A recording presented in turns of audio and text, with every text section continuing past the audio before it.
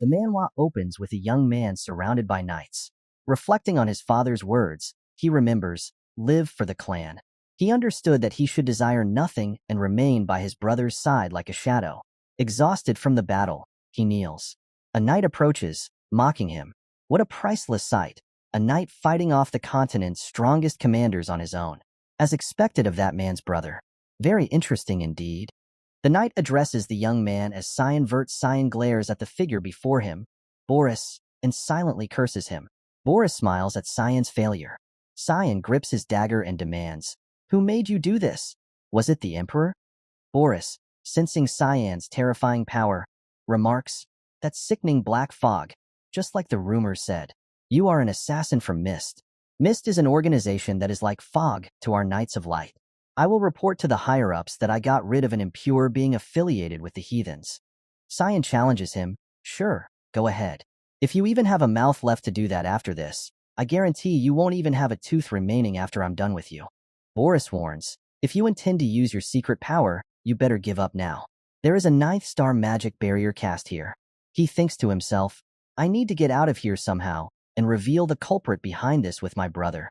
Cyan declares, "A barrier? I'll just tear it to bits." Suddenly, another voice speaks up, "That's enough, Cyan." A man clad in golden armor appears, surprising Cyan, who is lost in thought, recalling his father's words. "Live for the clan," his father always said. "Your brother, Ascal, is by extension the clan. Ascal vert's success is Cyan vert's success." Seeing his older brother's arrival, Cyan realizes that the culprit behind this was Ascal. As Ascal approaches Cyan's position, Cyan truly gives up. Ascal remarks, "You seem confused that I'm here." They exchange a look in the dire situation. Cyan questions, "What is the meaning of this?" His brother responds, "Cyan, you've carried out your duties well for the clan, for the people, and for me." Hearing that, Cyan truly doesn't want to believe it. Ascal continues, "Therefore, I'm just trying to take the burden off your shoulders." Cyan, puzzled, asks, "Did I do something wrong?" Ascal interrogates back, "Wrong? That ominous fog. You're nothing more than a murderer. I can't even call you human anymore." Hearing such offensive words from his own brother, Cyan remained silent and somber. Ascal yelled, "You fooled us long enough. Can you really say that you don't know your sins?" At that moment, Cyan inwardly questioned himself. "Murderer? My sins?" Now infuriated, Cyan exclaimed, "What the hell are you talking about? The succession fight within the Empire, the Demon King's army's raid, the war to unify the continent. I helped you achieve all that because serving you was my life." Cyan slammed his fist into the ground in anger. "But now you're abandoning me? I worked like a dog for 20 years under you. It doesn't matter if my entire body breaks down. I will give everything I have right now if it means I can destroy you." Cyan's body emanated a dark magical aura, carrying his rage. The aura spread, instilling fear in all surrounding soldiers. "He still has that much mana left? That's impossible. That's no human," one soldier murmured. Cyan rebuked them. "How silly. The hero is trying to kill his younger brother because he's afraid. Aren't you ashamed of yourself?" Ascal's face twisted in anger as he glared at Cyan. Cyan then exerted all his strength to attack his brother. He declared, "Just once is enough. If I can stab his weak point so that he can't regenerate." Cyan swiftly circled behind Ascal and launched a direct attack on his back. But at that moment, a shield was created to protect Ascal, angering Cyan as his attack was thwarted. Boris, standing beside Ascal, was supporting him without hesitation. Ascal immediately pierced Cyan with his holy sword and said, "You poor bastard. I wanted to do you the favor of giving you a painless death since you are my brother, but you have shown your true colors. I knew what you were from the start, a demon. It's a good thing I never trusted you to begin with." Shocked by his brother's words, Ascal showed no mercy as he kicked Cyan off his sword and turned away, leaving Cyan to wait for death. Cyan lay on the cold ground, blood flowing from him. In that moment, he cursed, "Damn it, is this my end? What a foolish life I've led." Cyan's eyes gradually closed, but something compelled him. His body seemed to act on its own, charging straight towards Ascal with fury. With blank white eyes, he screamed for Ascal's death. Before the dagger could come close to touching Ascal, the holy sword struck him away. A surge of energy from the holy sword enveloped Cyan's body. But something strange happened. A figure was trying to call him, "Young master." Young Master Cyan. Cyan suddenly woke up, his body drenched in sweat. Before him stood a maid, a girl with an annoyed face, saying, "How long do you intend to sleep? Get it together. You need to get ready." Cyan stared at the maid calling herself Emily and asked, "Why are you here?" Something felt off to him. It has been almost 20 years since I last saw her. She looks the same as the last time I saw her. The maid now looked at Cyan as if he were crazy. "What are you talking about? Are you still dreaming?"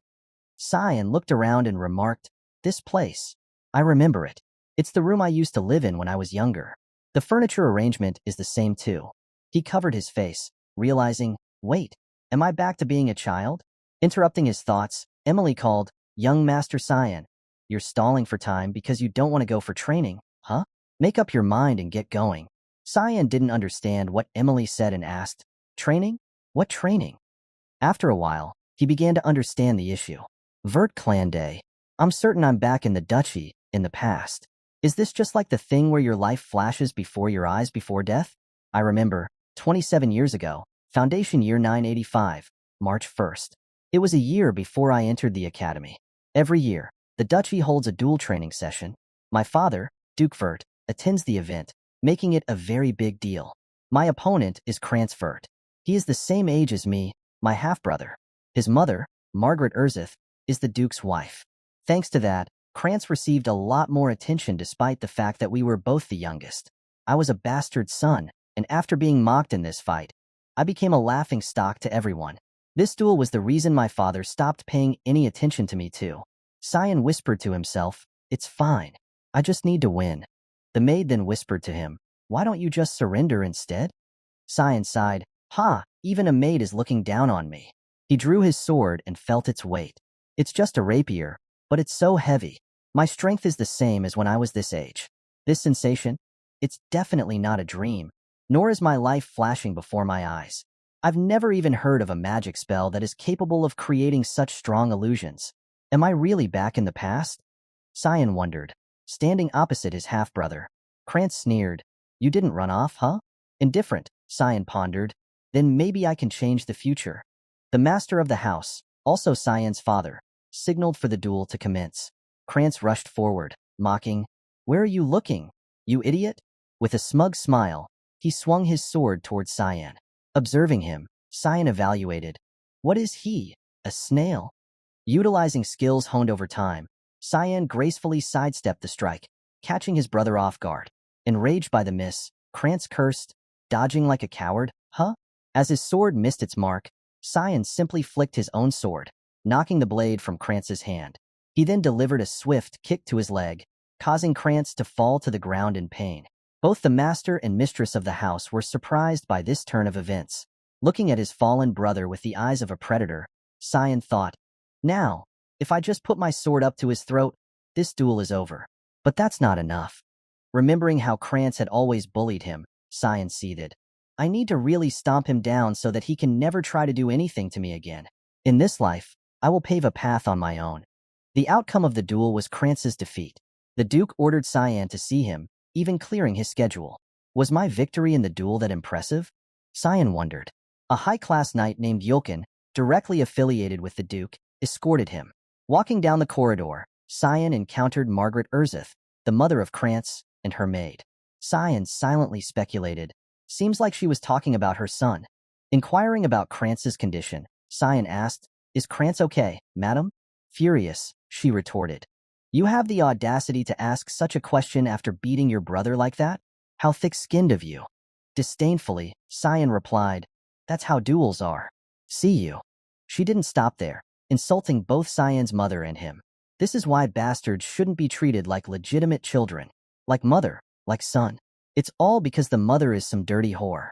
You should be on the streets begging for food. Instead, you dare to put up a fight. You should know to be grateful." With a look as if preparing to kill her, Cyan thought, "She has crossed the line. Should I kill her?" That thought crossed his mind. Should I just kill her? But reason pulled him back. "No, I know better than anyone how to make her suffer. I'm going to torture her slowly, painstakingly slowly," Cyan thought. With a calm demeanor, he questioned the lady again. "You know I'm going to the academy along with Krantz, right? What exactly is your point?" I'm sure you want your son to graduate with his limbs intact, right? I guess you're not that worried about him. Huh, Duchess? Understanding Cyan's implication, the Duchess became enraged. You vulgar piece of shit, how dare you? Just as she raised her hand to strike Cyan, the knight by her side intervened. I apologize, Duchess. The Duke called for him with urgency, so I don't think we can delay any longer. We'll get going now. Fuming but unable to act, the Duchess stormed off. Cyan smiled inwardly. The Duke's orders are absolute. I'm being protected by the guard knight who was given that order, a knight who won't submit even to the Duke's wife. How nice and reliable. Arriving at the master's chamber, they knocked, and the master allowed them in, saying, "Come in." Facing his father, Cyan greeted him. Cyan, the youngest child of the House of Vert, greets you, father. He thought, it's been almost 15 years since we met one-on-one. The master turned to Cyan and gestured for him to sit down. Duke Willius Vert, the great feudal lord of Velias, a western feud of the Ushif Empire, was known to the world by a different name, Guardian of the Continent.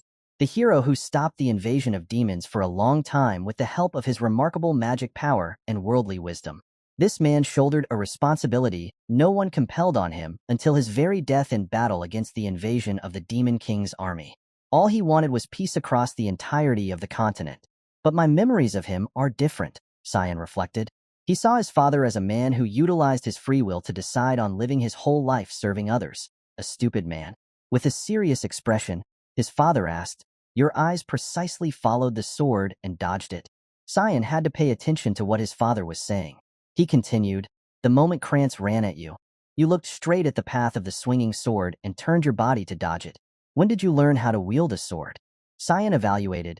As always, he's sharp, and answered his father's question. "I wouldn't say I learned it. I practiced every night on my own." His father remarked, "From what I know, you've never had any interest in swordsmanship. Why did you hide such excellent skills?" Cyan replied, "I didn't really want to catch others' attention." His father persisted, "Despite that, you really went all out at taking down Krantz. But wasn't what you did after that unnecessary?" His intention behind that question seemed probing. Is he trying to get a feel of what I'm capable of? Cyan thought. "I wanted to prove myself," Cyan explained. "Prove what?"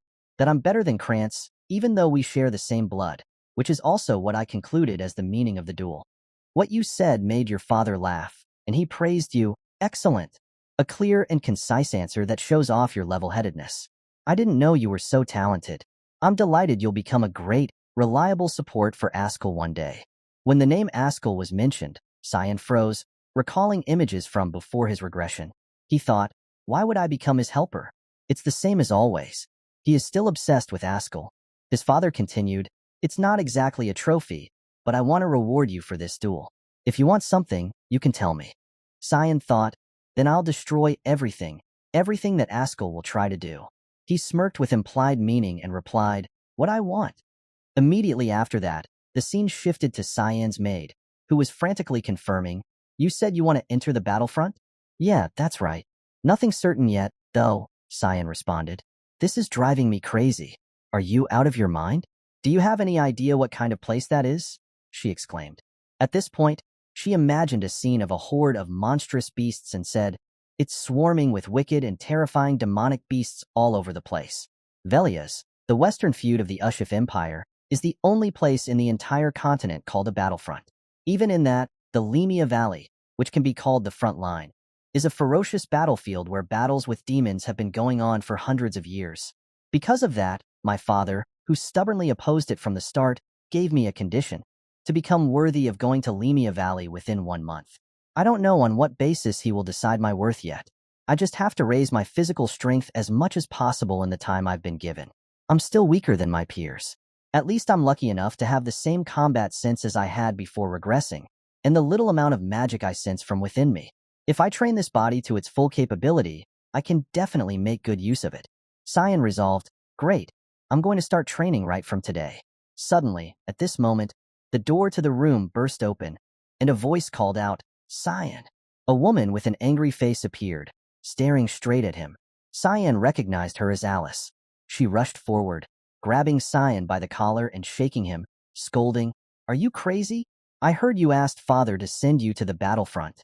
He tried to calm her down, stuttering, "Hey Alice, let me go first." It looks like defeating Krantz got to your head. This won't do, Alice demanded. Come with me to the rooftop now. On the castle wall, Cyan faced Alice. Now we start when we draw our swords, she said seriously. I'll let you go to the battlefront if you can endure my attacks for 3 minutes, Alice stated firmly. Cyan asked in return, Do you really have to go this far, Alice? Alice replied, I'm not hearing any of that. Just answer one question. Are you after the family's title? Cyan thought, that's why she's doing this. I'm not the slightest bit interested in that. Drawing his sword, he said, I'm not. So you are, huh? Draw your sword, Alice demanded. Cyan pleaded. It hasn't even been half a day since my duel with Krantz. I'm tired. This is exhausting. The whole day has been chaotic. Not allowing Cyan much time to think, Alice immediately attacked. But Cyan, not as weak as his sister thought, met her strike. No way. He blocked that. He's a 10-year-old, though. Are you really trying to go all out against your brother who's 7 years younger? After the collision, they separated. Alice, surprised, thought, a rapier has a very light blade, yet he cleanly parried my long sword's attack. God, was he just lucky this time? You got better intuition than I thought. Huh, my dear Cyan. Cyan said, I'm screwed. Alice resumed her rapid and aggressive attacks against Cyan. As one of Alice's strikes came down from above, Cyan tried to defend himself. At that moment, he executed a technique to twist his sword, redirecting the attack towards Alice. Alice was very surprised, but it didn't stop her. Quickly, she knocked aside Cyan's sword and stepped back. Cyan also stepped back, thinking, that could have been really bad. Had I not twisted my sword midway through, I would have killed her. Miss Swordsmanship skill, Thick Fog, mostly consists of skills meant to kill immediately. It's hard to fight without killing because my strength is lacking. How much is remaining of the 3 minutes? I'm compensating for my weak strength by imbuing the sword with my mana, but I'm almost at my limit. In anger, Alice began to chant a spell to enhance her sword's power. Earth, wind, come to me and act as my sword. Cyan was surprised and afraid. 6-star magic? Alice's entire sword was now enveloped in mana from multiple elements. Cyan thought fearfully. Is she trying to kill me? It's over. I can just tell by the look in her eyes. Alice now seems to have lost her will to a child's domination, repeating in her mind, I can't lose. Cyan, fearful and thinking, I'll fall out of the castle even if I were to block that, just had to trust that this would work. After carefully considering, Cyan rushed towards Alice. Before Cyan, Alice was gathering mana into her sword, causing it to soar high into the sky. Cyan prayed in his mind, Please, please come out, Yulkin. Just as Alice's dangerously large sword was about to touch Cyan, the knight of the family appeared, demanding that everything stop. He deflected Alice's attack with his sword and lifted Cyan with his other hand. The force of the collision lit up the night sky. With a serious expression, he warned, Miss Alice, you're being too harsh against a much younger opponent. Cyan sighed in relief. I was wondering when he was going to appear. Alice, now sobered up, immediately hugged Cyan and apologized. Sorry, Cyan. I must have lost my mind for a second there. I just wanted to stop you from going to the battlefield. I was too obsessed with that. Cyan thought cheerfully, this is very like her. She always tries so hard with everything. He added, my sister was the elite of the elites, who got an S in all subjects in the Royal Academy, where all the talented children gathered, whether they were talented in swordsmanship, magic, or other fields of study. On top of that, her beauty was astounding, so people called her God's child. From a young age, she was trained in swordsmanship. She was mentioned as being the future guardian of the continent, along with the oldest son, Ascal. But not long after joining the Knights of Light, she was killed. I missed you, Alice. I'll protect you this time, Cyan thought. Alice turned to him and said, now that I think about it, weren't you the Duke's guardian knight? But the Duke just left for the war. He responded, I'm carrying out the Duke's orders to protect the young master for a while. Although I couldn't tell you because I was supposed to carry that out in secret, Cyan thought, I felt his presence ever since I left the Duke's office. Would he not have shown himself if I continued to not notice him? But why did Father tell Yulkin to do this secretly? Sensing her baby brother's feelings, Alice smiled happily. He's still like a little kid. The next day, Alice returned to the academy. Apparently, she had come back just for a bit to see Father before her graduation. At this time, Cyan was struggling to push beyond his limits. I'm trying for the 10th, but I'm unable to. I felt that I needed to become stronger, so I've been focusing on strength training for the past 2 weeks. But 10 is my limit. I've only been hitting a wall for the past 2 weeks. I was pretty confident in my strength. I want to go back. I need a solution. Emily entered and said, "Young master, a package arrived from Miss Alice." Cyan confirmed with joy, but Emily, with a disgusted and pinched face, said, "What's this? It smells so disgusting." Cyan thought, "It's Hellhound's blood that I asked her to get for me. It's a rare item that can only be found in Lemia Valley, but I guess the rumors that it's in the black market were true. The blood of demonic beasts is considered poisonous because of its sickening smell as well as the feeling of burning upon consumption, but it actually permanently increases the mana and strength of the person who consumes it. Most people think that this is just a false rumor, but I know that it's true from my past life experience." "Young master, are you really going to drink that?" Emily asked. "Yeah, don't worry, Emily. I'm the only person who was able to adapt to your cooking skills," Cyan replied with a smile. "I can still remember the first time. Was it mushroom soup?" Cyan reminisced, a smirk playing on his lips. "My heart stopped for a moment after a single bite of that thing. Compared to that soup, this is nothing." After finishing the Hellhound's blood, he slammed the container down on the table and shouted loudly, "It's good." Then he called Emily. "Yes," she responded. "I'm going to go for a walk now. Let's see if that worked," Cyan announced. Walking through the forest, he thought, "It's been a while since I came here. I've been waiting for this day for the last 2 weeks, the moment when Yulkin is not here for his regular reports. He keeps following me around. It's annoying. I came to this place often when I wanted to be alone." He recalled, then one day, Ascal received a divine revelation from the god of light, Lamendel. It said that an ancient temple is hidden somewhere in these mountains. I didn't really fully believe it, but there was really a place where the flow of mana was concentrated. Of course, the divine revelation has yet to come. Looks like it's around here, so only I know about this right now. Pressing his hand down on the ground, Cyan used mana to transmit underneath. The surrounding area collapsed, and he laughed joyfully, thinking, "Ascal, I bet you can't even imagine what I'm doing right now." Looking down, he saw a staircase descending into the ground, with a light at the end of it. "Seems like it's about here," he noted. With determination, Cyan decided, "Let's go." "It's different from the last time I was here," Cyan muttered, taking in his surroundings. The place was an ancient temple that had once served the god of light, Lamendel, until all history on this land was erased due to the god-demon war that happened 300 years ago. Who could have ever imagined this place existed in the mountains just behind the castle? Cyan could see it now. The owner of this temple. In the year 999 before Foundation, on August 12th, humanity finally succeeded in driving out the Demon King's army from Velius. The Demon King's army was far stronger than the humans, but the humans found ancient relics called the gods' weaponry, allowing them to take the win. One of those relics, Duran Orc, was a holy sword blessed by the god of light, Lamendel. This sword was deemed the main cause of humanity's victory against the demons. Cyan would meet his pitiful death in the future due to this sword, which would be possessed by Ascal Vert. Perhaps Duran Orc had something to do with his regression. Reaching out, Cyan touched the holy sword, feeling nothing. As expected, nothing's happening. That ruined my mood. Holy sword, my ass. Let's just take care of business and then leave. Walking past the light, he noticed a shadow that felt rather otherworldly. Found it. At first glance, one might think it was the sword's shadow, but that was impossible. Where there was light, there must be darkness too. It was a pathway that led to another room hidden by the altar of light. From the darkness, a staircase appeared, leading down to a mysterious wooden door. Cyan began to open the door and stepped inside. In front of him was a bloody red sword. "It's nice to see you, my sword." Demonic sword Kirim. Holding it, his face showed joy as the magical power emanating from it caused the surroundings to change. "Good morning, Kirim. Are you still not awake yet?" A gruesome voice emerged from the sword, "Kikiki. Child, don't you have any fear? Don't you know what it means to have awoken me?" Cyan, with a blank face, responded, "I don't know. It means that this sword is now mine."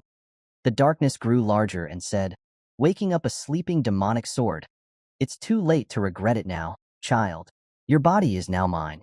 The darkness swooped towards Cyan, but as it got closer, he only needed one hand to grab it. The darkness transformed into a woman. Cyan said with a crazed smile and eyes, "You weren't this rash before." The woman, now trying to escape, asked, "What are you? How can you touch me?" "I told you this sword is mine," Cyan replied. Fuck off, she spat, attempting to attack Cyan with her claws. He easily dodged her assault. She leapt back, looking at him in disbelief. Who are you? Are you the successor? Why do I feel Era's aura from you? Right. I am the successor of Era. Your master's back. Bow down, Cyan declared.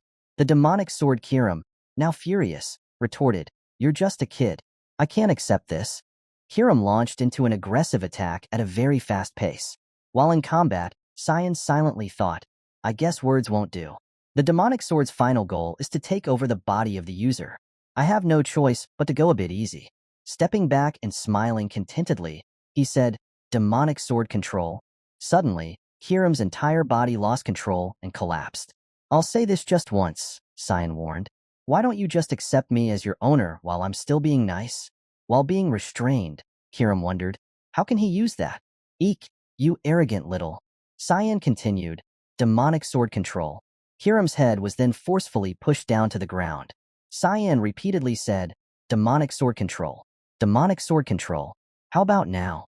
I'll accept, human, Kiram conceded, immediately changing her way of addressing Cyan and calling him master. At this moment, Cyan thought, now that I've done what I wanted to do here, shall I get back? I've been gone for too long. Exiting the basement with Kiram, he heard her say, it's been so long since I breathed fresh air. It's so refreshing. Hey, master, what's your name? Cyan Vert, he replied. Cyan, I've never heard of that name before. Eru really chose a kid like you? Yeah, in my past life, Cyan confirmed. Kiram asked, past life? What the hell are you talking about? I died once before, Cyan explained. What the hell? Kiram exclaimed, looking at the holy sword. He's still sleeping, huh? He'll have to wait 20 more years for his owner, Cyan explained. You talk like you know the future, Kiram remarked. With a serious look in his eyes, Cyan firmly held the sword and chopped off the handle of the holy sword. This surprised and frightened Kiram, who asked, What are you going to do with that? Who knows, Cyan replied, holding the broken sword in his hand and smiling deviously. Maybe it'll make things a bit more interesting in the future. The day finally come in the afternoon. A carriage left the ancestral mansion. Cyan, now wearing armor, thought to himself, I can't believe the day has already come. Time sure flies by so fast. A soldier approached and greeted him. Greetings to the Duke, the soldier said. Then the Duke asked Cyan, I'll ask you one last time. Are you still determined to go to the battlefront? If you want to back out now, I won't stop you. Cyan respectfully bowed and replied, Yes, sir. My heart already lies at the battlefront. The Duke ordered his knight, Yulkin, to proceed.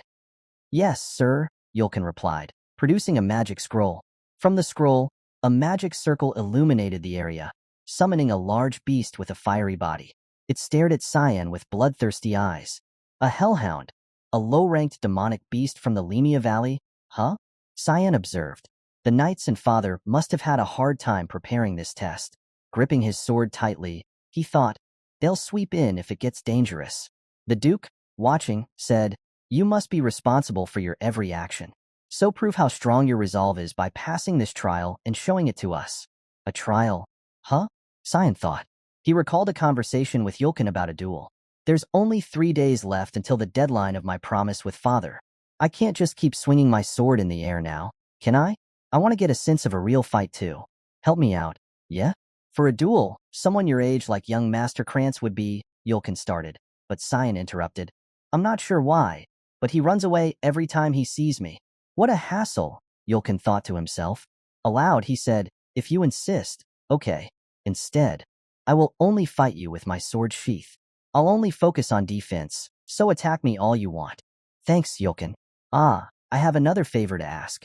Whatever happens from this point on, don't tell father about it. This is an order, Cyan instructed. Yulkin was curious about what Cyan mentioned, but at that moment, Cyan rushed to attack. Yulkin could only use the sword sheath to defend. That was heavy. I can't believe this is the sword of a 10-year-old, he thought. He's quick. Cyan's swordsmanship speed and strength amazed Yulkin. Just a second of distraction, and Cyan disappeared, leaving Yulkin astonished. Right after that, Cyan attacked him from behind. Although Yulkin only stood still to defend against the strikes, it was quite astonishing. Phew, Cyan thought, as I thought, I can't win against you yet. Good job, Yulkin. Thanks for helping me, Cyan said. Yulkin, surprised, responded, "Great job, young master." In his heart, he thought, "I can't believe the weak young master Cyan has grown so much. If the hunch I had back then was right, by now the young master can overcome any trial that comes at him." Returning to the present, Cyan faced a large monster for training. A second later, he disappeared from his current position, his body swiftly rushing towards the monster. Here it comes. Cyan's figure passed by the monster, leaving it with a powerful strike.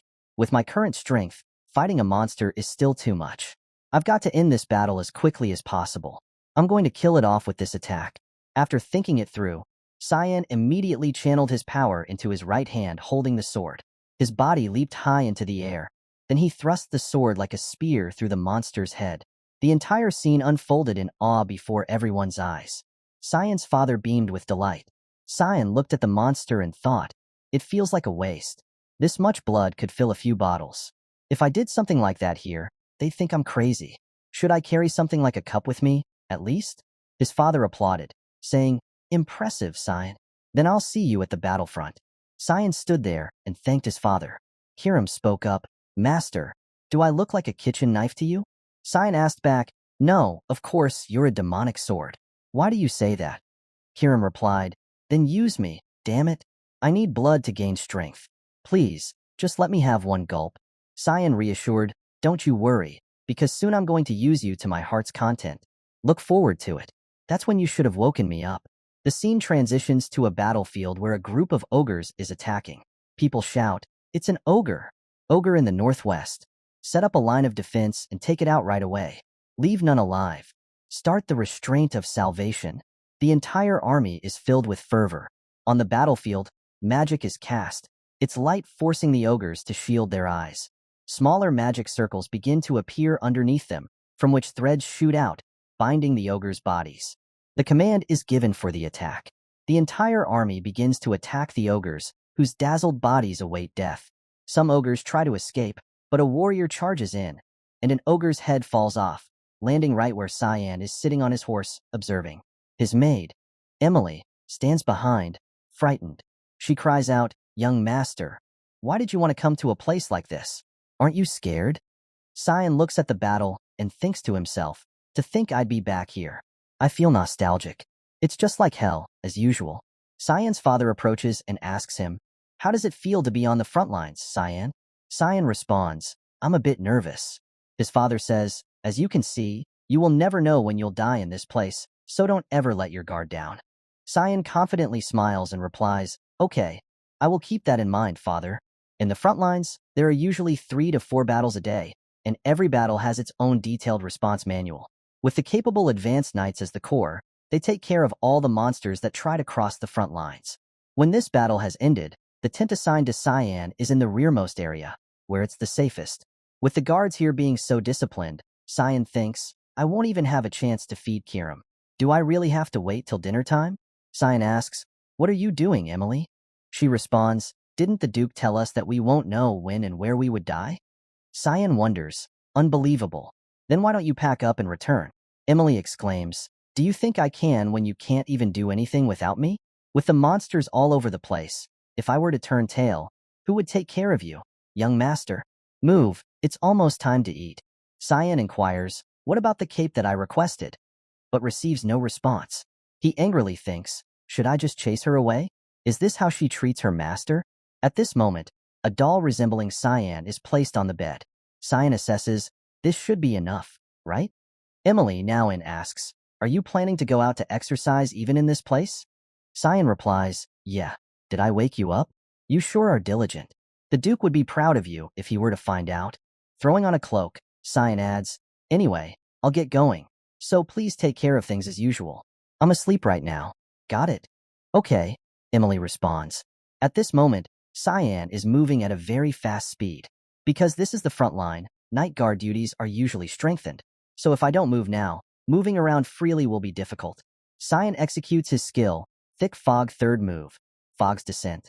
If I remember correctly, there should be tons of monsters in this place. It's the perfect place to use Kirim. Isn't that right, Kirim? Kirim replies, This strong scent of blood, master. I don't think I can hold back. Quickly, let me cut something down." At this moment, A pack of hellhounds is charging towards Cyan to attack. Cyan confirms, "All right, Kirim, we'll do as you please." With the skill Fog Sword, rushing Fog Storm, Cyan moves through the hellhound pack, leaving them with deadly slashes. After a while, at the corpse of a hellhound, Cyan inserts a sharp tube into its blood vessel. Blood flows through the tube into a wooden cup. Cyan lifts it up and drinks it heartily, joyfully commenting, "Kuru, this is the stuff." Kirim expresses, "It's my first time feeling so refreshed after waking up." Cyan evaluates, "Good work. Keep training like this." Kirim asks, "How long do you think it will take for us to get stronger by killing these mutts?" Cyan replies, "Don't worry. The night is young, and there are plenty of monsters. Before them now is a herd of beasts waiting for them." Kirim excitedly expresses, "I'm getting excited." The scene shifts to a group of horse-drawn carriages, in one of which sits a young lady with white hair. The person in the carriage says, "I still think the front line is too dangerous. Why don't we turn back?" The young lady replies, "I told you not to treat me like a child. I'm the royal princess of the empire. How many times must I tell you that I'm bound to my duty to assist father in his tours? I really will get mad if you mention this again." "Understood, princess." "Oh, that reminds me. There's news saying that the youngest son of the Vert family is on the front lines. He should be around the same age as you. That Duke Vert brought his youngest son. The Duke wasn't really going to bring him. The kid volunteered himself. You guys are about the same age, so you should try to get along." "Humph, like I care about such a trivial thing. Forget it. I'm going to get some sleep." "Understood, princess." "What's his name?" "Oh, it's Cyan. I'm pretty sure he's called Cyan Vert." "Cyan? Cyan Vert. Huh?" Now on the battlefield, the Vert family is battling with the monsters. A bird-shaped monster is struck and terminated as the battle gradually concludes. The Lord calls out to everyone, "Check if anyone's been injured." The soldiers respond, "Everyone is okay." The Lord, satisfied, commends, "Good work. Let's hurry back." His attention is caught by someone. Meanwhile, Cyan has just finished off another monster, his sword sheathed. Cyan's father inquires, "How are you adjusting to life on the front lines?" Cyan respectfully replies, "I'm learning something new every day, father." Surprised, his father asks, "Is that so? I thought you'd want to hurry back. You've endured for quite some time. I'm very proud of you." He then leaves, leaving Cyan pondering over his unexpected praise. He says, "I have something to talk to you about tomorrow, so come to my tent early in the morning." Cyan responds, "Yes, father," and thinks to himself, "I've never seen father be so kind before." Now, at the monster territory during the night, sounds of movement and intense attacks echo everywhere. A large monster is attacking something underground. Cyan manages to move to avoid the attack, observing, "A deathworm? They should usually only appear deeper into the valley." Kirim suggests, "Master, you seem to be struggling.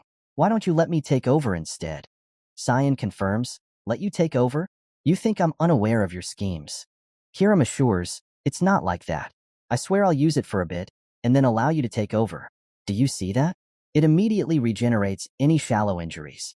It won't be of any use to keep attacking it." Cyan agrees with her thought and thinks, "She's right.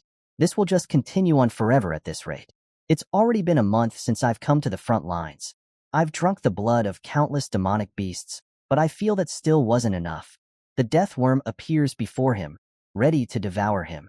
Cyan makes a decision. "I guess I have no choice.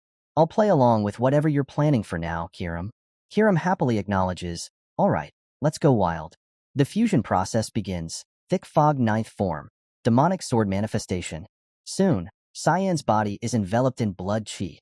In a moment, the entire body of the deathworm is cut into pieces by sharp swords. Cyan asserts, "I'll rip your thick skin to pieces." The image of Cyan merges with the demonic sword and the crimson moon. A skill is executed, Fog Sword. 8 fluttering petals. The technique slashes through the body of the deathworm. Cyan successfully kills it, cutting the monster's body into several pieces. Elsewhere on the battlefield, someone examines the monster's bloodstains and remarks, "It hasn't been long since it was killed." Yolkin, holding a torch, comments from behind, "The mana seems quite imposing. Could it have been a demon that did this?" Cyan's father states, "We cannot overlook this if a demon was involved." He then orders, "Inspect the area and burn this corpse immediately." The soldiers comply, looking at the sword traces on the monster's body. He silently wonders, "These sword traces look familiar." Is it just deja vu? Yulkin seems to have noticed something and notifies, Your Grace, I think you need to see this. In front of them lies the corpse of the deathworm. Yes, it's a deathworm. Who could have slain a deathworm like this? Could it have been that organization? Demonic sword manifestation? It lets Kiram take over my body so that she can use her true powers. But she can completely take over me if I let my guard down. Now, at Cyan's location, he lies on the bed exhausted. Which is why me using her to take down just one monster is actually insane. Cyan groans, my entire body is sore. It's a good thing I drank all that demonic beast blood. Had it been a month ago, my body would have broken down. Kiram evaluates the situation. I get it now. It's just your outer appearance that's of a kid. You don't act or talk like one. The level at which you handle me is too proficient for a first-timer. You know the entire geography of the Lemia Valley too. Your sword techniques are that of mists, and it's as if you've trained it for 30 years at least. Plus, you said you've already died once. No, I'm certain now. You're a regressor, right? Cyan replies with a nonchalant, foolish expression. Doesn't it imply that if I say that I already died before? I thought I made it obvious enough. Kiram feels heavy with silence. She angrily retorts, How is it obvious when you haven't explained anything? Cyan casually replies, I'm too lazy for that. Kiram continues, Anyway, killing someone like you must have been hard. If I were to guess, you were killed by the owner of Duran Dark. There are two possibilities. You were either killed in a duel or betrayed, and I feel it was definitely the latter. Cyan inquired, Why do you think that? Kiram responded, You look at the holy sword like you stepped in shit. I'd be an idiot if I couldn't tell from that. So your goal must be revenge. Either way, just keep this in mind. If I catch you faltering or losing, I'm going to swallow you up. Cyan immediately punched Kiram, sending her flying with a disdainful expression. He said, Know your place. I'm not an idiot. Kiram spun in silence. Cyan smiled, thinking to himself, She hasn't changed at all. She's the same as she was in my previous life. At this moment, Cyan left his camp, observing the atmosphere around him. He thought, What's happening? It seems a bit chaotic today. Emily approached. Young master, you're up? Cyan asked, Yeah. Emily, did something happen? Emily replied with a worried expression, Yes. Apparently a high-level monster's corpse was found near the entrance of the valley. Cyan realized the issue. Is she talking about the deathworm? He wondered. Emily continued. It's been so long since there was a sighting of a high-level monster near the camps. Cyan, fearing being discovered as the one who killed the deathworm, hastily asked, Anything else? Emily was flustered. Cyan tried to inquire further. Was there any talk of anything else, like sightings of a suspicious person or something about me? The conversation was interrupted by the appearance of Yulkin. He approached from behind and said, Young Master Cyan, the Duke wants to see you right away. Cyan felt uneasy, silently evaluating. This is a pain. I couldn't take care of the corpses of the monsters because the soldiers suddenly appeared out of nowhere. My plan was to enjoy a quiet life before entering the academy. Shit. Now at his father's camp, Cyan bowed respectfully to him. I, the youngest son of the Verts, greet my father. He secretly thought, Father would notice that it was me. Cyan's father responded with a serious tone and requested him to sit down. Cyan thought, if he asks me about yesterday's incident, what kind of excuse can I even make? At this point, Cyan's father asks, I'll be direct. What were you doing last night? Cyan responds anxiously, I went to bed early as I was tired. Upon receiving the answer, Cyan's father thinks, went to bed early. But those sword traces reminded me of Cyan's sword techniques. Was I overthinking it? Cyan pretends not to know and asks, Why do you ask? His father doesn't respond, thinking, it's hard to believe that a child this young could have slain a deathworm. Cyan notices he's not answering and asks further, Father, is something bothering you?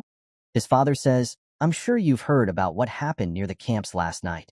We'll have to look into it more, but it seems like the doing of a secret assassin organization, missed. Cyan feigns ignorance about it. His father continues, it's an organization that has existed since ancient times. We do not know their goals, but they have assassinated countless nobles under the excuse of purification. They're infamous for leaving behind a black fog wherever they are. But one day, they disappeared. They were last seen 300 years ago, but the corpse of the death worm from last night was shrouded in black fog. Black fog is the trace left behind by Eru, the god of darkness, the very god worshipped by the mist and the source of their power. If my assumptions are correct, it was Mist that slayed the Deathworm and the other demonic beasts. Cyan then internally marvels. That's amazing. He was able to precisely pinpoint who the culprit was despite the organization having been last seen 3 centuries ago. His father advises, we can't guess the reason for their sudden appearance, but you should be careful nonetheless. I'll notify the Empire about this and investigate further. Cyan obediently responds, yes, father. Cyan also lightly thinks, I guess this means he's going to believe me. His father thinks, it makes no sense for Cyan to be involved with such an organization when he's this young. Then he says, that's enough for this conversation. Were you told who's visiting today? Cyan replies, I did hear that His Majesty will be visiting, but was that supposed to be today? His father smiles and says, yes, I wanted to ask you for a favor regarding that. Cyan curiously and anxiously asks again. But at this moment, a soldier's voice interrupts, announcing, here comes His Majesty the Emperor. Cyan's father is now outside, kneeling down, saying, I, the Lord of Velias, greet the Honorable Emperor. His Majesty the King appears on horseback, calling him Villiers. At this moment, the king dismounts and approaches Villiers, helping him up and saying, we're old friends. Don't be so polite. Though he has the king's permission, Villiers still feels some apprehension. Your Majesty, he says. The king's gaze now turns towards Cyan's position. Oh, is it that child? Cyan bows and replies, I greet the Honorable Emperor, His Majesty. I'm Cyan Vert, the youngest of the Verts. The king compliments. For a boy this young to be residing in such a rough environment, your children are definitely different from the ordinary ones. Cyan, feeling comfortable, thinks, I was wondering what the favor was going to be, but he just wanted me to appeal as his son. I was always cooped up in the mansion in my past life when the Emperor visited. Emily, nearby, exclaims, look over there, Emily. It's the Emperor. I'm so deeply touched by father's trust. At this moment, the king calls a servant and says, splendid. I wanted to introduce someone as well. From the drawn carriage, a beautiful woman appears. She introduces herself, I'm the 5th princess of the Ushif Empire, Erin Severus. Cyan looks at the princess and thinks, Erin Severus, the tragic 5th princess. After some greetings, Cyan and his father are now in the camp where his father tells him, you'll need to escort the princess for the day. Cyan wonders about the significance of the task he's been given. His father reassures him, no need to be so surprised. You just need to keep her company. You're the same age as her. You'll see her once you enter the academy too. Cyan recalls seeing her at the academy in his past life. I saw her a few times between classes, he thinks. Then his father says, there's no harm in becoming acquainted with someone of the royal family. It won't be long, but I just want you to get along. Cyan silently evaluates, I don't really want to do it, but I understand father's intentions. He probably wishes that we develop a friendship like he has with the Emperor, but he's picked the wrong person for it. She cannot become my friend, although I can't say that since that's a future only I know of. It's annoying, but I'll have to just be obedient for now. At this point, images of the battlefield appear. Erin asks, why is that river so red? Cyan explains, you mean the Blood River. It's a stream that runs through the entirety of the Lemia Valley. There isn't any complex reason as to why the water is red. The demonic beasts, old or injured and unable to fairly compete for survival with others, instinctively leap into the Blood River. Their corpses and bodily fluids dissolve into the river, turning it red from mana-induced decomposition. Erin, alarmed, asks, so that's all demonic beasts' bodily fluids and corpses? Cyan replies, yes, they also drink and wash in it. It's very disgusting. Don't go in it. Erin grimaces and asks further, gross? What's at the end of the river? Cyan responds, the demon realm. Erin questions, the demon realm? Where the demons live? Cyan, with a mischievous smile, answers, yes. If you keep following this river, you'll even meet the Demon King. He silently thinks that no sane person would do that, finding it amusing to tease her. At this moment, the sky signals with a flare.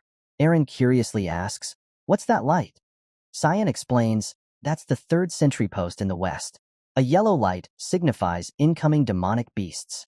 Erin, somewhat fearful, questions, there are demonic beasts here? Cyan's father orders, protect His Majesty. Guardian Knight Division troops will come with me to the 3rd sentry post in the west. The king, with a cheerful face, says, don't be like that, Villiers. Your Majesty, you think I'm here to go on a hike? I've been starting to get really bored anyway. Though hesitant, Villiers reluctantly complies. All right, Your Majesty. The king proclaims, we will join in the demonic beast raid. Focus on killing the demonic beasts until the raid is over. All the soldiers respond in unison, yes, Your Majesty. Cyan's father turns to him and says, you join too, Cyan. Cyan quickly responds, yes, father. The princess incredulously asks, you can fight the demonic beasts? Cyan answers, yes, although I'm still just supporting from the back. You should get to the shelter. Eren hastily demands, take me with you. Upon receiving the request, Cyan wonders, what the hell is this kid saying? The attendant beside her tries to stop her, but Eren insists, you said you're the same age as me, then I can come too. Cyan warns, people die here. It's not a playground. Eren persists, I don't care. I'm going, and no one can stop me. Cyan, frustrated with Eren's stubbornness, angrily calls his knight, Yulkin. Yulkin, with a terrifying demeanor, says from behind, yes, young master. I, Yulkin, will substitute the royal knights and escort Her Highness to safety in the camps. Let's go, Your Highness. Eren, somewhat scared but still defiant, exclaims, impudent. How dare you treat me, a princess, in such a manner? Cyan, with a menacing look, leans close to Eren's face and says, dozens of knights might die because of your stubbornness. A split-second decision can decide your fate of either dying or surviving in a war. Can you take responsibility for all those lives? Hearing this, Eren felt so scared that she almost burst into tears. Cyan walked away, leaving her behind with the knights and saying, go back if you're going to cry like a child, Your Highness. At this moment, Eren could only stand and watch Cyan leave in silence. At the center of the battlefield, a monster resembling a giant snail was devouring the small soldiers. The soldiers teed each other on, do not fall back. Halt. Villiers appeared, brandishing his sword and shouting, get back into formation. Protect His Majesty and slay all the monsters. Do not spare even a single one of them. Upon hearing his command, all the soldiers charged into battle with unwavering determination. Dion Severus, the emperor of the Ushif Empire, had 2 wives. Diana Quazel was his first wife, but she is now dead. Cassandra Nepellus is his second wife and is considered the prominent judiciary of the empire. The former Empress Diana gave birth to the first and second princesses, while the current Empress Cassandra gave birth to the third prince and fourth prince. However, Eren Severus, the 5th princess, was a bastardized daughter born to a peasant mistress. People treated her as something like a scarecrow of a princess for her mixed blood, but she did not care about how others perceived her. She fulfilled her duty as a part of the royal family and devoted herself to her studies more than anyone. However, she was framed for treason by those who resented her, and she was kicked out of the royal family and the empire. Rumors spread that she died alone from a disease on an island, leading people to call her the tragic princess. She could have lived a happy life had she not been greedy. It would have been better for her to live without any ambition. After recounting the story, Kiram asked, isn't that what your father always told you in your past life?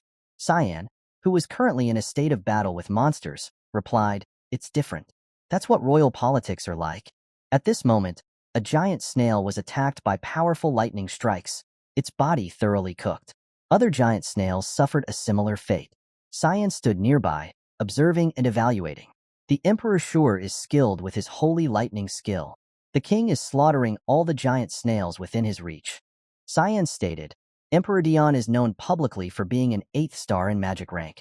Had he not become an emperor, he probably would have been the Mage Association's head. I'm sure an intermediate rank demonic beast is no problem for him. I guess you could say that being an emperor is his hobby. After a period of fighting within the camp, the king and Cyan's father were sitting, enjoying wine. The king said, it's been a while since I shared a drink with you, Villiers. Although I do feel quite lonesome that it's only me drinking. Villiers replied, I'm sorry. I do not allow myself to drink on the front lines. At this point, the king changed the subject, saying, anyway, I was reminded when you asked me about the current atmosphere in the empire. There has been a recent spike in assassinations of nobles. It's causing a lot of anxiety, Villiers remarked. Are there any patterns to these assassinations? The king replied, yes. All of the assassinated nobles were corrupt officials. Plus, black fog was present at all the murder scenes. Hearing that detail, Villiers pondered thoughtfully. The king asked, do you have an idea? Villiers responded, I did find traces of them here yesterday. It seems like the Black Fog followers have been on the move again. The king replied, "It makes sense, but you'll need to look into it more. I do appreciate that you're taking care of the garbage, but I can't just sit by and watch as the people grow more anxious. There's something else that concerns me." Villiers inquired, "What is it?" The king replied, "Some damn noble is blabbering that this is the fifth princess's fault." Villiers asked again to confirm, "You mean there are people trying to tie Princess Erin to those incidents?" The king clarified further, "I've been suppressing them by shrugging it off as nonsense, but it seems like there is a group that wants to use her. Let me ask you for a favor as a friend and not as an emperor. If I end up dying before you, please take care of that child." Accepting the request from the king, Villiers responded with a serious face, "I, Villiers, will carry out your majesty's orders to completion." Upon receiving Villiers' assurance, the king was pleased and thanked him. At the campsite, it was raining heavily. In Cyan's tent, Emily was feeling frustrated and asked, "That's all?" Cyan replied, "What more did you expect?" Emily said firmly, "She's the princess. You just ended the escort there. You're never going to get married at this rate." Criticized by Emily, Cyan felt it was a bit much, thinking, "I wasn't going on a date." Then Cyan left the tent, telling Emily, "Anyway, I'll trust you to take care of things while I'm gone." Emily expressed some concern, asking, "Are you going training again? It's raining so hard." Cyan reassured her, "Don't worry about it. Don't stay up waiting for me either." But as he was about to leave, a girl in a cloak stood outside in the rain, waiting at Cyan's camp gate. Cyan was puzzled by the person in front of him. Emily, fearful, asked, "Who are you?" At this point, the stranger took off her hood, revealing herself as Princess Erin, and asked, "Cyan, where were you going to go?" Erin approached him and asked, "Sorry, can we talk if you're not busy?" Quickly changing her demeanor, she welcomed Erin warmly. Outside Cyan's camp, there were not only soldiers from Cyan's clan, but also royal soldiers. Erin asked Cyan, "How long have you been here?" Cyan replied, "About a month." He curiously asked her, "Why did you come to see me?" Erin felt something slightly ominous behind her and said, "Can you excuse us for a bit?" Cyan turned to Emily and said, "Emily, go outside for a bit." Before leaving, Emily turned back and said, "All right, have a good time together." With everything quiet now, Cyan thought to himself, "A good time with a 10-year-old? No, I'm 40 in this situation." Erin hesitantly said, "I'm sorry about what happened earlier. I feel like I didn't act as a princess should." Cyan responded politely, "You don't need to worry about that. I apologize for being rude." Erin smiled and said, "No, I would have said the same thing if I were you." Her smile faded, and her face took on a slightly saddened expression as she continued, "You're acknowledged by a lot of people, unlike me, and you're a lot more mature." Seeing Erin's change in demeanor, Cyan thought, "So that's the kind of personality she has." Erin then expressed her desire, "Right, you're entering the academy too, right? Let's be." Cyan understood what she was suggesting and cut her off before she could finish. His face turned serious with a hint of intimidation as he firmly declined, "I'm sorry, but I don't believe I can be of any help to you." This made Erin feel fearful for a moment. Cyan clarified his stance, "If you're here to make friends, please leave." Erin tried to persuade Cyan, "I just wanted us to be on good terms." "You're harsh. Do you also think that I'm just a shell of a princess?" Not receiving a response to her difficult question, Erin continued, "I understand. I guess there's no benefit in being friends with me. Sorry for wasting your time." She then decided to leave, saying, "I guess I was short-sighted. I thought maybe we could at least talk." "But you're completely different from Sir Ascal," Erin said. Hearing the name of his betrayed brother, Cyan became visibly unsettled, thinking, what did she just say? In that moment, he lost control and gripped Erin's hand tightly to stop her from leaving. In pain, Erin asked, "What's with you?" Cyan responded with a cold tone, "Ascal, how do you know my brother?" Fearfully, Erin replied, "I got to know him when I was touring the Royal Academy last year. He advised me not to care about what others think and that I should just fulfill my role as a princess." Hearing this, Cyan understood the issue at hand. He thought to himself, advised her, "Huh? I know that demonic bastard's personality better than anyone." It all began as soon as she met him. The plan to bring down Princess Erin. Cyan was furious, but still worriedly warned Erin, "Let me warn you." But his words were cut short as their camp was suddenly shaken. Emily rushed in from outside, saying, "Young master, you have to run." At that moment, a giant log came crashing down onto Cyan's camp from above, so fast that no one could perceive its approach. The entire camp was smashed. Emily, luckily outside the attack range, escaped death. What appeared before them now was a huge monster holding a tree branch. People began to shout to each other, "Damn it! That's the young master's tent. Hurry, check if the young master is okay." Emily sat crouched on the ground, engulfed in fear, calling for her master. By now, the shock had reached Villiers' camp. The king and Villiers were worried, unsure of what was happening. A soldier entered to report. The king's face darkened as he asked, "What did you just say?" The soldier reported in detail. Advanced rank demonic beasts ambushed the rear camps of the border regions. "I believe the princess was there when it happened." The king urgently ordered, "Everyone in the imperial army, to the rear camps immediately. We need to secure the safety of the princess." The soldier acknowledged the order and replied, "Yes, your majesty."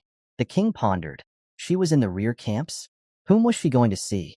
The scene shifted to the area under attack by the monsters. Two ogres appeared.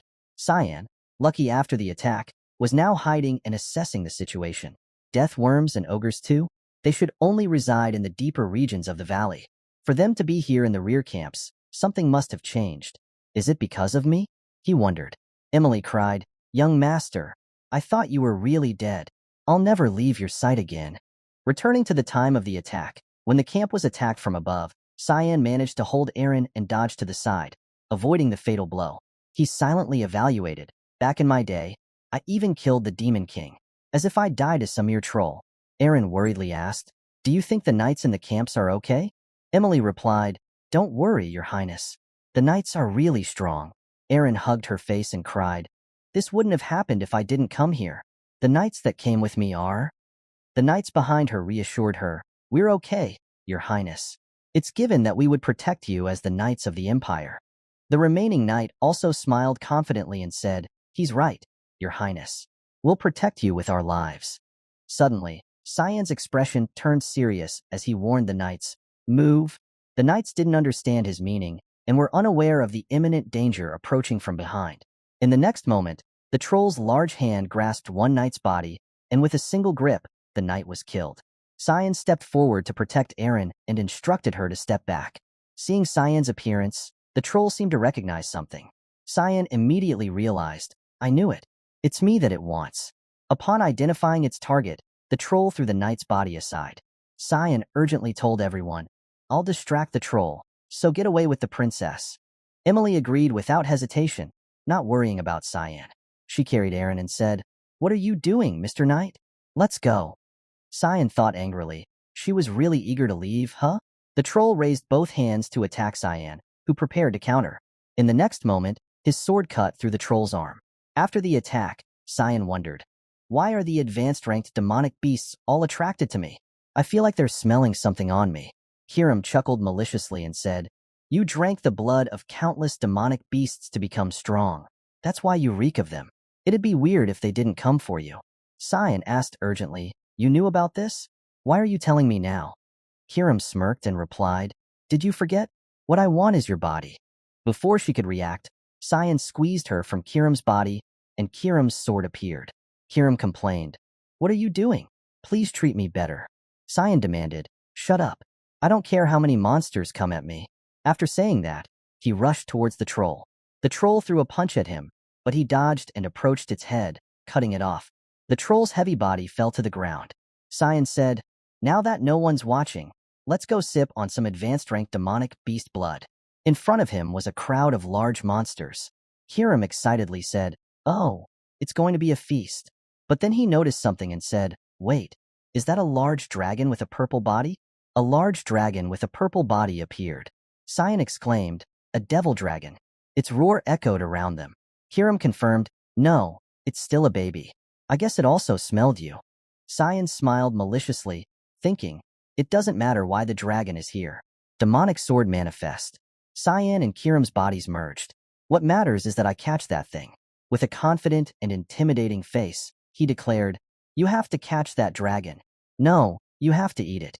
On another side of the camp, a monster was attacked by several golden lightning bolts. The king asked, "Is this the last one, Villiers?" Villiers replied, "Yes, it seems so." The king asked, "What about the princess and your son?" Villiers replied, "I can't find their traces past the tent." I'm sorry. The king said, it's fine. I'm sure you're worried about your son too. Villiers, trusting in Cyan, responded, there's no need to worry about him. What matters right now is the princess. The king thought, that's cold. Is he really your son? Villiers affirmed, a vert should know to watch out for himself. At that moment, someone came to report, Your Majesty, we found Her Highness. The king asked, are you sure? Immediately after, Aaron rushed in, calling, Father. The king inquired about her condition. Are you hurt anywhere? Aaron, worried, said, hurry, we need to save him. The king asked, save who? Aaron explained, sigh, because of me, he's. The king asked her to calm down and said, tell me what's going on. Villiers stepped forward and asked, are you Cyan's maid, are you not? Yes, I am, your grace, Emily replied. With a terrifyingly dark face, Villiers said, tell me, has something happened to Cyan? Emily, frightened, thought, I'm scared. I've never seen the Duke look so scary before. Trembling, she stuttered, the young master acted as bait to give us time to run away. Hearing this, Villiers' eyes sharpened as he looked at Emily. The royal soldier next to them immediately said, I remember where he was last. If you just give me an order, I will go with others to save the young master. The king urged, what are you waiting for, Villiers? Hurry. But contrary to everyone's thoughts, Villiers remained silent for a moment and then said, we are not doing that. People were puzzled by his decision. The king asked again, Villiers, are you serious? Villiers calmly said, we must take care of this situation first. If these camps fall, the demonic beasts will invade the empire. We must reconstruct the place right away. That is the only way to prevent more deaths. Emily, terrified but still speaking up, said, then what about the young master?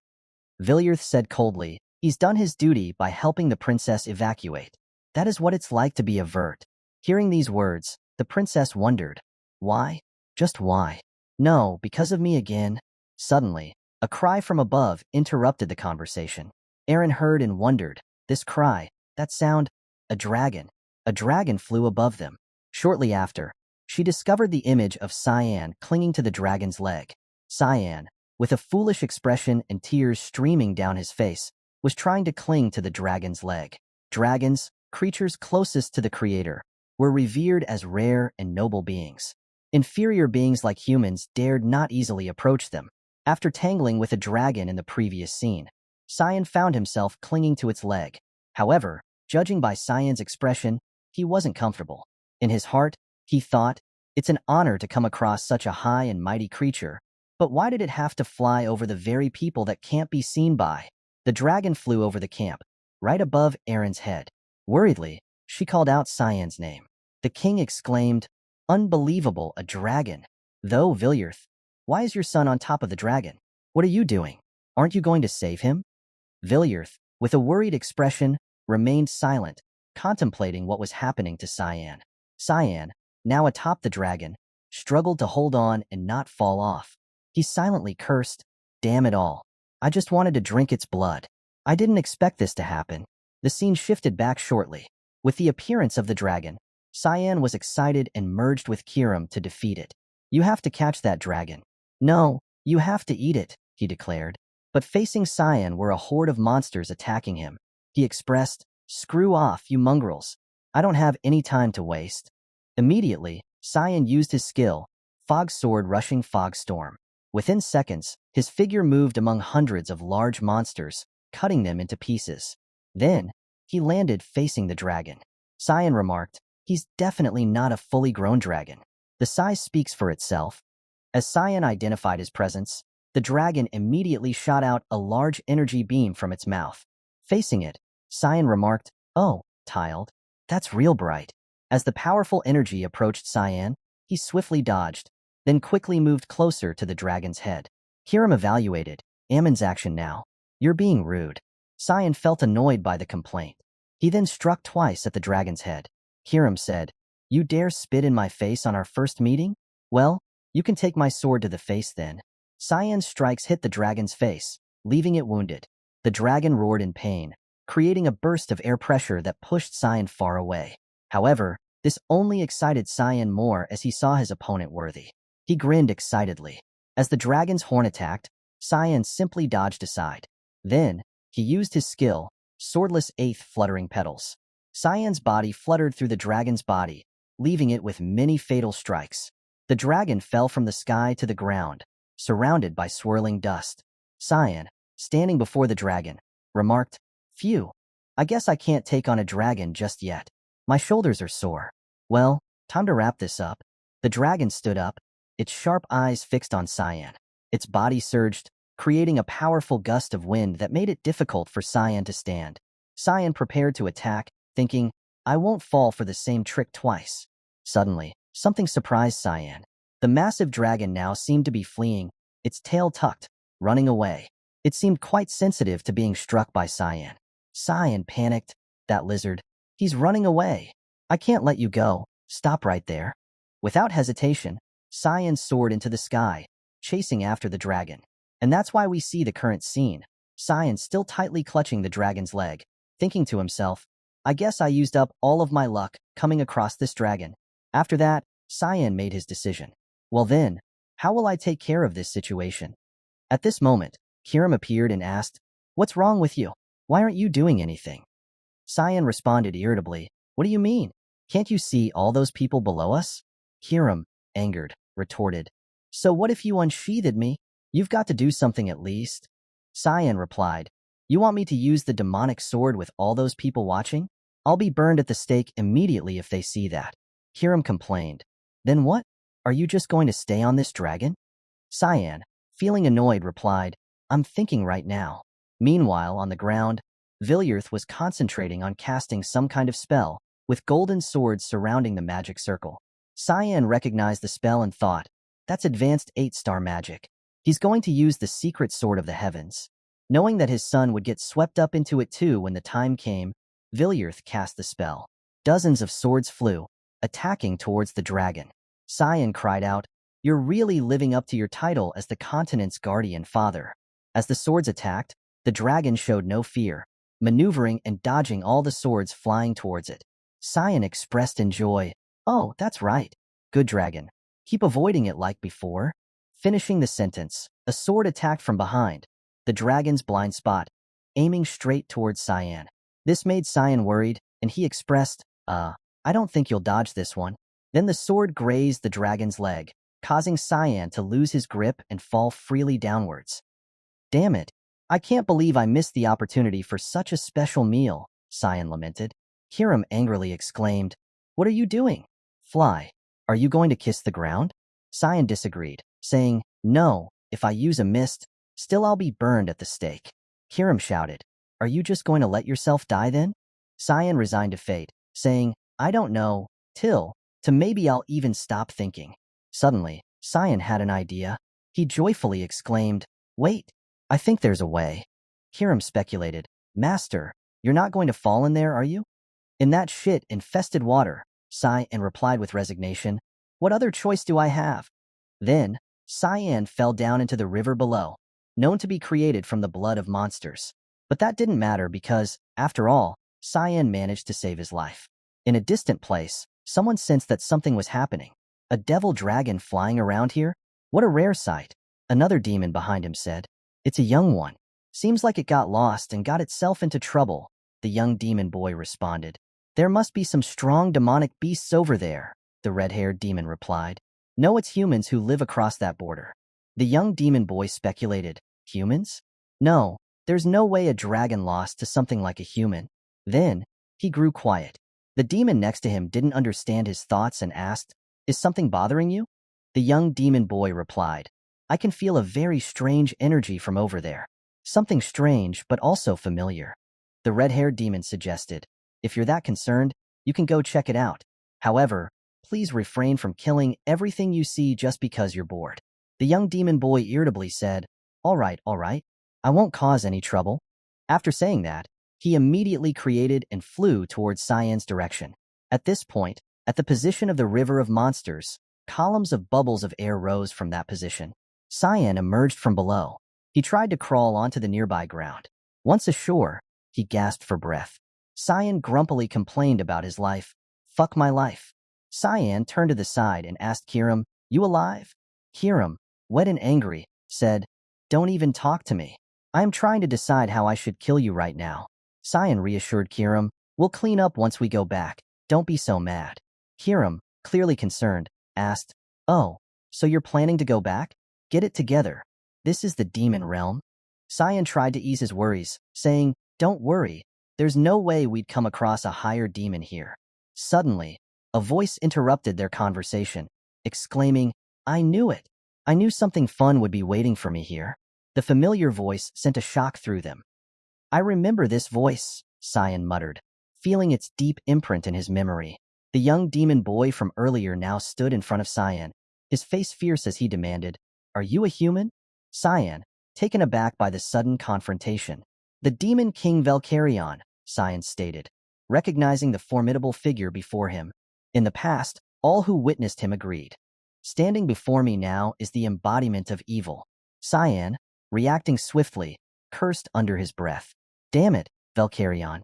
Why now? Velkarion, with chilling patience, repeated his question. I asked if you're human. Aren't you going to answer me? In the next moment, Velkarion's eyes changed, and he appeared behind Cyan with deadly intent. Do you want to fight me, kid? He asked in a deadly tone.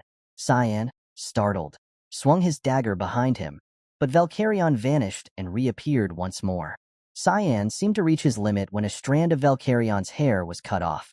Suddenly, Velkarion's demeanor shifted dramatically. He chuckled and remarked, I did hear you're a kind with infinite potential. You dared to cut my hair. It might be true. Kiram then appeared, interrupting. Seems like the wrong time. But who is that? Cyan replied mentally to Kiram, the Demon King. Kiram, shocked, repeated. The Demon King? How the hell are you going to defeat him in the state you're in? It's impossible, Cyan responded. I can only try to run away. At this point, Cyan trembled, wondering, but could I survive against Velkarion? Fortunately, Velkarion had no intention of harming Cyan. He reassured him, Hey, relax. What am I going to do against a little kid like you? You can calm down. Look, I'm really not going to do anything to you. We can talk with me lying down if you're so scared. Even if I'm an asshole, I won't fight kids. Cyan found this strange and wondered aloud. What? Why is he suddenly lying down? Velkarion chuckled and asked again, Are you human? Cyan confirmed that he was. Velkarion continued, How did you get here? Cyan replied, Through the current of the water. Velkarion mused, So it's your first time in the demon realm. Your aura is a bit strange, you know? Who are you? Cyan nervously denied any familiarity, sweating as he replied, Just a normal human. Velkarion smirked mischievously. A normal human, but it feels like you know me. Cyan's mind raced. We've never met before, he insisted. Velkarion remained relaxed on the ground, saying, I guess that's true. I've never seen a human before either. When could you have seen me? Cyan pondered silently. Why is he so relaxed? Is he really the same Demon King I know? Velkarion responded, I felt a strange energy while making my rounds. Cyan wondered aloud. Making your rounds? Velkarion confirmed, Yes, as the Demon King. It's my duty to watch over the lands I rule. Suddenly, Velkarion stopped and asked Cyan again, Kid, what did I just say? Cyan answered, That it's given for you to watch over the lands you rule as the Demon King. Velkarion chuckled. Aren't you shocked? I'm the Demon King. I knew it. You do know me from somewhere? What kind of kid in the world would react like you did? Has your mom never threatened you by saying that the Demon King will take you away if you're not a good boy? Cyan doubted himself, questioning, There's no way he's the same Demon King. If things go like in my past life, the demon's invasion should start soon. But this guy doesn't seem like someone who would do that. If this is his true self, then what triggered him to change? Cyan gathered his courage and asked, If you're really the Demon King, what is it that you wish to accomplish? Velkarion laughed in response, asking the Demon King such a question. You're quite bold. Nothing much. I just want my people to live good lives and eat well. Though if anyone dares to get in the way, I will kill them all. That is my duty as the Demon King. At this point, Cyan started to feel fearful. He thought, it was just for a moment, but I definitely felt it. The true monstrosity of Velkarion that I knew in my past life.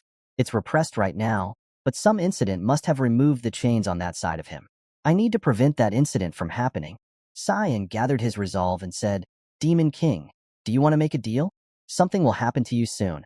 Something that threatens the people you rule over. Velkarion, with an angry expression, asked, "What are you talking about? You're not making any sense." Cyan replied seriously, "I don't know exactly what the incident is, but I am certain that it will trigger a great war between humans and demons." Valkyrion, intrigued yet skeptical, asked, "You mean I'm going to want to take your lands?" Cyan responded calmly, "That's why I want to negotiate with you. Promise me that you won't start a war, no matter what happens." Valkyrion considered this for a moment, then said with a hint of amusement, "Huh, you're making no sense. All right, let's say that I don't start a war. What are you going to give me in return?" Cyan met Valkyrion's gaze firmly and replied, "I'll help you, no matter what happens. I'll do my best to support you." Valkyrion leaned in close, his expression serious. You? You know something?" Then he smiled and asked, "Your name?" Cyan answered firmly, "Cyan Vert." Valkyrion nodded. "All right, Cyan Vert. I promise you, as the owner of the demon realm, that I will not invade your land no matter what happens." With that, Valkyrion's wings appeared, and he flew into the sky. Looking down at Cyan, he added, "But you better take responsibility for your own promise too. A deal is a deal after all." With Valkyrion gone, after some time, soldiers from the clan appeared, searching for Cyan. The inspection team found him conveniently lying there, and he was able to return safely. This earned him the nickname, the boy who survived the Devil Dragon. They returned to an abbey on the borders of Velius, currently used as a military hospital. When Cyan woke up, he found Eren beside him. Although he missed the moment before, Eren said something to Cyan and asked again to confirm. In Cyan's mind, he thought, "I thought things were resolved smoothly." Eren's face flushed, and she hesitantly said, "Will you?" She seemed to intend to say something like, "Will you marry me?" but suddenly stopped and instead said, "Will you be mine?" Cyan's face looked bewildered because he didn't understand her meaning. He silently thought, "What the hell is she saying?" Cyan suddenly interjected, "Nah." Eren realized how confusing her words were, and with a sad expression, she started shedding tears. "Ah, of course. I'm an incompetent princess." In this difficult situation, Cyan thought to himself, "She's really getting on my nerves. I knew she was incompetent, but her attitude makes her even worse. It's obvious what's going to happen, but I can't stop thinking about how this piece of work is somehow involved in her tragic end." Cyan had made up his mind by now and spoke up, "You're right. You can't bring any benefit to me or anyone else for that matter in your current state. You have no influence or even basic etiquette. It would actually be detrimental for me to be close to you." His words were cutting for a vulnerable princess. Then he added, "However, I'll watch you from afar until you develop into someone better." This statement truly touched Eren, and she asked, "What do you mean? Watch me?" Cyan tried to appear indifferent and replied, "Yes, don't be disappointed." Eren's emotions were stirred, but she tried to remain composed. "No, I get what you mean. I just have to improve enough so that you'll acknowledge me." She pointed at Cyan and smiled, saying, "Just wait and see. I don't know when, but I'm going to become so powerful you won't be able to ignore me." Cyan, seeing Eren's confidence, felt puzzled but responded, "I'm looking forward to it." However, he thought to himself, she cheered up real fast. She's just a kid. Before leaving, Eren turned back with flushed cheeks. "Ah, one more thing," she said. "Thanks for being alive, really." Cyan, dumbfounded, surely couldn't understand her at this point. The scene shifts to another location, the outskirts of the rear camp, deep within the forest. A cloaked man moves through the snow until he reaches a tree stump. He looks around cautiously to ensure no one is watching. Once satisfied, he takes out a brightly colored cube. Holding the cube, he smiles joyfully and mutters, "Not much left now." Suddenly, a voice startles him. "So it was you, Reynold Crimson." As soon as the voice speaks, his body freezes. He cannot move. "My body won't move. It's as if some invisible chains are tying me down." The person behind him is Cyan. Cyan smirked faintly. "A small dimension box. I guess its commercialization has yet to happen. An artifact imbued with a dimensional realm and enough mana to allow infinite storage." He stepped closer to the man, who remained stiff and unable to move, showing signs of anger. "It was the masterpiece of the Garum Kingdom's Mage Association, wasn't it?" Cyan inquired calmly. "I've been keeping an eye on it for a whole year because I felt someone in the Empire was smuggling them." With a deft motion, Cyan took the cubic block from the man's hand. "So that's how you've been doing it. I'll be taking this." The man, powerless, could do nothing as Cyan continued. Cyan read out the man's personal information. Reynold Crimson, a 7-star mage knight from the Garam Kingdom. The man was astonished to hear his own details. Meanwhile, Cyan removed his hood, revealing his identity. The man was shocked to realize it was Cyan Vert standing before him and wondered why Cyan was here. Cyan emptied the contents of the cubic block, revealing body parts of monsters. I assume you extracted the blood of demonic beast corpses and smuggled them over in supply carriages allowed across the border. There's a spy helping you in the supply department, too. Upon hearing the accusations, the man immediately denied everything. What are you talking about? I don't know anything about that. Cyan remained calm. You don't need to play dumb. Their blood is already being sold on the black market. The man recalled supplying hellhound blood to Alice, suspecting her betrayal. Regardless, he couldn't let Cyan leave. Meanwhile, Cyan examined the monster parts and remarked, aside from freshness, this thing's too big to eat. The man attempted to use magic and wondered how Cyan had managed to capture him. Gradually regaining control, he smiled crazily and broke free from Cyan's control. With a triumphant declaration, the man cast a spell called Breath Fire, directing magical flames towards Cyan with the intent to end his life. The consequence of letting your guard down is death, kid, he sneered. Cyan realized the attack at the last moment, unable to evade in time. The magical flames engulfed him, and he thought, shit, I thought I was dead. The rumors about his opponent were true. The flames from the magic spread around. With calm composure, the man spoke, I lost the precious dimension box. I never expected this kind of thing to happen in the midst of transport, but suddenly, his hand was severed. Before he could comprehend it, his hand had detached from his body, and he cried out in pain.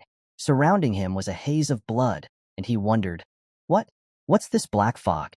At that moment, the protagonist reappeared, causing him to panic.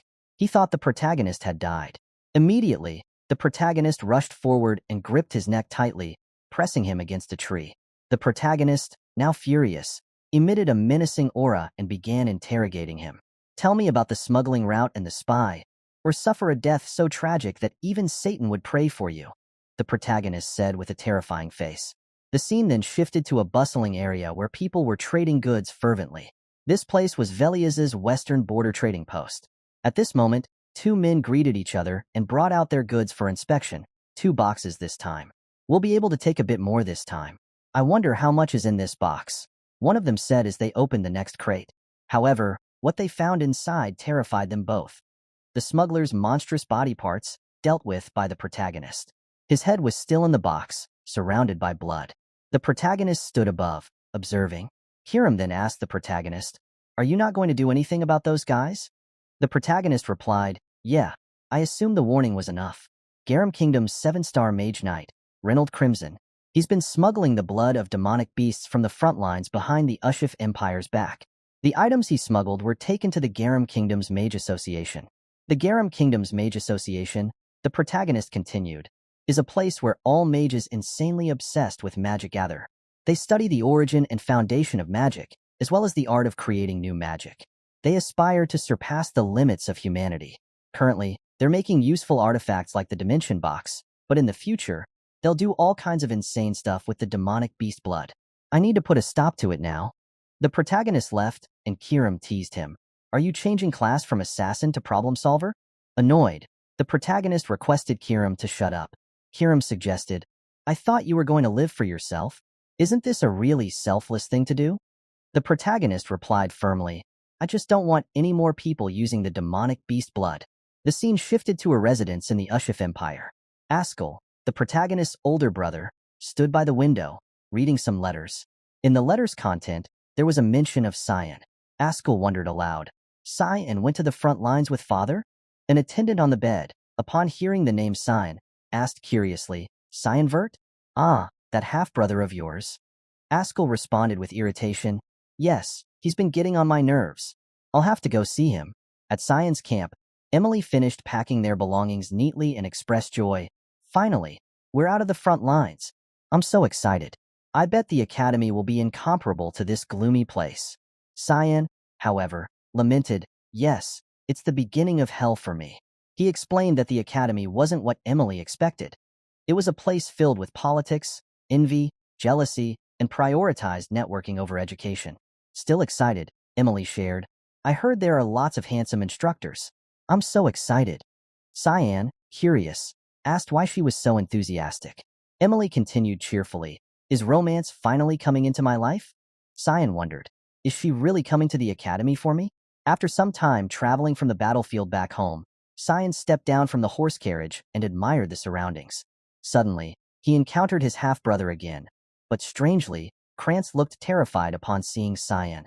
As Cyan attempted a normal greeting, Krantz ran off in fear, leaving Cyan puzzled. Kiram then asked, "Who was that?" Cyan replied, "Krantz, my half-brother. Don't mind him." Kiram laughed and speculated, "I feel like you're the opposite of your family members." Cyan denied, "Not really. I'm not that far off from Alice." In his mind, he thought, the real opposite is someone else. As Cyan entered the family hall, he was surprised to find the servants lined up respectfully, welcoming him back. Cyan wondered why they were suddenly polite, thinking, they never even glanced at me before. But now they're being all polite, as if father or that bastard is here. Much had changed over the past year. I guess it's the reward for my hard work, Cyan mused. As Cyan approached the door to his room, he felt a sinister aura emanating from within. Silently acknowledging, I recognize this aura. The aura that makes me shudder. Cyan opened the door and affirmed to himself, yes, beyond this door is that bastard. Behind the door stood the detestable face of Ascal, grinning disgustingly. It's been a while, Cyan, Ascal greeted casually. Cyan was shocked to encounter his brother in his own room. Reminding himself to stay calm, seeing Cyan's troubled expression, Ascal immediately asked, "Do you not remember me?" "I guess that would make sense. The last time I saw you was before I went into the academy." At that moment, Cyan didn't hear anything Ascal said. His face resembled that of a demon, his mind consumed by unrest. He had only one thought. As it is, I can't calm down. Right now, I'm going to kill. As soon as Cyan drew his demonic sword, Kiram appeared, attempting to restrain him. She stood beside him like a shadow, saying, "Get it together. If you don't want to die, there's no fun in killing him right now." Cyan was infuriated, but he managed to restrain himself. He bowed before Ascal and said, "I greet my older brother." Ascal asked again, "So, you do remember me?" Cyan replied, "How could I forget my own older brother's face?" Ascal then patted Cyan's head and said, "That makes me happy." Though this angered him, Cyan forced himself to remain calm. Ascal smiled and remarked, "I was worried that you would have forgotten me. I'm glad you haven't. I heard that your swordsmanship has improved. You'll soon be able to help me on the battlefield." Cyan, with a serious expression, tried to control his response. "Yes, I too. I'm looking forward to that very much."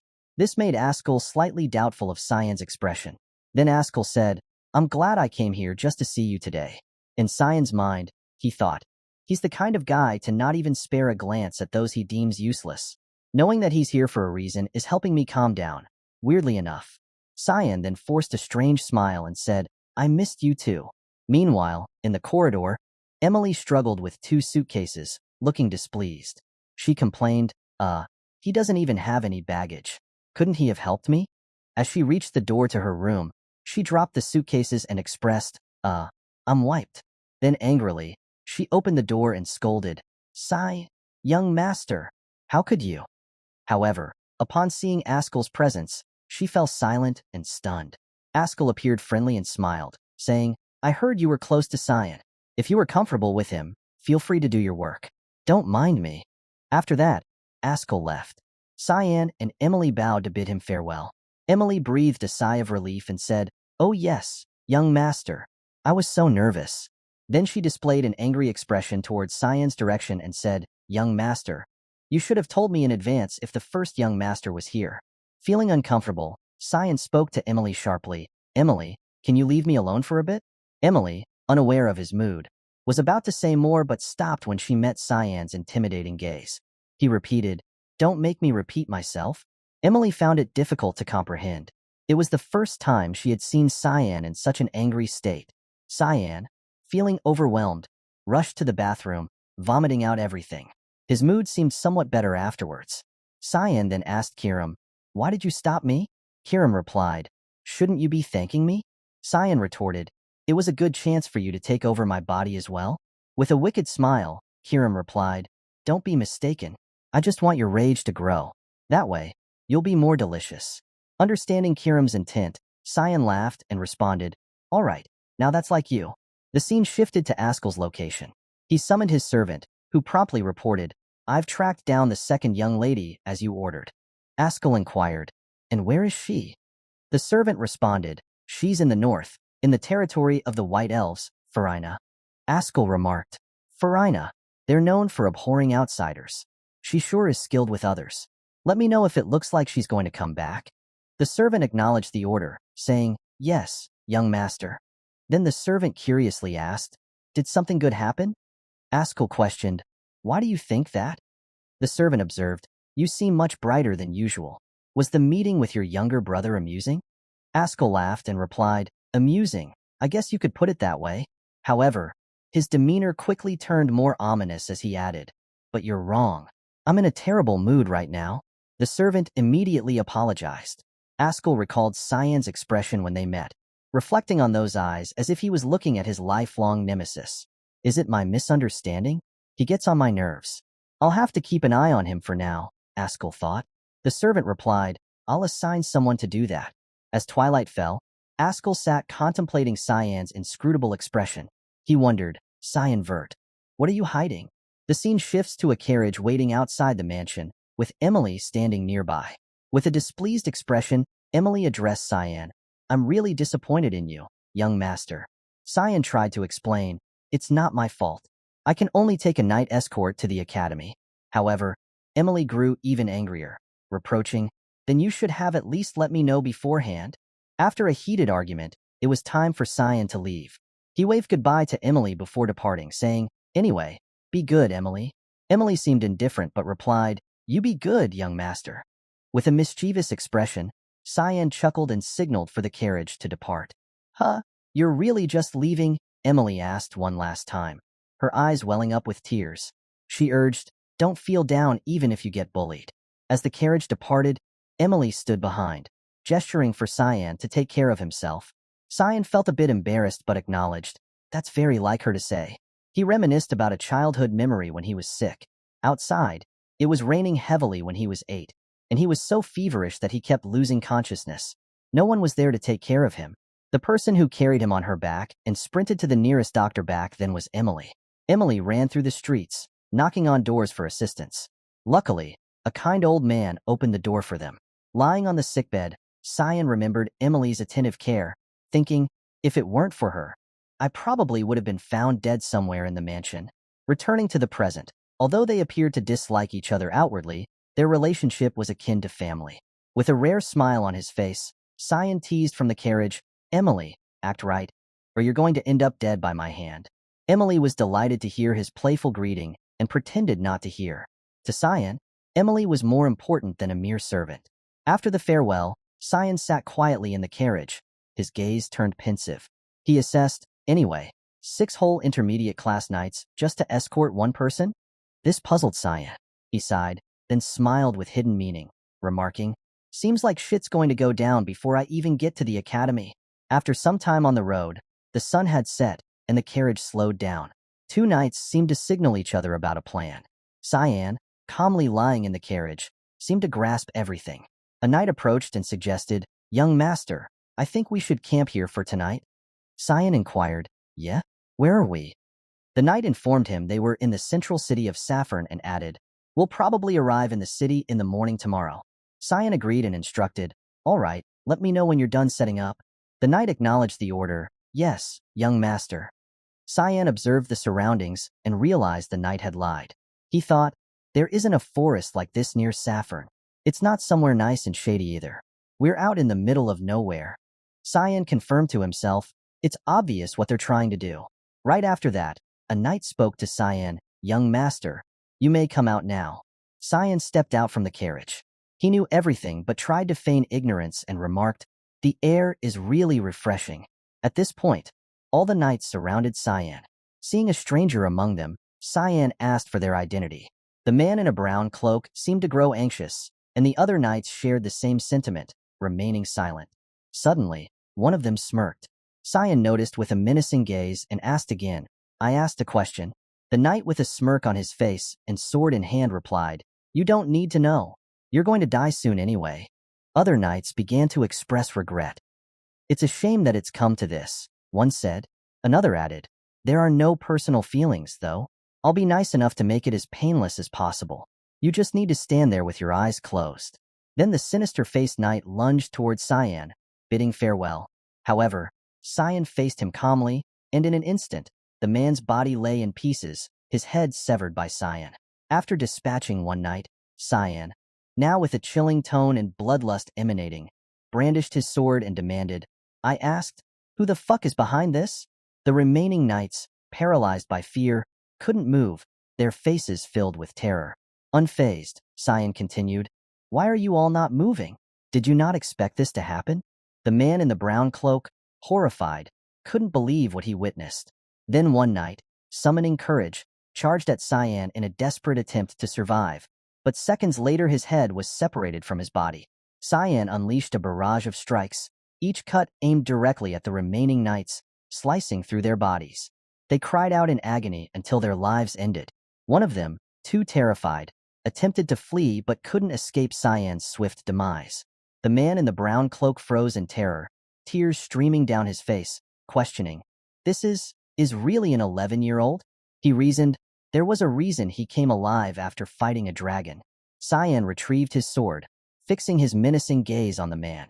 As Cyan approached, the man fell to the ground, trembling and attempting to retreat. With a threatening gaze, Cyan demanded the man to confess everything. Overwhelmed with fear, the man immediately revealed, "Mrs. Margaret was behind this." Hearing the answer, Cyan found everything too easy. He seemed somewhat disappointed. Meanwhile, the man continued sobbing and trembling. The horse carriage departed with the man at the reins and Cyan sitting inside.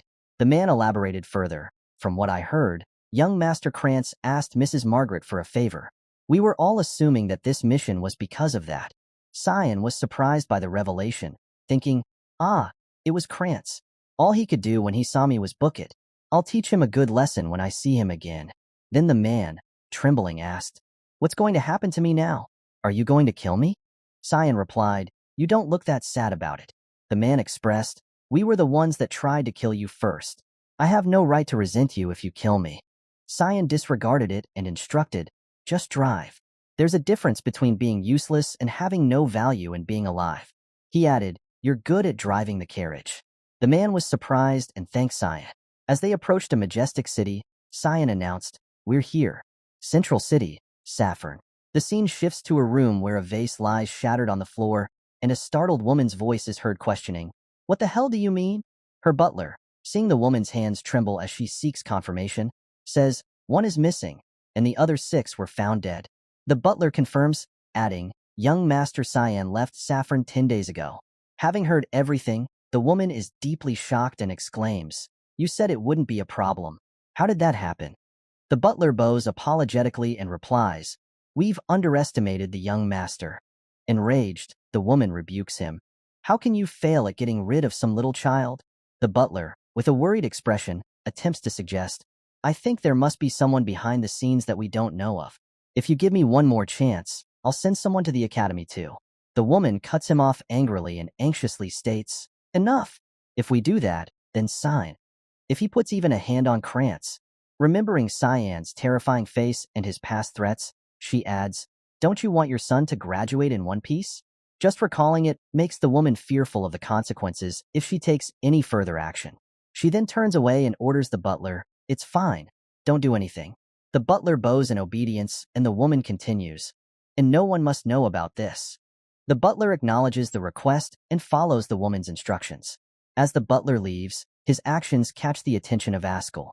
The scene shifts to Cyan, who lounges comfortably on a horse-drawn carriage, thinking, "It has been 10 days since we left Saffron. Brian has been acting as my subordinate all this time.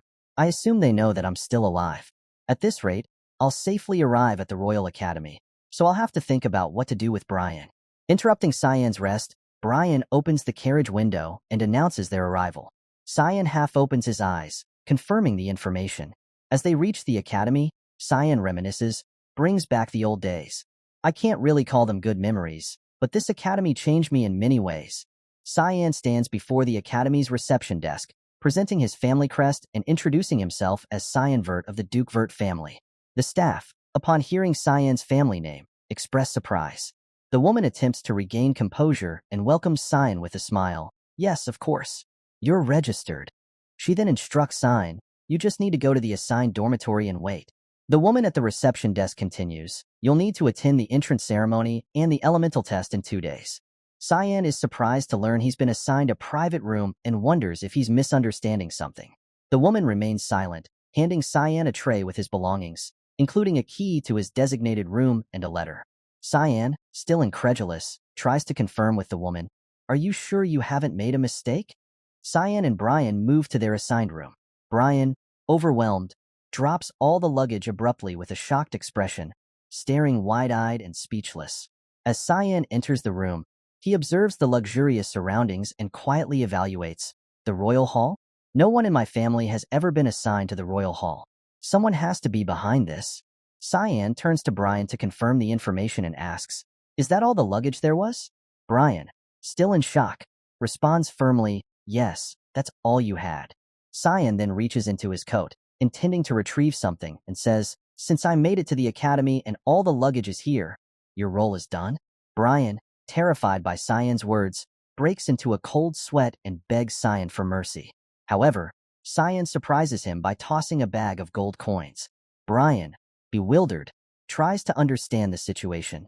Cyan turns away towards the window, waving his hand and says, for all your work, it should be enough to help you start a new life wherever you go. You might end up dead, so don't go back to Velius. Although I won't stop you. Hearing this, Brian's expression becomes solemn, and he stands frozen for a moment.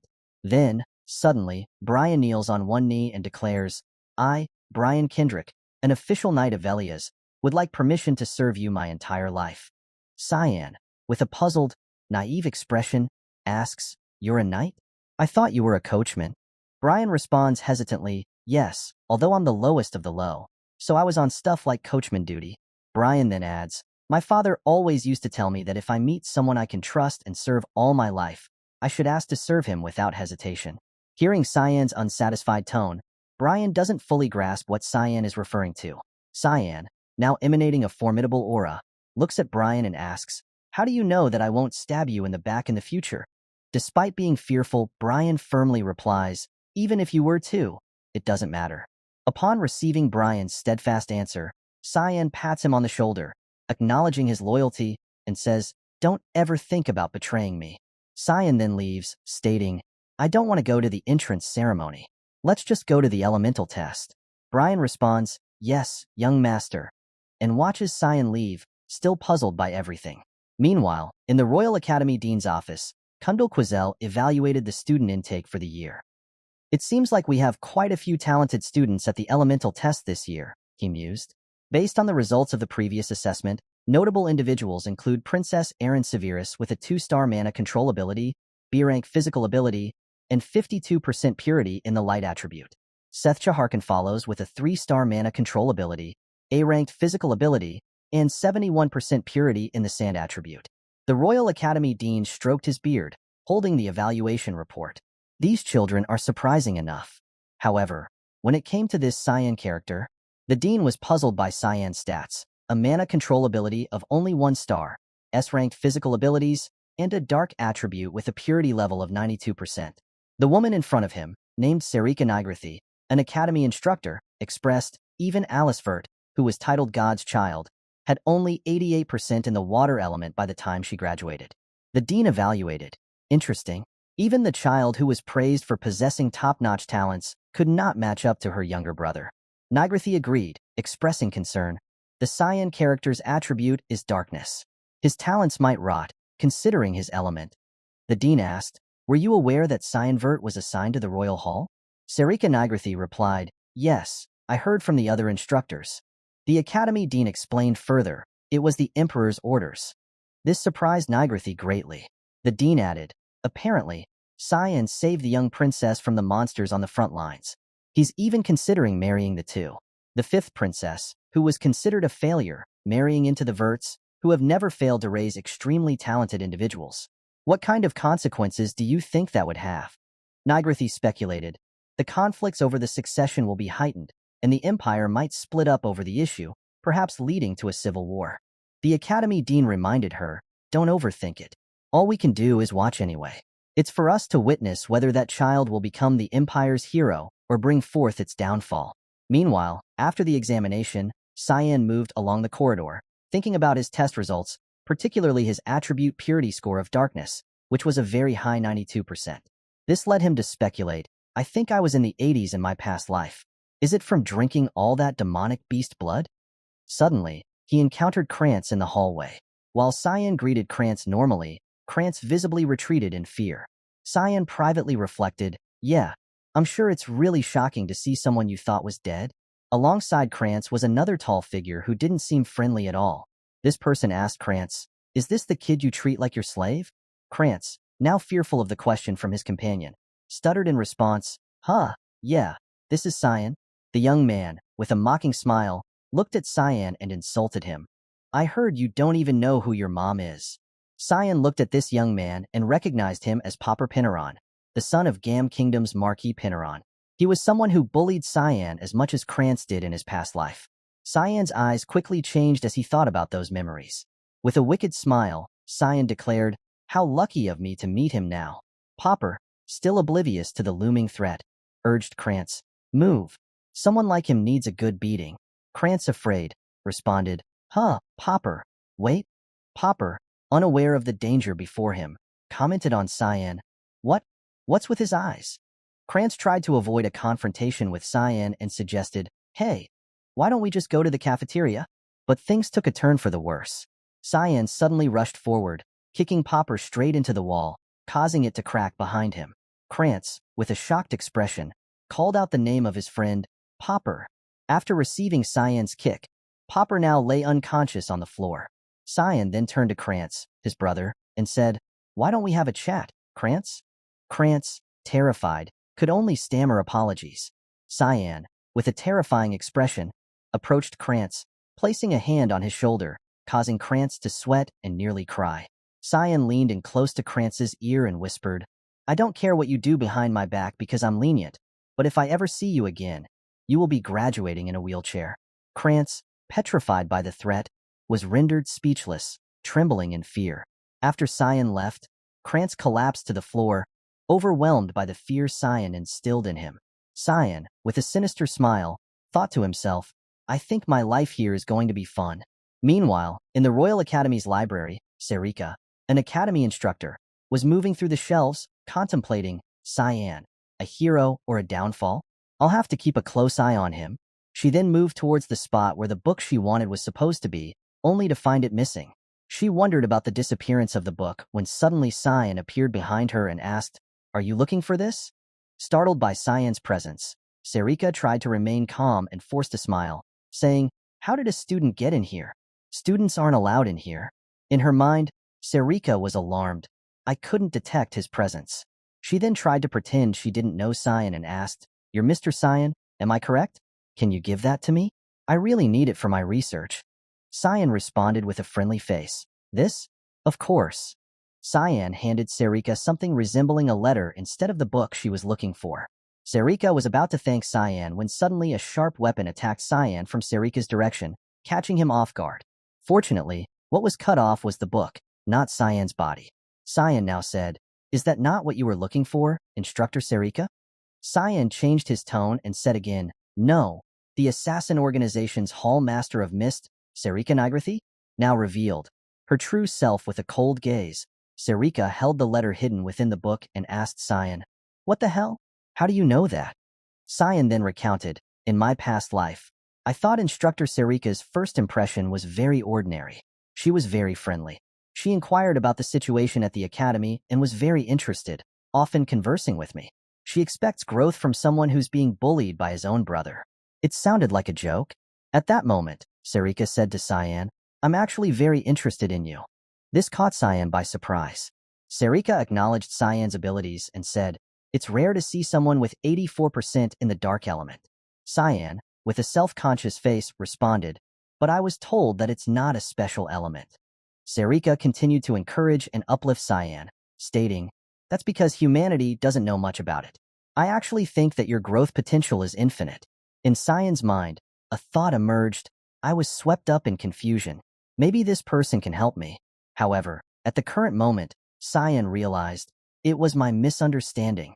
I was being deceived. I must not fall for that innocent-looking face. Being an instructor here is her cover job. She's actually an assassin. She's the hall master of the assassin organization, Mist, and she's hiding out in the academy where all the royals and nobles of the continent come to learn. Serika, now composed, suggested, I'll hear you out in my lab. Come with me. Serika's demeanor surprised Cyan, revealing a foolish expression. In Cyan's mind, he thought, she didn't really react as dramatically as I had expected. At this point, both of them were in Serika's lab, surrounded by numerous peculiar items. Cyan looked around and assessed, this place hasn't changed. Cyan, now composed, casually sipped his tea, then smiled brightly and said, you put poison in the tea. In Cyan's mind, he evaluated, I knew things were going too smoothly. Serika responded with a cheerful smile, saying, it's not a very severe poison. Don't worry, it'll only melt your organs. Cyan confidently thought, but this won't work on me. I'm someone who has consumed countless demonic beasts' blood and Emily's food. Cyan then changed his demeanor, revealing a serious expression fitting the current situation, and said, maybe use something a bit stronger next time. Serika, no longer attempting friendliness, said, then shall we talk? She asked Cyan, how do you know who I am? Plus, you knew that I received my orders in that specific unpopular book in the library. You were aware of the exact location too. Are you perhaps trying to tell me that you're also a part of Mist? Cyan calmly responded with a question. What more proof do you need? Hearing this, Serika became somewhat uncomfortable and exclaimed, huh? You got a big head because of your elemental test, huh? Cyan didn't answer Serika's question but recounted to her. Before setting off to Chatran, I was asked by everyone if just one escort knight will do, and a coachman at that. Cyan continued his line of questioning, because nobles have been murdered left and right recently. Then, Cyan asked Serika, when did the Purification Project begin? Serika feigned ignorance and asked back, the Purification Project? With hostility emanating from her, she confirmed, I'm not sure what you're talking about. Cyan, also displaying strength, admitted his own hostility and replied, I'm referring to the assassinations, of course. Serika, now with a threatening tone, said, you might regret what you just said. Unfazed, Cyan confronted Serika. Are you threatening a student right now? Serika didn't stop the conversation. She flipped the table they were sitting at to obstruct Cyan's view. With a serious expression, Cyan prepared to defend himself and asked, so that's how you're going to respond? Then he punched directly into the table, breaking it in half. Serika, with the skills of an assassin, appeared on the ceiling with 2 daggers in hand, ready to attack Cyan. Cyan, recognizing the presence of Serika as an assassin herself, calmly stated, I thought I proved my identity enough. Serika showed no intention of stopping. She swiftly lunged towards Cyan, threatening, even if you're really a part of Mist, there can't be a member I don't know about since I am a hall master. Then followed 2 light fast strikes. Cyan managed to evade the attacks just in time. Serika persevered, speaking with an excited smile. I won't let you go. Cyan, now wearing a displeased expression, drew the Kirim blade and said, I guess I have no choice then. He then launched a direct attack towards Serika with just one hand, pushing her back. In surprise at his strength, changing his grip on Kirim, he rushed at Serika with a serious expression, stating, if you can't believe me, then I'll show you. This was followed by a series of attacks from various angles, making it difficult for her to defend herself. Eventually, she called for a halt to the fight, astonished and questioning the object Cyan held. She wondered, that dagger? Is it the demonic sword Kirim that only the one chosen by Eru can wield? Cyan, holding Kirim, spoke coldly, do you believe me now? I assume Mist is looking for the successor right now. Serika, bewildered, questioned, how do you know that? Cyan confirmed with a cold expression, the very person you've been searching for is right here. He then requested, Serika, bring me to Eru. The scene shifts to a street somewhere in Luwin. The entire area was enveloped in darkness with a sliver of moonlight shining down. Serika led Cyan using magic to open a door. As the door opened, a gloomy mist emerged from deep within the room. Serika then said to Cyan, you're not even surprised that there is a mist base in a place like this? Here, this is the path to the altar you wanted to go to. You are on your own from here onwards. Then Serika left, leaving Cyan alone to proceed into the darkness. Cyan observed his surroundings and assessed, this is a unique realm made with the power of the god of fog. Because of that, it's much bigger than it looks from the outside. Cyan also noticed the presence of ambushers, thinking, anyway, 2 at 4 o'clock, 3 at 11 o'clock. Shortly after, daggers were suddenly thrown towards Cyan, but he anticipated them and easily blocked them all. However, these attacks were just distractions. 2 masked assassins approached Cyan from behind. Cyan calmly thought, I predicted this, but this kind of welcome ceremony is a bit much, isn't it? As the 2 assassins attacked, Cyan calmly dodged and stepped back. The speed of their attacks was so fast that their figures seemed like flashes of red light. They also threw a barrage of concealed weapons at Cyan, but he remained calm and blocked them all. At the same time, Cyan countered by throwing the daggers back at the assassins, nearly striking one in the face. Nevertheless, the assassin's skills were not to be underestimated. Despite the close range, the assassin managed to deflect all the thrown daggers. Cyan observed the situation and thought, he deflected my dagger in that short moment. He admired their exceptional assassination techniques.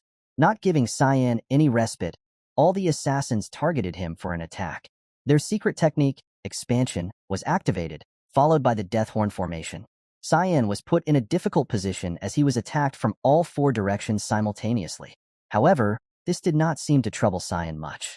He had grasped their assassination techniques, and in the next moment, Cyan used his own secret technique, expansion. His entire body emitted a red aura surrounding his form.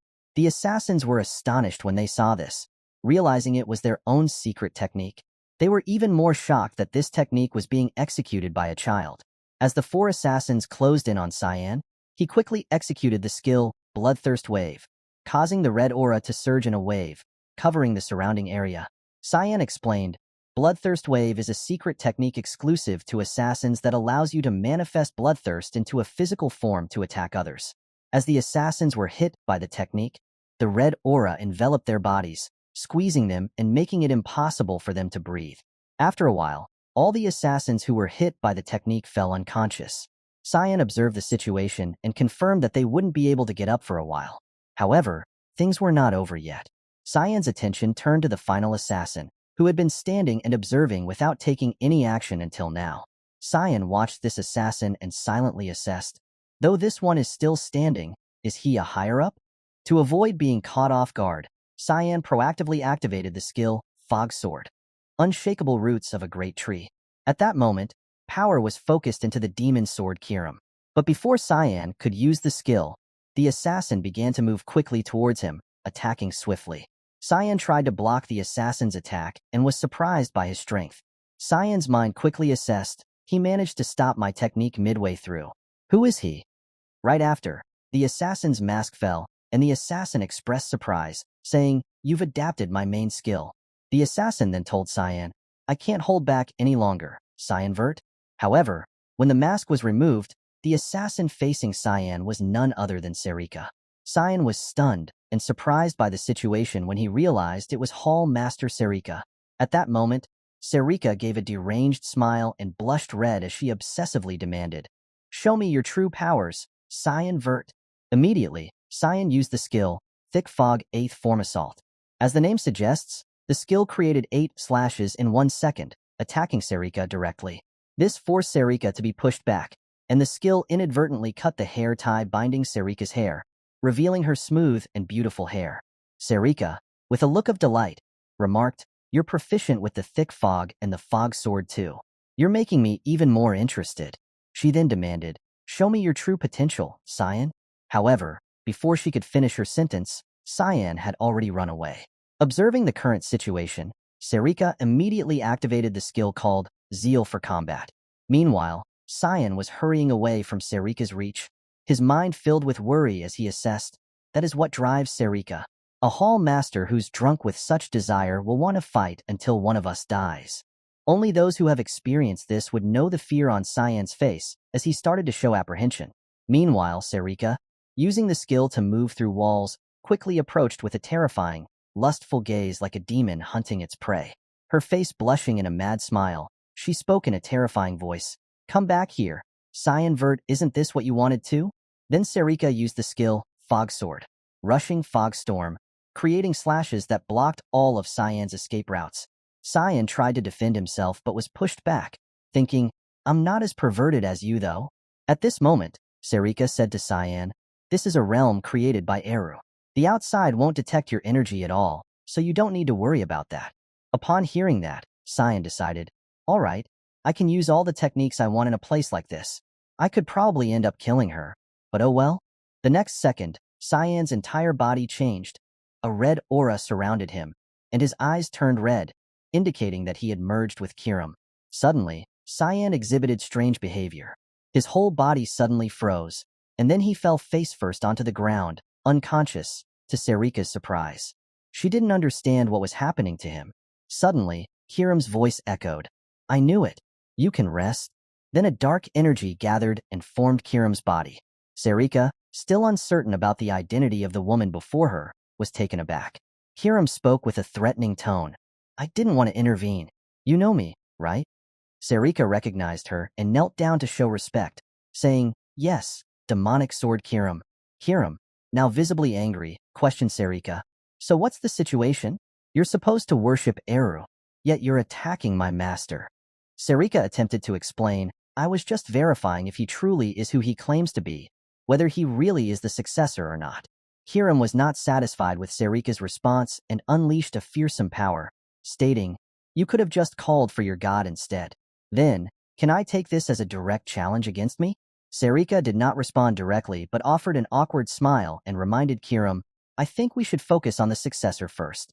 Kirim was puzzled, but when she looked down, she saw Cyan lying in a pool of blood. Alarmed, she exclaimed, "What? Why are you dying?"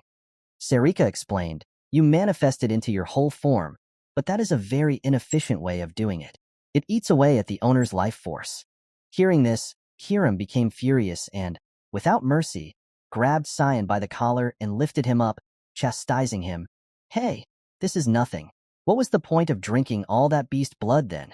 Serika intervened, saying, "But I, Hall Master Serika Nigrathi of Mist, do not reject any fights. Plus, if you're the opponent, I can't turn it down." Kirim was disturbed by Serika's fighting enthusiasm and thought to herself, "What the hell's wrong with her? I'm scared." At this moment, Cyan began to regain consciousness and demanded Kirim release him. After Kirim let him go, she asked how Cyan was feeling. Cyan, looking exhausted with dark circles under his eyes, questioned Kirim, "Why did you suddenly manifest?" Kirim responded with a mischievous smile, "Just stay behind me. I have to teach that wench a lesson." Serika, delighted, prepared for battle and said, "It'd be an honor, Kirim." Kirim, feeling disrespected, responded, "Don't be crying and begging for my forgiveness later then." Serika, unfazed, provoked her further, "I'd love it if you could push me to that point." Suddenly, a whispering voice in Serika's ear said, "That's enough." Serika recognized it was Era's voice. At that moment, a blue space portal opened in the air, drawing Kirim and Cyan's attention.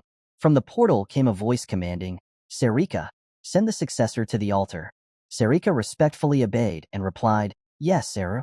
Cyan watched the scene with a sense of relief and quietly affirmed, "Finally, I get to meet Eru, the god of darkness."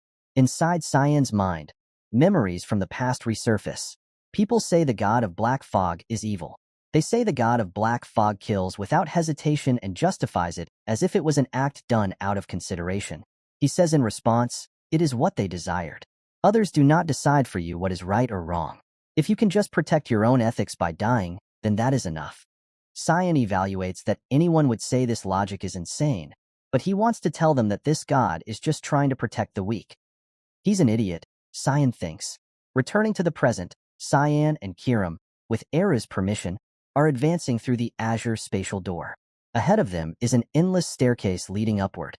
At the end is a golden throne with a man sitting atop it, waiting for them. As they approach, the man, dressed in the familiar cloak of assassins with a hood over his head, asks Cyan, "Do you know who I am?" Cyan, with a calm face, faces the man and replies, "Of course, the god of black fog, Eru." Eru asks Cyan for confirmation, "Was your name Cyanvert? I've never seen you before. What evidence do you have to claim yourself as my successor?" Cyan looks at Eru and responds, "I'm sure you've already sensed the power of the fog within me." Cyan's answer is clear evidence, making Eru refrain from further questioning. He begins to explain to Cyan that there are two ways to become the successor. One is if he gives them the mist stone himself, and the other is when the mist stone finds the qualified one by itself.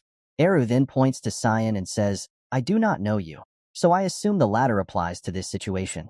Eru also admits that it is true that the mist stone, which should be at the altar, suddenly disappeared last year. On top of that, it's surprising that you were able to awaken Kiram. Even I was unable to track her down. You're handling her pretty well. At this moment, Kiram, in the form of a little demon, expresses a displeased face, thinking, who's handling whom? Eru continues to express, and those eyes, the light in them surpasses your age. I see you're an outsider from a timeline that I am not a part of. In Cyan's mind, he wonders about what Eru has referred to, noting that he's not part of Cyan. He then tells Eru, I thought you were involved in me being here. Eru responds, if you wanted an all-powerful and all-knowing god, you're in the wrong place. I'm not powerful. It's been long since my rights as a god have been taken away from me. Cyan hears Eru's answer and silently admits that he's correct. I shouldn't have expected anything from Eru, Cyan thinks, then appears contemplative and expresses, that's quite convenient for me. Cyan wonders, what are you talking about? Eru, with an excited face, replies, a perfect successor came here on his own. There is less work for me to do now. I didn't even have to do anything. Cyan acknowledges that and expresses, you're as lazy as ever. The relaxed conversation between the two makes Kiram somewhat confused and worried. Eru then adds, anyway, you brought something rather annoying with you. Were you not satisfied with the demonic sword? You're attempting to take the power of the holy sword too. Upon hearing this, Cyan smirks mischievously and replies, I'm not trying to do anything as of now. With a devilish smile, he takes out the broken piece of the holy sword's blade and says to Eru, I just thought that if the world doesn't know of this thing's existence, it might become useless. Seeing what Cyan is holding, Eru seems excited and says, you possess quite the evil hobby. Well, I won't inquire any further. It is none of my business. But I will follow the rules. Eru then approaches Cyan, his entire body emitting a dense and intimidating aura. Coldly, he interrogates Cyan. I shall ask you as your absolute master. Dear successor who has inherited my powers, what do you seek with this power? Facing the terrifying aura and Eru's question, Cyan falls into a state of concentration. In his mind, he recalls his brother and thinks, I was asked the same question in my past life. My answer back then was, I will live for my brother. Cyan chuckles at his own foolishness and remarks, what an idiotic response. Contemplating, he wonders why his response in his past life didn't bother them. Did he not want something more? Era's words make him remember as Era reminds him, remember this. There is nothing more dangerous than blind faith. Cyan thought that Eru already knew of his pathetic end. He resolved that it had to be different this time. Slowly, Cyan approached Eru and replied to his question, I don't have grand plans like a great cause or some divine faith. I'm going to use your power purely for self-serving purposes, just for me. Surprised by Cyan's answer, Eru remarked, what is right and wrong is for you to decide. Are you confident that you will not regret this? You'd best answer carefully. Depending on your response, I might kill you on the spot. Maintaining his composure, Cyan responded, I don't care what kind of consequences my actions might have. I'm not going to follow anyone's orders. That is the path I am going to take. Through Cyan's response, Eru speculated, you seem to have some kind of plan. Will you tell me about it? Cyan immediately replied, nope. Eru then said to him, it doesn't matter as long as you will purify my name. Well, I won't ask any more questions. You're quite boring. Suddenly, Kiram rushed forward using her demon-like body to attack Eru. Eru simply dodged and said, then I shall now converse with my daughter. Kiram, feeling exposed, grew angry and charged at Eru. However, Era held her back and said, you've changed quite a bit. Do you like your owner that much? You're so obedient. Confused and angered, Kiram asked, what the hell are you talking about? With an adorable expression, Era replied, I'm very happy to see you like this. This only made Kiram more uncomfortable, and she shouted, get away from me. Stop. I'm trying to be nice to you since I don't have anything to give to your owner. Ugh, crazy bastard. Owner, do something? Cyan, witnessing this, dryly remarked, wow, what a wholesome father-daughter relationship. Kiram then grew even more uncomfortable with Cyan's comment. At that moment, Era's beak-like mouth almost touched Kiram. Suddenly, magical circles appeared, leaving Kiram bewildered. The energy from the magic circles helped her return to her original form, further confusing her. Cyan, witnessing this, wondered, "It's not using up my mana either. Did Eru use his own power to do that?" Angered, Kirim grabbed Eru by the collar and demanded, "What have you done to me?" Unperturbed, Eru replied, "Nothing much. I just gave you some of my life force." He then asked her, "Why? Do you not want it?" Implying that Kirim would need a physical body to serve Cyan's desires. Hearing this, Kirim flew into a rage, screaming at her father and accusing him of being foolish for thinking about such indecent matters. Cyan, standing by, observed the interaction between the two and concluded that Eru and Kirim were indeed like father and daughter. The next day, in the student dormitory, Cyan was in a state of confusion. Brian, concerned, asked him, "Young master, what is going on?" Cyan responded calmly with a smile, "I don't know either. Just let it be." Brian, feeling uneasy, disagreed. He whispered to Cyan, "But young master, I don't think this is something I can just let be." In front of them were Kirim and Serika, looking at each other with affectionate eyes, though their way of affection seemed different from others. Kirim was visibly annoyed by Serika's presence, but still tried to put on a smile and said, "Oh my, an instructor coming to see your students so early in the morning? Don't you think that others will start talking about how special your relationship is?" Serika, not one to back down, retorted, "Of course, it's all to guide him onto the right path. This is a perfectly normal relationship." Kirim glared angrily at Serika, her eyes like threatening bullets. "Shouldn't a hall master be a bit more careful?" Serika replied sharply, "What does it matter to you what I do? Mind your own business." The scene of the two women conversing resembled a mythical battle of wits. Their story continued as Kirim declared, "Owner only needs me. You need to stay away from him." Serika, equally defiant, asserted, "He's my disciple." Cyan, standing amidst their conversation, wore a troubled expression, unsure of how to resolve the situation. He stood up and announced, "I'm going on a walk." Brian, fearful, pleaded with Cyan, "Young master, don't leave me with them." As the verbal duel between the two women continued, Brian sweated nervously, afraid of being caught in the crossfire. Outside the city, sunlight illuminated the towering buildings. People bustled about, engaging in commerce and conversation. Cyan chose a high vantage point for himself, sitting alone, admiring the city's beauty and feeling a sense of contentment. Suddenly, the smell of blood wafted in from a distance. With Cyan's keen senses, he detected it in some alley where a student was being surrounded and attacked by others. He was kicked to the ground, crashing into a nearby barrel. The blow was so strong that he coughed up blood, clutching his aching body. 3 other students stood by, laughing and taunting. One suggested, "Hey, let's try that." Another eagerly agreed, "Damn, you're so right. Let's do it right now." Immediately, he conjured an energy sphere, advancing towards the bullied student. He then forcibly opened the student's mouth and said, "I brought you a little snack. Your friend made it just for you. You're going to eat it, right?" As he spoke, he attempted to launch the energy sphere towards the bullied student, grinning with sadistic pleasure. The bullied student, terrified, closed his eyes tightly, trying to escape. Suddenly, a commanding voice demanded that the bully stop his cruel actions. It was Erin. She sternly questioned the violent student, doing something so cruel to a fellow student. "Aren't you embarrassed to call yourself a noble?" The violent student, interrupted and angered, retorted, "I happen to be Barrett Louis Smil, the oldest son of the Garum Kingdom's Duke Louis Smil household." He then asked for her identity.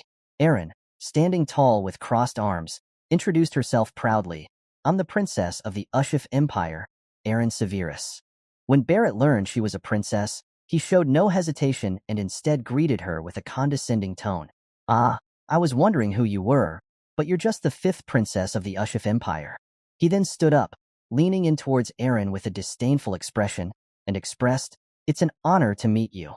Erin, feeling uncomfortable, replied, "I don't feel like shaking your hand."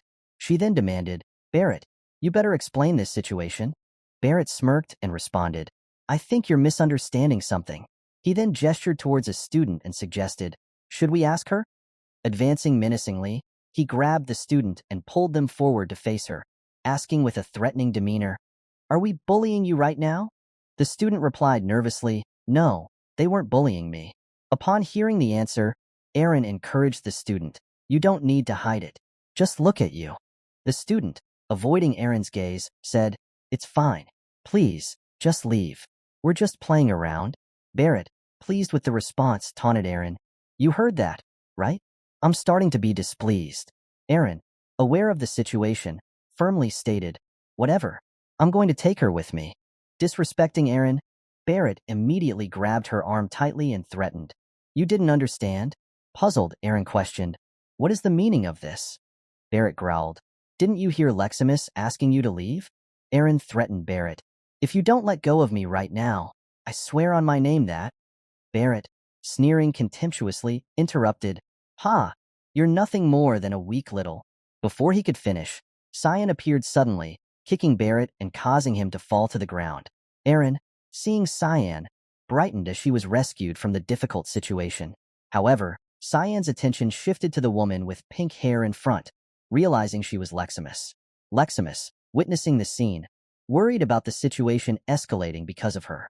Meanwhile, Cyan wondered if this was the Leximus he knew from the past. Memories flooded back as he recalled their past encounters on a rooftop. Cyan and Leximus engaged in fierce combat for unknown reasons. Despite being a woman, Leximus's swordsmanship was formidable, attacking Cyan aggressively. Cyan defended and retreated, maintaining distance and assessing the situation. He remembered and revealed, continent's best swordsman, Leximus Klein. He knew she was originally from the Ushif Empire, but for some reason, after graduating from the academy, she entered the Count Klein household in Garum Kingdom and even changed her nationality. The battle between them continued with blue and red sword slashes cutting through the air. Leximus executed a sword strike from below, slicing the ground vertically. Cyan attempted to evade by leaping high but was surprised when Leximus immediately leapt above him, swinging her sword in an arc from above. It seemed Leximus struck Cyan, but to her surprise, it was just his cloak. Unexpectedly, Cyan appeared above Leximus, catching her off guard. Before she could react, Cyan dove down, stabbing Kiram's blade straight into Leximus's back, successfully pinning her to the ground. The sword pierced through her from behind, scattering debris around, and Leximus's sword slipped from her hand. She coughed up blood and lay motionless on the ground. Cyan revealed that he was ordered by the Empire to kill her. His mission was to assassinate her. However, upon infiltrating the castle, he ended up engaging in an official duel with her. There wasn't any particular reason for it. She was someone who had reached the peak of swordsmanship without mana. He didn't want to stealthily assassinate someone who had been hailed as the continent's best swordsman. Returning to the present, Cyan still felt conflicted when encountering the person he had once attempted to assassinate. Leximus, at this point, remained a naive girl visibly intimidated by Cyan. Other students rushed towards Barrett, calling out to him and expressing concern about the current situation. Barrett, with an annoyed tone, rebuked the nosy bystanders attempting to stand up and grumbled, "Why are there so many nosy bastards today?" He then confronted Cyan with a sharp look and asked, "Are you Cyanvert? I have heard about you. You came back from the front lines, huh? Did you want to join our little game?" Cyan, considering Barrett's proposition as merely a ridiculous game, voiced his opinion that the misuse of mana marble could lead to the destruction of mana within the body. Then Cyan glanced at Barrett's group and said, "A game where you force-feed someone a mana marble," and declared, "I'll join." Immediately after, Cyan unleashed a shadowy version of the Renin, a purple monosphere appearing in his hand. Moments later, Cyan's Renin transformed into a large ball, growing large and engulfing the area above them, leaving Barrett horrified and speechless. Cyan's gaze then turned menacing as he questioned Barrett, "What are you doing?" He continued to demand that Barrett open his mouth to begin their game. The events following this moment were unknown, but the scene shifts to the Academy's infirmary.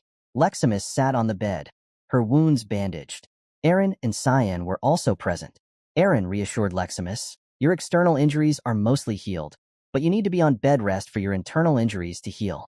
So rest up for today." Leximus expressed gratitude for their help, saying, "Thank you so much. I don't know how I can repay you for this." Aaron, excitedly with her nose in the air, proudly remarked, "Ha! You saw how those bastards ran away when our Cyan scared them. We just did what we should have, so don't worry about it."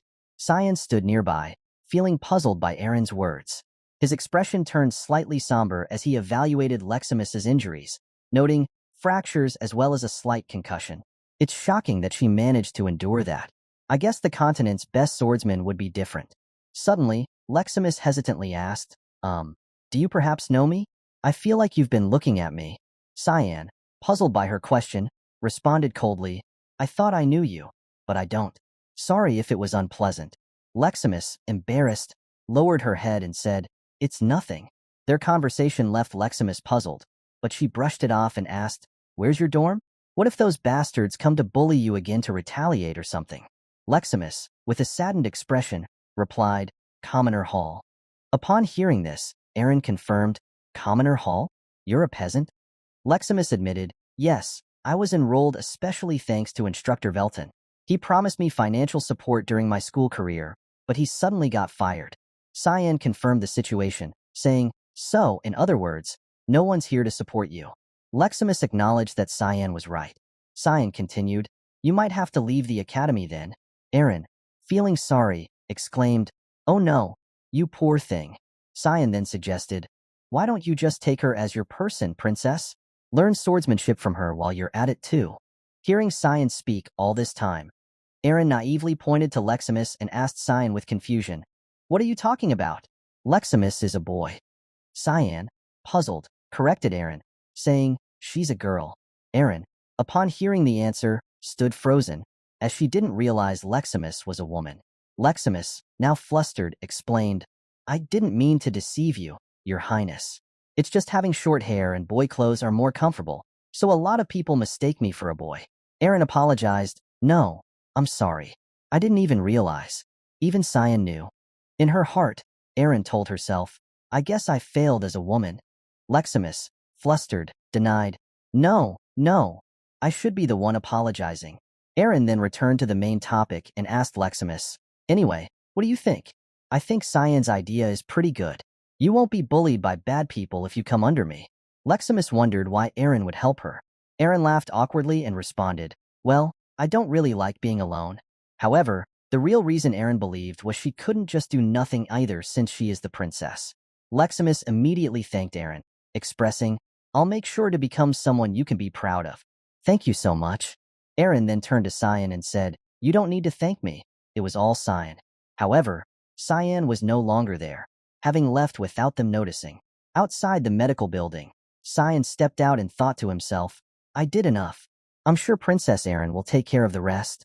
But I see the reason Leximus abandoned the Ushif Empire. She never would have lost her mana if it hadn't been for Barrett Louis Smill, the continent's best swordsman who never lost her mana. She's going to be difficult for even me to defeat. Anyway, my interest right now is elsewhere. Cyan held a joyful mission order in his hand and expressed, The order that I received from Hall Master Serika this morning. It's my first purification mission as a mist. Cyan now holds a task card given by Serika. The card displays characters not in the common language, the specific meaning of which is unknown. Cyan silently evaluates while holding the task card. It's my first mission, and it's this difficult? He recalls Serika's trust in him and grumbles about the difficulty of the task. Walking down the hallway, Cyan expresses his thoughts, as if I'm worried that things are going to just get even harder if she's already bossing me around like this. Suddenly, Cyan's attention is drawn to something. Each step of the hallway is being destroyed by someone. Dust and debris scatter everywhere. Cyan instinctively reacts by covering his face from the dust, silently worrying. What could it be? A demonic beast got into the academy? However, it's not a demon as Cyan predicted, but a huge man with eyes red as a fierce beast. He stares directly at Cyan and speaks to confirm, You're Cyan Vert. Cyan is startled by the sudden appearance of the tall man and, knowing his identity, asks in astonishment, How do you know me? The tall man confirms with a smug smile, Of course. Magic rank 1 star. Physique rank S, the Vert's youngest son, Cyan Vert. He then maintains his proud smile and introduces himself, My name is Seth Shaharkin. I'm a newbie just like you. Seeing Seth also being a new student like him, Cyan falls into suspicion. In his mind, thousands of question marks appear as he silently thinks, You're telling me this big man is 11 years old? How is there a guy like that in my past life? Not making Cyan wait, Seth immediately flexes his muscles confidently and lets Cyan know, I've already heard lots about you. You beat up demonic beasts and even survived the dragon attack. Then he grins happily and adds, Plus, you received rank S for your physique. Even I didn't get an S. Seth then suggests to Cyan, Let's fight now. Facing Seth, Cyan recalls memories of him and silently evaluates. I remember now that mark on his chest. It symbolizes Spania. So the rumor that the Prince of the Sand got into the academy was true after all. Spania is a country in the middle of the desert, situated east of the continent. Because of the powerful military led by the first prince, who was a genius in both magic and combat, even the Ushif Empire had difficulty when they tried to conquer the nation. Spania, a powerful nation with a formidable military, fell to ruins because of the sudden death of its sole successor. The cause of death was ruled as sickness. He had focused too much on growing his muscles and neglected his health. Cyan reflects, to think I'd come across him here. Meanwhile, Seth maintains a fierce expression, demanding Cyan to decide right now. Cyan continues pondering, I didn't meet him like this in my past life. This is annoying, but if my memory serves me right, he's... Cyan then raises his head and asks, right now? Seth confirms, yes, you and I, right now. Let's decide who's the best. I won't accept a no. I'm sure you want to do this too. In response to Seth's threats, Cyan shows no fear and retorts, no. Seth, surprised at being rebuffed, exclaims, how come? Cyan immediately points in Seth's direction and admonishes him, unpermitted duels are not allowed in the academy. We have to put in an official request in the administration office. Upon hearing this, Seth quickly changes his attitude and yields, asking, where is the administration office? Cyan then points to his right and says, the third floor of the main building. Seth, happy with the direction, promptly runs towards the main hall, reminding Cyan, I'll be fast. Wait for me. Watching Seth's large figure running off, Cyan cynically thinks to himself, another rumor about his brain being made of muscles was true after all. He's going in the opposite direction. I don't know if you can actually request for duels, but I assume I won't see him for a while. I'll focus on the Purification project for now. Meanwhile, in the city, specifically at the slave market, a man with a scar over his eye and carrying a sword approaches another man from behind, addressing him as Sir Zickerman. He informs Zickerman, whose full name is Zickerman Albus, that the preparations are complete. Zickerman turns to his subordinate, staring intently at him, and through clenched teeth urges him to stop wasting time and deliver to the customers, one of whom is among the 3 wealthiest people on the continent. Despite his public image as a philanthropist, Zickerman runs a slave market and even sells crossbreeds. Zickerman then commands his men, declaring, today will be the appearance of my life's masterpiece. Take special care of it. His men acknowledge his order with a prompt, yes, sir. Meanwhile, Cyan observed the situation from nearby, thinking to himself, target checked. I'll be able to get this done quicker than I expected. Suddenly, Kiram interrupted, sensing a very complex energy. Puzzled, Cyan asked, what? What do you mean? Though Kiram didn't know what it was, she indicated, your target, he's hiding something strange. At that moment, near the cages, Zickerman stood laughing maliciously to himself, saying, you finally calmed down. Sleep well, my money back. Suddenly, a red mist appeared nearby, catching his attention. He turned back, questioning, smoke? However, in the next moment, a red light flashed, passing through him and the others. Immediately, one of his men was killed without any reaction. Overwhelmed by fear, Zickerman instinctively fell to the ground. His remaining guard, panicked, shouted, who is it? Zickerman, trembling in fear, ordered his guard, what are you doing? Catch him. Do your pay's worth. The guard, though frightened, tried to remain calm, urging the unknown assailant not to hide anymore and to reveal themselves. Cyan followed the man's order, unsheathing the Kiram sword and swiftly advancing toward the man. Just before the man could react, Cyan attacked, causing him to drop his sword. Moving at incredible speed, Cyan made 2 cuts behind the man's knees, causing him to collapse. In the blink of an eye, Cyan appeared behind the man, grabbed him by the hair, and pressed the sword to his neck. The man, shocked and defenseless, attempted to understand what was happening, but Cyan swiftly ended his life by cutting his throat with the sword. Witnessing this, Zickerman Albus was horrified, sweating and staring at Cyan. He angrily demanded, where have all the others gone? Cyan calmly replied, you'll find out soon. I'll send you to them. He then gestured to the slain guards, commenting, you sure employed a whole ton of people. Wasn't worth it, really. Trembling with fear at such threats, Zickerman involuntarily recoiled. He tried to ascertain what Cyan wanted. What do you want? Money? I have all the money in the world. Cyan said nothing, immediately drawing his sword and severing the arm of the man who was begging for mercy. The man cried out in pain as Cyan slowly approached him, still clutching his bleeding stump. Cyan then began reciting the sentence for him. Zickerman Albus, guilty of all kinds of inhumane experiments and crossbreeding with different races, and even managing the illegal slave market, which is banned by law. Cyan's eyes now filled with anger as he questioned, "Your death is deserved. No giving you 1 minute to repent." Cyan continued, "After that, all your pain will vanish." Zickerman, enraged by Cyan's judgment, clenched his teeth to suppress the pain and argued, "That just means you're going to kill me." Cyan, observing him writhing in agony, muttered, "Yeah, I didn't even think you were going to be remorseful." Then he declared, "1 minute's up. You can just die painfully." Zickerman, terrified, begged for his life. But as he uttered his plea, numerous sword strikes from Cyan's 8th assassination technique, Wild Strike, relentlessly attacked him, causing him to scream in agony, ending his life. After finishing him off, Cyan confirmed, "That's it for purification." He then decided to look around before leaving, heading towards a prison room and asking Kiram, "Over here?" Kiram confirmed, "Yeah, I can feel a combination of 2 different energies." Cyan swiftly cut through the iron bars of the prison room and looked inside, seeing an immobile girl. He exclaimed in surprise, "A girl? Judging by her lack of movement, isn't she dead already?" However, his demeanor quickly changed back to normal as he asked Kiram, "It's just a human, nothing special." But Kiram disagreed, pointing out, "No, look at what she's holding." Kiram confirmed it was a dragon egg. Cyan took the egg and meanwhile, in the academy in his dorm, he carefully placed the dragon egg on a cushion, noting its light purple hue and radiant glow.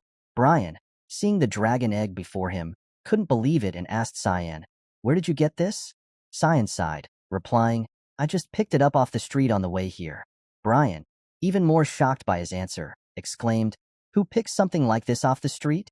Cyan, with an unchanged expression, said, "I'm serious.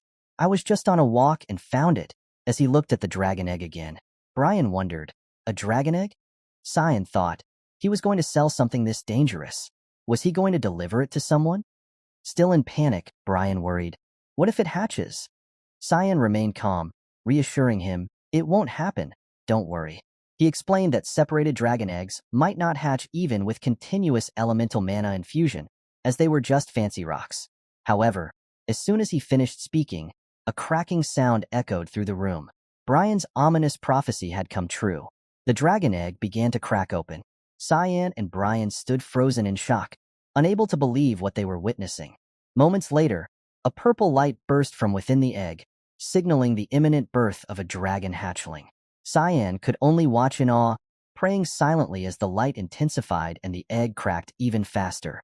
Finally, the entire shell broke open, revealing an adorable baby dragon. Brian, overwhelmed, grabbed his head and exclaimed, "It hatched, young master. What do we do?" Cyan remained speechless, simply staring at the surreal scene unfolding before him. He looked at the cute baby dragon sitting in front of him, its body emitting a terrifying aura, and thought to himself, "This thing is neither a dragon nor a human." So that woman was nurturing a draconic human, a mix between a dragon and a human. This is going to be a much bigger pain in the ass than I expected. At this moment, Cyan could only look at the baby dragon without saying a word.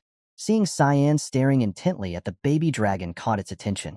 Immediately after, the baby dragon's eyes sparkled, its mouth slowly opened, and it began to speak for the first time since being born, calling Cyan, "Papa." She quickly jumped onto Cyan's lap and affectionately hugged him. Cyan, shocked to hear the baby dragon referring to him as Papa, silently thought, "Does she think I'm her parent?" Kiram couldn't ignore this special scene either. She appeared beside them, witnessing it, and couldn't help but laugh. She pointed at Cyan and chuckled, "Papa, congratulations on becoming an 11-year-old dad." Cyan, feeling annoyed and unable to do anything, silently cursed, "This is all your fault, Kiram." Recalling past events, Cyan remembered when Kiram brought the dragon egg to him. He asked her, "You want me to take this? I believe it'd be bad if the wrong person got a hold of something like this." Cyan agreed, "You're right, but it won't hatch, right?" Kiram speculated, "No, I've never seen a dragon hatch when it's lost its mother. This is basically a dangerous stone." Back to the present, Kiram was still teasing Cyan. "Haha, I never thought I'd see something like this happen." After being teased for a while, Cyan, feeling irritated, emanated a frightening dark aura around him and angrily said, Didn't you say this could never happen? Hiram attempted to justify herself. That's why I said that. I never thought I'd see this happen. Anyway, a hybrid like her, just her presence alone might pose a threat, Cyan thought to himself. At this moment, the baby dragon was peacefully sleeping in Cyan's arms. However, he didn't share the sentiment of peace. He was deeply concerned about sharing space with such a dangerous creature and silently thought, she's right. This is really bad. The baby dragon, still oblivious to everything, continued to sleep soundly. Cyan contemplated and concluded, it's no normal mix between a human and a beast. It's a freaking dragon and a human mix. The world we live in is too dangerous for a being like that. If the Academy were to find out about this, the principal might harm her to eliminate outside threats. Dragons are very strict about bloodline matters, too. If they were to find out that this child exists, they would try to eliminate every single creature who knows about her existence. Cyan pondered for a while and looked back at the sleeping baby dragon, wondering, do I really need to risk that kind of danger? If she's fated to live a life of pain anyway, wouldn't it be better to just? At this point, his arms slowly moved as if about to do something. Hiram, standing beside him, confirmed, so that's what you're going to do? She also agreed, well, I guess it would be for the better. Cyan's arm gradually reached towards the baby dragon while she was still sleeping peacefully, unaware of anything. Though Hiram didn't say it aloud, she silently thought, yeah, if her fate is to live in misery. Cyan, similarly not wanting to end the life of a baby, silently thought, it'd be better to send her off now. Suddenly, at this moment, the baby dragon slowly opened her eyes. As her gaze met Cyan's, she softly called him, Papa. Meanwhile, Cyan's hand was almost grabbing her neck. However, the baby's next action stunned him. As soon as she woke up, the first thing she did was call him, Papa, and quickly cuddle into Cyan's arms. She didn't hesitate to say, I like you. In that moment, Cyan felt a strange warmth emanating from the baby dragon. He wondered, what is this emotion? Though not knowing what it was, that warmth melted the icy heart filled only with hatred within Cyan. He then gently lifted the baby dragon up and looked at her adorable face. The baby dragon smiled brightly back at Cyan. Cyan then made a decision and announced to Hiram, I think it'll work out somehow. Let's just raise her, Hiram. Hiram, standing next to him, saw Cyan's happy smile and was speechless, wondering to herself, is he going to make her his servant or something? The scene shifts to Vert Castle, where Lady Krantz's mother was pacing back and forth in the room, constantly thinking, what do I do? What should I do? Her face was filled with panic. Cyan, that bastard. It'll be bad for Krantz if I don't do something about him. Suddenly, Ascal appeared right behind her and called out, Mother. Upon hearing that, she startled. Ascal, with a handsome face, gently placed his hand on the lady's shoulder and asked, please talk to me if you're struggling with anything. You seem anxious. Hearing this, the lady blushed and thanked Ascal. Then, fearing that information might be leaked, she quickly left. Before leaving, she turned back and said, but I'm okay. I'm not struggling with anything. I have to get going now. Ascal also waved goodbye to the lady in a friendly manner. However, the moment the door closed, his true expression revealed itself. He ordered a servant behind him to report everything. The servant reported, 6 of our knights were found dead in the mountains by Velius. We're assuming that the remaining one got into Lewin with the youngest son. The one behind it was Ms. Margaret, as you expected. Hearing this, Ascal's eyes became terrifying and he asked, anything more? The servant continued, the last thing I heard was that the youngest son was put into the royal hall. The informant has been unreachable after that. I already knew all this, Ascal said.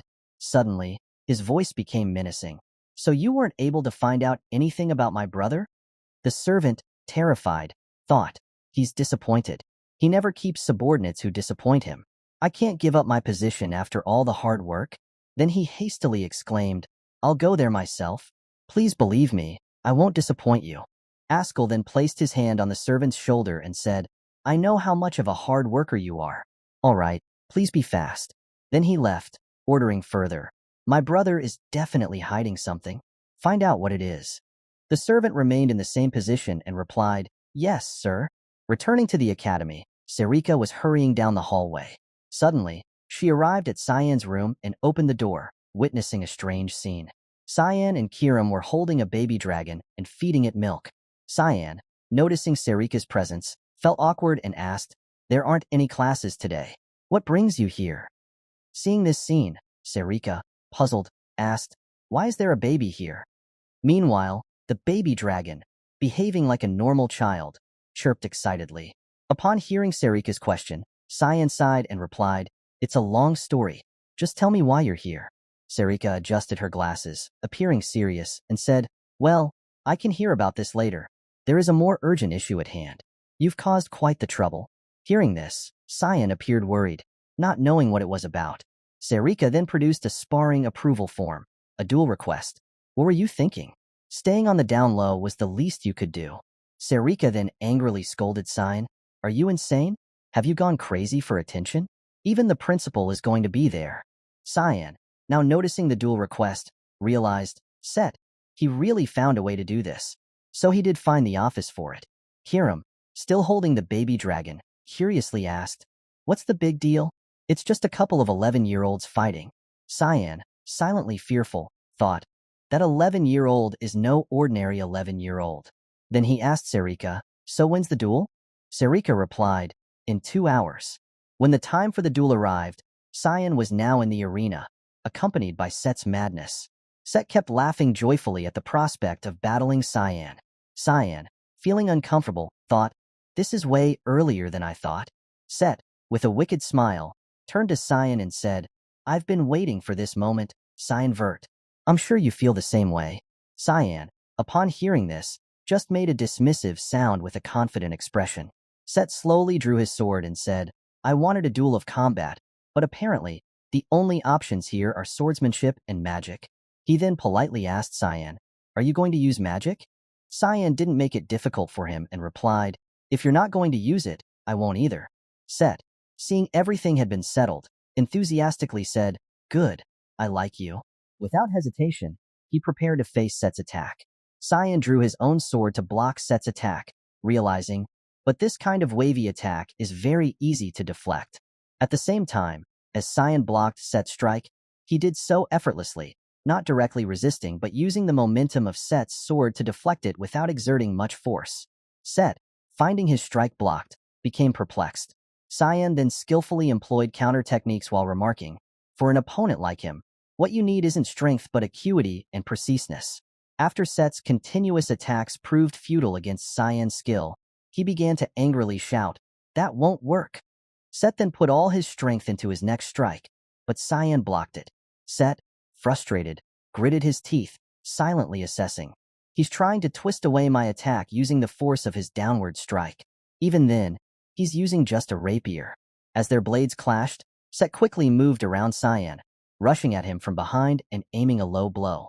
Faced with this dangerous attack, Cyan remained composed.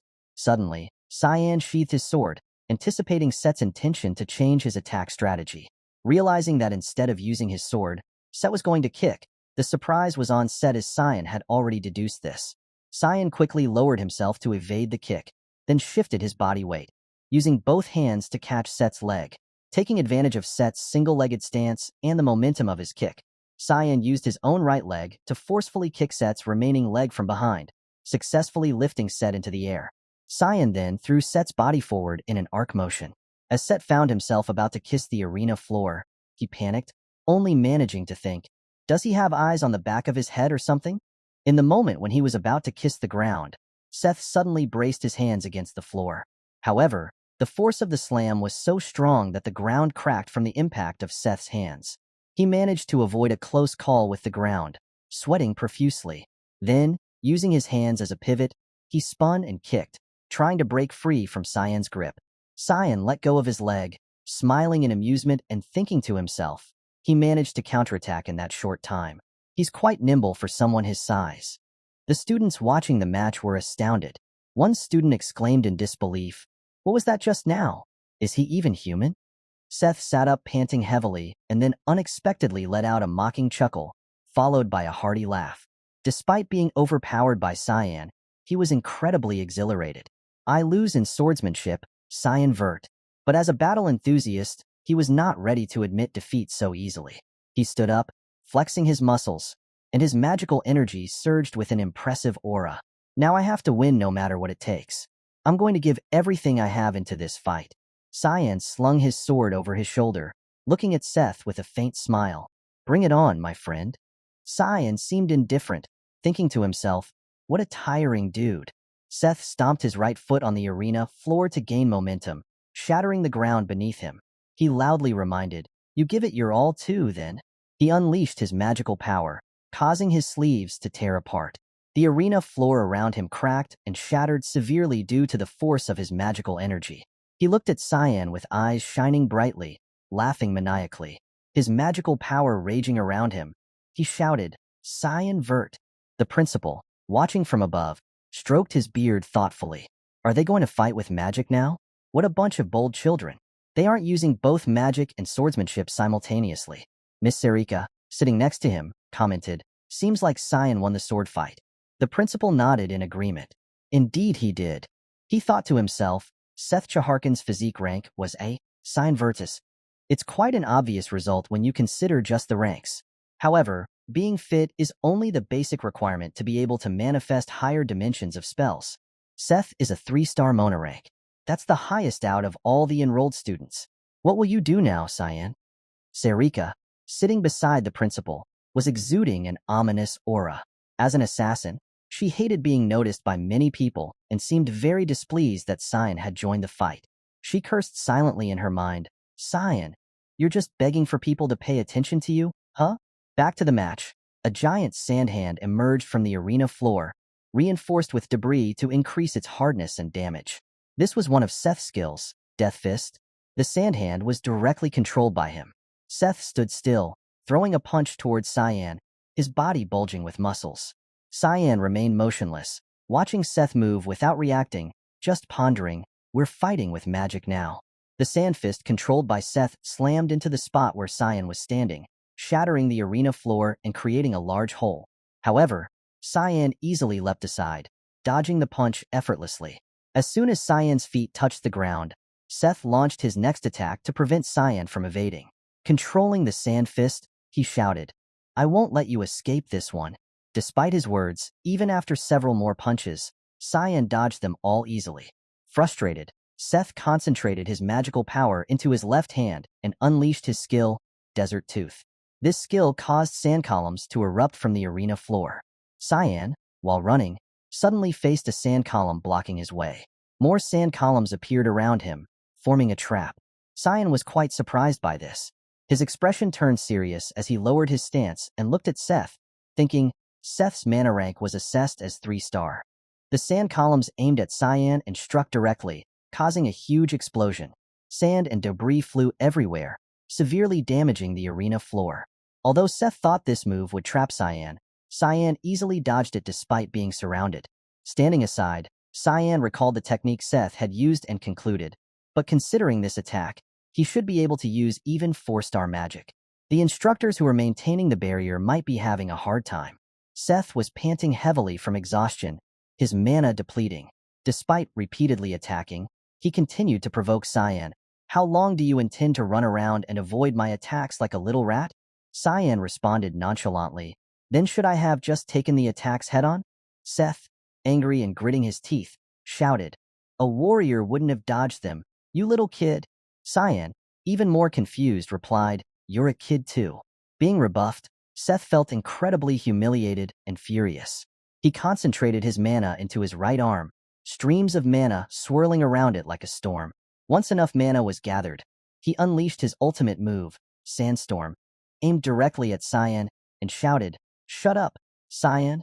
The headmaster, observing, was slightly surprised by Seth's mana level and chuckled in amusement. Meanwhile, Miss Serika was shocked, exclaiming, Wait, I thought Seth's mana rank was 3-star. That's a 4-star spell. Seth launched a powerful punch, releasing a massive sand vortex towards Cyan. The vortex grew larger as it advanced. Seth, enraged, screamed, You won't be able to dodge this one. Cyan didn't bother to run or dodge. He stood still, grinned, and said, All right then, I'll take this one head-on. While Cyan was fighting outside, inside the dormitory, Nanny Brian was preparing milk for the dragon princess. He carefully checked the temperature, thinking, The temperature's perfect. Nice. I'm glad I have experience taking care of a baby. It was kind of annoying when I had to take care of my younger siblings, but I didn't expect it to come in handy like this. After checking the milk, He gently called, "Princess, it's time to eat." But he was immediately shocked. "No way. You already grew up that much?" The dragon baby that hatched the other day had already grown significantly, able to stand and walk. Her hair had also grown longer. She stood there looking bewildered. Back to the match. The spectators couldn't see anything because Seth's sandstorm had obscured the entire arena. Moreover, the storm's destructive power was immense, causing cracks to appear on the barrier's surface. The instructors maintaining the barrier were struggling, as Cyan predicted. Everyone was shouting, "The protective barrier is on the verge of breaking down. Reinforce it." An instructor, pouring all his mana into strengthening the barrier, couldn't help but exclaim, how are just 2 students this strong? What's the dean doing? Can't he see how serious this is?" Miss Serika, anxious, jumped up and said, "Dean, we need to stop the duel right now." Contrary to everyone's tense reactions, the headmaster calmly replied, "Hold on, wait a bit." With his keen eye as a high-ranking mage, he immediately sensed something happening. Within the sandstorm at that moment, Cyan was using his shadow magic skill called Secret Technique, Expansion Void Sphere. He created a sphere of dark mana in his palm. Miss Serika began to recognize the technique Cyan was using. She was both surprised and astonished, and in her mind, she didn't want Cyan to reveal this move to the outside world. Cyan's void sphere gradually grew larger, absorbing all of Seth's sandstorm. The dark energy it emitted was incredibly intense, like a black hole devouring everything. As the sandstorm weakened, the headmaster stroked his beard in amusement. "Cyan surprises me again and again in this fight. Haha." However, Serika felt differently. She wondered inwardly, why would you use that here? The void sphere continued to grow until it had absorbed the entire sandstorm. Finally, Cyan retracted the sphere into his hand. Seth stood to the side, panting heavily and looking bewildered, not understanding what had just happened. Where did my sandstorm go? The students watching were equally astonished. The spell suddenly disappeared. Was that black sphere also magic? I've never heard of magic like that. Who is he really? Cyan stood there nonchalantly, dark magic still swirling around him. He casually asked Seth, "Do you want to keep fighting?" Seth was utterly confused. How could he neutralize my skill so easily? How did he do that? Suddenly, Seth collapsed to his knees and admitted, "No, I lost. I can't believe it. I lost in both swordsmanship and magic. I'm depressed." Seeing Seth so disheartened, Cyan felt a bit guilty. "I kind of feel bad. Did I beat him too one-sidedly?" Suddenly, Seth punched the floor and shouted, "Good. Very good. I was tired of fighting weaklings anyway. I'm motivated to train more in the coming days. I don't know when it will be, but let's fight again." He then extended his hand and smiled at Cyan. "You'll accept the challenge then too, right?" Cyan looked Seth straight in the eyes and responded decisively, "No need. Thanks." Returning to the dormitory, Cyan had to carry the little dragon who had grown surprisingly fast. I knew that a dragon's growth spurt is faster than humans, but she looks like she's about 6 years old now. The little dragon now had her hair neatly tied up and was dressed in well-fitting clothes. Seeing Cyan return, she ran happily and called out, "Welcome back, Papa." Cyan was still in a daze, thinking, even a dragon-human hybrid grows this fast. She might look my age soon. Brian scratched his head awkwardly and said, "She keeps growing so fast." Cyan nodded in agreement. It's going to get harder to raise her in secret with how fast she's growing. The demonic sword Kiram was sound asleep, oblivious to everything. Suddenly, a familiar voice came from outside the door. It was Serika. She stood leaning against the door, adjusting her glasses, and said, "Eventually, you won't be able to hide her anymore. I can help hide the demonic sword, but I can't help you hide a draconic human, especially if you go wild like you did today. What the hell were you thinking?" She frowned, her face tense, teeth grinding in frustration. Kiram, still half asleep, murmured, I feel like someone's talking about me." Serika, noticing how quickly the little dragon had grown, was equally astonished. "She's growing scarily fast. I didn't see her for just a bit, and she's already this big. It's up to you how you deal with something you picked up during a mission, but something like this is going to be hard to handle." Cyan replied, "Brian is in charge of taking care of her. There's a barrier set up in the dorm too, so Kiram and this kid's presences should be concealed." Brian, puzzled, asked, "I have to take care of a child?" Serika handed Cyan a dark red letter and said, "Well, that's as long as you don't create trouble." Cyan glanced at the letter, a hint of disappointment on his face. This is rather disappointing for a reward for winning the duel. Sarika stepped outside and warned, "You be careful for a while. Nothing good will come out of getting too much attention." Brian curiously asked, "Young master, what is that?" Cyan sighed, "Ah, a warning letter." Brian was confused. "A warning letter?" Cyan nodded. "Yeah, it's telling us we're going to be kicked out for misbehaving." Brian was shocked and yelled out, "What? Are we going to be kicked out?" Seeing Brian's reaction, the baby dragon also worriedly chimed in, "What do we do, Papa? Are we going to be living off the streets?" Seeing the adorable face of the baby dragon, Cyan couldn't help but be amazed. "Where did you learn to say that kind of thing? Do you even know what that means?" "Hold on, she's growing way too fast." He then proceeded to pat the baby dragon's head reassuringly, saying, "Not yet. You don't need to worry about anything." Brian was extremely worried, asking, "Are you sure it'll be all right if we go back to Velia's?" "Aye." Cyan quickly reassured him, "Don't worry about it. I'm going to issue a complaint." Cyan noticed a detail in the expulsion notice. "The dean sent this to me himself. It wasn't from the administration office. That must mean that the dean wishes to talk to me." Remembering the previous encounter with the headmaster in their past life, Cyan recalled when the headmaster had asked, "You want to enter the Knights of Light? Have you finally decided to live for the sake of your brother?" Cyan, being young and naive at the time, had nodded without hesitation, but the headmaster seemed to know more and gave advice to Cyan, implying it wasn't a fitting path for him. Cyan's eyes became tense, mixed with a hint of anger. The headmaster chuckled, "Haha, I guess you're aware of that too. Then let me give you some advice. Nothing good will come out of taking this path. Whether you face trials or bear a cruel fate, you won't benefit from anything. That's what it's like to live as someone's doll. No matter the result, you're just going to end up blaming your brother." Cyan was astonished that the headmaster could make such an accurate observation right from the start, showing the headmaster's keen insight. This was something Cyan had heard during their meeting in the past life. "I wonder what he's going to tell me this time," Cyan thought. While lost in thought, Brian spoke up again. Young master, shouldn't we give this child a name?" "A name?" "Yeah, we can't keep calling her kid," Cyan replied without much thought and immediately suggested the name Nana. Brian felt uneasy that Cyan had come up with the name so quickly without considering it. Suddenly, the baby dragon spoke up with excitement. She felt very happy at the moment. "Good. Nana. It's still Nana spelled backwards. I want to be Nana Vert like Dad's name," she exclaimed happily, running around Cyan. Cyan, however, didn't understand how the little one knew his full name. Brian felt worried for Nana's future. It's over for her. She's going to be bullied by the other kids. The scene shifted to the Royal Academy Dean's office. The headmaster, Kundal Quizel, was currently working on documents while contemplating Cyan Vert.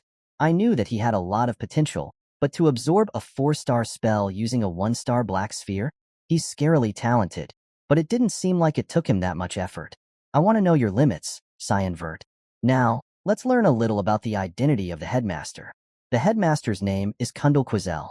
He's taught the current emperor, Dion Severus, and is also the father of the last empress, Diana Quizel.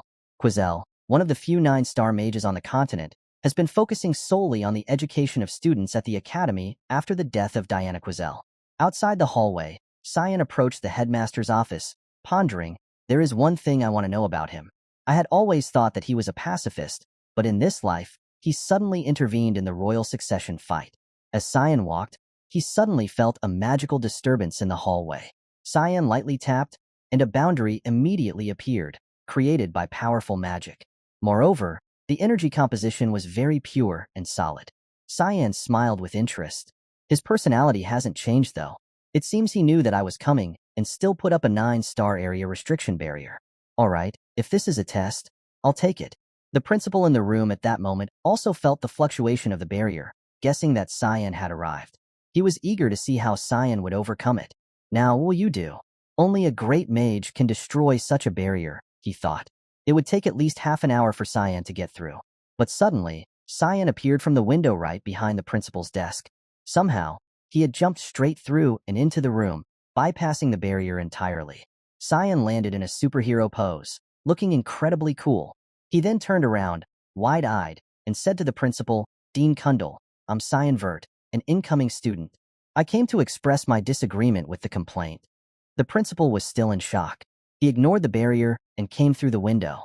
"I lost this one," he thought. The principal slowly asked, Your disagreement? Cyan nodded and replied, yes. It said that the letter came from you. But after seeing that barrier outside, I became certain of one thing.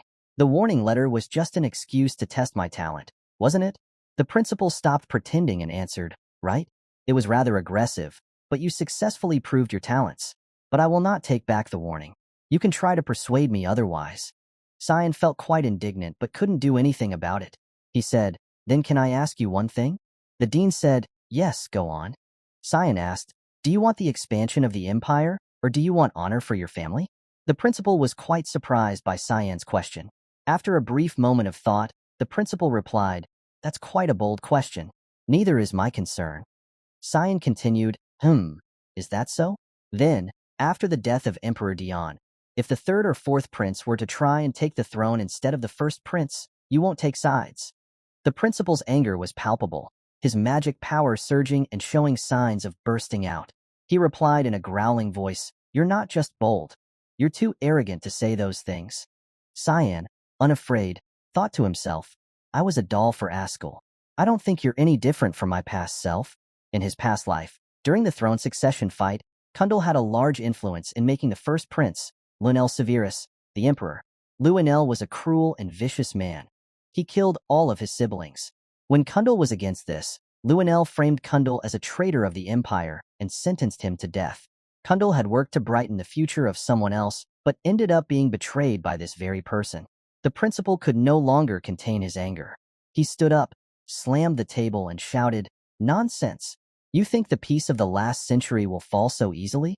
I thought you were a genius, but you are nothing more than a fool. Cyan calmly continued, the mother of the first prince and second princess died from an illness, and the third and fourth princes are fair matches for the first prince too. The Nepellus household, that Empress Cassandra comes from, is very well known for being greedy for power.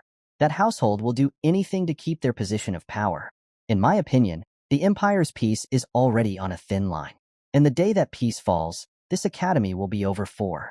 The principal was extremely astonished, his eyes widening in horror. Is this really the thought process of an 11-year-old? He knows every detail of the current political climate. The principal then lowered his voice and asked, what are you telling me this for? Cyan leisurely replied, I want to make a deal with you. I will help you for the peace of your family and the academy too. In return, withdraw the warning letter you gave me. Suddenly, a voice laughed, accompanied by a beam of light shining down from the ceiling, leaving Cyan bewildered. What power do you have to help me? At this moment, the principal had drawn a 69-ring magic circle with a finger. It was so large it covered the entire ceiling. Let your arrogance crush you. The principal flicked his finger down, casting the spell Chains of Judgment. Immediately, numerous magic chains from the circle surged out and bound Cyan's limbs and body. Moreover, the pressure from these chains was immense, forcing Cyan to crouch down.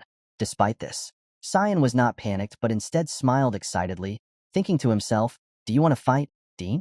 No matter what you do, you won't be able to escape my chain tower, a 9-star spell. Stroking his beard leisurely, he added sarcastically, I must have overestimated your skills. Cyan didn't bother to argue. He just smiled slightly. Then let me prove myself. At these words, the principal was taken aback by the magic Cyan used. The void sphere technique enveloped Cyan's body in a dark mist as if he had disappeared into the night. The chains gradually became shrouded in smoke as the black mist seeped through their gaps, slowly engulfing them. The black sphere gradually increased in size, enveloping the chains completely. Even the principal had to step back, covering his face in astonishment, thinking, this is absurd. The void sphere is only about 1 star, and yet it has absorbed my spell? Soon, the golden chain shook violently and began to crack. When the sphere reached its maximum size, the first chain snapped and fell to the ground. Principal Kundal couldn't take his eyes off the scene. Sweat began to bead on his forehead, his eyes filled with fear. Just how talented is this boy, he thought. In an instant, the chains completely shattered. The dark sphere gradually disappeared into the air. Cyan, looking composed, casually dusted off his clothes and asked the principal, do you think I'm useful now? Despite maintaining his arrogance, the principal no longer wanted to continue punishing or testing him. Lowering his head, he glared at Cyan and cautiously asked, yes, I'll take back the warning. Is that really all you want? Cyan smiled leisurely and replied, Yes, I just want to have a peaceful student life. The principal was quite surprised by his answer and asked again, is that really all? Cyan firmly responded, yes, that's all. He recalled the catastrophic end of the academy in his previous life and thought, I just don't want to see the academy collapse again. That afternoon, the blazing sun covered the entire street. Brian received an order from Cyan to buy a bunch of stuff for children. On his way back to the academy dormitory with a pile of snacks, he cheerfully muttered, is it because I have a kid at home that I ended up buying all kinds of sweets? He was immersed in happiness, like a true babysitter, walking and laughing joyfully. Thinking about Nana enjoying the food made him suddenly feel even better. However, a sudden bad feeling made him stop and look ahead. Brian realized he was alone on this road. The surroundings were deserted, even though it was still a busy time of day. Feeling uneasy, he thought, the streets are strangely quiet. Am I making a big deal out of nothing? Turning at an alley corner, he nervously glanced into the dark and cold alley, which gave him an overwhelming sense of uneasiness. He felt something vague around him. Looking straight into the alley's darkness, he muttered, come on out. From within the alley's shadows, someone slowly approached. Brian was stunned, eyes wide, staring at the emerging figure. Furrowing his brows in confusion, he exclaimed, you are? Brian's bag of snacks fell to the ground with a thud. He disappeared from the street, leaving only the scattered food behind. After this, the scene shifts to Cyan. Reflecting on his agreement with the dean, he thought, I agreed to attend my lessons. This is my last class of the day. I'm so damn bored. He couldn't sit up straight, lying on the desk and sleeping to the point of drooling. Frustrated, he groaned, I'm so damn bored. He decided to sneak out of the classroom. As he quietly closed the door, he muttered, learning something I already did 30 years ago is basically torture. He resolutely turned away, thinking, I don't have any mission either. I'll just go train. However, Cyan's plan to sneak to the headquarters of the Mist Guild was shattered at that moment. Erin unexpectedly intervened. She stood behind him, her eyes bright as she asked, where are you going, Cyan? She stepped closer with a prickly attitude, continuing to question, the lessons aren't over yet. Cyan, startled, glanced behind him and turned to look at Erin, who was fuming. He quickly made up an excuse, to the bathroom, Your Highness. But the princess wasn't fooled and bluntly judged, lies. That's not the way to the bathroom. Are you sure you're going to the bathroom? Leximus hurriedly intervened upon seeing the princess being too strict. Miss Erin, you need to behave better as a princess. But Erin ignored him and continued questioning Cyan. Are you sure you're going to the bathroom? Not knowing how to respond, Cyan diverted the topic to Leximus. Did you permit Leximus to call you by your name? The girl was startled and confused, but the princess calmly replied, what, are you changing the topic right now? Yes, I allowed her to do that in private. Immediately afterward, she pressed closer to him and asked irritably, so why do you still call me Your Highness? Aren't we friends? Cyan turned away, flustered, and replied, I'm just a civilian, and Your Highness is a princess. How could I just call you by name? Erin began to criticize Cyan. You're too serious. He lazily retorted, I'll take that as a compliment. At that moment, someone came down from upstairs. Erin was startled upon hearing her name called. She turned her head and was instantly stunned. Cyan noticed the princess trembling, sweat dripping from her forehead. Curious, he looked as well and saw two senior students of the academy leisurely walking towards them. These two seemed to know her, and they sneered at her. Long time no see, Erin, they mocked. Erin looked at each of them and uttered, Pavian and Nerovian. The princess with silver hair respectfully bowed and lifted her dress. It's been a while. Pavian stepped forward, disdainfully looking at her and clicking his tongue mockingly. Are you hanging around peasants now? Nerovian chimed in with a smirk. Are you going around with servants now that you're all grown up? Birds of a feather flock together. Huh? Erin simply bowed her head, unable to utter a word. Beside her, Leximus also bowed hastily upon recognizing the two in front of him. Cyan realized who they were as well. They were the third and fourth princes, sons of the current queen. Cyan furrowed his brow, thinking, they're of the Nepellus family. They're very clear about not liking her. At this point, the two arrogant princes finally noticed Cyan. Pavian exclaimed in surprise, that's... And Nerovian stammered in confusion upon recognizing Cyan. Cyan introduced himself straightforwardly. Nice to meet you. I'm Cyan Vert, the youngest of the Verts. The two princes ignored Erin completely, stepping past her to warmly greet Cyan. There's no way I wouldn't know a son of Duke Vert. I was impressed by your duel, Pavian said. They saw this as a rare opportunity to recruit someone as talented as Cyan to their side. Shamelessly extending an invitation, Pavian said, I'll make sure to invite you if there's a party. Cyan, uninterested in these royals, glanced at Eren and noticed her dejected and ignored demeanor. She was still bowing, not having moved or spoken since her initial greeting to her royal brothers. The two princes continued their haughty chatter. Let's talk more then. We should become friends, Nerovian said, patting Cyan on the shoulder arrogantly, adding, This is a rare opportunity, you know? Not wanting to waste words on these shallow royals, Cyan responded dismissively, Yes, thank you. Satisfied, Pavian said, Well, see you later then. Eren remained silent. Suddenly, her brother's voice came from behind her. He placed a hand on her shoulder and whispered in her ear with a malicious, arrogant smile. Not you, though, Eren. Her eyes widened in shock as he continued mockingly. Know your place, Eren, and don't get too arrogant. The princess clenched her fists, trembling with anger at his contemptuous reminder. She realized he must have eavesdropped on her earlier conversation with Cyan. He didn't hesitate to humiliate her further, sneering disdainfully, You need to be more self-aware. Beside him, Pavian merely frowned at Eren, looking at her as if she were something worthless. They turned their backs and walked away, leaving Eren engulfed in terrible emotions. Leximus couldn't believe her eyes and exclaimed as she watched the two princes leave. Are they the princes? What's wrong with them? Eren, still with her head bowed, replied coldly, They're still family. The saying is that blood is thicker than water. Cyan suddenly interjected, I'm not sure about that. To me, it looks like you're worse off than strangers. Eren jerked her head up to look at him, her eyes filled with confusion and sadness. He continued calmly, Be it blood or water, it's all meaningless in the face of power. Cyan knew well that in the royal family, everyone would eventually kill each other for the throne. He looked coldly at the backs of the arrogant princes and reminded her, Therefore, if they're treating you like that, it just means they're wary of you. The young princess was stunned, staring at him. Cyan paid no attention to this and continued calmly, They're just trying to keep you in check. Don't feel so down. Then see you, Cyan said. Hearing these words, the princess's cheeks flushed red, and her heart began to flutter. She couldn't focus on stopping Cyan from skipping class and felt like fainting from the heat on her face. Leximus saw Eren's flushed face and foolish expression and worriedly shook her, asking, Miss Eren, are you all right? Having lost interest in training, Cyan returned to his dormitory and called out loudly, I'm here. But he only saw Nana, the dragon girl, sleeping soundly. He looked around the room and muttered, What? No one's here. He then called out loudly again, Brian? Kiram? At the mention of his name, the lazy demon's sword floated over, grumbling, Yes, coming. I can't even get a break around here.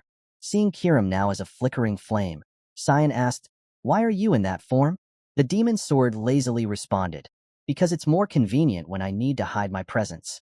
Why did you call me? Not bothering to be polite, Cyan pointed at Kiram and ordered, Look for Brian. Stopping abruptly and frowning irritably, Kiram angrily shouted, Am I a damn dog? Why should I search for someone? That's not how you ask for favors. I'm sure he'll find his way back. Fine. Cyan silently endured Kiram's outburst without a word. Suddenly, Kiram sniffed the air and remarked, I smell blood. Cyan was startled and looked at Kiram in extreme confusion. At that moment, Brian was being shoved and jostled in a small alley by a group of thugs led by a smug nobleman from the academy. The noble sneered, This is why you should have listened to us while we were still being nice. The person in question was none other than Barrett, the arrogant noble who had bullied Leximus before being scared off by Cyan. Now, he was venting his anger on Brian to avenge that humiliation.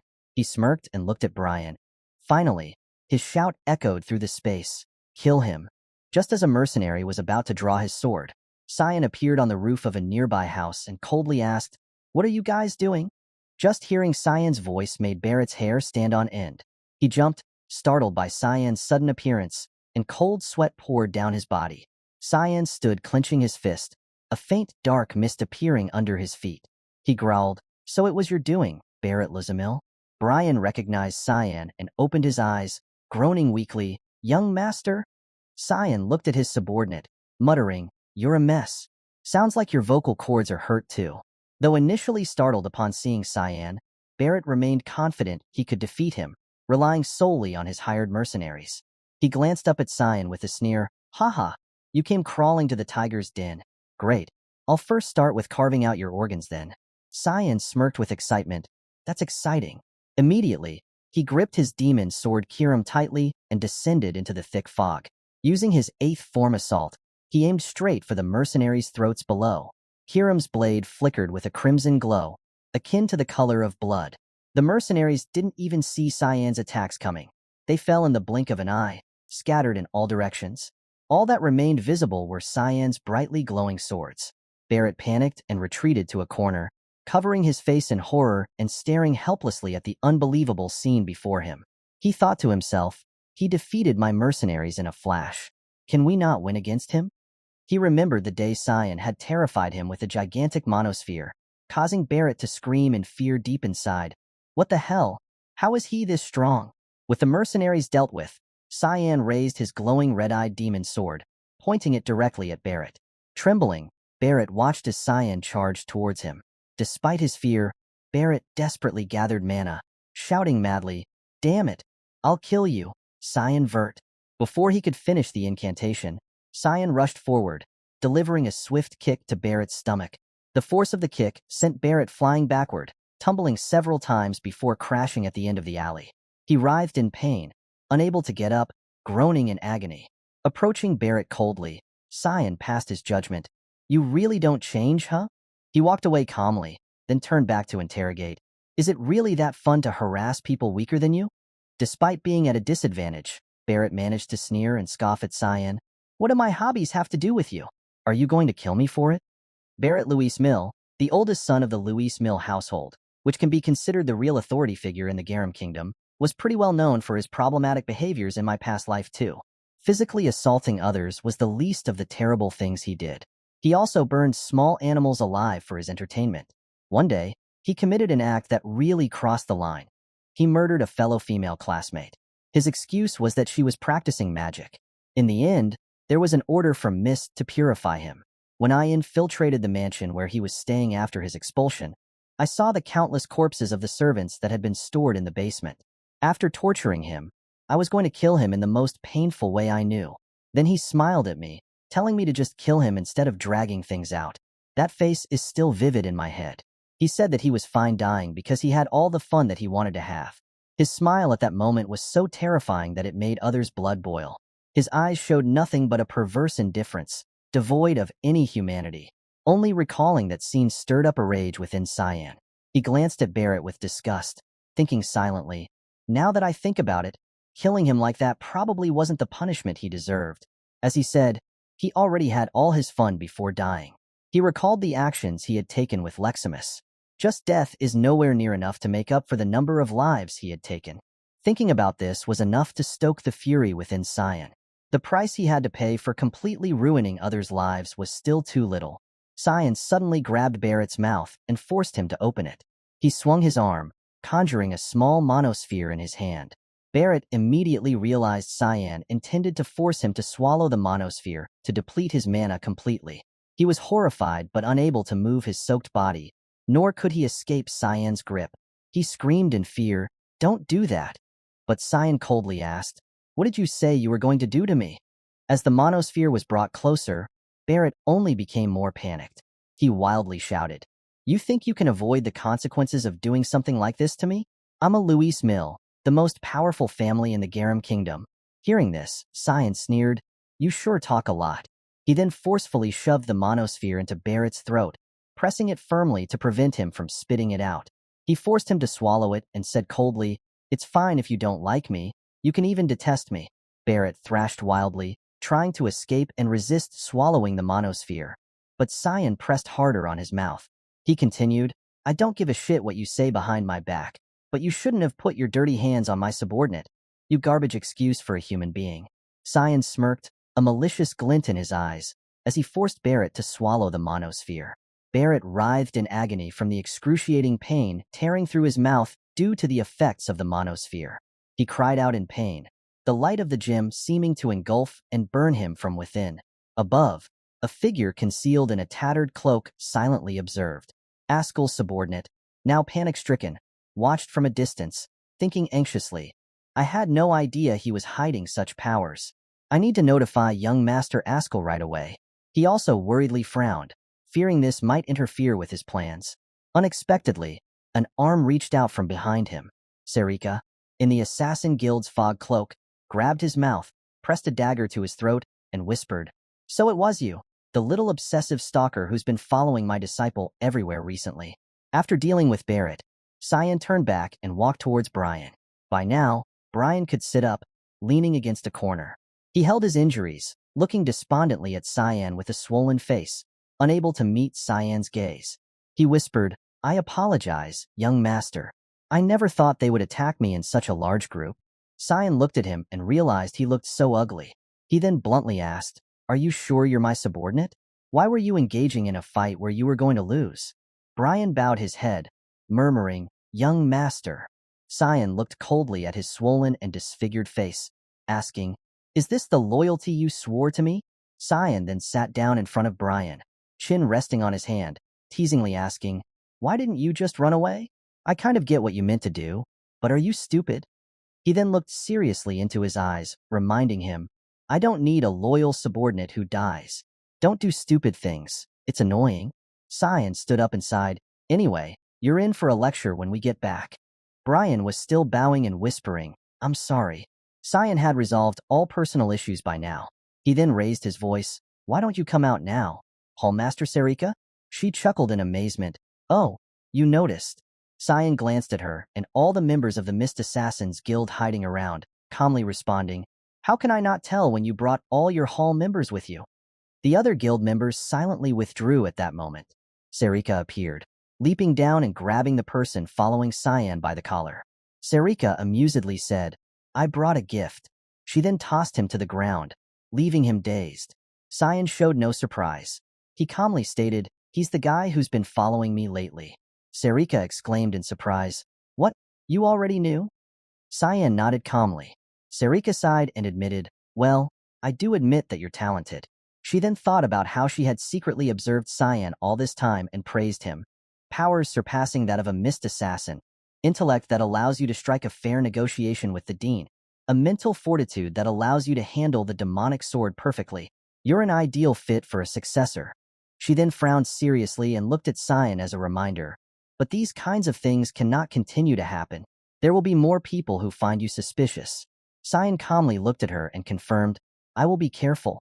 Suddenly, Cyan narrowed his eyes and spoke coldly, "However, I don't intend on living like an idiot taking from others. If anyone puts a hand on my people like this, I will crush them no matter what." Serika bowed her head and laughed, "Haha, I see." She then silently thought, "So he will protect his own people." Deciding it was unnecessary to intervene further, she waved goodbye to Cyan and said, "Well, I'm sure you'll take care of it.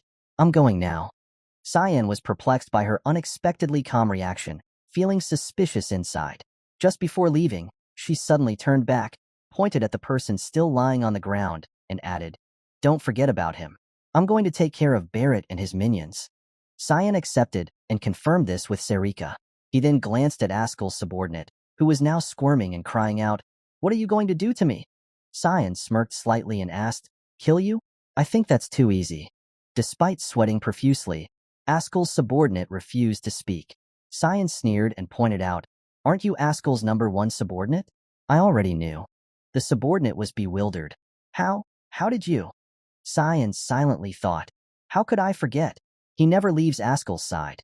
He used to be jealous of my relationship with Ascal in my past life." Cyan then smiled knowingly to himself. This guy might be dangerous in a different sense. He gradually gathered dark energy in his hand, watching the subordinate on the ground. He thought, it'd be fine to kill him right now, but he's Ascal's subordinate. Cyan grinned mischievously, realizing he should be pretty useful for my plans. The subordinate was terrified by Cyan's calculating and frightening expression, as well as the creeping violet-black mist surrounding him. He screamed in fear, "Huh? What's that? Get away from me." Cyan chuckled, his eyes shining brightly. His body radiated mana, and he used creation. Shadow personality, which then flowed into the subordinate. The dense black mist surged into the subordinate's mouth and eyes. Within moments, the black smoke engulfed his entire body, causing him to convulse and scream in horror. The sounds of wooden swords clashing echoed through the academy that morning. Leximus gripped her wooden sword tightly and charged forward, resolutely swinging a strike straight at Princess Erin. The princess managed to parry it just in time, but the force of Leximus's attack still made her struggle and cry out. Princess Erin tried to shake off the sword and push Leximus back, shouting that it was no big deal. Yet, Leximus was one step ahead. She swiftly circled behind the princess. Before Erin could figure out where her opponent had gone, Leximus pointed her sword at the princess's back and gleefully declared, "It's my victory, Your Highness." Startled by her own carelessness, Erin gasped in surprise. She pouted and turned to look at Leximus, muttering in dissatisfaction, "I can't win against you, Leximus. Also, I told you to call me by my name when it's just the two of us." Leximus scratched her head awkwardly and replied, "Sorry, Your Highness." The princess glared at Leximus and sternly corrected her, "Miss Erin." This attitude made Leximus even more flustered as she hurriedly corrected herself, "Yes, Miss Erin." At that moment, a loud yelp echoed from the training ground next to them. Young Master Erin glanced over and remarked with some concern, "They're training really hard." In the adjacent training ground, Cyan was pushing Brian through an intense physical training session after the recent confrontation with young Master Barrett. Brian was no match for Cyan. He was beaten soundly, receiving another punch to the stomach that felt like a blow from the heavens. Cyan's relentless attacks gave Brian no time to recover before he took another kick to the knee.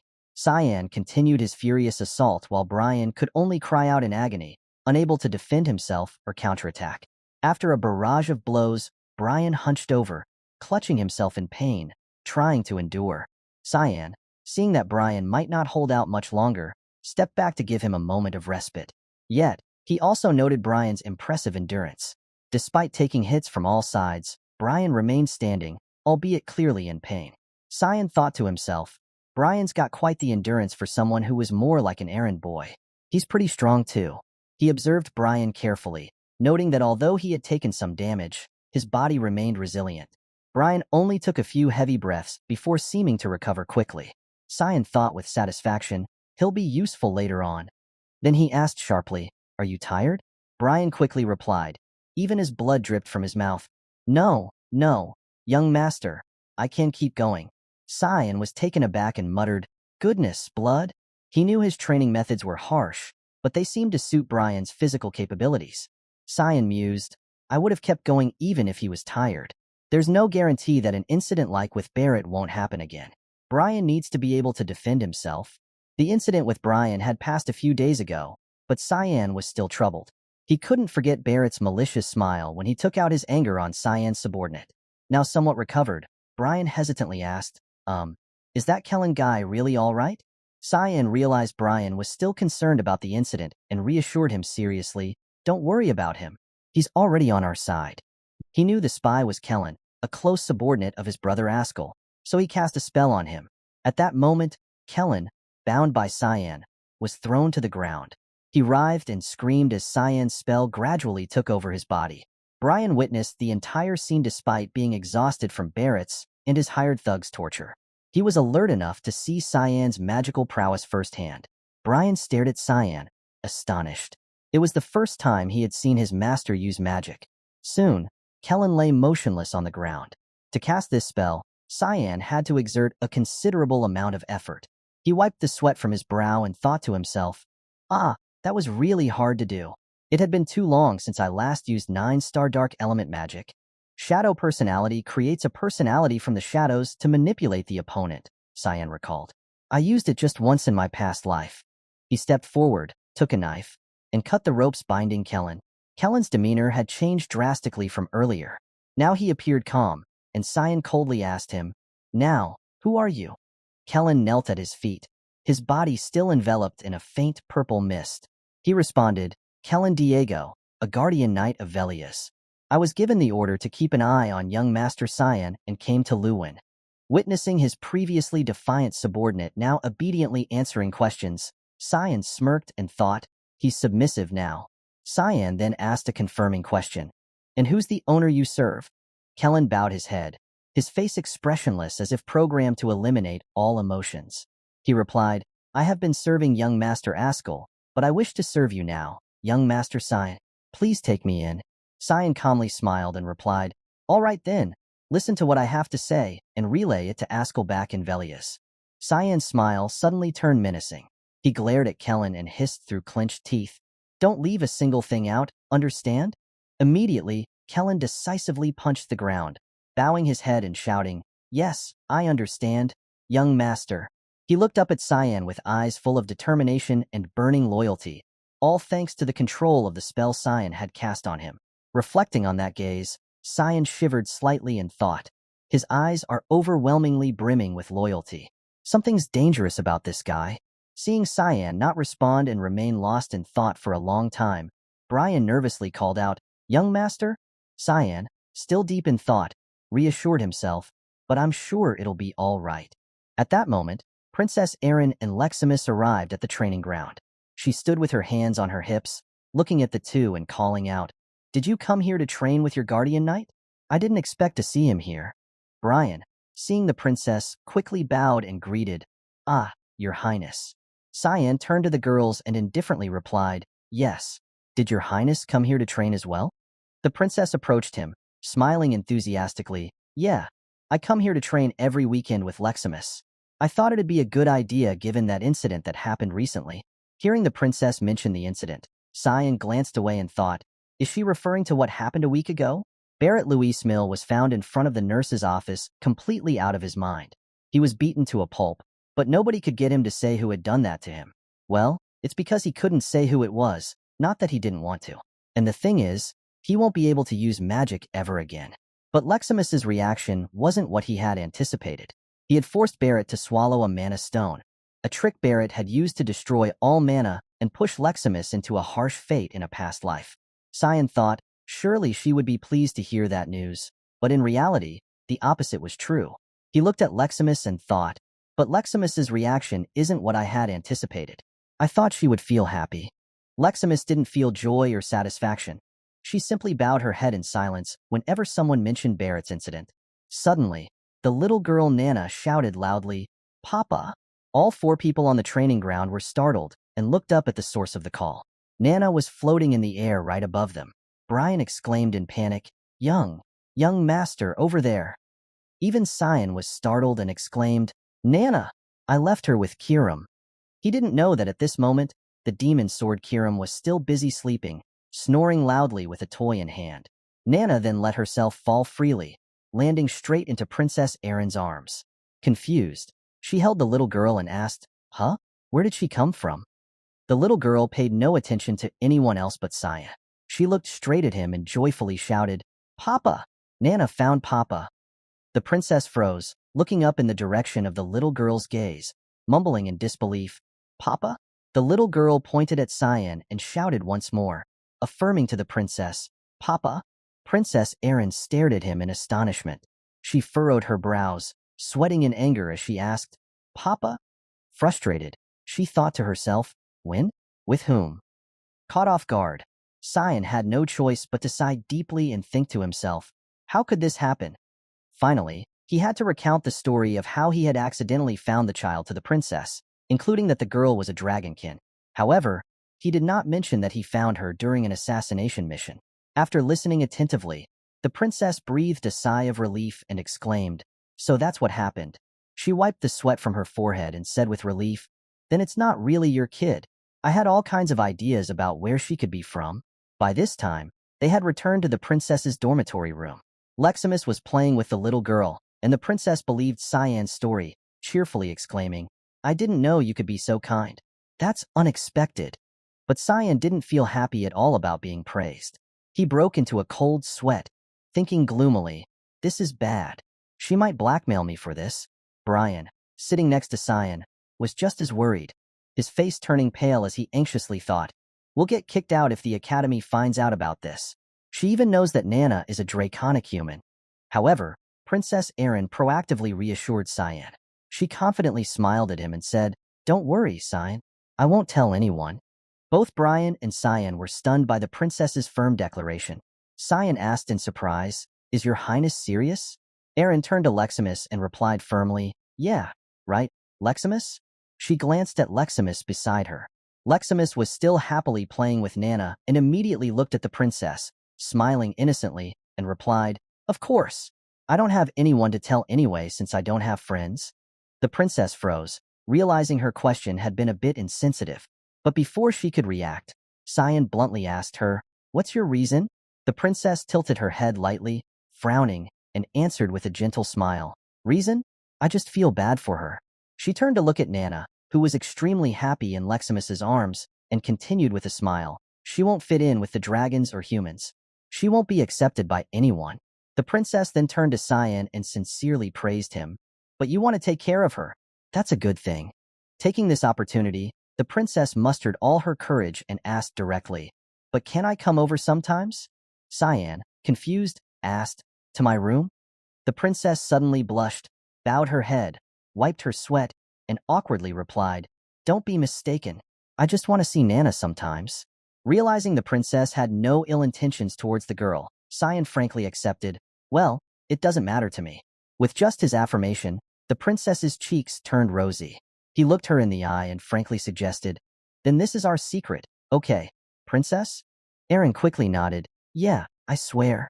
She misunderstood Cyan's words and shyly thought to herself, "Our little secret?" Brian then picked up little Nana. Cyan stood up, ready to leave with them, and told the princess, "Then I'm going to get going." Leximus ran over, bowed politely, and said, "Take care, Mr. Cyan." After Cyan had left, Leximus noticed that the princess was still silently pondering. She turned to the princess and asked in confusion, "Miss Erin?" But the princess was still lost in her own fantasies.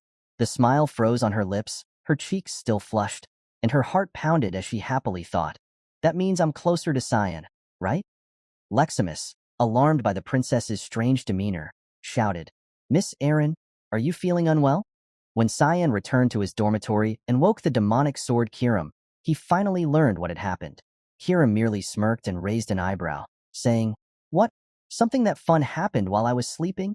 Why don't you reveal that you're living with the sword too then?" Cyan was furious, pointing accusingly at Kiram. "Shut up. You need to reflect on your actions. You fell asleep while babysitting her." Kiram showed no remorse, casually sitting back and muttering, "She just does whatever she wants because she takes after her father." Brian held the little girl in his arms, but she kept wriggling to be held by Cyan. He suggested, "Why don't we take her on walks? I'm sure she's stressed from being here all the time." Cyan crossed his arms and pondered before agreeing, "Oh, that's not a bad idea." Brian was relieved that his suggestion was accepted, saying, "Thank you. Then I'll get going." That evening, far in the distant mountain range, two dragon-like figures soared through the air together. Suddenly, one dragon halted, sensing something unsettling and stopping midair. It startled the other dragon, who asked, "What's wrong, sir?" He looked at her unhappily and told her, "I smell something sickening." "Where are we, Catalina?" she replied cautiously. "It's not that close, but we're in the vicinity of Lewin, sir," she responded. He continued to feel uneasy, furrowing his brow. "Is this smell coming from the Lewin Academy? It seems we need to pause our journey back." His eyes glowed ominously as he peered down and pointed towards the source of his discomfort. "I can feel an aura coming from there that I cannot permit as a dragon." After deciding to let Nana play outside that night, Cyan and Brian took her to an empty lot on the outskirts of Lewin. Having been confined to Cyan's dorm room for a long time, Nana was thrilled to fly freely in the open sky. Flapping her small wings excitedly, she darted ahead, prompting Brian to hastily chase after her, shouting, "Wait, wait, Nana, that way's dangerous." Cyan followed calmly, watching Nana joyfully exclaim, "This place is so huge." Nana's so excited. Seeing Nana enjoy her newfound freedom, Cyan smiled to himself, thinking, "She looks like she's having fun." He looked at her radiant face and said, "This place is 10 kilometers from the center of Lewin. It should be fine for her to play around here all she wants." Hiram overheard this and mocked, "Goodness, you're a real father now, huh? Why don't you get her a mom too, like that princess from earlier?" Cyan gritted his teeth, about to retort when Kiram suddenly felt a chilling sensation run down his spine. Kiram also sensed something, muttering, "Wait, something's coming." Just then, two dragons appeared right in front of them. One of the dragons sneered disdainfully, "Sickening." Brian recognized the danger immediately. He panicked and yelled to Nana, "It's dangerous, Nana." Rushing towards her, he grabbed Nana and held her tightly in his arms. In that instant, a tremendous force crashed down dangerously close to them. Cyan hurried over, anxiously asking Brian, "What about Nana?" He scanned them both quickly. Nana clung to Brian, visibly frightened but thankfully unharmed. Brian hugged her tightly, shielding her from the flying debris, and nervously replied, "She's okay." In the midst of this sudden appearance, Cyan stepped forward, sword drawn, calmly telling Brian, "Both of you stay behind me." In the open lot, the ground shattered into pieces as two shadowy figures of dragons emerged amidst blinding light and thunder. Cyan stood protectively in front of Brian and Nana, looking at the high-ranking dragons that had arrived and wondering aloud, "Why are there high-ranking dragons here?" He quickly recognized their identities despite their human form, thinking to himself, "And two of them too." The dragons glanced towards Brian and Nana with calculating eyes. Brian understood their malevolent intentions immediately. He held Nana close, his arms tightening protectively around her, and glared back at them with vigilance. High-ranking silver dragon Lucian narrowed his eyes, full of displeasure and disgust, sneering, "The source of this sickening stench? It's disgusting."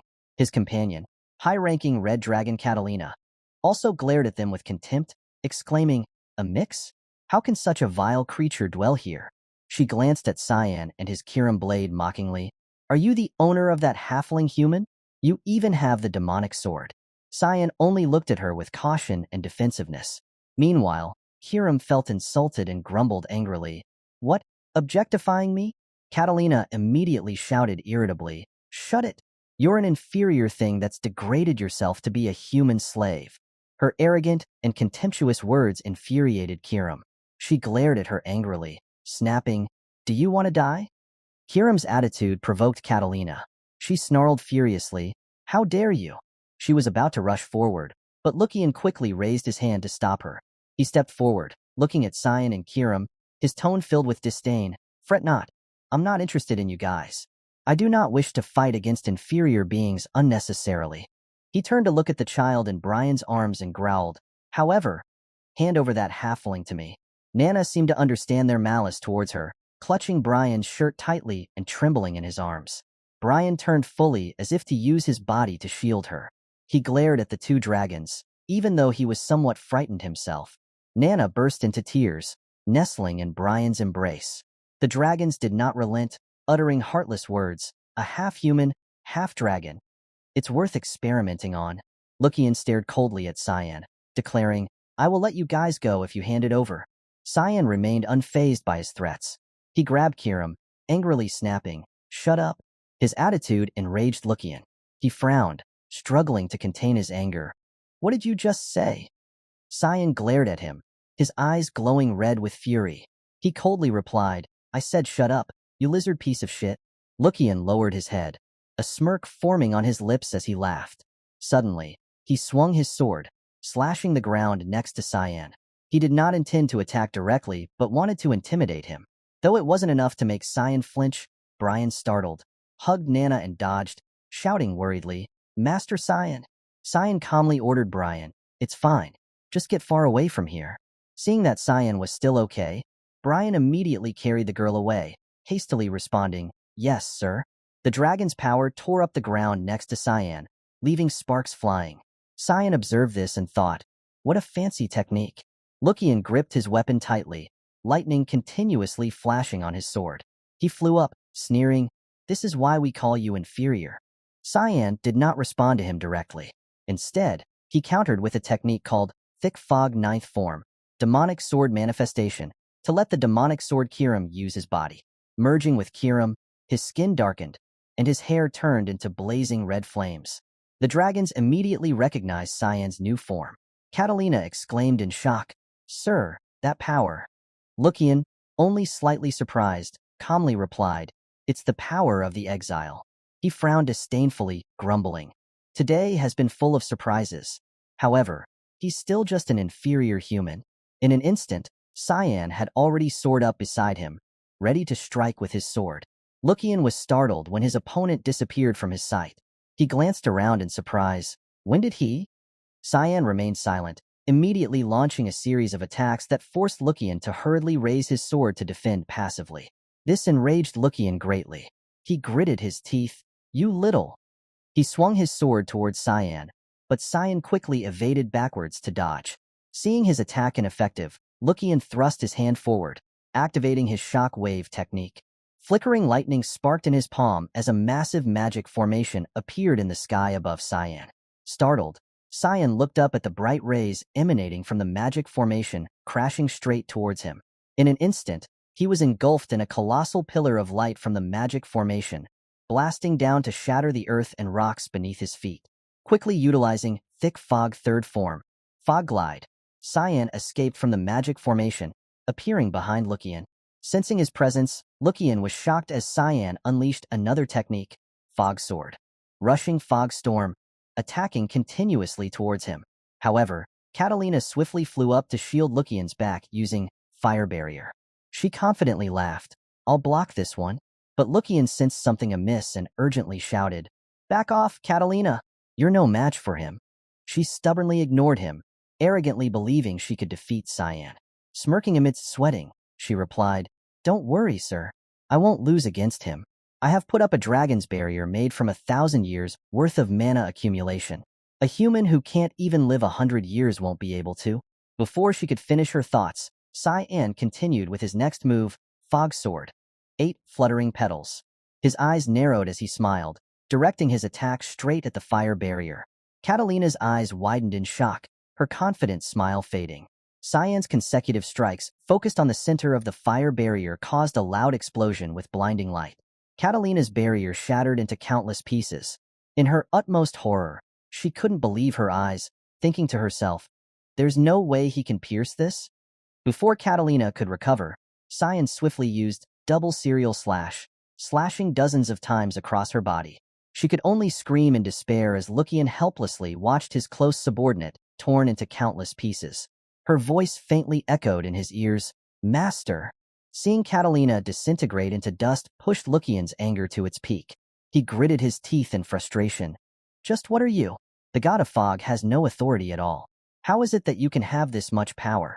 Ignoring his questioning, Cyan remained silent as Lucian deployed a new magic formation in the sky. His eyes glowed fiercely red as he coldly exclaimed, "I guess you don't want to answer. All right, I must admit that you're a worthy opponent." Cyan immediately understood his intentions. He silently observed, preparing for the confrontation. Lucian rushed into the magic formation, his body glowing amidst a swirling vortex of lightning. Quietly witnessing the transformation, Cyan thought to himself, "A spell that makes a dragon abandon its human form and return to its original one." Lucian's body gradually transformed. His jaws extended to reveal sharp dragon teeth. His hands turned into clawed talons, and dragon wings spread behind his back. He transformed into a white dragon, roaring fiercely and shaking the heavens and earth. Calmly facing him, Cyan leapt off the ground, rushing towards Lucian's head, surprising him with his actions. Lucian gritted his teeth. What are you trying to do?" Cyan was now right above his nose, staring down at the large horn on his head. Lucian realized in shock, "No. Does he know the weakness of polymorph? An inferior species like him?" Without hesitation, Cyan swiftly dove down in front of him, firmly planting his demonic sword into the dragon horn. The dragon cried out in pain, Lucian's eyes glowing red from agony and disbelief. Then Cyan used another technique, Fog Sword. Unshakable roots of a great tree. The black fog around the dragon turned into sharp blades, slashing all over its body. Lucian struggled, paralyzed, roaring in immense pain. Within moments, his body disintegrated under the terrifying fog's continuous stabs. Lucian collapsed to the ground, raising a cloud of dust over the area. Brian worriedly ran towards his master, hugging little Nana in shock and calling out anxiously, "Master, are you all right?" He froze as he clearly saw the scene ahead, gaping speechlessly. Immediately, he shielded Nana's eyes. The bewildered girl exclaimed, "I can't see."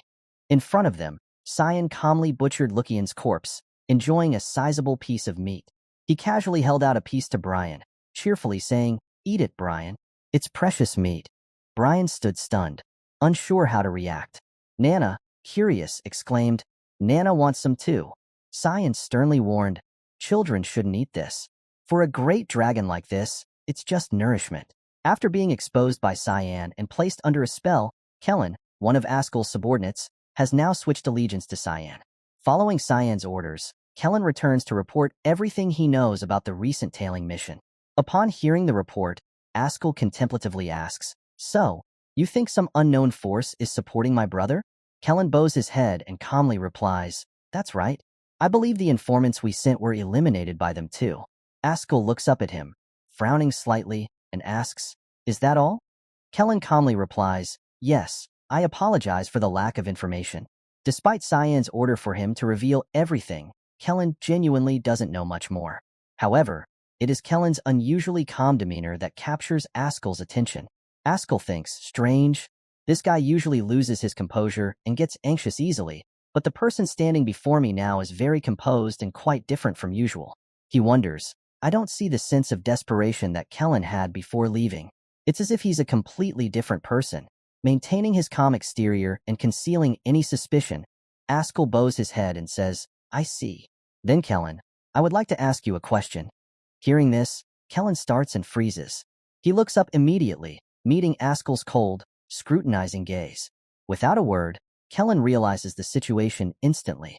He frowns slightly, revealing a hint of worry, and thinks, this is a test. He's starting to doubt me.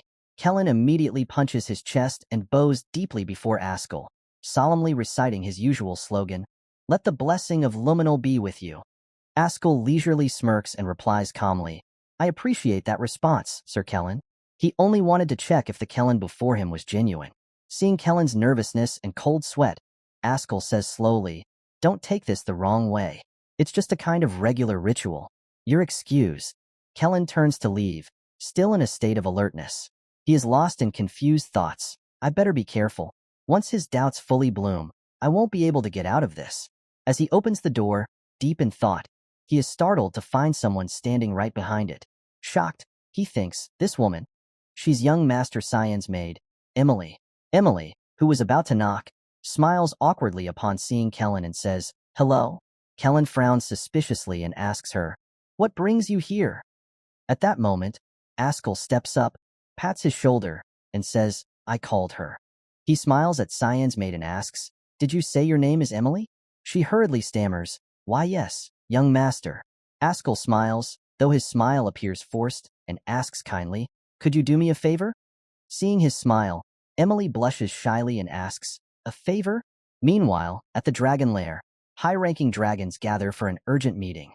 Upon realizing that two of their own, both high-ranking dragons, have gone missing, the head dragon exclaims in shock, "Mr. Lucian and Miss Catalina are missing."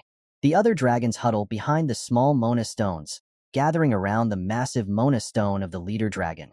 They explain, they manifested divine powers at the outskirts of Luwin, but that's the last trace we have of them. The thing is, they were both above 8-star level. As you can see, their Mona stones have shattered. These destructive traces are all that remain from the battle. The dragons look at the two shattered Mona stones of Lucian and Catalina, which indicate that the dragons within them are dead. One dragon questions, "So, you mean the one who killed them erased all other evidence with magic?" Another dragon adds, "For that to be possible," the high-ranking dragon interrupts solemnly, "it would most likely need to be someone with dark elemental powers.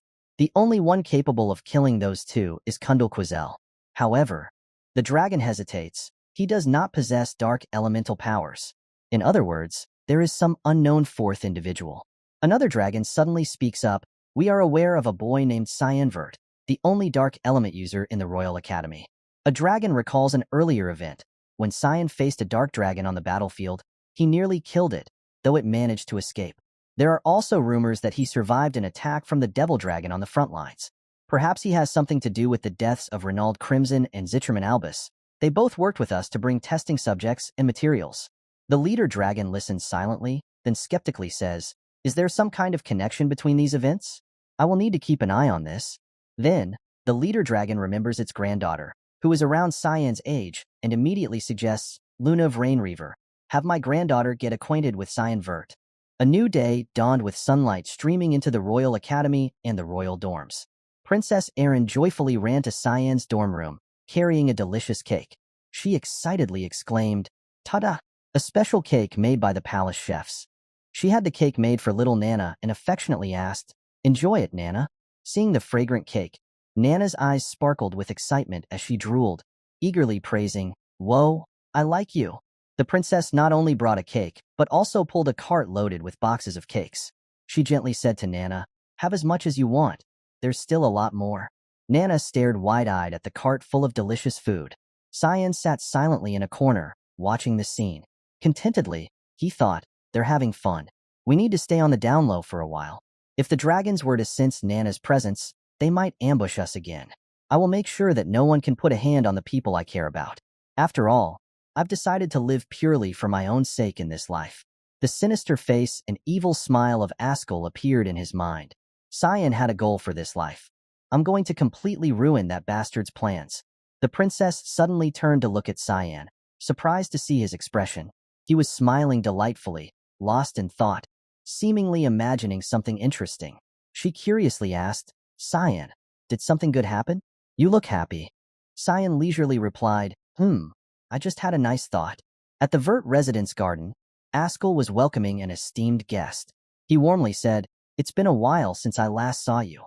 His guest was Luinel Severus, the first prince. The prince slightly smirked and politely remarked, "You look like you're doing well, Ascal." Ascal politely smiled and flattered, "It's all thanks to you, your majesty." However, the first prince seemed preoccupied with something else. He glanced down and muttered, "More importantly, how long do you intend on rotting in this estate in the middle of nowhere? I heard that Alice has left on a journey." Ascal didn't seem concerned about his sister. He calmly responded, "I'm actually worried about her. I don't know what she's doing or where she is." The first prince interrupted, "Worried about her?" He leaned on his hand, looked at Ascal with a smirk, and said, "Aren't you actually worried that she might threaten your position of power?" Ascal squinted at the prince, feigning innocence. "That's not something we should speak of." Prince then said, "We're friends, though. What can we say to each other?" A subordinate approached to pour wine for the prince. Ignoring the question, the prince slowly asked again, "Also, was your younger brother's name Cyan?" He looked at the glass of wine in his hand, gradually being filled, and calmly announced, "My father is interested in him, to the point that he seems to be considering an engagement between him and Aaron." Mentioning his sister, the first prince suddenly felt a discomfort in his heart. He grimaced and resentfully exclaimed, "I don't know why he's so adamant about protecting his useless little garbage daughter." Ascal leisurely smiled and glanced at the first prince with a calculating look, confidently affirming, "Don't feel rushed. The more attention she receives and the more power she gains, the more useful she will be to us." The first prince seemed satisfied with his answer and smirked appreciatively. "I like that you get how I feel." The prince's subordinate suddenly pointed the wine bottle towards Ascal and asked, "Will you have some, sir?" Ascal looked up at the subordinate and unexpectedly exclaimed, "I haven't seen this guardian knight before." The prince realized Ascal was curious about his subordinate and turned to look at the knight beside him. He proudly introduced, Right? He's a jewel that I found while scouting the slums." This seemed to pique Ascal's curiosity and interest. He glanced at the subordinate eagerly and asked, "Oh, you found the most exquisite of jewels?" The subordinate smiled at the compliment and introduced himself. "My name is Boris. Nice to meet you, sir." Boris's smile carried a sinister, dark aura. Fate had repeated itself. He had been Ascal's most capable assistant in a previous life. 2 years passed, and at the academy, students turned their heads to look at the person striding across the yard. Over time, Cyan had somewhat concealed himself and gradually adapted to life at the academy. By now, his sister Alice had returned, and her presence caused all the male students at the academy to turn their heads in admiration. Alice glanced at a boy who had just been tapped on the head by his girlfriend for daring to glance at another girl. She smiled awkwardly and headed straight to the principal's office.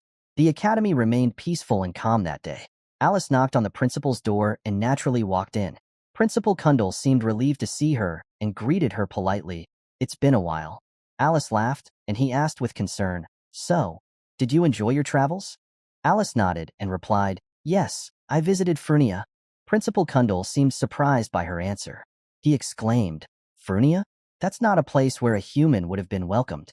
Alice set down her backpack, approached him, and replied, "You're right.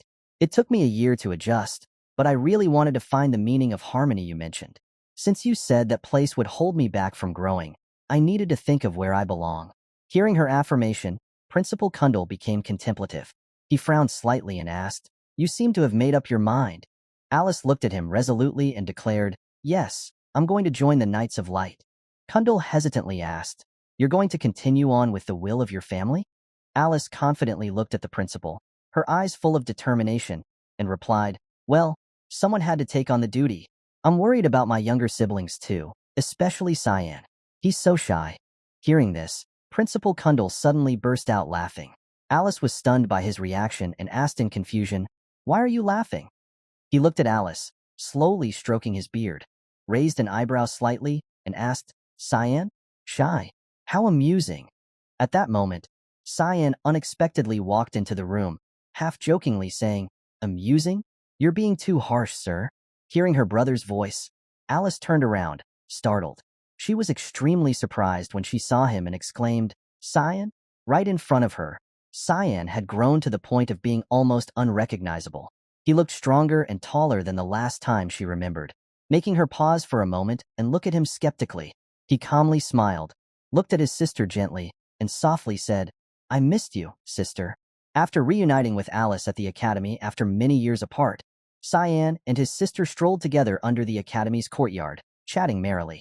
Alice exclaimed in surprise, "You've changed quite a bit, Cyan." The boy who had been small and frail before she left now stood as tall as Alice. His body had grown more robust and mature. She raised her hand to compare their heights, murmuring, "You're the same height as me now. You're going to be taller than me soon?" Cyan glanced at his sister and laughed teasingly. "Do you think that maybe it's you that shrank and not me?" Alice, pouting, pinched Cyan's cheek and replied with a wry smile, "All right, stop right there." This joyful moment made him nostalgically recall the 2nd of July, year 988. "I remember this day in my past life too," he thought. He looked at his sister's radiant smile and thought uneasily, "It was the last day I saw my sister alive." Alice, showing concern, asked, "Aren't you going to go home? It's summer break." Cyan smiled sadly and answered, "No one other than you would welcome me there." Alice, visibly surprised by his response, widened her eyes and asked worriedly, "No one? Is that why you haven't gone home for 2 years?" Cyan lowered his head, not answering, as thoughts of his older brother surfaced. "There are more than a couple of reasons why I'm not going back," he thought. "Ascal is there. Plus the Duke's wife is trying to kill me any chance she gets. Father doesn't do anything about that." As he walked quietly toward the academy gates, he thought to himself, "Going back to that place would be an act of suicide. I probably won't return until I graduate." While he was still lost in thought, Alice suddenly asked, "Are you good friends with Krantz?" Cyan immediately replied in a cold and displeased tone, "That can never be possible." Alice was utterly shocked. She didn't know the relationship between the two brothers, as she had been away from home for a long time. Confused, she exclaimed, "What do you mean?" Cyan turned to look directly into his sister's eyes, glaring as he answered coldly, "You know very well how he treated me. He's even tried to kill me once." Alice was stunned speechless. Brian, who had been silently walking behind them, finally spoke up, "I can testify to that." Alice turned to him, puzzled, and asked, "Who are you?" Cyan introduced, "My guardian knight, Brian Kendrick." Alice covered her mouth in surprise and exclaimed, "Oh, a guardian knight. I was wondering why he was following us." Brian didn't know what to say and just gave an awkward smile. Alice had been briefed by Cyan about all the things Krantz and his mother had done behind everyone's backs. She was utterly shocked now that she had learned about these events. She exclaimed, "That happened?" She was extremely confused and muttered, "I was in Fuina, totally unaware of all of it." Cyan glanced at his sister and calmly replied, "The bad guys are the Duke's wife and Krantz. It's not your fault." He suddenly noticed that Alice was seething with anger, her eyes glowing with fury. Even in silence, she emitted a murderous aura. She seemed to be contemplating something and did not respond to his words. Cyan gently called, "Alice?" She snapped out of her thoughts, realizing she had been silent for a bit too long. She sighed and then looked at Cyan, asking firmly, "Have you talked to anyone else about this?" He nonchalantly replied, "What's the point in talking about it? It's all in the past." As if it were a given, Krantz doesn't seem to be reflecting on his actions at all, Cyan began. But before he could finish speaking, Alice suddenly lunged and hugged him, catching him off guard. She was tearing up out of sympathy for her brother and whispered sadly, "You don't need to keep it in, Cyan. You can depend on me sometimes." She assured him, "I'll protect you from now on." Cyan only lowered his head without responding. Knowing his sister's future made her words feel heavy. Brian, who was also tearing up, was moved by the siblings' bond.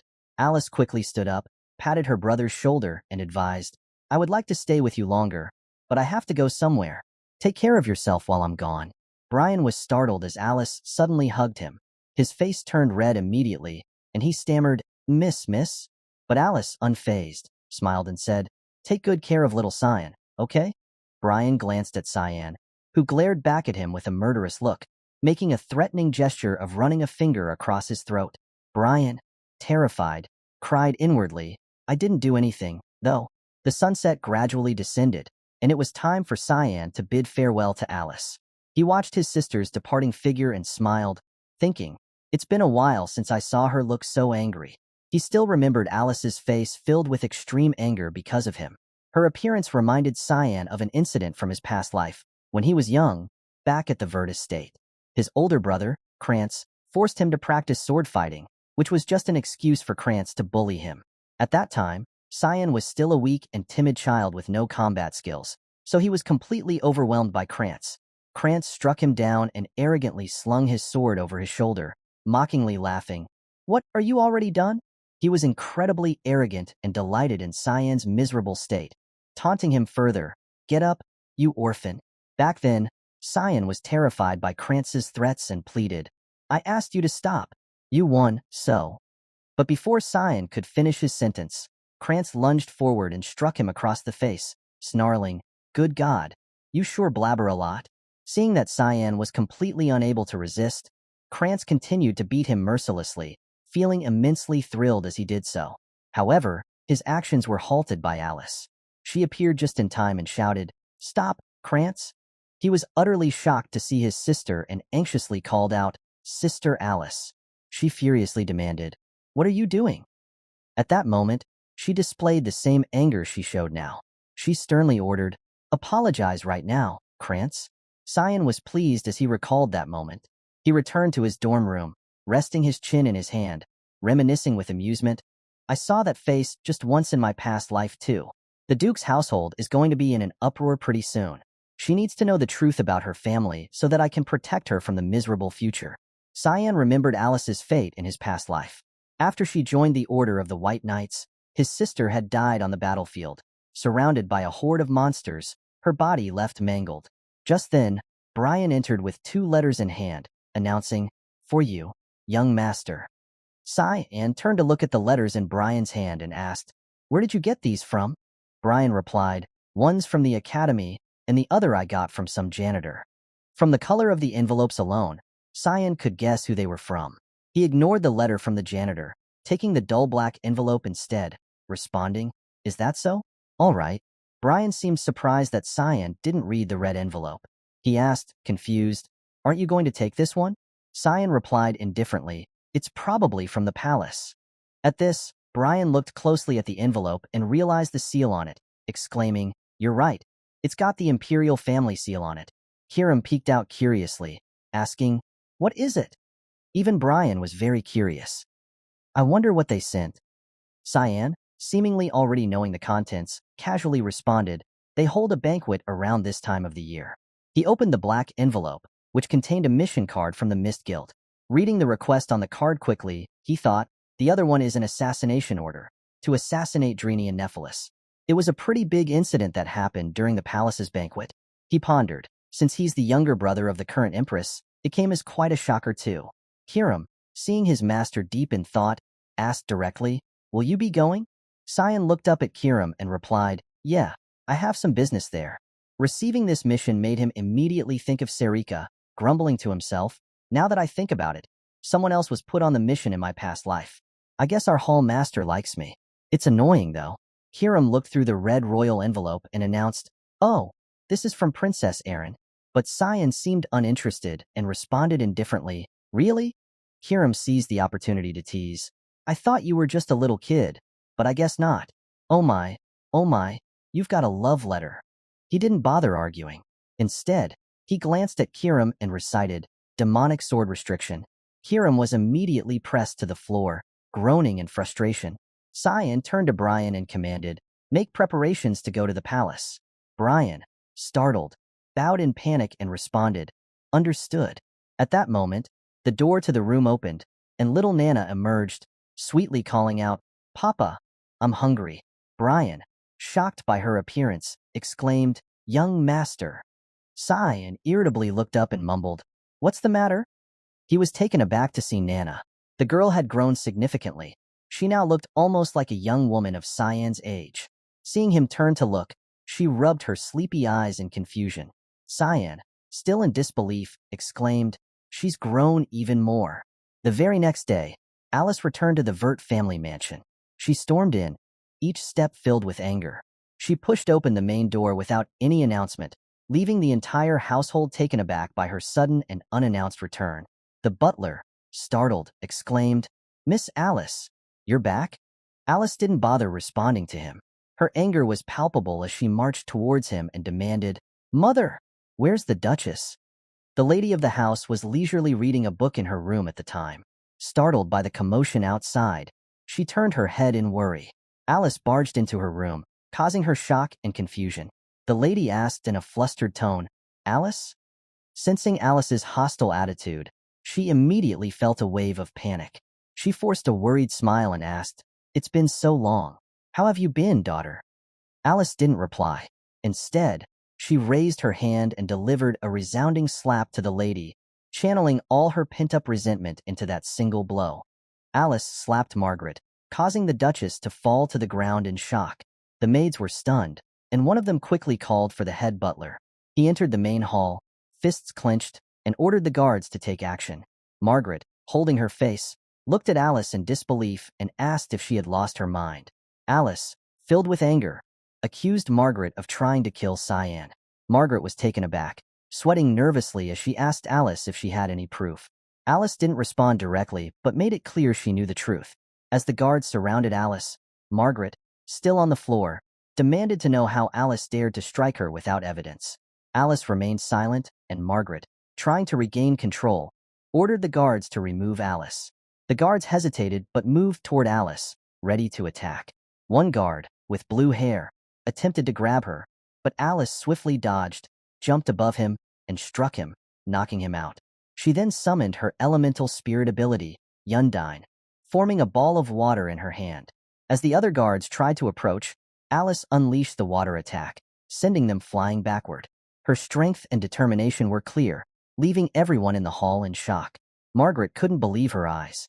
She started trembling with fear, confused by what she had just witnessed. Did Alice really use spirit magic to defeat the guard so easily?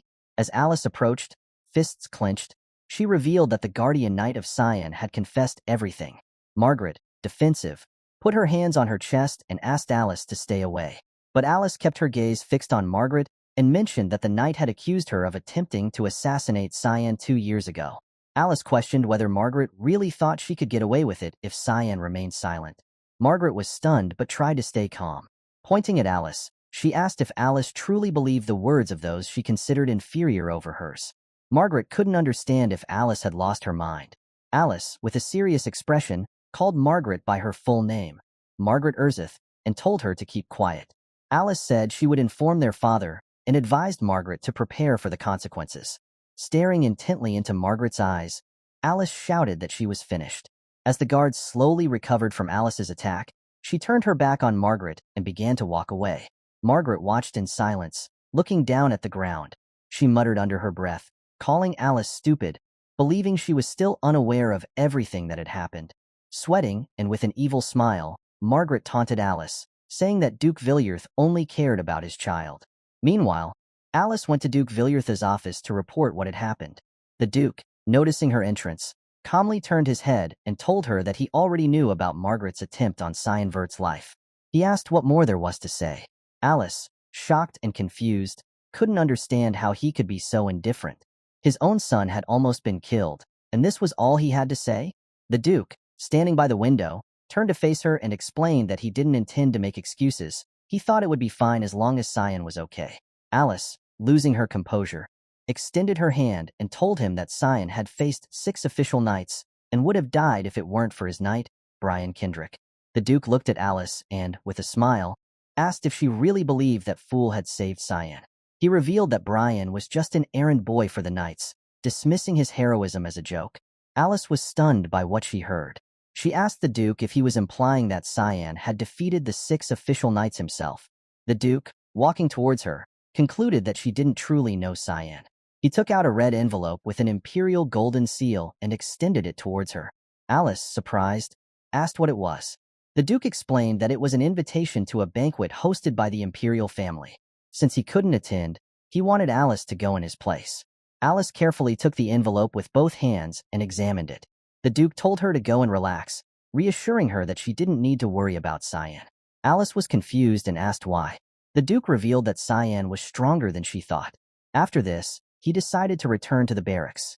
Alice was left in shock, wondering if Cyan was truly as strong as the Duke suggested. Holding the envelope, she watched as the Duke left and closed the door behind him. She remained silent for a moment, then left his office and walked down the hallway, deep in thought. She questioned whether she really didn't need to worry about Cyan, especially considering he was only 13 years old. As she walked, a pink-haired woman in knight armor caught her attention. Hearing her voice, Alice turned and soon recognized her. It was Cecilia. Alice smiled, her eyes lighting up with joy. Cecilia welcomed Alice back with a smile of her own, though she struggled to stay calm. Overcome with emotion, Cecilia lunged at Alice, hugged her tightly, and, with tears in her eyes, asked where Alice had been all this time and why she hadn't even sent a letter. At first, Alice was surprised, but then she apologized. Cecilia Rain was a high-ranking knight of the Knights of Light, and she had been Alice's exclusive maid, teacher, and friend. Alice gently took Cecilia by the shoulders and moved her aside, saying it was time for a change of scenery. Cecilia was confused and asked what she meant. Alice then took out the red envelope the Duke had given her, closed her eyes, and with a smile, suggested they go together to the Imperial Palace. Meanwhile, in a forest, a black carriage moved along the path. Inside was Nana, now dressed in maid's clothes. She looked out the window, amazed at the beauty of the forest. When she saw a deer, she burst into laughter, her tail wagging excitedly. Nana wasn't alone in the carriage. Cyan was there too, dressed in an elegant black suit. With a serious expression, he asked Nana to put away her tail. Hearing this, Nana closed her eyes and started growling, an evil aura briefly surrounding her. But just as quickly, she became cheerful again, her tail and wings disappearing as she laughed. Cyan, confused by her behavior, couldn't help but smile. He hadn't known she could hide parts of her body like that, and it made him feel a bit safer. He reminded her of what he had taught her. Immediately, Nana changed her demeanor, smiling as she called Cyan young master and introduced herself as his maid. She pointed at herself with a finger and cheerfully repeated her name, Nana. Cyan, sweating a bit, felt both amused and worried. He thought she might cause problems because of her excitement. Suddenly, the carriage came to an abrupt stop. Cyan looked back, alert and curious about what was happening. He leaned out of the window and asked the driver, Brian, why they had stopped. Brian, looking ahead with a surprised expression, remained silent. In front of them stood several armed men. Brian turned to Cyan and revealed that they were surrounded by bandits. The leader of the bandits, a man with orange hair and a large scar on his face, smiled wickedly and demanded that Brian hand over everything they had. Cyan, seeing the bandits through the window, calmly closed it and told Brian to get rid of them. Inside the carriage, Nana, now confused, asked Cyan what was going on. He casually replied that it was nothing, just some insects in the way. Just before the bandit leader could give any orders, Brian swiftly drew his sword and slashed the leader's neck. The body of the bandit leader fell to the ground, and the other bandits, shocked and sweating, watched in disbelief. They quickly decided to retaliate, drawing their weapons and preparing to avenge their fallen leader, Fernando. Brian looked up, seeing that they were ready to attack. He sighed, lowered his head, and decided it was time to test his new technique. Just before the bandits could strike, Brian opened his eyes and, with swift precision, used a technique called serial slash. In the blink of an eye, he unleashed powerful slashes, moving so quickly that the bandits were struck down almost instantly. Their lifeless bodies collapsed to the ground. As Brian sheathed his sword, he looked down and remained silent for a moment. A proud smile crossed his face as he thought about how he had grown stronger, no longer the weak Brian he once was. However, Cyan, irritated by the delay, ordered him to get moving immediately. Brian quickly returned to the carriage, started driving again, and responded with a simple, understood. At the same time, in another location, a large stack of reports was placed on a table in an office. Serika, who was sitting in a chair reading the reports, thanked the woman who brought them. The woman, with her hands resting on her abdomen, explained that more people than usual were expected to attend the upcoming banquet. She suggested to Serika that it might be better to postpone their plans. With a distant look, Serika glanced down and firmly replied that the plans had to go ahead now. The woman, nervously sweating, asked why Serika was so eager to hasten the assassination of Drini and Nephilis. Serika, resting her elbow on the table and holding the report in her other hand, read it carefully. She revealed that Nephilis was a disgusting man, a rapist who preyed on married women using his powers. In her view, he needed to die as soon as possible. As she picked up another report with a photo of Nephilis, she stared at the image and revealed to the woman that this vile man was her fiancé. The woman couldn't help but be shocked by this revelation. Serika picked up another report, this one featuring a photo of a girl with blue hair. She was surprised to see that the child, Lunav Rainreaver, would be attending the grand banquet. Lunav, a rare genius with all elemental stats at 20%, was known for her delicate health and had rarely appeared in society. She was the granddaughter of Rigens Rainreaver, the head of the Garam Mage Association. Serika studied Lunav's report with growing concern. She wondered why someone so reclusive was attending the banquet. The woman standing before her revealed that the president of the association had instructed Lunav to attend. This news shocked Serika, who began to suspect that something troubling might be planned for the banquet. She felt uneasy about the upcoming event. Meanwhile, in the city where the grand banquet was to take place, Cyan and his group arrived. Nana, excited and amazed, extended her arms to take in the surroundings. Brian, walking beside her, noted that the roads were wider. Cyan, trailing behind them, remained silent. Distracted, Nana accidentally bumped into a man.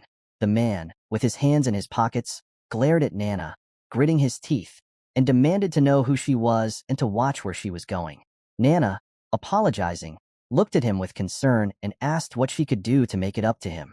The man, caught off guard, blushed deeply. He closed his eyes, scratched the back of his head, and laughed, calling Nana, young lady, and saying it was fine. Nana pointed to the man and told Cyan how kind the people were here.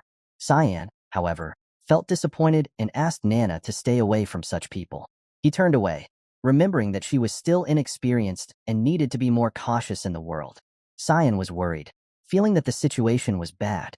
Brian, next to him, started sweating and looked confused. He pointed out Nana and told Cyan to look at her. Cyan, snapping out of his thoughts, turned to Nana with a puzzled expression.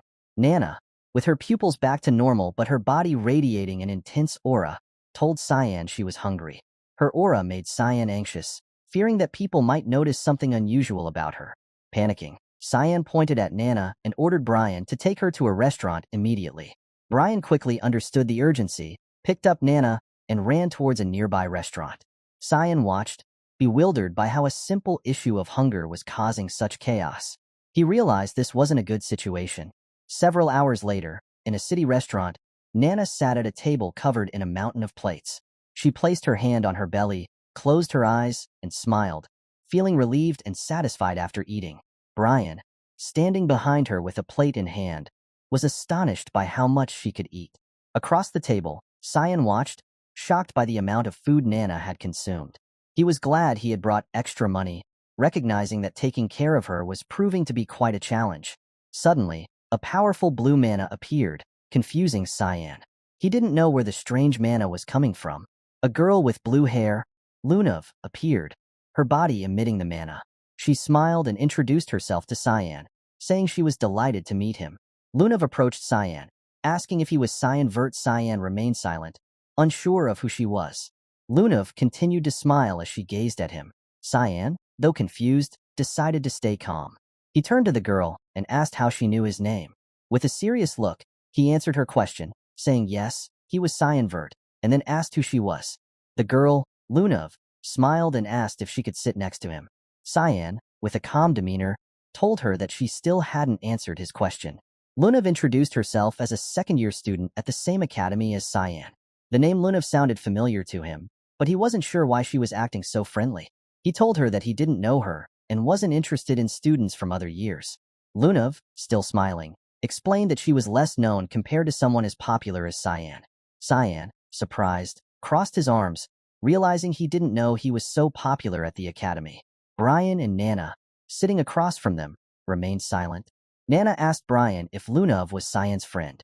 Brian, confused and sweating a little, said he had no idea, as they didn't seem like friends. Lunav looked at Brian and Nana and commented that Cyan's guardian knight and maid seemed very close. She was surprised to see them all eating together. Brian and Nana were taken aback by her observation. Lunav, with a playful look, noted that Cyan seemed warmer in person than the rumors suggested. Cyan, uncomfortable with her sudden praise, said there was no need for them to eat separately. Cyan remained on alert, finding it suspicious that Lunav was being so complimentary out of nowhere. He couldn't figure out her reason for approaching him. Lunav then asked if he had come to the capital to attend the banquet. Cyan, looking down, answered yes and asked how she knew. Lunav, moving closer, guessed that someone like him wouldn't leave the academy unless it was for something important like the banquet.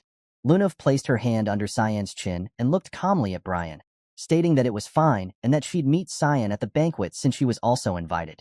Cyan listened silently, realizing she must be a noble, and wondered if she had also received a letter.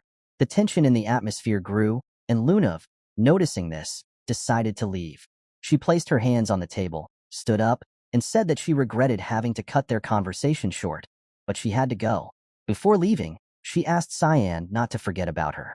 As Lunav walked away, her body emitted a powerful and intense mana. She turned back slightly and revealed her full name, Lunav Rainreaver. Cyan's expression changed drastically upon hearing this. He remembered that Lunav was the granddaughter of Rijin Rainreaver, the president of the Garam Magicians Association. In his past life, Lunav had died young while attending the academy, possibly due to her frailty or because of the harsh experiments conducted by the association. Cyan, now sweating, felt annoyed and confused. He realized that his involvement with people he hadn't known in his past life meant that the future could change. He recalled a large castle under the light of a red moon and pondered why all this had to happen during the banquet, which he began to think of as the Banquet of Blood. Meanwhile, in another part of the realm, Princess Erin, a woman with white hair and an elegant dress, stood in a room fixing her hair. She shyly asked Leximus if she looked good in the dress. Leximus, standing behind her, gave her a thumbs up and complimented her, saying she looked super pretty. However, Princess Erin seemed unsatisfied, paid no attention to the praise, and threw the dress onto the bed along with the others. Princess Erin continued trying on various dresses, but none of them satisfied her. Leximus, who was behind her, encouragingly giving thumbs up, started crying when another dress was rejected. Erin grabbed another dress and, after inspecting it, told Leximus it didn't look good on her either.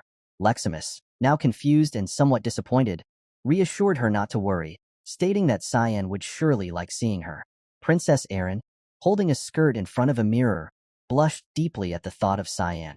She turned back, surprised, and asked if Cyan was attending the banquet. Leximus, exasperated, reminded her that she was the one who sent him the invitation, asking her to stop playing dumb. Erin, frustrated, tried to make an excuse, but Leximus interrupted her, saying it was obvious what she was feeling. At that moment, a maid approached with a box containing a gift from Erin's brother, Prince Lionel. The gift was a beautiful diamond necklace. Leximus admired the necklace, suggesting that Cyan would like how it looked on her. Erin, still blushing and now angry, rejected the idea, saying she didn't like the necklace. Later, everyone arrived at the palace where the banquet was being held. The place was luxurious and filled with important people enjoying wine. Guards were stationed around, and a blonde-haired man stood with his hand resting on his sword. A blonde-haired woman stood nearby, silent. Cyan, with his back against the wall and hands in his pockets, surveyed the room. Despite the crowd, he couldn't spot his target. Cyan turned his head to observe his surroundings, his senses heightened. Not far away, in a hallway, Kellen was also leaning against the wall. Cyan noticed him immediately, understanding that if Kellen was here, then Ascal must also be present at the grand banquet.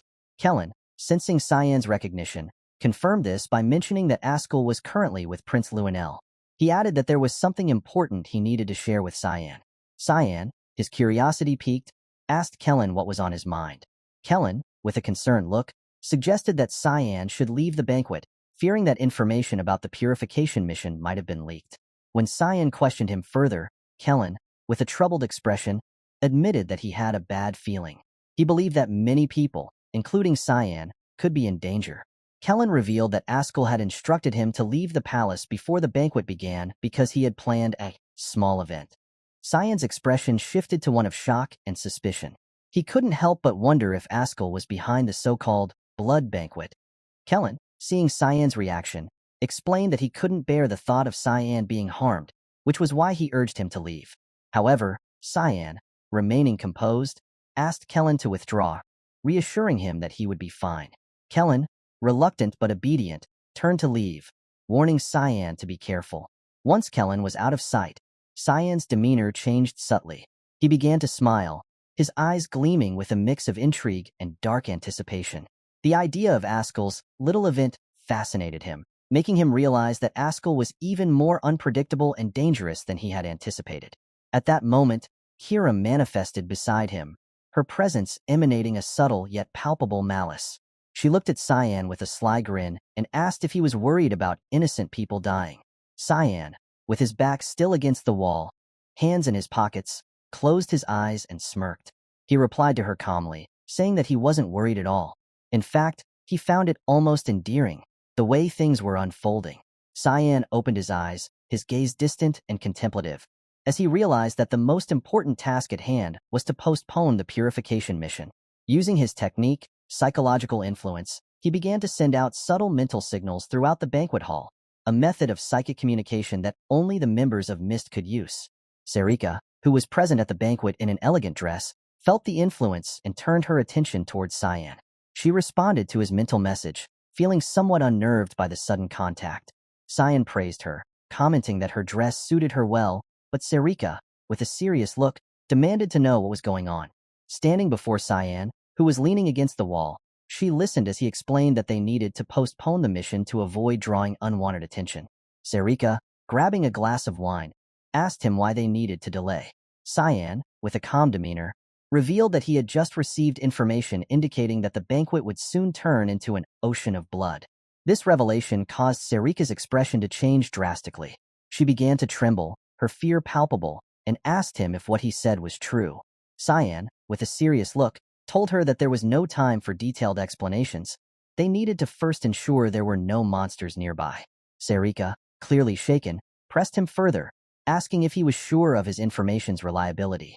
Cyan's eyes gleamed with a confident smile as he explained that he knew the person who could be behind this and had anticipated such a possibility. He added, with a smirk, that her perverted fiancé was also going to die in the chaos, and asked her if that wasn't good news. Sera, blushing and confused, demanded to know how Cyan knew about her fiancé. Cyan turned away, casually telling her that he had to get to work, leaving her standing there with a mix of anger and confusion. Sera watched him walk away, furious and sweating, but she managed to calm herself, agreeing to his request for an explanation later. Meanwhile, at the banquet, Alice was also present, standing behind Sera. When she saw the instructor, she couldn't help but be shocked, her mouth hanging open. A drop of sweat formed on her cheek as she turned her head, recognizing the voice. As she turned around, she saw Alice in a very elegant dress. Alice, holding the skirt with both hands, approached Sera with a smile, clearly pleased to see her. Alice, with a joyful look, told Sera that it had been a long time since they had seen each other. Sera, still confused and a bit wary, asked Alice what she was doing there. Alice placed her hands on her abdomen, closed her eyes, and with a smile, explained that she had only come to get some fresh air, as it was part of her duty. Sera, however, couldn't shake off her fear. She was deeply worried that Alice, too, would be dragged into the impending disaster. Absorbed in her thoughts, she didn't immediately notice Alice calling out to her, asking if she was okay. Just then, a man wearing a blue outfit appeared, advancing toward them with a graceful stride. He extended a hand to one side and, upon seeing Alice, remarked inwardly that it was like looking at two beautiful flowers. Alice forced a smile, while Sera, clenching her teeth tightly, grew angry. She thought to herself that she was already overwhelmed, and now this man had shown up. This man, Drenian Nephilis, was the target of their mission. He approached them, placed his hand over his chest, and bowed his head as a sign of respect. He then introduced himself. Meanwhile, in another part of the palace, Cyan, wearing boots and a black suit, was walking down a hallway. He passed through a door and encountered Brian. Turning to him, Cyan, with a calm voice, explained that he was going to assign him a task. Brian, who was standing attentively beside him, responded with a resolute, "Yes, young master." He placed one hand behind his back and the other over his chest, adopting a serious expression as he declared that the knight Brian Kendrick would fulfill any mission. Cyan, however, couldn't help but feel somewhat confused and embarrassed by Brian's overly dramatic demeanor. With a drop of sweat forming on his cheek, he looked at Brian with a puzzled gaze, thinking that this guy had been getting too confident lately. Brian, still holding his fist to his chest, imagined himself surrounded by powerful flames, convinced of his own strength. Cyan, with one hand resting on his waist, approached Brian and extended his other hand, ordering him to go inspect the underground paths of the palace. Brian, despite his bravado, started to get nervous and began sweating. The thought of the dark, eerie underground paths scared him deeply. Cyan's frustration grew as he pointed angrily at Brian, his teeth clenched tightly. He ordered Brian to leave, emphasizing that he had his own reasons for assigning him this mission. Brian, however, looked past Cyan with a surprised expression and told him to look behind. Confused, Cyan asked what he was talking about. Brian explained that a suspicious person was watching him from behind. Cyan turned around and noticed a woman peering at him from a nearby room, her hands gripping the corner as she stared intently at him. Sensing her presence, Cyan felt a pang of disappointment, thinking that this wasn't good. Brian's eyes lit up with determination as he dashed toward the woman, ready to take her down. He extended his hands, clenched his teeth, and assured Cyan not to worry, as he would handle the situation. Cyan, realizing the potential misunderstanding, tried to intervene. With a confused look, he started to tell Brian to wait, but before he could finish speaking, Brian had already pounced on the woman, pinning her to the ground. Cyan then looked closer at the woman and, recognizing her, calmly told Brian to stop, revealing that they already knew this woman. The woman was none other than Nana, disguised as a maid. Brian, still sitting on top of her, turned his head back with a confused look and asked if this was true. Nana, lying on the ground, closed her eyes and apologized, admitting that it was her fault. She had small scratches on her face and appeared somewhat dizzy from the rough handling. Meanwhile, in another part of the palace, a man wearing a red hood descended a secret passage that led deep beneath the palace. Holding a torch, he moved cautiously down the stairs until he reached the end of the passage. The room was dimly lit, but as the man moved his torch from side to side, it illuminated several others dressed similarly in red hoods. The man approached them with a smug smile and declared that it was time to rise. His subordinates, their faces hidden behind masks to conceal their identities, responded to his command. Their eyes began to shine with a sinister light, and they all started to smile, anticipation building for whatever dark event was about to unfold. As the guests chatted and enjoyed the banquet, Princess Erin walked around, looking anxious. She had invited someone special but couldn't find them, making her increasingly frustrated. To calm herself, she touched the necklace her brother had given her, but still felt uneasy.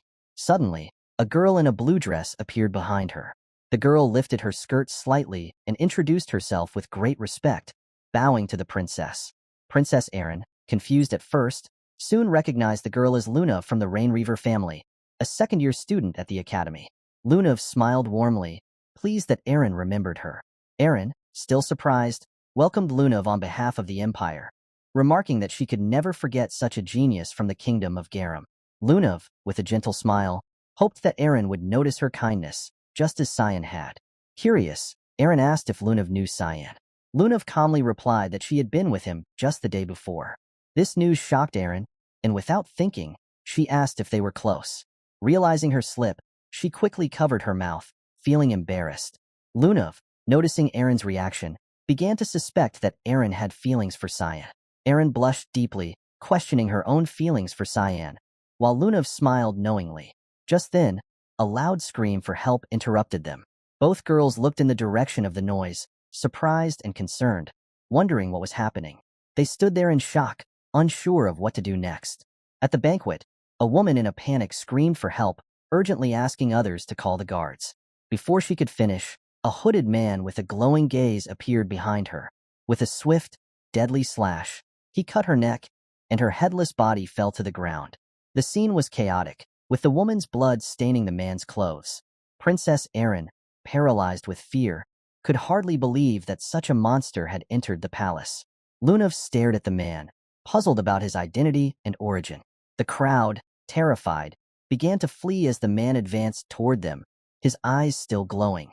Drops of blood splattered on his mask, and he fixed his gaze on Princess Erin, revealing that she was his target. Erin, now in a panic, wondered who these attackers were and where they had come from. Lunav, standing beside her, looked at the man with concern, knowing the situation was dire. Meanwhile, in another room of the palace, Nana, Cyan's maid, introduced herself with a kind smile, while Emily, visibly upset, fell to her knees. Tears streamed down Emily's face as she asked Cyan if he had left her for Nana. Cyan, crossing his arms and closing his eyes, assured her that he had not. Brian, standing nearby, remained silent, clenching his fists. Cyan approached Emily and calmly asked if Ascal had brought her. Emily, still crying, confirmed that Ascal had indeed brought her and even offered her a job, as he desired her greatly. Cyan's expression turned angry when he heard Emily's story. He demanded to know what job she was referring to. Emily explained that days ago, Ascal had offered her a job as his maid, but she had declined because she wanted to be available for Cyan's return. Cyan, troubled, asked Emily if she was certain about her decision. Emily, feeling exhausted, said she thought Ascal might still be interested in her. Cyan, deep in thought, decided it was too dangerous outside and asked Brian to protect Emily and Nana. Brian, confused but understanding, accepted the task. Cyan then mentioned he needed to leave, recalling that Emily was absent in his past life. He remembered catching and restraining Kellen, who was spying on him. Filled with rage, Cyan warned Ascal not to harm his people before leaving the room and closing the door behind him. Inside, Emily took out a red bow tie with a diamond in the center, a gift from Ascal for Cyan. Distraught, she realized she had forgotten to give it to him, and she fell to her knees crying, feeling foolish for forgetting it. Brian, standing nearby, clenched his fists in silence, while Nana, observing Emily, began to sweat, finding her behavior strange. As Emily held the bow tie aloft, it emitted a dark energy. Nana's eyes changed to a dragon's form as she stared at the bow tie, puzzled by the unsettling smell. As night fell, Ascal, gripping his sword, smiled and told Prince Luinel that the plan had begun. Luinel, equally pleased, remarked that the day had finally arrived and praised Ascal for his efforts. Ascal mentioned that their gift had been delivered and that Boris had been quite useful. Luinel, excited, grinned maniacally, eager to use Boris to disrupt the peaceful empire. Ascal, with a serious expression, agreed, and Luinel, with a sinister smile, said it was time to reveal who the empire truly needed. Meanwhile, chaos erupted at the banquet. Princess Erin directed everyone to evacuate, urging them to leave the rest to the guards. Lunav, seeing Erin at the exit, insisted that she should evacuate first, but Erin, calmly, said they needed to help others first. Surprised, Lunav decided to assist Erin. Erin thanked her with a smile. Inside the palace, the hooded man attacked, launching a series of cuts at the princess. Guards tried to block his attacks, but were easily thrown back. A determined black-haired guard shouted orders to stop the attacker. Suddenly, he heard a scream behind him and saw more hooded men appearing from the stairs. A giant man, holding a guard's severed head, was crushing it with brutal force, causing the guard to scream in agony. Horrified, the black-haired guard, the captain, could hardly believe the violence unfolding. Another guard's shout brought him back to reality, and he turned to see demonic beasts with sharp teeth attacking and slaughtering the guards with ease. The ground was littered with the corpses of guards, as high-level demonic beasts called mandrakes, normally seen only on the front lines, attacked. The captain, overwhelmed and in despair, realized they were doomed. As the beasts prepared to attack, Serika intervened. Using a burst of mana, she created a large hole in one mandrake's mouth, killing it instantly. As the beast's remains fell, Serika landed gracefully, ordered the others to use the moment to evacuate, and took a defensive stance. The captain, recognizing Serika as an academy instructor, was momentarily distracted. A hooded man appeared behind him, surrounded by malevolent energy, preparing to strike. Alice, however, was ready. She jumped in, unsheathed her sword, and executed a quick blade technique, cutting the attacker in half. The captain, stunned, watched as Serika, now emitting powerful green mana, took a defensive stance. Alice, landing beside him, urged him to leave the area. Shocked but understanding, the captain turned to the other guards and instructed them to focus on protecting the evacuees. Just then, a demonic tree extended its sharp branches, attacking. As the branches neared, Sera and Alice prepared to defend. However, the branches abruptly changed direction and headed towards the ceiling, prompting both women to turn and assess the new threat. They were shocked and quickly went on alert when they saw the sharp branches advancing towards the door through which they were evacuating people. Erin, seeing the attack aimed at her, panicked. Lunav, confused, tried to understand the situation. Sera soon realized that Erin was the target. Desperate, she alerted Erin to the imminent danger. As the sharp branches neared Erin's face, she was paralyzed with fear. Just in time, the captain appeared, wielding his sword with both hands. He cut the branches in half, saving Erin. Despite his efforts, a small branch grazed Erin's cheek, causing a minor cut and a trickle of blood. Tears filled Erin's eyes as she stood trembling. After blocking the sharp branches, the captain let his guard down, leaving him vulnerable. The demonic trees seized this opportunity and launched a powerful attack, piercing his ribs and chest with sharp branches. The captain, in excruciating pain, screamed as Princess Erin watched in panic and disbelief. With tears in her eyes, she recognized the captain as Boris, the leader of the guards. The trees withdrew their branches, and Boris collapsed to his knees. Before he could fall completely, Erin rushed to him, holding his body to prevent him from hitting the ground. He was gravely injured and bleeding from his mouth. Erin, also kneeling, pleaded with him to wake up, but Boris, knowing he was dying, avoided looking into her eyes to spare her pain. Overcome with guilt, Erin tearfully blamed herself. Lunav then appeared, standing protectively in front of them. With one hand clenched and the other extended toward the demonic trees, she used the aqua blast technique, summoning a small ball of water in her palm. She followed this with the combo wind spear ability, firing a powerful burst of water at the sharp branches. As she unleashed an even stronger blast, Erin, still holding Boris, was surprised by Lunav's display of fusion magic, especially since Lunav was only in her second year. Lunav turned to Erin and, after assessing Boris's condition, calmly informed her that there was no hope left for him. She urged Erin to take the opportunity to flee to safety. Within moments, Boris succumbed to his injuries and passed away. Erin stood silently, staring at Boris's lifeless body, unable to accept his death. As the sharp branches of the demonic trees, dripping with a dangerous liquid, prepared to attack again, the guards stepped forward to protect her. The blonde-haired guard, furious and determined, vowed not to let Boris's sacrifice be in vain. His fellow guard, equally resolute, shouted that they would stop the enemy at any cost. Lunav approached Erin, urging her to leave. Erin, fists clenched and eyes downcast, finally agreed but vowed never to forget Boris's sacrifice. As the trees readied another assault, Erin used her magic to cast a technique called Grim Armor, creating a protective golden barrier around the guards. The blonde-haired guard, surprised by the sudden protection, looked back in shock. Erin explained that the barrier would shield them from the deadly poison of the mandrake roots, which could be fatal with just one touch. Erin, with her hand extended and golden energy flowing from her palm, commanded the guards not to die, emphasizing that it was an order from their princess. Encouraged, the guards smiled and responded with determination. "Understood, Your Highness." As the deadly roots advanced, the guards, filled with resolve, gripped their swords and charged towards the roots to protect their princess.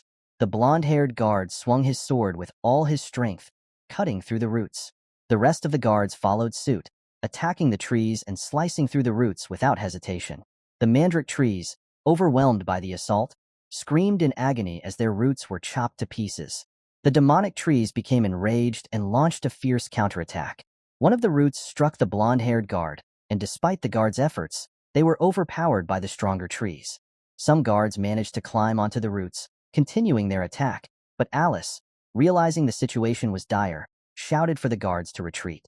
She used her technique, Freeze, to create an advancing ice barrier that shattered part of the roots, saving the remaining guards. Alice rushed to Princess Erin and urged her to escape while she had the chance. Confused, Erin asked what Alice intended to do. With a sincere look, Alice reassured her, revealing her identity as Alice Vert from the House of Vert, and insisted Erin hurry to safety. The trees, sensing Erin's attempt to flee, roared in defiance, determined not to let her escape.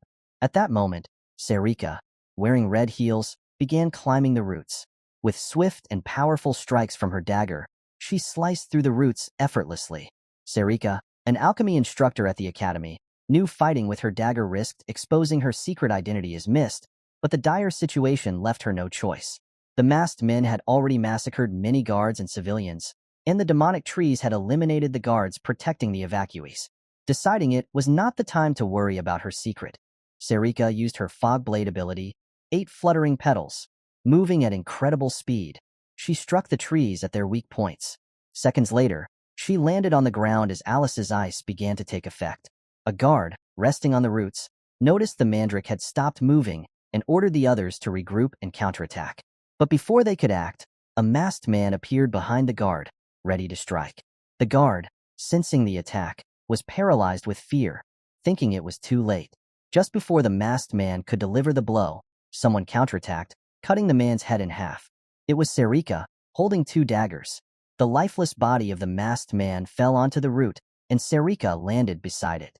She looked at the guard and instructed him to stay alert, as there were still demonic beasts around.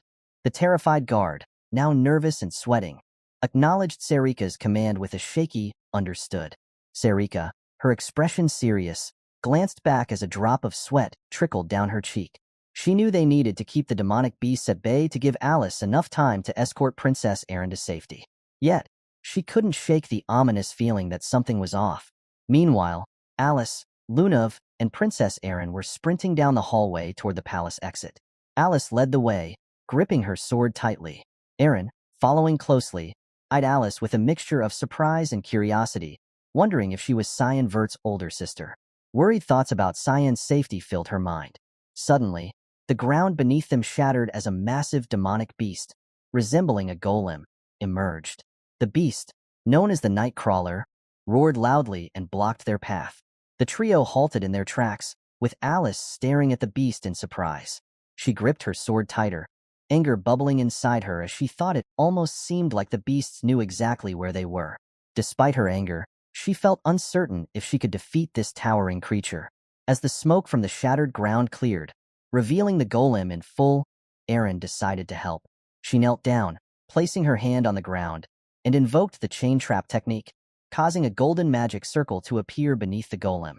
Lunav, determined to assist, extended her hands towards the beast and used the flame spear ability, creating 2 fiery magic circles in her palms. A giant golden chain erupted from the ground, wrapping around the golem's leg and immobilizing it, while spears made of fire shot up and struck the beast, enraging it further. Alice, witnessing this, was both surprised and confused. She turned to see that it was Erin and Lunav who had launched the attacks. With her hands still extended, Lunav told Alice with a serious look that they were going to lend her a hand. Erin, focusing on summoning more golden chains, caught Alice's attention and urged her to attack now. Seeing an opening, Alice felt a wave of confidence. Though initially confused by the sudden teamwork, she soon smiled, realizing she couldn't lose heart with her academy companions by her side. The demonic beast raised its hand towards the sky, roaring as it prepared to attack. It swung its hand, launching a powerful strike that shattered part of the area. But just before the attack could reach them, Lunav quickly extended her hands and used the protection technique, creating a barrier that shielded them from the blow. Alice seized the moment. She leaped to the roof, crouched down, and gripped her sword with both hands, preparing to strike. The beast below sensed the danger and went on high alert.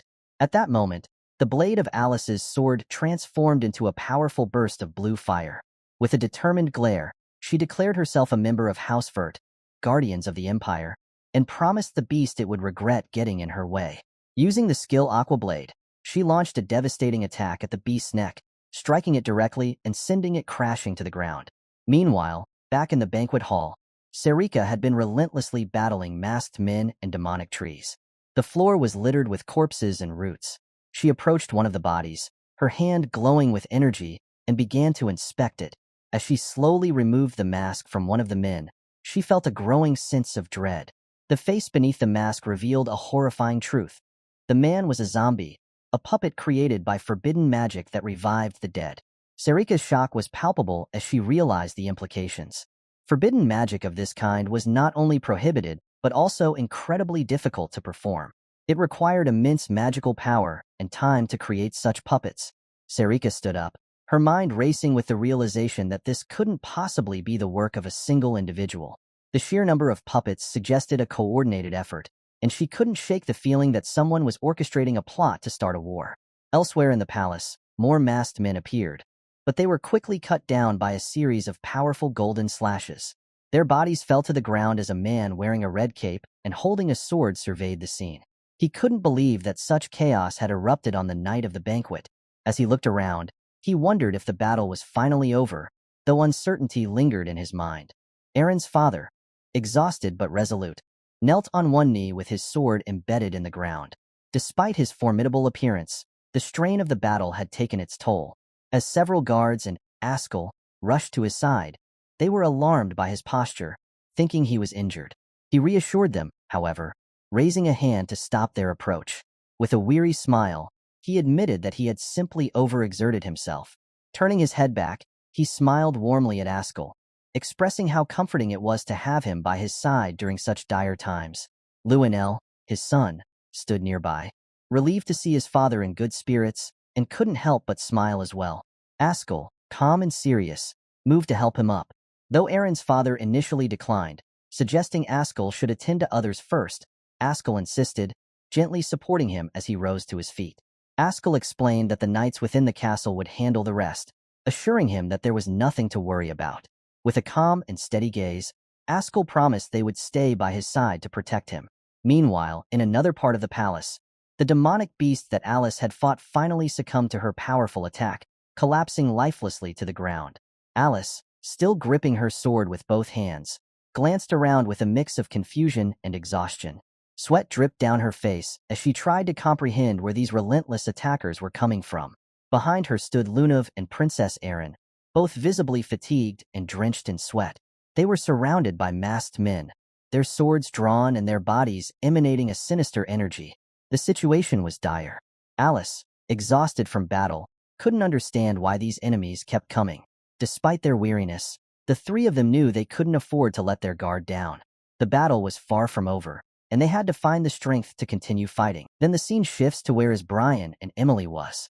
Brian asked Emily, "Is this tie a gift from young Master Ascal to young Master Cyan?" Emily calmly replied, "Yes." Brian looked puzzled and said, "I don't have a good feeling about this. Why would young Master Ascal send a gift to young Master Cyan?" Emily, a bit confused, asked, "Is there something wrong with the gift?" Still curious, Brian said, "No, but it's strange. Young Master Ascal has never sent gifts to young Master Cyan before." He thought to himself that young Master Cyan has always harbored resentment towards his older brother, something far deeper than just trivial family issues. Suddenly, Nana interrupted, "We need to go quickly."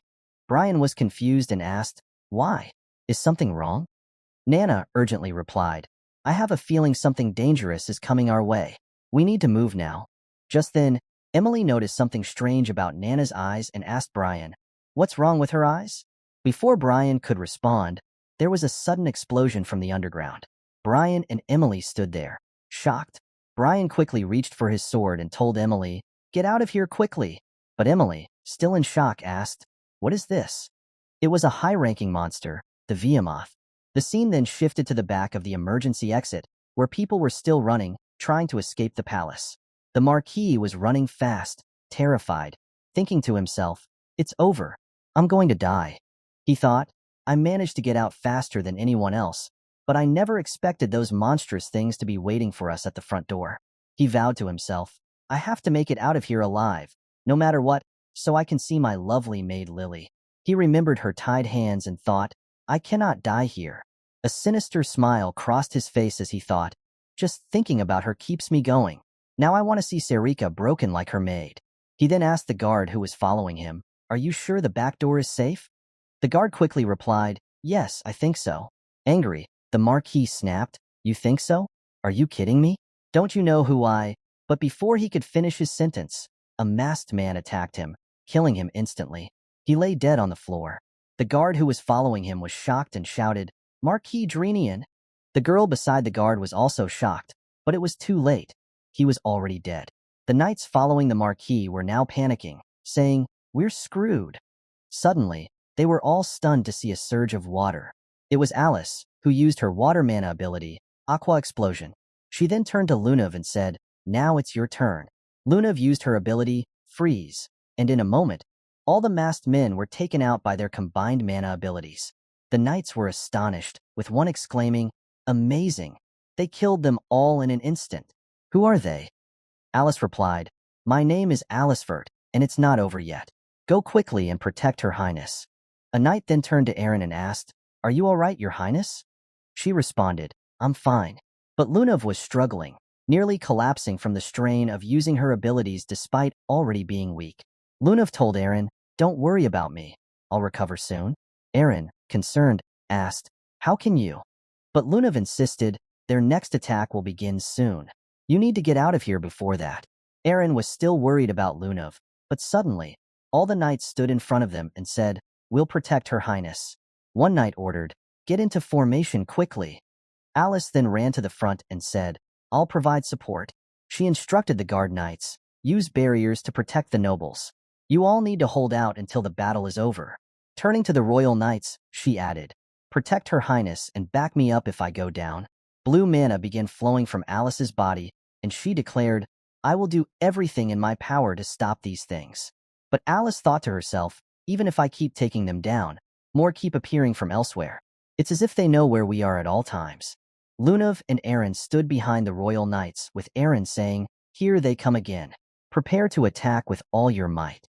The enemies were after them because they could sense the evil mana in the necklace Aaron was wearing. The scene shifts to Emily and Brian, who were facing a monster. Emily, terrified, stood behind Brian as he aimed his sword at the creature. "Brian, you need to do something," she pleaded, her voice trembling. Brian kept his focus on the monster and replied, "Just stay behind me." He thought to himself, for a high-ranking monster to appear in the palace, something must be happening. Just like the young master said, "I've had the young master by my side to protect me, but now I need to be able to defend myself." However, she was standing so close to Brian that his face turned red. She then said, "I believe in you, Brian. You can save us." The high-ranking monster suddenly prepared to attack them. Emily, shocked and trembling, warned, "It's coming." Brian gritted his teeth and told her, "Don't get separated from me." As the monster lunged at them, Brian struck its right arm, halting its advance. He smiled and said, "I stopped it. This should be doable." But then the monster counterattacked, pushing Brian back. Emily, worried, asked, "Are you all right?"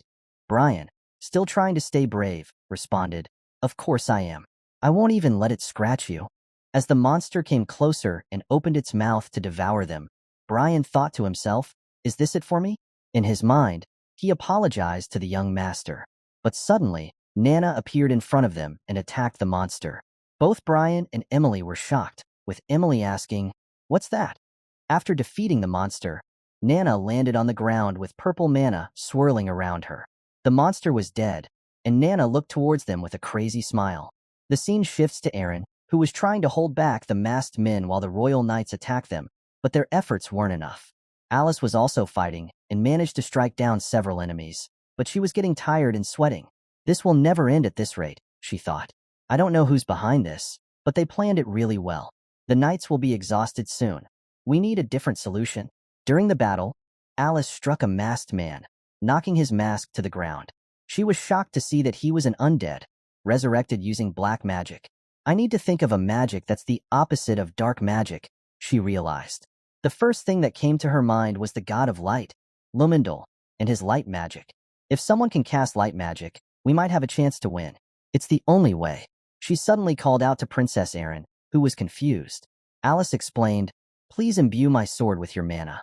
Aaron hesitated and replied, "I can't. If I do, the protection spell on the knights will be broken." But one of the knights reassured her, "Don't worry about us, Your Highness. We can hold on for a while. You can trust us." Aaron, still unsure, finally agreed. She used her ability, Blessing Light, and Alice's sword began to glow with a bright yellow light. Alice felt hopeful. "It's already working," she thought. "Combining two types of mana is difficult, but if I add spirit magic, things might flow as smoothly as butter." She then said, "I'm still unsure if this will succeed, but I'm willing to take the risk." The scene shifts to Cyan, who stands among the bodies of undead creatures, recognizing them as marionettes and mandrakes. Picking up a mask, he muses, "So Boris has already started helping Ascal. Interesting. This must be when Boris becomes Ascal's subordinate." Suddenly, Kiram appears and asks, "Is this necromancy? A human using ancient dark magic. How is that possible?" Cyan responds, "Boris has a way. He often uses dazed stones to accelerate monster strengthening, which attract monsters with their mana."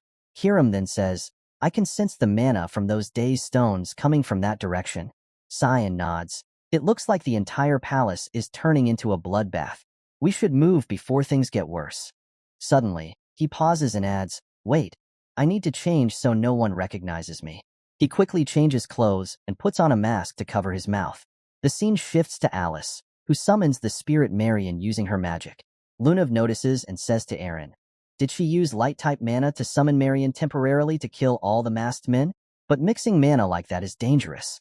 She won't be able to hold out long in such an unstable state." Worried, Lunav continues, "We need to stop her quickly, or her body will break down, and the spirit will consume her." The spirit then places her hands on Alice's head and says, "Child, why are you sacrificing yourself?" Alice replies, "I couldn't think of any other way to defeat these monsters." The spirit sighs, "What a cruel fate for a child blessed by Fuina." Just then, the masked men attack Alice, but the spirit intervenes, telling the monsters to stay away from Alice. She raises her hands and uses magic, sending the monsters flying backward. Lunav and Aaron, watching in shock, are stunned by the power. Aaron says, "Just a swing of her hand has that much force? How is this possible?" Lunav interrupts, "But it's not enough. The monsters are getting back up." Aaron, worried about Alice, pleaded, "That's enough. You need to stop. You'll die if you push any further." But Alice thought to herself, "If I stop now, the situation will get worse. I need to end this so everyone can be saved." Just as the Spirit Marion was about to use her powerful ability, Spirit King's Authority, Rongomient, Cyan suddenly appeared and grabbed Alice's arm. This action left the spirit confused and Alice shocked.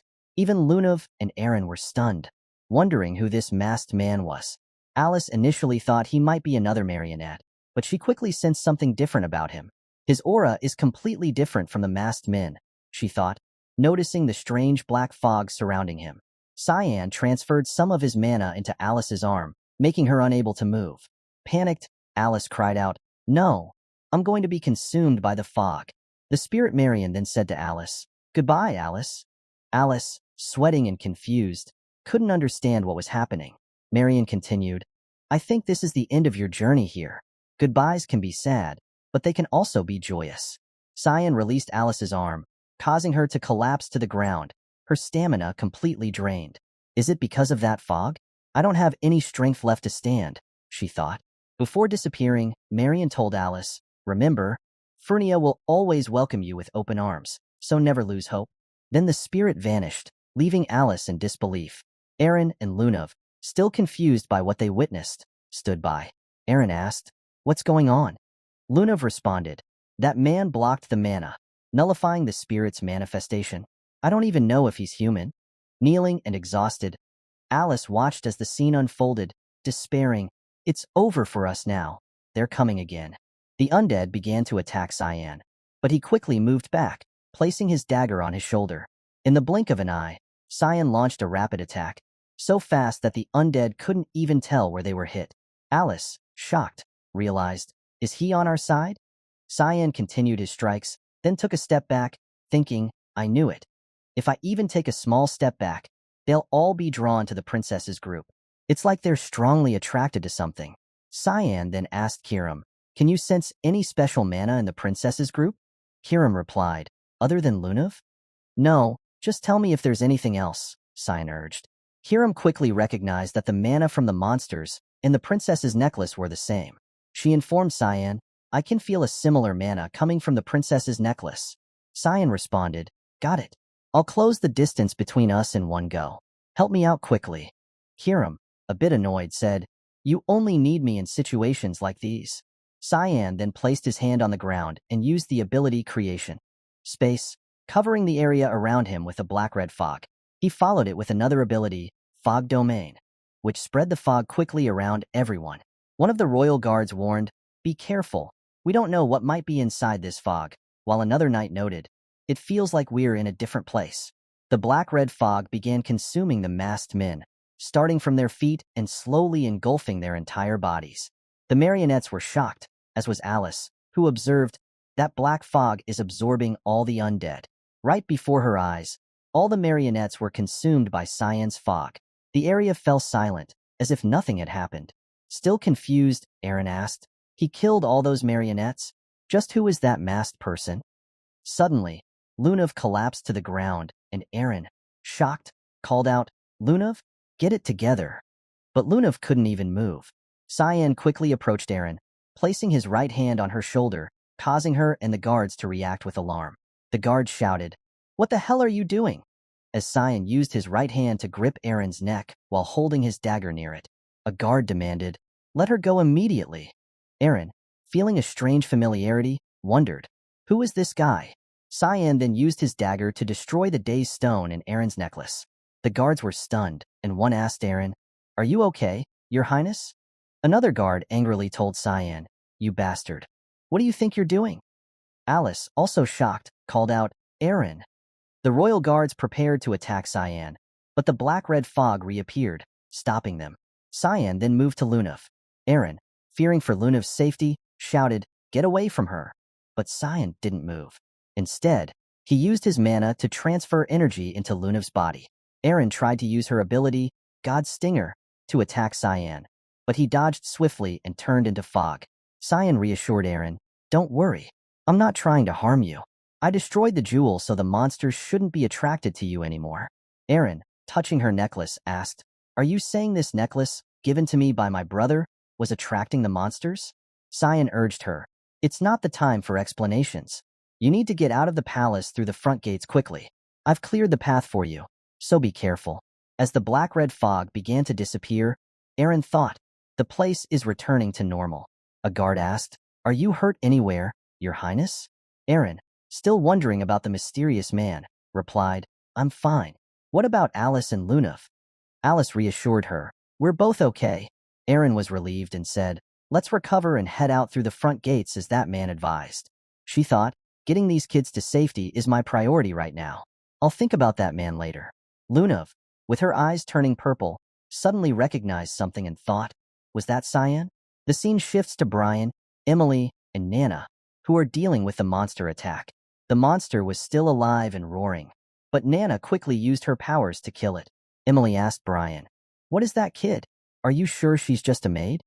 Brian, still confused, replied, "I'm not sure. I've never seen her like this before."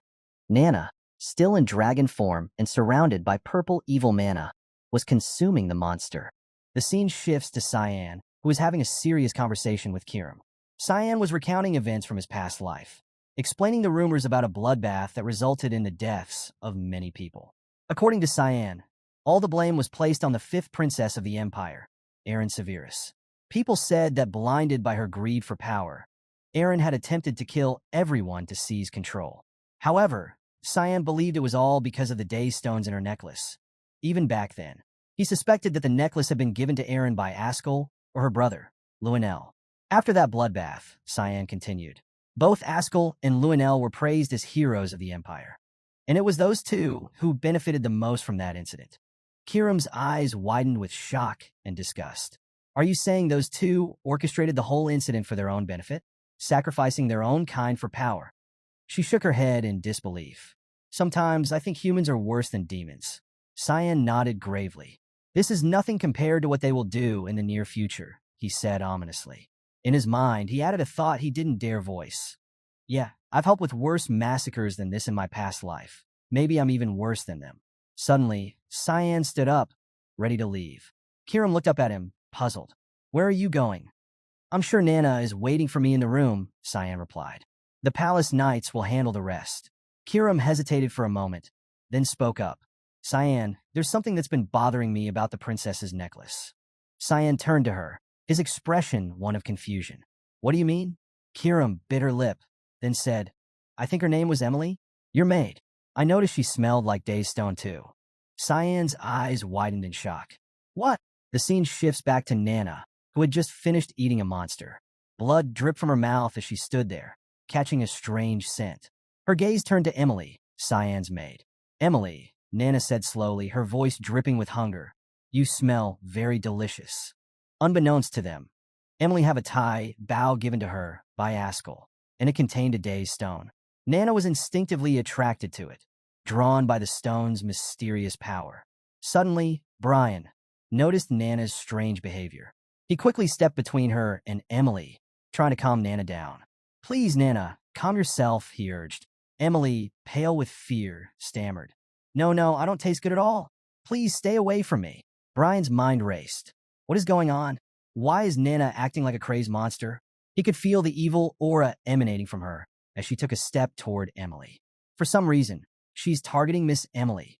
I have to stop her somehow, he thought desperately. Nana's eyes were locked on Emily, her gaze hungry and intense, as if the girl were prey. Brian knew they were running out of time.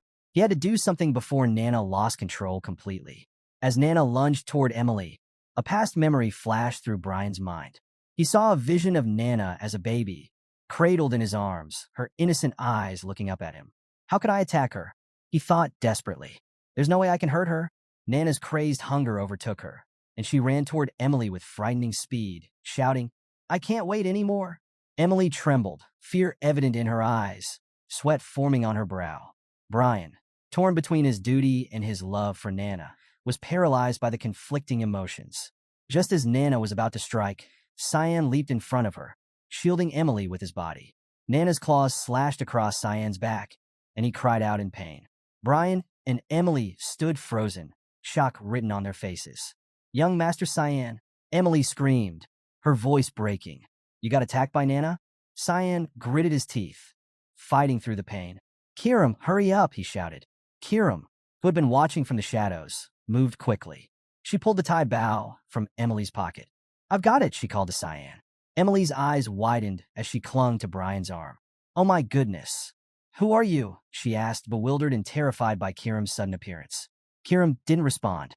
She dropped the tie, bow on the ground, and stomped on it, shattering the day's stone embedded within. Emily gasped, her shock evident. "That's the necktie young Master Ascal gave me. It was meant for young Master Cyan. Why are you destroying it?" Kiram shot her a fierce look. "You have no idea what you're carrying around, do you?" She turned her attention back to Nana. "Hey kid, get it together already. Your beloved Papa is here." The sound of Kiram's voice seemed to reach Nana, cutting through the haze of madness. Her wild eyes focused and she whispered, "Papa." Recognition flooded her face. She blinked a few times, and the dark aura around her dissipated. "Papa, what happened?" Seeing Cyan's injury, Nana's eyes filled with tears. Did Nana do that to Papa?" she asked, horrified. Cyan knelt beside her, wincing in pain, but trying to keep his voice soothing. "It's okay, Nana," he said gently. "It doesn't hurt at all, and I know you didn't mean to hurt me. You didn't do anything wrong." Nana's legs gave out, and she sank to her knees, her small frame trembling with sorrow, her voice breaking with sadness. "I'm so sorry." Brian stepped forward, concern in his voice. "Young Master, are you all right?" Cyan waved him off, still focused on Nana. "I'll be fine. We need to leave this place. It's a mess," he said, looking around at the remnants of the chaos. The scene shifts to Luenel, who stands in an eerily quiet hallway. His eyes scan the empty space, his brow furrowed in confusion. What is going on? He thinks. This place should be teeming with monsters. Yet, the silence is so profound that it seems as if no one is here at all. "Luenel," the king's voice breaks the silence. "I don't see any monsters around." Luenel quickly composes himself and replies, "Yes, your majesty." It's a relief. It seems like the situation has already been taken care of. Ascal, standing nearby, shares the confusion evident on Luenel's face, but remains silent. His eyes dart around the hallway, as if searching for something amiss. Suddenly, a familiar voice cuts through the silence. "Father!" Erin cries out, running toward the king with a worried expression. Her eyes are wide, and her breath is heavy from running. The king's stern expression softens when he sees his daughter. A smile tugs at his lips. "Erin, are you all right?" he asks gently. Erin throws her arms around him, hugging him tightly. "I'm so glad you're all right, Father," she says, her voice choked with relief. She pulls back slightly, looking him over. "Are you hurt anywhere, Father?" The king chuckles, shaking his head. "I'm fine, Erin. I was able to get here safely thanks to Ascal and Luenel." He gestures toward the two men, acknowledging their presence. Erin's gaze shifts to Luenel, and her expression hardens. A cold, Unreadable look settles in her eyes as she regards her brother. Sensing her stare, Lionel meets her gaze with one of his own, his expression equally icy. "I'm glad you're not dead, Aaron," he says with a hint of sarcasm. Despite the tension, "I'm glad you're all right too, Lionel," she replies. Inwardly, her mind races. "I have so many questions to ask you, but first, I need to take care of the others." At that moment, Alice and a royal knight kneel before the king, their heads bowed in respect. "Your Majesty," Alice says, her voice steady, "I'm glad to see you safe." The king nods at her, a grateful smile on his face. "Thank you for protecting my younger daughter, Alice. I will reward you handsomely for your loyalty and bravery." As Aaron listens to the exchange, she notices Ascal leaning closer to Lionel, whispering something in his ear. Her eyes narrow in suspicion. What is he saying to him? She wonders, trying to catch the murmur of Ascal's words. Whatever Ascal says to Lionel, it has an immediate effect. Lionel's face lights up with a wicked smile. He suddenly turns his sword, pointing it at Lunav, who has been standing quietly at the side, watching the scene unfold. "I think I know who's behind this incident," Lionel announces loudly, drawing everyone's attention. He levels a finger at Lunav, his voice filled with accusation. "The granddaughter of the Garum Mage Association president is behind this. Lunav Rainreaver, you are under arrest." Alice watched the scene unfold with a growing sense of confusion. Arrest? What is he trying to do? She thought. Her eyes darted between Lionel and Lunav, who stood at the center of the hallway, tension hanging thick in the air. The king's face darkened with anger as he addressed Lionel. "You're crossing the line here, Lionel," he said, his voice sharp. "Lower your sword immediately." Aaron stepped forward, her expression furious. "Lionel, she saved many people alongside me," she snapped, glaring at her brother. "How can you accuse her like this?" But Lionel remained unfazed, his gaze locked on Lunav. "It was all a trick," he insisted. "She wanted to gain our trust, so she could escape. The Garum Kingdom has always been waiting for a chance to strike at the Ushif Empire." Lunav's eyes narrowed, suspicion glinting in them. So their goal was assassination, aiming to create chaos within the Empire, she thought. She spoke up, her voice calm despite the accusation. "You speak as if you have proof of this, Lionel." A guard stepped forward. "Last night, a suspicious aura of mana was detected at the place where she was staying," the guard reported. The king's eyes turned back to Lionel, narrowing slightly. "Is that true?" he asked. His voice was stern. "You'd better be smart with your words, Lionel." Aaron gasped. Lionel seized the moment. "I invited the Garum representatives to try and convey our desire for peace," he said smoothly. "But I also kept an eye on them as a precaution. Give me some time, and I will find the evidence to prove this plot." The king, after a moment's hesitation, nodded. "All right," he said. "Find the evidence and present it quickly." Lionel's face lit up with a satisfied smile. "Leave it to me, father. I will find it, definitely," he promised. Lunav stood silently, her expression unreadable. Is this a trap? Or is this something grandfather intended to happen? She wondered. Despite her doubts, she kept her composure. Shortly after, Lunav and her group from the Garum Mage Association were imprisoned for investigation. The once bustling halls of the palace grew quiet as the news of their arrest spread. Leximus, who had been apart from Aaron during the chaos, returned with the other guard knights. Spotting Aaron, he rushed over and enveloped her in a tight hug. "I'm never going to let you out of my sight again." Meanwhile, Cyan stood by, his thoughts heavy. The funerals of Marquis Drenian, the Empress's younger brother, as well as countless others, were held in the streets, he said quietly. "But at least I was able to prevent more deaths than in my past life." He sighed, knowing that despite his efforts, the banquet would forever be known as the Banquet of Blood. As Alice carefully dressed Cyan's wounds, her hands were gentle but firm. "These wounds could have been much worse," she said, concern evident in her voice. Cyan remained calm, his eyes steady. "You didn't need to do this, Alice," he said.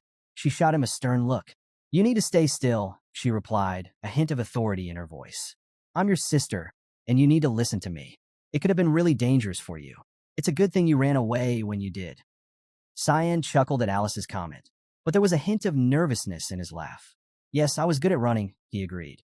Alice's expression softened, and she continued, "You know, that masked man who saved me. If it weren't for him, I might have died that day." She paused, looking thoughtful. "Just who was that person?" She glanced at Cyan, studying him closely. "Actually," she said slowly, "now that I think about it, that masked guy was about your height, and you've gotten a lot fitter lately."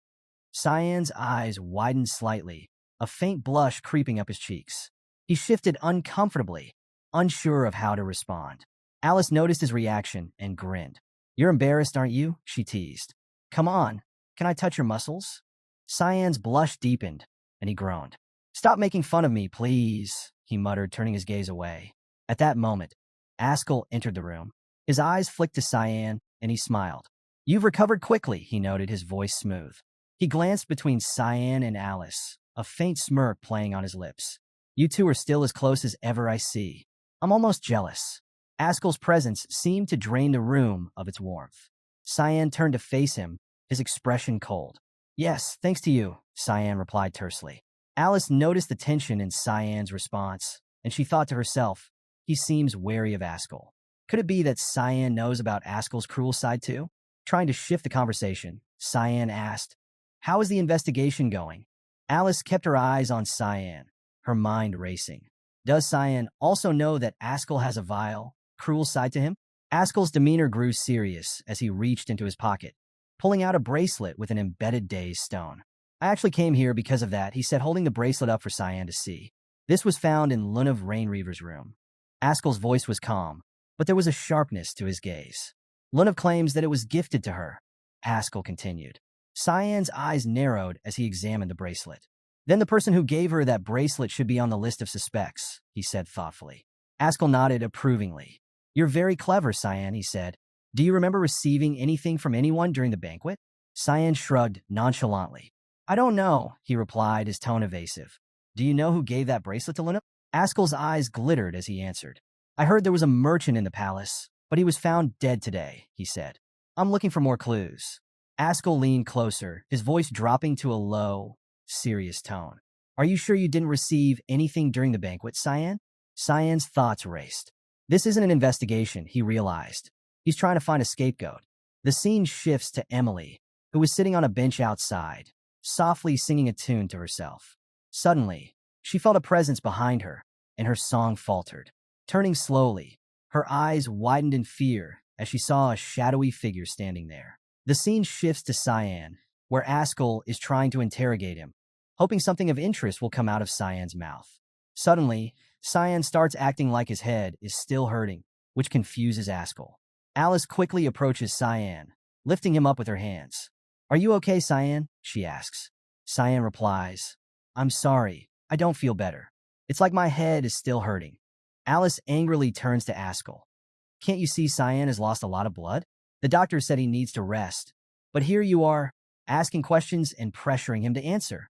Then Alice looks at Cyan. "You need to lie down and get some rest." Ascal sighs and says, "All right, you should rest. I'll leave." But then, Cyan suddenly says, "Answer Ascal's question?" "I don't remember receiving anything." Ascal is caught off guard by Cyan's sudden response.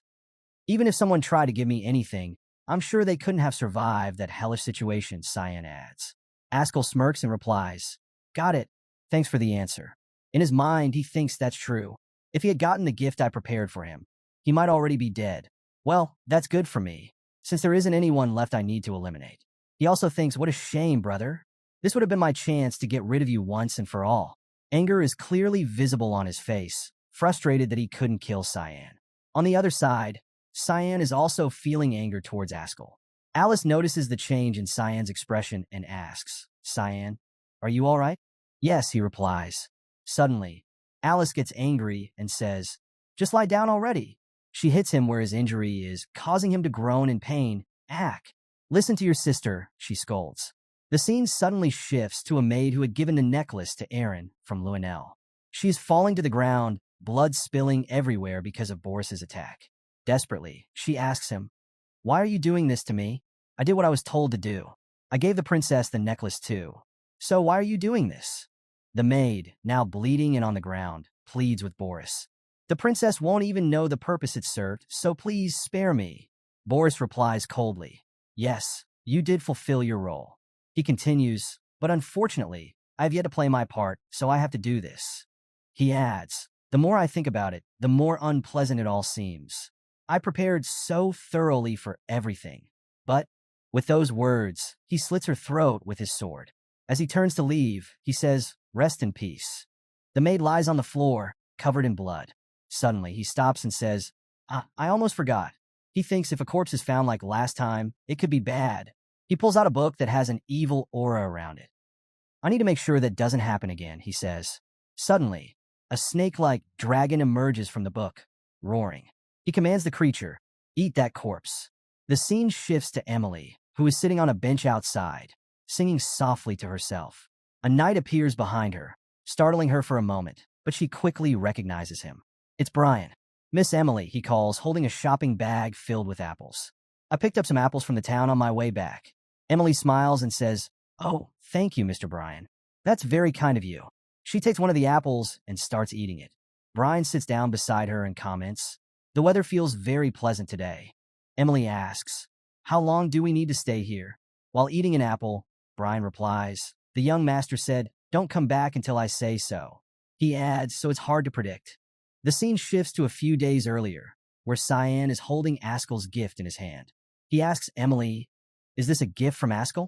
She quickly replies, Yes, to congratulate you on your first society event. Without hesitation, Cyan destroys Ascal's gift with his powers. He mutters, He sure tried to make it as complicated as he could. Emily was shocked when Cyan destroyed the gift. The precious gift, she exclaimed. Cyan looked at her seriously.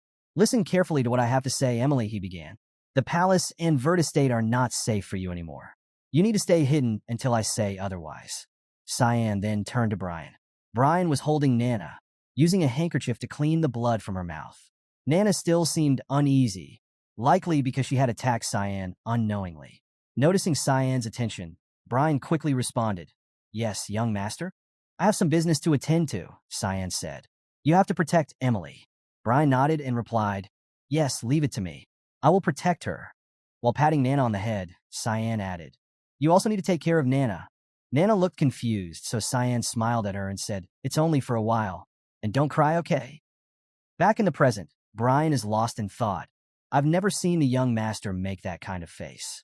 I need to make sure I can support him this time. Emily interrupts his thoughts, asking, Is Nana all right? Brian replies, Well, she struggled for a few days, but I think she's fine now. Emily nods and says, A lot happened with the young master while I was away. She glances at Nana, who is sleeping peacefully, and continues, I never imagined that the girl I thought was a maid would turn out to be a draconic human. Now that I know everything about her, I should help out as much as I can. Brian smiles and says, I was just thinking the same thing. As his arm accidentally brushes against Emily's, a past memory flashes through his mind. Emily holding his arm tightly. He blushes, wondering why he suddenly remembered that. Still smiling, Emily says, Then let's do our best for the young master, Mr. Brian. Brian, still blushing and a bit confused, smiles back and replies, Yes, Miss Emily. The scene shifts to the king's room, where Lionel is speaking with his father. What do you mean, father? Lionel asks, confused. The king responds, I'm releasing Lunav and the other members of the Garum Kingdom that we arrested. Lionel is shocked. We have clear evidence against them, and you want to let those suspects go? The king's expression hardens. Watch your mouth, Lionel, he warns. I've already made up my mind, and I'm not changing my decision. Growing angry, Lionel retorts, How will you seize reign over the continent if you're so soft? What is it about the Garum Kingdom that scares you so much? The king slams his fist into the wall, his voice rising. Enough of this nonsense. At that moment, Lionel feels a flash of fear. The king continues, still hitting the wall. Reigning over the continent is a nice goal, but our Ushif Empire shares a border not only with the Garum Kingdom, but also with the Demon Realm, as well as Sparnia and Phrynia. If we make an enemy of the Garum Kingdom, we won't be able to hold back the Demon Realm any longer. The king's anger grows as he explains. The entire continent will suffer from all the monsters pouring out of there. Hearing this, Lionel is angry, but knows he can't argue against his father's reasoning. The king adds, Even if I were to gain power over the continent, it would come at the cost of sacrificing too many people. Someone who does such a thing is a monster, not an emperor. Are you not even aware of something so basic? Lionel, frustrated, tries to argue, but letting go of suspects when we have clear evidence is just. The king cuts him off. Are you talking about the Daystones? Lionel is stunned, thinking, How does he know that? My people shouldn't be done with the investigation yet. The king notices Lionel's reaction and says, Your face tells me everything, Lionel. The king continued. Ever since you were young, you never gave up until you got what you wanted. Lionel was sweating, his nervousness clearly visible. I don't know what you're talking about, he stammered. That's enough, you fool, the king snapped. How the hell did you end up like this, Lionel? He turned away from him and said, Eren is a better fit to be ruler than you will ever be. I don't even want to see you anymore. Get out of here. Lionel's face twisted in anger, his teeth gritting as he muttered Eren's name in his mind. Eren Severus, that damned wretch ruined everything I planned. Fueled by rage, Lionel stormed towards Eren's room. The royal knights tried to stop him, but he barked at them. Move aside, quickly. He burst into Eren's room, where Leximus stood guard. Her Highness needs rest. Please come back later, Leximus said calmly. Without warning, Lionel punched Leximus in the face. I said move, he shouted. Leximus fell to the ground from the blow. Eren, shocked, called out Leximus. Her voice filled with concern. Lionel advanced toward Eren, and she stepped back, fear showing in her eyes. Still, she gathered the courage to ask, What is all this, Lionel? He responded with a wild smile, which confused Eren. Then he burst into loud laughter. I've come to talk with my precious sister, he said, his voice dripping with sarcasm. Lexis stood up, holding her cheek where Lionel had slapped her earlier. She glared at him threateningly and warned, Even though you're a prince, if you keep acting like this, as the princess's subordinate, I'll be forced to take action. Lionel began losing his composure, enraged but silent. He started sweating and stared at her intensely. With a mocking smile, he called her a parasite and asked what she was going to do about it. He threatened that if she continued interfering, he would have her and her entire family executed, using her words as the excuse to erase her entire lineage. Lexis, shocked and afraid, slowly lowered her hand from her cheek. She knew things were turning bad. Before Lionel could continue his threats, Princess Eren stepped in and calmly ordered him to stop. Is there a reason you came to see me? Eren asked. Did you want to hear something from me? Lionel, sweating and confused, stared at her, wondering how she knew what was happening. Eren gazed at him calmly and repeated her question. Do you want to hear something from me? Lionel panicked, speechless, as he noticed something was different about Eren. He wondered if this was the same Eren Severus he knew. Or should I just tell you what you want to hear from me? Eren said, I, Eren Severus, have not received anything from you. Lionel's confusion deepened, and he began sweating even more, feeling a growing sense of danger. He couldn't respond. A few hours earlier, Princess Eren had gone to see the king. Sitting on the sofa in his office, she closed her eyes and answered his question. Yes, father, I'm sure there's no relationship. The king, looking at her with uncertainty, reminded her, The necklace you brought me holds a jewel that's not ordinary. It's a Daze stone from the Black Blood tribe. The king explained that the Daze stones were once used to control forbidden dark magic, particularly to dominate monsters. Though now disdained, it was said these stones were used for controlling dangerous creatures. He told Eren that there had been recent information about someone inside the palace secretly purchasing one of these jewels. He mentioned a black market merchant named Gilbert and a maid named Marilda. Both had been involved in making deals for some time, but now both were either missing or dead. Hearing this, Eren's eyes filled with confusion, though she remained outwardly calm. The king then revealed that Gilbert and Marilda had been in frequent contact with Lionel and asked Eren again if she was sure she hadn't received anything from him, implying the necklace could have been a gift from Lionel. Nervously touching her fingernails, Eren, with a trembling voice, denied ever receiving anything from Lionel. The king observed her in silence, his expression calm. Eren, avoiding his gaze, stared at the ground and said, It seems you've discovered who brought the jewels into the palace. Lunav should no longer be a suspect. She pleaded with the king to let Lunav go, reminding him that Lunav had saved many people at the banquet. The king, seated on the sofa, crossed his arms and reassured her not to worry. In her mind, Eren thought that if she revealed Lionel's involvement in this, she couldn't predict what he might do to those around her. She remembered how the captain had been killed by a mander plant and knew she couldn't let something like that happen again. She had to protect those close to her from being hurt in the future. Back in the present, Eren turned her gaze toward Lionel and asked if this was what he wanted. He stood up, put his hand in his pocket, and, as a suffocating energy surrounded him, stared at her and said, Yes, and I've never given you anything. Princess Eren remained calm and told him, That's exactly what I told my father. Lionel's gaze filled with rage. He couldn't understand her attitude and grew increasingly angry. "Why are you acting as if I've done something wrong?" he asked. Luenell approached Aaron and asked if he should deal with her subordinate first. Princess Aaron, with her hands on her knees, closed her eyes and calmly apologized, revealing that she had a guest. Luenell, confused, asked who could be more important than him. She raised her head and, with a serious expression, said, "You are important to me too." Behind them stood Cyan, leaning against a pillar with his arms crossed. He looked down at the ground and apologized to Luenell, saying he didn't mean to intrude. Hearing Cyan's voice, Luenell was shocked and started sweating. He hadn't noticed Cyan's presence at all and didn't know why he was there. Cyan put his hands in his pockets, raised his head, and with a suffocating look, said he had heard everything. Luenell's body trembled with fear, and he asked Cyan how long he had been hiding there. Cyan, stepping away from the pillar, began walking toward them. "Hiding?" he asked, sounding confused. Pointing to himself with his thumb, Cyan explained, "I simply don't have much presence. It's the main trait of assassins. We're invisible." Luenell clenched his teeth in frustration. He couldn't believe Cyan was speaking so casually in his presence, and he wondered if this was some kind of joke. Furious, he questioned how Cyan dared to speak like that in front of him.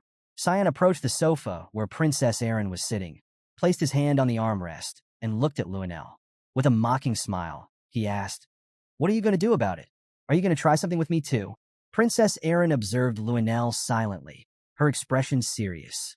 Though Luenell was angry, he managed to stay calm, now observing Cyan more carefully. He couldn't help but wonder if the rumors about their engagement were true.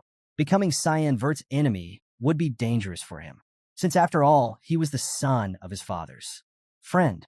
Luenell couldn't stop thinking about what Ascal had told him earlier.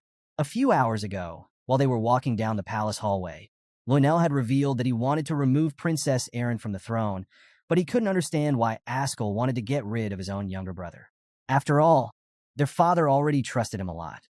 Ascal, walking beside him, looked at the ground and mentioned how much Cyan irritated him. Luenell listened silently as Ascal's eyes shone with seriousness. Ascal revealed that Cyan was hiding something big, something that got on his nerves. Now, back in the present, Luenell watched as Cyan stood behind Aaron's sofa, smiling while emitting a powerful and intense energy. Finally, Luenell understood what Ascal had meant. He didn't know what this unsettling feeling of intimidation from Cyan was, but it confused him. Luenell raised his hands, indicating that he was done. With a pleasant smile, he said, "All right, I was just joking. Now that the misunderstanding is cleared up, I'll leave." He turned his back on them and headed for the door. Cyan watched him with a confused expression, and even Princess Aaron couldn't help but blush with Cyan standing so close. As Luenell neared the door, the guard opened it for him. He turned his head slightly and apologized to Leximus.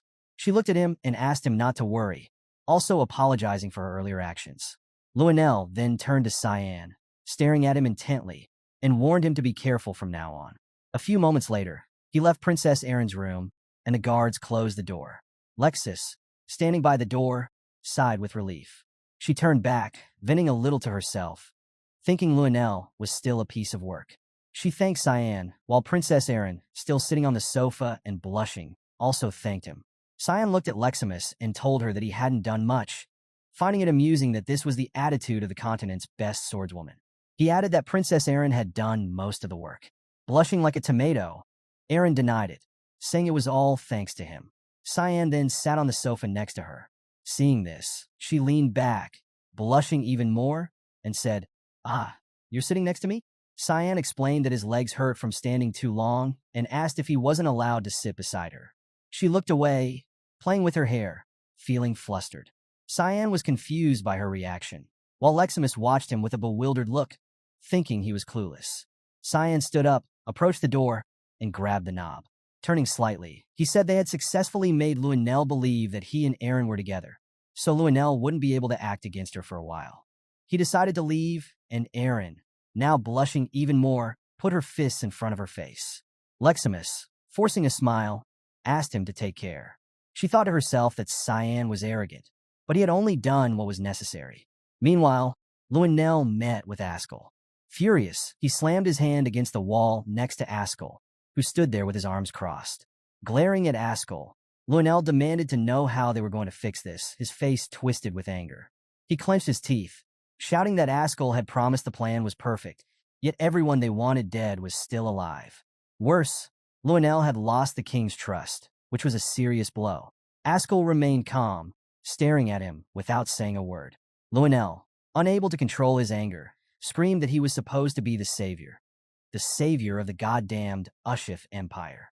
At that moment, a man approached Ascal and Lionel, interrupting their conversation, and announced that there had been some success. Lionel, who still had his hand on the wall, turned and demanded to know who the man was.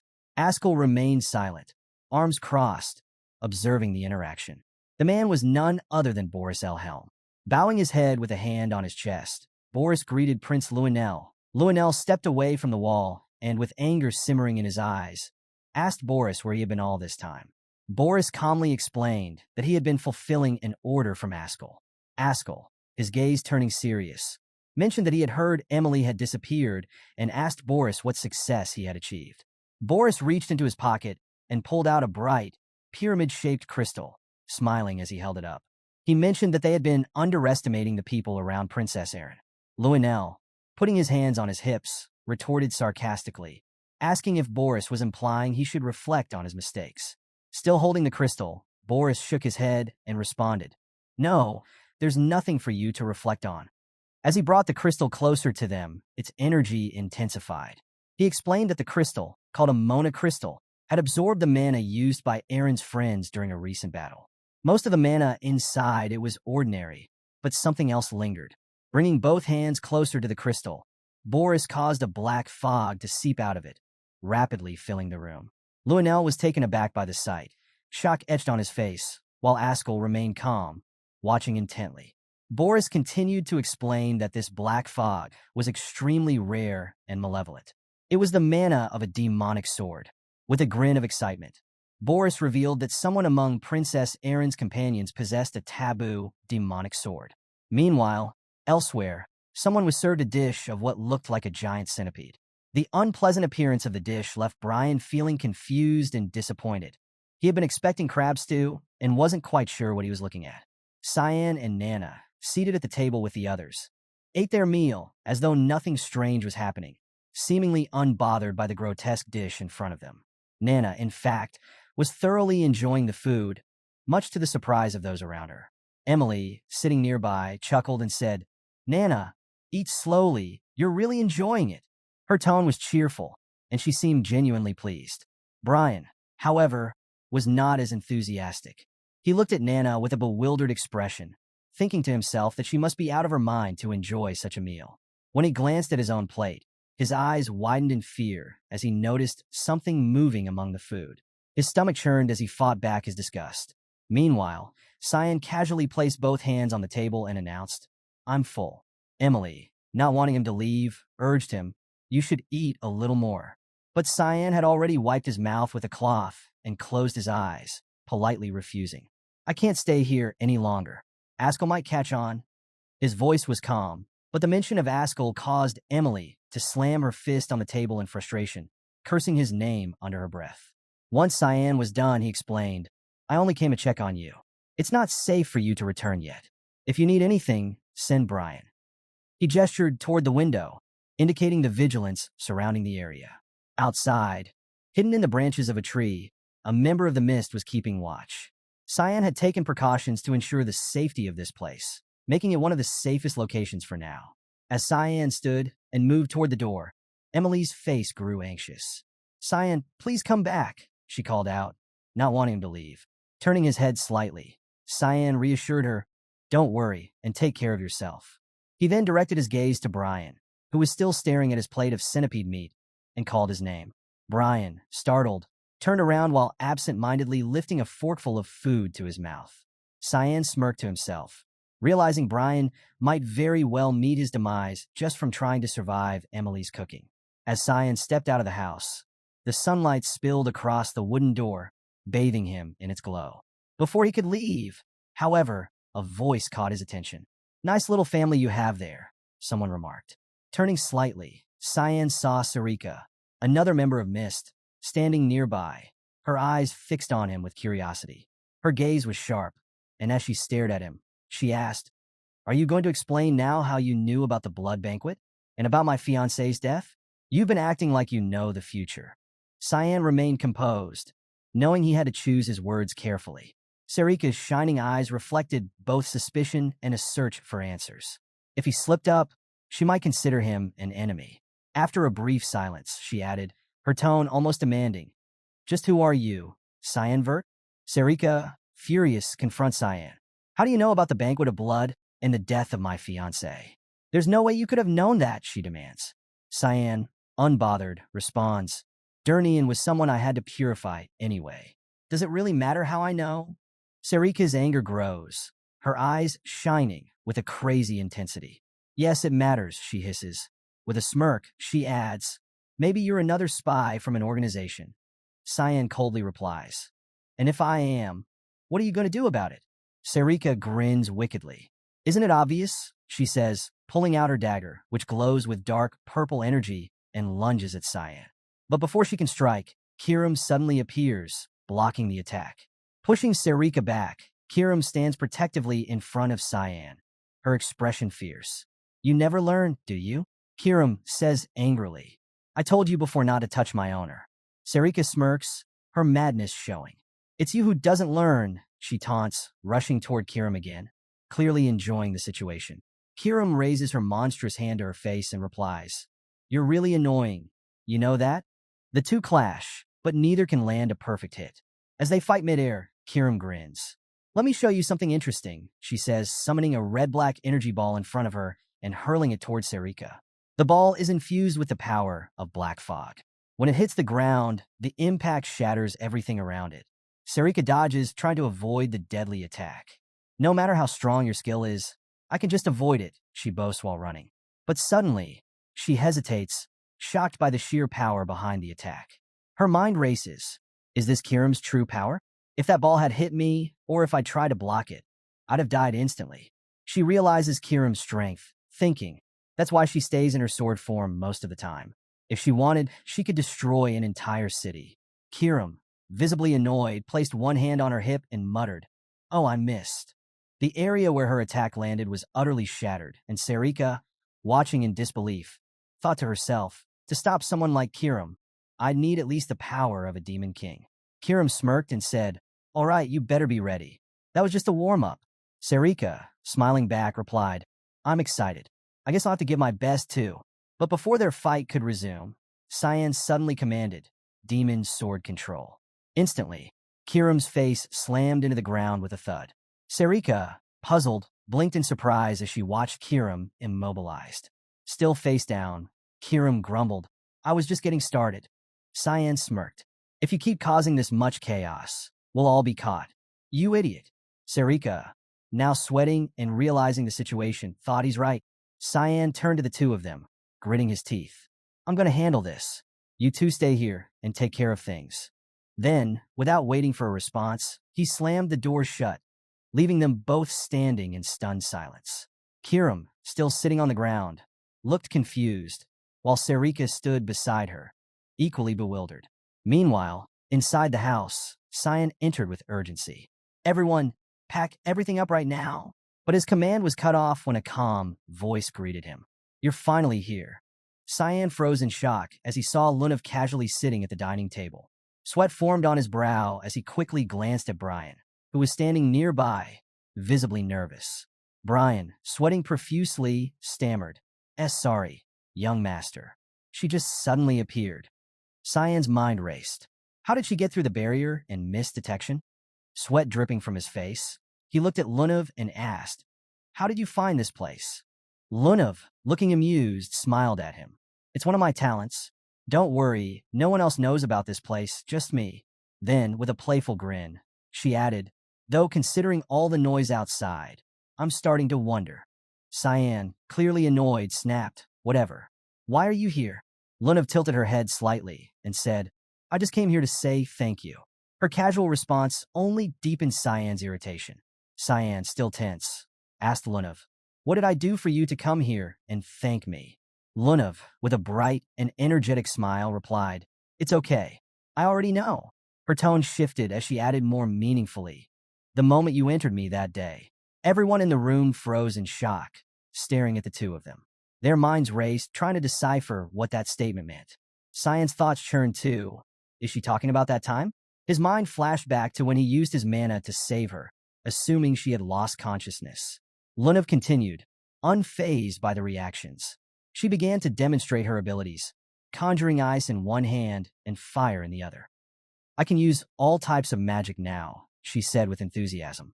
I can even combine or switch between them. She explained further, I can also track down a specific person's mana. Isn't that cool? She beamed. It's a gift from my grandfather. Cyan, growing increasingly worried, responded, it feels more like a curse to me. Your body was broken because of that.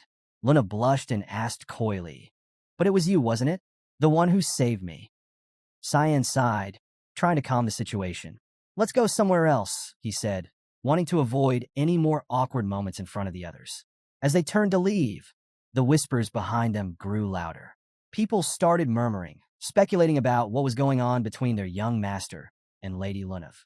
Cyan's patience snapped as he gritted his teeth and barked, get to packing. Suddenly, Emily, wide-eyed and excited, asked Cyan, where are we going now? Cyan replied, we'll be heading to Lewin Academy. Emily blushed and eagerly added, does that mean I can take care of you every day from now on? Meanwhile, Brian, overhearing this, paled slightly, his mind drifting to the bizarre dishes Emily would no doubt bring with her. Nana, noticing his expression, asked, what's wrong with your face? Brian, still in his thoughts, muttered, I have mixed feelings about this. As Cyan and Lunav finally moved to a quieter place where they could talk privately, Lunav opened up about her past. Her voice softened as she revealed, I spent most of my younger days in a cold and dark place. I had to endure all kinds of painful experiments there. She continued, I had no choice but to endure everything because it was my duty as the granddaughter of Raigan's Rain Reaver. As Lunav and Cyan walked across the bridge, she asked him, do you also have a duty to fulfill? Cyan shook his head and replied, no, I don't have any. Curious, Lunav pressed further, then why did you save us anonymously? Cyan, puzzled by her persistence, simply shrugged. I don't want to become famous. It's a pain, and I'm sure you can guess why. Lunav thought for a moment before answering herself. Oh yes, it's because of your mana elemental. She brought out a small sphere of Cyan's mana, swirling with a faint red-black aura. At first, I thought it was darkness, she said. I collected a bit when I met you at the restaurant a few days ago. Cyan's mind raced, still confused by her ability to collect and analyze his mana. So she can read people's mana information just by touching them? I didn't know she could do that, even in my past life. Lunav continued. On the day I passed out, the mana you put into me. She shaped the mana in her hand, showing Cyan the swirling, ethereal substance. What is this? It seems like it's your mana, but not of this world at the same time. Cyan's eyes narrowed, now understanding why she had come to see him. I see. Are you planning to take this mana to your grandfather, Raigan's? To his surprise, Lunav absorbed the mana back in her own body and said cheerfully, no, I won't. Why would I? That would be a pain for me. Why? Cyan asked. Is there a reason? Or are you rebelling against him or something? Lunav, now gazing at the stars, smiled and replied, I'm sure you can guess why I'm doing it. Suddenly, without warning, Lunav hugged Cyan tightly. He stood there, confused, as she whispered, thank you, Cyan, for lessening my old pain. Cyan, taken aback, began to explain her situation. Your body, it was like a boiling pot filled with all kinds of chaotic mana.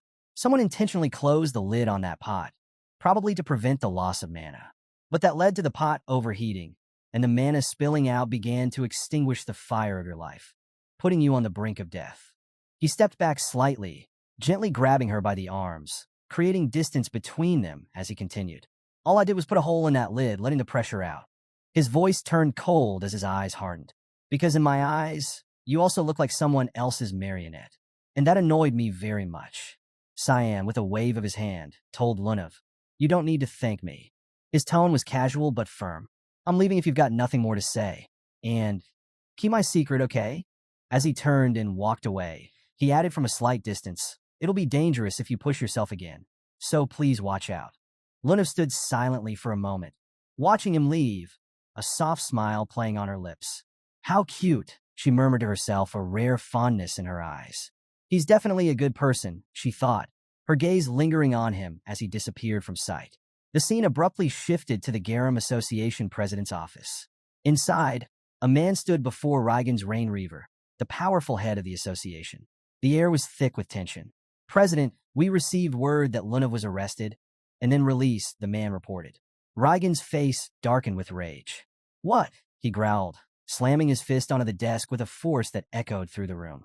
The sound was deafening, rattling papers and shaking the room. The man hesitated but continued. "Thankfully, there were no charges filed. Should we send a petition?"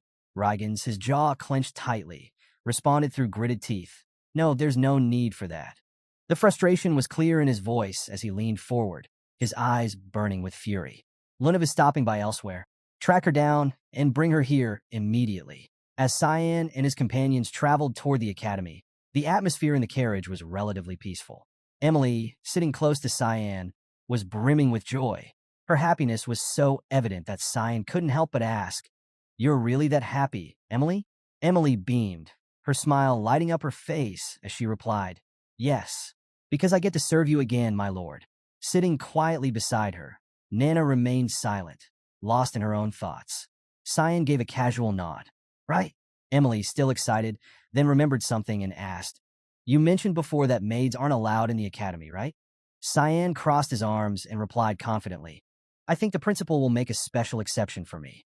When they arrived at the academy, Cyan wasted no time and headed straight for the principal's office. However, the principal greeted him with a firm stance, immediately saying, "Absolutely not. I won't allow it." Cyan folded his arms behind his back, maintaining a calm demeanor. "I'll make sure no one notices her. Please permit it." The principal raised an eyebrow, clearly unimpressed. "Tell me, Cyan, why would I make an exception for you?" A bead of sweat trickled down Cyan's face as he replied, "I won't skip any lessons from now on." The principal's patience snapped. His fist slammed against the table as he scolded. "That should go without saying, even under normal circumstances. And two mates? Not just one." The principal's tone shifted as he leaned in closer, lowering his voice. "Tell me, Cyan, are these two maids somehow connected to the Banquet of Blood?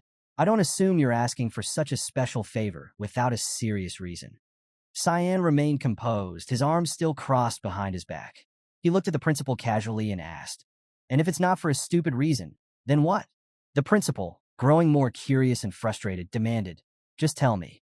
With a sly smile, Cyan raised a finger to his face. "I'll tell you, if you grant me permission first." The principal turned away, rubbing his chin in thought. Finally, he sighed in exasperation. "Whatever. Do as you wish.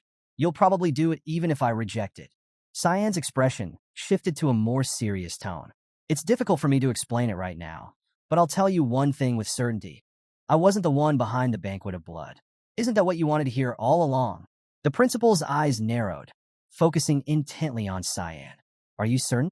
Cyan's eyes widened slightly, and his tone turned more annoyed. "What exactly are you implying? Just how do you see me that you'd assume that?"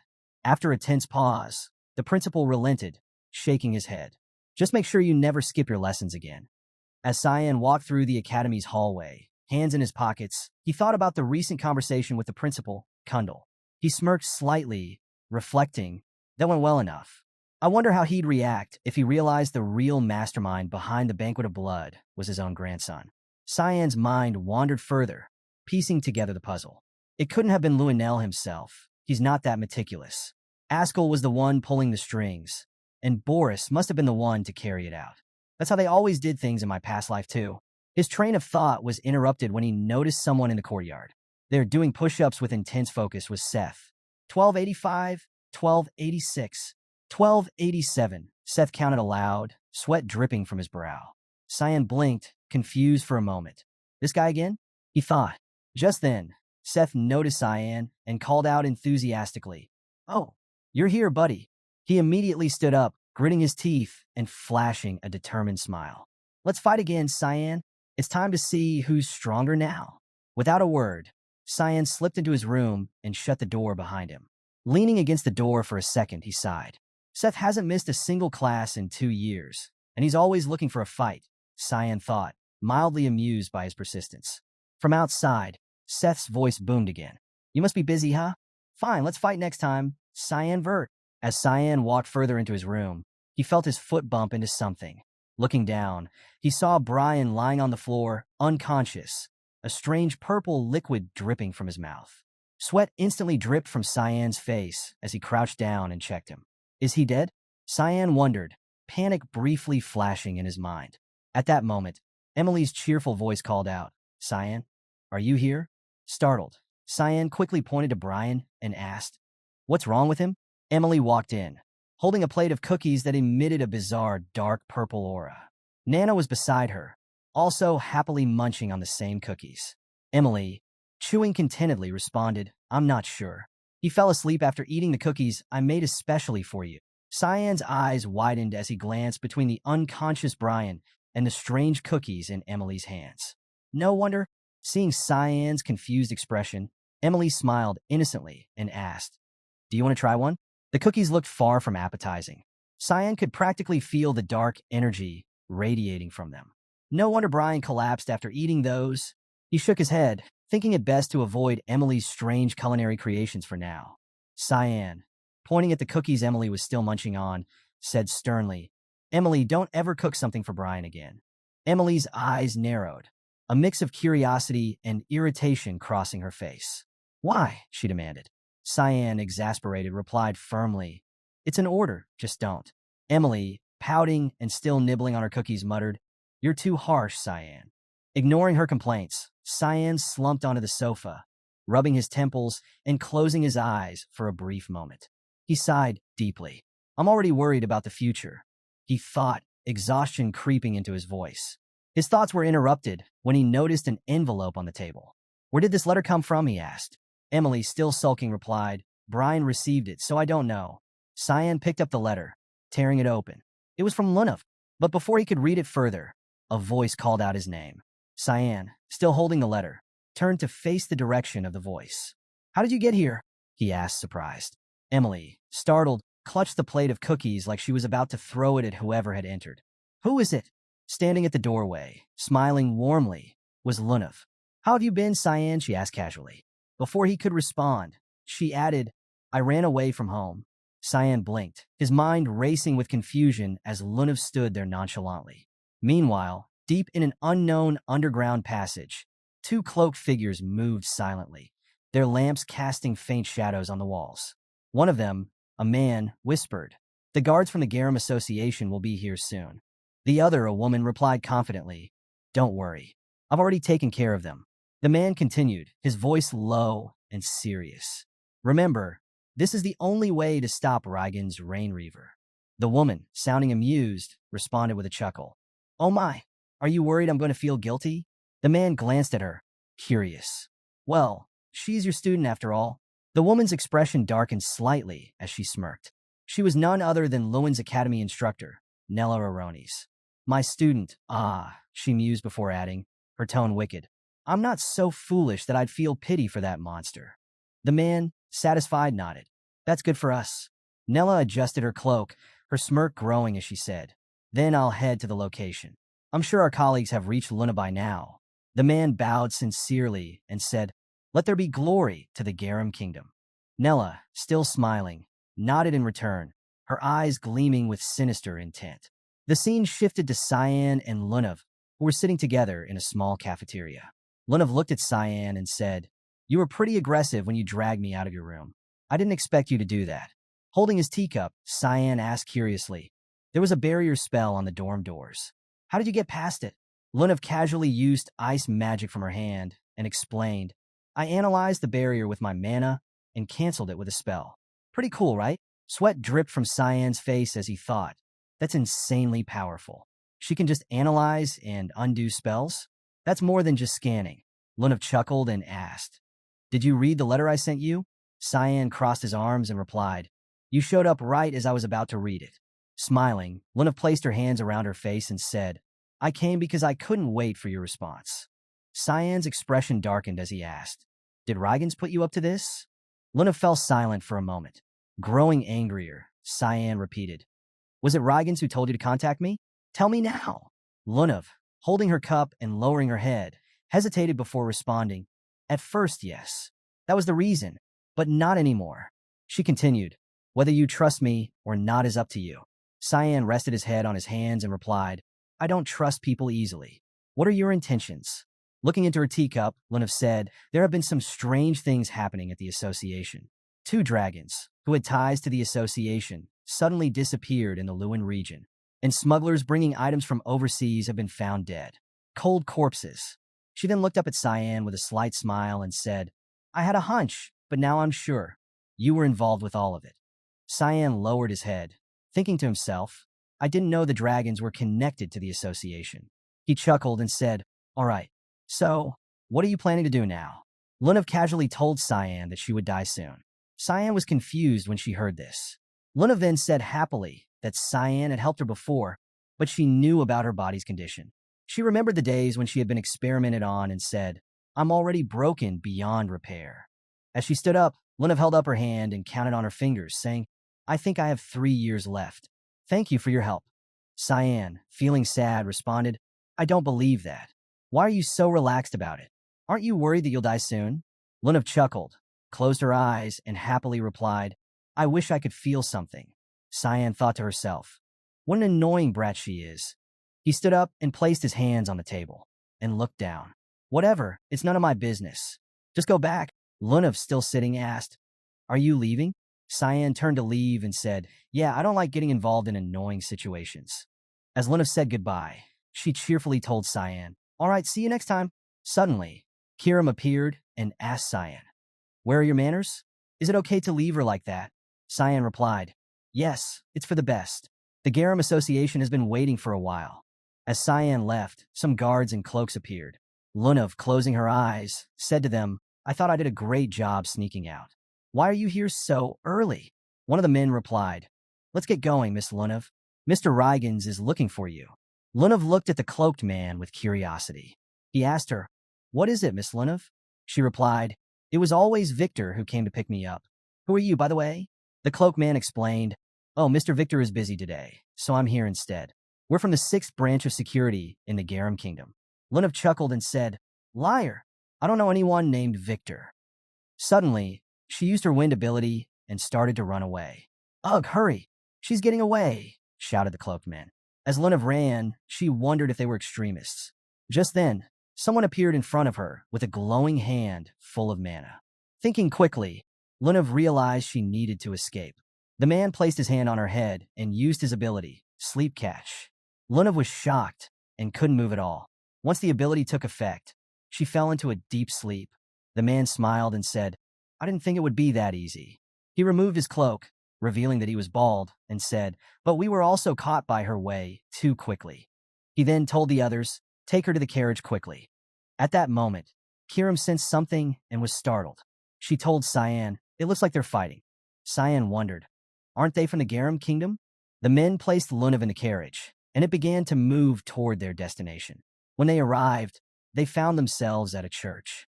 One man said, Stand by here and guard the package. The others replied, Yes, sir. The bald man entered the church and spoke to someone, saying, I brought Lunav Rainreaver. Someone sitting in the front row responded, Well done. What a pitiful child. She has been experimented on her whole life, just to be used and thrown away in the end. Nella said, We'll use the child for a good cause. Lunav was in the carriage, unconscious, with her hands tied behind her back, so she couldn't escape. The guards by the carriage became flustered when they saw a red-black fog surrounding them. One man exclaimed, What is this fog? Another said, Wait, it can't be the mist. But before he could finish, his face was cut in half. Another guard, standing nearby, shouted, Marcel! In an instant, all the guards were sliced in half within seconds. One man, scared and sweating, said, What? What the hell is going on? Sweat dripped from his forehead as he pleaded, Stop! That's enough! At that moment, Cyan was sitting on top of the carriage, holding his Kiram dagger. A man on the ground was very frightened, and in an instant, Cyan killed him too. The man shouted before dying, which startled the bald man inside the church. He turned to look at the exit. Nella asked, Are there other guests here? The bald man, still facing the carriage, replied, It seems someone has followed us here. Nella said, Ah, an enemy. The bald man's name was revealed to be Ralph. Nella told Ralph, Show them what happens when anyone tries to get in our way. Ralph, feeling angry, said, Yes, I will go and silence them. Cyan stood over the dead bodies, wearing a cloak. Kirim remarked, "That was much easier than I expected." Cyan replied, "It's not over yet. The stronger guys are in the church." When Ralph came out of the church, a blue aura surrounded him. He said to Cyan, "Not bad for a kid like you. Did you come here all alone?" Cyan, wearing a mask, responded, "Doesn't seem that way for you, though." He thought to himself, he's like Lunav. Ralph clenched his fist and began running towards Cyan. As he got closer, Cyan realized, no, he's more unstable than her. Ralph told Cyan, "I don't need anyone's help to defeat a weakling like you." Just then, Nella came out of the church and asked Ralph, "Are you done?" She was surprised by what she saw. Ralph was sitting on the ground with his arms crossed, looking down. Seeing this, Nella said, "This is not what I expected." In that moment, Cyan punched Ralph in the face, knocking him unconscious. Cyan then asked her, "Are you the last one? Why did you want to take Luna?" Then Nella moved her hand in front of Cyan and used fire magic, creating a crystal fireball in her palm. She said, "Oh my, you won't be popular with the girls if you're too inquisitive." Before throwing the fireball at him, she added, "You should find out the answer to that yourself." Cyan watched her magic closely and thought, combining elements freely. His eyes widened as he realized she was definitely like Lunav. Nella then used her ability, Thunder Flame, sending flames swirling around her body and throwing them towards Cyan. As he dodged the flames, Cyan thought, "I have even more questions now." He pulled out his Kirim dagger. Nella was confused as she saw him deflect the fire with his dagger. Suddenly, Cyan got very close to her and said, "I got you." Seeing him so close, she shouted in disbelief, and sweat dripped down her face. In a panic, she used her ability, Air Leap, to dodge his attack. Cyan's strike hit the ground, causing it to shatter. While in the air, she thought, "This kid is very dangerous. I can't let him live." Gathering her mana into her hand, it formed a blue crystal. She used her ability, Charge Shot, and shot small ice darts towards Cyan. At that moment, Kirim flew in as fog and appeared behind her, saying, "Look here too." Nella was puzzled, thinking he's not alone. Just then, Kirim grabbed her, and she shouted, "Let me go." She used her mana and attacked towards Cyan, using all her might. But he dodged them and landed beside where her attack had hit. The ground shattered where her attack struck. Cyan observed everything and thought, "She sure has a lot of mana." Meanwhile, Nella was sitting on the ground, trying to free herself from Kirim's black fog. Gritting her teeth, she said, "Didn't you hear me?" Kirim, standing beside her, explained, "Stop struggling. No human can free themselves from those restraints." Cyan then stepped in front of her and asked, "Who ordered you to kidnap Lunav? How many more of you are there?" Nella lowered her head and replied, "What an interesting kid. You'll find out soon." One of her eyes was damaged, and blood dripped from her face as she smiled at Cyan. "We'll seek you out, so don't worry about who wanted to kidnap Lunav. See you in hell." Seeing her reaction, Kirim looked confused and said, "That reaction, she's from Heart Curb." Cyan explained, "It's an artifact that keeps the user's mana in their heart, which is why she can't circulate it throughout her body." Nella was startled to hear this. Kirim happily added, "I assume Lunav has something similar." Nella, still in shock, asked, "How did you guess all of that?" Cyan continued explaining, "The monstrous organization that carries out vile experiments in the Garam Association is called the Path of Evolution. Am I right?" Hearing this, Nella shouted, "Wait, who are you guys?" Cyan leaned closer to her and said, "You can find the answer to that yourself in hell." He placed his hand on her head, and Nella exclaimed, "What? This isn't right. Dying like this." Cyan then used his force and put his other hand where her heart was, causing her to cry out in pain. As he did this, he thought to himself, "In my past life, I found an ancient text in a laboratory room of the Garam Kingdom. It described how to use an artifact called Heart Curb, how to control it, and the experiments related to it. It also explained how to eliminate it when its use fails." At that moment, Cyan pulled something out of Nella's heart. The item glowed in his hand. As he held it closely, he said, "Looks like it still works well." Kirim asked Cyan, "What are you going to use it for?" Cyan ordered her to get Lunav out of the carriage. Kirim shouted back, "No way. Why should I?" Cyan, angry, replied, "Do you want to be controlled too?" Reluctantly, Kirim brought Lunav out of the carriage and placed her on the ground, still silent and upset. Cyan then approached Lunav and said, "It's my first time trying this." While looking at the crystal-like ball, he added, "So I don't know if it will go well." He tightened his fists and shattered the crystal ball, then placed its power into Luna's heart. He thought if Luna has something like this in her heart too, then this should be able to destroy it. As Cyan transferred the crystal ball's power into Luna's body, Kiram stood with her arms crossed, watching everything closely. Because of the crystal ball's power, Cyan's hand and Luna's chest glowed with blue energy. Suddenly, Luna opened her eyes. As dusk settled, the rays of the setting sun cast their light against the main building of the Garam Mage Association. Luna slowly opened her eyes, her expression filled with surprise. What is this feeling? She wondered. Her hand began to release a soft blue glow of mana, and her body felt lighter, as though a great weight had been lifted from her shoulders. She stared at her hand, surrounded by mana, her eyes clouded with confusion. The intensity of the cyan aura around her was stronger than usual, leaving her unsettled. Meanwhile, on the opposite roof of the Garam Mage Association's main building, Kiram and Cyan stood, watching the scene unfold below. Kiram, arms crossed, stared at the building and asked, "What are you trying to do?" Cyan, sitting next to her with a serious expression, gazed silently at the structure before finally speaking. "I thought I could use her later. It'd be a waste to kill her now." Kiram shot him an uneasy glance, sensing the danger in his words. "You're playing a dangerous game. You know she could turn on you later, right?" Cyan looked down for a moment, then chuckled softly. The irony of Kiram's concern amused him. Kiram, now visibly annoyed, muttered, "Since your body will eventually belong to me, I'd appreciate it if you took better care of yourself." Cyan stood up, dusting himself off. "It's time to go. Staying here any longer isn't worth it," he said, preparing to leave. A few hours later, inside a dimly lit room, a man sat at a table, tapping his finger impatiently. This was Luna's grandfather. Luna stood before him, her hands clasped behind her back, her gaze lost in thought. She couldn't remember anything after her abduction.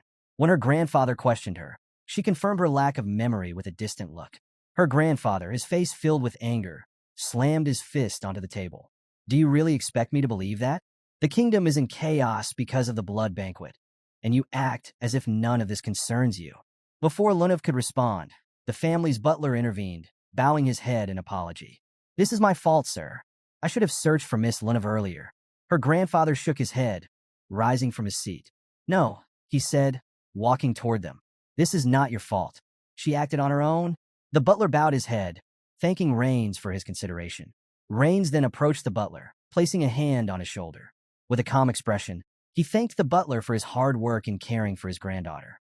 The butler humbly replied, "I'm just fulfilling my duties." Rains nodded. "You've done well so far." But in that moment, Rains' hand began to emit intense flames. The butler froze as the heat radiated from Rains' palm, his calm demeanor quickly giving way to panic. Rains' eyes burned with fury, and his body exuded a terrifying, murderous aura. "Did you really think you could get away with betraying us?" he growled. "Harming my granddaughter?" The flames from Rains' hand began to sear through the butler's clothes. Despite the unbearable heat, the butler tried to remain composed. "It's a misunderstanding," he stammered, his voice steady despite the rising pain. "Please give me a chance to explain." Lunav, standing nearby, watched in horror as sweat beaded on her forehead. She couldn't believe what she was witnessing, the cruelty of her own grandfather. Rain's eyes gleamed with rage as he clenched his teeth. "Shut up," he barked. "Hearing your voice sickens me." The flames grew stronger, penetrating the butler's skin and burning deeper into his body. His face contorted in agony as he fell to his knees, his body slowly consumed by fire. Luna pressed her hand to her mouth, paralyzed with fear. She could hardly process the fact that her grandfather was capable of such brutality. As the butler writhed in pain, Rains wiped his hands clean with a handkerchief, his expression cold and unfeeling. "He was one of those who ordered your kidnapping," he revealed, his tone filled with disgust. With the butler's body still smoldering, Rains turned to Lunav. "Have you learned anything about Cyanvert?" Lunav's eyes widened in fear. She knew he already had the answer, but she hesitated, still too terrified to speak. "No," she lied, her voice barely above a whisper. "I haven't discovered anything special." But even as she spoke, she knew the lie wouldn't work. Her gaze dropped to the ground, and a sense of hopelessness washed over her. Rain started toward her, his footsteps heavy. "What is that supposed to mean?" he asked coldly. Without lifting her head, Luna finally admitted, "I returned late because I was meeting with Cyan." "But There wasn't anything special about our first meeting. Rains placed his hand on Luna's shoulder, clearly displeased with her answer. His gaze sharpened as he leaned closer, his voice low and dangerous. What is Cyan hiding? He asked, his eyes flashing with fury. The tension in the room thickened. Cyan Vert. He's a Vert, and I know he's hiding something, or perhaps someone is helping him. Luna met his gaze, her own eyes shining with resolve. Cyan only has a guardian knight and a useless maid, she explained, her voice steady despite the weight of the moment. There's nothing that links him to the incident. Then, cautiously, she added, why are you so obsessed with him? Rain's body radiated a suffocating purple aura as he stepped closer, his anger palpable. Are you asking questions now? He growled, eyes narrowing. You're a Rain Reaver, Lunav. You don't ask questions. You do what I tell you to do. His words were sharp, leaving no room for argument. Luna fell silent, staring at him, unsure of what to say. Rains turned his back to her, his arms crossed behind him. He closed his eyes, his voice calm, but filled with authority. If you have no more answers, leave. After a pause, he added sternly, and remember, you're not allowed to go outside for a while. As Rains dismissed her, Lunav approached the smoldering body of the butler. Her heart sank, and her gaze filled with sadness. I'm so sick and tired of this household, she thought bitterly. The next morning, at dawn, Loan Academy, Seth, shirtless and fast asleep, had his back against the door, Cyan's bedroom door, to be exact. He was completely oblivious to the world. Cyan peeked around a corner, noticing Seth sprawled out in front of his room. This bastard. He didn't even attend his classes, Cyan thought with mild irritation. Deciding to deal with it later, Cyan turned and headed downstairs. As he descended, he overheard a group of students talking. Classes have been canceled because the instructor disappeared, one of them said. A blonde girl chimed in, dismissive. It's not a big deal. Cyan approached, confusion flickering across his face. What's going on? He wondered. At that moment, a voice cut through the chatter. Instructor Nella Aronis has disappeared. Cyan turned his head, recognizing the voice immediately. Is that Instructor Serika? When he turned to look, his suspicion was confirmed. It was her. Instructor Serika approached him, placing a hand on his shoulder, her body surrounded by a sinister aura. You were responsible, weren't you? She accused, her voice laced with dark intent. Cyan blinked, genuinely confused. What are you talking about? He asked, shaking his head slightly. Serika's eyes narrowed. Why did you kill the magic instructor? She demanded. Cyan stepped back, shaking his head in denial. I don't even know that instructor, he replied firmly, his voice filled with confidence. Serika placed her hand under her chin, smirking slightly. Of course, you don't know Nella Aronis, she said to Cyan. You skipped all your lessons. Cyan's face paled, shock and confusion written across it as beads of sweat formed on his brow. He had no idea how to respond. Serika continued, her tone growing more serious. Nella Aronis was a talented mage from the Garum Kingdom. It's not unusual for mages to come to Lewin. It's a neutral area, but there were rumors that she opposed Rain's Rain Reaver. So, we've been keeping an eye on her. Serika placed one hand on her waist, and with the other, adjusted her glasses before closing her eyes in thought. Luna's kidnapping, that's something none of us expected. We were going to take action soon. But you handled things for us. Cyan was absorbed in his thoughts, now realizing why Nella Aronis had seemed familiar. As his mind raced, Serika noticed his lack of focus and frowned. Frustrated, she leaned against the window and snapped. Don't zone out on me, Cyan. Don't worry. I'm the only one who knows about this. Then, her voice softened, but her words carried a weight of authority. I'm giving you a new mission. You'll have to stay out of the academy for a while. Cyan extended his hand, his mind now catching up. Wait, who's going to replace the instructor? With a serious look, Serika adjusted her glasses again. The other teachers will take turns for now. We're already looking for a new mage to fill the position. The announcement has been published. At the same time, a man was placing his suitcase into a straw-filled carriage. The man, wearing a black cap, looked around with a smile, clearly enjoying the view. The carriage driver, an old man, turned his head toward him. You from the city? He asked. The man, none other than Boris, nodded cheerfully. Yes, I'm here for a job. Adjusting his cap with a satisfied grin, Boris continued. I heard there's an opening now, so I'm in a bit of a hurry. The old driver looked at him, surprised. A job at Loan Academy, yeah. You must be a teacher.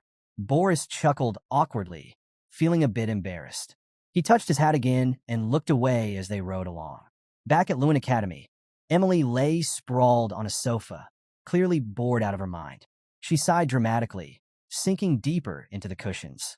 Kiram stormed into the room, her face set in an angry scowl. "Get up from my sofa," she demanded, her voice filled with irritation. "This is my spot."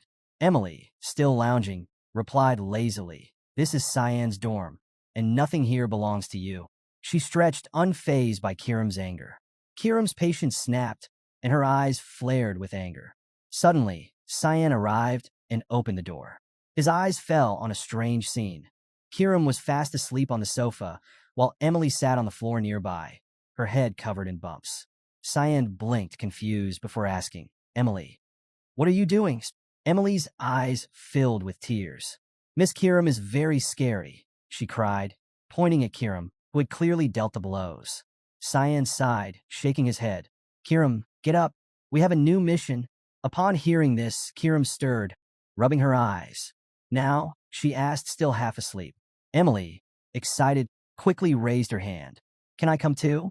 Cyan placed one hand on his waist and pointed at Emily with the other. "Actually, I have an important mission for you." Emily's eyes widened with curiosity. "Really?" she asked eagerly. Cyan pointed towards Nana's room door. With a serious expression, he said, "Make sure Nana doesn't go hungry." Emily's face dropped, clearly disappointed. She pouted, realizing this wasn't the exciting task she was hoping for. "You're just trying to get rid of me." Suddenly, loud roars echoed from Nana's room, and a sinister aura seeped out from behind the door. Emily froze in panic, her imagination running wild. She pictured Nana in her draconic form, remembering how terrifying she had been the last time this happened. Is she going to transform again? At that moment, the door creaked open, revealing Nana. She glanced at Cyan and said in a sleepy voice, "I'm hungry." Without missing a beat, Emily shoved a piece of bread into Nana's mouth. "Here, have some bread," she said, panicking. Nana started munching and, much to everyone's relief, smiled as she enjoyed the bread. Emily, now holding a full plate of bread, turned towards Cyan with a determined look. "Don't worry, I've got this covered. I'll take care of everything here." Cyan nodded approvingly and gave her a thumbs up. "I trust you." Kiram, now fully awake, Emily closed her eyes, smiling with confidence. She felt proud of her cooking, even though in the next room, poor Brian was suffering from a stomachache, clearly a result of eating Emily's previous meals. Cyan noticed this and turned back to Emily. "Oh, and don't feed Brian anything. He's still recovering." Meanwhile, Kiram looked at Cyan, confused. "Where are we going this time?" she asked. Cyan turned to her with a calm expression. "We're heading southwest to the Ushif Empire, specifically to Lambaster, a city ruled by crime, money, and violence." At the same time, in the bustling heart of the city, a fierce fight was taking place. The crowd roared with excitement, placing bets as the tension built. In the center of the ring stood two men, one a hulking, muscular brute, and the other an ordinary-looking fighter. The fight was Zelbert versus Zaber. Zaber, standing across from Zelbert, was visibly shaken. He had never seen such a monstrous opponent before. On the other side, Zelbert's focus was singular. He was only thinking about how to kill Zaber. His eyes locked onto his opponent with a wild intensity, and a twisted smile crept across his face. He didn't even seem human. With drool dripping from his mouth, he looked more like a zombie than a man. "What's your opinion, little man?" Zelbert asked mockingly, his voice gravelly. "The crowd wants you crushed." Zaber, trying to muster his courage, adopted an offensive stance. "Stop talking," he shot back, a defiant grin on his face. "Pig," he added, mocking Zelbert. The fight began. Zelbert charged forward, launching a powerful punch aimed directly at Zaber. But Zaber reacted quickly, leaping out of the way just in time. Zelbert's massive fist slammed into the ground, sending cracks through the floor of the arena. The crowd gasped. Zaber, now smiling confidently, taunted him. "You're slow," he sneered. "I'll make you pay for underestimating me." But Zaber's confidence was short-lived. In a sudden, brutal move, Zelbert's hand shot out, catching Zaber by the torso. The crowd fell silent as Zelbert's grip tightened. His smile grew wider, more maniacal. "You're done," Zelbert growled. Zaber struggled, but it was no use. Slowly, the crushing force of Zelbert's grip intensified, and Zaber felt his body giving way. Pain surged through him, and his vision blurred. Within moments, the unbearable pressure caused Zaber to gasp in agony. blood spurting from his mouth. The crowd erupted as the fight came to a gruesome end. Zelbert stood victorious, Zaber's limp body at his feet. With a crazed grin on his face, Zelbert looked out at the cheering spectators, his eyes filled with a twisted, savage glee. Several hours after the fight ended, the once rowdy spectators began to drift out of the building. Some fell asleep on the streets while others continued drinking. It was a chaotic scene. People sprawled out on the dirty ground, surrounded by discarded bottles and trash. Cyan and Kiram arrived in the city, walking through the filth and disorder. Kiram, with her hands behind her head, looked around in disgust. "What a dirty place," she muttered. Cyan, walking calmly beside her, explained, "Lewin is a neutral region because of agreements between nations. But this place? It's beyond impartial. It's completely out of control." Kiram stopped, looking confused. "What does that mean?" she asked. Cyan, keeping a calm expression, continued walking. Before he could answer, a rough voice interrupted them. Well, it looks like we've got some precious guests." A towering, muscular man appeared, crossing his arms as his body emitted a suffocating aura. His intense gaze locked on Cyan, but he quickly shifted his attention to Kiram, smiling smugly. "Hey, miss," he said to her, ignoring Cyan. "Why don't you hang out with us instead of this kid?" His subordinates chuckled and grinned, clearly amused. Kiram, still with one hand behind her head, pointed to herself with the other. "Are you talking about me?" she asked, genuinely puzzled. Cyan, observing the man with a serious look, explained calmly, "This city's chaos is the result of too many criminals. No control, no law." The man's eyes sparkled with excitement, his smile widening as if Cyan's words amused him. "You'd better prepare yourself, kid," he sneered. "We're a bit rough around here. Best you get lost before things get messy." But Cyan remained unfazed, his eyes filled with quiet confidence. A small smile crept across his face. Moments later, the muscular man and his subordinates lay on the ground, bruised and battered, piled on top of one another. The once arrogant leader now had bumps all over his face, and tears welled in his eyes as he groaned in pain. Cyan and Kiram stood over them, victorious. Cyan pulled his hood over his head, while Kiram shifted into her combat form. Without another word, they turned their backs on the defeated group and walked away. After a few minutes, they arrived at a hotel. Cyan approached the counter and placed a red bag full of coins in front of the receptionist. "I want your best room," he said coolly. The receptionist, a woman, blinked in surprise, eyeing the bag. "How old are you?" she asked, confusion evident in her voice. Cyan, now holding the bag tightly, shot her a disdainful look. "Didn't you hear me?" he said, his tone sharp. "I said I want the best room. For one person." The receptionist hesitated, flustered by his attitude. Cyan leaned in slightly, his eyes narrowing. "Is this how you treat your customers?" "Who owns this place?" he demanded, his voice drawing the attention of everyone in the lobby. The room fell silent as all eyes turned towards him, the weight of his words hanging in the air. Upon hearing Cyan's demand, the expression of the receptionist, Lisa, changed drastically. Her eyes widened in surprise, and a bead of sweat trickled down her face.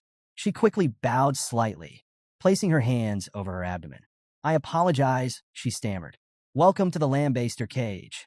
Several minutes later, Cyan stood by the window of his newly reserved room. Looking down, he noticed a carriage pulling up outside, surrounded by several men. He was somewhat surprised to see that they had finally started to arrive.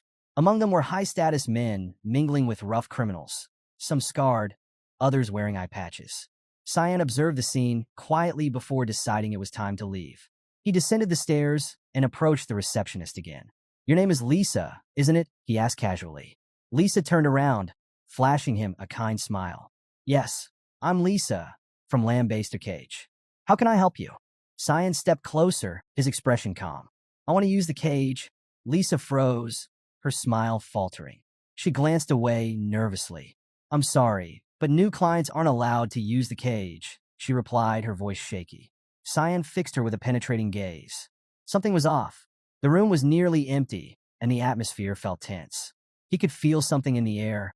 "What happened to all the clients who were here earlier?" he asked, his voice low but sharp. "Am I the only new guest here?"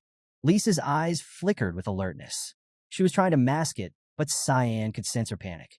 The faintest trace of murderous intent lingered in the room. She lowered her head, pretending to apologize. "I'm just doing my job," she said, her tone filled with fake regret. Cyan stood silently, studying her. She was hiding something, and it intrigued him. His body started to pulse with faint killing mana as a smile crept across his face. Interesting, he muttered to himself. He slipped his hand inside his cloak, watching Lisa intently. He wanted to see just how far she would go. Lisa, feeling the sudden surge of mana, quickly drew 3 small knives, adopting a defensive stance. Her gaze hardened, eyes wide with surprise. She extended her hand back, ready to throw the blades, her movements swift and sharp. Cyan's smile deepened. Without hesitation, he crouched down. Lisa hurled the knives with all her strength, but at that very moment, Cyan tossed something into the air. Clang! The knives struck the object, ricocheting off with a metallic ring. Lisa blinked, confused. The object that blocked her attack was a gold coin, now bent in half. Lisa, visibly shaken and sweating, stood up, gasping heavily. She was in shock, still processing the intense, murderous aura that had washed over her moments before. It seemed impossible to her that Cyan, a boy who had initially seemed unthreatening, could be the one emitting such a deadly presence. Cyan picked up the bent gold coin, wiping it clean with a look of mild disappointment. Lisa, noticing his expression, immediately apologized. "I didn't mean to attack you," she stammered, her voice trembling. "It was a misunderstanding. I didn't want to hurt you." Cyan turned the damaged coin in his hand, frowning as he held it up for her to see. "And who's going to take responsibility for this?" he asked, his voice calm but laced with coldness. His words struck a chord in Lisa, and tears welled up in her eyes. She hadn't meant to escalate things, and now she was regretting her rash actions. The hotel hallway, dimly lit by flickering torches, added to the tension. Lisa, trying to regain her composure, opened a door leading to the basement and gestured toward the dark stairway. "You can reach the cage if you follow the stairs," she explained, her voice softening. She then produced a shiny, square-shaped pendant and handed it to Cyan. "This is the VVIP badge," she said. Cyan eyed the pendant with mild curiosity, taking it from her. "What's this for?" he asked, turning it over in his hand. Lisa crossed her arms, closing her eyes as she explained. "The pendant grants access to special rooms and privileges.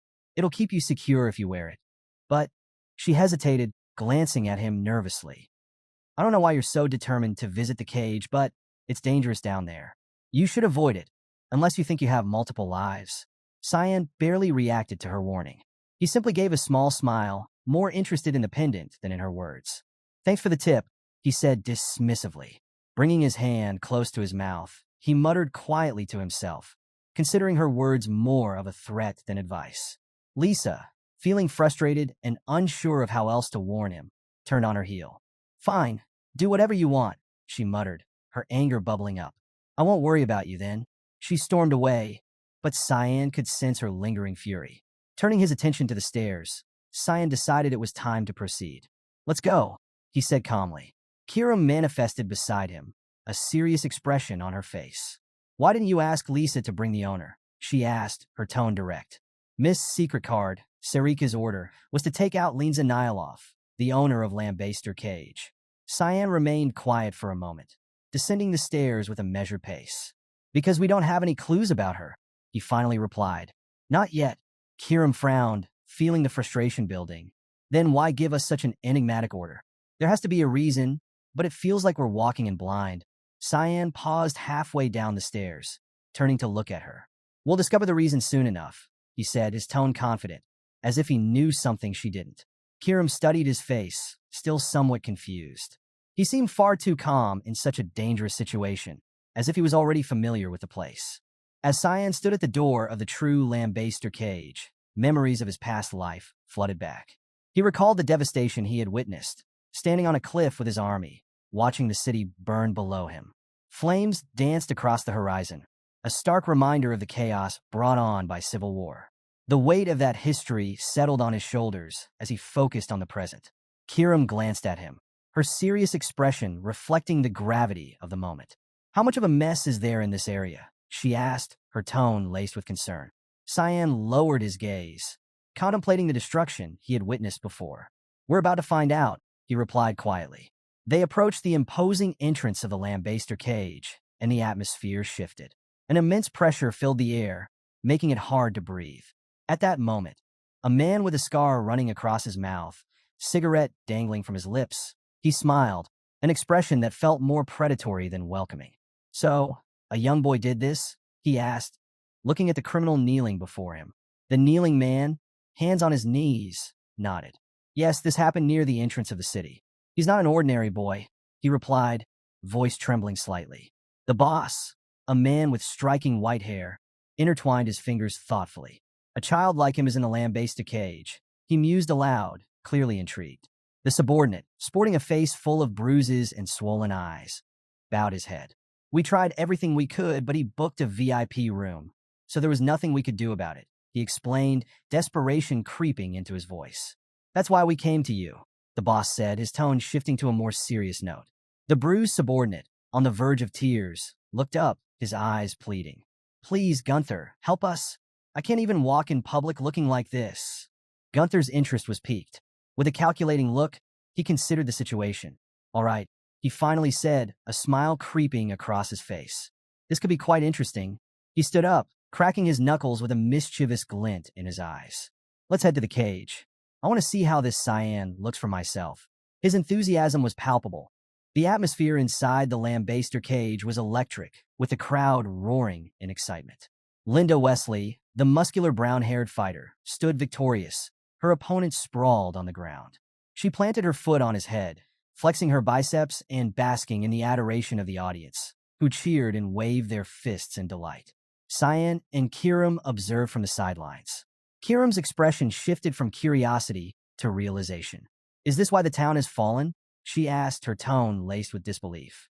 Cyan nodded, placing his hand on the railing with a calm demeanor. Betting on fights like this attracts a lot of attention, he explained. I came here for this reason. Kiram furrowed her brow, confusion etched on her face. What do you mean? Cyan pointed to himself with determination, a smile breaking across his face. It's difficult to approach Lena Nilov, but we can make her come to us instead. Before Kiram could respond, she vanished from sight, leaving Cyan focused on the ongoing fight. Just then, a man with dreadlocks approached him, calling out, Hey, you over there? Cyan turned his head, feeling a rush of excitement as a bald, muscular man joined the dreadlocked man. The man with dreadlocks clenched his fists and warned, This isn't a place for children.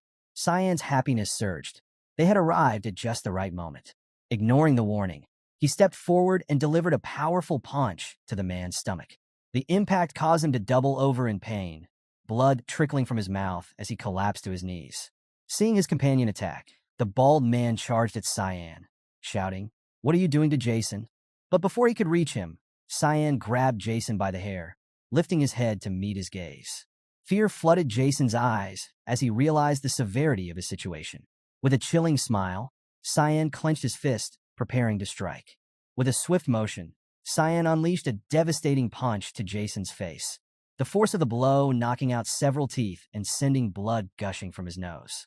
The bald man froze in place, panic spreading across his face as he witnessed his friend's brutal beating. Cyan released Jason's head, watching him slump backward onto the ground, defeated. Wiping the blood from his chin with a nonchalant gesture, Cyan turned his attention to the bald man, who was now sweating profusely. With a confident smile, he asked, So, where do I sign to fight? I'd rather be in the ring than just standing by or betting. Cyan entered the ring, and the crowd erupted. No one could believe it. A kid was about to fight.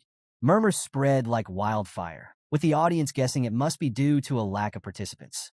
One man clenched his fist in anger. This is ridiculous, he muttered, thinking it was all some sort of joke. Cyan remained calm. He began wrapping his hands with cloth, unfazed by the furious crowd.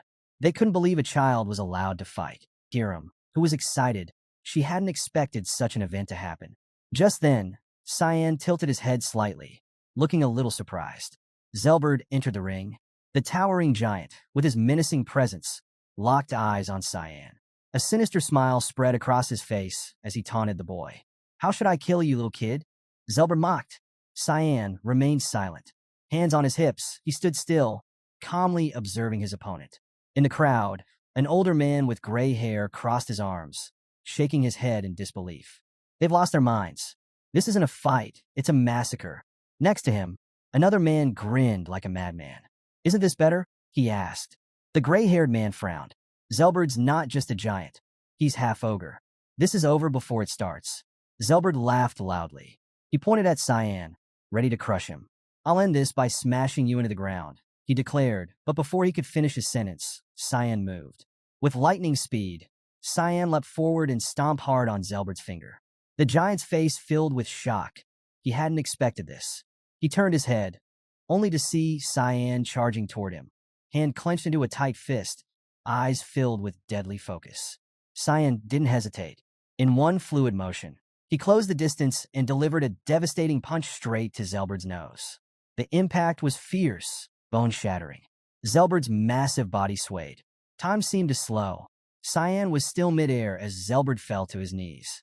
His face hit the ground with a thunderous crash. Foam began to bubble from his mouth. Zelberd was dead. The crowd, which had been mocking Cyan moments earlier, was now stunned into silence. They couldn't believe their eyes. A kid had taken down a giant. Shock turned into wild cheering as the reality of Cyan's strength sank in. Cyan landed gracefully, his expression calm. He gazed off to the side, still unfazed by the chaos around him. Even the commentator, struggling to recover from his surprise, announced the winner. Lemia's Simon is victorious. The crowd erupted into applause, but Cyan seemed confused. Beside him, Kiram frowned. Why did they call you Lemia's Simon? She asked, her tone serious. Cyan's face remained stoic as he explained. I can't reveal my true identity. Remember, I'm the son of a duke. Kiram, her expression skeptical. Then what's the point if your face is uncovered? She asked. Cyan blinked, recalling the spell he had placed on himself. My face is masked by an active spell. Anyone who tries to remember me won't be able to. They'll see me, but the details will fade from their minds. Kiram sighed, imagining her father. That idiot, she muttered under her breath. She realized her father must have shared his authority once again, something that never failed to irritate her. In reality, Cyan's face was pixelated, shielded by the magic spell. He turned to Kiram. They wouldn't recognize me unless they actually met me or spoke to me directly, he explained. If they tried to recall my face, they'd come up blank. Kiram stared at him for a moment, then vanished into thin air. I'm going to sleep, she said as her presence faded. Cyan, one hand in his pocket, touched his shoulder with the other. He stared at the lingering energy trail Kiram had left behind, his eyes filled with confusion. She wasn't usually this concerned about him. I wasn't worried, her voice echoed in his mind. Meanwhile, the body of the giant Zelberd still lay motionless in the ring, as the crowd continued to cheer for Cyan. Among the crowd stood a man with white hair, his eyes locked on Cyan. It was Gunther. His eyes gleamed with excitement, and a wicked smile curled on his lips. This kid, he's my next opponent, he thought. Don't disappoint me. A few hours later, night fell, and the streets were shrouded in fog. The entrance to the cage was busy with several people arriving. At the reception desk stood Lisa, arms crossed, her expression serious. What do you want? She asked, eyeing the group in front of her. Delkia, a blonde woman and manager of the red light district, stepped forward. A whip dangled from one hand, while she pointed at Lisa with the other. Her face was calm, though a hint of anger simmered beneath the surface. I don't want to be here longer than necessary, so I'll get straight to the point, Delkia said, her voice rising in frustration. A small boy has been causing trouble, she snarled, her expression darkening. And I know he's here. Bring him to me now. Lisa didn't flinch. Her face remained composed as she replied calmly. I have no idea what you're talking about. Now, get out of here. Who do you think you are, storming in here like this? Behind Delkia stood several men, some armed, some not. All of them took on aggressive stances, ready for a fight. Delkia placed her hands on her hips, her smile returning despite her growing fury. You'd better stay out of this, Lisa, she warned, since the problem started in my territory. Lisa's eyes narrowed as her hands slipped behind her back. With a swift, silent motion, she unsheathed two small assassin's knives, refusing to let the situation escalate any further. This wasn't just about territory. It involved their clients, and that made it personal. Delkia clenched her fists, extending one arm to the side as her anger boiled over. He's here, I know it, she shouted. One of the men behind her drew a dagger. Should we finish her off? He asked, eager for action. Lisa's eyes filled with concern. This wasn't good. Cyan had really stirred up trouble this time. Just as she was about to act, Cyan suddenly appeared. Raising his hand, he calmly spoke. Are you looking for me? His voice cut through the tension, and everyone turned in shock, stunned by how he had entered unnoticed. Even Lisa, who had been preparing for a fight, was speechless.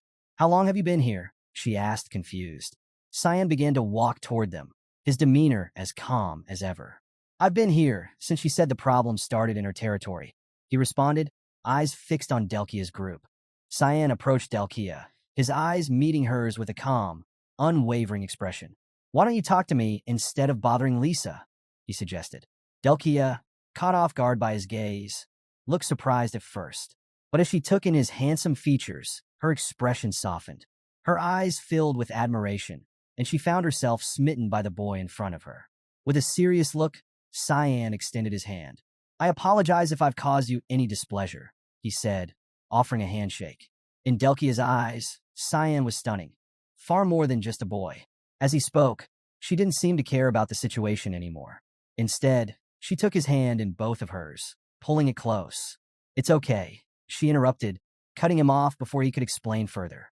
She brought her face closer to his hand, her eyes soft and full of affection. "What's your name?" she asked, blushing. "Simon," slightly confused but remaining composed, answered.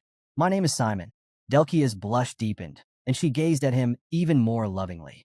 "What a brave name for such a fine face," she murmured, still holding his hand close to her cheek. Lisa, standing behind them, couldn't believe what was happening. She was shocked. "Cyan's a minor," she exclaimed, her voice filled with panic. This woman was dangerous, far more dangerous than she had first appeared. With a worried look, she quickly added, "Cyan, you don't have to talk to her. Come this way." But Delkia wasn't letting go. She continued caressing Cyan's hand with her cheek, oblivious to Lisa's concerns. Cyan turned his calm gaze toward Lisa, shaking his head slightly. "Don't worry, I'll take care of it," he reassured her. Lisa panicked further. "You don't understand, Cyan. Delkia is dangerous," she warned. Delkia smiled sweetly and took Cyan's hand with one of hers while pulling out a red card from her chest with the other. "This is my business card," she said, presenting it to him. "I'd love to have a much deeper conversation with you next time." Cyan took the card, and as he glanced at it, he realized it wasn't just any business card. It was from Delkia's Pleasure Room, a very exclusive service that catered to the most selective clients. As Delkia's men began to leave, she gave Cyan an affectionate smile. "Don't forget to stop by, okay?" she cooed. Cyan's calm facade cracked as panic set in. His eyes widened in fear as he realized just how crazy this woman was. She was dangerous, and worse, obsessed. Delkia placed one hand on the door frame as she prepared to leave. She turned back one last time, smiling seductively. "I could serve you for free," she added, her voice dripping with affection. Her words made even one of her men blush. With that, she said her final goodbye to Cyan, leaving both him and Lisa stunned in the room. Lisa rested her elbow on the table, her face propped up in her hand. She sighed and asked, "Did you even listen to me?" Cyan, pointing toward the door with a confused expression, replied, "They were the ones who provoked me first." Lisa stared at him for a moment before responding. "I also heard you fought in a match, and won," she said. Cyan blinked, surprised. "News sure spreads fast around here." Lisa chuckled. "This is a small place." Cyan began climbing the stairs, and as he did, Lisa called after him. "Don't go anywhere near the pleasure room, all right?" Cyan, his face showing slight embarrassment, waved her off. "I don't visit places like that." Lisa, still with her face resting in her hand, watched him closely. She couldn't help but think he looked adorable, trying to hide his embarrassment. Just then, a mysterious woman appeared, leaning against the wall with her arms crossed. Her voice broke the moment. Delkia left on her own. "That's good." Lisa's head shot up in surprise, her eyes immediately locking onto the woman. It was Linza Nyloff, the owner of the lambaster cage. Linza's eyes gleamed as she gave Lisa a smile.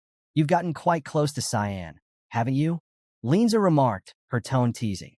Lisa quickly stood up, placing her hands on her waist before bowing her head in respect. "I'm just treating him like any other VIP client," she explained. Linza, still smiling, added, "You even gave him advice, didn't you?" Lisa, keeping her head down, responded sincerely, "That's not because of any personal feelings. Cyan is still just a child, after all." Before the conversation could continue, a new voice entered the scene. A man with white hair appeared. His smirk was hard to miss as he overheard the conversation. "Underestimating him? Are we?" Lisa's expression shifted immediately. Her eyes filled with alertness as she turned to face the man. "What are you doing here?" she snapped, anger lacing her words. It was Gunther Lictus, and he casually walked toward them, waving as though nothing was wrong. "Yo, long time no see," he said with a grin. "Why haven't you remodeled this place yet? It's starting to look a bit old." Linza, still leaning against the wall, raised a hand with a playful smile. "I'm the one who called Gunther here," she revealed. Lisa, shocked, turned to Linza with confusion. "Why?" she asked. Linza rested her hand under her cheek, her eyes shining with excitement. "Because I want you to organize a fight for him," she said, her smile widening. Lisa panicked, her eyes widening in disbelief. "Gunther was expelled a long time ago," she exclaimed, remembering the trouble he had caused. "Who would his opponent even be?" Gunther, now standing closer, pointed at himself with his thumb, a smug grin on his face. "I want to fight Lemia's Simon," he declared, his voice filled with excitement. He stared directly at Lisa, the thrill of the challenge evident in his eyes. "What do you think? Can't you smell the scent of money?" he asked, his voice filled with anticipation. Meanwhile, in another part of the city, a piercing scream echoed through a dimly lit room. Two men stood outside the door, exchanging glances. "She's louder than usual today," one of them remarked, nodding toward the noise. The man with blue hair looked at his companion, his expression calm.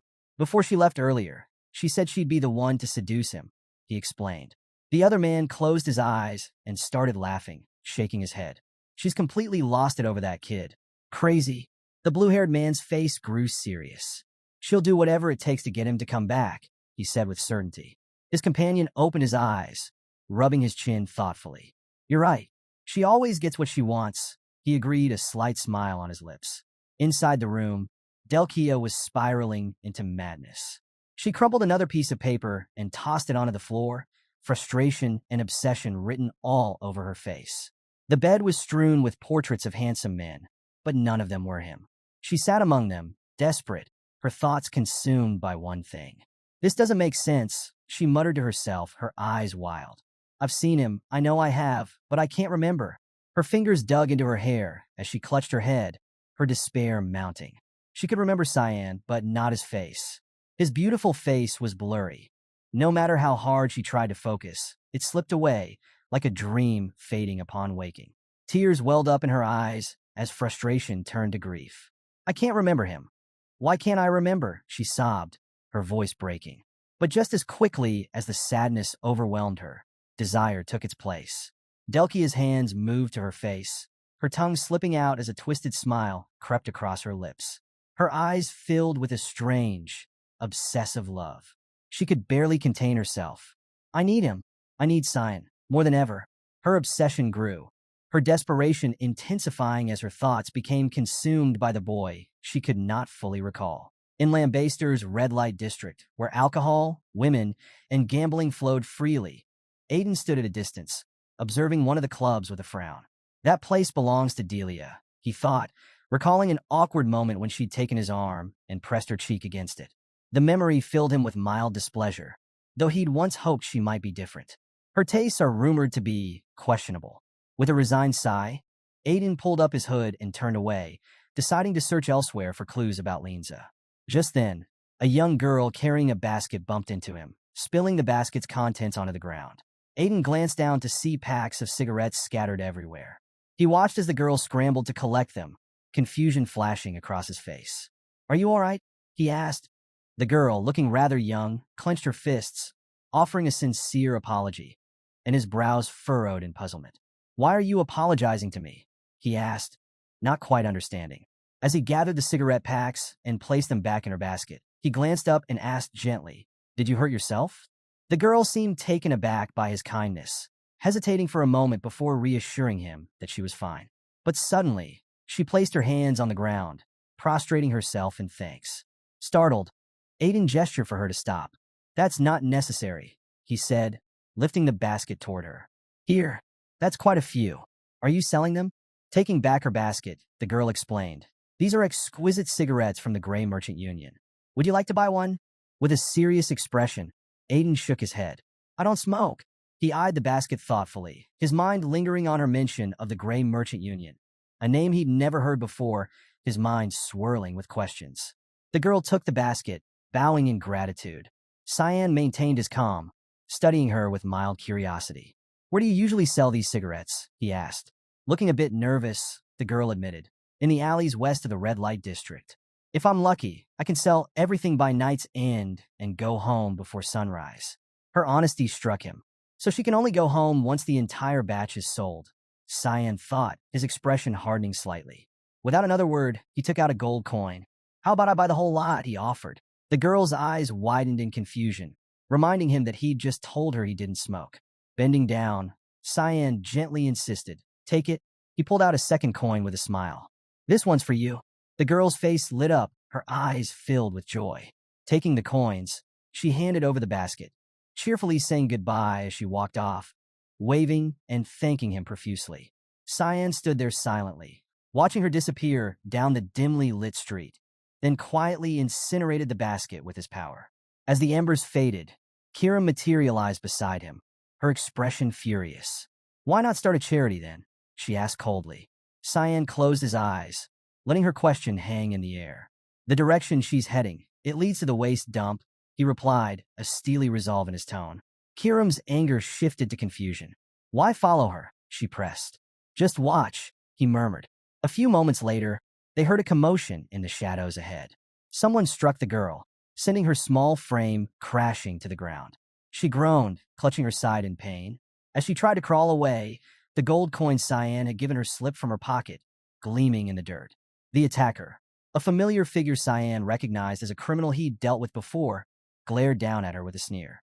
Seeing the coin, his eyes narrowed with fury. "So, you lied to us about having no money left?" As the thug cracked his fingers with a menacing grin, he glanced at the girl, sneering as he imagined her lying about the cigarettes too. The bald man behind him chuckled and encouraged him. "Teach her a good lesson." The thug advanced slowly, eyes gleaming with anger, ready to vent the rage simmering within him, spurred on by bitter memories of Simon. The girl cowered on the ground, covering her face as fear and tears filled her eyes. "Please, I didn't steal it. You have to believe me," she pleaded, her voice trembling. Suddenly, a calm yet commanding voice cut through the night. Cyan, perched atop a pile of wooden debris, looked down on the scene and said, "She's asking you to believe her. Yet you still won't stop?" The criminals froze as the familiar voice washed over them like a cold wave, shivers running down their spines. The two men at the back cowered, recognizing Cyan immediately, while the blonde thug clenched his fists, emboldened by Cyan's unexpected appearance at their base. With a defiant grin, he muttered to himself, "This time, I won't let my guard down."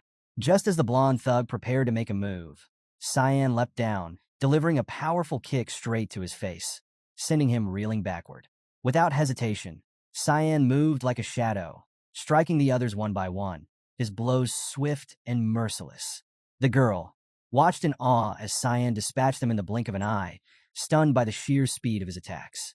With all the criminals sprawled on the ground, Cyan approached the blonde thug, who lay groaning with bruises darkening his face. Cyan grasped his foot, lifting it with an iron grip.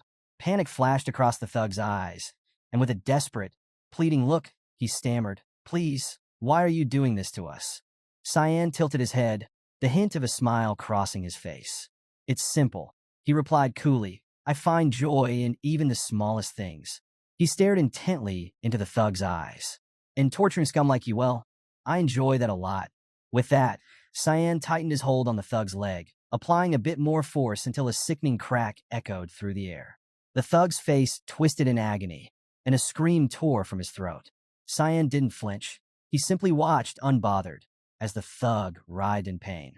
Cyan quietly approached the girl, scooped up the golden coin from the ground, and remarked, "That guy won't be walking anytime soon." The girl, still shaken, looked up in surprise, grateful yet unsure. And as Cyan handed the coin back, he added with a smirk, "Maybe keep a tighter grip on this next time."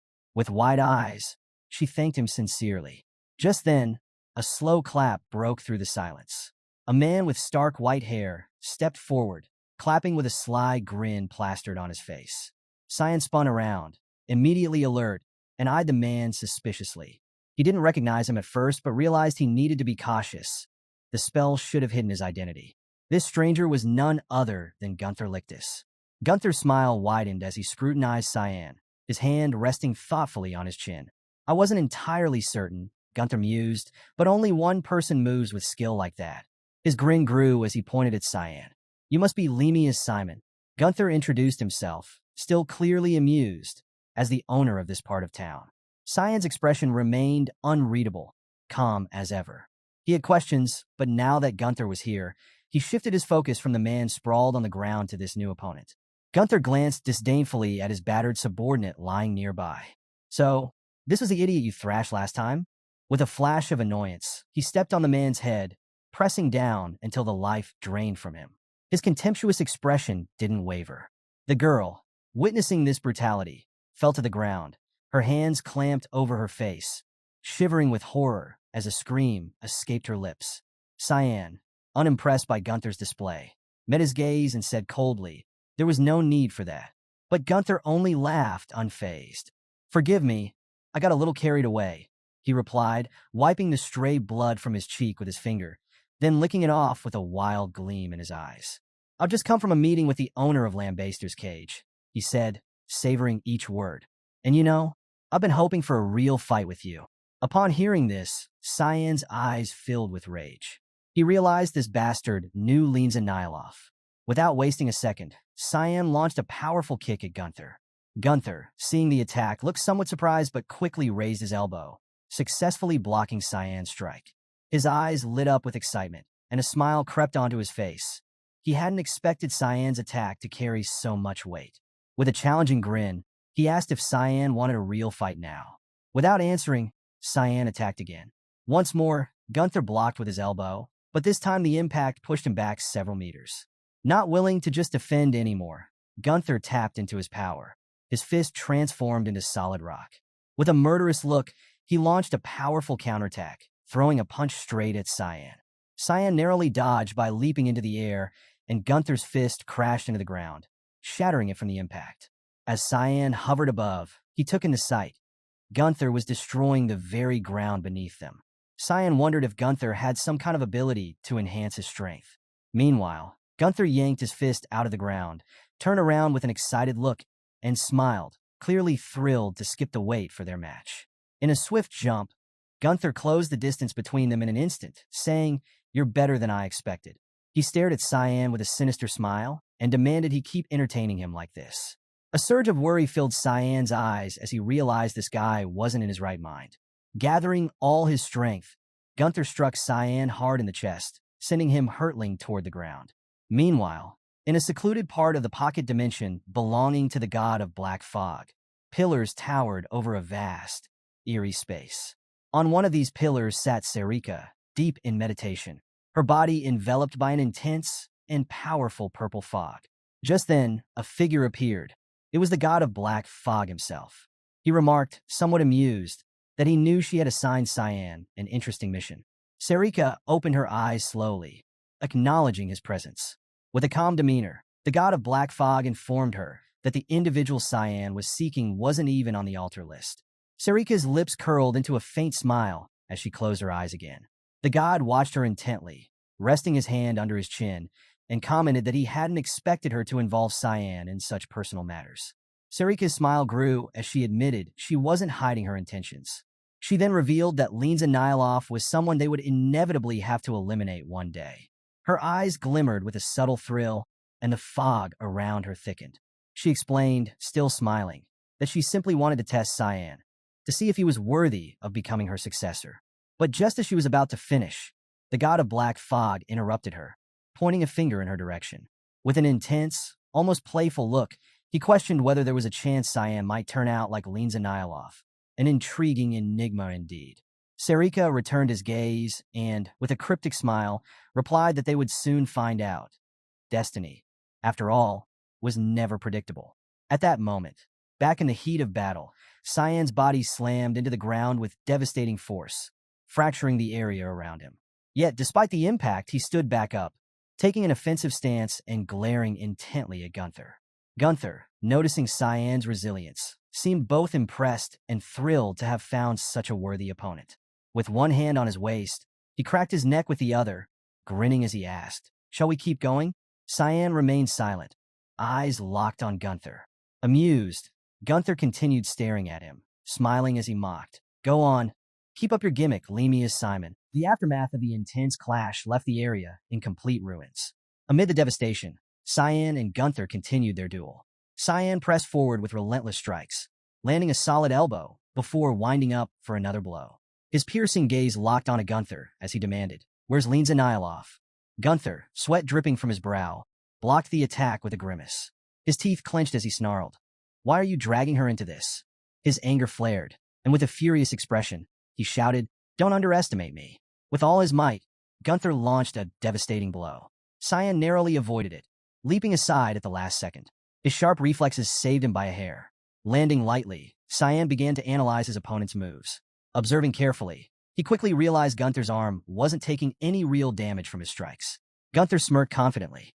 "Think you can dodge this?" he taunted. He drove a powerful punch into the ground, unleashing a destructive shockwave that shattered everything in its path.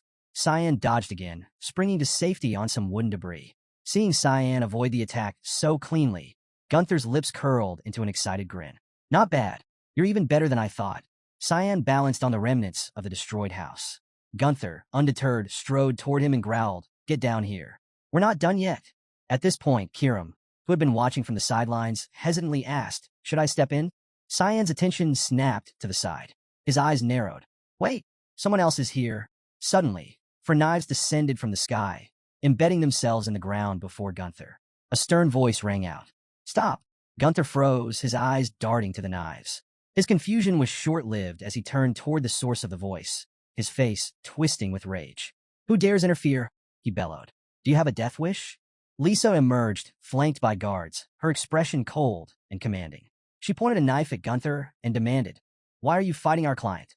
Gunther's anger boiled over. He jabbed a finger at Cyan and shouted, "He started it." Lisa scoffed, clearly unimpressed. "Stop spouting nonsense," she snapped. "This is just like you, causing problems wherever you go." Gunther gritted his teeth, fists trembling. "I'm not lying. Why do you always blame me for everything?" Their heated argument left Cyan scratching his head in bewilderment. Do these two know each other? He thought, watching their dynamic shift from combatants to bickering acquaintances. Fuming, Gunther turned his back on Lisa and began walking away. "Don't forget about my fight with Simon," he muttered darkly. Lisa watched him leave without saying a word. Cyan, observing the entire exchange, was left utterly puzzled. "What's going on with this guy? He's way more obedient than I expected." And just like that, the tension shifted.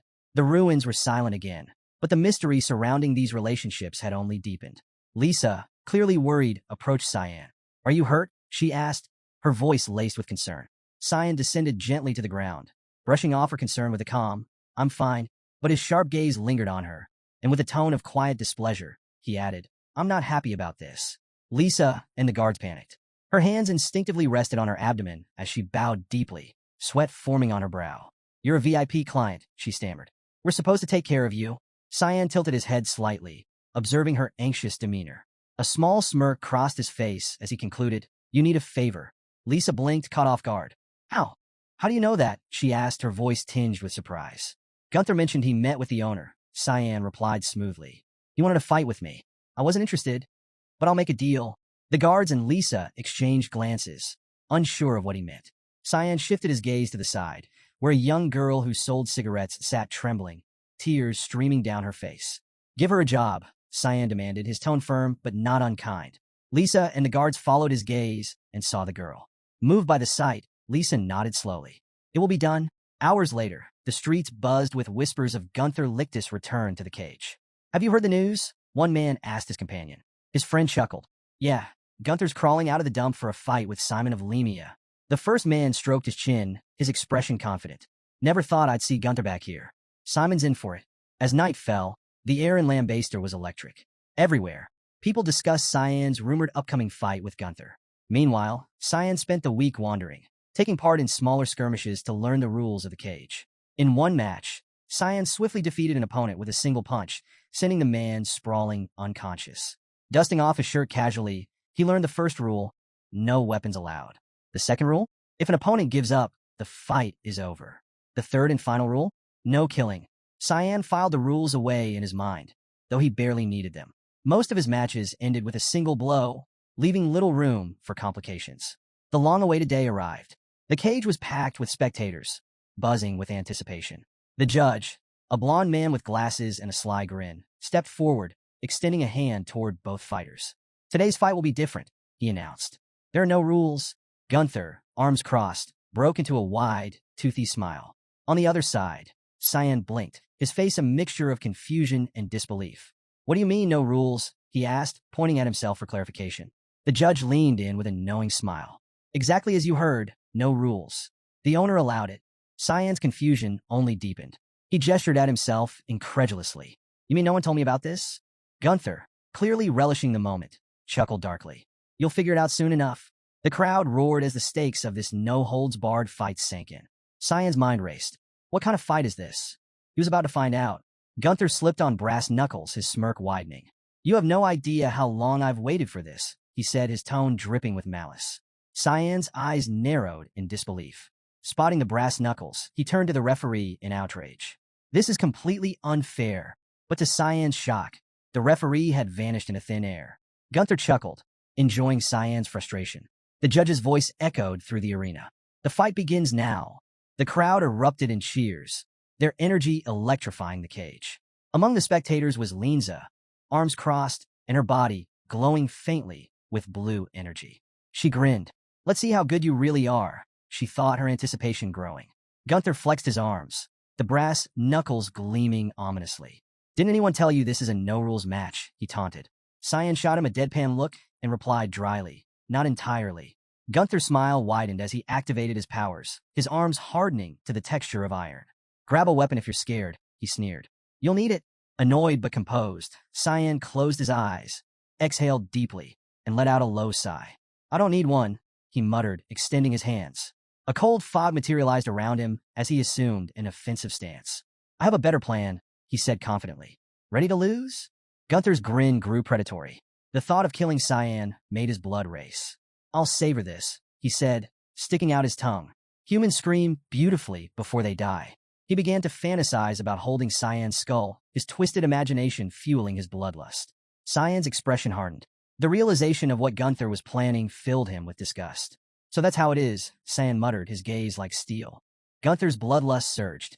First, I'll take your eyes, he declared. In a flash, he closed the distance, appearing in front of Cyan with an iron fist ready to strike. But Cyan was faster.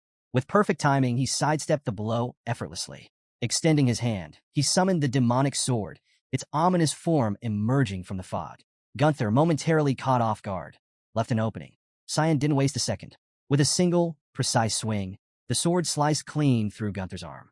The severed limb flew through the air before landing with a sickening thud. Before anyone could process what had happened, Cyan reappeared behind Gunther, his eyes glowing with cold determination. Calmly, he sheathed the sword, his presence exuding an almost supernatural dominance. Gunther's scream of agony ripped through the arena. Clutching the bloody stump of his arm, he collapsed to his knees, his face twisted in a mixture of pain and disbelief. His once confident eyes were now wide with confusion. What just happened? He stammered, struggling to comprehend the swift turn of events. The crowd fell into stunned silence, unable to believe what they had witnessed. Even Linza, usually composed, raised an eyebrow. So, he's not just talk, she thought with a small, approving smile. As Gunther's screams echoed, Cyan stood motionless, his expression unreadable. In that moment, the arena understood one thing. Cyan wasn't just a fighter. He was a force to be reckoned with. Gunther, clutching his severed arm, turned towards Cyan with a gaze full of rage. I won't forgive you for this, he roared, trembling with anger. Cyan's response was cold and commanding. Don't move if you want to stay alive, he warned, his tone laced with lethal intent.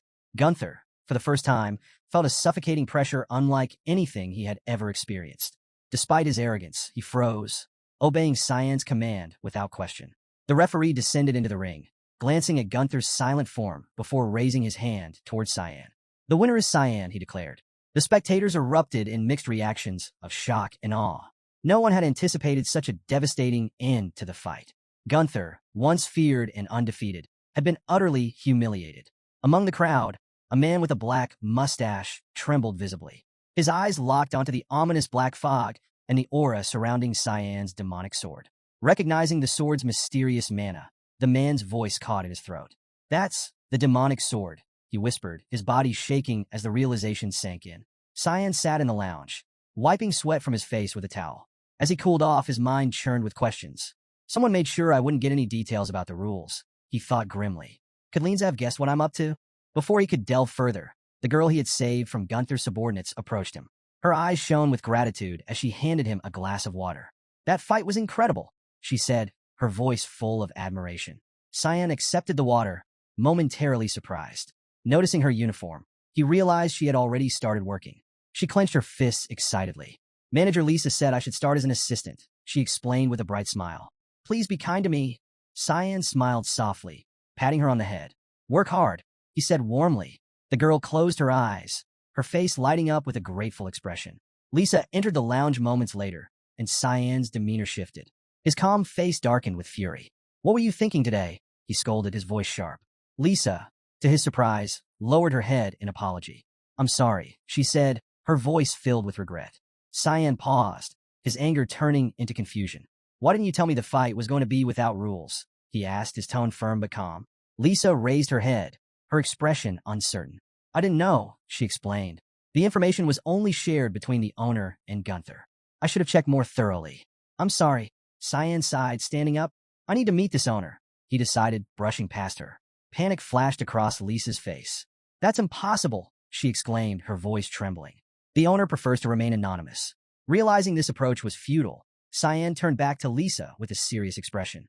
Be more careful from now on, he instructed. Lisa bowed her head once more.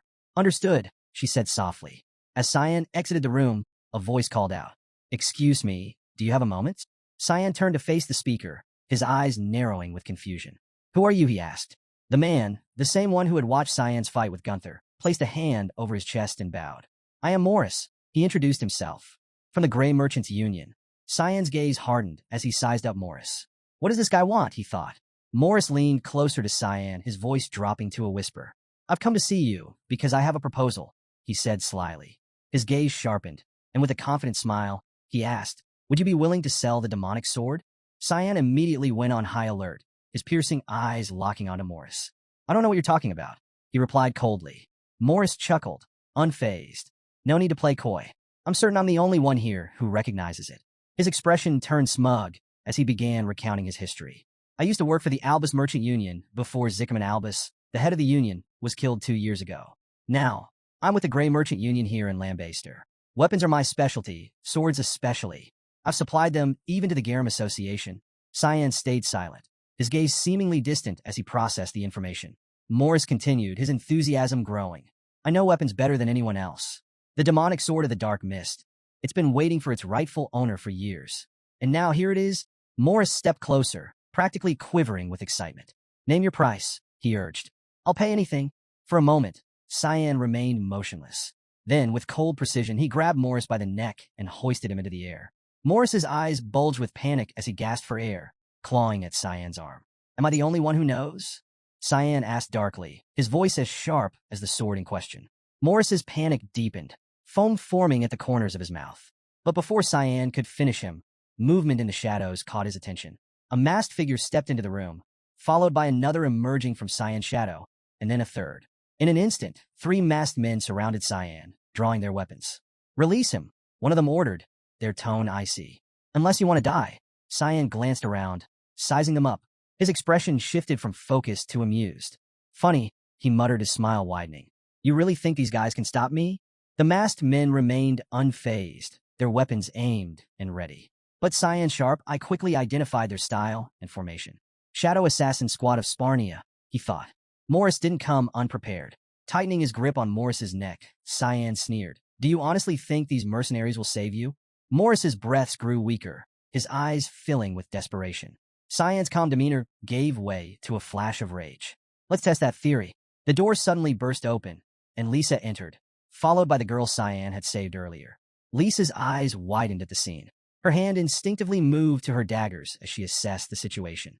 What's going on here? She demanded, her voice steady despite the tension. The girl covered her mouth in shock, her face pale at the sight of Cyan, holding Morris by the neck. Lisa, however, remained calm, drawing her daggers with a steady hand. Whatever this is, I suggest resolving it with words, she said coolly, addressing the masked men. Otherwise, I'll have to use force. The masked men didn't flinch, their weapons still trained on Cyan. The tension in the room grew thick, but Cyan's icy smile remained unshaken. Let's see how far they're willing to take this, he thought, preparing for the inevitable clash. Hearing Louise's worried voice, Cyan turned to see her trembling, her eyes brimming with tears. Her obvious fear tugged at something inside him. This could drag her in too, he thought, irritation flashing across his face. With a sigh, he released Morris's neck, causing the man to collapse to the ground. Gasping for air, his expression twisted in panic. Cyan's cold voice cut through the tense air. I'll forgive you this time, but get out of here before I change my mind. The masked men tensed, one turning to Morris for instructions. Morris, still clutching his neck and wheezing, raised a shaky hand. Put the weapons away, he croaked. The men obeyed, sheathing their blades, though their wary eyes never left Cyan. Regaining some composure, Morris approached Cyan, his smug demeanor returning. You're upset, he noted, adjusting his posture. It seems I've overstayed my welcome. Placing his hand on his chest, Morris bowed slightly. But my offer stands. Think carefully about it. Without waiting for a response, Morris and his men turned and left the room. Cyan's sharp gaze followed them as they disappeared, his mind turning to the Grey Merchants Union. He recalled it was a new organization formed in the chaos following Zickerman Albus's death, a group that seemed eager to meddle in dangerous affairs. As Cyan pondered, Louise approached, her voice trembling. Are you okay? She asked, her tears betraying her fear. Cyan looked down at her, his expression softening. I'm fine, he said calmly. Still shaken, Louise confessed. Those people were terrifying. Her voice wavered, and her tears began to fall again. Cyan placed a comforting hand on her head, his touch steady and reassuring. Don't worry, he said gently, stroking her hair. The gesture seemed to calm her as she took a deep breath and nodded. Looking over at Lisa, Cyan's tone turned serious. I have a favor to ask. Lisa's curiosity piqued. What is it? She asked cautiously. I want to meet the owner of Lambaster Cage, Cyan said, his piercing gaze unwavering. Lisa's eyes widened in surprise and concern. That's not an easy request, she murmured, unsure how to respond. Meanwhile, in the slums of the city, Gunther was on a rampage. The bandaged stump where his arm used to be throbbed, but the pain was drowned out by his blinding anger. His furious shouts echoed through the alleyways as he destroyed anything in his path. Cyan, he roared, his voice dripping with hatred. His men, hovering nervously nearby, tried to calm him. Boss, you need to stop, one pleaded. You're wound. Shut up, Gunther snapped, his bloodshot eyes narrowing. I'll die if I don't kill him. His teeth clenched so tightly they nearly cracked, his entire being consumed by his thirst for revenge. Gunther's rage wasn't just anger. It was an unrelenting obsession. His men exchanged uneasy glances, unsure if their boss would ever be the same again. Gunther's rage turned into a twisted determination as he recalled the fight with Cyan. The piercing gaze of the younger warrior had made him feel utterly powerless, a humiliation he couldn't bear. Falling to his knees, Gunther pressed a hand to his face, desperately trying to devise a way to bring Cyan down. Then, a spark of hope ignited in his mind. The image of the girl who sold cigarettes surfaced in his thoughts. Slowly removing his hand from his face, his lips curled into a sinister smile. That's it, he murmured. Reaching into his pocket, he pulled out a card from the Grey Guild. A plan began to take shape. Hours later, back at Lambaster Cage, Louise was busy carrying towels, her mind focused on her tasks. Suddenly, the door creaked open. Turning toward the sound, she froze. Standing there, radiating malice, was Gunther. His lips stretched into an evil grin as he greeted her. Louise's eyes widened in fear, her face paling as sweat began to bead on her forehead. She recognized him instantly. Gunther approached, crouching to her level and placing a heavy hand on her head. His terrifying smile grew wider. Remember me? He asked, his voice dripping with menace. Louise trembled violently, her terror palpable. Why, yes, she stammered, her voice barely audible. Gunther let out a maniacal laugh. Good, he said, his tone suddenly desperate. Now, will you help me? Meanwhile, on the second floor, Cyan leaned against the wall, arms crossed, his gaze fixed on Lisa. Why can't I meet her? He asked, his tone steady but firm. I need to file an official complaint. Lisa crossed her arms, her demeanor resolute. She's not someone you can meet just because you want to, she replied coolly. Cyan's piercing gaze didn't waver. Why are you defending Linza Nyloff so much? He pressed. Hearing the name, Lisa's expression shifted and her body tensed. She turned her full attention to him, realizing he wasn't an ordinary man. Her voice dropped as she replied, Linza is watching you. She revealed that Linza had been the one to approve the fight with Gunther and the change in the rules. Her serious tone turned to warning as she added, you should leave this place. If you stay, you could end up dead. Cyan's expression remained calm, though her words left him puzzled. He couldn't discern her true loyalties. Was she genuinely loyal to her job, or did she have other motives? Suddenly, screams echoed through the building, cutting through their conversation like a knife. Cyan and Lisa snapped to attention. Lisa's face paled. "That's Louise," she exclaimed, fear creeping into her voice. Without hesitation, she bolted down the stairs, Cyan following closely. Reaching the first floor, they were met with a scene of destruction. A massive hole gaped in the wall, and the reception desk lay in ruins. Dust and debris filled the air, and the chaos sent shockwaves through the building. Lisa's eyes darted around the room, searching for Louise. Cyan scanned the destruction with a sharp, focused gaze, already piecing together the cause of the chaos. Gunther, he thought grimly. The scene of destruction left Lisa in shock. Who could have done this? She murmured, her voice laced with disbelief. Meanwhile, Cyan crouched amidst the rubble, scanning the area for clues. His sharp eyes caught something, a bloodied badge. Picking it up, he examined it closely, his expression darkening as he recognized it as Louise's. Lisa, standing behind him, leaned closer. "What is that?" she asked, her tone tinged with curiosity and concern. Cyan pocketed the badge and stood, his resolve firm. "I'm going to find her," he said curtly, turning toward the exit. "Stay here." Lisa's eyes widened in alarm. "Wait, we don't even know who's responsible," she protested, her worry evident. But before she could continue, an overwhelming pressure filled the room, freezing her in place. Cyan turned back, his gaze piercing and full of rage. "I know exactly who it is," he growled before walking away, leaving Lisa speechless and shaken by the sheer intensity of his presence. Elsewhere in the city, portraits lay scattered across the floor of a chaotic bedroom. Delkia, lying on her bed, her face heavy with sleep, barely reacted when Morris entered. His composed demeanor stood in stark contrast to the disarray. "A lady's room shouldn't be this messy," he remarked with a smile, arms behind his back. Delkia cracked an eye open and, without moving, muttered, "Do you want to die for entering without permission?" Unbothered by her threat, Morris walked further into the room. "You're a mess," he said lightly, picking up a portrait from the floor.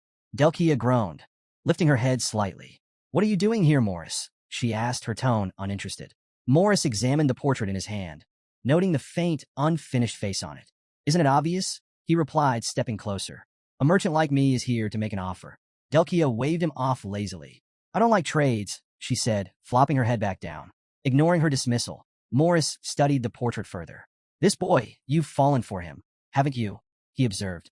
His comment sparked Delkia's curiosity. She sat up slightly, her gaze narrowing. "What do you know about that?" Morris didn't answer directly. Instead, he reached into his pocket, producing a small glass vial filled with a shimmering liquid. He held it up for her to see, a confident smile spreading across his face. "This," he said, "is the most potent paralyzing potion in all of Garum Kingdom. With this, you can have that boy." Delkia, still sprawled on her bed, extended her hand lazily toward the vial, her curious gaze fixed on the potion. "What do you want in return?" she asked, her voice detached. Morris stepped back, his smile unwavering. "Only one thing," he said, his tone smooth. "Something the boy possesses. You can keep the rest." Delkia inspected the potion, turning the vial over in her hand. "That's all?" she asked skeptically, her interest piqued. Morris began to retreat toward the door, extending a hand in a dismissive gesture. "That's all," he confirmed. "I'll be waiting eagerly for your answer." With that, he exited, leaving Delkia with the potion and her swirling thoughts. Morris left Delkia's room with a sinister smile, his thoughts consumed with his plan. "It doesn't matter who this Simon is," he mused. "As long as he's out of the picture, the sword will be mine." For now, he decided to wait and let Gunther handle Cyan, confident that the brute's thirst for revenge would do the dirty work. In the slums, Gunther sat atop a coffin, his grin wide and unhinged. Across from him stood Cyan, whose piercing gaze demanded answers. "Where's the girl?" Cyan asked directly, his voice cutting through the tense air. Gunther smirked and pulled something from the coffin, tossing it towards Cyan. "Here's a keepsake," he said mockingly. The object landed near Cyan's feet. It was an ear still covered in fresh blood. Cyan's eyes widened, dread creeping into his expression as he feared the worst. Gunther's smug laughter filled the silence as he ran a hand across the coffin's surface. "The rest is in here," he taunted. "Care to take a look?" Cyan's energy flared, his rage igniting like a wildfire. His lips curled into a vengeful smile. "You should have said earlier that you wanted to die." Gunther laughed maniacally in response. Slimy, black energy began to ooze from the stump of his severed arm, coalescing into a grotesque, writhing form. His grin widened. his voice trembling with a mix of madness and excitement. That's more like it. Come at me, Cyan. Back at Lambaster Cage, Lisa sat in a chair, a sly smile playing on her lips. Do you think Gunther will kill Cyan? She asked casually. Across from her, Lisa stood stiffly, her hands resting on her abdomen. She stared at the floor, her face troubled. No, she answered quietly, her voice devoid of certainty. Lisa raised an eyebrow, intrigued. You seem worried about him. Lisa shook her head, forcing composure into her tone. It's been a long time since I had any attachment to him. Curious, Lisa tilted her head. Then why do you seem so invested? She asked, resting her head on her hand. After a moment, she decided to push further. Do you even remember Cyan's face? Lisa froze at the question, her expression shifting from troubled to shocked. Her eyes widened as she realized the truth. No matter how hard she tried, she couldn't recall Cyan's face. Why can't I remember? She murmured, her voice trembling with confusion. Lisa's serene smile deepened as she raised her hand, revealing a ring on her finger. From the ring, a crimson fog began to seep, radiating an ominous power. This is one of Eru's authorities, she explained calmly. The ability to make people forget the user's face. Lisa's eyes filled with disbelief. Eru, the god of darkness, she whispered, her voice barely audible. Lisa nodded, the red fog swirling ominously. That's right, she said, her tone chilling. Lisa's smile widened, her calm demeanor only heightening Lisa's panic. Yes, she affirmed. It seems my past has caught up to me. Lisa, startled, asked, Am I in danger? Her voice was shaky, betraying her growing unease. Lisa chuckled softly, placing a hand over her chest. Not at all, she replied confidently. It's been a long time since we've had such a valuable guest. Her gaze hardened slightly. Make sure to treat him appropriately. Lisa, still shaken, nodded reluctantly, unsure whether Lisa's confidence was reassuring or ominous. Meanwhile, in the slums, Gunther's blood-forged arm pulsed with malevolent energy, fully regenerated and ready for combat. His face lit with twisted excitement as he sprinted towards Cyan. Are you ready? He shouted gleefully. Slamming his blood-red hand into the ground, Gunther unleashed a shockwave of raw power. Cyan had no time to react as the force hurled him backward. Gritting his teeth, he dug his feet into the ground, skidding for several seconds before managing to stop. Gunther stomped the ground, cracking it beneath his feet. What's wrong? He taunted. Why aren't you using that ability from before? His gaze sharpened as his lips curled into a manic grin. Come on, try harder. Cyan, regaining his composure, glanced to the side and froze. The fight had unearthed human remains scattered throughout the area. Shock filled his face as he realized the ground beneath them was a burial ground. Gunther crouched and picked up a skull, holding it aloft. Do you know why these things are here? He sneered. Because they're useless. This place is a junkyard. With a crushing grip, Gunther shattered the skull into pieces. His expression turned cold and cruel as he declared, Lambaster is full of trash. Memories began to flood his mind, and his smile faltered for just a moment. Gunther recalled his childhood, growing up in the junkyard alongside Lisa. They were mocked relentlessly, living among filth and debris. Yet, even as a child, Gunther had stood in front of Lisa to protect her, no matter the cost. As he grew older, life didn't get easier. He found himself beaten and humiliated countless times, forced to survive by any means necessary, even biting those who threatened them. Then one day, their lives took a dramatic turn. A boy appeared, drawing a sword and pressing it against the neck of one of their tormentors. The man begged for mercy, but the boy's icy expression never wavered. Without hesitation, he thrust the sword into the man's chest, ending his life. The ground behind him was littered with corpses. Gunther and Lisa watched in terrified awe as the boy, unfazed, sheathed his sword and approached them. I left Lewin Academy for some fun, the boy said with a calm, almost angelic smile. Now, all the trash is cleaned up. It was Ascal, extending his hand toward them. Ascal added, You're safe now. Gunther's eyes filled with admiration. That moment became a defining point in his life. From then on, Ascal was a figure of reverence in Gunther's mind. He swore to one day emulate him and cleanse all the trash in Lambaster. Gunther worked tirelessly to gain strength and influence, eventually becoming the manager of the junkyard. He turned the cage matches in Lambaster into a bloodbath, massacring opponents to earn money. Killing his opponents didn't faze him. To him, they were just more trash to dispose of. This ruthless behavior caused Lisa to turn her back on him, cutting all ties. But Gunther didn't care. She was too weak to understand, he thought. His smile remained, unwavering and confident. Because I am one with the junkyard. Now, standing across from Cyan, Gunther's resolve burned brighter than ever. This fight will prove it, he thought. I'll dispose of this trash, just like all the others. Gunther's eyes glimmered with twisted excitement as he fantasized about one day ridding Lambestu of all its so-called trash. But his reverie was cut short when Cyan, his voice sharp and firm, interrupted. "Enough of this nonsense," Cyan said, standing tall despite the chaos around them. Gunther's grin faltered, replaced with a moment of shock. Cyan smirked confidently, brushing himself off. "What's wrong? Can't you see I'm perfectly fine?" he mocked. "Try a little harder. Why don't you?" Gunther's shock quickly melted into exhilaration. "This is what I've been waiting for," he thought as he activated his ability Scapels. A viscous energy poured from his arm, pulling in every metallic object nearby. Chains, gears, debris, all of it fusing grotesquely into his limb. His arm now resembled a monstrous amalgamation of metal and raw energy. Gunther pulled a purple cube from his pocket, holding it up with a smug grin. "Let me show you something more interesting," he said as the cube began to float. Cyan's calm eyes fixed on the artifact, immediately recognizing it as an ancient relic. Where did he get that, he wondered. Gunther activated the artifact, revealing its name. "This is the gravity chamber," he boasted. The cube expanded rapidly, encapsulating Cyan inside and slamming shut with a deafening thud. Cyan felt a sudden, immense pressure as the gravitational force multiplied 20-fold, rooting him in place. His expression momentarily showed surprise, but quickly hardened into resolve. Gunther grinned like a maniac. "Let's see how long you can last," he sneered, his massive, metallic arm looming as he prepared to crush Cyan. Despite the immense pressure, Cyan remained calm, his body steady. Kiram's voice rang out in his mind. "Do you need help?" "No," Cyan replied flatly. His voice brimmed with quiet fury. "I don't need anyone's help." Gunther, unaware of Cyan's resolve, continued his assault. "Let's see if you can survive this," he roared, swinging his massive arm with enough force to crush anything in its path. But when the blow landed, the cube shattered. Cyan was no longer inside. Gunther froze, his grin fading into confusion. Before he could process what had happened, Cyan appeared beside him, moving at blinding speed. Gunther's eyes widened in disbelief. "How?" Cyan didn't give him time to finish the thought. With all his strength, Cyan delivered a devastating punch to Gunther's chest. The impact was so powerful that Gunther's metallic arm began to disintegrate, pieces of fused metal clattering to the ground as his body was hurled into the air. Gunther gasped, his face twisted in shock. This shouldn't be possible, he thought, his mind racing. His chest burned with pain, and he struggled to comprehend how Cyan had not only escaped but struck back with such ferocity. As he crashed to the ground, Gunther lay amidst the shattered remains of his arm, his confidence shattered along with it.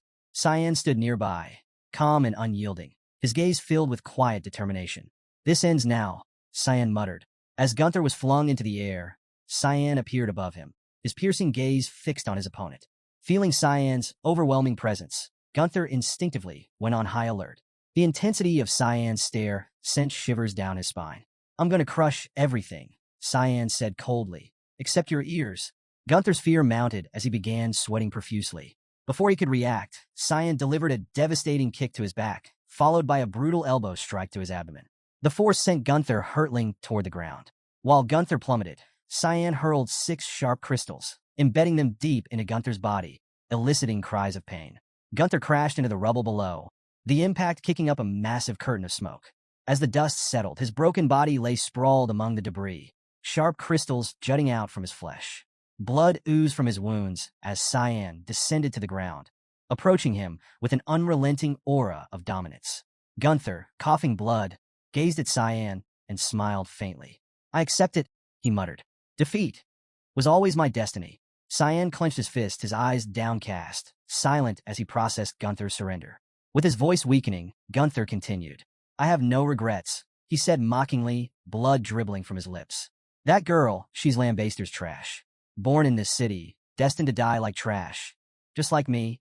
And Lisa," Gunther's grin widened, his voice rasping with confidence. "But you're different. Make sure this doesn't happen to her." Gunther's words hit Cyan like a blow, leaving him in shock and filled with questions. What did he mean by rules of the city? Who was enforcing them? Before Cyan could ask, Gunther's breathing slowed, and within moments his life slipped away. Cyan turned his gaze to the coffin, now ominously silent. Climbing over the debris, he carefully lifted the lid. What he saw inside made his eyes widen in shock. Not long after, Lisa and her men arrived at the scene. Taking in the devastation, Lisa's face grew grim. She spotted Gunther's lifeless body in the middle of the junkyard and froze. Concern flickered across her expression, but she quickly masked it. Turning to one of her men, she said firmly. Ensure our VIP client is safe. The man bowed respectfully before moving to comply. Just then, a movement caught their attention. Lisa and her men turned toward the source, and their eyes widened in surprise. Emerging from the wreckage was Cyan, holding the girl's lifeless body from the coffin in his arms. Dust-covered and bloodied, but very much alive, he approached them silently. Lisa's voice wavered as she took a step forward. Cyan, what are you doing? She asked, her eyes filled with shock and worry. She struggled to believe what she was seeing, her heart racing as she tried to piece together what had transpired. Cyan, cradling the girl's body, turned toward Lisa. His sincere expression eased her growing panic as he calmly explained, she's fine, just asleep. Relieved, Lisa approached with her guards, kneeling on the ground to take the girl from Cyan's arms. Her worried eyes scanned the girl for any injuries, but as Cyan had said, there were none. Are you okay? Lisa asked, her voice still tinged with concern. I'm fine, Cyan replied firmly. He glanced down at the girl one last time before standing and turning his back to them. Take good care of her. Lisa noticed his hand clenching into a tight fist, and a sense of unease washed over her. Where are you going? She asked, her voice laced with confusion. Without looking back, Cyan replied, to clean. Lisa's confusion deepened. What do you mean, clean? She asked, her tone uncertain. Cyan continued walking, his steps deliberate and heavy with purpose. His voice was cold but resolute as he declared, I'm going to clean Lambaster. Lambaster was a fractured city divided into 4 districts, with Lambaster Cage at its center. To the west lay the junkyard, the commercial district stretched to the east, and the entertainment district sprawled to the south. With no formal authority to enforce security, the city's power balance had devolved into chaos. The strong preyed on the weak, unchecked by any higher power. Yet, a semblance of order was maintained by a loose system controlled by the administrators of each district. Linza, Morris, Delkia, and Gunther. Their influence kept the city in its wretched state, but their ambitions also sowed the seeds of its self-destruction. As Cyan walked, his mind drifted to a moment from his past life, trailing behind his brother, Ascal. How are you going to conquer a place like this? Cyan had asked, his voice tinged with skepticism. If it were a normal country, we could just declare war. But Lambaster isn't normal. Shouldn't I just go alone and take care of the city administrators? Ascal had simply smiled, his confidence unshaken. That won't be necessary, he replied, leaving Cyan puzzled. Why not? Cyan pressed, still unsure. Ascal's smile remained as he explained, they'll destroy themselves. All we need to do is arrive in time to take control. Cyan had been suspicious of his brother's certainty back then. How can you be so sure? Ascal stopped and turned to face him, his gaze sharp and unwavering. Because this city is rotten, he said with quiet conviction. I've seen it with my own eyes. At the time, Cyan had been unsettled by Ascal's unshakable confidence. But now, as he walked through the ruined streets of Lambaster, he realized his brother had been right. The city was indeed rotten to its core, a place ruled by greed, cruelty, and self-destruction. With each step, Cyan's resolve hardened. It's time to clean it all up, he thought grimly. Starting now, Cyan entered the entertainment district, where laughter and music filled the air. The vibrant atmosphere contrasted sharply with the city's underlying rot. His eyes swept across the revelers, his expression hardening. This city is rotten to the core, he thought. Time to uncover its roots. Determined, he stepped into an establishment where Delkia awaited him. She greeted him warmly, leading him to a discreet, dimly lit room. Offering a charming smile, she handed him a teacup and sat beside him, her hand slipping onto his arm. The tea emitted a peculiar energy, its aroma a mix of sweetness and mint, masking the telltale scent of Garam's infamous paralysis medicine. Cyan's gaze lingered on the cup, his mind racing. Not even trying to hide it, he thought with mild amusement. Delkia twirled her hair nervously. Thank you for accepting my invitation, she said in a slightly shaky voice. I'm sure you'll enjoy tonight. Cyan brought the teacup to his lips, his sharp gaze never leaving hers. A faint smile tugged at his lips. Oh, I'm sure this night will be enjoyable, he said coolly, just like this tea. It has a very special aroma. Delkia froze, her heart skipping a beat. Her confident facade wavered. Does he know? She wondered, panic rising. His tone was unreadable, his words cutting. Cyan lifted the cup and drank deeply. Delkia's jaw dropped in disbelief. Is he actually drinking it? She thought, her confusion mingling with a growing sense of triumph. Moments later, Cyan let the teacup slip from his fingers, the ceramic shattering on the floor. His body slumped forward, falling against Delkia's shoulder. Her initial shock gave way to pride as a victorious smile spread across her face. He's mine now, she thought smugly, her confidence restored. Meanwhile, in the commercial district, word of Delkia's supposed success reached the Gray Merchants Union. A butler entered Morris's dining hall, bowing slightly, as he placed a hand over his chest.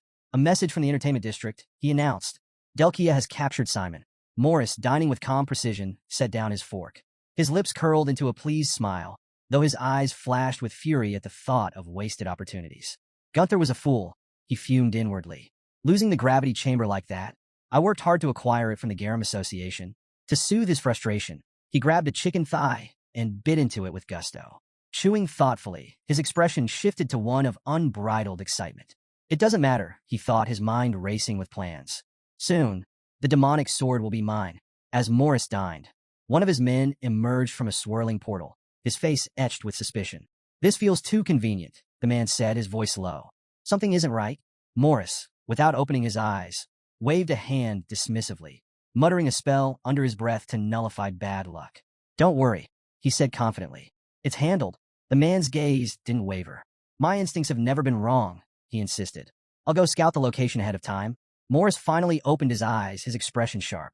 Fine, he relented, but don't act rashly. Do only what's necessary.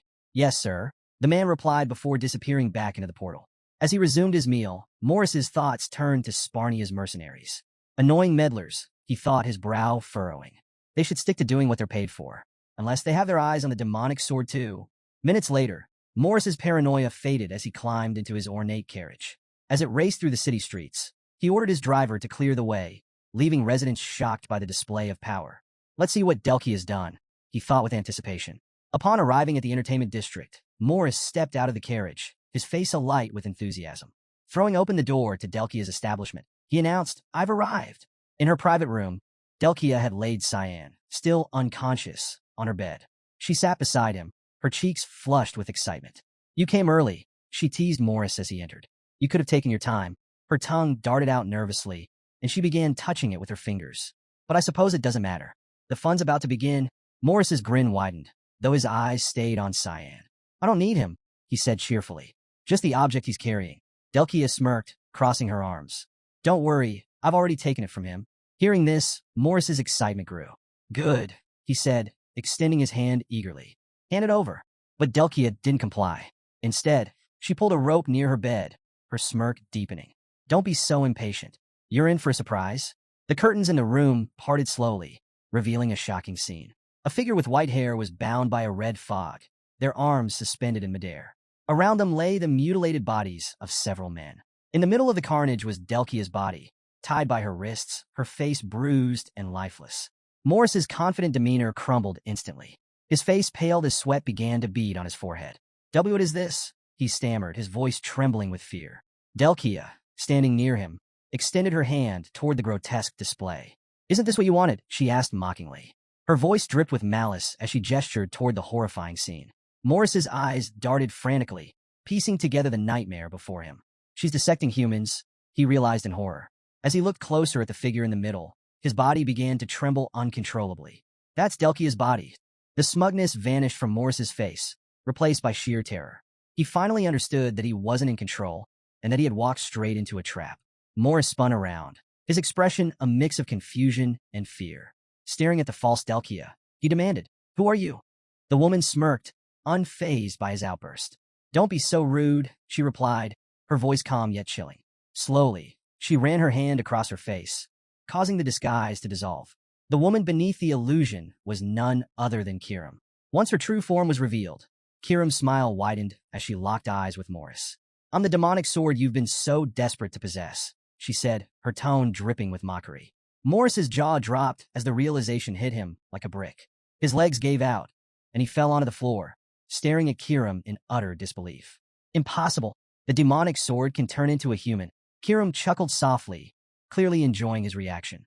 Her presence exuded an unshakable confidence that only deepened Morris's dread. Suddenly, Cyan, who had been feigning paralysis, sat up, his intense gaze locking onto Morris. You know too much, he said coldly, his voice cutting through the tension. Morris's heart sank. His instinct screamed that he was in over his head. Desperate, he shut his eyes and screamed at the top of his lungs, calling for the Shadow Assassin squad. Help! Get in here now, he bellowed. Cyan, visibly annoyed, covered his ears. This guy's way too noisy, he muttered.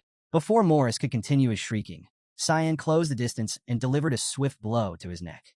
Shut up, Cyan said bluntly as Morris crumpled to his knees. Rolling up his sleeves, Cyan's expression turned darker. Since you're so eager to see your men, he said with a cruel smile, I'll send you to meet them. Cyan extended his arms outward, releasing a dense, menacing fog that quickly filled the room. Using his swamp of mist ability, Cyan turned Morris's shadow into a swirling pool of darkness that began to consume his body. Morris's panic escalated as he felt his body being pulled into the shadowy abyss. Cyan stepped closer, his piercing eyes studying him. You gave Gunther the artifact and Delkia the paralyzing medicine, didn't you? He asked rhetorically, his tone icy. Morris, his voice trembling, begged for mercy. I'll never do it again. Please, I'm sorry. Cyan smiled faintly, though the warmth never reached his eyes. I'll make sure you never can, he said, bidding him farewell. The shadow fully enveloped Morris, dragging him into its eerie depths. Desperate, Morris extended a hand upward, pleading for forgiveness. His cries echoed faintly as he vanished into the darkness. Within the shadow, Morris collided with something cold and lifeless. Turning in fear, he saw the body of one of the assassins from the Shadow Assassin Squad. His heart pounded as the realization hit him. He was already trapped in the same grave he had dug for others. Clutching his neck, Morris gasped for air, his fear mounting until the shadow consumed him completely. As the fog dissipated, Cyan turned away, his mind already shifting to the next target. Delkia is next, he muttered. Kiram approached Cyan, her steps deliberate and calm. Leave her to me, she said with a soft but firm tone. Cyan glanced at her, reading the seriousness in her expression. With a nod, he stepped aside, leaving the room and trusting Kiram to handle the final piece of the puzzle. Cyan hesitated, but ultimately decided to trust Kiram, though his expression betrayed his concern. Don't cross the line, he warned her, his voice firm. Kiram smiled reassuringly. I promise I won't, she said sweetly, though the gleam in her eyes hinted otherwise. She turned toward Delkia, placing a hand on her waist as she leaned in. How dare you lay a finger on my owner, she whispered coldly. Delkia, her face battered and bruised, slowly regained consciousness. Her eyes fluttered open, only to meet Kiram's unrelenting gaze. Kiram's smile widened with emotion as she began cracking her knuckles. Oh, good, she said, her voice tinged with malice. You're awake. Perfect. Get ready, I'm going to divide you into 1,000 pieces. Delkia's eyes filled with terror, and she began to tremble. Tears streamed down her face as she begged for forgiveness, her voice shaking. Please, I swear I won't ever do anything like that again. Kiram wasn't moved by her pleas. With no hesitation, she delivered a powerful punch to Delkia's face, sending her reeling with a scream of pain. Cyan left the room, his steps slow but steady. As Delkia's cries echoed behind him, his expression grew serious. His gaze drifted to the door for a moment before he shook his head and moved on. She'll handle it, he thought. But just as he turned away, his senses sharpened. He felt a familiar manna nearby, one that sent a chill down his spine. Stopping abruptly, Cyan's eyes widened in disbelief. The world around him seemed to shift as he found himself in an entirely different place. Looking around, he realized he was in a domain of the fog. A thick, blue mist began to gather, swirling unnaturally. Cyan's instincts screamed at him that this was bad. The fog seemed alive, its presence oppressive and disorienting. Cyan's heartbeat quickened as he braced himself. From the fog, a soft laugh echoed, mocking his reaction. What's the matter? The voice teased. You look scared. The blue mist coalesced into a single point above him, taking on a humanoid form. Descending gracefully to the ground was none other than Linza Nilov, one of Lambaster's managers. Cyan stared at her, stunned. His fear was palpable. She's part of the mist too, he thought. His mind raced to process what was happening. Linza's gaze was calm, her smile serene. It seems Sarika hasn't told you much about me, she said lightly. Her voice carried an air of confidence as she studied Cyan. So, this is why you're going around killing the other city managers? She landed softly on the ground, her movements deliberate. Cyan extended his hand, releasing fog of his own in preparation. His voice was steady, but his eyes burned with determination. Thanks for coming, he said sarcastically. Saves me the trouble of looking for you. Linza's smile didn't falter. Oh, how polite of you, she replied mockingly. Cyan's lips curled into a smirk. Should I call you senior colleague? Then, he asked, his tone dripping with sarcasm. Or maybe just traitor? Linza's expression remained composed as she held up a ring, the red fog swirling ominously around it. Her smile grew more confident as she responded, Don't misunderstand. I'm not the one who's going to fight you. Cyan's instincts flared as something approached him at great speed. Spinning around, he barely deflected an incoming attack in time. His gaze darted to the attacker, his body tensing. A smile played on Linza's lips as she casually said, Why don't you say hello? Cyan's eyes widened in shock as he recognized the figure. Lisa, he thought, his voice caught in his throat. Sweat began to bead on his forehead. Linza's body pulsed with energy as she observed him with amusement. You two know each other, don't you? She asked knowingly. Lisa's stance was aggressive, her knife gleaming in the misty light. Her gaze, filled with hatred, locked onto Cyan. Simon, she hissed, her voice dripping with venom. I'll eliminate you. Without warning, Lisa launched herself at Cyan. Her attacks were relentless, each strike aimed with deadly precision. Cyan enveloped his hands in fog, blocking each blow, but her ferocity made him falter. Lisa, stop, he pleaded. This has nothing to do with you. My fight is with Linza. But Lisa didn't waver. Her piercing eyes bore into him as she delivered another powerful strike. Cyan gritted his teeth, realizing she wasn't listening. There's no choice, he thought grimly. As her relentless attacks continued, Cyan's glowing eyes narrowed with determination. He surged toward her, deciding to knock her out before she could do any more damage. Cyan activated his wave of bloodthirst technique, joining his hands and unleashing a burst of concentrated energy. The wave struck Lisa with immense force, sending her flying backward. For a moment, Cyan thought it was over, but to his surprise, she recovered mid-air, landing gracefully. Lisa braced herself with her hands and feet, stopping her momentum. Despite the direct hit, she stood tall, her gaze never leaving Cyan.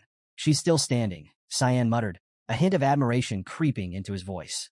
She's been trained thoroughly. Too thoroughly. Lisa dusted herself off, her expression unyielding. Her strength was undeniable, and Cyan realized she had withstood an attack that should have incapacitated most opponents. As Cyan prepared for another round, Linza approached with her arms behind her back, her smile infuriatingly serene. Why did you hesitate? She asked teasingly. You could have killed her if you wanted. Cyan's gaze shifted to Linza, calm but firm. How much longer are you going to hide in the fog? He asked coldly. Linza chuckled, her smile growing wider. Oh, I'm just here to watch. I wanted to see how the boy Sarika trained would fare against Lisa, who was trained by me. Cyan's expression turned serious. You know Sarika? He asked, his voice low with suspicion. What's your relationship with him? Linza's form began to fade into the fog, her voice carrying a playful tone. That's a story for another time, she said cryptically. For now, focus on what's in front of you. Her words snapped Cyan out of his trance. His focus returned to Lisa, who was already preparing for another attack. Cyan went on high alert, bracing himself for the next move. I'll have to end this quickly, he thought, steeling himself for the battle ahead. Lisa activated her Rain of Needles ability, summoning an array of knives that hovered in the air. Her piercing gaze locked onto Cyan, and with a swift motion, she launched the knives at him. Cyan moved with precision, dodging the barrage effortlessly. He backflipped out of harm's way and landed gracefully. But as he was regaining his footing, Lisa took the opportunity to leap into the air, descending with another powerful strike. Using all her strength, she slashed downward. Cyan, quick to react, wrapped his hands in mana and raised his arms to block the attack. The blade met his defense, and though her assault was powerful, Cyan held steady. Lisa's hands trembled as she pressed against him, her eyes filled with hatred. You'll pay, she hissed, her voice shaking with emotion. Gunther was my last remaining family, and you took him from me? Cyan, gripping the blade with his mana-wrapped hands, remained calm. His sharp gaze locked onto Lisa's eyes. Something clicked. This isn't just her hatred, he realized. It's Linza's influence. The faint flicker of Linza's meddling became apparent as Cyan pieced it together. A fragment of memory, he thought, planted to twist her feelings. This was a trap from the start. Recognizing the danger of staying close, Cyan moved with incredible speed. Before Lisa could react, he grabbed her by the neck, lifting her off balance. Shock flashed across her face as Cyan hurled her onto her back. She hit the ground hard, and before she could recover, Cyan climbed on top of her, forcing her to drop her knife. Lisa's panic mounted as Cyan gripped her neck tightly. Using his other hand, he delivered a decisive blow to her head. Her body went limp as she lost consciousness. Cyan let out a small sigh of relief, his plan to incapacitate her successfully executed. Standing up, his expression darkened as he addressed the mist swirling in the air. That's one down, he said coldly. Now, it's just the two of us. The mist above began to gather, swirling ominously before forming the shape of Linza. She descended gracefully, her calm smile never faltering. What are you talking about? She asked mockingly. I thought you knew. This fog is me. Cyan's sharp eyes followed her movements, his expression unreadable. I'll admit, he said, I was surprised you were fogged. But what surprises me more is how far you'll go to pretend. Linza tilted her head, confusion flickering across her face. Pretend, she echoed. What are you talking about? Cyan pointed at her, a confident smile spreading across his lips. That ring on your finger, he said, his voice steady. It's the Ring of Anbaris, an artifact that lets its wearer absorb mana or divine authority. You've been using it to mimic fog. Linza's calm demeanor cracked slightly as her gaze turned alert. He knows, she thought, her mind racing. Cyan ran a hand over his neck, his confident smirk unwavering. I don't know how you got it, he continued, but one thing is clear. You're an imposter. The air between them grew tense as Linza's confusion deepened. She could no longer feign ignorance. Cyan's sharp insight had exposed her ploy, leaving the mistborn figure on edge. What will you do now? Cyan asked, his eyes gleaming with anticipation. Linza, her composure shattered, raised her hand to display the Ring of Anbaris, which emitted a powerful blue fog. Her eyes burned with fury as she ordered Cyan to submit under absolute power. Cyan remained calm, watching her with measured intensity. She's already fallen into the trap, he thought, but before he could act, Linza activated the ring's mist barrier ability. A powerful barrier of black and blue mist expanded rapidly, trapping Cyan and the unconscious Lisa within. Linza descended gracefully, her confident smile returning.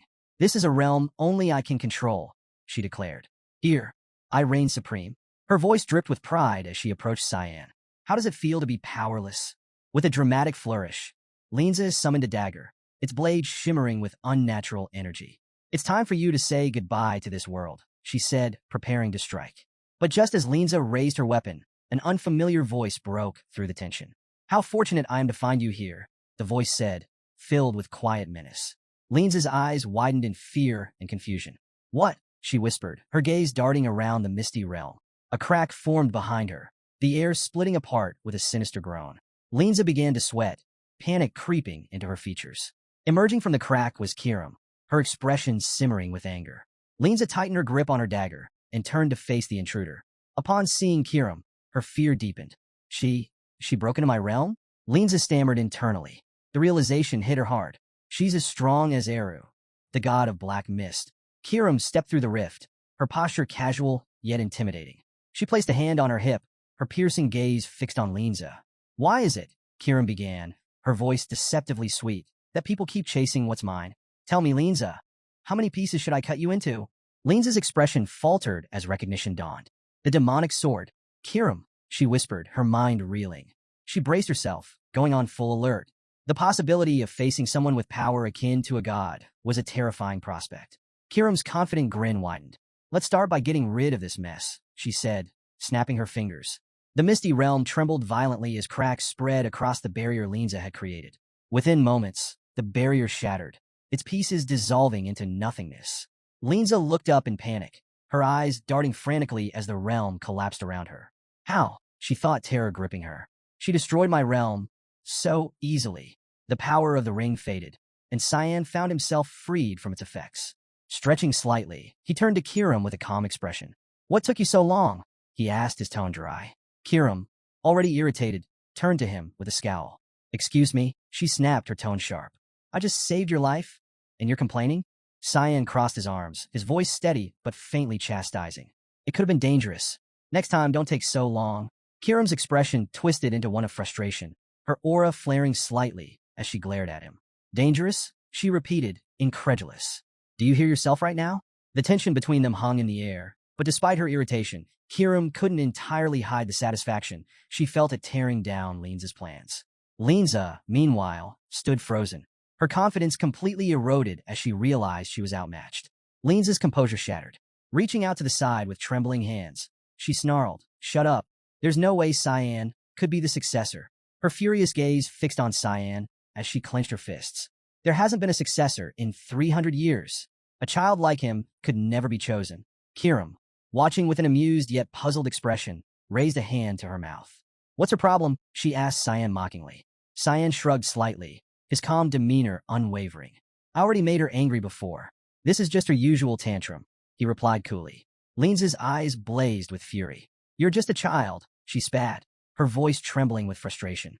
There's no way I'll let a false successor like you stand before me. With clenched teeth, she lunged toward them, her body radiating raw anger.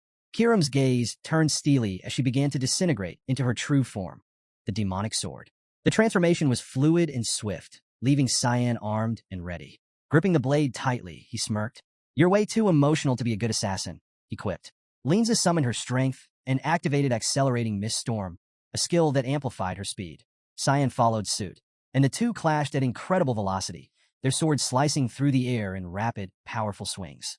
The sheer force of their strikes sent shockwaves rippling outward, shaking the ground beneath them. Despite her skill, the difference in strength became apparent.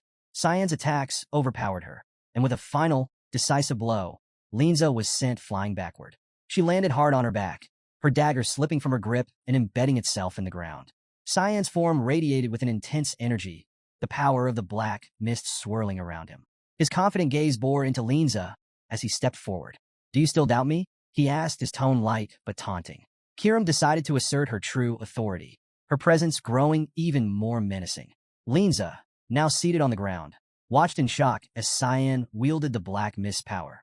Cyan extended the demonic sword toward the sky, summoning an enormous ball of energy. The fog around him shifted, forming a mask over his face, making him appear even more fearsome. Go ahead, he challenged, his voice echoing with power. Block this with your precious ring. Linza's confidence crumbled. Her throat tightened, and she swallowed hard. Her gaze locked on the destructive force Cyan had summoned. The energy orb shot toward her, tearing through everything in its path. Linza froze, her body paralyzed with fear. She had no means to stop it. As the attack closed in, Linza's mind flashed back to her past in the Black Mist Temple. A few years ago, Sarika stood before her with a calm, unreadable expression. Are you leaving? She asked, her voice steady. Linza, her back turned, replied with a confident smile. Yes, I'm tired of waiting for the successor to appear in this place. Her tone carried no remorse. Sarika nodded, remaining tranquil. It's a shame, she said softly, accepting Linza's decision. Her calm gaze lingered on Linza. But no, I'm not coming to kill you. Linza turned, a teasing grin on her face. Why not? Aren't I a threat? Sarika's gaze sharpened slightly.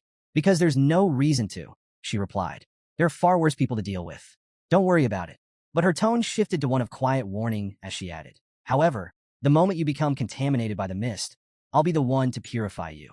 As the energy orb bore down on her, Linza's confident facade shattered. The memory of Sarika's promise rang in her mind, and for the first time in years, she felt truly afraid. Cyan's unrelenting attack left her no room for escape, and the moment of reckoning drew closer. Linza trembled in fear as Cyan's devastating attack pierced her defenses, severing her fingers and leaving a gaping hole in her body. Her strength waned as she collapsed to the ground. How did it come to this? She thought, her gaze empty. Her mind raced back to the moment she had turned her back on Sarika, driven by her ambition to create her own organization, where the powerful could rise and rule. In the past, Sarika's calm, piercing expression had lingered as Linza turned away. Take care of yourself, Sarika had said, her voice measured but firm. For a moment, Linza hesitated, a small smile breaking through her confident facade. She had walked away, leaving the organization that waited for the successor, determined to forge her own path. Hidden ambitions had fueled her, ambitions to step out of the shadows and command her own power. Now kneeling before Cyan, Linza's head hung low, her voice barely audible. Sarika, she murmured, the name escaping her lips like a whispered regret. Her trembling gaze lifted to meet Cyan's. Tears streamed down her face. Tell Sarika, I was wrong. Her voice cracked, the admission cutting deeper than any wound. Please end this quickly. Cyan, his expression calm yet solemn, extended his hand toward her. Her body began to dissolve into mist, her form dissipating as the remnants of her existence faded. Cyan's eyes fixed on the transformation, his thoughts heavy. No one can predict their own downfall, he mused. It's happened to me before, too. As Linza's life ended, the misty domain she had created began to dissolve, revealing the world outside. Cyan raised his head and surveyed his surroundings. One of the buildings stood out. It was the Lambaster Cage Hotel. Though unsure how he had ended up here, he was relieved. At least this saves me some time, he thought. His thoughts were interrupted by a quiet, pained voice. Why did you spare her life? Cyan turned to see Lisa, standing amidst the dissipating mist. Her injuries were evident as she clutched a wound on her arm, her gaze burdened with guilt. She tried to kill you, Lisa said, her voice tinged with confusion. And she knew about the miss. Why would you let her live? Cyan regarded her silently, his calm eyes betraying no emotion. Lisa, overwhelmed with guilt, looked away. There's no reason for you to keep me alive either, she said, her voice trembling. Cyan stepped closer, his gaze sharp and unyielding. Are you planning to tell anyone about me? He asked bluntly. Lisa froze, her breath hitching. No, she said softly. I won't tell anyone. Cyan's expression softened slightly as he stepped back. Then there's no need to kill you, he replied indifferently. Lisa's shoulders sagged in relief, though her guilt remained heavy. Why does he show mercy to someone like me? She wondered silently, her gaze fixed on the ground. Cyan, uninterested in her inner turmoil, turned his focus back to the hotel. There's still more to do, he thought as he prepared for the next challenge ahead. With a tired and confused expression, Lisa asked quietly, What am I supposed to do now? Before Cyan could respond, the sound of hurried footsteps interrupted him. The door swung open, and the girl from before, accompanied by the guards, rushed into the room. Her face was etched with worry as she ran toward Lisa. Are you okay? She asked, her voice trembling. Lisa stared at the girl in surprise. The girl clenched her fists, her eyes welling with tears. You disappeared so suddenly, she cried. Her voice cracked with emotion as she threw her arms around Lisa, holding her tightly. She didn't care about Lisa's wounds or the situation. They had frightened her, and she vowed never to lose sight of Lisa again. Lisa's eyes softened, a light of joy flickering within them. She gently embraced the girl, smiling as she asked, Are you hurt anywhere? The girl shook her head, tears streaming down her face as she buried herself in Lisa's arms. Don't ever leave me alone again, she begged, her voice barely above a whisper. The guard stood silently nearby, observing the heartfelt scene with quiet respect. Lisa, moved by the girl's sincerity, let out a warm laugh. We were only apart for a little while, she said soothingly, stroking the girl's hair. There's no need to cry so much. Watching the scene unfold, Cyan's gaze softened. He saw in Lisa a chance for redemption, a path forward where she could make a difference. After a moment, he spoke. Lisa, he said calmly, you should manage this district for now. With the other managers gone, someone has to take responsibility. Lisa looked up at Cyan, uncertain. Me? She asked hesitantly. Cyan nodded. Make sure this girl doesn't grow up to become someone like you. Or Gunther, he said, his voice firm but kind. Lisa's uncertainty lingered, but the sincerity in Cyan's words reassured her. She met his gaze and nodded. I'll do my best, she said, though her voice still wavered. Cyan walked over to the girl and knelt down, stroking her head gently. Behave well, all right? He said with a kind smile. The girl looked up at him, her hands clasped over her chest. Are you leaving? She asked, her eyes wide with confusion. Cyan stood, his gaze calm and resolute. Yes, he replied. Take care of yourself. The guards and Lisa watched silently as Cyan began to walk away, his back turned to them. Lisa, still uncertain about the future, called out, Will you come back? Cyan paused, raising his hand in a casual wave. Maybe, he replied without looking back. Lisa brought her hand to her mouth, her smile bittersweet. You have to come back, she said firmly. Hearing this, Cyan smiled faintly. I will, he thought to himself, though his expression held a tinge of sadness. As Cyan continued to walk away, memories from his past life surfaced, the city engulfed in flames, chaos reigning over the streets. He closed his eyes briefly, pushing the images aside. Not this time, he resolved silently. Next time, things will be different. His figure disappeared into the distance, leaving behind a district and a city on the verge of transformation. A few hours later, Cyan arrived at Miss Slayer's temple, holding Linza's dagger. He approached Serika, who was sitting atop a floating stone, her expression serene yet expectant. As Cyan handed her the dagger, it began to emit a suffocating energy, sending a chill through the air. Serika's eyes widened as she examined the dagger. You purified Linza, she said softly, her tone filled with disbelief. A small smile formed on her lips. I didn't think you'd actually manage it. Cyan stood with his arms crossed, his gaze steady. Did you send me knowing how difficult it would be? He asked, his tone calm but accusatory. Serika pointed the dagger at him playfully, her eyes sparkling with joy. What if I did? She teased. You have questions, don't you? Cyan raised his head, his expression calm but curious. What was your relationship with Linza? He asked. And are you part of Mist too? Serika's smile widened as memories flooded back. Yes, I'm part of Mist, she confirmed. Linza and I used to train together, back when things were simpler. Her voice grew softer as she recalled the past. But one day, Linza turned her back on me. She left, taking the ring of Anbaris with her. The ring meant to be passed down only to the master of the hall. Cyan listened silently as Serika's gaze grew distant, her mind replaying the moment Linza walked away. She didn't like where Mist was heading, Serika continued. So, she left without saying a word. Cyan reached into his pocket and pulled out Linza's ring. Holding it up, he asked, Is this the ring of Anbaris? Serika descended gracefully from her floating stone, landing softly in front of him. Her eyes locked onto the ring, and she nodded. Yes, It was meant to be mine, she admitted. Her voice was calm, but there was an edge of old resentment beneath the surface. Cyan observed her carefully, questions swirling in his mind. Before he could speak, Sarika rested her hand on her waist and smiled.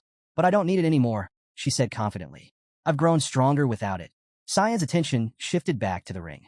He had assumed the entire mission had been about retrieving it. But now, this revelation left him unsettled.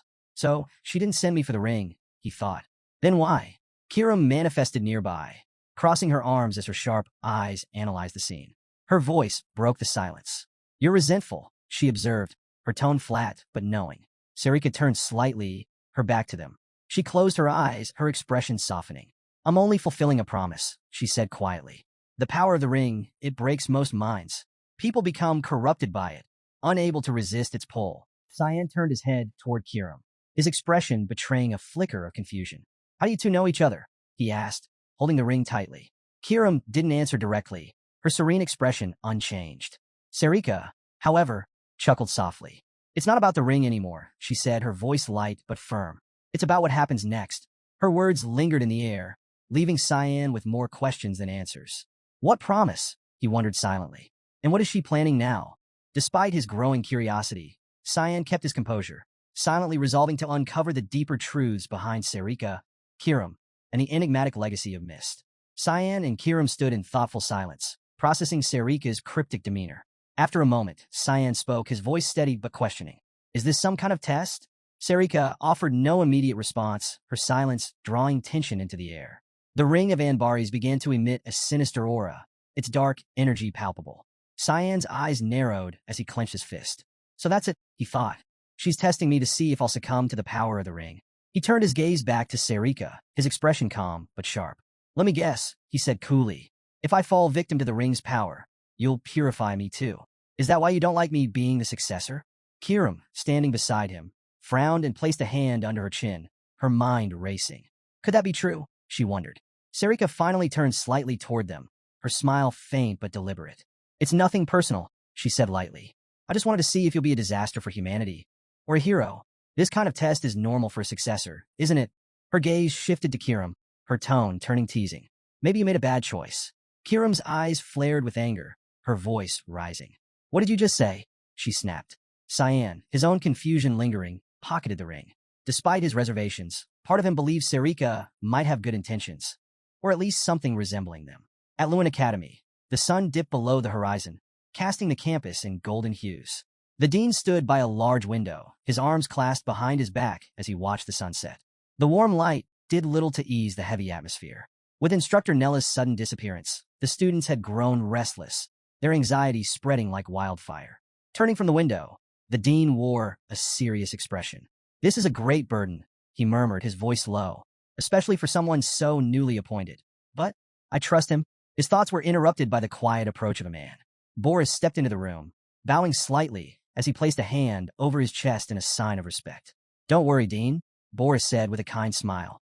I'll do my best to be understanding with the students. The dean nodded appreciatively. Thank you, Boris. Boris bowed again before turning and walking toward the door.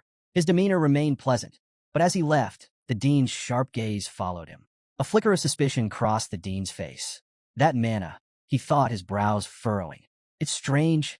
The dean lingered in thought for a moment before shifting his attention back to the darkening campus, the tension of unanswered questions weighing heavily in the quiet room. Sarika entered the dean's office in a hurry, holding a book tightly against her chest.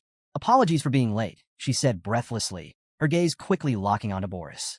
Her face shifted from surprise to unease as she sensed his presence.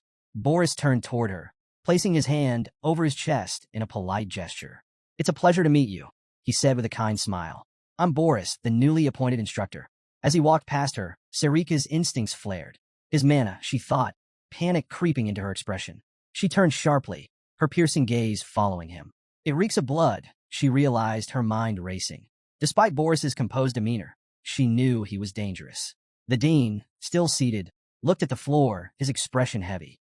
Boris is from the capital, he said quietly, his tone laden with suspicion. Skilled and polite, yes. But his manna is strange. He looked up at Sarika. Keep a close watch on him. Adjusting her glasses with a finger, Sarika nodded. Understood. She resolved to investigate further, her concern deepening. No matter how much he masks it, she thought, the stench of blood in his mana cannot be hidden. Boris exited the office with his usual calm smile, though his aura felt like a specter of death looming over the academy. The next day, a banner bearing the symbol of Lewin Academy was raised proudly in the city. Excitement buzzed among the knights and guards as they prepared to welcome everyone to the City of Harmony. Among the crowd was Princess Erin, walking alongside Leximus, her trusted companion. Erin's eyes darted over the sea of guards, her expression growing tense. "Why are there so many guards?" she murmured, her tone tinged with unease. Leximus, observing the same scene, couldn't hide her discomfort. "It's overwhelming," she agreed. "I heard security increased after the blood banquet, but this is—" Their conversation halted abruptly when someone caught their attention. Standing in a quiet corner was Lunav, her hands resting demurely on her abdomen. "Lunav?" Erin's confusion was evident as she stopped in her tracks. Lunav, noticing their gaze, offered a kind smile. Despite the tension, Erin felt a glimmer of relief. Later, the group strolled through a beautiful park. The peaceful setting allowed Erin to feel at ease. "I'm glad you're okay," she said earnestly to Lunav. Lunav smiled warmly. "It's all thanks to you," she replied. Erin's expression turned guilty. "But I didn't do anything," she admitted, her voice heavy with remorse. "You were locked up because of me." Lunav closed her eyes, shaking her head gently. "I'm fine," she said with a calm smile. "I'm a big girl. Don't blame yourself." Leximus, observing the exchange, placed a hand over her mouth. "You're beautiful," she said, clearly impressed by Lunav's composure and grace. Erin extended a hand toward Leximus. "Leximus, this is Lunav," she said, introducing the two. As they spoke, a figure appeared before them, bowing politely. It was Boris. "Greetings," he said, his voice smooth and respectful. "I'm Boris, the newly appointed instructor." Erin's gaze turned calm and measured as she responded. "Yes, I've heard about you." Her voice was steady, but her mind raced with questions. Why is his presence so unnerving? She wondered silently, sensing that Boris's arrival would soon disrupt their fragile peace. Erin observed Boris with a calm expression as he explained his role. "I teach mana applications," he said, his tone polite. Boris then turned to Erin, extending his hand with a cheerful smile. "Do you have some free time?" "It won't take long." Lunav's gaze narrowed as she studied him intently. Her instincts told her Boris was dangerous. "Erin," she said cautiously, "wait a moment." Erin, slightly confused, hesitated. "It's just a mana evaluation," she said, her voice uncertain. "What could go wrong?" With a polite bow, Boris assured her, "I'm only reviewing mana ranges. If I may." His hand hovered near her monosphere.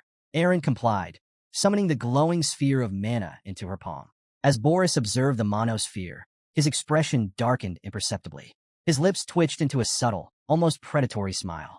Lunav's unease deepened, and she clenched her fists. Something's not right, she thought. Boris placed his hand near the monosphere, his tone calm, yet unsettling. "This will only take a moment," he said as he activated his power. The atmosphere grew heavier.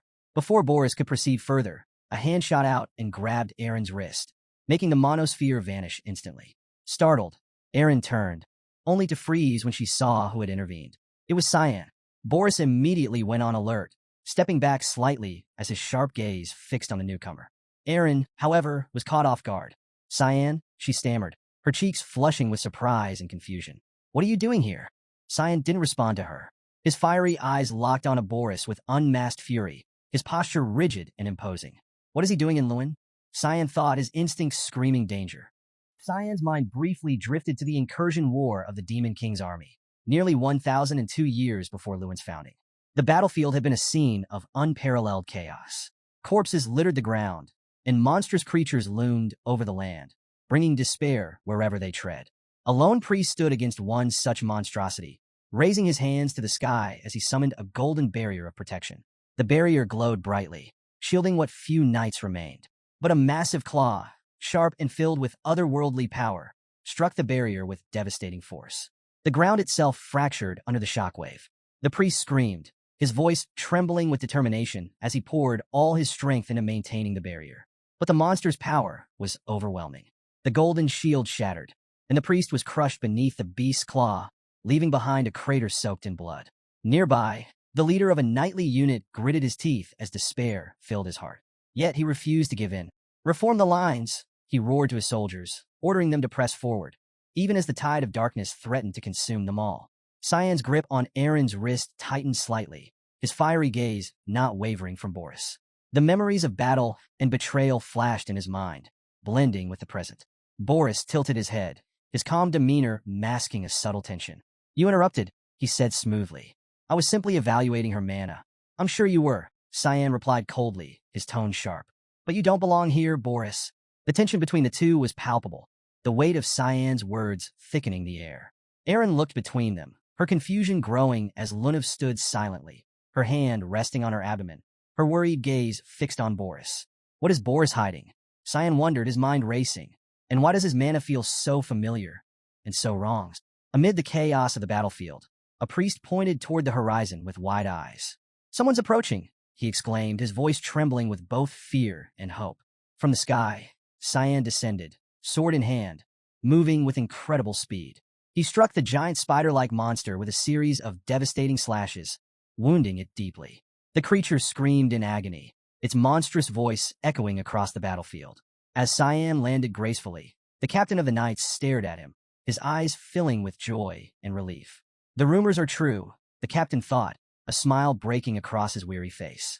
He had believed Cyan was fighting on the western lines, but the timing of his arrival couldn't have been more perfect. One of the priests nearby grinned, his faith restored. Cyan has come to save us, he said, his voice brimming with hope. Cyan, his expression serious, addressed the injured. Step back. I'll handle this, he commanded, his tone leaving no room for argument. The enormous spider, sensing its survival threatened, opened its grotesque mouth and began charging a powerful mana ball. Cyan stood his ground, but just as the energy surged toward him, he disappeared from sight in an instant, leaving no trace. The monster unleashed its attack, a devastating burst of energy that obliterated everything in its path. Smiling wickedly, the spider believed Cyan to be dead. However, a calm voice from above shattered its confidence. Too slow, Cyan said, resting his sword casually on his shoulder. He was perched on the spider's head, his expression one of mild amusement. So this is a special rank monster, he mused aloud. I'm a little excited.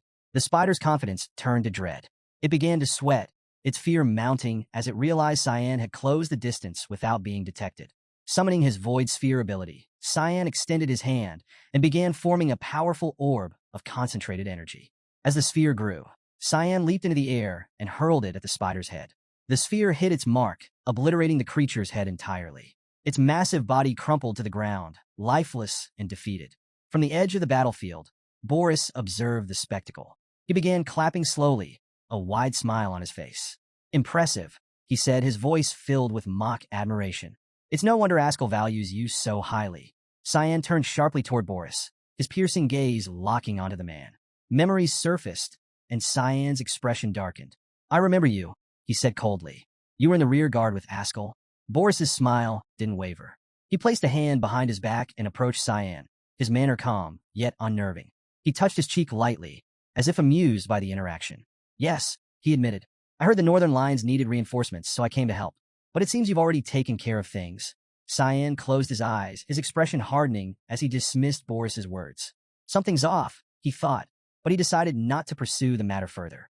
There were larger battles to fight, and Boris's intentions could wait. For now, hours after the battle, a bonfire crackled in the camp. Cyan placed his sword against a stone, sat atop it, and stared into the flames. The firelight danced across his face as he spoke, his tone calm but tinged with bitterness. Everyone here is on the verge of dying, and this war, it's endless. Boris remained silent, his gaze fixed on Cyan as he stirred the fire with a branch. Cyan's voice grew quieter, more introspective. It's been a year since the Verts commanded the elite knights to deliver the crown to Emperor Enel. And what's changed? The monsters took advantage when the lions weakened. This war has no end. The fire flared brighter, reflecting the emptiness in Cyan's expression. All of this is because of Emperor Enel's greed. If Ascal hadn't asked me to come, I wouldn't even be here. Boris placed his hands on his hips and smiled faintly. Risky words, he said, his tone light but layered with something darker. But I understand. I'm in the same situation as you. I can't say otherwise. Cyan's eyes snapped toward him, surprised. I thought the Emperor brought you here. Boris chuckled, closing his eyes as he flashed a confident smile. No, I wasn't summoned by the Emperor. Ascal personally selected me for my talents. He believed my personality was compatible with his. Boris approached the spider's corpse, extending his hand as his mana flared. Using his power, he began extracting the lingering energy from the monster's remains. The void sphere that Cyan had used to kill the creature reappeared in Boris's hand. Cyan watched intently as Boris manipulated the mana, shaping it into a smaller, concentrated ball. I collect residual mana and transform it into spheres, Boris explained casually. He held the ball up, inspecting it like a prized artifact. My power allows me to store mana. Useful, isn't it? Fog began to emanate faintly from Cyan's body, catching Boris's attention. His curious gaze lingered, studying Cyan's mana. Unique, Boris thought, his smile growing wider. Cyan noticed Boris's fixation and frowned. Is something wrong with my mana? He asked, his tone wary. Boris held up the glowing mana ball, his expression unreadable save for the faint trace of an evil smile. Not at all, he said smoothly. In fact, it's remarkable. You might just be the person I've been looking for. Cyan's eyes narrowed. He recognized the danger in Boris's words, recalling the earlier moments when Ascal and Boris had begun to take an unusual interest in him. The memory faded as Cyan's focus returned to the present. Gripping Princess Erin's wrist, he stepped between her and Boris, leaving everyone stunned. His gaze burned with a murderous intent. Not again, Cyan thought fiercely. I won't make the same mistake. Boris's demeanor shifted, his polite facade masking the tension in his posture. He didn't recognize Cyan at first, but after a moment, realization dawned. His eyes widened slightly as he took a closer look. It's him, Boris thought. Leximus, standing nearby, panicked. Cyan, she exclaimed, her voice trembling. Why are you acting like this? Boris raised a hand, touching his temple as if calming himself. It's a misunderstanding, he said, extending his other hand toward the group. His voice remained soothing. I'm simply checking the students' skill levels, as any good instructor would. Cyan's piercing gaze didn't waver. I've never heard of any instructor needing to do something like this, he said coldly. His firm tone made it clear he didn't buy Boris's explanation. You don't belong here. The weight of Cyan's words hung heavily in the air, the tension between the two palpable. Boris's charm couldn't hide the creeping suspicion Cyan had of his true motives. Whatever his game is, Cyan thought, I won't let him play it here. Boris raised his hands in a placating gesture, a kind smile on his face. Please, there's no need to do anything if you feel pressured, he said gently, turning to Princess Erin. My apologies if I made you uncomfortable. Erin, still flustered, placed a hand near her mouth. Her cheeks were red as a tomato as she nodded quickly. It's all right, she stammered, clearly embarrassed. Cyan's hostile gaze didn't soften. You should leave, he said firmly, his tone brooking no argument. Before anyone feels even more uncomfortable. Boris hesitated, his polite facade momentarily faltering. With a nervous smile, he decided not to push further. Bowing slightly, he placed a hand over his chest and said, Of course. I didn't mean to cause any trouble. He turned and walked away, his steps unhurried but deliberate. Cyan watched him leave, his eyes narrowing as he silently observed Boris's every move. Nearby, Luna's attention also lingered on Boris. Her expression grew thoughtful as she tried to recall whether she had heard of him before. With a serious expression, Leximus turned to Cyan. Let go of Erin's hand, she said pointedly. Cyan blinked, then glanced at Erin. He hadn't realized he was still holding her wrist. With a calm look, he released her hand and apologized. Sorry. Erin touched her wrist, a small smile breaking through her flustered state. I'm sure you had your reasons, she said confidently. Then, as if her composure suddenly crumbled, her face turned crimson once more. She grabbed Leximus's hand abruptly. We have something urgent to do, she said hurriedly before dragging Leximus away, leaving Cyan and Lunav staring after her, bewildered by her behavior. Lunav turned to Cyan, her curiosity piqued. Do you know Boris? She asked. Cyan's expression remained calm. A little, he replied, offering no further explanation. Lunav smiled, impressed. That's incredible. I've never heard of him before. Cyan's gaze hardened slightly as he turned away. Don't try to learn more about him, he warned. And whatever you do, stay away from him. Lunav blinked in surprise at his sharp tone. She watched him walk off, her confusion deepening. Why is he so irritated, she wondered.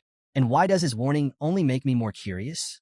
Minutes later, Cyan entered the royal hall and activated the ring of Anbaris. Fog swirled from the ring, and in an instant, a mountain of candies appeared. Cyan smiled as the room filled with a cheerful atmosphere. His young daughter squealed in delight. I'm rich, she declared, diving headfirst into the pile of sweets. Her excitement was infectious, and she giggled uncontrollably as she climbed the candy heap. Nearby, Emily, standing with her arms crossed, sighed. She's going to be impossible to handle later, she said wryly. On the other side of the room, Brian stood with his hands on his hips, a smile on his face. He chuckled as Cyan turned toward them. Good work while I was away, Cyan said with a grin. Brian bowed slightly. You've worked hard too. Emily rolled her eyes. He also worked hard at keeping me out of the kitchen, she said, pouting slightly. Cyan crossed his arms, smirking. I thought you liked it when others cooked for you, he teased. Emily huffed. but couldn't suppress the faint smile tugging at her lips. The cheerful exchange filled the hall with warmth, a brief respite from the darker events outside. After Emily sighed and expressed her frustration about being sidelined in the kitchen, Cyan turned to Brian with a mischievous grin. "Let's train," he said, his tone leaving no room for argument. Brian, visibly exhausted, groaned. "Right now?" he asked, his voice heavy with reluctance. "Right now," Cyan replied, pointing at him with a playful but menacing smile. Despite his lack of enthusiasm, Brian relented and went to change. Arriving at the training field, Cyan and Brian were surprised to see someone already there. A woman wielded a claymore, her breathing labored but steady as she delivered sharp, precise strikes. Her determination was evident in every swing. Brian's eyes widened. "She's handling a claymore of that size like it's nothing," he muttered, impressed. Cyan watched with a growing smile. Leximus, he thought. Her grit and focus stood out, and he couldn't help but admire her. She's going to be one of the best swordswomen on the continent someday. Deciding to test her skills, Cyan grabbed a wooden sword and descended the stairs. As he approached, Leximus noticed him and froze, her expression a mix of surprise and confusion. "What are you doing here?" she asked, unsure of his intentions. Cyan rested the wooden sword on his shoulder, his smile turning playful. "Let's see how much you've improved," he said, challenging her. "Take the first step." Though hesitant, Leximus switched to a wooden sword to match him. But before she could fully prepare, Cyan vanished and reappeared above her, his sword poised to strike. Startled, Leximus barely managed to block the attack. Sparks flew as the wooden weapons clashed. "Good reflexes," Cyan said with a grin, pushing her back slightly. Leximus clenched her teeth as she struggled to hold against his strength. Why does his wooden sword feel so heavy? She thought, sweat beginning to form on her brow. Gathering her resolve, she counterattacked, forcing Cyan to step back.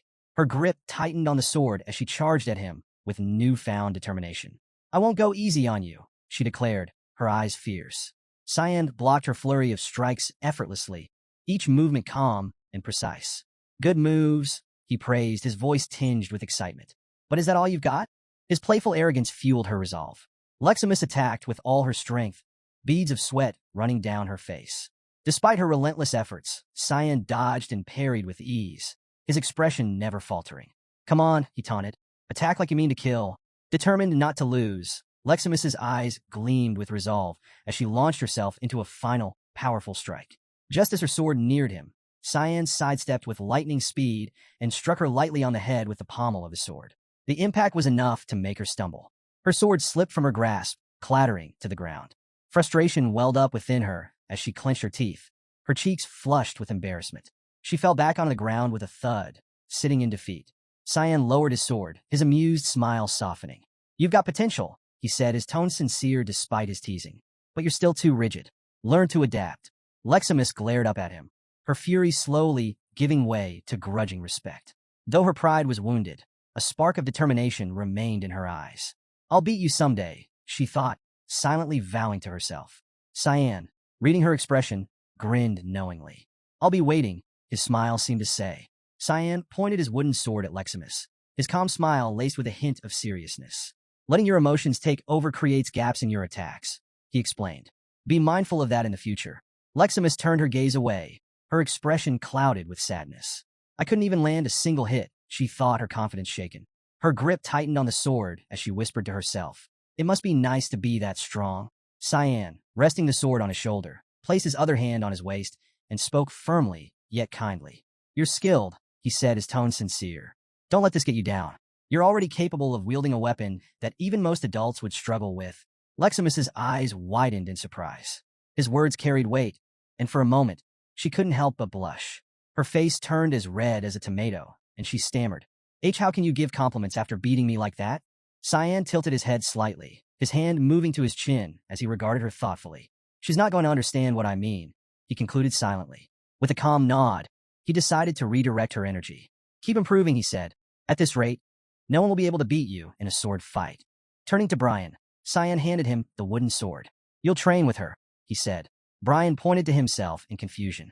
"Me?" he asked, his tone incredulous. Cyan nodded. "Yes, train her." He turned back to Leximus, his serene expression unwavering. "She'll benefit from your guidance." Leximus, still recovering from her defeat, picked up her sword and stood, her uncertainty fading as she switched to a wooden weapon. "All right," she said, her tone resolute.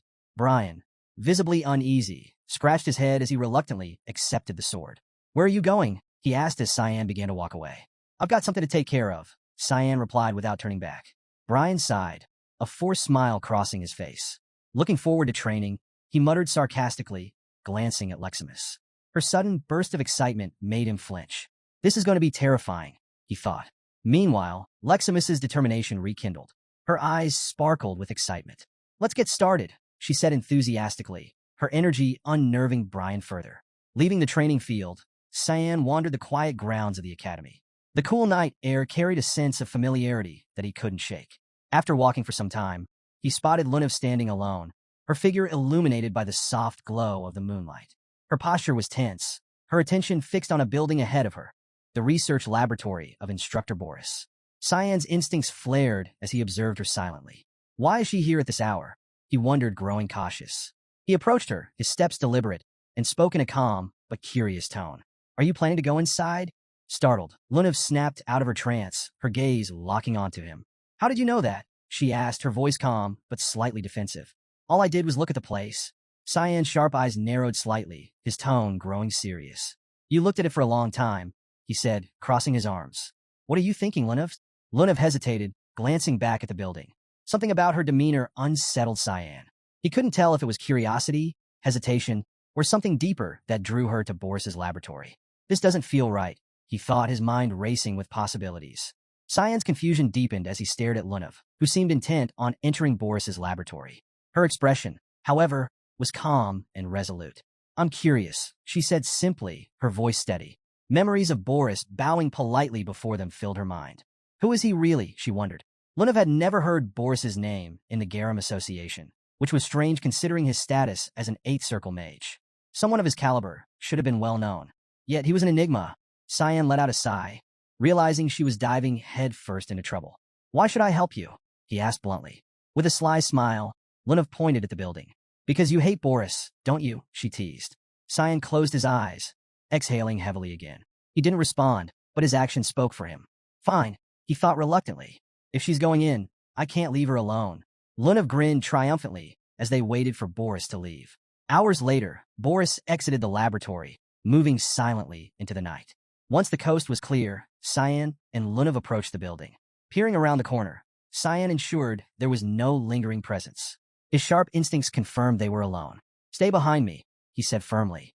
Lunev nodded, her trust evident despite her curiosity. Cyan placed his hand on the doorknob and used Basem, a lock-picking technique, to disable the lock. Seconds later, the door creaked open, revealing a room cluttered with piles of books and shelves overflowing with tomes. The duo stood silently for a moment, taking in the scene. "What is this? A nerd's paradise?" Cyan thought sarcastically. Lunev, however, was already drawn to one of the books. "These are about ancient magic," she murmured, her voice filled with surprise. Cyan's expression shifted immediately. A strange mana presence tingled in the air, putting him on high alert. Moving toward the window, that was Kiram. "What are you doing up there?" Cyan asked, his confusion plain. "Kiram, I'm going to the roof," she replied nonchalantly. "You go ahead and do your thing." Cyan shook his head, bewildered, and turned his focus back to the room. "Cyan!" Lunev's voice broke through his thoughts. She stood by an altar, her gaze fixed on something. Cyan moved closer, his curiosity piqued. Lunev placed her hand on a book resting on the altar, different from the others in every way. Its cover was old and worn, with a gemstone embedded in the center. "This isn't just any book," Cyan muttered, his tone sharp. His instincts screamed that this artifact was far more than it appeared. Lunev lifted the book carefully, her eyes scanning its surface. As she turned it over, Cyan recognized it immediately. Hearthcrea, he thought grimly. Boris's armor. The realization hit them both like a thunderclap.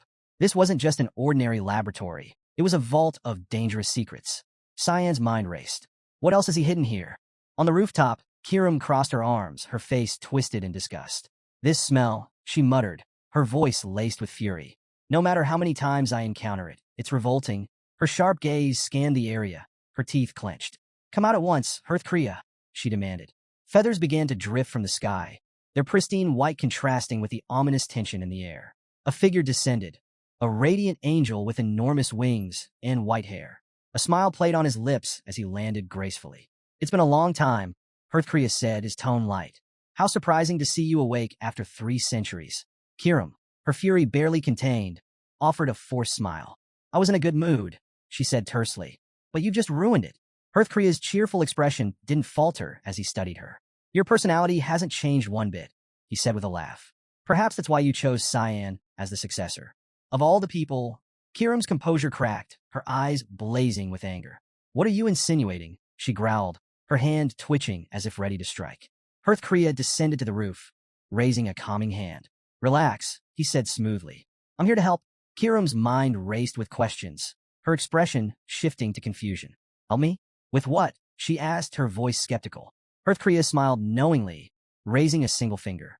The gesture only fueled Kiram's irritation. What the hell are you trying to do? She spat, her forced smile returning as her rage simmered beneath the surface. Inside the laboratory, Lunav opened the mysterious book with careful hands. Her eyes sparkled with curiosity as she examined the contents. I've never seen anything like this, she murmured, her fingers trailing across the page. The text was written in a secret language filled with complex symbols, more like a code than ordinary writing. Cyan observed in silence, his unease growing. What is this? He muttered, his instinct screaming that the book was dangerous. It looks unfinished, Lunav said, her voice thoughtful as she touched an illustration of a sun. Her gaze grew distant as she began muttering. The sun, dark clouds, fog. Cyan's eyes widened in alarm. His heart raced, his instincts sharpening. Without hesitation, he reached out and slammed the book shut, startling Lunav. What are you doing? She asked, confused and slightly offended by his abruptness. Cyan's gaze was steely, his voice low and serious. This book has to be destroyed, he said firmly. Lunav's expression filled with questions. Why? What's in it? She asked, her mind struggling to process his urgency. Cyan's attention remained fixed on the closed book, his body tense. This book, he thought to himself, is responsible for the blood banquet and countless other catastrophes. The tension in the laboratory escalated when a calm, authoritative voice broke the silence. I can't let that happen, it said. Cyan's expression shifted instantly.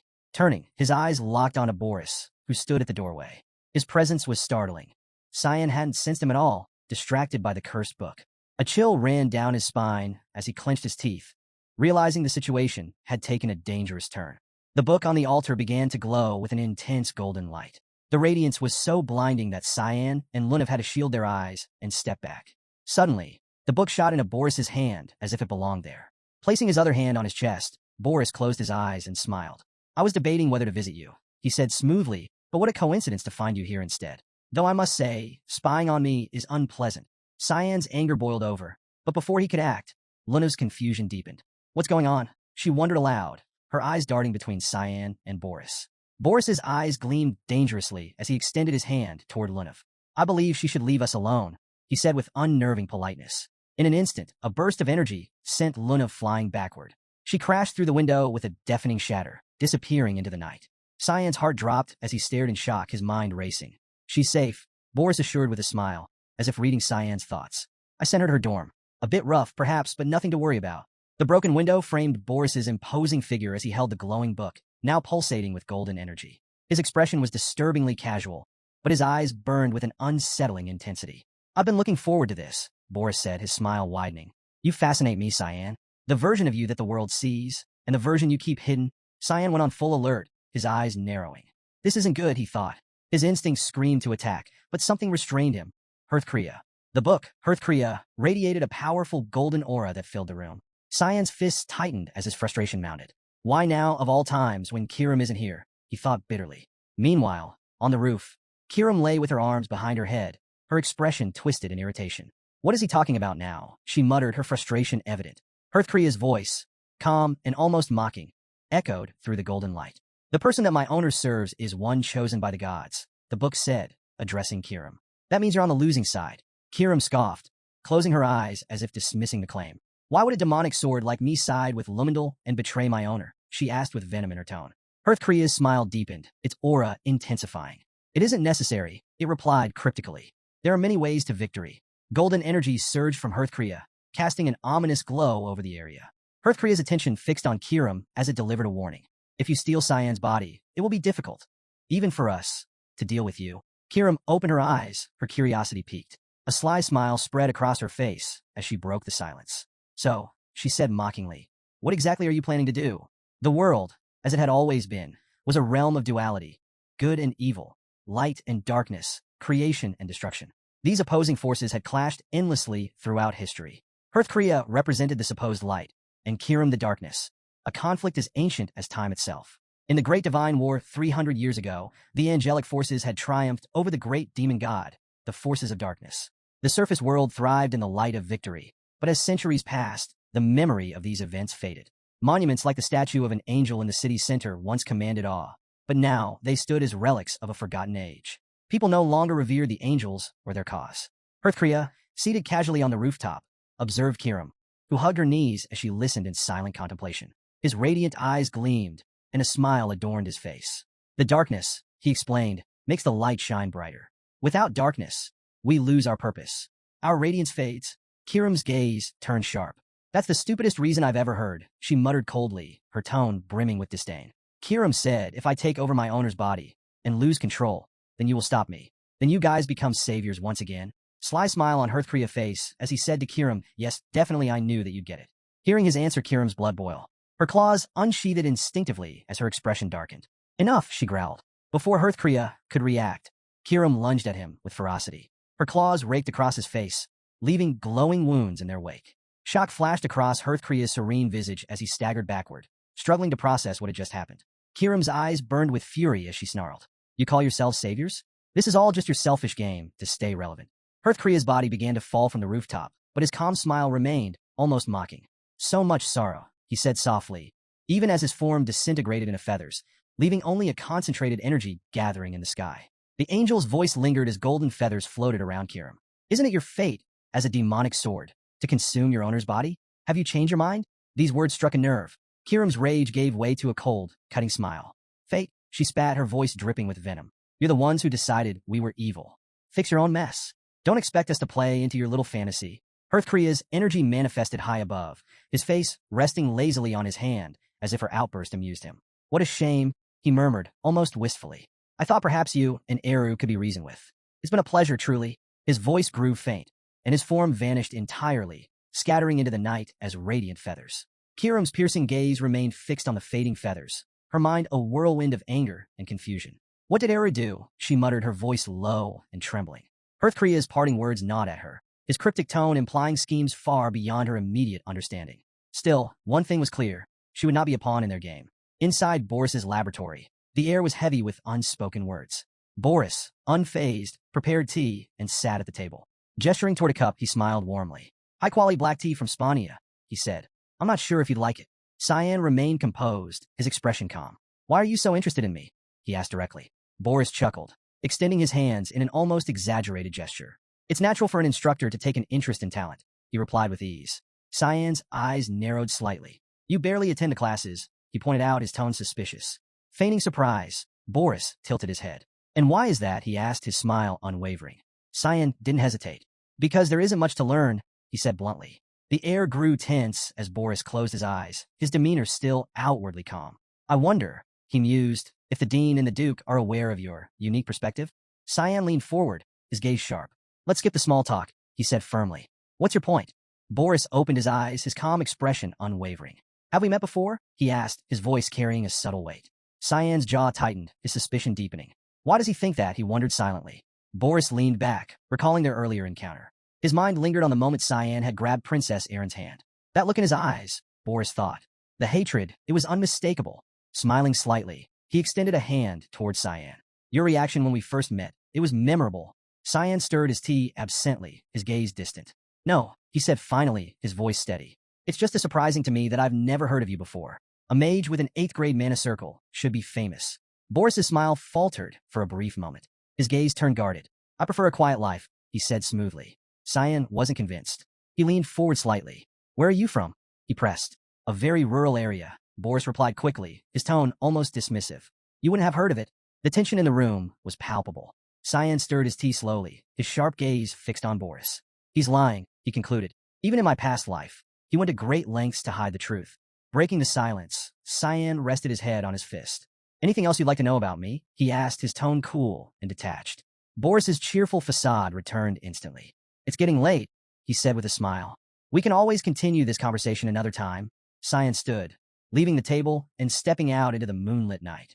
The broken window cast silver beams across the room, illuminating the tension that lingered even after Cyan's departure. Alone in the laboratory, Boris returned the glowing book to the altar.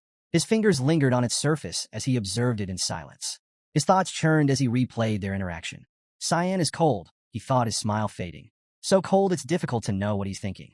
No wonder Ascal felt threatened by him. Turning back to the altar, Boris's eyes gleamed with a new understanding. And now I see why, he mused. Cyan is the one helping Princess Erin. For Boris, the game was only beginning. For Cyan, the pieces on the board were growing more unpredictable by the second. In the dim light of the laboratory, Boris placed his hand on the ancient book resting on the altar. A white feather materialized above its surface, hovering delicately. His expression darkened. The younger brother of the Savior, blessed by Lumendal, wielding a demonic sword, he mused. What a disgrace. Behind him, Hearthcrea manifested, his radiant presence illuminating the room. A sly smile crossed the angel's face. Perhaps it's a matter of destiny, Hearthcrea said, his tone calm but deliberate. Boris opened the book, flipping through its pages, his smile widening with every turn. An interesting way to view it, he replied, his voice carrying a note of intrigue. Hearthcrea turned his gaze outward, his expression thoughtful. As the owner of Kiram, Cyan might be the darkness we've been searching for all this time, he said, his voice carrying a quiet certainty. Reaching a page adorned with the illustration of the sun, Boris placed his hand over the image. His thoughts aligned with Hearthcrea's words. If Cyan is the darkness, then he will help Ascal shine even brighter, just as the prophecy foretold, he murmured. The imagery of the black mist concealing the sun came to mind as he closed the book, his eyes alight with joy. The ascension of the Savior is about to begin, Boris declared with excitement. Elsewhere, Kiram stepped through a swirling portal into the kingdom of Eru, the air heavy with mist and tension. Her boots echoed against the ground as she entered, her gaze fixed downward, fists clenched at her sides. Ahead of her, Eru sat on his shadowy throne, his piercing gaze settling on her. Eru's calm voice broke the silence. Kiram, he said, his tone measured. I wasn't expecting you.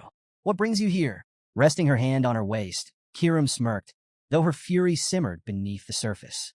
She began walking toward him. You already know, she said sharply.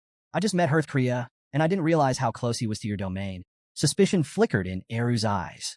He tilted his head slightly. Did he try something? He asked, his voice even. Kiram's eyes flared with rage. You knew, she shouted, her voice rising. You knew, and you've done nothing.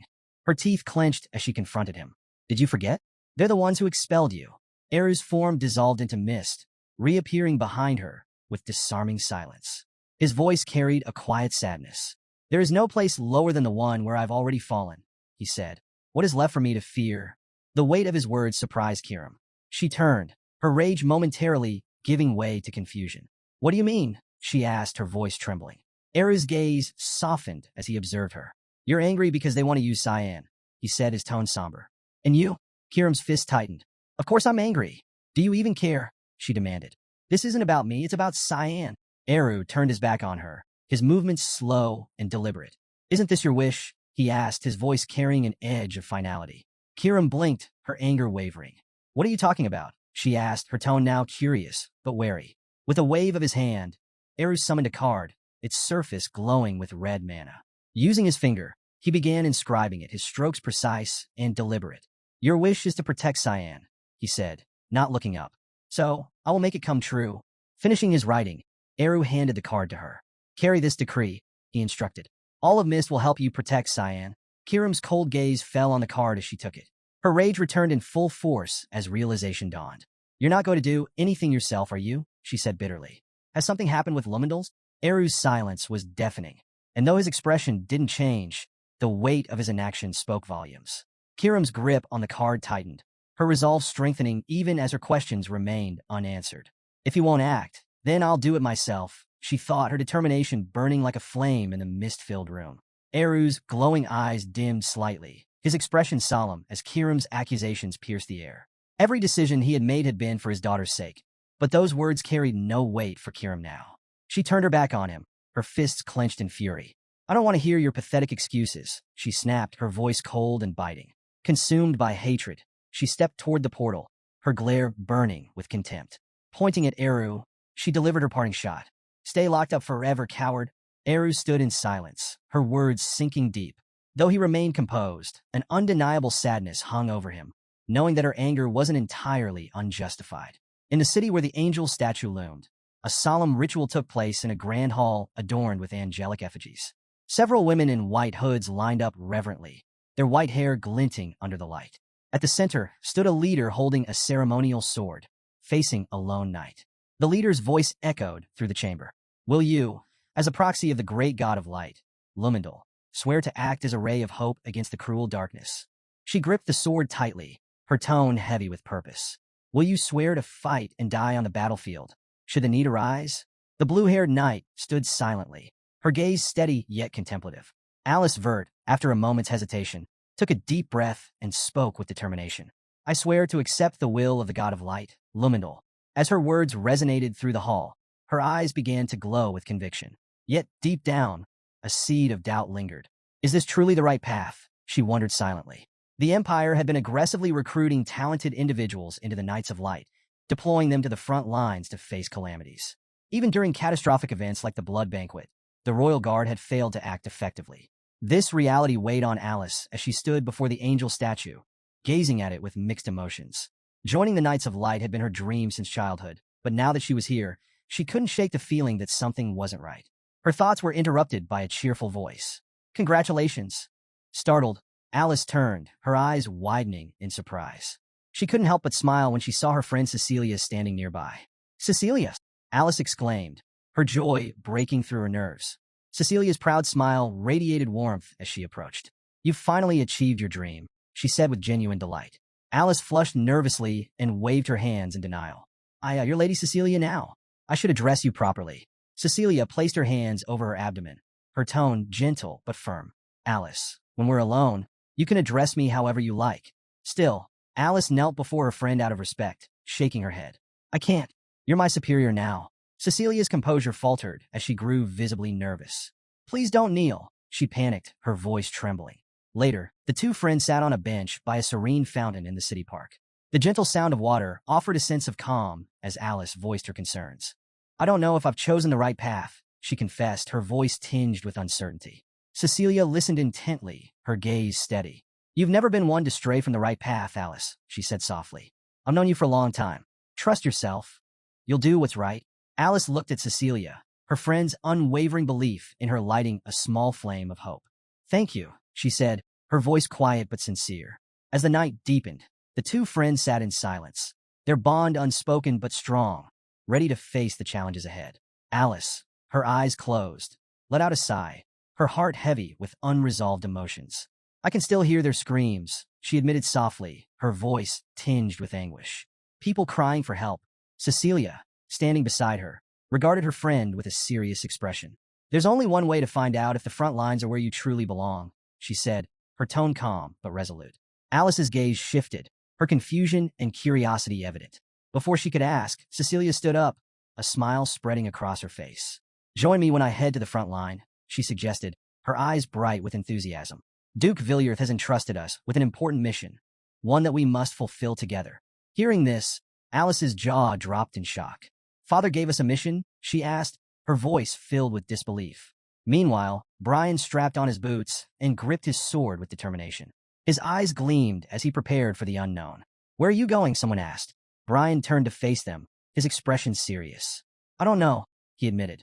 I was only told to get ready. Emily, standing behind him, watched silently, her usual cheerfulness replaced by quiet concern. Nana placed her hands over her chest, her gaze sorrowful. Will I not see you for a long time again? She asked hesitantly. Before Brian could answer, the sound of boots approaching drew their attention. A calm voice interrupted. Not this time. All eyes turned to see Cyan, his expression serene yet firm. Addressing Nana, he said, Don't worry. He then turned to Brian, a faint smile on his lips. Are you ready? Brian nodded. Yes, he replied confidently. I've prepared as instructed, but I still don't know where we're going. Cyan extended his hand, revealing the ring, which emitted an intense red mist. We're going to the Valley of Lemia, he revealed. Emily gasped, her face a mix of surprise and confusion. Isn't that the place we went to before? It's so far away. Without addressing her concern, Cyan used the ring's power to open a portal. With this, he said calmly, we'll arrive immediately. He gestured for Brian to hurry, his urgency evident. Brian followed without hesitation, while deep inside, Cyan braced himself for what he knew. This was the day Alice was fated to die. Mounted on horses, the Knights of Light arrived at the front lines. The scene was tense, the air thick with the anticipation of battle. A bearded man, Sir Yulkin, the captain of the squadron, raised his voice, ordering the troops to halt. He turned back to face Alice, a broad smile on his face. "Thank you for joining us, Lady Alice," he said with genuine appreciation. Alice, riding beside Cecilia, forced a smile. "Please, Sir Yulkin," she said, her tone slightly flustered. "Don't call me miss." As the troops advanced, Alice's attention fell on the battlefield ahead, a stark reminder of the dangers they were about to face. Sir Yulkin noticed her unease and turned to her with a reassuring smile. "It's truly admirable that you've come here as a knight of light," he said sincerely. Alice nodded, though her mind was clouded with doubt. "Am I truly ready for this?" she wondered, clutching the reins of her horse tightly. Beside her, Cecilia's unwavering presence gave her a small measure of comfort, even as they rode into the unknown. With a forced smile and a nervous tone, Alice pleaded with Sir Yulkin, "Please stop praising me so much. I still have so much to learn." Yulkin, his scarred eye giving him an air of rugged wisdom, smiled warmly. "You'll do just fine," he said confidently. "The Duke will be proud of you." Dismounting from his horse, Yulkin gestured for Alice to do the same. She followed hesitantly, still uneasy. "And stop calling me miss," she added, her voice soft but insistent. Yulkin chuckled heartily as he led her forward. "The Duke is waiting for you." Alice's heart raced as she approached her father. The Duke, tall and imposing, stood at the edge of the encampment, gazing out over the battlefield. His stoic expression made it clear that his thoughts were elsewhere. Gathering her courage, Alice brought her feet together and placed a hand over her chest in a formal salute. "Alice Vert, eldest daughter of the Vert family," she said with practiced precision. "I came as quickly as I could after receiving your message." The Duke turned to her, his face betraying no warmth or pride. "Today, the third and fourth princes, as well as the second princess, are visiting," he stated coldly. "Prepare yourself." Though his words lacked emotion, Alice's eyes brightened with joy. "Yes, father," she replied cheerfully. Despite his distance, she couldn't help but feel a flicker of happiness. The Duke turned again, his gaze sharp. "They've arrived," he said curtly. Alice turned, her curiosity piqued. A procession of knights and carriages approached, their presence heavy with formality. The atmosphere tensed as the carriages stopped, and the royals began to disembark. The third prince, Fabian Severus, stepped out first. He wrinkled his nose in disgust, muttering, "What is that awful smell?" His younger brother, Nervian Severus, followed, covering his nose. "How can anyone live in such a filthy place?" he scoffed, his disdain evident. Then, the second princess, Violet Severus, emerged with a graceful demeanor. She offered a kind smile. "The Vert family has always worked tirelessly on the front lines," she said diplomatically. As the princes and princess approached, the Duke and the Knights of Light bowed deeply in respect. "It is an honor to host you," the Duke said formally. Nervian, clearly unimpressed, huffed as he climbed back into the carriage. "Let's get this over with quickly," he muttered. "These visits are meaningless formalities." Fabian, however, remained outside, glaring at the Duke. "And what about magical beast attacks?" he asked sharply. "Are there any threats?" The Duke, unperturbed, responded with a confident smile. "Even in the rear guard, the magical beasts here are minor. There's no need for concern." At that moment, the sound of steady footsteps caught everyone's attention. A figure approached from the direction of the camp. The Duke turned, his expression softening into a rare smile of pride. "There is nothing to worry about," he said firmly. "We have the finest knight the Vert family has ever produced." Ascal Vert stepped into view, his eyes calm and steady. His presence exuded an aura of assurance, and his tranquil demeanor silenced the air of unease. It had been years since he had last seen his father. Alice's gaze locked onto Ascal, her heart a whirlwind of emotions. Curiosity, confusion, and admiration all mixing in equal measure. "Brother," she thought silently, unsure of what his arrival would mean for the unfolding events. The Duke approached Ascal, placing a firm hand on his son's shoulder. For the first time in what seemed like an eternity, a proud smile softened his usually stern features. "I trust you'll fulfill your mission with excellence," he said, his voice filled with rare warmth. Ascal locked eyes with his father, his calm demeanor unwavering. "I won't disappoint you," he promised, his words steady and resolute. Fabian's sharp voice cut through the moment. "Take care of the beasts before they get anywhere near us," he ordered Ascal, his expression one of disdain. "Unlike them, we are far too valuable to risk."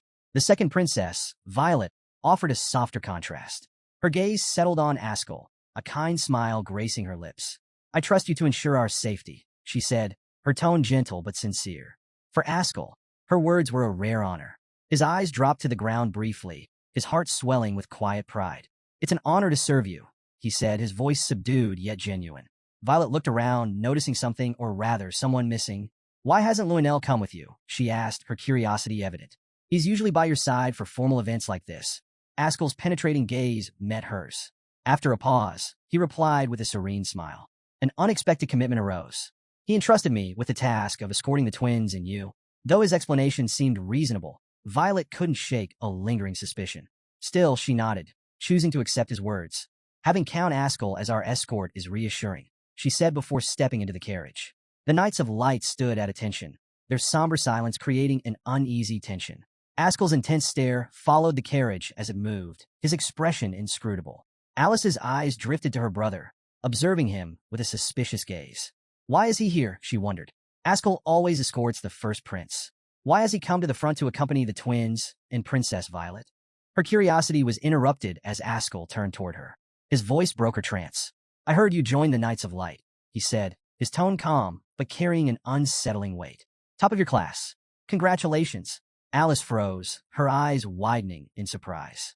There was something familiar in the way he looked at her, a gaze filled with concealed hatred. It stirred a memory. Alice was 9 years old, celebrating her birthday in her room. Ascal had entered, his presence both comforting and commanding. He stroked her head gently, congratulating her on her special day.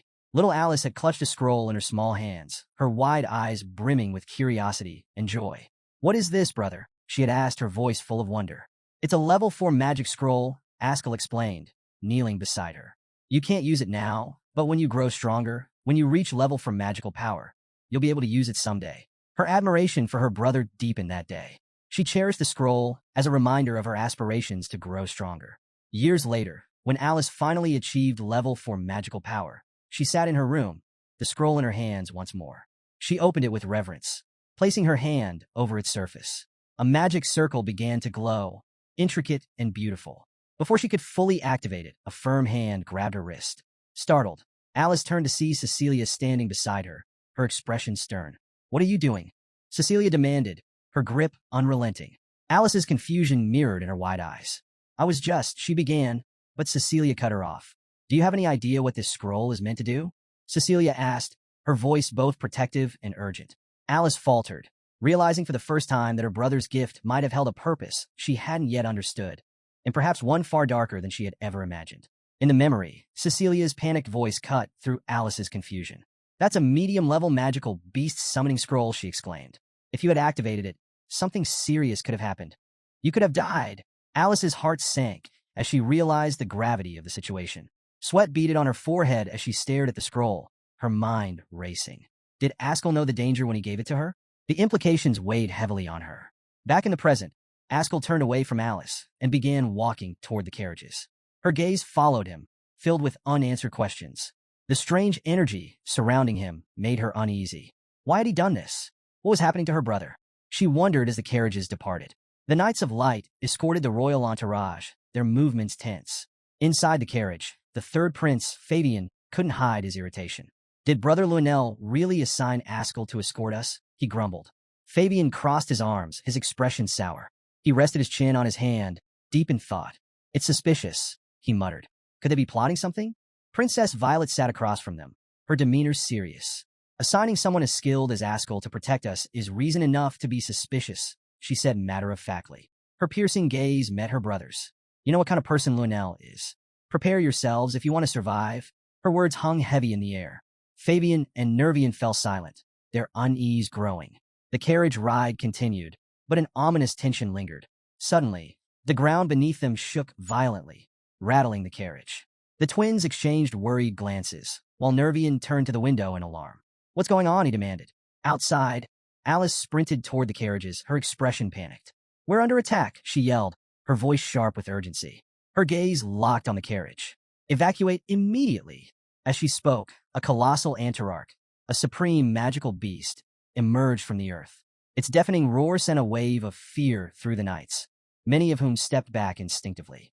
The sheer presence of the creature created an oppressive atmosphere that made it hard to breathe. Nervian clutched the carriage window, his teeth clenched tightly in terror. What is that thing? He stammered. It's a terrestrial dragon, Fabian whispered, his face pale. Panic flashed in his eyes as the reality of their situation set in. They said supreme-level magical beasts wouldn't appear here. The Antararch struck the ground with massive force, sending the knights flying. The princes and princess screamed as the carriage rocked violently. Alice threw open the carriage door, her voice calm but commanding. "Get out!" Now, she ordered. The royals scrambled to comply, but as they disembarked, the dragon's massive tail swung toward them with deadly force. Thinking quickly, Alice activated a protection shield, intercepting the tail's attack and saving their lives. The shield shimmered as it absorbed the impact, and Alice's gaze locked on the beast with unwavering determination. "Move forward," she shouted at the royals. "Don't stop." Her voice was steady despite the chaos. This made no sense. There shouldn't have been magical beasts in the rear guard. Consumed by fear, Nervian lost his composure. Without waiting for his siblings or the knights, he turned and bolted into the distance, running wildly in a blind panic. "Get back here, you coward!" Fabian yelled after him, his frustration barely masking his own fear. Alice gritted her teeth, maintaining the shield as the Antararch roared again. "This isn't right," she thought grimly. "Why is this happening here?" She glanced back at the royals. "I'll protect them, no matter what." Fabian shouted after his fleeing brother. "Stop running, you coward." His voice carried a mix of anger and disbelief as Nervian vanished into the chaos. Meanwhile, the princess lay on the ground, shaken by the commotion. As she struggled to regain her composure, her attention was drawn to an ominous presence approaching them. Alice and Violet turned, their eyes widening in fear. It was Ascal, his sword unsheathed and his demeanor cold. His gaze, once filled with familial warmth, now radiated malice. "I can protect you," Ascal said, his voice calm yet menacing. "If you come to my side." Violet's face twisted with anger. Clenching her teeth, she thought, "You've been waiting for this, haven't you? Planning to kill me in the chaos." Alice, observing her brother's behavior, was struck with suspicion. What had happened to him? Her thoughts were interrupted when a powerful gust of wind struck the beast, forcing it to recoil and giving Alice's shield a brief reprieve. Alice turned to see the source of the attack. "Cecilia!" she exclaimed, relief washing over her as her friend stood ready to assist. Cecilia nodded firmly. "Alice, get to my side," she called. Without hesitation, Alice grabbed the princess by the arm, whispering an apology before pulling her to safety. Violet, confused but compliant, asked, "Where are we going?" Cecilia answered sharply, "Out of here. That's our first priority." Her tone left no room for debate. Alice glanced back as they retreated, her heart heavy with unease. Why had Ascal's gaze been filled with murderous intent toward Violet? Panic crept in her mind as she watched him face the beast, unmoving. The massive beast raised its claw, preparing to strike. "Ascal, be careful," Alice shouted, her voice trembling with concern. To her astonishment, Ascal made no effort to evade. As the claw descended, a golden magical barrier manifested around him, effortlessly blocking the attack. Alice froze, her eyes wide in shock. Such power! Cecilia grabbed her arm, urging her to move. "We have to go now." Ascal retaliated with a surge of golden energy, the barrier expanding outward and hurling the beast skyward. The Antararch roared, its body flailing as it was launched. It crashed back to the ground moments later, enraged but undeterred. The Knights of Light scrambled to regroup as their captain barked orders to form ranks. Ascal's attention briefly shifted to the fleeing Alice and Violet. Seeing that they had escaped, he clenched his teeth in frustration, his rage simmering just beneath the surface. The beast rose again, its glowing form radiating power as it charged a mana ball in its gaping maw.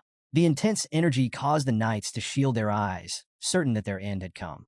At the last moment, a commanding voice cut through the chaos. "Retreat!"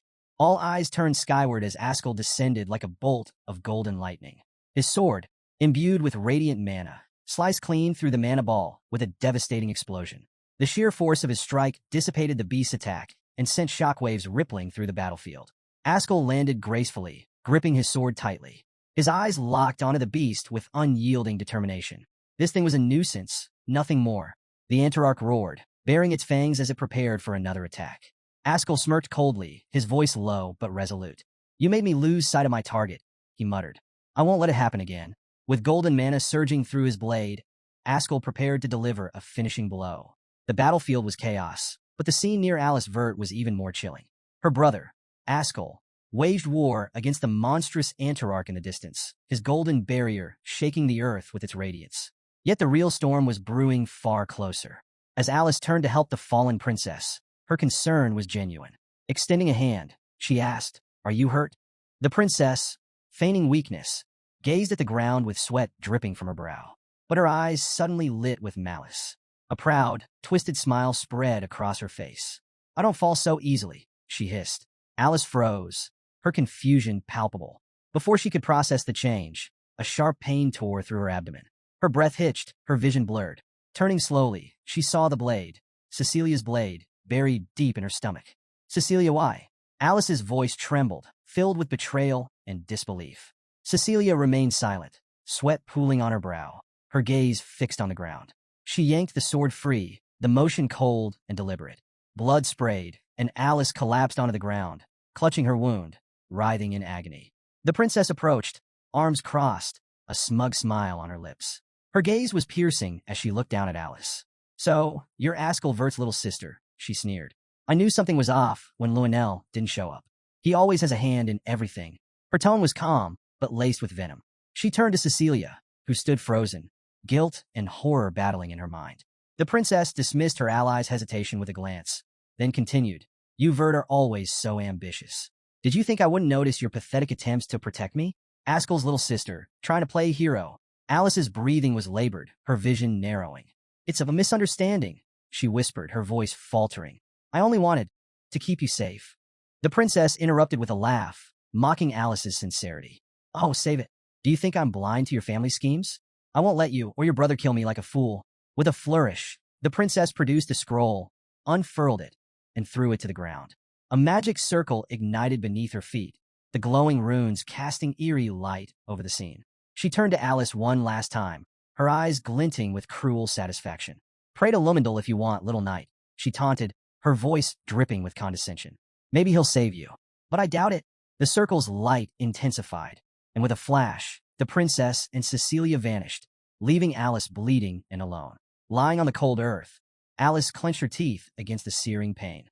Her mind raced, replaying every moment that had led her here. Was her trust in Cecilia misplaced? Did her brother know all along?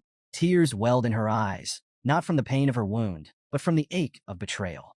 As the betrayal set in, Alice's eyes blazed with rage and sorrow. Tears streamed down her face as she clutched her wound, disbelief and despair swirling within her. Why? She wondered. Why had Cecilia, her dearest friend, turned against her? Even as she cried, Alice refused to give in. The ground trembled under the stomps of approaching monsters. Turning, she saw a pack of grotesque beasts with dog-like heads closing in, their intent to devour her clear in their predatory stares. With gritted teeth, Alice drove her sword into the ground for support, willing herself to rise. "I won't die here," she muttered, one hand clutching her abdomen to staunch the bleeding. She staggered upright, her heart pounding with a fierce determination.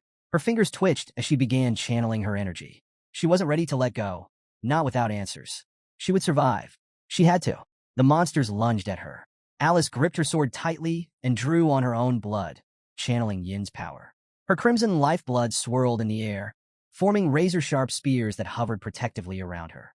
Closing her eyes and steadying her breathing, she extended her hand, summoning the last reserves of her strength. "I'll ask you myself, Cecilia," she whispered, as the first beast leapt forward. Alice thrust her hand outward, sending a blood spear hurtling into the monster. It yelped and collapsed mid-air, its body convulsing as it hit the ground. The other beasts hesitated, growling and circling her warily. "Come on, then," Alice shouted, her voice defiant. Her spears hovered like a barrier around her, as she prepared to fight for her life. Miles away, Princess Violet appeared in a luxurious chamber as a glowing magic circle faded beneath her feet. She sat on the plush bed, exhaling deeply. For the first time in hours, she allowed herself to feel relieved. That place was vile, she muttered, fanning herself dramatically. Even the air was disgusting. Cecilia stood nearby, silent and tense. Her shoulders were stiff, her gaze fixed on the floor. Violet, noticing her companion's quiet demeanor, turned toward her. "Don't you agree, Cecilia?" "Yes," Cecilia replied, her voice faint, her eyes brimming with regret. Her mind betrayed her as memories surfaced. Alice's laughter as they shared ice cream in their youth, her bright eyes full of happiness. The stark contrast to the bloodied, betrayed woman she had left behind twisted like a knife in Cecilia's heart. Violet tilted her head, her tone turning sharper. "Why didn't you kill her?" Cecilia snapped out of her reverie, her head whipping toward the princess. "What? You heard me." Violet's calm, yet icy gaze pierced her. "You could have ended Alice right then and there. That was the order, wasn't it?" She gestured dismissively. You left her alive. Cecilia turned her face away, her hands trembling slightly. The beasts, they'll finish her soon enough. On the battlefield, Alice's blood-forged swords pierced through beast after beast. Her strength was waning, her breath ragged, but she pushed forward, determined. Just as she prepared to attack again, exhaustion finally overtook her. She drove her sword into the ground, fell to her knees, and closed her eyes. A fleeting sense of relief washed over her. Was it finally over? But the moment of peace didn't last. As she stared blankly at the ground, contemplating what she would tell the knights. Knowing no one would believe that Princess Violet had tried to kill her, a low growl reached her ears. Her body stiffened as a massive beast sniffed at the corpse of its fallen kin. Slowly, she turned, her eyes widening in horror. Salamanders, high-level magical beasts, and they were staring straight at her. Their massive bodies oozed fire and saliva, their scorching gazes locked onto their next prey, her. Panic gripped Alice. Her mind screamed for a way out, but her body refused to move. One of the beasts reared its head, flames crackling in its maw as it prepared to unleash a deadly fireball. Terror swallowed her whole. She was out of options. Then, in a blur of speed, a figure appeared. Cyan unsheathed his sword, his blade flashing like lightning as he activated the fog sword technique, rushing fog storm. Before the beast could release its fireball, precise slashes tore through its body. Alice barely registered what was happening. One moment she was bracing for death. The next, the salamander's severed head landed behind her with a sickening thud. Her body froze, her mind struggling to catch up. A strong hand grabbed her shoulder. "Sorry about this," a voice said before she was suddenly lifted into someone's arms and carried away just as the beast's molten body collapsed where she had been moments before. Dazed, she looked up. Brian. Relief and confusion warred inside her. The realization hit. If Brian was here, then that masked swordsman. Could it be? The remaining salamanders roared in fury, their fallen comrade fueling their rage. Rivers of molten lava spewed from their mouths, threatening to consume everything. Brian landed in a lower area, placing Alice down against a stone wall. She clutched her head, overwhelmed, while Brian clenched his teeth. "Just hang on," he muttered. Alice lifted her head and froze. Lava was cascading toward them. Then, something unexpected happened. With a loud thud, a sword, Kiram, landed before them. Their eyes locked onto it, puzzled. As the lava threatened to consume them, a figure emerged. Kiram. She stomped the ground with force and scowled. "What's with all this lava? Do they have stomach issues or something?" Hope flickered in Brian's eyes. He grinned. "You're the best." Kiram raised her hands skyward, summoning a powerful magical barrier, just in time to shield them from the lava. Furious, she glared at the beasts. "Stop spewing magma like a bunch of sick dragons." With the barrier in place, Cyan prepared to finish the fight. Upon Kiram's command, he activated thick fog third technique, fog descent, vanishing in an instant and reappearing above the salamanders. His eyes gleamed as he summoned a powerful manosphere, void sphere. The beasts, sensing danger, launched fireballs in retaliation, but Cyan was faster. His next move, division, unleashed a storm of magical orbs that sliced through their heads with deadly precision. Within seconds, the salamanders were no more, their bodies disintegrating into nothingness. As the battlefield quieted, Alice and Brian ascended from their shelter. The pool of lava before them still held remnants of the fallen creatures, their severed heads floating aimlessly. And in the center of it all stood Cyan. Alice hesitated, then approached him. She had her suspicions, but she never truly expected. With a trembling hand, she reached out and removed his mask. Tears welled in her eyes. Brian, watching from behind, smiled, feeling a rare sense of peace. Cyan met Alice's gaze, his lips curling into a warm, familiar smile. "Glad I wasn't too late." As Brian worked to heal her wounds, Alice mumbled something under her breath. "Cecilia was Princess Violet's spy," she admitted, frustration lacing her voice. "I didn't even notice until now. How stupid can I be?" Even though she was berating herself, she declared she would still uphold the family's will. Cyan shook his head. "This isn't your fault, Alice. The real ones to blame are Princess Violet and Cecilia." His tone darkened. "And Ascal." Hearing that name, Alice jolted upright. Brian panicked. Hey, I'm not done healing you yet." Ignoring him, Alice fixed Cyan with a sharp gaze. "Wait, are you saying Ascal was involved in this? Do you know something?" She tried to reason it out. If Ascal was involved, then it must have been under their father's orders. Cyan, however, was unwavering. "No, Ascal suggested it." Alice clenched her fists. "Father does whatever Ascal asks him to do? But why?" Cyan's expression darkened.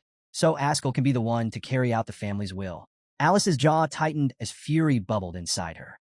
So he's willing to kill his own sister for it?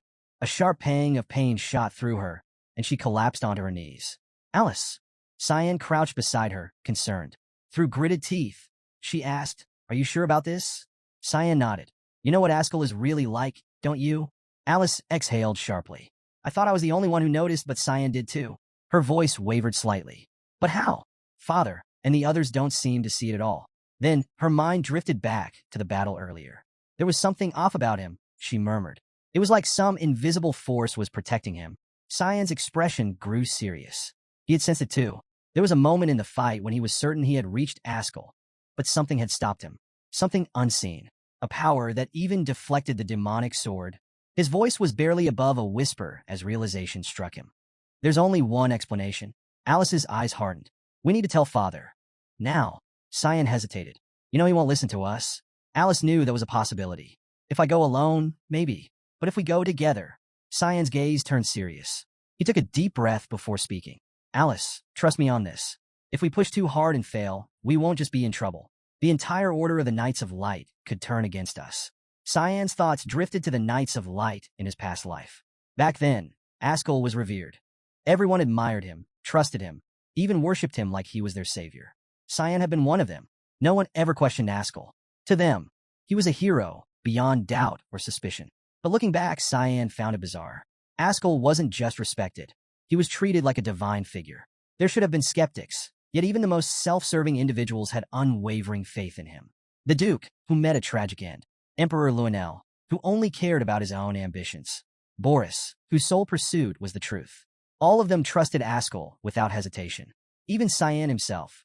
He had believed in Ascal up until the bitter end, until that final betrayal. That memory still burned inside him, but one question haunted him more than the anger. Why had he trusted Ascal so blindly? The answer was clear. Ascal was no ordinary man. He was an absolute figure, the chosen inheritor of Lionel's divine authority, the so-called savior of the world. Meanwhile, back on the battlefield, the knights stood firm, bracing themselves as the massive monster loomed over them. Its enormous foot came crashing down, ready to flatten them.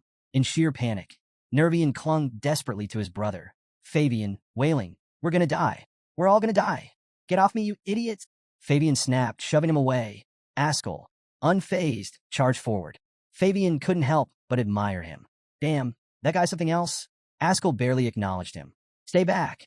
The monster roared, its throat glowing ominously. A moment later, it unleashed a devastating laser beam. Nervian shrieked and clung to Fabian again. "Doom is upon you, S. Get off me, you moron." Fabian growled, trying to pry him off.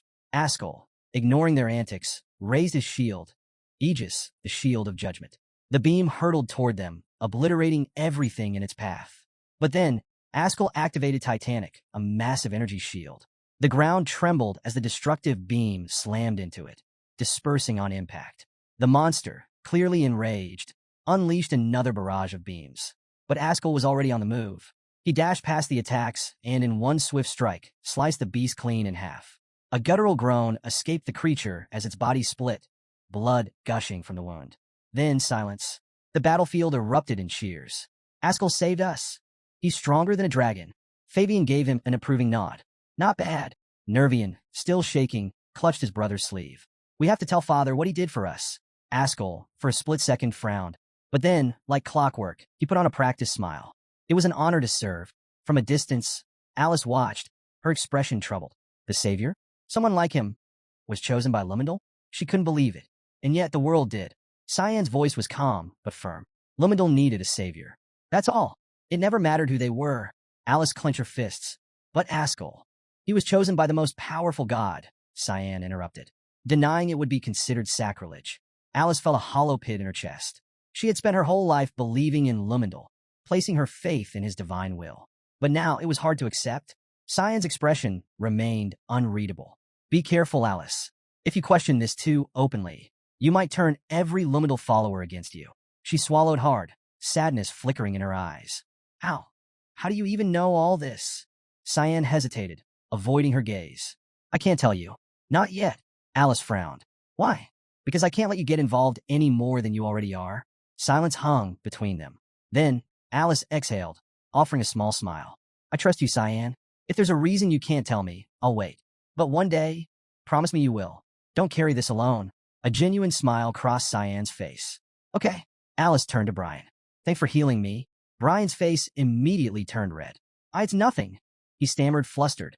Behind him, Cyan stood glaring daggers at him, radiating an aura of pure menace. His expression screamed, "Why are you so happy right now?" Brian noticed and instantly started sweating bullets. Cyan, ignoring Brian's silent suffering, looked at Alice. What's your plan now? Alice's eyes darkened. First, I need to resolve this mess.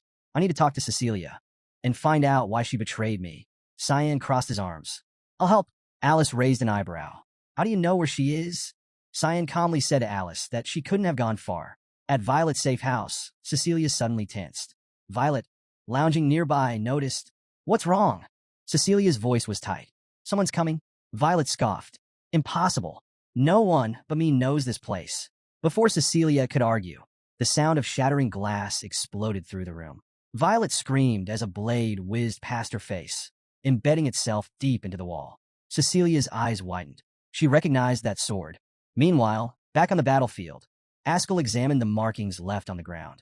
His sharp eyes took in the remnants of a teleportation spell. His lips curled into a knowing smirk. A magic scroll. He turned to the knights. Find a shelter nearby. Stay alert. One of the knights suddenly stiffened. Sir, you need to see this. Ascal approached, following his gaze. They stood at the edge of a cliff, looking down into the valley below. A swarm of massive monsters crawled through the land, their grotesque forms shifting in the moonlight. One knight swallowed hard. Do you think Princess Violet is all right? Ascal's expression was unreadable. He merely muttered, we'll see. Then, with an air of command, he turned to his men.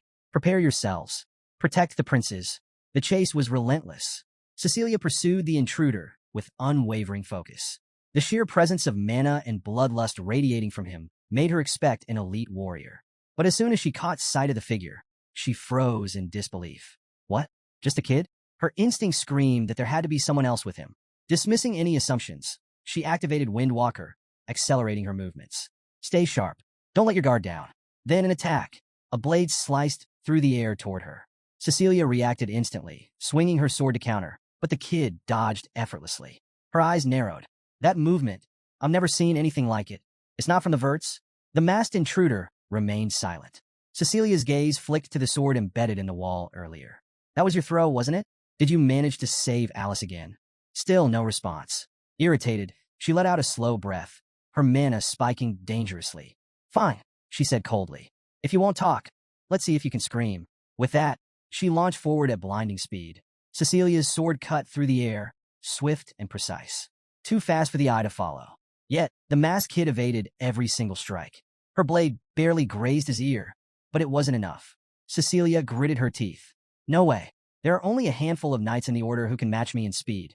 But this kid, determined not to be toyed with, she leaped onto a tree, then launched herself from above. You think I'm going to let you underestimate me? She activated Sharp Storm, a devastating attack that sent a massive energy beam tearing through the forest. Trees splintered into nothing. The ground exploded, leaving a gaping crater. The battlefield was left in utter ruin. And yet, the masked intruder stood unscathed. A small, black sphere flickered in his palm. Cecilia's heart dropped. That's Void Sphere. Before she could react, he activated Obsidian. The sphere split in half, unleashing a dark force that slammed into her. Pain seared through her body as she let out a sharp scream. The force tore through the area, causing even more destruction. Her vision blurred as she collapsed. As footsteps approached, Cecilia clenched her teeth. I lost pathetically. She let out a bitter chuckle. Never thought I'd die in a place like this. Her voice was weak as she looked up at him. You're like a grim reaper, she murmured. Still won't say a word? The masked figure crouched down, meeting her gaze. But instead of delivering a finishing blow, he simply said, I'm curious about something. Cecilia blinked. What? You look relieved? She froze. I expected you to look more tormented, he added. For the first time, Cecilia had no words. Cecilia let out a trembling breath. This is retribution. She smiled bitterly. I deserve this kind of ending. A voice cut through the silence. Retribution? For what? Cecilia's body stiffened. She knew that voice. Her eyes widened in shock as Alice stepped forward, leaning against Brian for support. Alice's gaze bored into her, unreadable but intense. Cecilia could barely process it. Alice, you're alive? Alice's hands clenched into fists. Shut up. Her voice shook with emotion. Just answer me. Tears welled at the corners of her eyes. Why, Cecilia? Why did you betray me? Cecilia's lips trembled. Then she broke. She cried. Through her sobs, she began to speak. My hometown, it was a small village. Her voice was raw, pained. One day it was wiped out. Monsters destroyed everything. She swallowed hard. I was the only one left, barely alive. I thought I was going to die too until they found me. Alice listened in stunned silence. A knight saw me, told me to wait, told me I was safe. Cecilia's voice turned distant, like she was reliving the moment. Then, someone ordered a child to bring me food and water. The knight obeyed immediately. She let out a hollow laugh. That child was royalty. For Cecilia, it had been a miracle. The royal knights had arrived just before her last breath. And the one who saved her, Princess Violet. Alice's heart sank. She took me in. She saved my life, Cecilia continued. So when the time came to repay that debt, I did what I was told. Her voice broke. I was ordered to infiltrate the Vert household, to get close to you, and wait for further instructions. Alice's breath caught in her throat. Cecilia's expression twisted with regret. That's how I became a maid in your family's estate. That's how I met you. She let out a shaky breath. And I should have never stayed. Her voice cracked. I should have died in the ruins of my village. Silence. Then, softly, she whispered. The order finally came. Alice could barely force out the words. To kill me? Cecilia nodded, tears streaking down her face. Princess Violet saw you as a threat, Alice. Because of your family. Alice's brows furrowed. What do you mean? Cecilia looked away. It was because of Prince Lionel and Ascal. Alice's breath hitched. Princess Violet always feared the Verts. She believed your family was loyal to Lionel. Cecilia's voice wavered, and that paranoia only grew stronger. Alice remained silent. She became consumed by it. She only trusts herself, no one else. And yet, I still served her. Cecilia squeezed her eyes shut. But you were different. Her lips quivered. And I betrayed you. She finally looked at Alice, her eyes filled with sorrow. I'm so sorry, Alice. I never wanted to disappoint you. Cyan took a step forward, his glare sharp and unforgiving. Cut the bullshit. The air around him darkened, thick with unrestrained bloodlust. His voice was cold, merciless. If you think just admitting your mistakes is enough for forgiveness, you're dead wrong. Cecilia's breath hitched. She recognized him now. You, young Master C? Alice quickly stepped in. Cyan, wait. Her voice was urgent. Give me a moment to think. Cyan didn't lower his blade. His fury didn't waver. This isn't something to think about, Alice, he said, voice sharp. He pointed his sword at Cecilia, his intent to kill crystal clear. This isn't some light matter. Cecilia exhaled, her voice steady despite the tension. I know. Alice's heart pounded. Cyan, stop. Just wait. She turned to him, desperate. We should at least hear her out. Let her explain everything before deciding. Brian, sensing her distress, placed a hand on her shoulder. Alice, calm down. His voice was gentle, reassuring. Trust young Master Cyan for now. Alice hesitated. But Cyan didn't move. He simply lifted his dagger, preparing for the final strike. Alice's eyes widened. Then, no! Her scream ripped through the night. Cecilia flinched as the blade came down. Somewhere else, a door exploded into pieces. Inside Princess Violet's safe house, the princess jerked upright, her body tensing. Who's there? She demanded. Then she noticed Cecilia was gone. Her breath hitched. Panic flashed in her eyes. No, this can't be. A shadow stepped through the ruined entrance. Violet's face went pale. How'd he find this place? Ascal stood in the doorway, his face dark, expression unreadable. Without a word, he took a step forward. I've come to escort you, Your Highness. Violet tightened her grip on her wrist, a faint smirk playing on her lips. You look like you're about to kill me, she remarked, her tone laced with amusement. Isn't it a bit rude to just barge in like this? Ascal met her gaze without hesitation. I did plan to kill you, he admitted. Then, without missing a beat, he added, the original plan was for Fabian, Nerovian, and you, all of you, to die at the hands of the monster. Violet's eyes widened in shock. Do you really think you can escape the consequences of something so disgraceful? She challenged. At that moment, she attempted to send a letter, but before she could, Ascal struck. Activating his technique, God's Stinger, he aimed directly for her hand. A sharp cry escaped Violet's lips as the attack landed, and within seconds, the letter she had been holding was reduced to ashes. Ascal, his voice edged with anger, declared, I'm not finished yet. Clutching her injured hand, Violet shot him a glare. How persistent. Do you really plan to see this through to the end? Ascal took a step closer. Who knows? Maybe I will. His words left Violet momentarily confused. But then, Ascal's eyes flickered toward a sword embedded in the wall. Alice's sword. A look of realization crossed his face as he turned back to Violet. "Where's my sister?" A wicked grin spread across Violet's lips. "I had her killed," she said without a hint of remorse.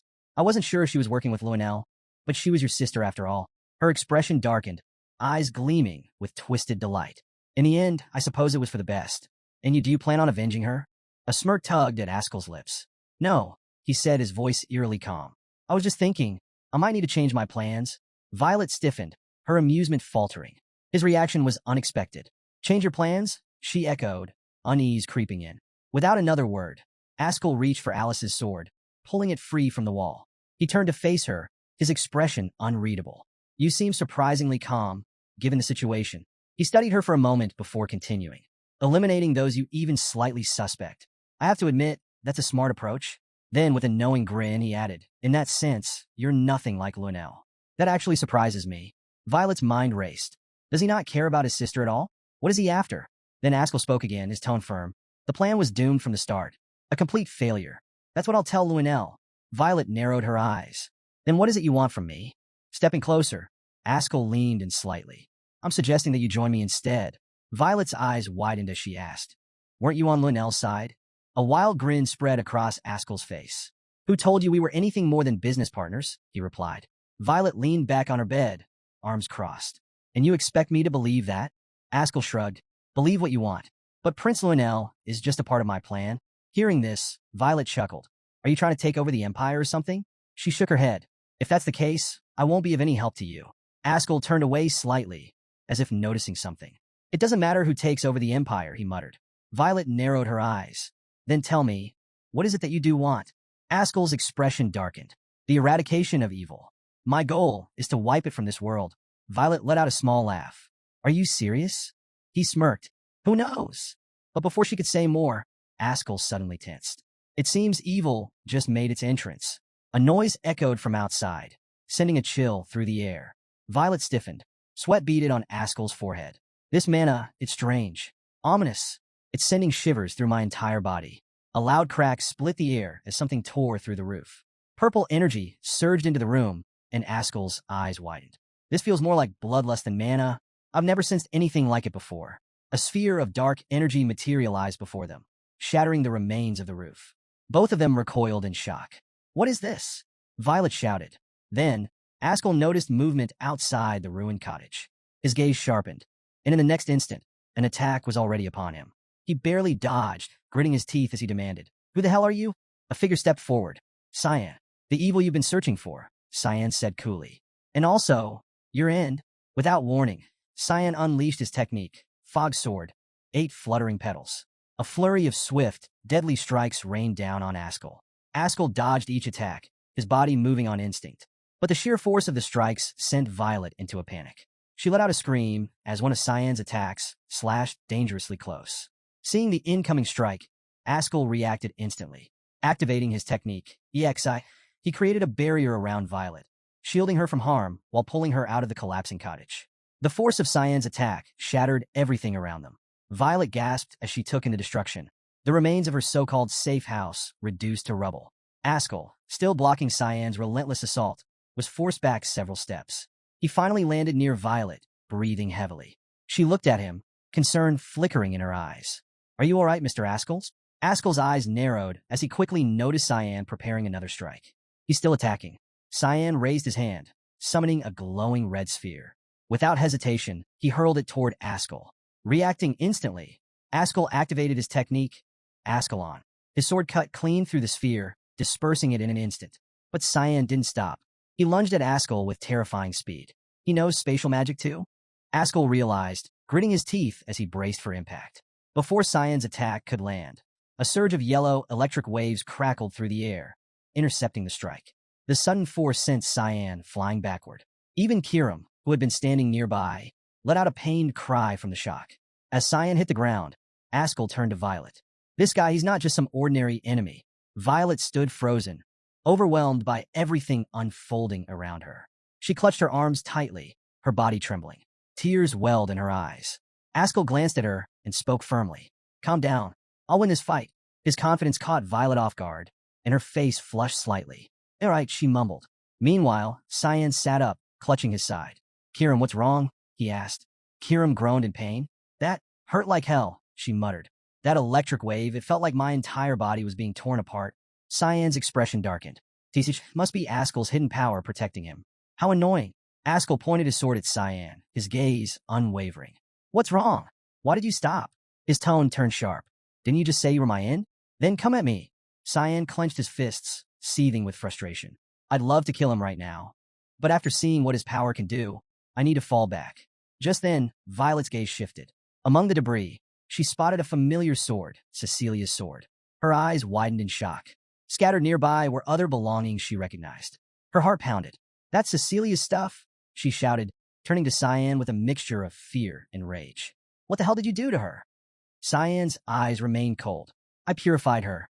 Violet's breath caught. Purified? What does that even mean? Ascal's voice cut through the silence. It means she's already dead. His words hit Violet like a dagger to the chest.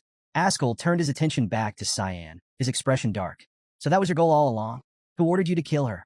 A crimson aura flared around Cyan's body as he responded in an icy tone. We are missed. Those who do not forgive. His voice was void of emotion. Her purification was not ordered by a person, but by reason. Hearing this, Ascal's mind raced. Missed, so they're active again. So the rumors were true. Before he could press further, Cyan's body flickered, and in the next moment, he was gone. Violet gasped, scanning the area. He disappeared. He vanished into thin air. Ascal lowered his head, deep in thought. More obstacles, more people interfering with my plans. His mind raced. Was it them all along? Have they been the ones pulling the strings from the shadows? Meanwhile, atop a mountain near the river, Cyan landed. Kirim collapsed onto the ground, clutching her head tightly.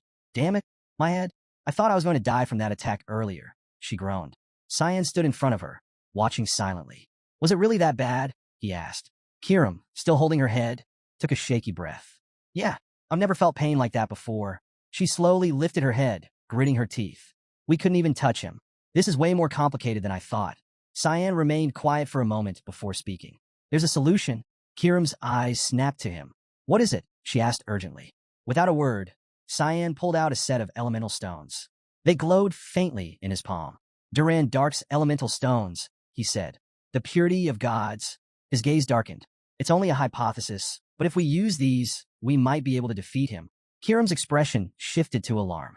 She grabbed his wrist tightly. No, don't do it. Her voice trembled as she looked at him. Did you bring those just for this? Cyan, if you use them, they could kill you. Before Cyan could respond, a new voice cut through the air. Cyan. Both of them turned. Alice had arrived. Cyan met her gaze before looking back at Kirim. I know it's dangerous, he admitted, but this is the only way. His grip on the stone tightened.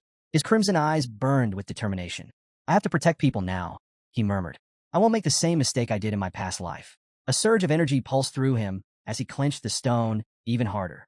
If my opponent is unreasonably strong, then I'll become just as strong to match him. The scene shifts as Alice hands something over to Cecilia.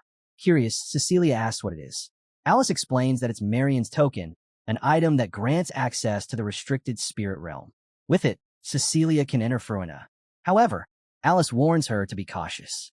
Moved by Alice's gesture, Cecilia thanks her with a trembling voice, guilt weighing heavily on her. But Alice coldly turns away, making it clear that she hasn't forgiven her and doesn't want to see her again. Cecilia clenches her fists, accepting Alice's words with a heavy heart, and quietly says she'll leave. Overhead, Cyan watches their exchange in silence. Kirim, Cyan's spiritual guide, questions if letting Cecilia go is really the right choice. Cyan replies that he already killed her once in his past life. Back then, she was crushed by guilt for taking his sister's life, and there was no need to go any further. By sparing her this time, he believes she will eventually repay her debt. Cecilia remembers the moment she kneeled before Cyan, pleading for mercy. He had told her that this wasn't something that could be forgiven, and despite Alice's desperate attempts to stop him, he struck Cecilia down to avenge his sister. But he knows her death back then was just one chapter. Sooner or later, he will collect what is owed. Until then, she must remain hidden until he calls for her. As she reflects, a thought lingers. Does Cyan somehow see the future? It almost feels as if he knows exactly when she will have a chance to atone. Determined, she steels herself, prepared to repay her debt with her life when the time comes. Noticing Cyan's weary expression, Kirim asks if he's feeling unwell. Before he can answer, Alice calls out to Kiram. Kiram questions why she let Cecilia leave so easily, but Alice brushes it off, instead thanking her for saving her life. She admits she's a bit late in expressing her gratitude, but notes that dealing with a demonic soul like Kiram won't be easy. Kiram smirks, dismissing it as nothing. Alice studies her for a moment before commenting that she seems similar to a demon sword and asks if she's close to Cyan. Kiram immediately denies any personal attachment, stating that their relationship is strictly that of master and subject. Then, her expression darkens as she warns Alice not to even think about taking Cyan's body from her. The sudden shift in her tone catches Alice off guard, making her realize that Kiram isn't as easygoing as she first assumed. At the Lunar Academy, Dean Kindle received a letter. As he reads through it, the message is clear. I have found the answers to all my questions, and as a result, I've decided to leave the Knights of Light. Just as I suspected, they have strayed from their righteous path. The people they protect are unworthy, and the will of the household is being corrupted. My father is simply allowing it to happen. I will visit you soon, as there is something I wish to discuss. Until then, please take good care of Cyan. My brother Ascal and Prince Louis Bell will keep you updated more frequently than I can. Letting out a sigh, Dean Kindle leans back, thinking to himself that both families are an absolute mess. Still, since she asked, he'll at least pretend to care about Cyan. Beside him, Boris arrives, apologizing for the wait. The dean casually asks how he's adjusting to life at the academy. Boris replies that he's slowly getting used to it. Without wasting any time, the dean gets straight to the point. When was Boris planning to tell him that he was working for Prince Louis Bell, his grandson? And more importantly, why did he keep it a secret? Boris, unfazed, explains that he wasn't hiding anything. He simply didn't think it was relevant to his position at the academy. However, the dean presses on, asking what Boris's real reason for coming here was. Boris finally reveals that he's searching for someone. The dean narrows his eyes and asks if he's found them. Boris responds that he believes so. Hearing this, the dean's expression darkens. His voice drops as he warns Boris to stop immediately, especially if the person he's looking for is a child. With a sharp glare, he makes it clear, whatever Boris is planning, it ends now. The weight of his words is enough to startle Boris, who quickly assures him that he understands. Outside the villa, Boris speaks with his angel, Kriya. He admits that he wasn't expecting such a strong reaction from the dean and starts to suspect that Cyan has powerful connections. As he finishes writing a report noting how intriguing Cyan is, the paper suddenly lifts on its own and disappears, delivered to its intended destination. Kriya then asks what Boris plans to do next, warning him that if another human gets involved, things could become even more complicated. Boris acknowledges the risk, but remains confident. The angel cautions him further, reminding him that Kiram is different. He has a physical body. But Boris only smirks. Then I'll just sever Kiram's connection first, he says. Kriya finds the idea brilliant, but Boris simply tells him to leave everything to him. A sudden voice breaks the silence from behind. What did you want to see me for, Mr. Boris? It was Serika. Boris had been expecting her and greeted her with a composed smile, thanking her for coming. Serika, however, cut straight to the point. She had been meaning to meet him as well. Boris shifts the conversation to Cyan, pointing out how he rarely attends lessons and spends most of his time in the dormitory, yet his skills are extraordinary. Serika shrugs, suggesting that perhaps Cyan is simply a natural-born genius, which must have piqued Boris's interest. With a sly grin, Boris nods. Indeed. But now, I find myself interested in those around him as well. He steps closer, his gaze sharpening. Serika doesn't flinch. Her voice is cold as ice. That's not going to happen. Boris smirks and murmurs under his breath, the flower of black mist.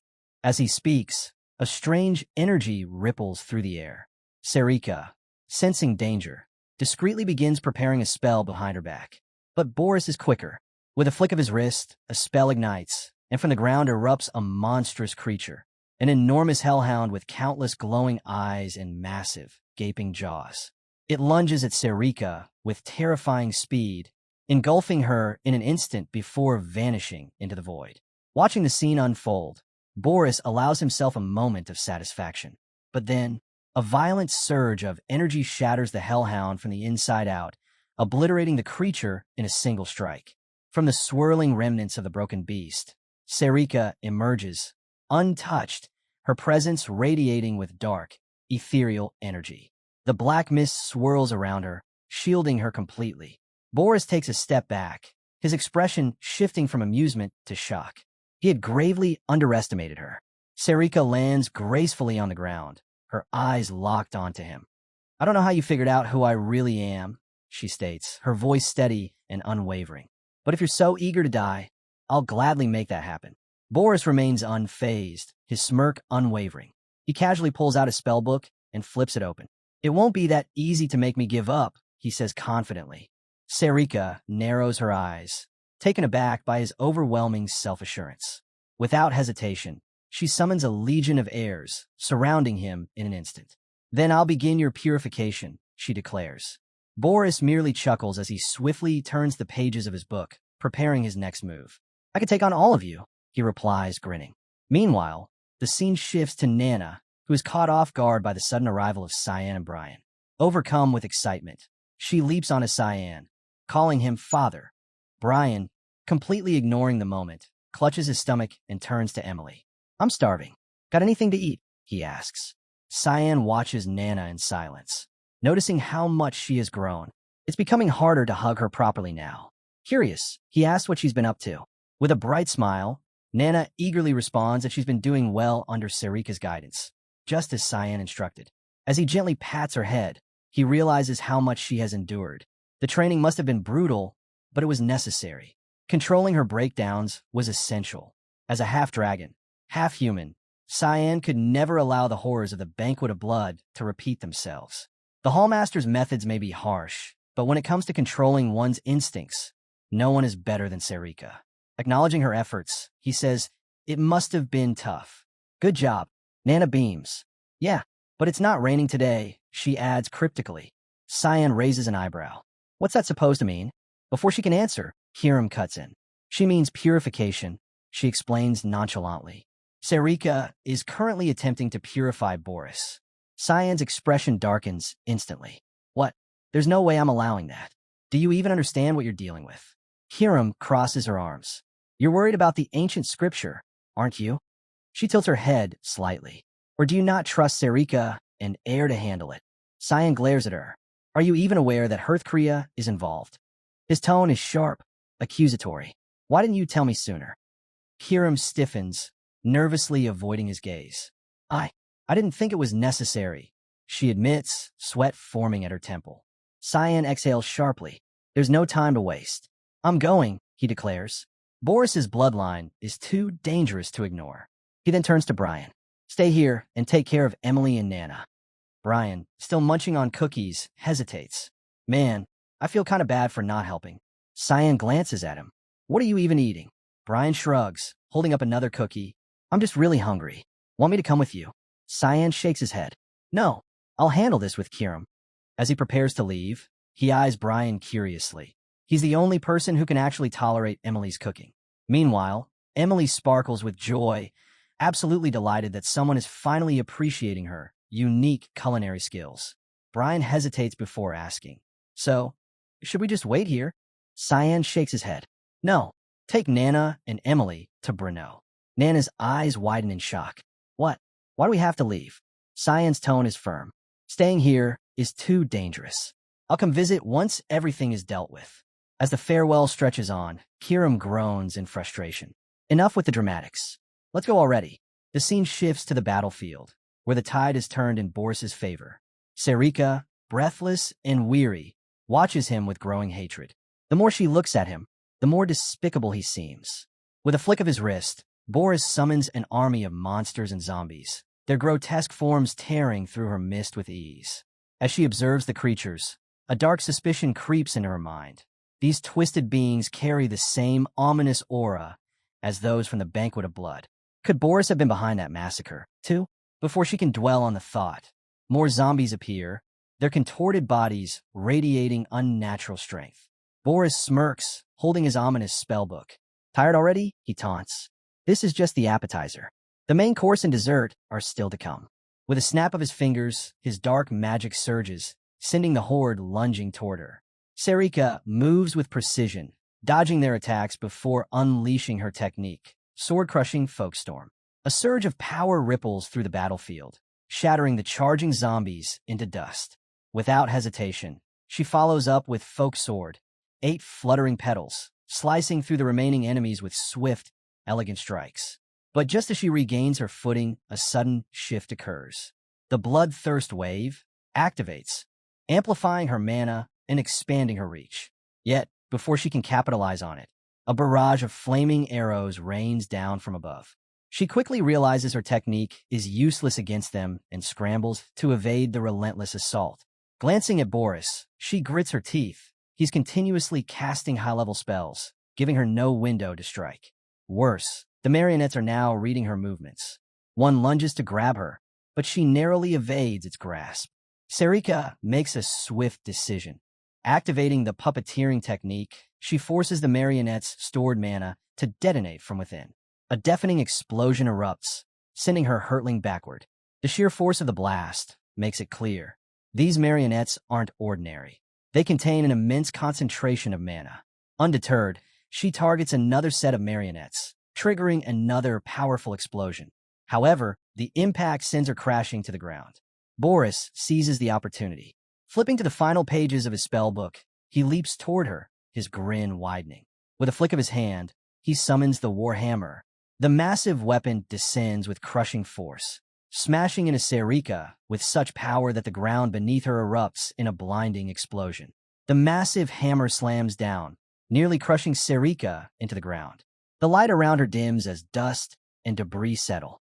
Boris strides toward her, a satisfied smirk on his face. What a shame, he muses.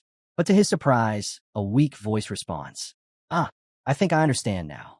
Sera lies on the shattered battlefield, her gaze locked onto the marionettes encircling her.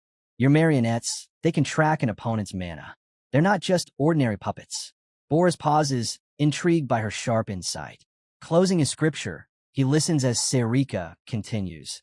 And that spellbook of yours, it's not just a conduit. The mana radiating from it, it's beyond anything normal. For a brief moment, Boris is caught off guard. He hadn't expected her to analyze his power so precisely while on the brink of defeat. Then, with a wicked grin, he brushes off her words. Does it even matter now? With a flick of his fingers, he activates Imaginarium, summoning even more marionettes from the ground. Raising a bow into the air, he sneers, I've got plenty of puppets to play with. Just give up already. The marionette's aura darkens, becoming even more ominous. But instead of recoiling, Sera suddenly tosses her weapon aside. A surge of overwhelming energy radiates from her body. Sorry, but I'm not the type to give up, she says, her voice firm. At that moment, her expansion ability activates. A massive presence engulfs the battlefield as a colossal beast emerges, the Mammoth of Greed. The monstrous entity's mere existence sends a shiver down Boris's spine. Staring in disbelief, he mutters, How? How can a mere girl summon something like that? The mana he once sensed from Sera is gone, replaced by something far more monstrous.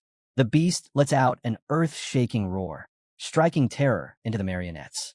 Boris's creations attempt to flee, but escape is impossible. The Mammoth of Greed launches a devastating punch, driving them deep into the ground.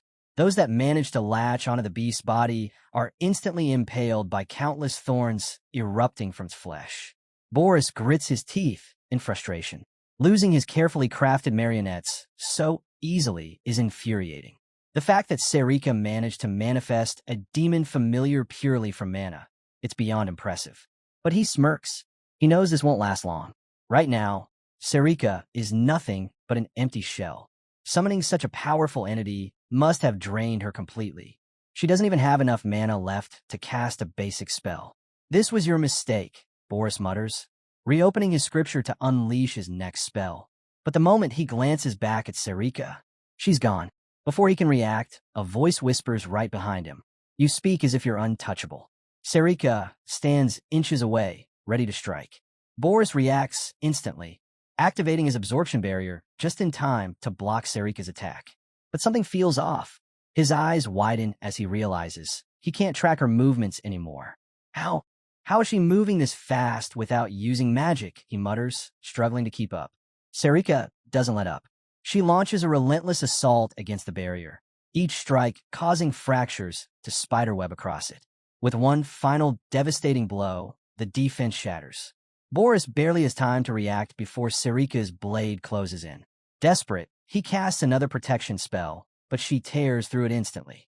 Then, a brutal punch crashes into his chest, sending him hurtling miles away.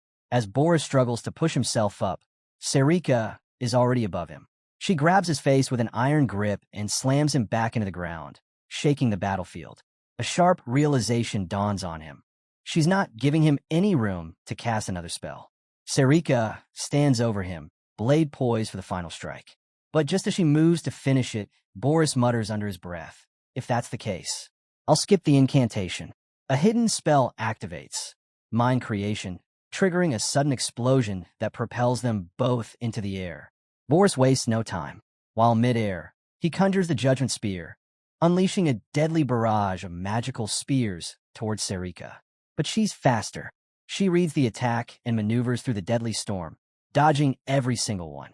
Then in a flash, she counters. A powerful kick slams into Boris's face, sending him crashing back down, leaving a massive crater in his wake. Battered and bruised, Boris groans, realizing the battle has gone on too long. Before Serika can close in again, Boris retreats into a protective barrier and summons Lord Hearthcrea. At the sight of the divine summon, Serika's expression darkens. The weapon of God. The ancient spellbook speaks, its voice echoing through the battlefield. Unknown entity detected. Insufficient information. Probability high that subject is one of Air's countless servants. Serika narrows her eyes. Leaping back, she studies the situation. The summon continues its analysis. Correction. Subject's abilities suggest higher rank than anticipated. In Boris's current state, it's clear he can't win. That's when Serika notices it. Blood drips from Boris's face. Her gaze sharpens. You're from the Black Blood tribe, aren't you? Her voice is laced with suspicion. I thought your kind was extinct. Boris exhales heavily, shaking his head. That's why I tried to avoid shedding my blood. But this is unfortunate. He raises his hand slightly, watching the crimson streaks against his palm. The marionettes of the Banquet of Blood, the Daystones, both were creations of the Black Blood tribe. Serika's eyes widen slightly as the realization hits. The massacre, the Banquet of Blood, the dark puppeteering magic. Everything falls into place.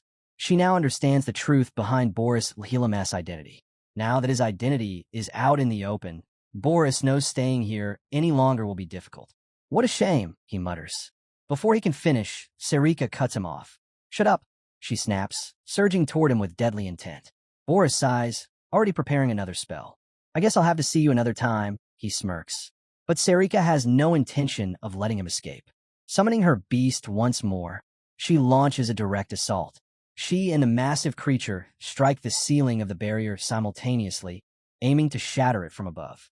However, the protective shield remains unbroken. The spellbook of Hearthcrea stirs, its aura growing irritated by their relentless attacks.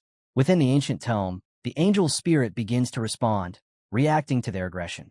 Boris clenches his teeth. Damn it, I forgot the angel could track their movements. Serika takes a step back, her gaze flicking to the countless marionettes Boris sacrificed to maintain the shield. If it weren't for that spell book, you'd be dead already, she mutters under her breath. Then, a sudden flash of light erupts behind her. Her eyes narrow. Someone just entered my domain. Does he have an ally? She wonders aloud. In that instant, a familiar figure bursts onto the battlefield. Cyan, weapon in hand. He charges straight for the barrier. Boris's smirk vanishes. His face darkens with recognition. The Duke of Cyan. Why is this guy here? But there's no time to react. With blinding speed, Cyan strikes the protective barrier and shatters it into pieces. A surge of purple and gold energy rips through the air, crackling with intensity. The battlefield trembles as Kiram emerges from the wreckage, her unease evident as she takes in the chaotic scene before her. She stomps forward, sending golden debris scattering. Her crimson eyes gleam dangerously as she utters Hearthcrea's name. Hearthcrea, standing tall with an abnormally long wing, eyes her with suspicion. He demands to know how she found him and why she's here. Kiram smirks, stepping in closer. With a cold edge in her voice, she remarks that tracking hypocrites like him is second nature. His stench alone is enough to make her sick. Hearthcrea's expression hardens. He warns her that he already gave her a chance. Now, there's no turning back. She chose the wrong side. Without hesitation, he swings his wing, activating the supreme authority. A massive eye materializes at the center of the barrier, locking onto Kirim and Cyan. The pressure is suffocating, but they refuse to waver. In defiance, Kirim summons a mammon, its roar splitting the air. Debris crashes down as Kirim struggles to stay on her feet, muttering a curse under her breath. The eye looms ominously as Serika casts a wary glance at Cyan. She wonders if he truly grasps the power of the supreme god. Clutching his demonic sword, Cyan pushes forward against the radiant golden barrier. Serika's doubt deepens. Could this power be something beyond the sword itself? Then, without warning, Eru unleashes a surge of energy, sending shockwaves across the battlefield. Serika's eyes widen. Eru had been hiding something, or rather, someone far more dangerous than he let on. After a tense pause, Eru turns to Lord Hearthcrea. "I will assist Cyan," he declares. Boris, standing nearby, urgently calls out to Hearthcrea. "That boy, the master of the demon blade, must be taken down now." But Hearthcrea doesn't move. He shakes his head, his voice grim. "We're not strong enough to face him." Cyan's aura burns with lethal intent as he sets his sights on Boris. Without a word, he surges forward, golden flames swirling violently around him. Finally, he reaches the spellbook. Without hesitation, he swings his sword, aiming straight for the sculpture of Hearthcrea. Hearthcrea reacts instantly, blocking the strike, but Cyan refuses to be stopped. His blade tears through the barrier with ease, before slamming directly into Boris. A chilling realization washes over Boris. This kid, he's far more dangerous than I thought. Above them, a swirling black haze devours the sun. Boris's blood runs cold. He recognizes it instantly, an ominous sign, one tied to Cyan Vert. There's no more time to hesitate. While Hearthcrea's barrier still holds, Boris makes his move. He must eliminate Cyan before he becomes a threat to Ascal. A fierce clash erupts, sending a shockwave of mana across the battlefield. The intensity of the battle weighs on Kirim. She worries that Cyan won't be able to hold out much longer. Without warning, a crimson-eyed giant, Mammon, bursts onto the scene. Its monstrous jaws snap open as it hurls its targets through the air with terrifying force. Boris and Cyan now radiate a suffocating, menacing aura. In a flash, Cyan's blade plunges deep into Boris's chest. Before Boris can react, Cyan's forksword ability activates. Massive roots, as unyielding as an ancient tree, erupt from the ground, locking Boris in place. Gritting his teeth, Boris refuses to go down so easily. He summons a hellhound, its fiery breath roaring toward Cyan. But before the flames can reach him, Serika intervenes. Using the unified demonic human form, a secret technique, she grabs Cyan and pulls him away from danger. Cyan barely has time to process what happened before he senses it, the overwhelming power radiating from the Hallmaster. He stares at her in disbelief, shaken by the sheer intensity of her aura. Just then, a blinding streak of light crashes into the battlefield. The impact triggers a massive explosion, sending debris flying. Serika's expression darkens. She immediately realizes that her fort domain has been shattered. The culprit? The power of a god's weapon. As the dust settles, Boris takes the opportunity to escape. Serika clenches her fists, frustration burning in her eyes. "We failed the purification." Cyan turns to her, demanding to know why she stopped him. Serika, still shaken, snaps back that he should at least thank the one who saved him. But Cyan only scoffs. "Save me," he retorts. "I was the one who saved you." Serika freezes, momentarily thrown off by his words. "What are you even talking about?" Standing behind him, she fumes at Cyan's complete lack of gratitude. Meanwhile, Cyan ignores her and turns his attention to Kirim. His grip tightens around his sword as he asks if she's okay. Kirim, unfazed, casually replies, "I think I'll take a nap." Even after colliding directly with Boris, she doesn't let the pain show. But Cyan knows this was just the beginning. The real battle is still ahead. And for that, he has no choice but to use that. In the bustling streets of Brno, merchants call out their wares while travelers weave through the crowd. Among them, Alice walks with purpose until her eyes suddenly lock onto a familiar figure. Dean Kundal. She hadn't expected to see him outside the academy, and the sight takes her by surprise. Seated at a quiet table, the dean takes a sip of his coffee, glancing at Alice with a small smile. It's been a while since I last stepped out of the academy, he remarks. Alice, still caught off guard, listens as he continues. Your letters, he explains. They're the reason I'm here. And from what I gather, this situation is quite serious. Alice hesitates before asking, is it because I quit being a knight? The dean chuckles, shaking his head. I saw that decision coming a long time ago, he says. You've been trying to uphold the legacy of your house. But in the grand scheme of things, it's nothing compared to the roles played by Ascal and Laenel. Then his expression shifts slightly. Alice, do you know anything about Ascal? Alice responded thoughtfully, noting that with the Empire's most gifted individuals flocking to the Knights of Light, Ascal was poised to rise as the commander of the Empire's strongest force. The dean nodded, adding that his grandson, Laenel, widely known as the Amicable, might one day stand beside Ascal, sharing that command and shaping the future of the Empire together. However, Alice's expression darkened with concern. She hesitated before asking what the Chancellor thought of it all. Since Prince Laenel was his grandson, his opinion carried significant weight.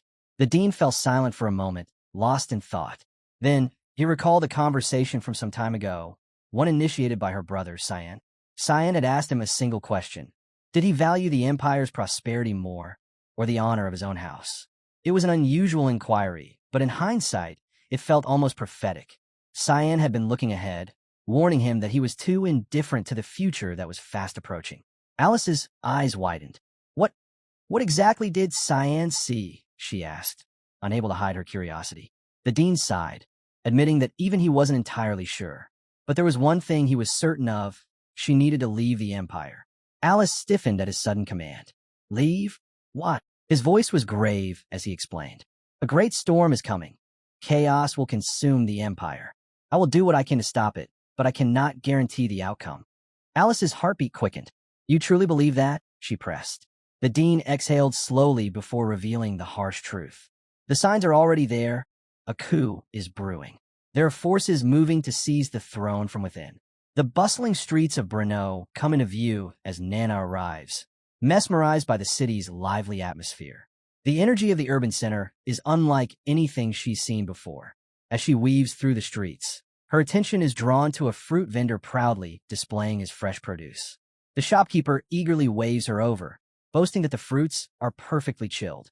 Just then, Nana's gaze shifts to a group of rough-looking men. She points at them without hesitation, bluntly calling them strange. The bystanders bristle at her words, their expressions turning hostile. Sensing trouble, Brian quickly steps in. He apologizes on Nana's behalf before sternly reminding her that pointing at people is rude. Emily, watching the exchange, chuckles. All kids are like that, she remarks casually. But Brian remains tense. He warns them to avoid unnecessary attention and reminds them of Cyan's orders. They must reach the safe house without incident. Their survival depends on making their cover story believable. Emily nods and advises them to act naturally, blending in as an ordinary family. Suddenly, Brian freezes. His eyes lock onto something in the crowd, and without a word, he rushes forward. Brian, wait for us. Emily calls after him as she and Nana struggle to keep up.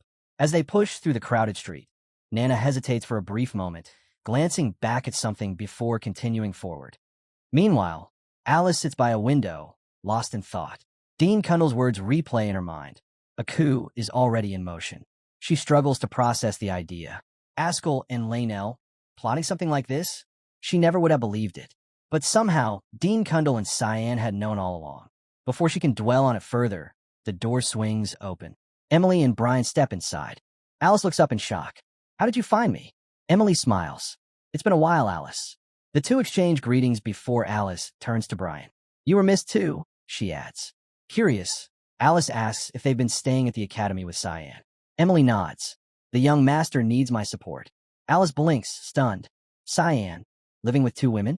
Before she can fully process that, Brian drops another surprise. We're only here for 3 days, he says. Alice stares at him in disbelief. 3 days, she echoes. Just then, Brian tenses. A realization dawns on him. Wait, someone's missing. Alice frowns. Who? Brian's expression darkens with guilt. Nana. She was with us just moments ago. Emily steps forward. We need to find her. Anyone close to Cyan is important to me as well. The scene shifts to Reno, a picturesque coastal city where the sea glistens under the sun. A man pushes open a wooden door, stepping onto the dock. His voice cuts through the salty air. "Tell the captain, it's time." Inside a large chamber, sailors gather. The crew is ready to set sail, murmuring about the generous pay for this trip. In a corner, a dark-haired boy stands beside a wolf-like companion. His sharp eyes scan the room. Among the gathered figures, he recognizes someone, a familiar kid from earlier. By the water's edge, Nana wanders without a care, completely unfazed by her surroundings. One of the men nearby watches her in disbelief, murmuring about how strange it is for a child to roam alone so fearlessly. The dark-haired boy steps forward, studying her. With an easygoing tone, he asks, "Where's your family?" Nana simply points toward the docks as raindrops begin to fall. The boy raises an eyebrow when Nana suddenly sniffs the air, muttering about a familiar scent. Behind him, a wolfman grins wickedly. "An easy catch," he mutters. "Might fetch a nice bribe." The boy turns back to Nana and flashes a friendly smile. "How about I take you somewhere with lots of tasty treats?" At the mention of sweets, Nana's eyes light up. "Candy," she repeats excitedly. The boy hesitates. Surely, she's too old to fall for something so simple. But to his surprise, Nana eagerly nods, completely taken by the idea. Before she can follow, a young noble with jet black hair steps in, calmly reminding her of a rule she should know by now. Never trust strangers who offer candy. But Nana, already lost in her excitement, ignores him. The wolf-like companion playfully calls her over, and without hesitation, Nana chants about sweets and follows them. She does recall Cyan warning her once. Following someone's words blindly will only lead to trouble. But that thought is fleeting. Right now, all she cares about is candy. The strangers lead her down a narrow, shadowy path. "There's plenty of candy inside," one of them says with a smirk. For a brief moment, something nags at Nana. Cyan's words echo in her mind. But her craving gets the better of her, and she hurries forward. Behind her, the men chuckle, mocking her for being so gullible. "Another easy prize," one scoffs. Inside, Nana hums to herself as she eagerly searches for the promised sweets. But as she ventures deeper, the excitement in her eyes fades. Rows of barred cages stretch before her. Children, their faces pale with fear, watch silently from behind the iron bars. Their eyes plead for help. She stops in front of a tall, foreboding doorway, her back stiffening. A creeping doubt settles over her. Realization strikes. She's been tricked. She turns slightly, whispering to no one in particular, "Papa, I messed up." But just then, her nose twitches. A familiar scent lingers in the air. Without another thought, she rushes toward it, her feet carrying her down a dimly lit corridor. At the end of the passage, a heavy cloth drapes over a large cage. From within, eerie sounds stir the silence. Hesitating only for a second, Nana reaches out and pulls the cloth away, revealing two monstrous, high-ranking red gnolls, their golden eyes glowing menacingly in the darkness. Most would recoil in terror, but Nana simply tilts her head. Then, she reaches her small hand through the bars and gently pats one of them on the head. "Good boy," she says casually. Instantly, the gnoll's aggressive snarl softens into something almost tame. Curious, she leans in. "How'd you end up here, little guy?" The gnoll lets out a soft woof, shifting restlessly in the cage. Grinning, Nana places both hands on the iron bars. "Don't worry, I'll get you out." With a slight push, the metal bends effortlessly beneath her touch. The door creaks open. Just as the gnoll steps forward, a voice calls from behind. From the shadows, a soft voice calls out. Nana turns to see a group of elven children trapped behind another set of iron bars. Their wide, desperate eyes plead for help. The little demon dragon girl doesn't hesitate. With the same effortless strength, she bends the bars and sets them free. The scene shifts. A mysterious lord reclines in his chair, a massive chained wolf resting beside him. Before him, the wolfmen and the newly freed elves stand in formation. One of them steps forward. "We're all ready now, Captain." The captain, a red gnoll, towering and battle-worn, sits alongside the CEO of the Merchant Union. He nods approvingly. "Good. Now, we just need to set sail from the harbor." A merchant smirks. "With Morris gone, the Gray Merchant Union is finished. No more fees, no more restrictions. Our profits are about to skyrocket." Another adds. The Garum Association pays more for younger captives. Once this job is done, bonuses all around. A dwarf grumbles, arms crossed. First Albus, now the Gray Merchant Union. I don't like this. Feels off. Then, with a chuckle, he mutters, call it women's intuition. The wolfman and elf beside him exchange confused looks. Unbothered, the red knoll waves off their concerns. There's nothing to fear. We have our knoll champion. Suddenly, a thunderous explosion rips through the harbor. A wave of purple energy surges through the sky, and before their horrified eyes, their ship is obliterated. Flames and smoke rise into the air. The red knoll jolts to his feet, fury in his voice. Who did this? Above them, a figure perches on a ledge, silhouetted against the burning wreckage. A voice rings out, childlike, but laced with something far more dangerous. Bad adults. Then, in a flash, she leaps down, landing before them in her fully transformed dragon demonic form. Nana's golden eyes glow with raw power. Her wings spread wide as she glares at them. The knoll froze, stunned, as a draconic woman suddenly appeared before him. Nana didn't waste time. She pointed straight at the elf and the wolfman, accusing them of lying and trickery. Her relentless finger-pointing and sharp words quickly pushed them over the edge. With a furious shout of, I'm cutting off that finger first, the two, joined by their dwarf, charged straight at her. But before they could land a hit, Nana moved. One brutal punch, a knee to the wolfman's face, and then, bam, she smashed his head into the dwarf's, knocking them both out cold. Standing over their crumpled bodies, Nana turned her glare on the stunned knoll. Seething, the knoll tapped into his mana, activating a chained wolf monster at his side. He barked in order to capture the girl alive. The beast's red eyes blazed with fury as it stormed toward Nana, slamming its massive hammer so hard into the ground that the earth cracked beneath it. The knoll warned it not to kill her, but the monster wasn't holding back. Just then things flipped. Nana stopped the hammer with one arm, effortless. Her gaze fixed on the metal collar around the wolf's neck. It looked familiar, but before she could place it, the beast swung again. She dodged without a hitch. Frustration boiling over, the knoll unleashed a surge of mana from his head. The collar pulsed with a painful energy, throwing the wolf into a berserk rage. Its power spiked. It lifted the hammer again for another brutal strike. But Nana had already cracked the code. Purple energy surged into her fist as she slammed it into the collar. The impact sent the massive beast flying. The knoll's eyes went wide in disbelief. Why the hell are you flying at me? Too late. The wolf crashed into him with crushing force, its hammer shattering on impact. Elsewhere in the forest, Brian caught sight of smoke rising through the trees. Feeling the pulse of mana from that direction, he raced toward it without a second thought. Back at the wreckage, the knoll slowly came to, coughing and groaning. Glaring at Nana, he growled, You'll pay for this. He reached for the mana link, only to realize the collar was gone. The freed wolf turned its gaze on him, no longer restrained, only filled with rage. The wolf landed a crushing blow, launching the knoll into the distance. Whether he lived or not was anyone's guess. As the dust began to settle, the giant wolf turned its attention to Nana. But something was different. Its gaze, once full of rage, now softened. That's when Nana revealed what she had been hiding all along, a tiny wolf pup tucked in her arms. You're his mom, aren't you? He's been looking for you.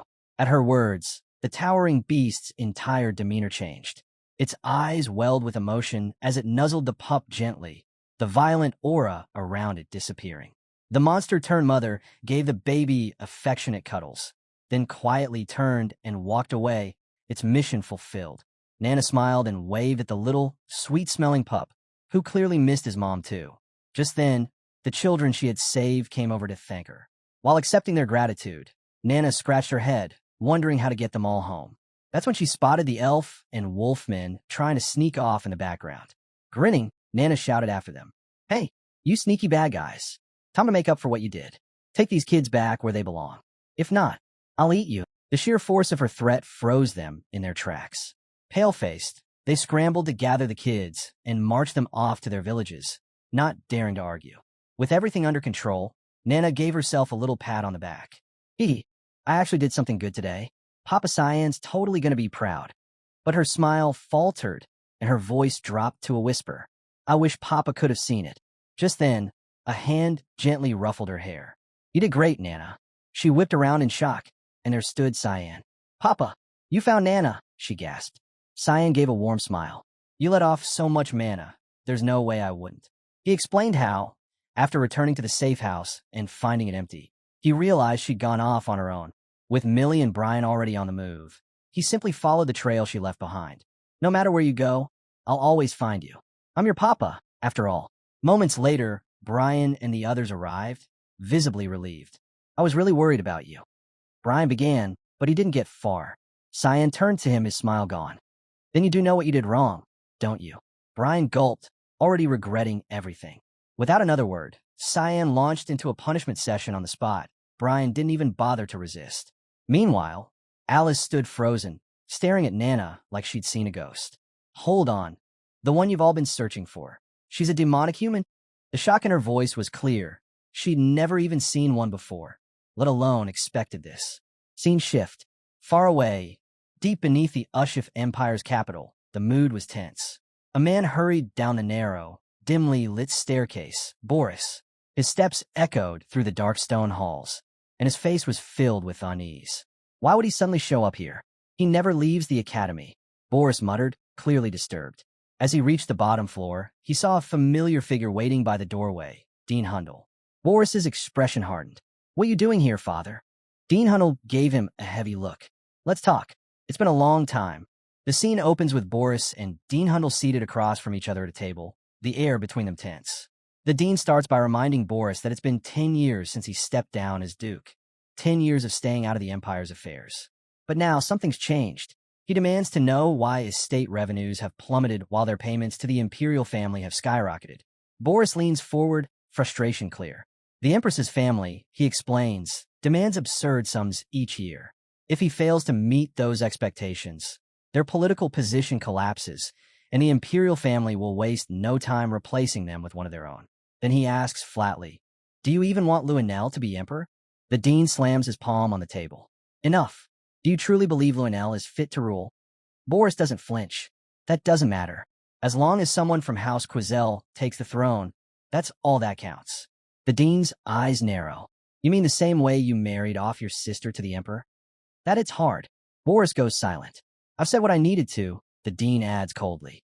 "Cut all support to Luenell." Boris tries to protest, but the dean rises from his seat and heads for the exit. "Where are you going?" Boris calls after him. "To the palace." Scene shift. In the quiet of the Vert estates, Ascal Vert sits alone, staring down at a slip of paper. So, the one who holds a demonic sword has finally shown up. His expression darkens. Everything he planned is unraveling. With a flick of his wrist, he burns the message to ash. It's all falling apart again. He thinks back to Alice abandoning the knighthood. Her leaving gave him a clearer path to inherit the dukedom. A silver lining, he mutters, though the memory of her bitter stare lingers. She knows something, and it started to irritate me. Suddenly, the room flares with teleportation magic. Boris appears, cloaked in a different aura. Boris bows slightly. "Offer my greetings, Sir Ascal Vert." Ascal recoils in surprise. "What's going on? Is this your true form?" "The Black Dragon tribe."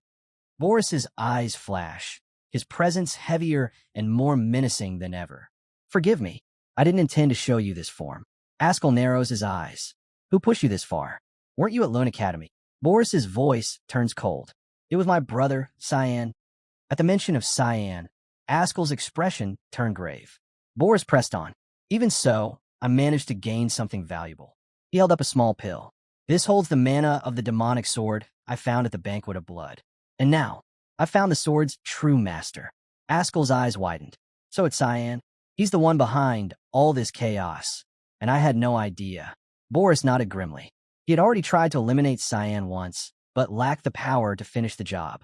Ascal leaned back, a dark resolve settling in. "Then I'll handle it. I've fought Cyan before. He's no easy opponent, but I can take him." But Boris raised a hand. "Not yet. It's too early." Ascal frowned, confused. "Why? What's stopping us?" "Cyan's being shielded," Boris explained, "by the Black Fog's followers. The situation's unstable. We move too soon, and it'll all collapse." "Then you have a plan?" Ascal asked cautiously. Boris nodded. "A prophecy points the way. The Saintess will lead us to the Holy Sword's location. And to reach it, we need to find one person, Duran Dark. Unbeknownst to them, Just outside the room, a servant stood frozen, eavesdropping. His eyes widened at the mention of the holy sword. This was information Cyan needed to hear immediately. He turned to slip away, but before he could take a step, Boris was already behind him. Well, looks like we caught a little rat. With a cold grin, Boris grabbed him by the neck and lifted him off the ground, his voice low. You're not one of Ascal's regular men, are you? So tell me, who are you going to report to? Just then, Ascal stepped out of the room. His face was a mix of disappointment and realization. I hadn't suspected you until now. The servant struggled, trying to explain himself, but Ascal cut him off coldly. You deceived me long enough. Kellen, scene shift. Meanwhile, deep in study, Luna sat surrounded by scrolls and ancient volumes, flipping page after page with growing frustration. It's not here, she murmured, lost in thought. Her mind flashed back to that day in Boris's lab, the day she stumbled across that ancient script. The fragments were written in a language long forgotten, tossed aside by time. If the spell hadn't thrown her out, she might have uncovered more. So far, she confirmed one thing. Only two known books existed in that language, the divine scriptures and the demonic scriptures. And, judging by what she had seen, it leaned more toward the divine. But that only deepened the mystery. Why would something so sacred be hidden away in Instructor Boris's lab? And more importantly, what were the scriptures used for? Why couldn't she find anything on their purpose or contents? Just then, Aaron stepped into the library and spotted Luna buried in her books, completely zoned out. Luna, still deep in her thoughts, was considering whether her last resort might be the Garum Association's archive of forbidden texts. Aaron cleared her throat. Wow, you're so locked in, I could have been standing here all day. Startled, Luna looked up. What brings you here? Aaron gave a casual shrug. Have you seen Cyan around lately? Luna shook her head. Not at all. I've been stuck in here the whole time. Then, giving Aaron a quick side glance, she asked playfully, do you miss him? Aaron immediately scoffed, clearly flustered. Why no? I just think it's weird that he suddenly stopped showing up to class. That's all. Luna chuckled. Don't worry. He'll come back. Aaron raised a brow. And how are you so sure?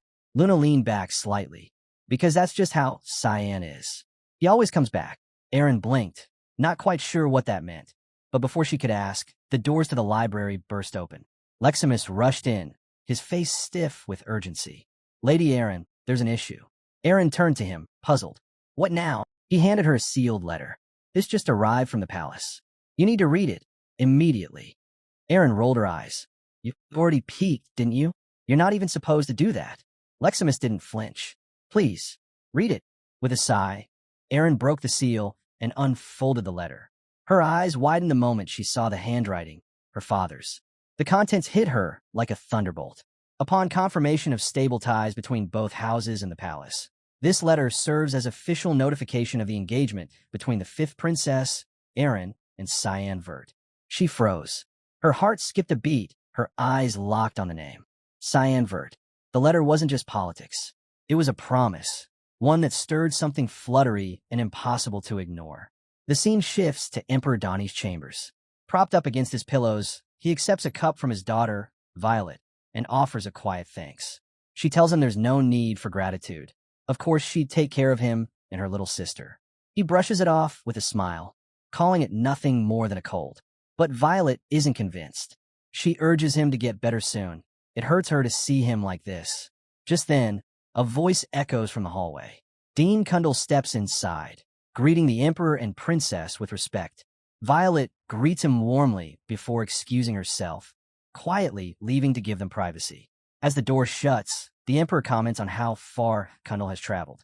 But this time, Kundal isn't his usual composed self. He stands stiffly, eyes serious.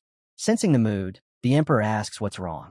Then, with a weak chuckle, he apologizes for being in such shape when hosting an important guest. Kundal immediately urges him not to say such things, then asks, when did his condition get this bad? The Emperor sighs. At first, he thought it was nothing. But now, looking down at his unsteady hands, he admits it hasn't improved at all. Kundal's expression tightens. He regrets not coming sooner. Another cough shakes the Emperor. Then he changes the subject. He assumes Kundal didn't come just for a visit. After all, he only shows up when there's trouble in the Empire. Wiping the sweat from his face, the Emperor asks if this is about Lionel. Kundal confirms it. At first, he didn't think much of it, But things are turning out worse than expected. Suddenly, the Emperor lifts his hand. Lightning sparks crackle in the air as he channels mana, declaring that as long as he draws breath, Luinel won't lay a finger on anyone. The power in the room flares, but it's unstable. Cunnel sees it clearly. It's not just his appearance.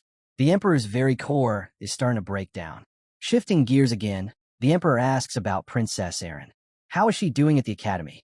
Caught off guard, Cunnel replies honestly, she's doing well. Smart, diligent, and already growing into her role. There's nothing to worry about. The Emperor smiles faintly. She's always been strong. It brings him comfort knowing she's thriving, especially after she met that boy 3 years ago. Cunnel raises a brow. You mean Cyan Vert? The Emperor nods. He believes Cyan will stay by Erin's side. That's why he's decided they'll be wed. Cunnel draws a sharp breath, stunned. But the Emperor simply asks, was that really so surprising? Cunnel admits he'd already suspected something.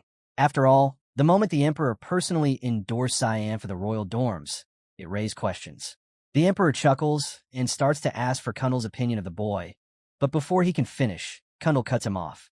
He says bluntly, Cyan is a terrible choice. The Emperor's smile fades. What do you mean?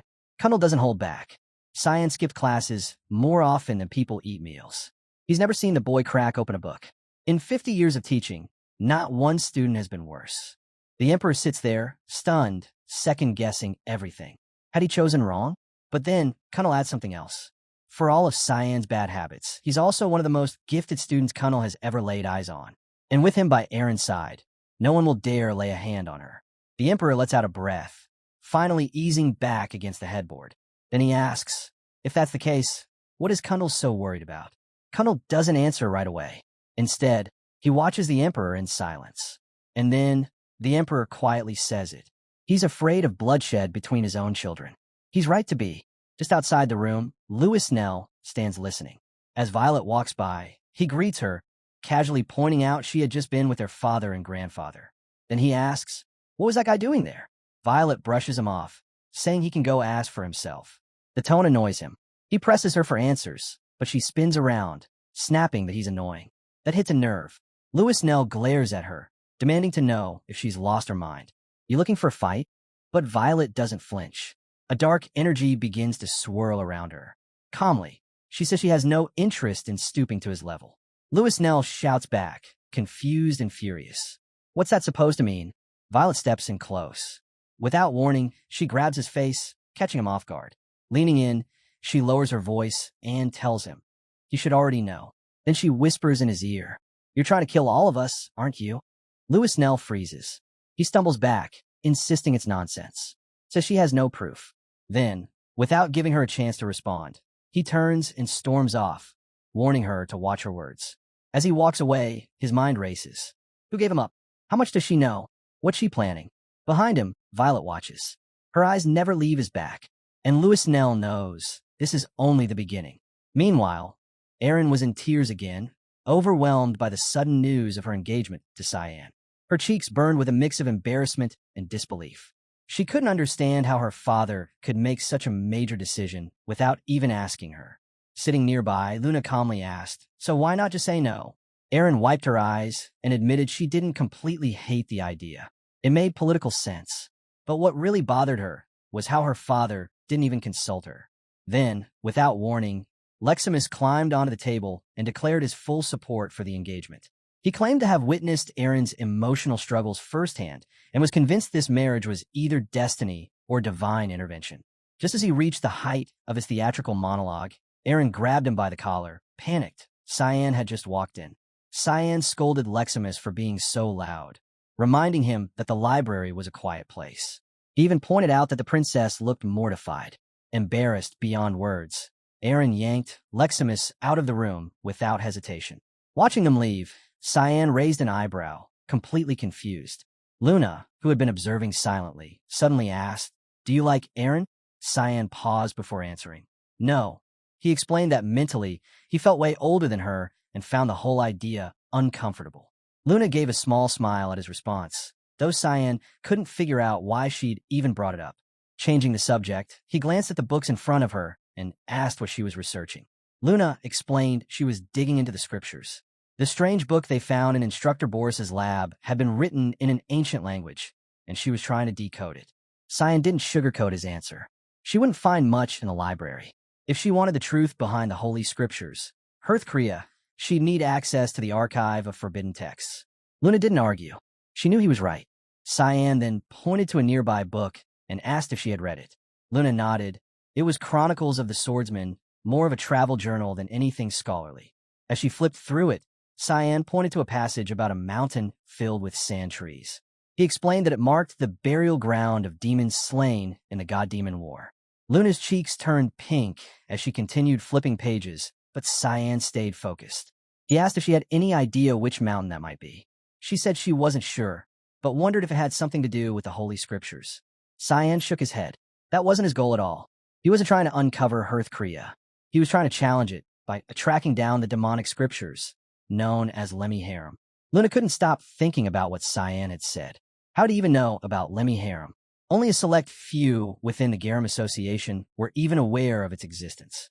She kept her tone casual and told him she didn't know anything about it and apologized. Cyan nodded, saying he understood. He asked her to keep him informed if she came across anything. Then, without another word, he turned and left. Once he was gone, Luna called out softly, "Lamella?" A girl stepped out from behind a bookshelf, apologizing as she approached. She admitted she'd been ordered not to leave Luna alone. But Luna wasn't fooled. She knew Lamella wasn't there to protect her. She was there to keep an eye on her. Fixing her with a cold stare, Luna asked where she truly stood. Was she with Hearth Kriya or Lemmy Harem? And how many in the association even knew those names? Lamella hesitated before answering. Only a handful, she said, and even saying the names aloud was forbidden. She had no idea how Cyan could have known about them. Luna didn't back down. She told Lamella to bring her some books from the archive of forbidden texts. That made Lamella freeze. Doing that could get her killed, she said. Mr. Rigens would be furious. But Luna's voice turned razor-sharp. One word from her could make Rigens just as furious. She needed to find out what Cyan knew, no matter the risk. Now, the decision was Lamella's. With a reluctant sigh, Lamella agreed. She nodded quietly and disappeared into the aisles. Alone again, Luna was left with more questions than answers. She'd confront Cyan later, dig into how he came by that knowledge. But for now, her goal was clear. She needed to get closer to him. There was more he wasn't telling her. Elsewhere, Khan was also deep in thought. A mountain filled with sand trees? It didn't make sense. Maybe Luna had some idea, but since she hadn't said anything, he figured he'd just have to find out on his own. As he walked, a voice called out to him. Cyan looked up to see Seth Shah striding over, a grin on his face. Seth said Cyan looked like he had a lot on his mind and offered to help. Claimed he was a man of deep empathy and emotional brilliance. Even called himself a counselor. Cyan gave him a flat stare. "What the hell are you doing?" Seth just smiled wider. "Surprised to see this side of me?" Cyan shook his head. "I'm not in the mood." But Seth wasn't letting up. He grabbed Cyan's arm, insisting he could be helpful. Cyan was irritated. He didn't think Seth had anything useful to offer. In fact, he was pretty sure the guy was all brawn and no brain. But then it hit him. Seth was from the desert. So Cyan asked him straight up, had he ever heard the phrase, "a mountain full of trees, of sand," or the name Lemmy Harem? The moment the words left his mouth, Seth's whole vibe changed. His fist clenched so tightly his glasses cracked. He muttered that it had been a long time since he'd heard that name. Lemmy Harem, he said, was the first opponent who'd ever handed him a loss. He remembered it vividly. He was only 6, exploring some nameless ruin. Back then, he had no power, no skill. Lemmy Harem was like a living nightmare. There was no winning, not even a chance. At some point, everything went dark. When he came to, he realized he'd escaped purely on instinct. It was humiliating, but it's what saved his life. Cyan asked if Lemmy Harem was some kind of monster. Not a book, not a belief, but an actual entity. Seth confirmed it. Whatever it was real. And just thinking about it still left a heavy weight in his chest. That was all Cyan needed to hear. Even if he wasn't ready, he knew he had to go there now. So he asked where the ruins were.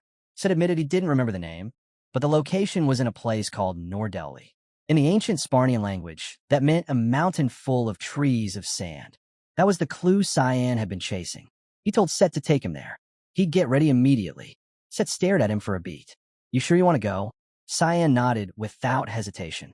Seth stood still for a second longer, then smiled. A memory floated to the surface. His mother, gently asking him why he'd been crying. He'd told her his friends always ran away, even when he didn't break anything.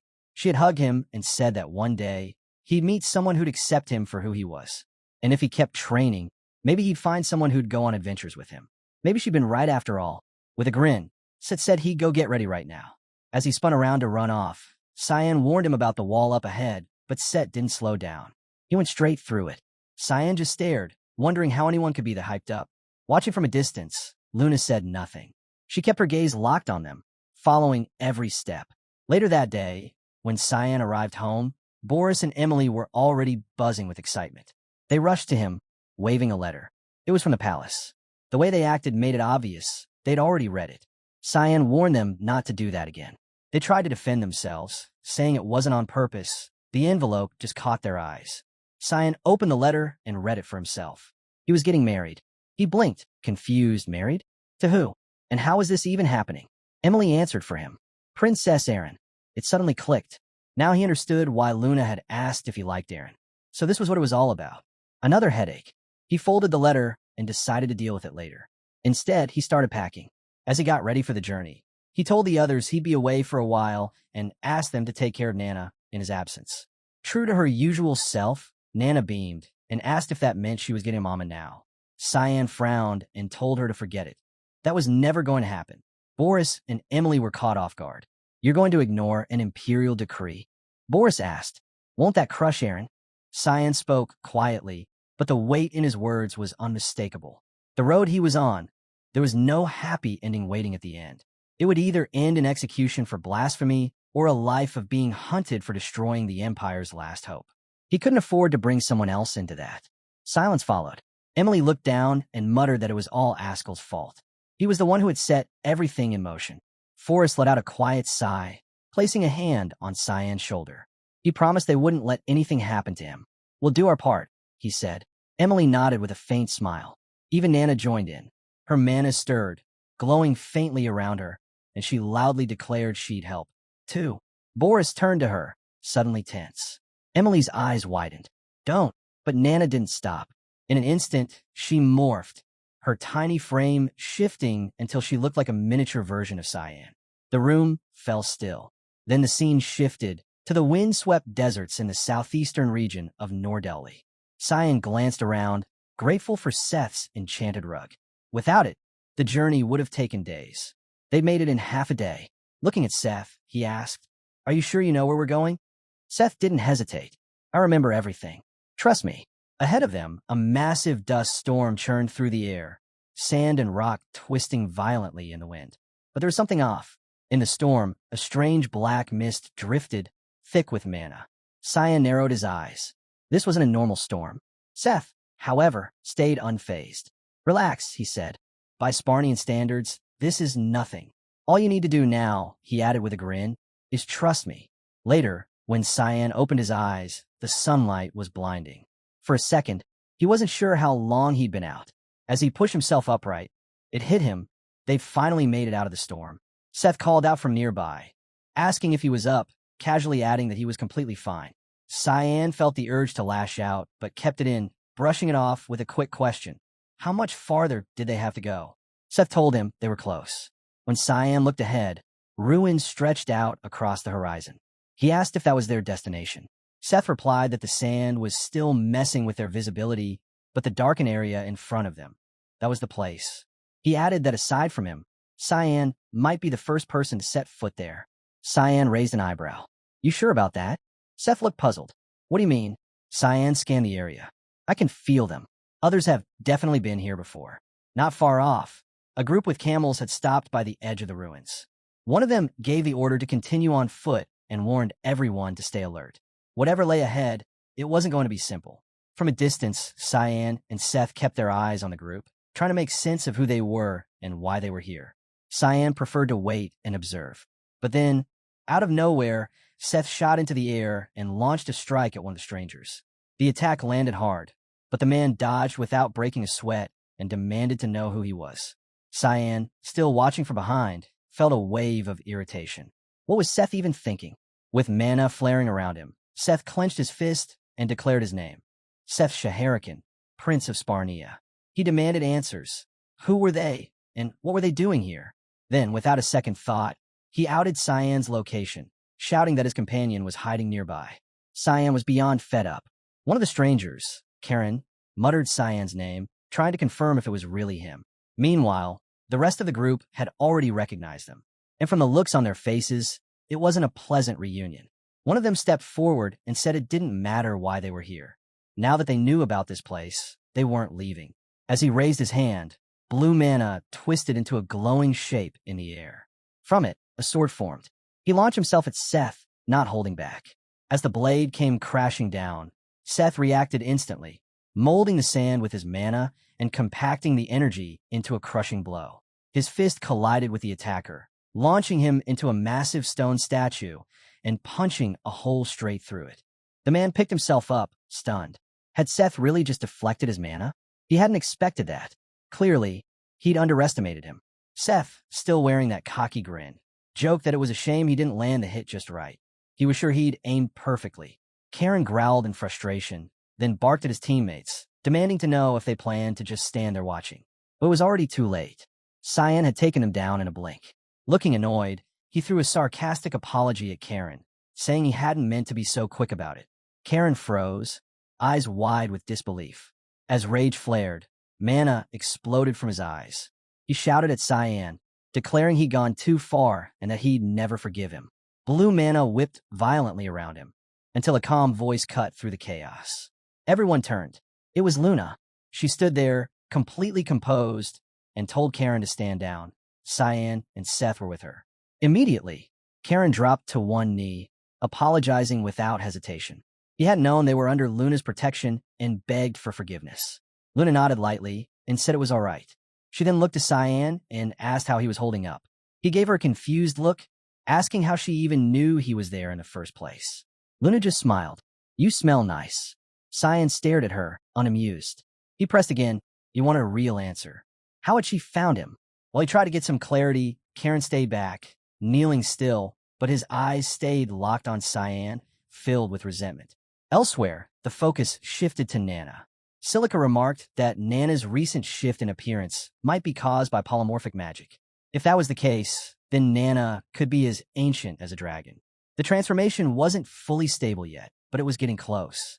Dragons typically used polymorphism to conceal their real forms, but when it came to Nana, even Silica couldn't say for sure. She added that, most likely, Nana had never even seen a fully grown dragon herself. Boris, meanwhile, couldn't shake the memory of how terrified Nana had once been.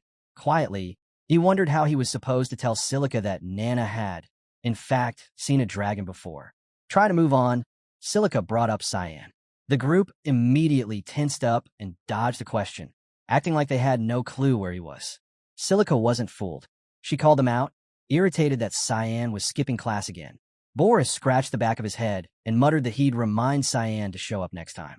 Silica's temper flared. She snapped that Cyan never listens to him anyway. As she walked off in frustration, Boris sighed, clearly embarrassed. It's exhausting covering for him all the time, he mumbled. Emily nodded in agreement, without missing a beat. Back in the ruins, Luna turned to Karen and asked if he'd come with her. Karen hesitated, warning her the place was far too dangerous. Luna didn't back down. She said she could vouch for their strength. After all, no one who enters ever returns. Wasn't that all the more reason to team up? Karen admitted the people gathered here were all above the 7-star rank. Things were different this time. They needed to trust her. Just then, Seth raised a hand casually. Already been in there and came back alive. Karen rolled his eyes, scoffing. No way someone like you made it out. Seth, now visibly annoyed, fired back. Big words for someone who just got knocked around. He added that he even remembered the layout and that lizardmen had been guarding the entrance. Cyan's face paled. Lizardmen? Those were high-tier monsters. His gaze shifted toward the shattered wall from earlier, and right on cue, a lizard man stepped out of the darkness. Karen reacted fast. It's here, get ready. Then more of them emerged from the shadows, armed and advancing fast. Luna's guard instantly stepped in front of her, holding firm in a defensive stance. Around them, the 7-star fighters surged forward into battle. Karen unleashed perfect thunder, sending jolts of electricity crashing into the monsters. Seth powered up his gear, slash, and began tearing through the crowd. Even so, A few monsters slipped past the front line, closing in on Luna. She didn't hesitate, blasting them away in an instant. But as the seconds passed, more kept pouring in. It was endless. Then the air shifted. Dark mana began to swirl. A sphere formed in the air, void sphere. Luna's eyes widened. Cyan stood at the center, dark energy crackling around his fist. He split the energy across the battlefield, and the growing sphere ripped through the wave of monsters. One by one, the creatures fell, crushed and torn apart by the pressure of his mana. Karen watched in stunned silence. Cyan had just obliterated an entire group of high-ranked beasts, effortlessly. For the first time, he truly grasped how strong Cyan was. Everyone stood frozen, still processing what they'd just witnessed. Cyan stared down at his own hands, confused. He wasn't even sure how he'd done it. Off to the side, Seth looked like he'd swallowed something bitter. That was his moment to shine, and now all the attention had flipped to Cyan. Muttering under his breath, Seth complained about being reduced to a glorified tour guide. Still, they didn't stop. The group pushed forward into the depths of the ruins. But it didn't feel like ruins anymore. Luna confirmed what they were all beginning to suspect. This place was more than ancient rubble. It was a dungeon, reinforced with pure mana. They reached a wide staircase leading to a sealed gate. Seth stepped up, channeling his energy, but nothing happened. The gate didn't react at all. No spell worked. Even the best mages couldn't dispel the barrier. One of the 7-star mages stepped back, shaking his head. I've never seen a barrier like this. Karen pushed to the front. Let me try. I'll smash it down like I did before. He launched perfect thunder again. The gate absorbed it without a trace. Must be sealed with some kind of mana filter, he guessed. Seth snorted. Yeah, brilliant idea. Just blast it till it gives. Karen's eye twitched. Then you try. Seth strolled up, placed a hand gently on the gate, and it lit up. Ancient symbols flared to life, and with a deep groan, the gate slowly opened. Seth smirked over his shoulder. Karen looked ready to explode. One of these days, he muttered, I swear I'm going to kill that kid. Just then, a shadow loomed behind Seth. A hulking monster emerged from the darkness. Luna calmly noted, there's probably one guarding every gate. The dim glow revealed the creature's massive form. Seth turned around, grinned, and said, this one's mine. The monster swung hard, and Seth met it head-on. With mana surging through him, he unleashed great cannon. Their blows collided with a thunderous impact, exploding outward in a shockwave that rocked the room. They pushed deeper into the dungeon. Every corner brought new threats. Monsters they'd never encountered, traps buried in the floor, and strange entities made entirely of mana. None of it slowed them down. They moved as a unit, fighting side by side. With each sealed gate, Seth stepped forward, and every time, the ruins reacted to him. More specifically, to his blood. Later that night, while the group rested, Luna sat beside Cyan and told him something unexpected. The Sharvikins were the ones who built this place. Cyan blinked. You're just telling me this now? She replied calmly that she'd only discovered it recently, while reading from the archive of forbidden texts. Cyan gave her a look. You're lying. Luna huffed. I'm not. That actually makes it worse, he muttered. Especially since your feelings for me make no sense. In her head, Luna called him an idiot. But she kept talking. The Grom Association, she explained, had been chasing both the divine and demonic scriptures for years. They believed the divine armor would bring prosperity and power to their kingdom. Her grandfather? He treated it like destiny, an absolute key to ruling the continent. Cyan leaned back. Power like that only leads to death. Then Luna asked quietly, so why are you after the demonic scriptures? Cyan answered without hesitation. To destroy it. If I don't, someone else will use it for war. I'd rather ruin everything myself than let that happen. Luna stared at him, stunned. Then, with a small nod, she said she wanted to help. She'd help him get the book. Cyan sighed. Go to sleep. I don't want to, she replied. I want to stay here with you. Cyan stood up. Then I'm leaving. As he walked away, he shook his head. What the hell was he doing talking about stuff like this with a 12-year-old? Behind him, Luna sat quietly, half sulking and mentally calling him an idiot again. Not far off, Karen remained in the shadows, eyes fixed on them, jealousy quietly boiling inside. Eventually, they reached an enormous gate, far larger than any before it. Seth stepped up and announced, this is the last one. Haven't been here in a while. The seal on the door was already broken. As they approached, Seth channeled his energy, illuminating the chamber beyond. At the center of the room, A swirling purple mist hovered in midair. Cyan stepped forward. Is that? Let me hear him. Seth nodded, but Cyan stared, baffled. That's supposed to be a book? What floated there looked more like the remains of a skeletal beast than any scripture. Karen snorted. If you're all too scared, I'll go first. Cyan reached out to stop him. Wait. Too late.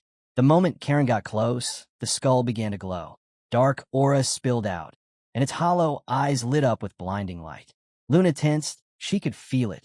The sheer pressure of the mana was overwhelming. The skeleton began to move, shifting and expanding, transforming into something monstrous. The ground trembled and cracked beneath it. And just like that, the entire space around them changed. They were no longer in the ruins. They had been pulled into an entirely different realm. Cyan looked up, stunned. Whatever this thing was, it wasn't just a monster. No, it was something else entirely. His voice came out in disbelief. Is this really the demonic scriptures? Is this? Let me hear him. Cyan stood frozen, stunned as the beast summoned from the skull tore open an entirely new dimension. This wasn't just any creature. It was the dreaded Lemmaharim from the ancient demonic scriptures. Karen barely avoided the beast's first strike, struggling to grasp the sheer size of the thing. It hit him. This was really it, the artifact they'd spent so long chasing. Without hesitation, he unleashed his Volt Detection blast straight at it, but the Lemmaharim didn't even flinch. The 7-star fighters quickly joined in. Pooling their powers, they launched their elemental combo move, Rolling Ethereal. This time it worked. The monster staggered. Karen exhaled in relief. Finally, something had landed. Luna froze the creature in place with her spell and called out to Lamella to strike. Mid-air, Lamella surged forward, sword glowing, ready to deliver her Nova Bringer blow. But before she could even connect, the monster swatted her away like a feather. Seth was already charging in. With a grin, he unleashed his sand stump attack, taunting the Lemmaharim as if meeting an old rival. The sand magic coiled around the beast, sealing it. Meanwhile, Lamella hit the ground hard. Luna cried out, worried. Lamella gave a quick nod. She was okay. That was enough for Luna to breathe again. She glanced towards Seth's containment, and for a moment, it looked like they had the upper hand. But something about it felt off. Her instincts were right. In an instant, the Lemmaharim burst free from the sand stump. Seth's smirk only widened, clearly impressed. Lunav, however, was stunned that Seth's spell broke so easily. With a thunderous roar, the creature lunged at Seth. Unfazed, Seth readied his grit cannon. But before he could fire, Cyan stepped in and hurled his void sphere abscission straight at the beast. It landed. The Lemmaharim dropped. Just like that, it was over. Cyan stared at the fallen creature, frowning. That was too easy, he muttered, then turned to Seth. Sorry for stepping in. Seth slumped, visibly annoyed. Why do you always cut me off? Off to the side, Karen watched Cyan silently. He couldn't believe what he'd just seen. To take down the Lemmaharim like that. Was Cyan even human? The thought unsettled him. He hated that someone like Cyan was close to Lunav. One of the 7-star fighters approached Karen, concerned. You all right? Karen, brush him off. This isn't about me. Focus on Lunav. Not that any of you are actually useful. His words hit like a slap. The fighters stood speechless, unsure what they'd done to deserve that kind of scorn. Cyan and Seth stood quietly, staring at what was left, just the monster's bones. Somehow, they had escaped the strange realm. Cyan glanced around, puzzled. Where's the demonic scripture? Seth shrugged. No idea. I've never actually beaten this thing before. Before they could say more, blue flames erupted from the pile of bones. The air shifted. The fight wasn't over. Without warning, the ground cracked open, and violent blue tornado-like auras burst out, tearing everything apart. Lunav dashed forward to reach Cyan and Seth, but Lamella grabbed her arm, pulling her back from chaos. Fall back, Karen shouted, or you'll all be swept away. Amid the turmoil, Cyan became trapped in the shifting rocks. Lunav tried to rush to him, but Lamella held her back. It's too late, Lamella said. Even someone like Cyan can't survive this. Lunav shook her head. He's still alive. I can feel it. She pushed forward. Lamella tried to stop her, but Lunav turned sharply. Help me clear this rubble. Now. Lamella hesitated, but the determination in Lunav's voice broke through her doubt. She gave in, joining her to dig through the wreckage. Far away, in a new and unfamiliar realm, Cyan and Seth had been teleported again. Cyan quickly scanned their surroundings, and then he saw it. The monster had returned, Balrog was reborn. Cyan looked over at Seth. You okay? He asked, but then his eyes widened. Seth was on the ground, his body scorched. He hadn't dodged the last attack. The 9-star spell had been too much, even for someone from the academy. Balrog let out a deafening roar. Cyan winced, then glared. Would you just shut up already? But a smirk formed on his face. No one was around. No one to hold him back. This time he could go all out. The monster's mana surged. Cyan's grin widened. Bad timing, pal. I'm in a horrible mood. Without another word, Cyan launched forward, ready to end it.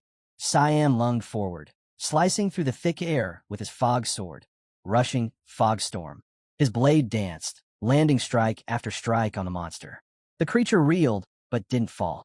Instead, it looked at Cyan and spoke. You're the first human to come this far. Cyan froze. It talked. The monster sneered. You'll never win. I can't be killed.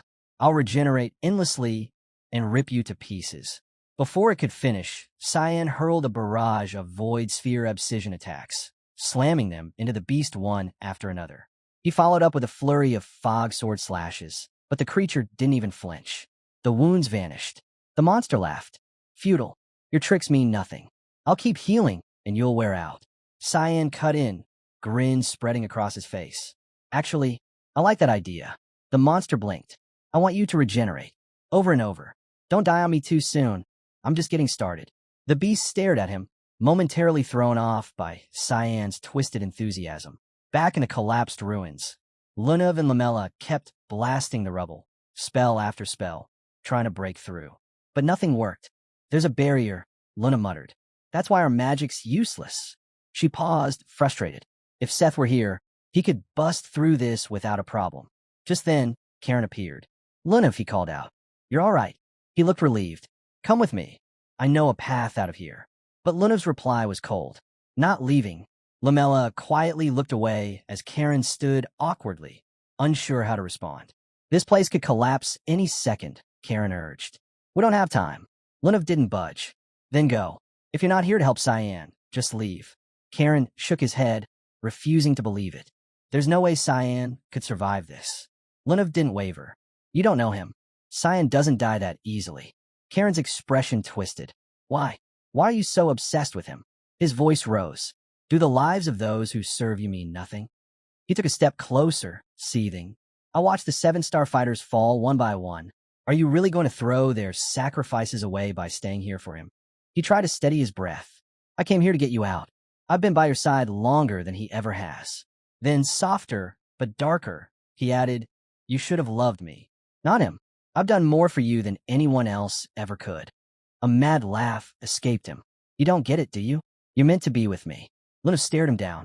If fate exists, then maybe I'm fated for Cyan. But you? Her tone turned cold. The idea makes my skin crawl. Lamella let out a sharp laugh at Karen's humiliation, but Karen didn't care. His eyes locked on Lunav. Mock me all you want, he said, but if you won't come willingly, I'll make you. He stepped toward her, menace in every step, until Lamella moved to block him. Don't, she warned. Don't cross that line. With a snarl, Karen grabbed her and slammed her against the barrier wall. You dare to stand in my way? He hissed. You think I won't end you? He charged his Volt spell and struck her. Lamella collapsed, unconscious. Turning to Lunav, Karen smirked. Now it's just us. But before he could move, a voice echoed behind him. That's far enough. Karen spun around, eyes scanning. Who's there? Another survivor. The voice replied calmly. I'll show myself, but only so you can pay for what you've done. Elsewhere, Seth stirred awake, but something felt wrong. He wasn't in the same place anymore. The space was vast, foggy, surreal. Where am I? He muttered. The last thing he remembered was Lemaharim's attack slamming into him. Am I dead? No. A voice answered from behind. You're alive. He turned to see a woman standing there. Her presence was strange, almost familiar. I know you, she said softly. You're Chaharkin's heir. Seth's eyes narrowed. Who are you? How do you know that? She smiled. I didn't expect you to remember. It's been a while. I'm the one who saved you, remember? Before he could respond, she added, but I'm not here for you. I want Cyan.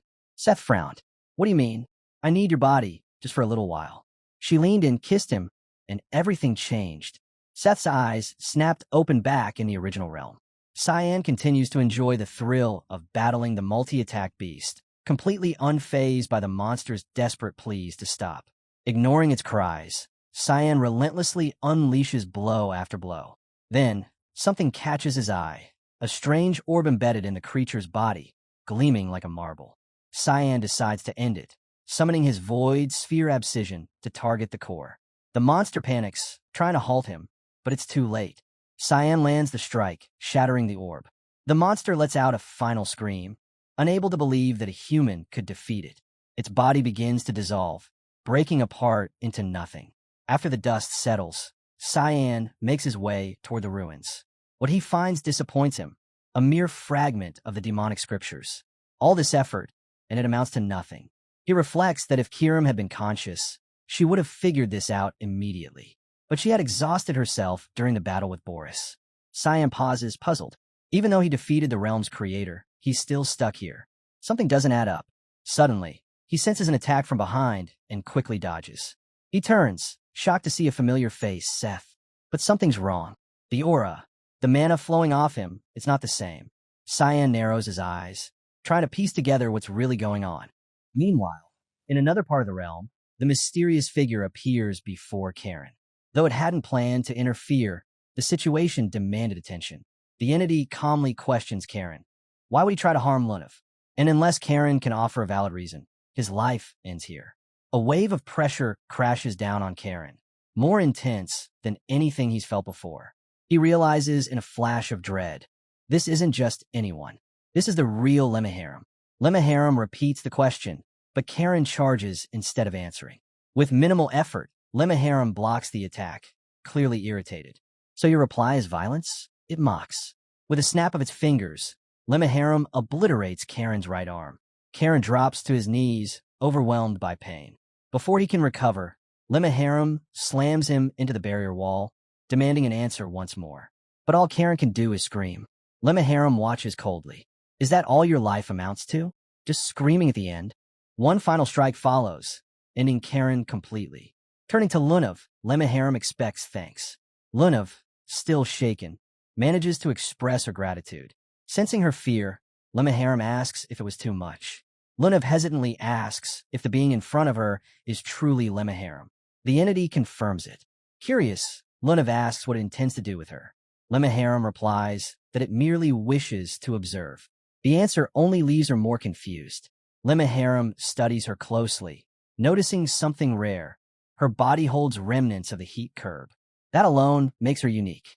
But even more intriguing, someone had removed it from her before, someone with mana almost identical to Lemmaharam's. There's no doubt in its mind. That someone was Cyan.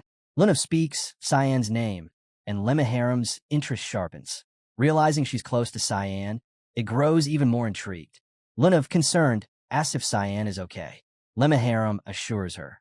Cyan is simply having a chat with the ruin's original master. Turning its attention to Lamela, Lemmaharam asks if Lunav intends to let her die.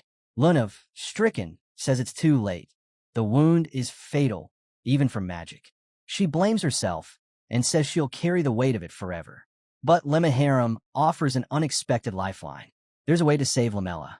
Hope flickers in Lunav's eyes as she asks if Lemmaharam will really help. Lemmaharam agrees, but only on one condition. If Lunav can accept it, it will reveal the secret. Cyan struggles to keep up, dodging Seth's relentless strikes. Each movement grows harder. Seth is no longer fighting like a human. His mana has surged, his skills far beyond anything Cyan expected.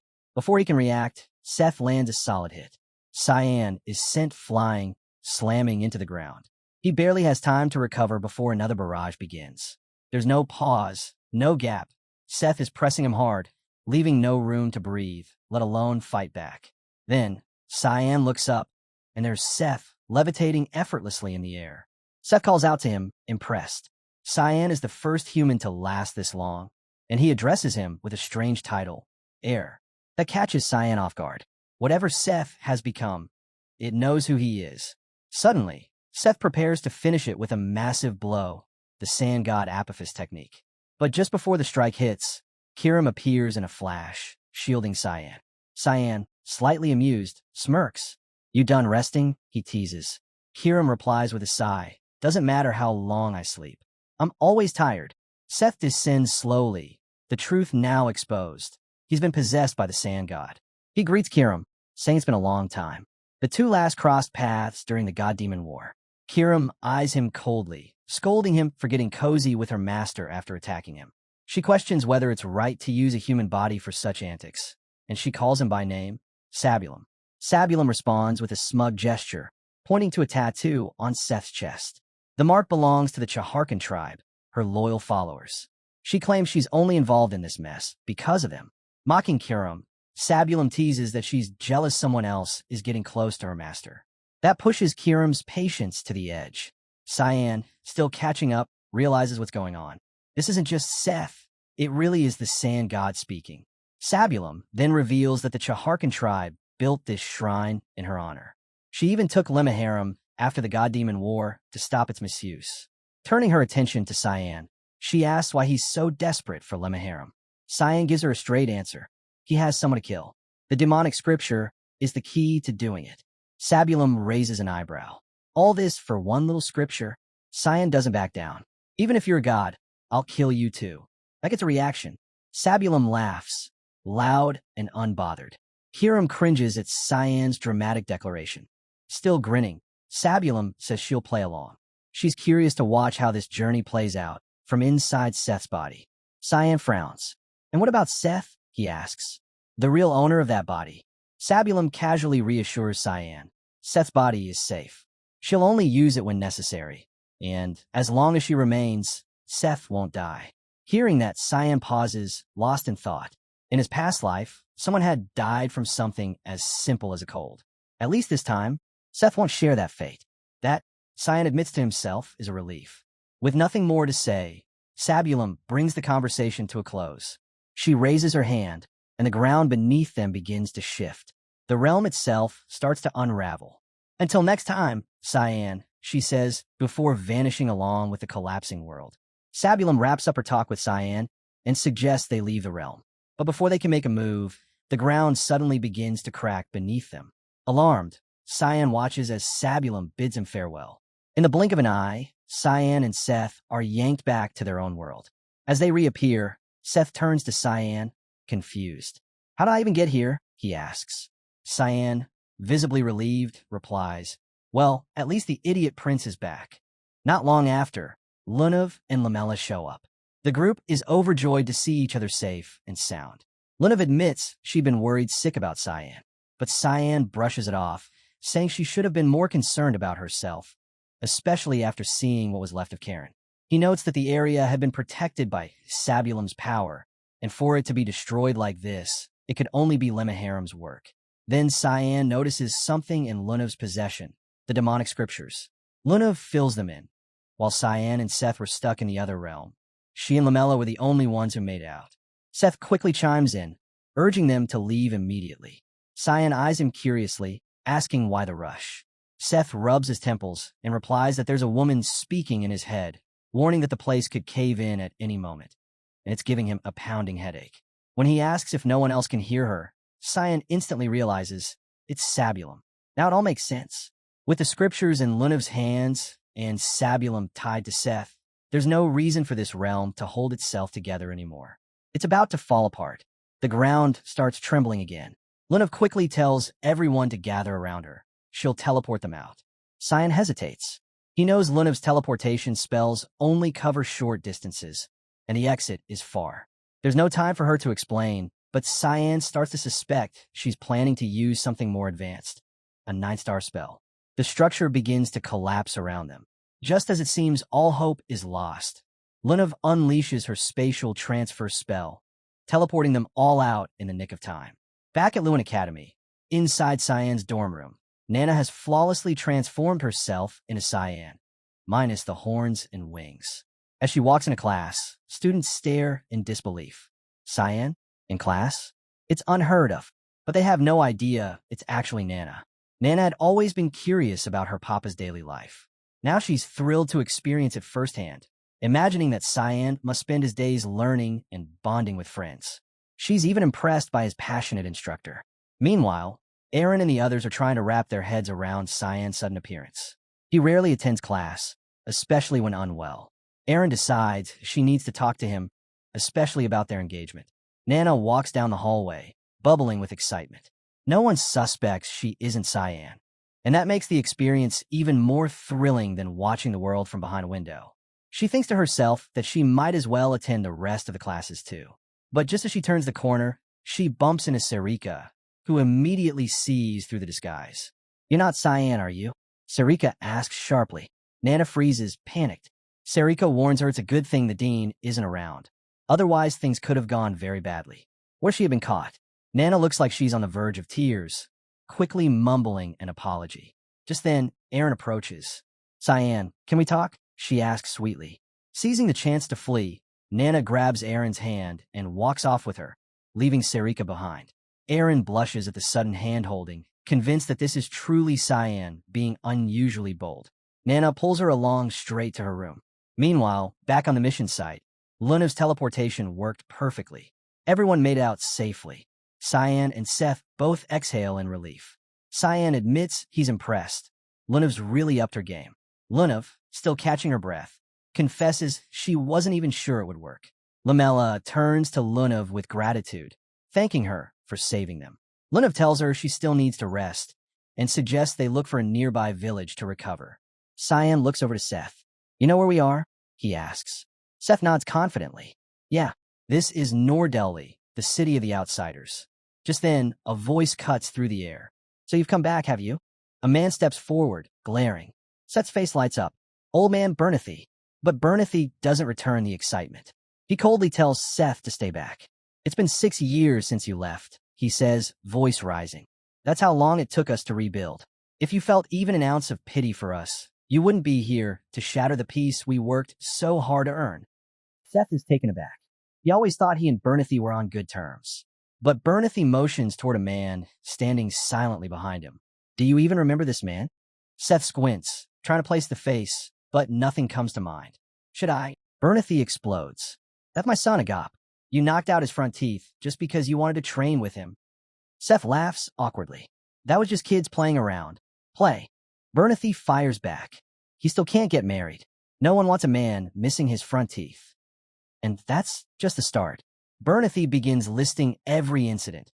How Seth would destroy the village wells, smash through walls like they were made of paper. "You even blew holes in our new defenses." "What?" Seth shrugs. "The walls were my way." "Then use the door, you dolt." Bernathy yells. From a short distance away, Cyan, Lunav, and Lamella watch the argument unfold. Turns out Seth had a reputation even as a kid, aptly named the Troublemaker Prince. Lunav sighs, knowing there's no way the villagers will let them stay. Bernathy confirms it, practically begging Seth to just go back. Then suddenly, a strange light flares from Seth's body. His posture shifts. Sabulum has taken over. She's had enough of this nonsense.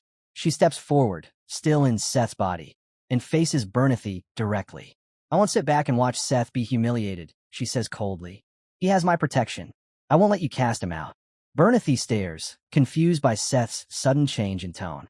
Then it hits him as Sabulum fully reveals herself. The sand goddess. She wants to stay here. Lunav and Lamella are stunned. The deity of sand inside Seth? Cyan rolls his eyes. A dumb prince and an attention-seeking goddess. Can't imagine a better pair. Seth regains control, blinking as if waking from a dream. "Did you guys hear that voice again?" Cyan crosses his arms. "Yeah, and thanks to her, we're getting a place to sleep tonight." Seth turns to see Bernathy and the villagers kneeling before him, begging Sabulum for forgiveness. Back at the academy, Nana, still disguised as Cyan, brings Aaron to her room. Leximus quietly shuts the door behind them, hopeful that the prince and princess might finally have a proper conversation about their engagement. Inside, Aaron sits down, blushing and unsure of what to say or do. Nana casually breaks the tension by mentioning how scary Instructor Sarika is. Aaron quickly agrees, chuckling nervously. But then she notices something. Cyan is still holding her hand. Her face turns bright red. "Are you feeling all right?" Nana asks, tilting her head. Without hesitation, she reaches out and places a hand on Aaron's forehead. Aaron jolts in surprise and leaps off the sofa. Now flustered and overthinking everything, Aaron worries that she might have hurt Cyan's feelings. After all, they're engaged. Maybe she shouldn't have reacted that way. Determined to fix things, she takes a deep breath and asks, "Cyan, What do you really think about our engagement? Nana, still acting as cyan beams. I like you. So of course, I love being engaged to you.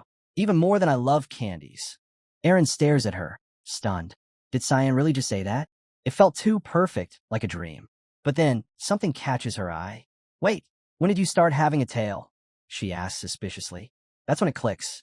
The disguise slips. Nana's polymorph is exposed.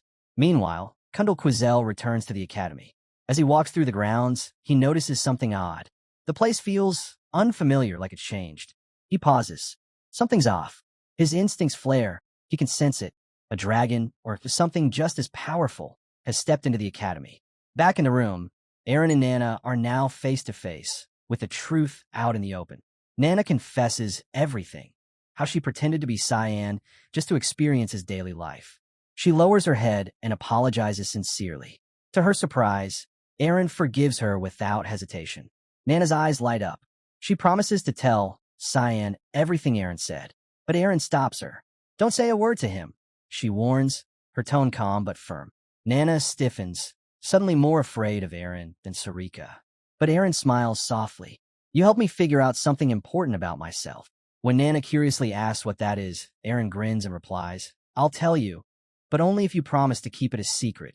Aaron gently asks Nana to transform back into Cyan one more time. Without hesitation, Nana complies, shifting flawlessly into Cyan's form. Now face to face with the one she's longed to speak to, Aaron begins to pour her heart out. I like you, she confesses softly. I think I've always liked you, ever since the day we first met. Tears well in her eyes as she continues. I know I've been nothing but a burden. I'm trying, really. I want to change. So please don't ever disappear from my life. Her voice cracks as the tears fall. She looks up, eyes trembling. Will you always stay with me? Then, realizing what she just said, Aaron wipes her tears and adds, Promise me you won't tell Cyan any of this. But Nana doesn't respond. She just stands there, completely still. Aaron tilts her head, confused. Nana. Nana finally speaks, her voice trembling. Something powerful is heading this way. Just outside, Leximus is doing his best to hold the line. Princess Aaron is in the middle of something important. Please wait. But Kundal brushes him off coldly. There is no place in this academy that I am forbidden to enter. Step aside. Leximus tries again, insisting that he'll deliver the message himself. But his effort is in vain. Kundal blasts him aside without a second glance. He storms through the door, and Aaron jumps at the sudden intrusion. Kundal, I'm talking to my fiancé. What do you think you're doing?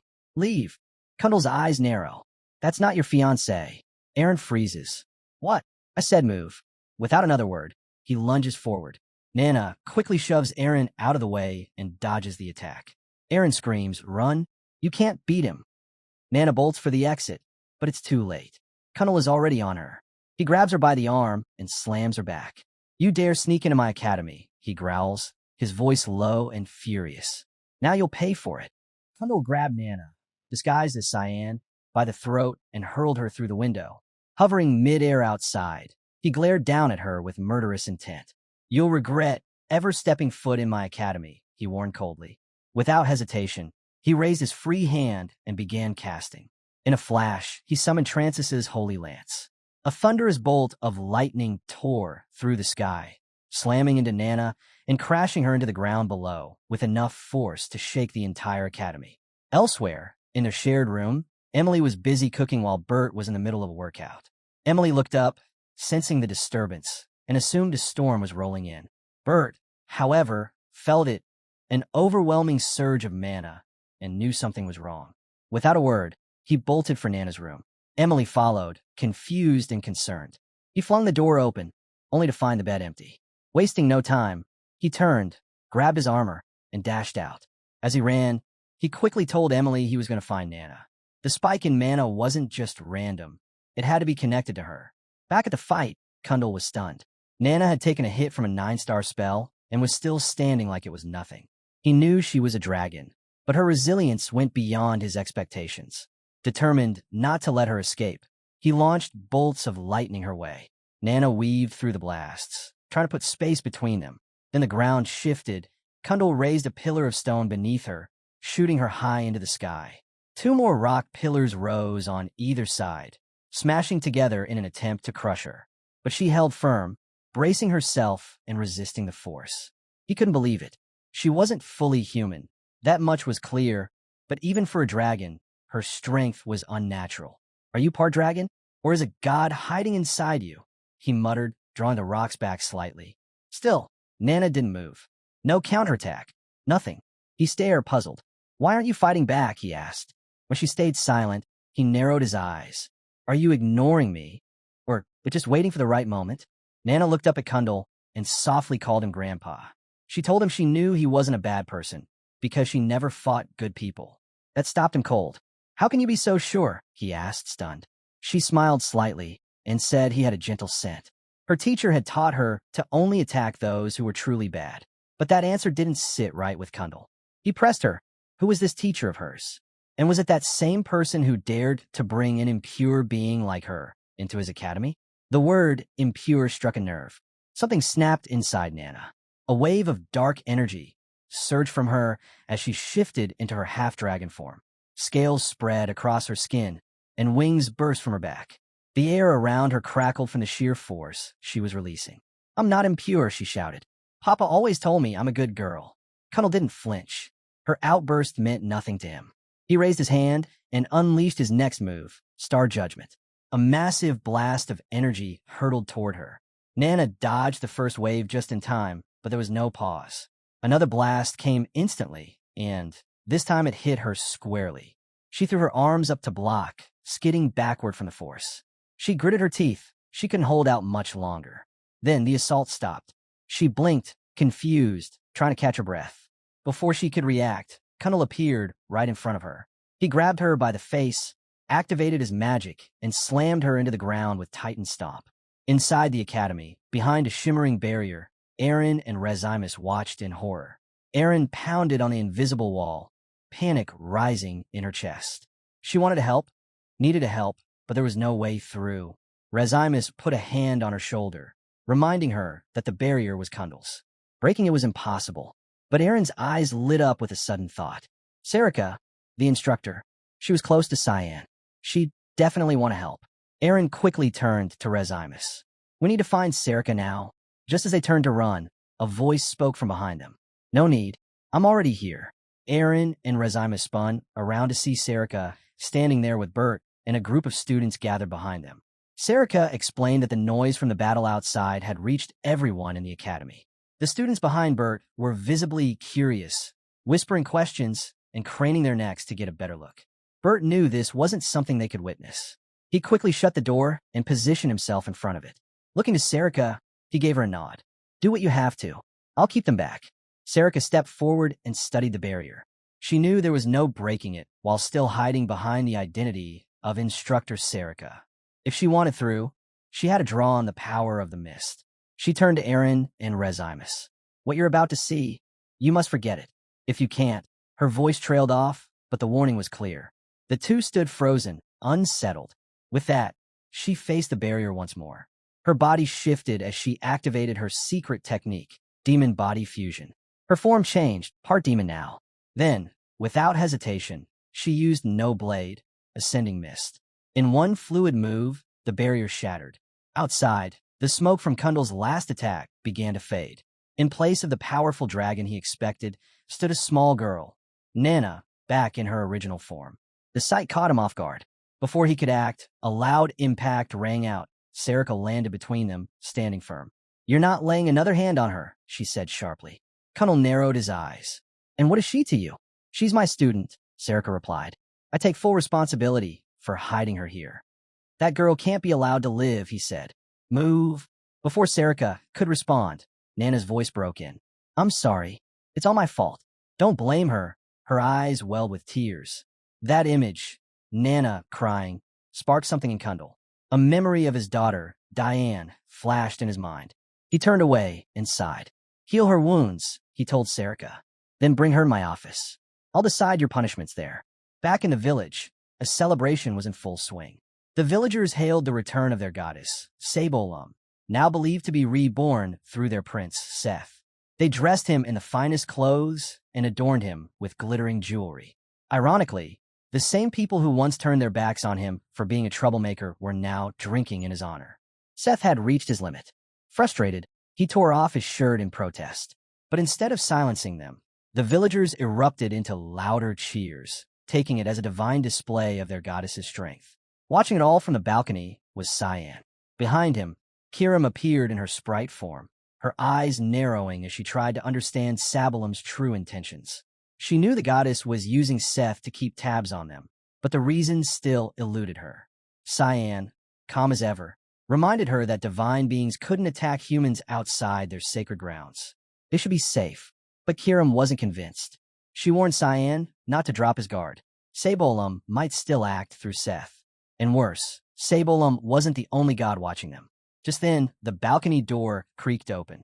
Lunav stepped out, her voice light as she asked, "Were you waiting for me?" Cyan turned to her and asked, "Is Ramila okay?" Lunav nodded. "I healed her using my magic. She's resting now. A few days, and she'll be back to normal." Cyan gave her a rare smile. He praised her for her progress, teleportation magic, high-tier healing. She had come a long way. Lunav saw right through him. "I figured you'd ask eventually," she said, reaching into her robes and pulling out Rehiram. Meanwhile, back at the academy, Kundal faced Sera. "Now explain," he said. "How did Cyan manage to sneak that girl into the academy?" Sera was stunned. "How did he even know?" Kundal continued. "Only someone like Cyan could have tamed a being with power like hers." She asked what his plan was, how he would punish Cyan. Kundal didn't hesitate. He already knew Cyan would find a way to persuade him to let Nana stay. Sera stepped forward. "Then punish me. I'm responsible for both of them." He looked her in the eye. "Are you saying you want to resign?" Kundal continued, his tone firm. "This world is split into two kinds of magic, light and dark. Those who wield dark magic are seen as evil." Despite knowing she was part of the mist, Kundal acknowledged that Sera had used her powers to protect Nana. That alone told him she wasn't evil. Sera was stunned. He had known all along, and yet he still allowed her to stay at the academy? Kundal looked at her calmly. "A war is coming. I couldn't stop it, and you have a role to play in it." His words shook her even more. She had always known Kundal could glimpse the future, but what had he seen that made him trust someone like her? Someone from the mist? Without saying more, Kundal began walking away. Before he left, he paused at the door. "What's Nana's favorite treat?" Moments later, he quietly entered the room where Nana lay resting. Seeing her asleep, he was overwhelmed by a familiar ache. She reminded him so much of Diane. Silently, he placed the sweets he'd brought on the bedside table and left the room without waking her. Back with Cyan and Lunav, Cyan looked at her and said something unexpected. "Keep Rehiram." Lunav was stunned. She knew how badly he wanted the book. "Are you sure?" she asked. Cyan nodded. "I have other ways to get the power I need." But his tone shifted suddenly. "If you give that book away, or let someone take it from you, I'll kill you." The intensity in his eyes sent a chill through her. She nodded quickly, taking his warning seriously. "I understand." Satisfied, Cyan turned and walked away. "Bring Seth with you when you return," he said over his shoulder, heading back to the academy. As soon as he was gone, a shadow appeared behind Lunav, Rehiram. His voice came low. "You care about him." She didn't deny it. Instead, she asked, "What are your plans?" Rehiram replied that he intended to watch Cyan closely before choosing a side. Lunav didn't care about that. "Just give me the power to help him. That's all I want." Rehiram agreed. As long as she held up her end of their contract, the power was hers to use. Meanwhile, back at the academy, Bert was in the training yard, attacking a dummy with relentless focus. He couldn't forgive himself for letting Nana get hurt. He had to become stronger, strong enough to protect everyone. Out of nowhere, a cloaked figure appeared in the middle of the training arena, wrapped in shadows and radiating an eerie, unfamiliar dark mana. Bert had never felt anything like it. The figure's voice cut through the air. He was looking for Cyan. Bert stepped forward cautiously, asking who he was and why he wanted Cyan. But the figure wasn't interested in talking. "Hand him over," he demanded, activating an artifact barrier. Then, without warning, he drew a crimson glowing sword and lunged straight at Bert. Reacting just in time, Bert countered with combat counter, blocking the initial strike. But the assault didn't stop. Blow after blow came crashing in, the figure relentlessly pressing for Cyan's location. Steel clashed again and again as the two fought across the arena, but Bert was struggling to keep up. Every move the figure made felt unnatural. Bert couldn't shake the thought. Was this even a human? The figure growled once more, demanding Cyan. calling him his property. Then, spotting a brief opening, he drove his blade into Bert's side. Bert gasped, gritting through the pain, and with a surge of strength, slashed upward, his sword slicing through the figure's mask. The shattered mask hit the floor, and what stood before him made Bert freeze. It was Kellen, but not as he remembered. His face was twisted, lifeless, a zombified version of the man he once knew. Cyan quickly swapped out his adventure gear for his academy uniform. Kiram eyed him and asked if he was really okay, leaving Lunav and Seth behind. Cyan nodded, saying Lunav would stay until Ramila recovered, and if he stayed too, he'd just be in the way. Kiram teased that Lunav might miss him, but Cyan brushed it off, insisting there was no reason for Lunav to be sad. Kiram let out a sigh, telling him he'd end up alone forever with that kind of thinking. But Cyan just reminded her that, to him, they were all still kids, and he had no interest in getting involved. With that, he opened a portal and stepped through. On the other side, he was hit with a disturbing scene. Bert, injured and panting, was facing off against a zombified Kellen. Cyan froze. How had Kellen ended up like this? Suddenly, Kellen's eyes locked onto him. A crazed grin spread across his face as he lunged toward Cyan, calling out to his master with twisted delight. Bert shouted a warning, but Cyan didn't need it. With a sigh, Cyan transformed Kiram into a dagger and unleashed raging fog storm, his sword technique slicing into Kellen with a flurry of rapid cuts. Bert stood frozen, stunned by what he'd just witnessed. He knew Cyan was strong, but this? He'd struggled just to stay alive, and Cyan ended it in one strike. Doubt crept in. Was he only useful for household chores? Before he could spiral further, Cyan turned to him and calmly asked if he needed help with his wounds. Bert quickly shook his head. Cyan gave him a nod and said he'd done well holding Kellen off. At that moment, Kellen stirred. The madness faded from his eyes, and he returned to himself, just for a moment. He warned Cyan. Ascal and Boris had discovered the Holy Sword's location. Cyan was stunned. Last time, it had taken his brother much longer to find it. As Kellen's body began to crumble into ash, he urged Cyan to be careful. Cyan thanked him for everything and told him to rest now. Then he turned to Bert, explaining that Boris had been the one to turn Kellen into a marionette. Bert asked how. Cyan picked up a strange mark left behind, the brand of reversal. He held it up and explained. It was designed to force a servant to betray their master. At that moment, Cyan couldn't help but curse his past hesitation. He should have ended Boris the last time they crossed paths, back when he returned to the past. That mistake wouldn't happen again. This time, he swore Boris would die before he could hurt anyone else. Turning to Bert, Cyan told him to get their things ready. They were done with the academy. It was time to leave. Meanwhile, far away, Ascal stepped into the sacred halls of the Lumendal Temple, walking with calm assurance. A lone figure was already praying inside. As he approached, the girl turned around. She looked at him without surprise. "I've been waiting," she said. Ascal immediately recognized her. It was Iris, the Nephrodite. "Good to see you again," he greeted. "Call me Saintess, like everyone else," she corrected him. Then, her expression sharpened. "Why isn't Prince Lunal with you?" Ascal shook his head. "This visit has nothing to do with the prince." Iris narrowed her eyes. "Then the rumors are true? That you're abandoning him and siding with Princess Violet?" Ascal didn't answer. Instead, he changed the subject. "Is it true you received a divine revelation?" She nodded. "The Holy Sword will be found where the Guardian's view rests. It refers to the land protected by the continent's guardian. That's all I know. The rest is up to you." Ascal already had a location in mind. But what truly stunned him was how close the Holy Sword had been this entire time. Iris offered a small smile. "Lumendal's love has always stayed near us. It's no surprise the sword did too." Back at the academy, Cyan handed the brand of reversal to Kundal. "We found this here," he said flatly. Kundal eyed it with a sigh, clearly not surprised. "What kind of trouble have you dragging now? Don't tell me you've started messing with black magic."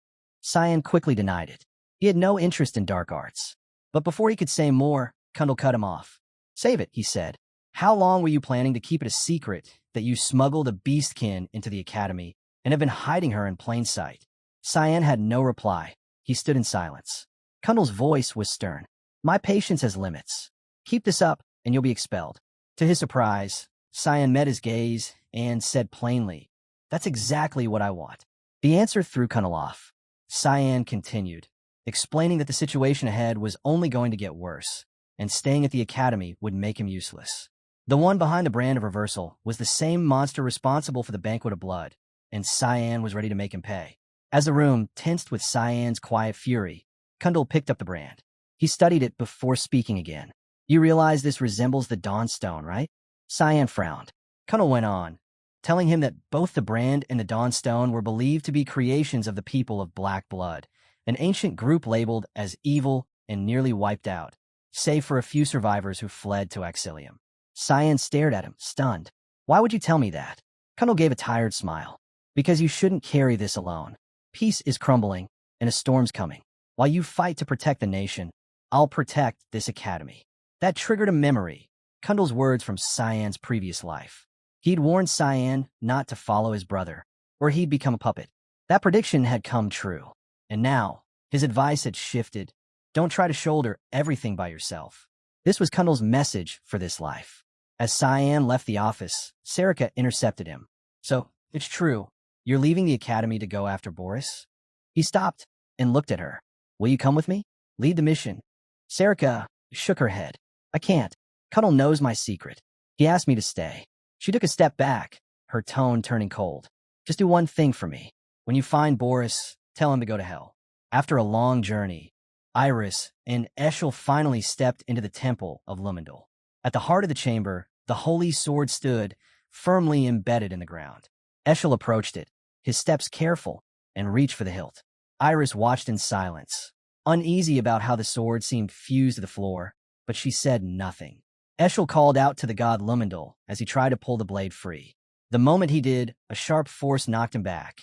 He was slapped across the face and sent flying. From the sword, a small girl appeared, her voice sharp and accusing. She scolded Ascal for taking so long, blaming his laziness for her suffering and disgrace. Both Iris and Ascal froze, stunned. They had expected a grand, imposing spirit during dark. Yet here stood a child. Spotting their disbelief, the girl jabbed a finger at herself, her eyes wet with frustration, and asked if they thought she was a joke. She blamed everything on the wielder of the demon's sword, who had stolen her power. She didn't care how he found her, clairvoyant or not. What mattered was that she wanted her strength back, and Ascal was going to help her do it. Back at the academy, Cyan sat quietly beside Nana, who was sound asleep. He still couldn't believe she had stood her ground against the most powerful mage on the continent and survived. She was growing fast, stronger, and maybe, just maybe, she didn't need him to protect her anymore. From a doorway, Bert broke the silence. He admitted feeling ashamed, thinking he'd failed in his role as her guardian knight. Cyan told him plainly he could only keep working to improve. Then he stood, telling Bert he was heading out. Bert followed quickly, offering to get their luggage ready, and asked where they were going. Cyan explained the plan. They needed to reach the outer edge of the continent. Bert would go with Sera, and Cyan would join him later. As Cyan opened the door to his room, he glanced back. He told Bert that raising Nana so well was something he himself couldn't have done. Just then, Emily stepped in from the kitchen, holding a wriggling lunch in her hand. She called out, but Cyan didn't stop. He walked away without a word. Out in the ancient plains of Naughty Lie, a group of mages stood silently at the edge of a massive crater. Regens, their leader, looked down solemnly and asked if this was where Karen had last been seen. It saddened him to think Karen had perished here. Reaching into his cloak, Regens pulled out a small device and activated it. Karen's spirit materialized before them. Without wasting time, Regens demanded to know what had happened to Rehiram. The ghostly figure replied that Lunev had taken it. Regens' eyes widened. He hadn't expected her to be involved. But shock quickly turned to rage when Karen added that she hadn't come alone. She'd been with Cyan and had stolen the book for him, too. The gathered mages murmured in disbelief, unable to grasp Lunev's betrayal. Regens dismissed the spirit and turned to face the others. His voice was cold and direct. He wanted Lunev brought to him immediately. Meanwhile, deep beneath Axilium, 3 demi-human workers scraped together magic stones for Boris. The task was dangerous. Only those like them could endure the dense magical energy down here. They argued and teased each other as they worked quickly, but their routine was shattered in an instant. From the shadows, a figure lunged forward and silently cut down Toby, who dropped lifelessly beside a pillar. The remaining 2 froze, then braced for battle. Kira cast Rapid Flame, launching a fireball at the attacker. But the man, Cyan, charged straight through the blaze, unharmed. Shock spread across their faces. Before they could react, Cyan unleashed Swordless Sword, surging fog storm, cutting both of them down in a flash. He spared Kira, leaving her barely conscious. Approaching her, Cyan asked one thing. Where was Boris? At that moment, recognition flashed in her eyes. She knew who he was. In desperation, she cast Pure Explosion, triggering a blast powerful enough to level the entire chamber. Far away in Naughty Eli, Lunav suddenly stopped in her tracks. A strange unease gripped her. Something felt off. Remelia noticed the change and asked if something was wrong. Lunav forced a smile and said everything was fine, but deep down, she feared for Cyan. Next to them, Seth pulled out his prized artifact, a flying carpet named Arabat. With a grin, he explained that it was a treasured heirloom from the Shaharkan family, and thanks to it, they'd reach the academy in no time. As a kind gesture, he offered both girls a ride. The two girls weren't impressed. Without missing a beat, they pulled out an Arabat of their own and took their seats on it. Seth stared in disbelief. It looked just like his. Remelia casually explained that Lunav was part of the Graham Society, a group famous for gathering rare and extraordinary artifacts. For them, something like an Arabat was hardly out of the ordinary. Seth was stunned. His pride deflated in an instant as the weight of his earlier bragging sank in. Lunav looked over and asked if he still planned to use his own Arabat or ride with them. Seth thought back to the nightmare of traveling with Cyan and how uncooperative his Arabat had been. That memory was enough to make the choice easy. He joined the girls without hesitation. Moments later, they took off, soaring through the sky at full speed toward the academy. Lunav leaned forward, pushing the Arabat to go faster. A deep worry sat in her chest. Something told her Cyan was in trouble. At Exilium, Cyan narrowly evaded the blast and made his way to the rooftop. Below, flames roared from a massive crater where the sewer used to be. Kiram remarked that such a reckless attack was insane. Magic stones could react violently, bringing the whole place down. She warned that the fire wouldn't burn out on its own. The mana stones would just keep fueling it. Without a word, Cyan cast Air Void, pulling the air away from the fire. The flames flickered and died. Once the blaze was gone, he dropped down into the crater. There was no sign of Boris's men, not even scorched remains. As Cyan scanned the area, he spotted a tunnel carved through the base. He was sure the other two were dead. Only the girl had survived. She must have used the explosion and smoke to hide while dragging their bodies away. He had no intention of letting her get away. Boris's location was still a mystery, and Cyan wasn't done yet. As he stood to follow the tunnel, a voice yelled from behind. A crowd of demi-humans had gathered at the crater's edge, drawn by the noise. They were stunned to see a human and shouted at him to leave. Kiram didn't get it. Cyan had just saved them by extinguishing the fire. But Cyan understood. Exilium had once been a quiet trading hub. That peace shattered when war erupted with the demons. Leviathan attacks became frequent, and chaos spread.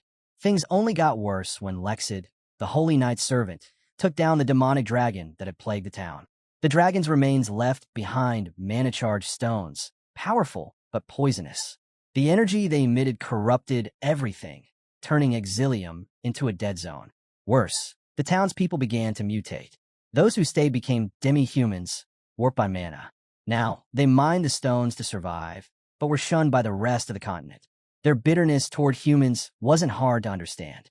The shouting didn't stop. The demi-humans kept hurling insults at Cyan, demanding he leave their land.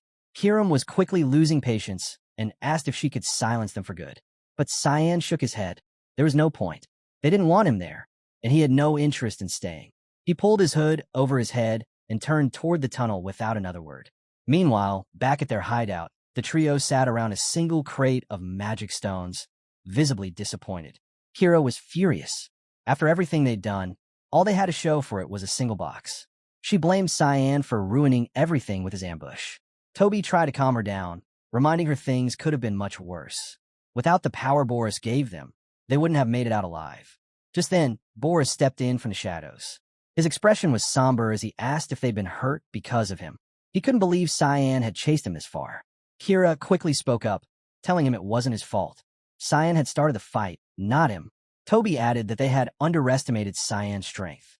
He didn't even realize he was hit until his head was already flying through the air. Boris apologized again, saying he should have never dragged them into his mess. But Kira wasn't having it. She insisted they be allowed to help. He had supported them when they had nothing, sending money while he worked in the capital. The least they could do now was repay him and take Cyan down. After a pause, Boris agreed. He promised to make sure the ritual would be completed. They only had one shot at awakening the Leviathan. He carried the crate of magic stones into an adjacent chamber and unleashed his magic. Sera urged him to move faster. Cyan was closing in. Boris replied that the trio would keep him busy long enough. Once the ritual was complete, they'd finally have the strength to defeat him. Upstairs, Kira felt a disturbance and warned the others. Someone had entered the building. In an instant, Cyan lunged from the shadows, striking at her. But his attack was intercepted. File blocked the blow with his arm, stepping between them. This time, he said, Cyan wouldn't get the better of him. Cyan paused, stunned to see all three of them alive. But File didn't explain. Instead, he shoved Cyan straight through the wall and out of the building. Meanwhile, Aaron and Rezimus were on their way to Cyan's room. Aaron felt awkward, unsure how to face him after her confession about Nana turning into Cyan.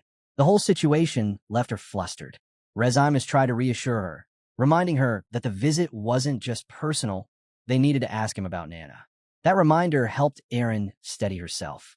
She wasn't going to avoid him. As they reached the hallway leading to his room, they spotted Lunav, Seth, and Ramelia standing outside. Aaron asked if they were also there to see Cyan. Lunav nodded. They'd come looking for him, but he was gone. Aaron wasn't overly concerned.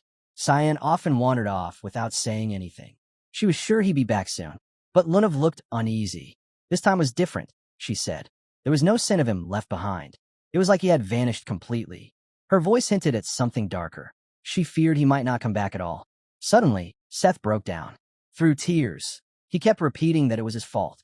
He'd pressured Cyan to fight him over and over, and now he was gone. The others paid him no mind. Aaron turned back to Lunav, asking if she had any idea where Cyan might have gone. Lunav said they needed to start searching. Someone had to know something. Aaron quickly took charge. She sent Seth to ask around the academy. Lunav would handle the Garum region, and Aaron would tap into her royal connections to find out anything she could. As she sprinted down the hallway, a gnawing fear took hold of her.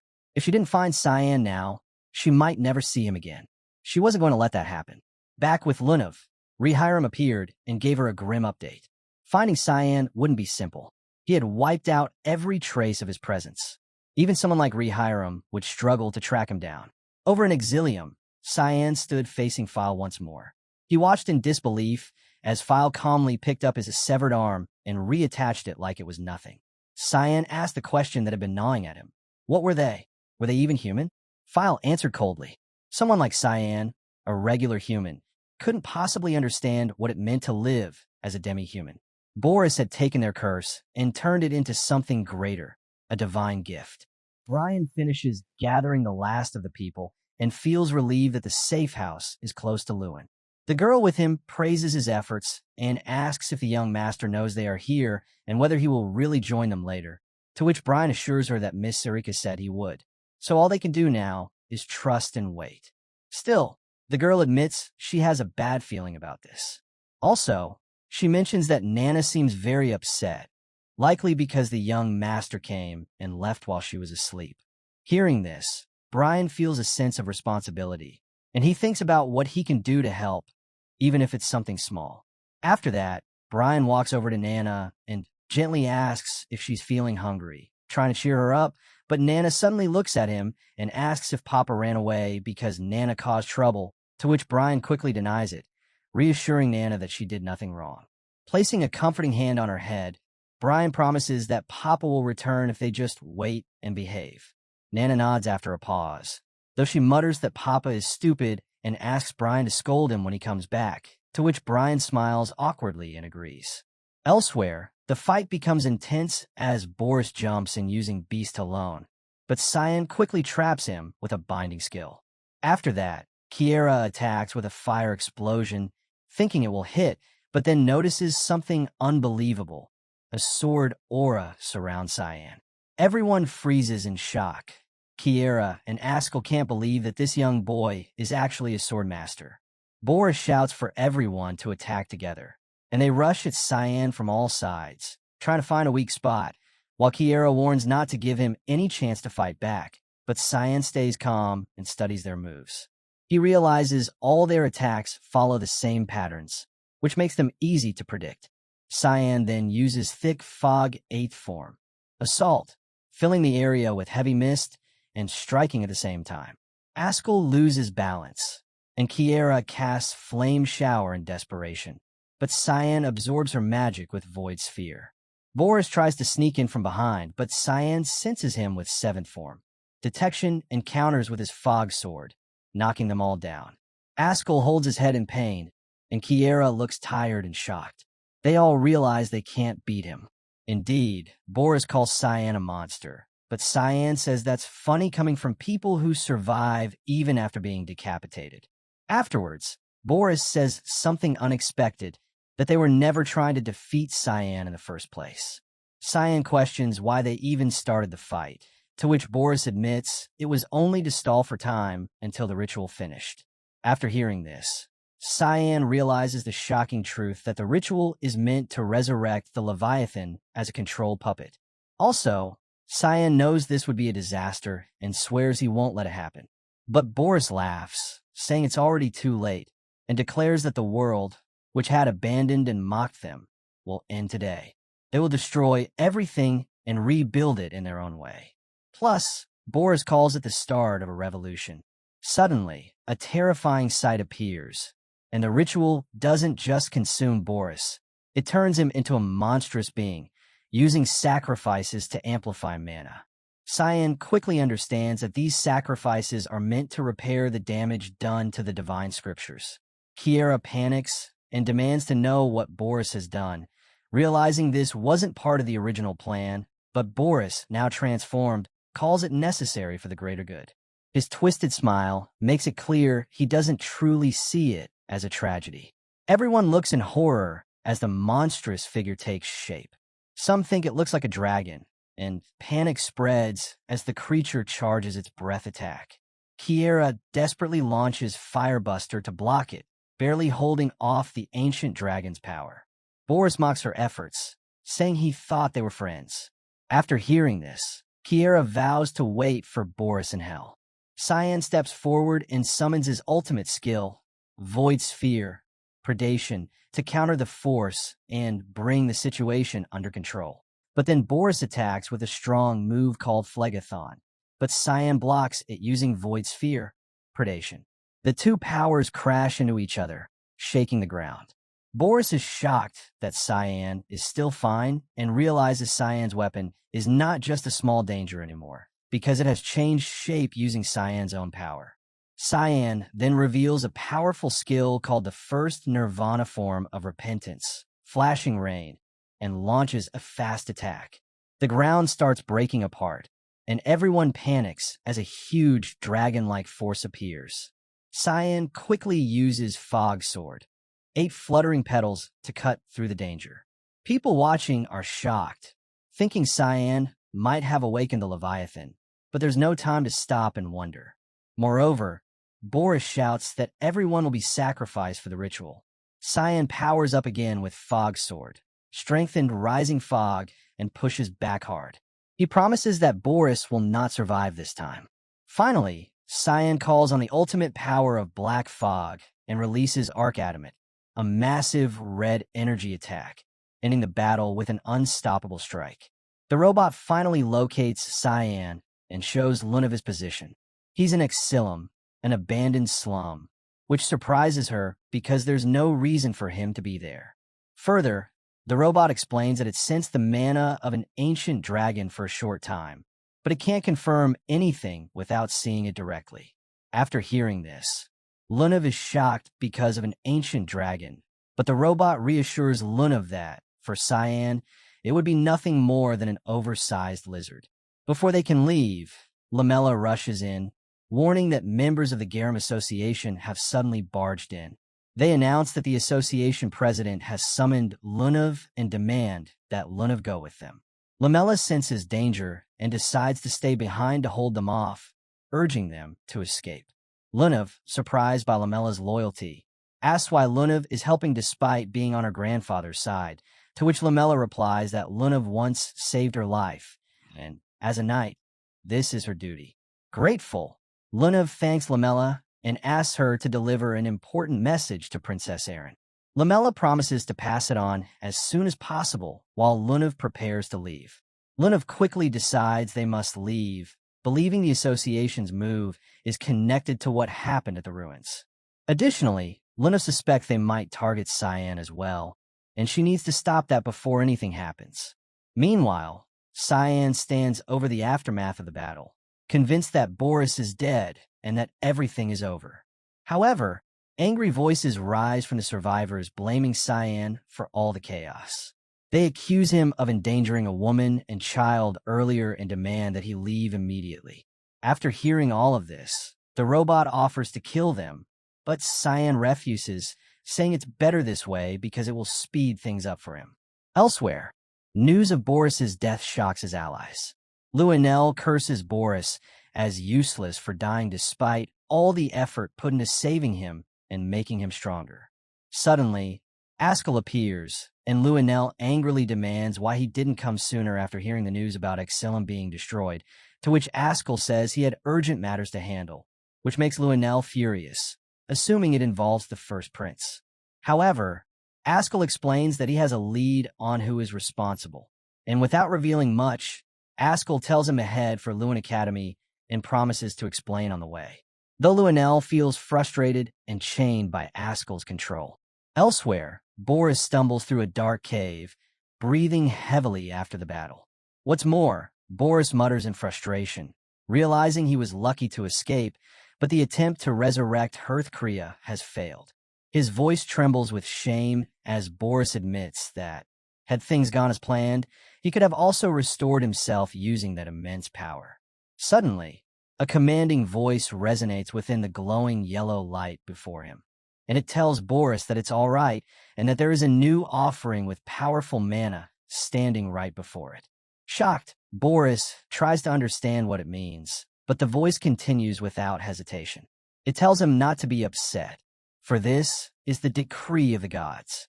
Then Boris shouts, and a name echoes in the cave, Hearthcrea. Near Lewin, Ascal finally explains everything to Luenel and reminds him that they are heading to the academy to ask the dean for cooperation, but their true focus is Cyan Vert, his younger brother.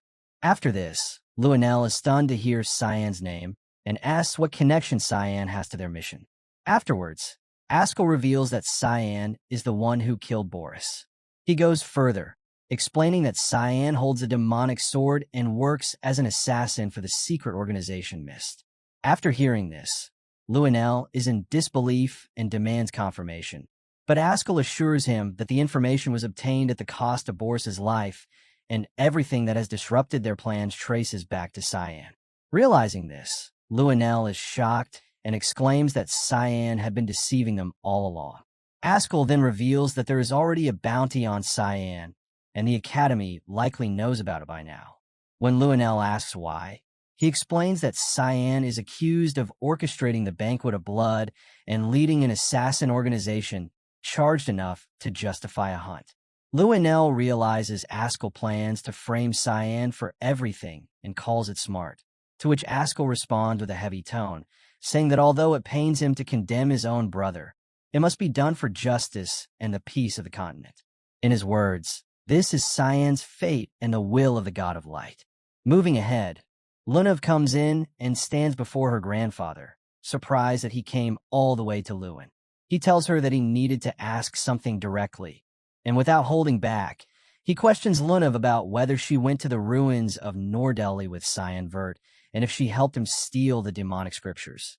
Lunav refuses to give a clear answer, saying she doesn't know. Her grandfather immediately interprets this as an attempt to protect Cyan. Also, he accuses Lunav of trying to defend him, but Lunav argues that he's only making assumptions and won't get any truth from her. Frustrated, her grandfather uses his mana's pressure to force her submission, but Lunav resists. He's shocked by her strength, realizing how much Lunav has improved. He warns her that as for the future of the Garum Association, Lunav shouldn't let emotions control her. Lunav finally bursts out, saying she's tired of his control and refuses to be manipulated anymore. Plus, Lunav manages to break free from his mana completely, leaving him in disbelief. As Lunav struggles to catch her breath, her grandfather says he understands but claims Lunav brought this upon herself. At that moment, a trap activates. He had set up a magic circle beforehand, catching Lunav. Moreover, he declares that Lunav won't even have the chance to regret this. Lunav demands to know if he intends to kill her, but he says he can't kill the future of the association.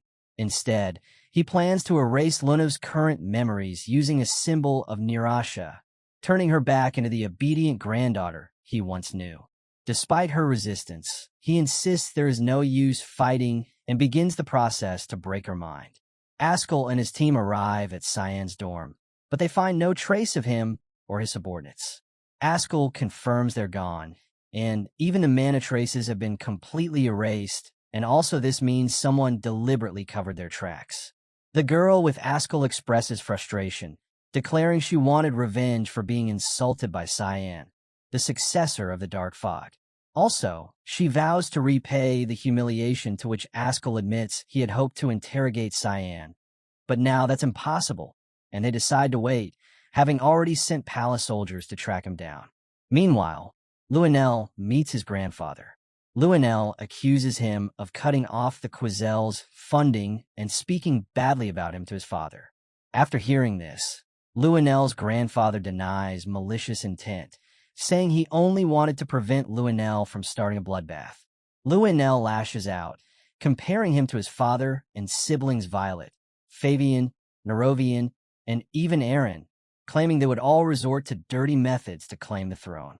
After this, Luenel's grandfather scolds him, saying he's worrying about something he doesn't even have yet. Further, he explains the throne is earned through leadership and accomplishments, not by stealing it, and Luenel's father worked hard for peace, and he warns her not to destroy it. After that, Luenel mocks his idea of peace, accusing him of hypocrisy for raising a demon, referring to his student, Cyanvert. Moreover, Luenel demands to know where Cyan is and accuses him of planning to protect him. At that moment, Aaron enters, and she's surprised to see Luenel there. Before Aaron can speak, Luenel snaps at her to leave. The grandfather sides with Aaron, telling Luenel to step out because Aaron had requested to meet first. Luenel, shocked and furious, questions if Aaron has a higher priority than her, to which the grandfather replies firmly that a promise is a promise, ending the argument. Suddenly, Ascal enters the room with urgent news. Cyanvert's dorm room is completely empty. He declares that Cyan is now considered a major threat to the Empire and asks the grandfather to cooperate if he knows Cyan's location. Luenel is shocked to see Ascal and questions him, while Aaron also reacts in disbelief, asking what he means by calling Cyan a threat, to which Ascal explains that Cyan has been identified as the culprit behind the Banquet of Blood and the incident in Exilum, claiming there are enough witnesses to prove it. Further, Ascal reminds the grandfather that the palace has already sent an official letter about this matter. The grandfather admits to receiving it. Aaron refuses to believe this, insisting that Cyan would never commit such acts. Ascal, however, continues to press the issue, revealing that there is already a bounty on Cyan's head and requesting everyone to keep watch for him. The scene shifts to commoners gossiping about Cyan. They talk about how he's the youngest member of the prestigious Vert family and the sole survivor of the Devil Dragon incident. Also, rumors spread that he burnt Exilum to the ground, and people fear that he might show up at the academy. Elsewhere, Cyan speaks with his robot. The robot remarks that Cyan looks better in his current state than before, asking if he's satisfied now, to which Cyan responds somewhat, stating that Ascal will now start hunting for him because Ascal wants to claim the most expensive trophy in the Empire, Cyan himself. In the snowy plains of Fuina, Alice hears Cecilia urgently calling out to her. Cecilia rushes over and shows her something shocking, a report claiming that Cyan is the one behind the Banquet of Blood. After seeing this, Alice can't believe it. Moreover, Alice insists that Cyan would never do something like that, to which Cecilia explains that she saw the news while patrolling and doesn't know what they should do. Alice realizes this is probably why Cyan told her to leave earlier. He must have known something bad was coming. Instead of panicking, Alice tells Cecilia that they should focus on their training, to which Cecilia is surprised by Alice's calm response. But Alice explains that even though she's not completely sure, she trusts that Cyan will handle things in his own way. Right now, she believes it's more important for her to become stronger so she can be ready to help him when the time comes. Marion, who's nearby, praises Alice's determination and tells her to continue training. With resolve in her heart, Alice agrees and goes back to her practice. Lunav shouts a powerful word and finds herself trapped by the grandfather, who's trying to rip Cyan away from her mind. Lunav's grandfather warns that resisting will only make things more painful, to which Lunav cries out, refusing to let Cyan be taken from her. Suddenly, something strange happens, and the surroundings shift into another realm. The grandfather is shocked. A powerful figure, Lem, appears and warns him that he has entered a forbidden territory. Lem radiates dark mana and reveals the terrifying power of the demonic scriptures, Lemmiharem. The grandfather realizes Lunav had these demonic scriptures all along.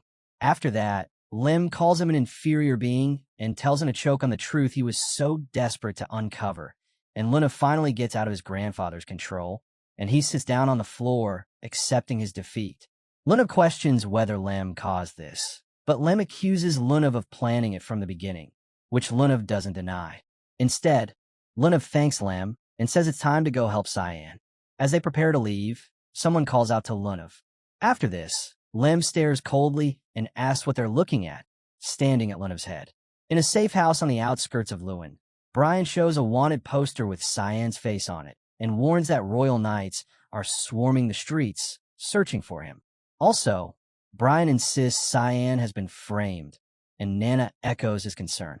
Tension rises as Brian prepares his sword, declaring he made an oath to protect Cyan and Nana with his life. Nana joins him, ready to fight. Suddenly, there's a knock. A girl hesitates, then opens the door, and Cyan stands there calmly. Everyone is overwhelmed with relief. Brian tears up, and Nana runs to Cyan, calling him Papa. After that, Cyan tells them to keep quiet because he had been really worried. Cyan confirms he's not guilty and says he won't bother explaining himself and warns that this place isn't safe anymore because Ascal now has the Holy Sword, and it won't take long before he finds their location. Cyan says the only option now is to hide inside his other dimension because the entire empire is turning into his enemy. Brian, emotional and firm, declares his loyalty will never shake and promises to protect Cyan no matter what path he walks, to which Cyan accepts it, though the girl thinks Brian gets too serious sometimes, and Nana urges him to hurry. With that, Cyan turns to Lem. Now that the distractions are out of the way, Lem smirks, ready to go wild, but Cyan reminds him there's something specific he needs to do. Lem seems thrilled that whatever it is, it sounds exciting. Lunav's grandfather fumes in frustration after learning the truth that he always believed Cyan had the demonic scriptures, but to find out they were with Lunav all along shocks him deeply. A subordinate rushes in, apologizing for returning without the others, and explains that everyone else was defeated by Lunav herself. The old man angrily realizes that Lunav completely outsmarted them. The subordinate anxiously asks what their next move should be, to which the grandfather thinks that Lunav now has the scriptures, and if they continue chasing Cyan, they'll inevitably run into Lunav.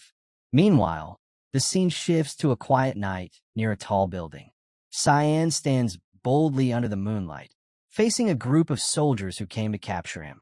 Suddenly, Cyan speaks out, almost taunting them, and calls for their attention, acknowledging their presence with a smirk. Then, with absolute confidence, he challenges them, telling them to catch him if they can. The academy feels strangely quiet now, almost as if something important is missing. The spot where Cyan once sat seems to echo with emptiness, and even the surroundings feel like they're grieving his absence. Seth sits there feeling down, wondering if Cyan will ever return. After everything they went through together, Seth can't understand how Cyan could just disappear like that because the thought weighs heavily on him making school feel dull and meaningless. Just as Seth starts losing hope, Lunav bursts into the scene with excitement and tells Seth that she found Cyan and urges him to come with her right away. After hearing this, Seth is shocked but quickly lights up with hope because he also can't help but notice a small, adorable creature resting on Lunav's head. But before he can ask more, Lim steps in and tells him to hurry. Without wasting a second, Seth agrees and decides not to overthink and lifts Lunav in his arms, smashes through a wall, and follows Lim's lead. Also, Lim assures them that the destination isn't far, asking them to hold on tight as they speed towards Cyan's location. Aaron is shocked to hear the news that Cyan is in Exilum. In fact, Lamella tells her that Lunav wanted to pass on this message before she was taken away by Mr. Rigens. After this, Aaron quickly decides to ask Dean Kundal for help, while Lamella quietly takes her leave. But just after Lamella departs, Aaron hears something unbelievable. That Cyan is being blamed for the Banquet of Blood, accused of destroying Exilum, and even being labeled as a member of Mist, a dark organization tied to the evil Black Fog. Aaron feels crushed because she realizes she truly didn't know much about Cyan at all, and now everything seems like a lie. All her training, all her effort to grow strong enough to stand by his side, suddenly feels meaningless. Indeed, Cyan seems far out of reach now, like he's in a place of darkness where someone like her can never follow. The helplessness makes her feel even worse, and despite being a princess, Aaron feels completely useless. Just then, her grandfather Dean Kundal questions her gently, asking how much of the news she actually believes, to which Aaron, holding back tears, says firmly that she doesn't believe any of it because Cyan has always supported Aaron and always been kind. Aaron knows deep down Cyan could never do something like that. Dean Kundal gives her a nod that if that's what she believes, then there's no time to waste and they need to move quickly. Elsewhere at the same time, Cyan is surrounded by a crowd of enemies and challenges them all at once, clearly unimpressed by their movements. Redbeck, the Academy's top student known for his exceptional stamina and mana ranks, steps forward and believes he can finally bring Cyan down and unleashes his most powerful attack, Dragon Spear, in a dramatic display of fire and strength. Everyone watching expects this to end the chase, but Cyan defeats Redbeck with ease. The onlookers are stunned, unable to believe how quickly their strongest fighter was taken down. Cyan sees no reason to stick around if that was their best, and starts preparing something far more dangerous, the opening of the gates to hell.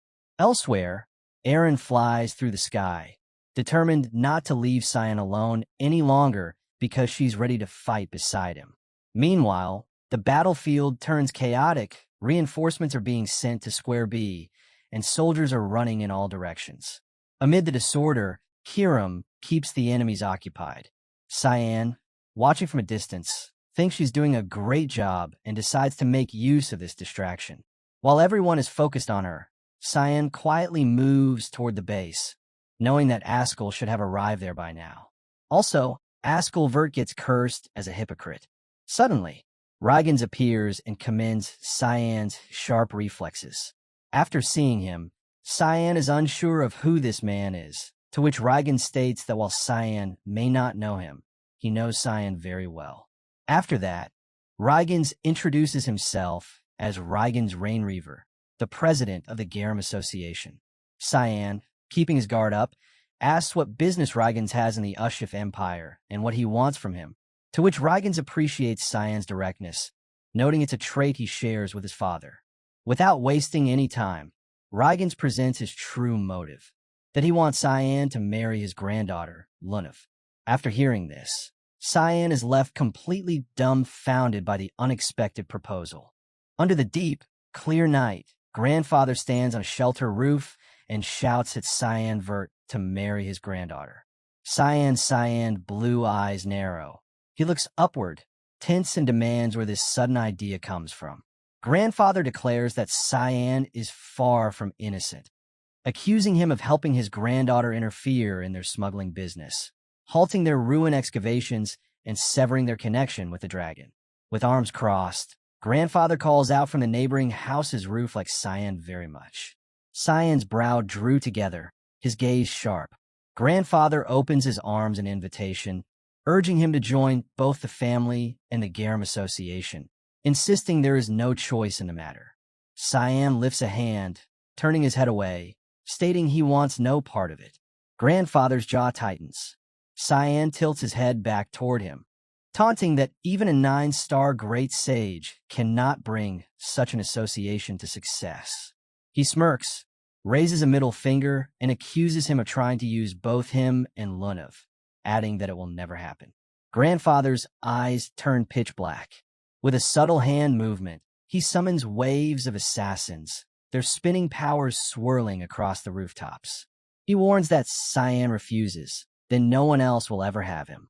At the Brno estate, a voice rumbles so fiercely it echoes outside the manor. Luenel shouts at his servant after hearing the report. His teeth grit as he seizes the man by the collar. Trembling, the servant urges calm, warning this is not the only problem at hand. Garum Association members have suddenly ambushed their knights and battle is underway. Luenel's brow arches, his gaze shadowed. The servant admits uncertainty. A slow, dark grin spreads across Luenel's face as he orders them all killed. He laughs low, calling it a deliberate provocation from Garum Kingdom, and commands that if reinforcements are needed, the Knights of Light should be deployed. Grinning, the servant remarks that the Knights of Light are the Demon Realm's frontline. Luenel turns with deep smirks, eyes glinting darkly. He claims he anticipated something like this and prepared them in advance, confident they're already on the way. The servant stares in disbelief, warning that His Highness is practically declaring war. At that moment, Grandfather enters, questioning if he truly wants this. But Luenel's eyes catch on Princess Erin. He curses under his breath, wondering why she is here. Looking back to Grandfather, he accuses him of getting in his way again. Princess Erin steps forward, holding out a message. She states it is an order from His Majesty that Lewin Academy will assist in searching for her fiancé. Luenel's jaw clenches as he glares at her, demanding proof of the decree's legitimacy. Grandfather steps between them, explaining that His Majesty's health has worsened for some reasons, and he was ordered to support Princess Erin, but no such order included Luenel. Fury swells in Luenel's darkening eyes. Grandfather presses, demanding to know why he is mobilizing forces for war against the Garum Kingdom. Luenel scoffs and orders his knights to detain Grandfather and Erin, suspecting they might be working with the enemies. Knight rushes forward, but before they can touch him, Grandfather conjures a golden barrier that hurls them away with a thunderous crash. Luenel mutters that his knights are useless. Grandfather gathers power, declaring they will fight now. Luenel shouts, questioning why he is stopping his own grandson. Grandfather's eyes blaze gold. He refuses to watch Luenel sabotage himself any further. He creates a teleporter, and before Luenel can reach them, he and Erin vanish. The servant stammers an apology for losing control, but Luenel silences him with a death glare. They reappear in a shadowed alley. Grandfather explains they are in the outskirts of Brno, far from the Lord's estate, so they should be safe for now. Erin nods, remarking this as unexpected, then reveals the message is fake. Grandfather chuckles and signals her to walk with him. She remains still, asking why he is helping her. He does not turn, only glances over his shoulder with a hum. After a pause, he says he is curious to see what the future holds for the boy who keeps getting on his nerves. Back at the battle, Cyan slams assassins into brick walls one by one. Then Seth and Lunav arrive, leaping down from their massive demonic beast. Seth grins, arms wide for a hug, calling out to Cyan. Cyan halts mid-strike, turning toward them, his eyes glowing crimson. Lunav's hand tightens on her side pouch, her senses flare. She shouts for Seth to stop. Seth freezes and looks back. Lunav steps quickly to him, declaring this is not Cyan. Facing Cyan, she demands to know who he is and where the real Cyan is. Cyan throws a knight to the ground, smirking darkly, and mutters that she can tell because she is the demonic scripture's owner. He admits knowing that, but assures them this is the first time they are truly seeing him. Red smoke swirls, and within a heartbeat, Cyan transforms into a woman with long dark hair, demonic power radiating. She smirks, greeting them. Seth points in disbelief, shouting how Cyan could turn into a woman. Lunav remains silent. Kiram smirks, gathering powers. The building behind her crumbles in seconds. She remarks the plan has gone slightly off course. Seth and Lunav glance up at the wreckage. Seth mutters about her immense force. Lunav identifies it as grandfather's mana. The great beast rumbles, saying the old man is fast and might have Cyan with him. He offers to take them there. Kiram smirks, calling that impressive, but the beast scoffs. In the alley, knights sear the area. One wonders about the explosion they heard. Another notes it came from a different direction than the one they are heading. He questions if others might be with the culprit. Before they can investigate, the ground trembles. One mutters it must be an earthquake. Their eyes widen in disbelief as the massive beast stomps into view, one paw striking down with sharp-edged claws. Knights shout in alarm. The beast roars thunderously, the sound rattling the air. Seth, Lunav, and Kiram sit atop the beast's back. Knights scatter, curing in fear as they flee for their lives. Cyan Vert and Regan's Rain River clashed fiercely, while Ascal, determined to eliminate the main character, had gathered the knights to carry out his plan. From afar, Ascal caught sight of lightning splitting the sky. He instantly knew that was where his younger brother, the Empire's traitor, was. Lifting his sword high, he declared to the knights, "Our mission is to cleanse this world of its evil. Follow the light, knights." From this moment, the subjugation of Cyan Vert begins. The gathered knights raised their blades in unison, pledging to march with him. Their voices echoed as they swore to follow the light until the very end. Inside, Ascal reminded himself that he couldn't afford any mistakes. To complete his mission, he needed the stolen power. Though the knights had already accepted his command, one of them muttered under his breath, saying it was just like the House of Vert to mobilize soldiers only to hunt down their own kin. Another knight quickly hushed him, warning that someone might overhear. But the first knight didn't care. He said that even if he kept quiet, rumors were already spreading everywhere. Curious, a fellow knight asked what rumors he meant. The knight smirked and explained, "This battle won't end in Brenu." That startled his companion. Sweating, he asked, "What do you mean it won't end? What are you talking about?" The knight leaned in and said, "Whispers say we might march straight to the Imperial Palace. Our path leads in the same direction. Makes you wonder what the higher-ups are planning." The other knight shook his head, insisting it had to be false. "If that's true, everything will spiral out of control." But the first knight replied calmly, "I wouldn't say this without reason. Look behind us." Even those knights with that strange aura joined the march, and not a single one has spoken a word. Doesn't that tell you something?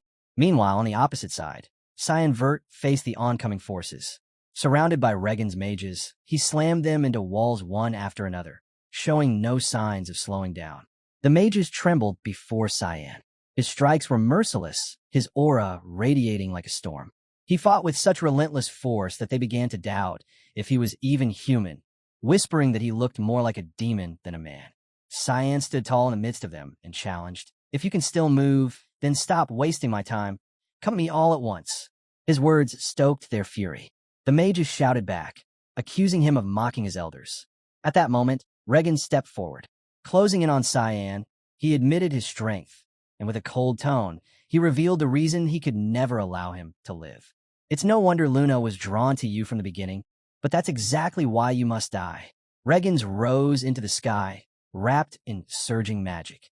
His body gleamed with power as he prepared his ultimate spell. High above, he unleashed it. Meteor. The heavens split open, and a colossal flame descended. Regan's own allies panicked. They screamed at their comrades to retreat, warning that it was 9-star annihilation magic, a spell capable of wiping them out along with its target. The inferno lit the battlefield, swallowing everything. Regan's mocked from above, daring Cyan to try and escape. But Cyan only looked up, thinking to himself how reckless this old man was, so blinded by hatred that he didn't care if his own men were burned alive. That told him everything he needed to know about Regan's character. The fireball roared down, spreading destruction. Mages scattered in terror, some convinced they wouldn't survive. Others frantically shouted for their companions to take cover behind buildings. In the chaos, a boy pushed through the fleeing crowd. He stopped near the mages who were hiding and asked, "Is my friend in that fight?" It was Seth Shaharkin. Without hesitation, he told them to step aside. The mages stared in disbelief. While they scrambled for safety, Seth was heading straight toward the battlefield. With obstacles blocking his way, Seth summoned a violent tornado, tearing through the debris to clear a direct path forward. From behind, Luna called out urgently, "Senior Seth, we need to move quickly." She knew Cyan was ahead, and there was no time to waste. Meanwhile, Regens floated calmly, satisfied. The world below was drowned in fire, and he believed it was finally over. But then, slicing through the flames, a purple light burst forth. Cyan had cut through the meteor itself. From within the inferno, he emerged, wielding Sever, the sphere of nothingness, and charged straight toward Regens. As Cyan closed in, he unleashed another spell, Rift. Purple spheres burst into existence around Regens, swelling larger within seconds. Regens stared in disbelief. The sight before him left him awestruck, and he admitted aloud that what he was witnessing was truly extraordinary. But Cyan didn't let his words linger. Something strange began happening. Regens countered his power. He revealed that, with the elements sealed within Caligona's rosary, Cyan's attacks were rendered completely useless. "This," Regens declared, "is the meaning of oblivion." Cyan froze, stunned. Despite all the research and preparation he had done, never once did he imagine Regens had already obtained such a rare artifact. Still, it was fitting. It was the kind of thing one could expect from the House of Rain River. But even so, he couldn't believe such power was possible through a single rosary. Without hesitation, Regens pressed forward. Using the artifact, he summoned a Soul Reaper, placing it directly in Cyan's path. With a cold smirk, he asked if this summoning was enough to entertain him. Before he could continue, a voice rang out, "Stop it, grandfather!" Cyan instantly recognized it. Luna stepped forward, declaring that what Regens sought was her demon tome. She demanded that if he wanted it, then he should face her directly instead of targeting Cyan. She warned him clearly, "Senior is mine. Do not lay a hand on him." At that moment, something unexpected happened. One of Cyan's hands began to transform, and from it came a voice. It told him it had picked up some bait along the way. Cyan frowned, realizing it was Kairam. He told him they had to move. He could feel the enemy drawing near. A smile crossed Cyan's thoughts. At last, the moment had come. He would finally face his brother. Just then, Seth stepped forward. Calling out to Cyan, he declared him his friend. He admitted that along the way, he had learned the truth, that Cyan had been falsely accused. Seth urged him to leave this battle behind and let him handle it instead. Without hesitation, Cyan shouted back from afar that he was entrusting the fight to them. With that, he rose into the sky in an instant, vanishing from the battlefield. Luna, however, was furious with Seth for letting Cyan go. She tried to reach him, but it was already too late. Seth, confused, could only wonder what mistake he had made. Meanwhile, the shadowy demon accompanying them finally recognized the air of the god of black fog and confirmed that Cyan was no ordinary being. As Cyan tried to take off, Regens blocked his path, declaring he wouldn't allow him to escape. The Soul Reaper charged after Cyan, ready to strike him down, but Luna acted swiftly. She unleashed a spell, and from her hand burst a seed of restraint, latching onto Regens. In an instant, he staggered. A searing pain tore through his mind, forcing him to clutch his head as he let out a scream. Luna's voice rang out, "Proceed with the oath." The agony was so overwhelming that Regens lost his grip on the artifact. The rosary slipped from his hand, and the Reaper halted mid-stride before vanishing into nothingness. Regens could hardly believe it. How had Luna planted such a spell on him? She revealed the truth. The moment he had invaded her mind, she had succeeded in planting the seed of restraint deep within him. Fueled by fury, Luna lashed out at her grandfather. She declared that he had made a fatal mistake by interfering with what belonged to her. But Regens refused to yield. Grinding through the pain, he growled that destroying her restraint was a mere trifle, and that the cost of her rebellion would be far greater. Suddenly, darkness swirled around Luna. A mask formed, covering her eyes completely. Her voice was sharp, defiant. "You underestimated me, grandfather. Now witness it for yourself. The truth you've been seeking lies right before your eyes." The army of knights halted their march. Confusion rippled through their ranks as they spotted the patrol team retreating in panic. But when the fleeing knights screamed for help, they quickly realized what had happened. Cyan Vert was behind them. He charged forward like a storm, rage burning through him, cutting down every soldier in his path.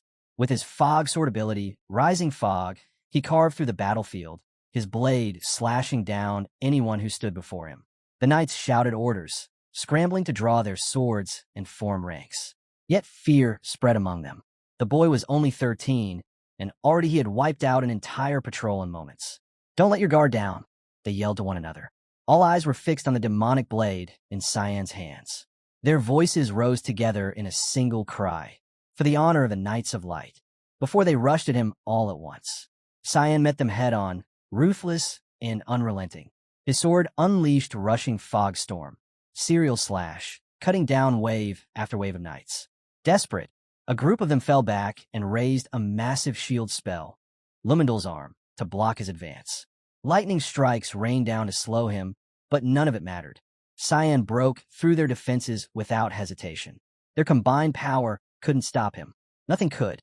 With overwhelming force, he crushed everything in his path, driving deeper into the knights' ranks. At last, Ascal arrived. Facing Cyan, he declared that he would lead him to the path of salvation. But Cyan was already waiting, eager for this fight, eager to kill his brother. Ascal wasted no time. Calling upon the power of the God of Light, he summoned Sun Carriage and struck with a devastating slash. Cyan immediately realized that his brother was using one of his strongest techniques right from the start. The sheer force of it obliterated everything in its path. Yet Cyan met the strike with his own blade. The clash tore through him. He struggled to push back the attack, pain flooding through his body and through Kirim as well. He regretted taking the holy sword head-on. Inside the sword's spirit world, Kirim writhed in agony, coughing blood as her essence cracked under the strain. Her soul was heavily wounded, but before she could recover, the Holy Light's sword spirit, Duran D'Arc, appeared before her, mocking her suffering. Kirim collapsed to the ground, but Duran D'Arc stepped forward and taunted her. She claimed Kirim had lost her usual spirit, asking if she had been tamed. She sneered that Kirim should just do what she always did, seize her master's body and fight back properly. But Kirim only sat upright, bloodied and broken, and started laughing. She pointed at Duran's small spirit form, finding it amusing. Duran's expression hardened. Furious, she blamed Kirim's master for her state, grabbed her collar, and demanded to know what she intended to do with her power. But Kirim kept laughing, unmoved, teasing that she looked cute, like a little girl trying to be intimidating. Finally, Kirim admitted it. "You're right. I've been tamed, but seeing you in this form, it makes it all worth it." Duran's rage boiled over. She demanded to know what Kirim had done, how she had managed to locate her so quickly. Kirim, still refusing to take her seriously, brushed the question aside. "That doesn't matter right now. Just enjoy this moment." Confused and irritated, Duran pressed her. "What are you talking about?" Kirim smiled slyly and answered, "Let's see who breaks first. You, or the heir of Duran D'Arc to make it a bet?" Cyan refused to hold back. He unleashed the full manifestation of the demonic sword, and instantly the air shifted. The atmosphere itself grew heavy, a violent wind howling through the battlefield as his blade surged with power. Ascal stood frozen, struggling to accept what he was seeing. He had always believed the holy sword reigned supreme. Yet here was Cyan, proving that even the demonic sword could unleash such terrifying strength. The thought crossed his mind. If this was the true potential of the demonic sword, could it even rival the holy blade itself? Cyan moved again. His sword flared as he unleashed another skill. Dance of Black Blood. First form. Nirvana of Repentance. Each strike carried a destructive rhythm, tearing through the air. But Ascal stood firm. He told himself that no matter how strong his brother became, the demonic sword was still the power of an excommunicated god. It could never surpass the greatest god of all. Cyan's form shifted further, fusing completely with the demonic blade. He taunted Ascal, asking if it shocked him to see a demonic sword standing toe-to-toe with the Holy One. Without waiting for a reply, he added with a grin, "Of course you are, because right now, you're the one at a disadvantage." Then, Cyan revealed something that stunned Ascal. From within his grasp appeared the other half of the holy sword, the very fragment Ascal had been searching for all this time. With a mocking smile, Cyan challenged him. Go on, try to take it back. Ascal raised his weapon, pointing it directly at him. He wanted that missing piece returned, but Cyan sneered, refusing to hand it over. Did you really think I'd give it back for free? The revelation enraged Duran D'Arc. Her voice shook with fury as she demanded the return of her missing half, threatening to bring the entire city down if that was what it took. Cyan only mocked her further. Riling her up was too easy, and he reveled in it. But from within, the voice of the demonic sword warned him. She was not to be underestimated. Her power was beyond imagination. Suddenly, Ascal raised his weapon high. The holy sword's manifestation burst forth, flooding the battlefield with blinding light. Thunder cracked through the sky, lightning splitting the air as Ascal's form began to change. The holy sword wasn't just empowering him, it was consuming him, merging completely with his body. Cyan, for the first time, was taken aback. The sheer force of the holy sword's transformation left him in awe. Kiram's voice rang out inside Cyan, urging him to move. Get out of the way now. An instant later, Ascal unleashed the full might of the God of Light. A massive thunderstrike split the sky, raining down with endless slashes of lightning aimed straight at Cyan. The force was overwhelming, far beyond anything Cyan had expected. The impact drove him back, forcing him to retreat and take cover against the storm of divine power. Ascal, however, stood firm, staring at himself in awe. The holy sword's radiance coursed through him, and for the first time, he felt the true scope of its power. Then the blade itself spoke to him. It revealed that what he had just used was only half of its strength. From this point forward, he could draw upon the sword's full potential, but only if he fulfilled one condition. He had to reclaim the missing half. Gripping the hilt tightly, Ascal vowed to Duran D'Arc that he would recover what was lost, no matter the cost. Across from him, Cyan stood ready, waiting for his brother to strike first. Ascal moved. His blade summoned the skill rain of flashes, a barrage of divine strikes raining down on Cyan. To withstand it, Cyan countered with assault, meeting every incoming blow. The battlefield lit up with chaos. Black arcs from the demonic sword clashed with golden flashes from the holy blade, shaking the ground with every impact. Amid the storm, Cyan called to Kiram, sensing her strain. You're crumbling. But she only laughed through the pain, cursing Duran D'Arc. I can endure this much. And if I fall here, I'll drag her to hell with me. Her words struck Cyan deeply. They reminded him of his past life, of the battle against the Demon King. On that day, Kiram had said the same thing before she disappeared forever, leaving him powerless on the ground. But this time, he swore would not in the same way. He told himself he had to wait for the right moment, dodge as much as possible, and find the opening to strike Ascal. Across from him, Ascal showed no signs of fatigue. He noticed the demonic sword straining, its energy nearing its limit. Seeing Cyan evade rather than meet his strikes directly, he charged in to press the advantage. The holy sword's voice rang out again, and Duran D'Arc sneered at Kiram. You claimed we'd see who breaks first. Look at you now. Say those words again. Her fury crackled like lightning, pressing down on her rival's spirit. As Cyan and Ascal clashed, their battle shook the earth. From afar, soldiers and knights could only watch. None dared to intervene. What they were witnessing was beyond human. Yet, at the back of the formation, two silent knights stood out. A dark aura wrapped around them as they stepped forward. The others quickly blocked their path, demanding to know what they were doing. They had remained wordless the entire march, and now their presence felt unervingly ominous. One knight muttered, unsettled, that they don't feel human. They looked terrifying. Before anyone could stop them, the two knights suddenly shot into the air and charged straight at Cyan. He barely managed to block, countering with Void Sphere Division to dodge their attack. The moment he felt their movements, he realized what they were. Marionettes like Kellens. His mind instantly cursed Boris for preparing such a trap. They were troublesome, but he managed to force his way through. As he steadied himself, Ascal mocked him. Are you still going to fight? You've already been pushed back. You can't win. Cyan shot back arrogantly. Can't you see I'm perfectly fine? You're the one who's all talk. You're arrogant, not strong. Enraged, Ascal snapped. Those are my words. Do you want me to take back the power you stole? His blade rose as he unleashed the skill Holy Lance of Lu, striking at Cyan with dazzling force. Meanwhile, in the Imperial Palace, the battle was being closely observed. Nobles and courtiers whispered nervously, and even the prince himself watched intently. By his side stood an official who marveled at Ascal's strength, praising how he held his own against the monster Cyan. But the prince shook his head. It's not enough. He gave a chilling order. Prepare the light ray of divine punishment. The guards hesitated, asking if he was certain. The weapon was dangerous, and using it would risk striking young Master Ascal as well. The prince's expression didn't change. Do not make me repeat myself. Without further protest, the guards hurried to carry out the command. Back on the battlefield, Luna had fully restrained her grandfather. She stood over Regens, declaring, "This is enough. You've lost. Any more fighting is pointless." Regens writhed in pain beneath her spell, while Seth appeared beside her, announcing that he had finished off the remaining mages. Seth had wiped out every mage who had come with Regens, scoffing that they were far too weak against him.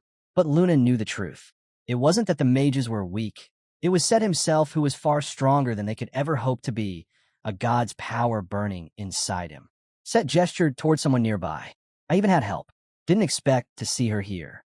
Luna turned to see the woman and recognized her. Lamella, among the Garum Association? Lamella gave a polite nod, apologizing for arriving later than she'd intended. But Luna thanked her sincerely. Your timing was perfect. Because of you, we were able to take them down quickly. Before anything more could be said, something stirred above. All eyes turned to the sky, where a massive magical weapon began to activate. Luna's eyes narrowed. Such weapons were only brought out in full-scale war.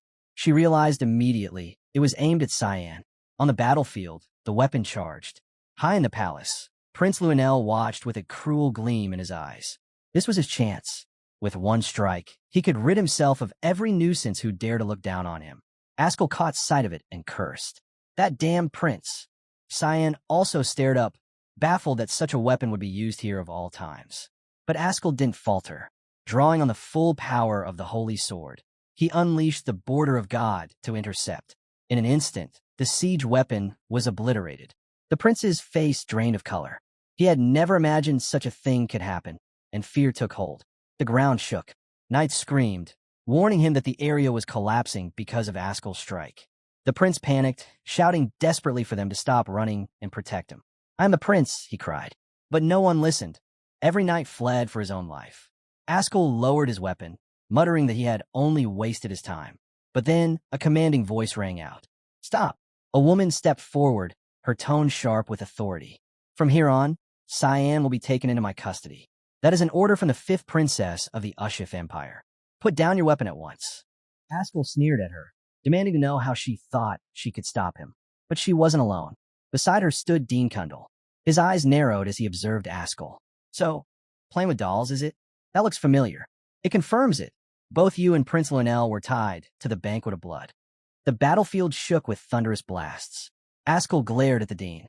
Are you going to defy the will of God? In a flash, he tore through the spells Kundal had cast against him, his strength far beyond expectation. The Dean could only marvel at the transformation. But Ascal didn't let up. He unleashed his next ability, God's Stinger, driving the fight even further. The princess shouted for the Dean to protect himself. At the same time, Cyan confronted her, his voice cutting with irritation. Why are you even here? Do you have a death wish? You're just in the way. Leave at once. To her, his words were laughable. You're a fool. You clearly need my help. Her declaration left Cyan scowling. But she stood firm. You're my fiancé, and I will protect my people at any cost. Cyan spat back bitterly. I never agreed to any engagement. Her reply was cold and sharp. It was ordered by the Emperor. And you dare speak against me? Ascal listened to their exchange and scoffed. So even you have been dragged under by my wicked brother. Then I'll save you as well. He raised his sword high, summoning the god of light's supreme authority, Halo Bringer. It was his ultimate skill, one that even Cyan recognized at once. The moment the spell formed, Cyan knew what it was, Lumindal's ultimate strike, a technique capable of slaying gods themselves. In his past life, this very attack had killed him in a single blow. And now, here was again. The princess held her ground in front of him, refusing to let Ascal advance. Ascal's voice boomed. What a pity, princess. To watch you die. I do not go against the will of God.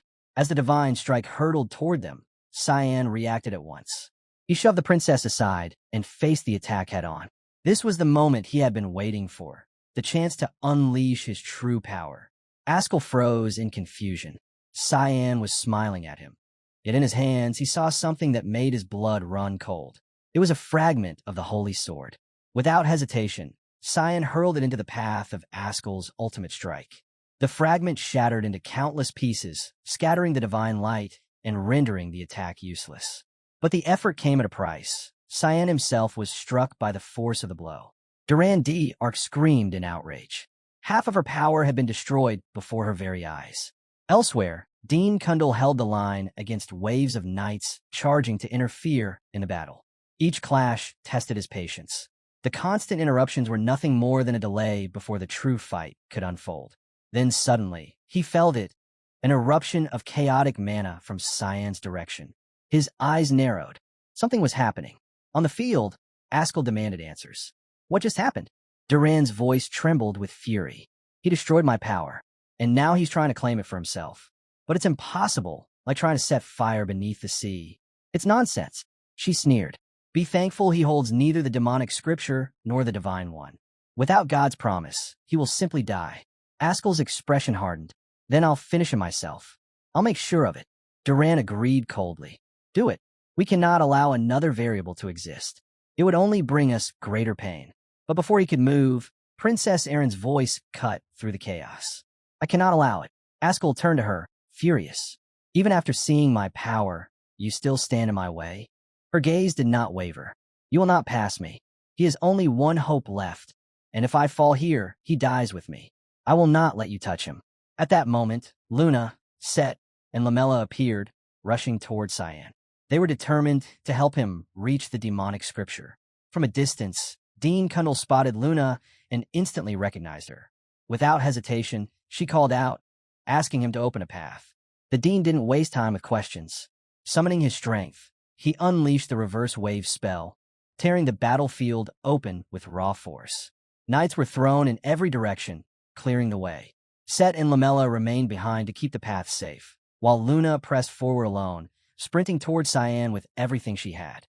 Seth and Lamella urged Luna to keep moving. Go, don't stop. She glanced back at them, nodded, and whispered her thanks before racing forward again. Her heart pounded. With every step, she felt Cyan's mana weakening, fading more and more as time slipped by. Up ahead, Ascal clashed with Princess Erin. But when Luna arrived, she caught sight of the full scene. Ascal's eyes narrowed at her presence.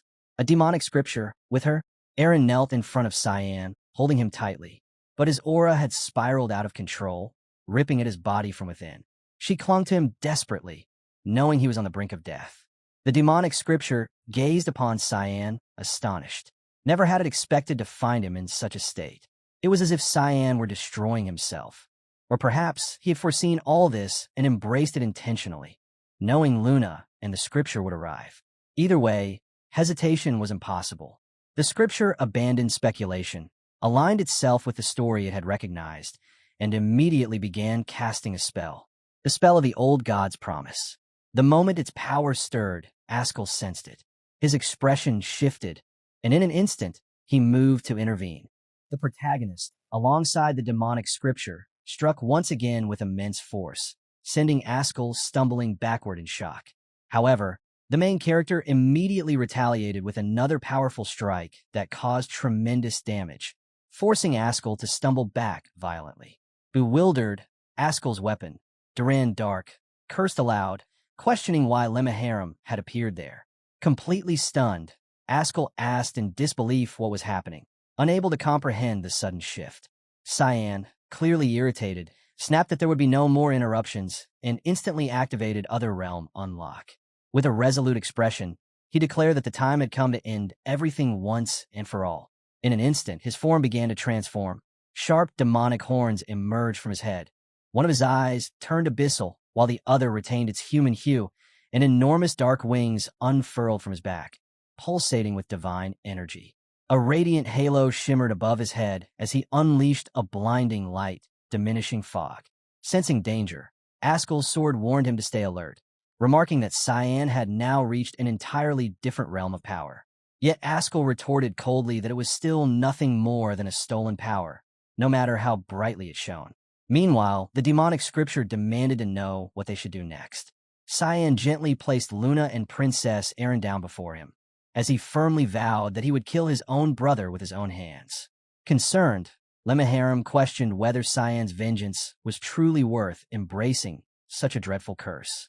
He remarked that Cyan didn't seem to realize the state he was currently in and warned him that the seal branded upon his chest would exact a price far worse than death itself. Kiram, the demonic sword, growled furiously at his master, accusing him of having planned everything from the very beginning. In a brief flashback, Cyan was seen telling Kiram that Lunav would undoubtedly appear if he began to fight. Kiram had confirmed, asking if he meant Lunav, the child with the demonic scripture, to which Cyan nodded in affirmation. He instructed Kiram that if she appeared, she must bring her to him, cautioning her not to cause unnecessary trouble by pretending to be him, as she would easily notice the difference. Kiram had doubted his reasoning and questioned how he could be so certain. However, Cyan had replied with calm confidence that she would definitely come, because she was, after all, a relentless stalker who never stayed away. Returning to the present moment, Cyan informed the demonic scripture that he was entrusting Luna and Princess Erin to his care. Lem calmly reassured him not to worry, though inwardly he reflected that the long-foretold prophecy was finally beginning to unfold. Without a moment's hesitation, Cyan lunged toward his brother, his aura flaring violently. Lem growled at both of them, calling them nothing more than mere pawns of the gods. The brothers' fierce clash sent a massive wave of energy surging outward, shaking the ground beneath them. The protagonist smirked faintly, sensing something unusual about Ascal this time, something different from before. Ascal, however, looked utterly bewildered as Cyan swiftly closed the distance, seizing his head in one hand and declaring coldly that the authority of that so-called almighty god could no longer protect him. Elsewhere, Lamella unleashed her glare slash, cutting through several marionette soldiers that surrounded them. To her surprise, she noticed the severed soldiers were no longer regenerating. Seth, puzzled, wondered aloud why that was happening all of a sudden, though he admitted he had been excited too. Lamella, however, calmly concluded that their connection must have been severed. Just then, the dean appeared and calmly explained that the marionette soldiers had likely stopped regenerating because the source of their power had been destroyed. With visible relief, he expressed his gratitude that Seth was safe. Seth casually brushed it off, claiming it was nothing serious. Dean, however, gave him a scolding, warning that he would face a 2-month suspension for recklessly rushing here during the exam period. He teased that Seth had chosen the wrong friends and was constantly skipping classes, causing Seth to stand frozen in disbelief, completely speechless. Meanwhile, within the other realm where Cyan and Ascal continued their fierce battle, a massive black sphere loomed ominously above them, radiating immense energy. Dean observed the strange phenomenon closely, realizing that the sphere seemed to be the core cause of the ongoing disturbance. He muttered to himself, wondering if there was anything they could do other than wait. Suddenly, movement stirred within the dark sphere, and Dean's eyes widened in shock as Princess Erin and Lunav emerged from it, both unconscious and falling gently to the ground. Lamella immediately rushed toward them, while Dean carefully caught the unconscious princess in his arms. Lamella anxiously asked if they were all right, and Dean confirmed that both were still alive. Without wasting a moment, he channeled his resurrection ability. Inwardly, he speculated that they must have been deliberately expelled from the other realm, something only Cyan himself could have done. That realization left him deeply worried, wondering what was going on inside that chaotic space. Within the other realm, Ascal appeared wounded, blood dripping steadily from his body as he staggered. He couldn't comprehend how someone like him could possibly bleed. His sword spoke sharply, warning him not to underestimate Cyan, explaining that his opponent now possessed the terrifying ability to devour even light itself, and that a single mistake could mean his death. Cyan, however, looked exhilarated, his eyes glowing with dark anticipation. He asked Kiram how it felt, to which she snapped irritably, shouting that she was overflowing with such immense power that she wanted to destroy everything around her. Amused, Cyan smirked darkly and told her to go wild for once. Gripping his weapon tightly, Cyan thrust his sword forward, summoning a radiant crimson circle beneath his feet. The air trembled as he invoked the dance of black blood, second form, Harvester. His weapon morphed into a massive, menacing scythe pulsing with destructive energy. Ascal steadied himself, refusing to retreat, and prepared to counter with his own technique, Halo Bringer. In a blur of motion, Cyan lunged at him, swinging his fog sword and releasing fog rupture. A blinding crimson beam shot forth, colliding violently with the ground where Ascal had stood moments earlier, erupting in a massive explosion that shook the realm itself. Cyan landed casually amid the debris, his aura still burning fiercely, while Ascal barely managed to dodge in time. Refusing to yield, Ascal charged forward once more, his voice echoing through the chaos as he declared that darkness could never triumph over light and that Cyan's reign would end that very day. However, Cyan effortlessly evaded the strike and swiftly activated demonic sword manifestation. In an instant, Kira materialized behind Ascal, her eyes gleaming with malice as she mockingly taunted him for being oblivious to the possibility of such a move. Before Ascal could even react, Kiram swung the fog sword halo with tremendous force, slashing across his back and unleashing a devastating strike that left him gravely wounded. The protagonist smirked faintly, remarking that the move had only been possible through Kiram's overwhelming power, and thanked his sword, Duran Dark. Groaning in pain, Ascal struggled to stay on his feet, his expression twisted with disbelief. Above him, Cyan hovered with an indifferent gaze, coldly commenting that the attack seemed to suit Ascal rather well. Writhing in agony, Ascal collapsed to the ground, groaning in pain, as Cyan coldly declared that their ill-fated destiny would finally meet its end there. Without hesitation, he unleashed Fog Sword, Serial Rising Fog Slash, sending a relentless flurry of glowing strikes crashing down upon Ascal, each one slicing through with precision and fury, leaving him critically wounded and barely clinging to life. As a fierce explosion occurred, Ascal groaned in pain, barely able to move. He muttered weakly that he had always believed himself to be destined as the savior, sliding into his memories just as his mother had once told him. She had claimed an oracle from God during her pregnancy, declaring that her child would be blessed with divine talent. Yet, the same mother who spoke those words of hope was later murdered before his very eyes, condemned by the people as a witch. Those responsible for her death were eventually captured and executed by his father, the first and only time Ascal had ever seen him so mad. But even that vengeance hadn't filled the emptiness within him. From that day on, Ascal convinced himself that true evil must be eradicated from its roots. His heart grew cold, and he began to despise the poor, the weak, and all those of inferior lineage, believing that such people were destined to fall into corruption and one day threaten the noble and the powerful, just as they had destroyed his mother. Now, back in reality, at that moment, Ascal felt a painful realization deep within as his eyes widened with clarity. He finally understood that it was never the world that was inferior, but he himself. Before he could utter another word, Cyan and Kiram stood poised before him, their combined aura spiraling violently around them. With immense energy surging through their bodies, they prepared to unleash their final technique, to merge their powers into one demonic sword union, God Eater. Both Cyan's and Kiram's eyes gleamed with pure malice, wide grins stretching across their faces as an overwhelming crimson aura engulfed the battlefield. As they activated God Eater, that released a destructive flash force as their combined attack struck Ascal head-on. The impact shattered the ground violently, and Ascal screamed in agony as pain tore through his body. The ground rumbled as a crimson burst detonated across the field. Bleeding heavily, Ascal turned his fading gaze towards Cyan.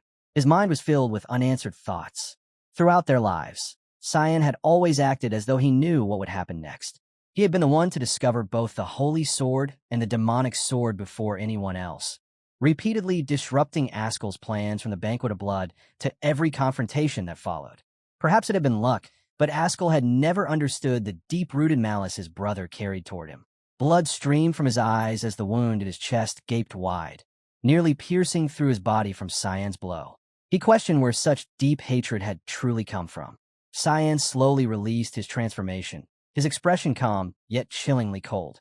He knew that Ascal had sensed it, the unshakable presence, the inevitability that their confrontation would one day come. Cyan reflected that someone like him had always been an obstacle in Ascal's path. He wondered why his brother had never noticed it earlier, perhaps because he had always regarded him as nothing more than the mistress's foolish and insignificant child. Maybe, Cyan thought, Ascal should have paid more attention back then, or perhaps even killed in the moment he first realized his potential. Cyan concluded silently that these must be the very thoughts running through his dying brother's mind now. He had always despised Ascal's twisted beliefs and self-righteous sense of superiority. Hearing Cyan's words, Ascal managed to faint. For a fleeting moment, he wondered whether they had ever truly shared any bond as brothers. A distant memory flickered in Cyan's mind, a faint echo of simpler days when he and his brother were merely children, laughing freely under the golden sunlight. He remembered Ascal's gentle hand patting his head, a gesture once filled with warmth and affection. As he pondered, perhaps, in another lifetime, they truly might have shared a bond worth cherishing. Yet that fragile connection had been shattered beyond repair, and the one who had destroyed it was none other than Ascal himself. Cyan's eyes darkened as he turned away, believing that their ill-fated bond had finally reached its end. Yet behind him, the burning flames consuming Ascal's body seemed to whisper a different truth. Kiram's voice echoed ominously, warning that it did not appear to be over. Cyan frowned, his gaze narrowing in confusion, as Ascal's sword began to tremble and rise from where his brother had fallen. Suspended in midair, it glowed with a sinister light, and a chilling voice resonated through the air, addressing him directly. It reminded Cyan that although he had used the demonic scriptures to steal its power, he had made a grave mistake, one that would soon subject him to a torment far worse than the depths of hell itself. Suddenly, Cyan's expression twisted as the eye embedded in Cyan's chest blazed with an intense crimson glow. The scene then shifted to Air, who solemnly observed that the dark fog had completely swallowed the light. Nearby, Brian tried to restrain Nana, but she resisted, crying out that her father was in danger. Air, visibly irritated, realized how his words were being ignored, remarking inwardly that they were just like their master, stubborn and unyielding. He recalled the moment when Brian and Nana had stepped through the portal together and cursed the successor for recklessly sending his companion straight to him. Nana, overwhelmed with emotion, struck Brian repeatedly, calling him a fool and insisting that she must go to her father no matter what. Air, watching from the side, noted quietly that the young guard knight possessed remarkable composure, able to remain calm even in the face of a dragon's roar. Nana screamed in frustration as Brian tried to reason with her, reminding her that the young master had sent them away for their safety and that they only needed to wait a little longer. Before the argument could escalate, Sera intervened, commanding Nana to stop and sit down. Nana obeyed immediately, leaving Brian staring at her in stunned silence. Sera noted that the dark fog swallowing the light was a clear sign that something was terribly wrong, especially considering Nana's unusual behavior. Air admired her composure, thinking she was truly remarkable. Sera then stated firmly that she and Nana would go to retrieve Cyan themselves, ordering the others to remain behind, while Nana was raging furiously. Meanwhile, within the collapsing realm, Ascal's sword began to radiate a golden light so blindingly brilliant that it shattered the barrier surrounding them. Kiram was stunned as she realized with disbelief that the sword had destroyed the entire realm itself. Cyan stood weakened, his body battered and worn from the fierce battle. Kiram, feeling the surge of immense divine energy in the air, noticed her form beginning to fade away. Lem, too, was struggling to maintain his existence amidst the overwhelming power. Cyan called out to Kiram, urging her back into the sword, unease tightening in his chest as he sensed something deeply ominous stirring within the seal embedded there. Above them, countless radiant beams of light pierced through the dark clouds, descending with overwhelming brilliance. Kiram, now fully reverted into her sword form, rested firmly in Cyan's grasp as he whispered in a low, tense voice that something colossal was approaching. The falling lights struck the ground with deafening force, triggering massive explosions that reshaped the very landscape. From the blinding impact emerged enormous humanoid beings, their forms divine and terrifying, adorned with luminous halos and draped in flowing white garments that glowed with celestial purity.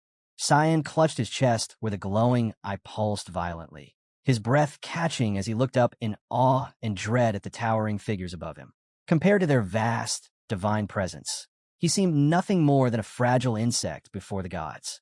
Elsewhere, Princess Erin slowly opened her eyes, witnessing Cyan's desperate struggle against the enormous beings of light. But before she could comprehend what was happening, one of the giants reached out and seized Cyan in its hand. Her vision blurred, and she lost consciousness. She later recalled that this was her final memory of seeing Cyan. The radiant giants vanished as suddenly as they had appeared, taking Cyan with them. In the aftermath, Prince Runel and Ascal Vert also went missing. The Knights of Light were soon arrested by elite knights, including Sir Yulkin, for acting beyond their given orders, preventing what could have turned into a full-scale revolution. The once thriving port city of Brnu was left in ruins, reduced to ashes. Princess Erin lay wounded upon her bed when Leximus entered, asking softly if she was awake. Disoriented, Erin asked where she was, and Leximus gently informed her that she was in the imperial palace. He told her that Lady Lunav had already recovered. When Erin asked about Cyan, Leximus's expression darkened as he explained that Cyan, Prince Runel, and Ascal were all missing. Erin's heart sank as she murmured that she had failed to protect him. Leximus apologized, dramatically saying she should have gone with her, but the princess reassured her that it was not her fault and that she had assigned her to other matters. When she asked about those matters, Leximus replied with grim news. The king's condition was far worse than they had expected. The scene shifted to the royal chamber, where the king lay sweating heavily upon his bed. Duke Wallace Vert stood beside him, apologizing for arriving late and admitting that his focus on defending the front lines had caused him to neglect his children. He confessed that his eldest had used the Knights of Light for selfish purposes, while his youngest had become the most feared murderer of the era.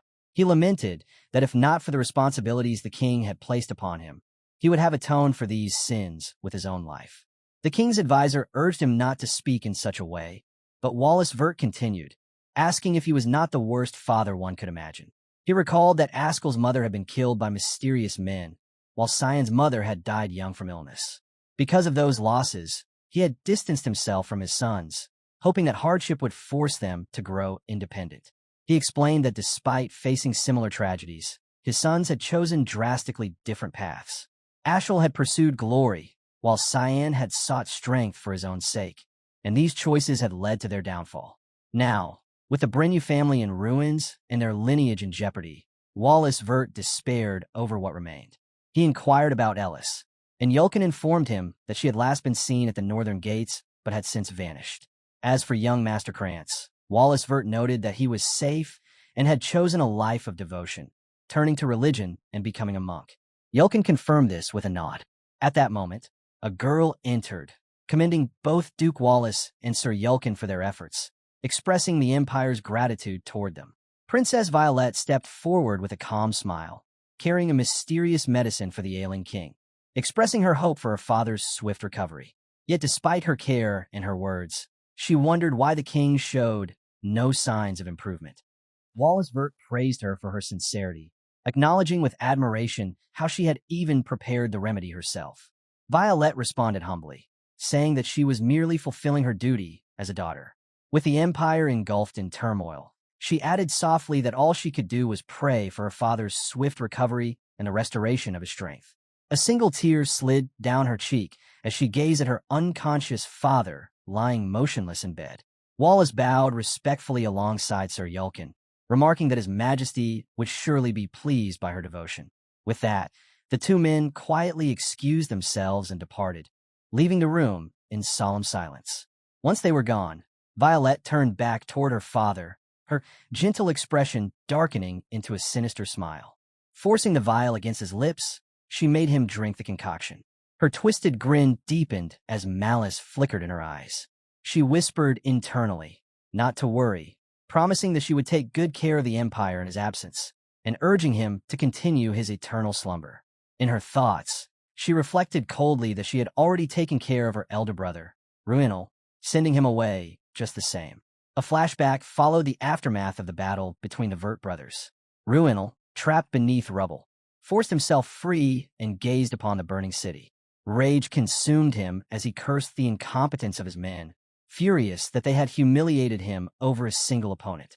Soon after, he overheard guards addressing Violet, saying there could be more survivors and that they should continue searching. Desperate, Ruinal called out to them. The soldiers turned toward him, weapons gleaming in the firelight. Violet appeared, remarking in a cold tone how difficult he was to kill. Recognizing her, Ruinal demanded to know why she was there. With an unpleasant smile, Violet responded that since he had reduced the Empire to such a disgraceful state, she thought it proper to step forward and clean up his mess. After all, she was always the one to handle what he left behind. Enraged, Ruinal shouted for her to stop her nonsense and escort him to the Imperial Palace so he could be treated and rest properly. Violet calmly told him that it would be quite difficult. As she turned to walk away, her words grew colder. She declared that what she intended to clean up that day and retrieve in Brenu was none other than his corpse. At her command, the guards advanced, blades raised. Shocked and furious, Ruinal demanded to know what this meant. But Violet merely shrugged. Her expression darkened, as she decided instead to leave his body unclaimed, stating that she would simply report he was never found. His curses echoed through the ruins before the soldiers executed him, violently severing his head. Later, Wallace discussed the princess's medicine with Yulkin, questioning its nature. Yulkin admitted that he found it suspicious. Wallace agreed, noting that the bottle's design and the color of its contents resembled the elixir known as the Merkin's Blessing. Yulkin added that he sensed an unusual mana emanating from it, one he had only ever felt within the demon realm. Concerned, Wallace ordered a secret surveillance operation on the second princess, instructing Yulkin to monitor her movements closely and to report immediately, especially regarding any matter involving Princess Erin's safety, to which Yulkin agreed as they both walked through the hallway. After the Brenu incident, which resulted in countless deaths, the people of the Empire began gathering their strength to rebuild their shattered land. Prince Rinal and young Master Ascal remained missing, leaving behind only rumors and questions that spread across the Empire. Most citizens remembered that day as the moment when both had perished in battle while trying to stop Cyan Vert, who had fallen to his sinister power. They recalled Ascal's desperate fight, the sight of his wings of heaven beating against the storm, and how the demon within Cyan ultimately struck him down. In the end, Cyan drew the wrath of the heavens and met his bitter fate at the hands of the envoys of God, the Titans of Light, who intervened to restore balance within the Empire. With the Emperor's illness worsening, governance of the realm shifted under the regency of the second princess. The decision seemed reasonable given her previous humanitarian reputation, though reality told a far darker story. As Erin closed the book, she remarked that she decided to save her words. Yet for now, silence was the only way to ensure his safety. Cyan Vert, the princess's fiancé, was not dead yet. At Ruin Academy's grand auditorium, Princess Erin Sevalrus stood before the council, prepared to choose her path. Before her rested a magic tome. A ceremonial voice proclaimed blessings, wishing her the wisdom and intelligence of Lord Rummindle to guide her future. Professor Sarisha then handed her the graduation certificate, officially declaring her graduation from the academy. Erin expressed her gratitude, vowing to become a guiding light for the academy's legacy. In Chancellor Cunnell's office, he reflected on her choice, finding it unexpected that she had chosen a magic tome instead of a sword or wand. Sarika agreed, and Cunnell noted that 3 years had passed since that tragic day. Princess Erin had been tirelessly searching for traces of the Titans of Light ever since that day. When Sarika asked if he referred to the giants who had attacked Cyan, Cunnell explained that they were known as Nephilim, divine envoys of light sent by the supreme god Remindel to the human realm. Sarika questioned whether that meant direct divine intervention in mortal affairs, to which he replied that even he did not know the full truth, as few records existed. Cunnell then mentioned that Princess Erin intended to remain at the academy even after graduation to continue her investigation. Sarika wondered why she was so determined, and Cunnell responded that it was all because of our boy, Cyan Vert.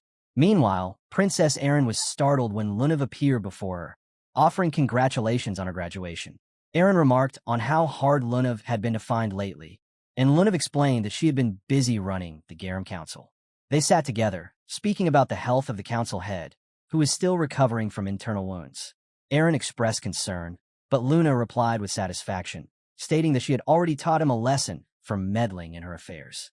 Luna then asked about the search for Senior Cyan. Princess Erin admitted that she had made little progress, aside from learning that the Titans of Light were the Nephilim. Even so, she vowed never to give up. With a strange, unsettling smile spreading across her face, Luna encouraged her to do her best. However, in a teasing tone, she added that she might just find him first. Her eyes gleamed with a spiraling glow as she remarked that, in fact, she would find him before anyone else. Determined, the princess silently vowed that she would not lose. Nearby, Leximus trembled slightly as she overheard their conversation. The princess firmly agreed that they would both continue their efforts, while Lunav offered to assist her until they finally found Cyanvert. Back in Kundal's office, the chancellor gazed outside the window as he recalled the day the Nephilim descended to take Cyan. He remembered their divine proclamation, declaring that Cyanvert had crossed the mortal boundary he should never have breached, that he no longer deserved to exist in the realm of humans, no matter how much he struggled. Cyan furiously, gritting his teeth as rage burned within him. He declared that he would endure suffering far beyond anything human could ever comprehend. Cyan lunged forward and struck one of the creatures with his dagger, but his attack proved useless. The Nephilim seemed unfazed, effortlessly shrugging off the blow. It turned toward him and charged, swinging its massive fist. Cyan remained on his feet and immediately unleashed the technique known as the Sphere of Nothingness Rift. Enormous black and purple orbs slammed directly into the creature, yet they had no effect. The Nephilim declared that resistance was futile and that no power could surpass one who was akin to a god. It then prepared another devastating blow aimed straight at the protagonist.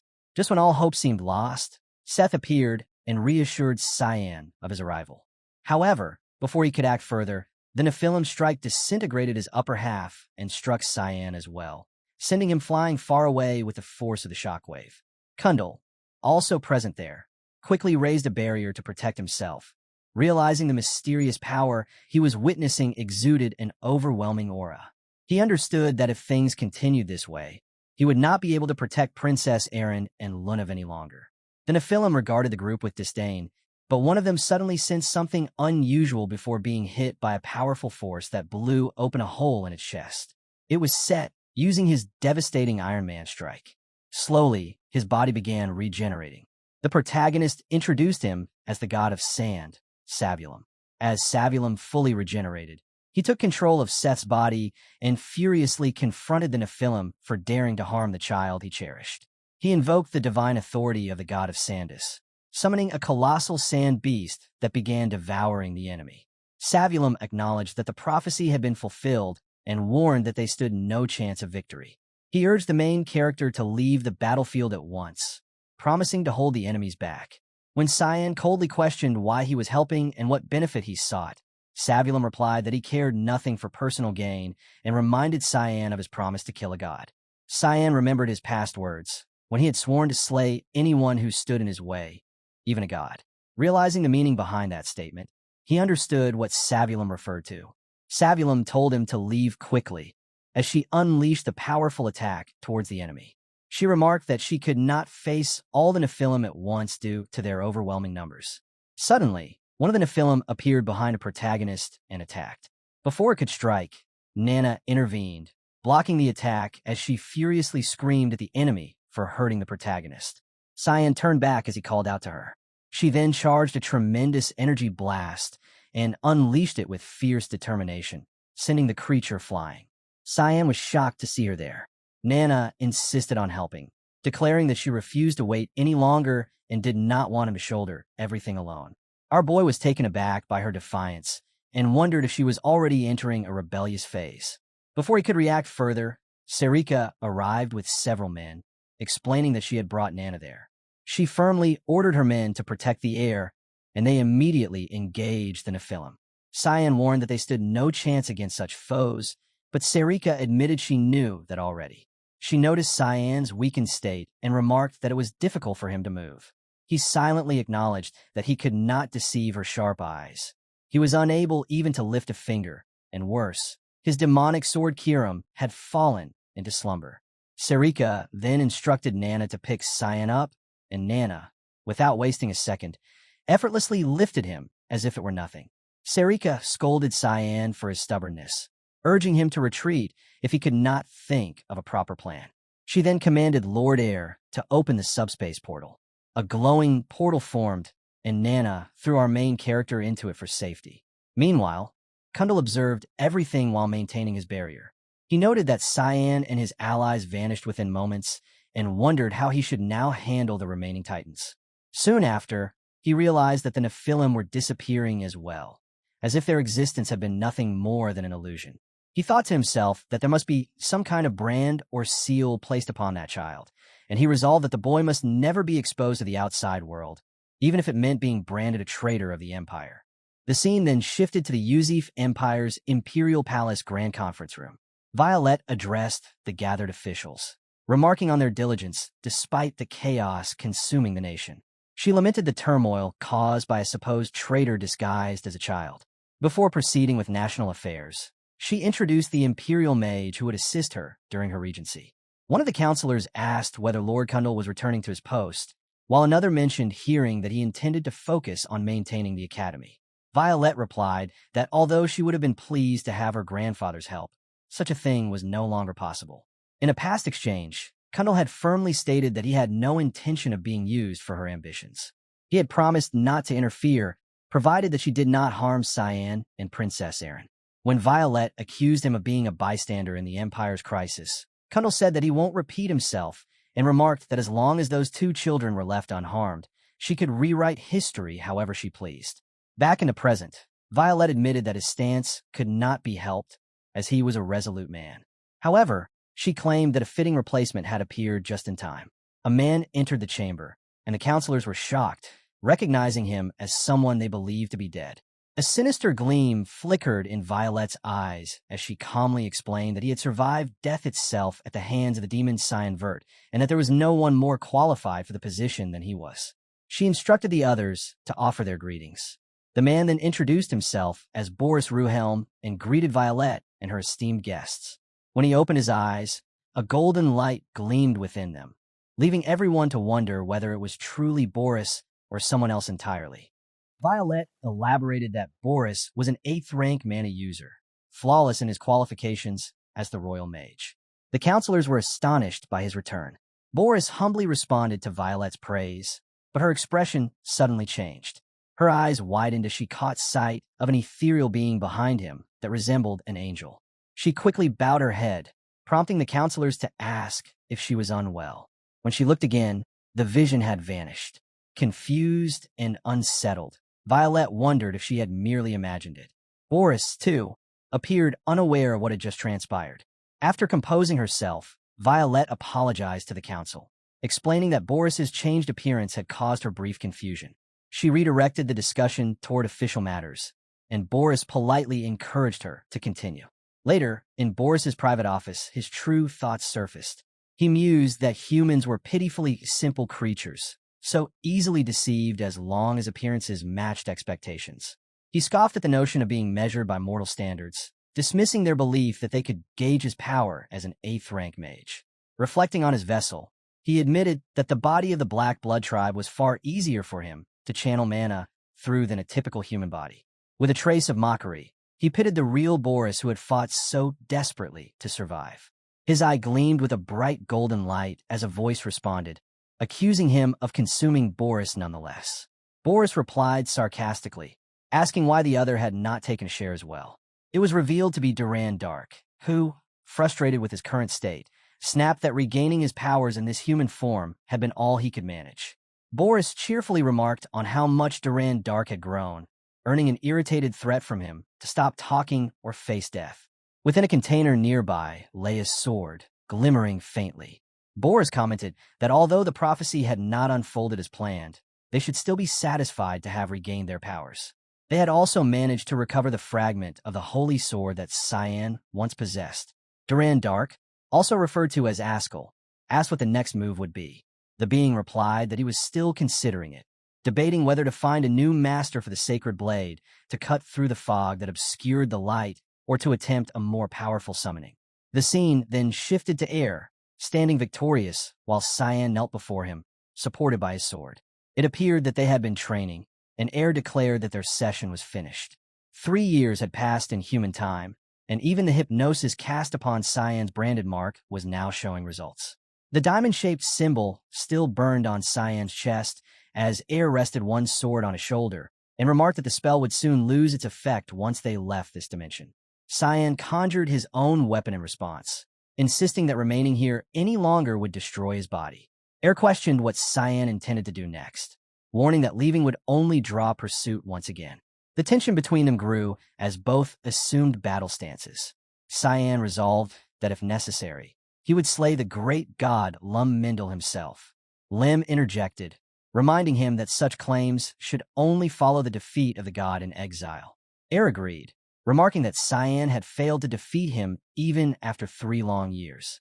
He explained that the beings our main character had fought in his past life were merely superhuman at best, while those ahead were capable of opposing gods themselves. The power of an exiled god alone, he warned, would not suffice against such foes. Cyan's expression darkened as he asked for advice, silently noting that Air, for once, seemed to offer genuine guidance. Air assured him not to worry, promising to show him a path through an ancient spell passed down through ages past. He began tossing swords onto a map, asking which direction Cyan would take, murmuring that it appeared far more complicated than he had expected. Observing this, Cyan thought to himself that Air truly was an idiot. Air, still focused on his ritual, claimed that a divine prophecy would soon arrive to guide them. Irritated and weary, Cyan activated his ring, deciding it was time to leave and try out his own spell. When Air finally threw the sword and it struck the map, he joyfully declared that the prophecy had come, only to realize that Cyan had already disappeared. The focus then shifted to Professor Sarika, who remembered Kundal's final request to take care of Princess Erin. Since that day, 3 years ago, Erin had secluded herself in her chambers, immersing herself in ancient texts that appeared one after another. Sarika approached her door, knocking softly, thinking that if these discoveries led Erin toward Cyan, she could not allow that to happen. Princess Erin answered, surprised to see her instructor at the door. Sarika noticed how tired and worn she looked and greeted her, mentioning that she had expected Leximus to answer instead. Erin explained that Leximus was away on an errand and asked the reason for her visit. Sarika replied that she had heard Erin needed assistance, particularly with her studies involving ancient tomes. Erin politely declined, saying she could manage on her own. Sarika coldly countered that if Erin sought Cyan, she would need help. Erin's eyes widened in surprise before inviting her in. The room was cluttered with books and scrolls scattered everywhere. Sarika's gaze fell upon a symbol identical to the one on Cyan's chest.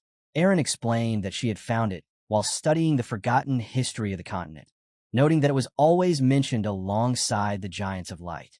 She asked if Sarika had seen it before. Though Sarika knew the mark well, she firmly denied it, thinking that Erin had uncovered far more than expected. Princess Erin then showed her another tome, explaining that the Giants of Light that appeared in Brno, known as the Nephilims, were the children of the great god Lum-Mindel, also called the Wardens. She wondered aloud why such beings would attack Cyan under the guise of judgment. Sarika asked if she suspected something more. Erin speculated that it might be connected to the mist that Cyan had once been involved with, and that the exiled god Eru of the Black Mist could be the reason Lum-Mindel intervened. This, she concluded, meant that Cyan had not been judged, but was instead concealing himself through the power of the mist. Sarika admired Erin's intelligence, but responded cautiously, pretending indifference. Erin sighed in disappointment, remarking that she had hoped Sarika could contribute more. Offended, Sarika asked why she thought that, to which Erin replied that she assumed Sarika knew something since she had been close to Cyan. Sarika immediately recognized the jealousy in her tone, amused by the young princess's demeanor. With a teasing smile, she insisted that her relationship with Cyan Vert had never been that close. Irritated, Erin ended the exchange curtly, while Sarika thought to herself that she would have to keep a close watch on her and perhaps deal with Cyan personally once she saw him again. The scene then shifted to the eastern region of Fuina, where a colossal, glowing tree illuminated the land. A soft voice asked if the prophecy was true. Another responded that when the black mist finally lifted, only the most intense light would remain in this world, and questioned whether they could survive in such a realm.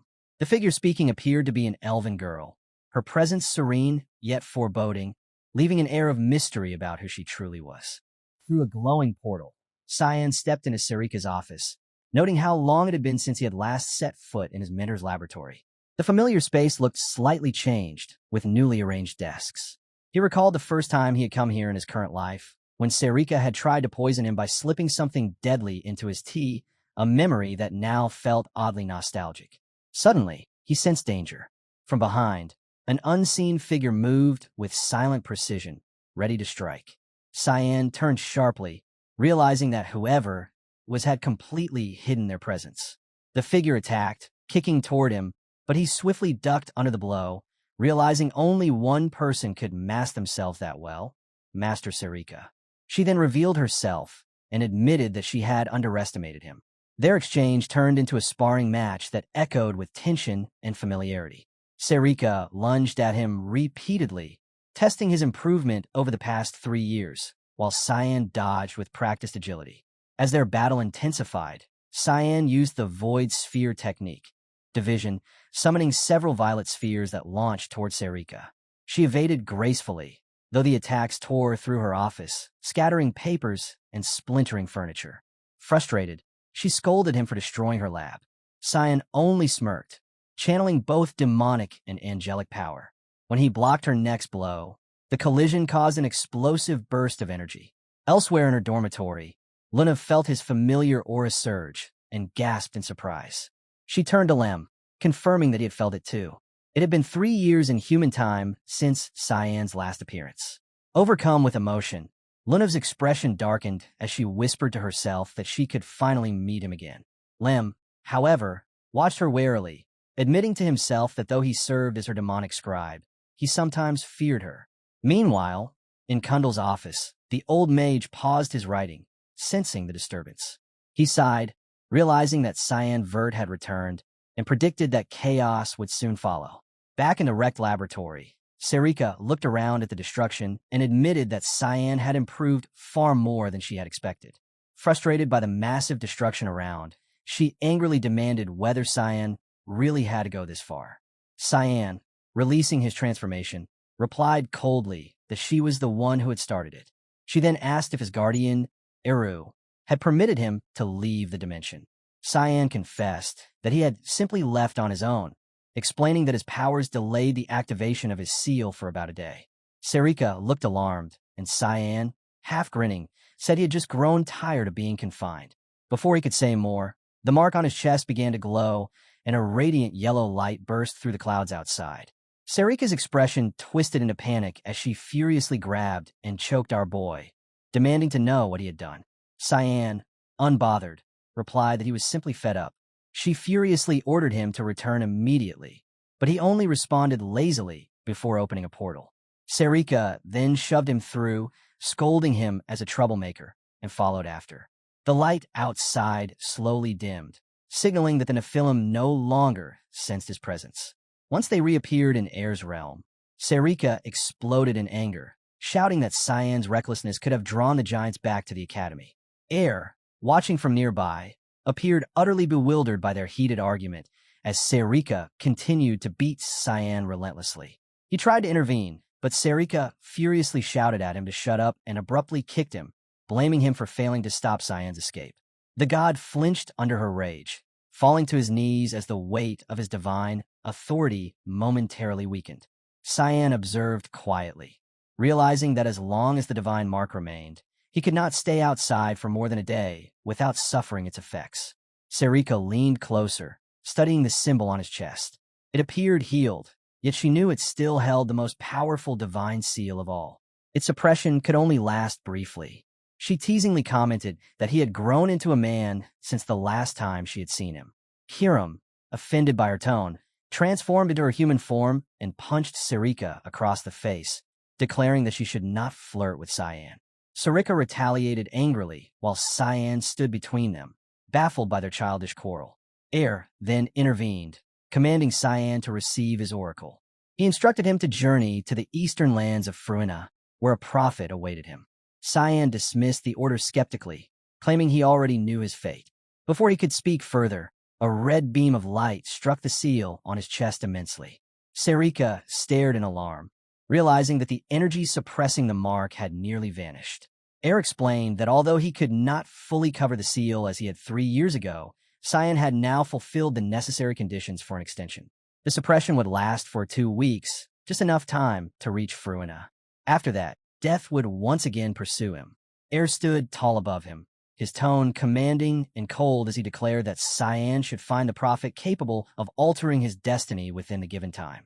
Cyan observed Air intently, his thoughts brimming with irritation. For once, he admitted that Air actually looked like a god.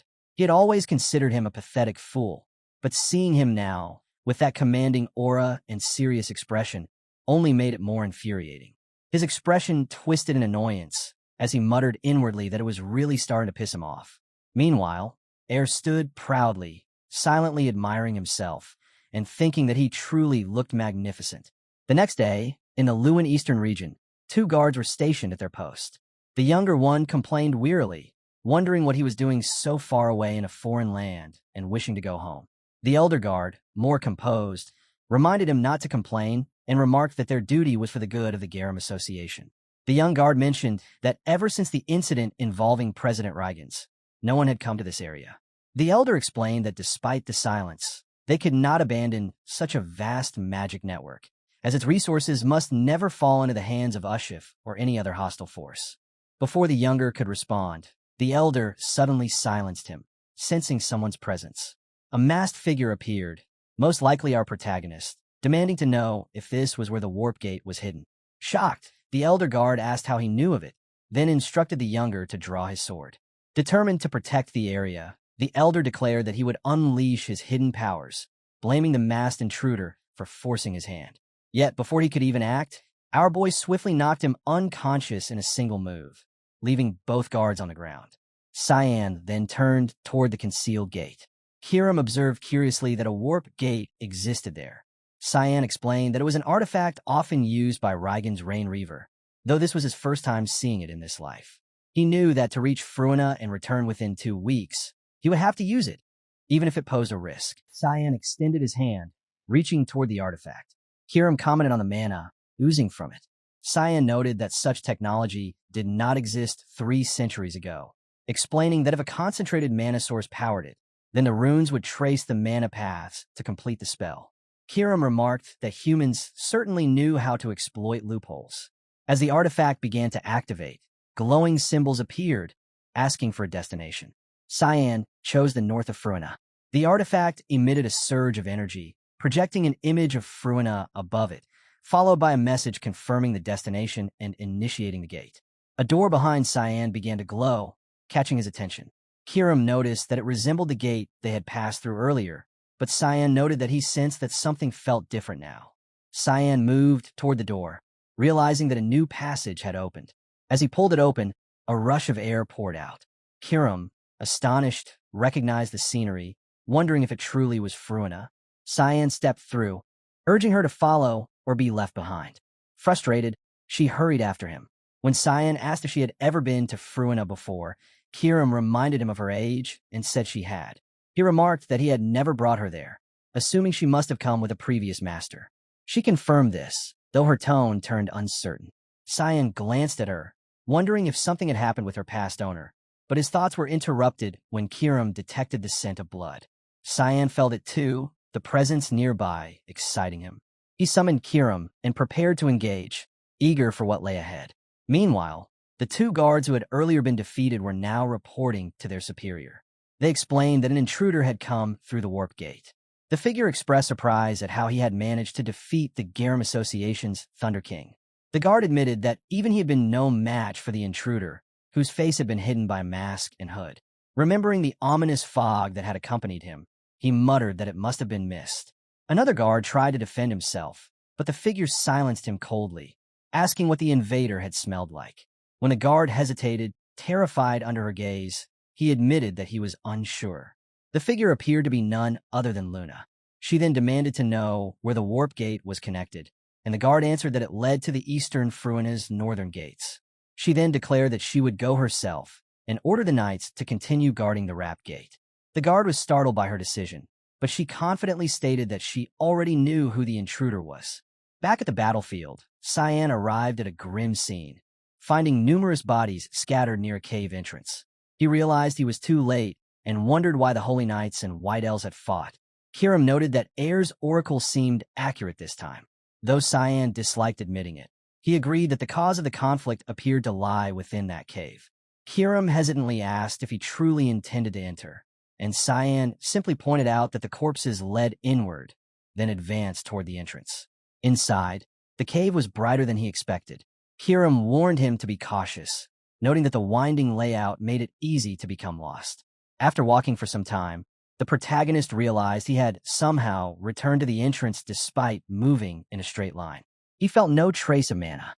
Kiram responded that she suspected sorcery, which made sense given that this was elven territory. To test her theory, he picked up some stones and threw one toward a wall. When the stone struck something invisible and produced a sound, he pinpointed the source. A symbol began to glow faintly, and Kiram remarked that finding it seemed far too easy. Cyan explained that he recognized the pattern from his past life. He lunged forward swiftly using his fog sword technique, Fogfall, and he sliced through the glowing spot, causing the barrier to collapse and revealing a hidden passage leading deeper underground. As they descended the stairs, Kiram observed that this must be the true path.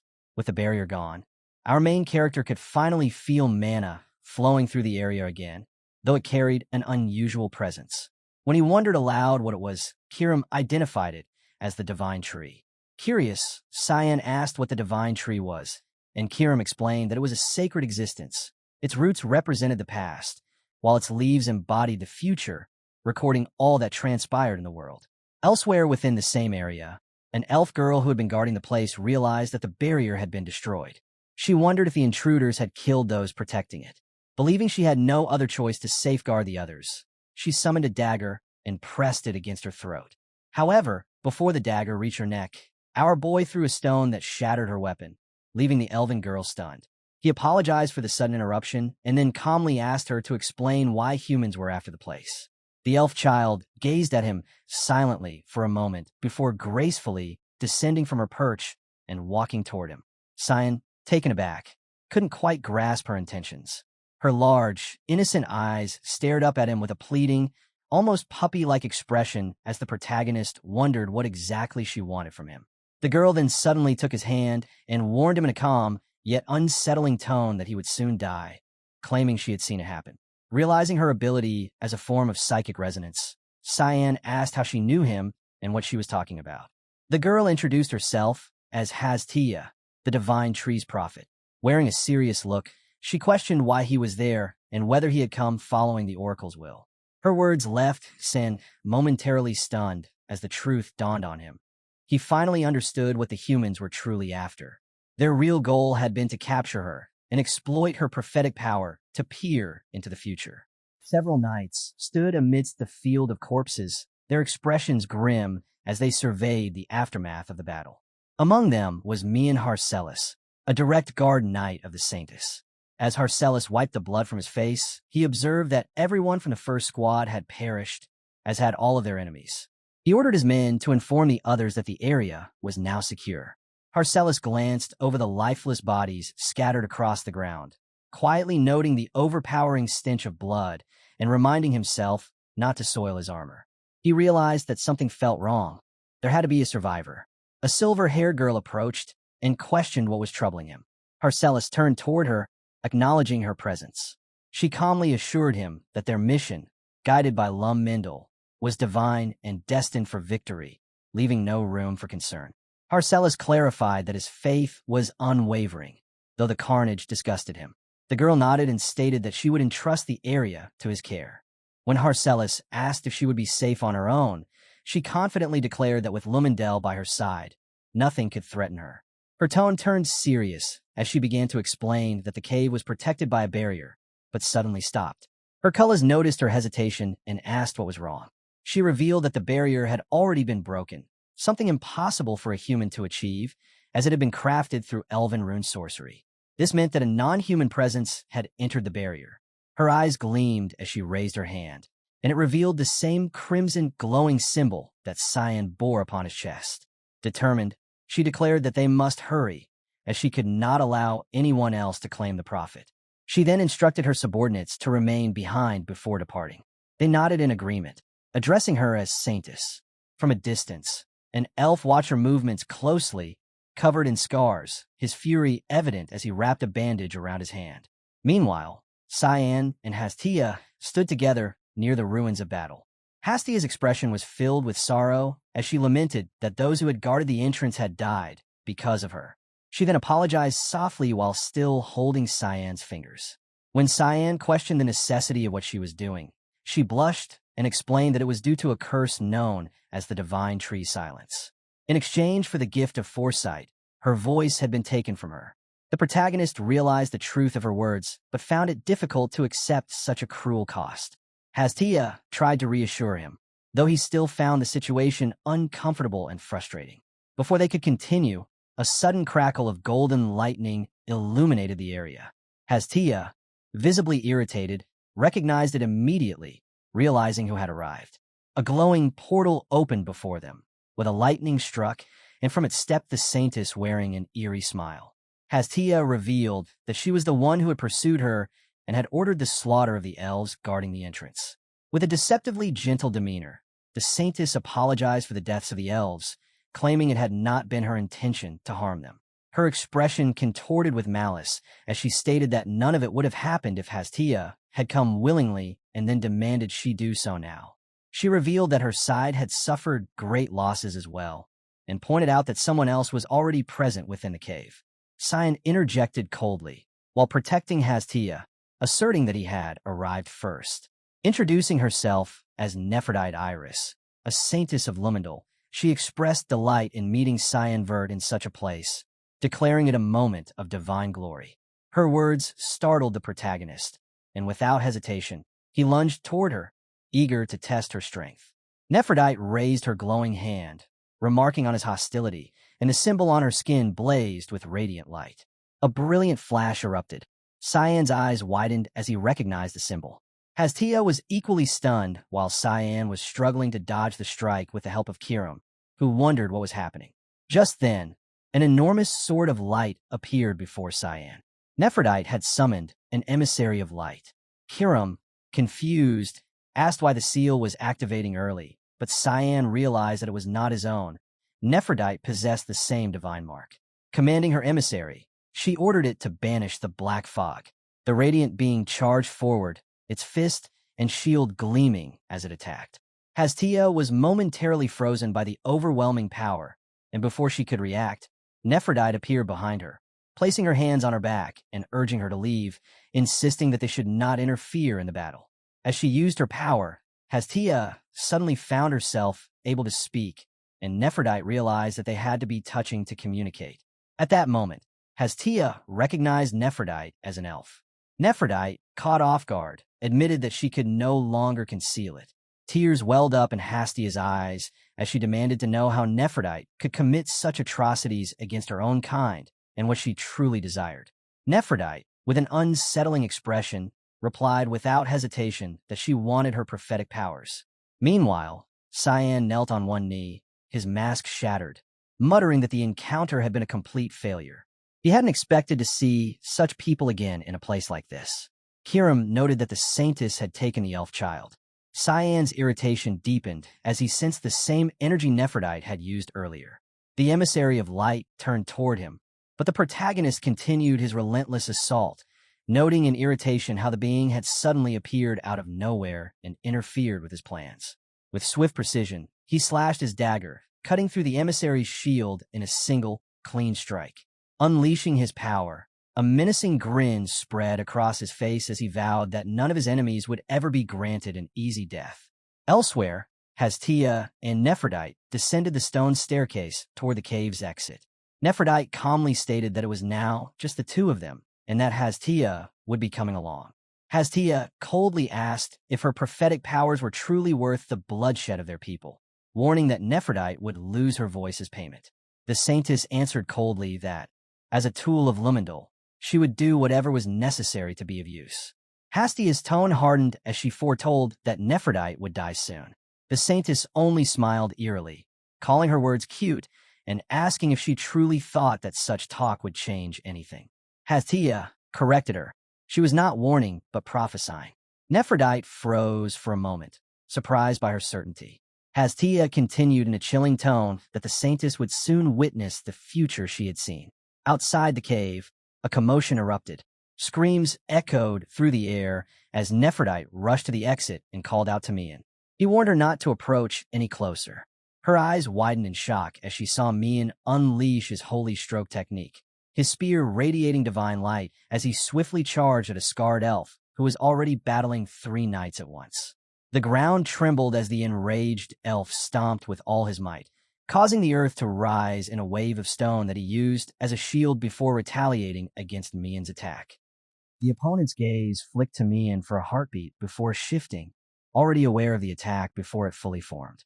In an instant, a massive boulder was torn from the ground and dragged in front of him, the blow slipping past as he stepped aside with effortless precision. The scene left Mian cold. That reaction was impossible. Before the skill had even landed, the elf had moved as if swatting away something insignificant. No ordinary existence could respond like that. Mian slammed his spear into the earth and straightened, forcing composure back into his posture. He introduced himself as Mian Hose, captain of the cavalry, and demanded the elf's name. The elf only scowled, dismissing the question as pointless. There was no reason, he said, to tell his name to someone already marked for death. The words only sharpened Mian's unease. Elves were archers and spellcasters. Strength like this, especially at close range, bordered on myth. The technique that had stopped his attack didn't feel like magic at first glance, yet it undeniably was. What unsettled him most was the emptiness. He couldn't sense even a trace of mana. The elf insisted it was magic all the same, forcing Mian to accept that reason had no place here. At that moment, the priestess stepped forward from behind them, her voice cautious, as she admitted she didn't believe the warrior could truly use magic. Idas trembled as he spoke, asking if anyone recognized him. When the answer came, it hit like a hammer. Garnian, an elf born without magic, yet famed as one of the strongest fighters his tribe had ever produced. They had heard the rumors. He had gone into the freezing valley to train, far beyond where anyone dared follow. None of them had imagined meeting him here. Garnian advanced on the priestess with open hostility, questioning her authority and demanding control of the fairy. Then he moved. One step, one brutal punch thrown without hesitation. The priestess answered coldly, declaring she carried the will of the gods and had no interest in the name of a man about to die. Behind her, Mian shouted for her to be careful, panic bleeding into his voice. Cornered, the priestess reacted instantly. A knife flashed in her hand and pressed against Hastia's throat as she invoked the Almighty, threatening mutual destruction if Garnian came any closer. She never finished. Garnian caught the blade mid-motion, tore it from her grip, and crushed it in his palm as if it were nothing more than brittle glass. He laughed at the threat, openly mocking it. Mian stared, breath stolen from his chest, as the elf let the fragments fall. Steel, shattered by bare hands alone. The priestess went deathly pale, sweat pouring down her face as fear finally crushed what little resolve she had left. Garnian locked eyes with her, killing intent flooding his gaze as he calmly repeated his warning. None of them would survive. Those words drove straight through Iris like a final nail, sealing her fate. The world tilted, dizziness washing over her as her composure shattered completely. Hastia snapped first. She shouted for everyone to run, demanding to know why they were still standing there. Survival took over. She shoved the prophet aside and bolted, declaring she would call for reinforcements and pray for divine protection. The knight captain stood frozen, staring after her in disbelief, questioning whether such behavior was even permissible. Inwardly, he scoffed. To him, it looked like nothing more than fear-driven escape. Garnian didn't bother hiding his contempt, mocking her retreat and accusing her of dressing cowardice up as a righteous call for reinforcements. Irritation crept into Mian's expression as he ordered everyone to drop the matter, stating the truth was already clear. He straightened his back and rolled his shoulders, readying himself for combat. He needed no reinforcements. What he wanted was a proper duel, a one-on-one clash with the strongest warrior before him. With pride swelling in his chest, he introduced himself as Mian, once the greatest spear master of the Order of Light, and began to proclaim the glory of their leader, Duke Villiers. He never finished. A crushing punch slammed into his stomach, erasing all sound in an instant. Agony tore through his body as blood burst from his mouth. The air ripped from his lungs. Rage flared as realization struck. He had been hit mid-introduction. The sheer unfairness of it burned hotter than the pain. This wasn't some heroic story where speeches were honored. The force sent him flying, his body spinning helplessly through the air until only the howl of the wind remained, carrying away his pride and humiliation. With the guardian dealt with, Garnian turned his attention to the fleeing saint and barked for her to stop. Iris's face twisted in pure terror. Even Mian had fallen in a single blow. Her legs trembled as the thought surfaced. What kind of monster was this man? Before she could get away, a shadow appeared directly in her path. She collided with it and crashed hard onto the ground. Then a familiar voice spoke. It was Cyan. He casually tossed the severed head of a massive, godlike creature at her feet, remarking with indifference on how hurried she seemed. Terror swallowed the saint whole as she demanded to know what had happened to the Nephilim, asking if he had truly slain the guardian of the god Lul. Cyan dismissed the claim without hesitation, stating flatly that the creature had never been a true Nephilim to begin with. The words hit Iris like divine judgment. Her lips trembled as she stammered, unable to grasp what he was implying. Cyan spoke calmly, almost casually, explaining that compared to the Nephilim he had fought 3 years ago, the one she summoned was laughably weak. Its shield had shattered without resistance, and even after being beheaded, it failed to regenerate. He didn't bother hiding his disdain, openly mocking her for daring to call such a thing a Nephilim. Her hand flew to the divine sigil etched into her skin as she muttered in horror, insisting it was impossible. That mark had been granted directly by the god Lumendal himself. The demon sword reacted with rare surprise, remarking that she truly seemed ignorant of the truth, even if found that revelation astonishing. Cyan's eyes flickered for a brief instant as that realization settled in. Then Iris snapped. Rage surged as her shattered pride twisted into fury. She tried to summon her power again, forcing the spell to form, but she never finished. Cyan stepped in and drove a clean strike into her stomach. Her consciousness vanished instantly. He caught her collapsing body, slung her over his shoulder, and muttered irritably about the noise, deciding to deal with her later. As he turned away, something clutched him tightly. Cyan looked down to see Hastia wrapped around him, tears streaming as she sobbed in relief and thanked the heavens for his survival. She confessed how terrified she had been when the giant appeared. Cyan looked at the small prophetess with detached calm and stated flatly that the battle was not over yet. She barely had time to process his words. Garnian's shadow rose behind him. The elf lunged forward, driving his knee upward with crushing force towards Cyan's abdomen. Hastia screamed for him to retreat, panic tearing through her voice. Cyan raised his arm and intercepted the blow head-on. Even so, the impact carried terrifying power, forcing his body backward.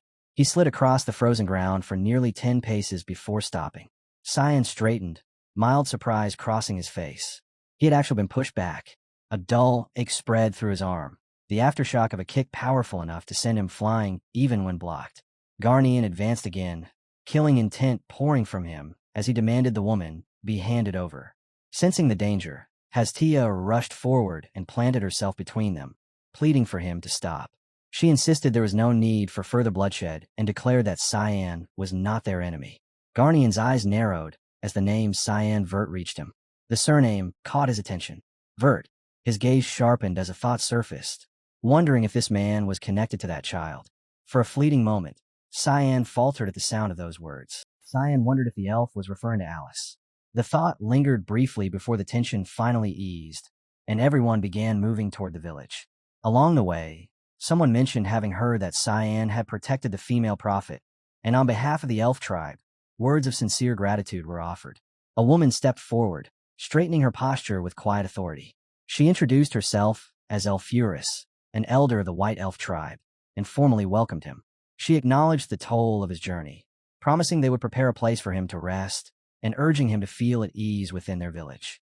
Cyan glanced down at his hands and silently doubted that rest would be possible with such a clingy child attached to him.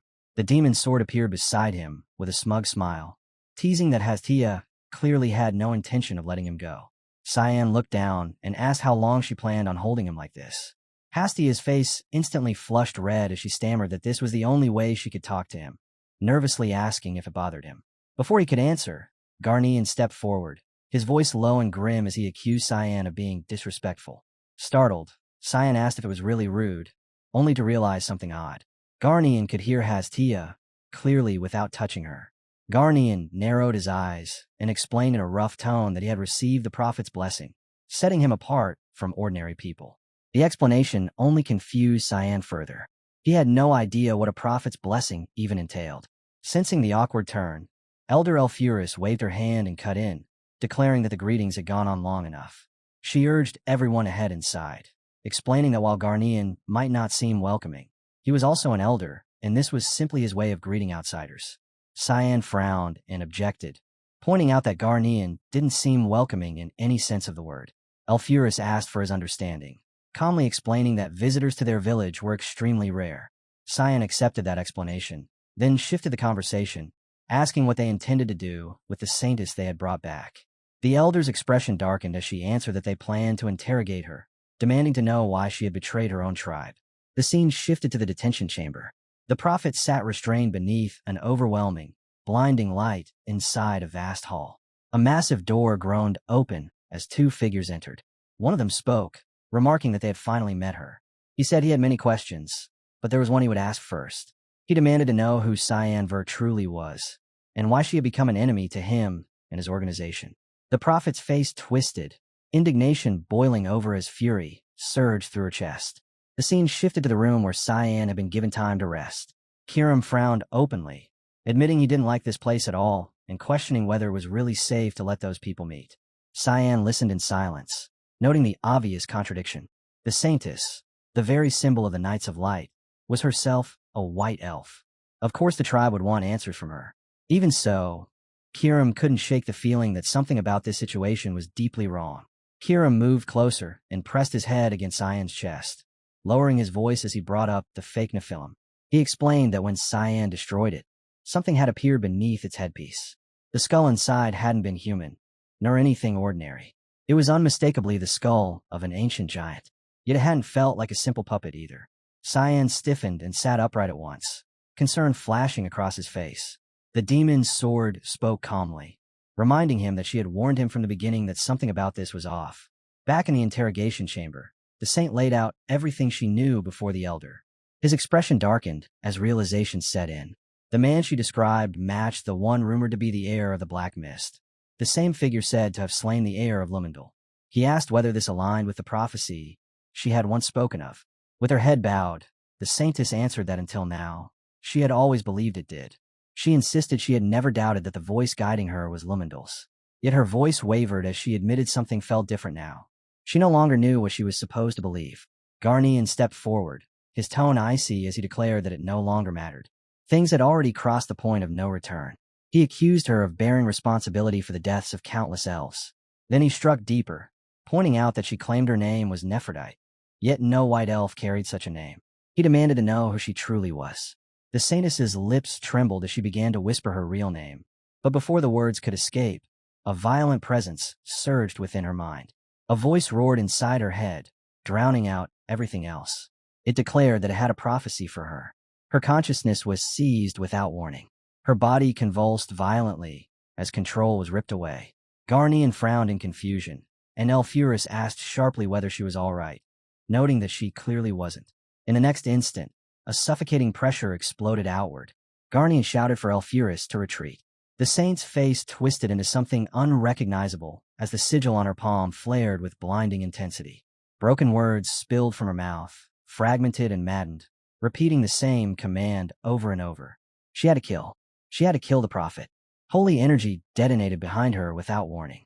A colossal figure emerged from the light, a grotesque existence that barely resembled the Nephilim once clad in armor.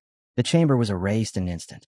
The door exploded outward. Guards hurled away like scraps of cloth as the monster's massive arm tore through stone as if it were paper.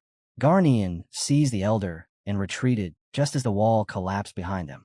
Twisted veins bulged across the creature's swollen body, its sheer weight making the ground groan as though it might give way at any moment. A savage roar shook the air, its white skeletal frame fused with blinding holy energy in a sight so repulsive it turned the stomach. Garnian could only stare, disbelief spilling from his lips as he muttered about what kind of abomination stood before them. The elder clutched his wounded back and shouted that the villagers were in danger. The moment the words left his mouth, cracks raced across the floor. Garnian turned and cursed as the entire structure began to collapse. A massive section of the wall broke free and plunged downward toward the villagers below, who stood frozen, unable to react. Garnian moved without hesitation. He leapt forward and caught the falling debris, halting it just in time. The elders shouted for everyone to move, urging them to follow him, warning that he couldn't hold it much longer. Above them, the towering titan roared, its gaze sweeping the ruins as it searched for its prey. Its voice rumbled with warped intent, demanding to know where the female elf was, questioning whether it truly had a hunter down. Then its eyes fixed on the tower ahead. If everything was destroyed, she would have no choice but to reveal herself. Energy began to gather in its mouth, swelling as it prepared to erase the elf village from existence. It never fired. A single flash cut through the air, and the giant's head was severed cleanly from its body. An 8-petal sword slash followed in the same breath, carving the titan into dozens of pieces before it could even fall. Cyan landed amid the destruction, eyes burning with murderous intent and raw disgust as fragments of the abomination rained down around him. Althea had just finished brushing her hair when a violent tremor rippled through the air. She froze, breath catching, instantly realizing this wasn't an earthquake. What she felt was far worse. A surge of magic so dense it made her skin prickle. Without wasting another second, she rushed out of her room to see what had happened. The moment she stepped into the hallway, chaos greeted her. Hastia's eyes widened as she stared at the colossal corpse sprawled across the ruins, the unmistakable remains of an ancient being. Her heart lurched, and she immediately called out for Cyan.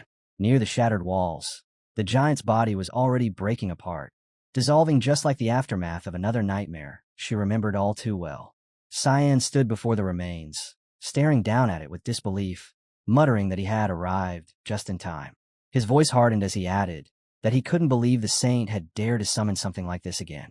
Kiram clicked his tongue, remarking that calling such a monster in a place like this was nothing short of suicide.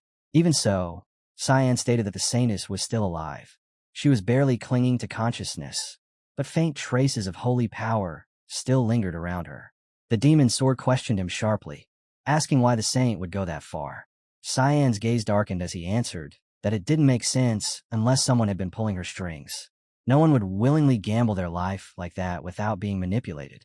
He stepped closer to the unconscious saint. The area around her had been utterly devastated, a clear result of the ancient giant's rampage.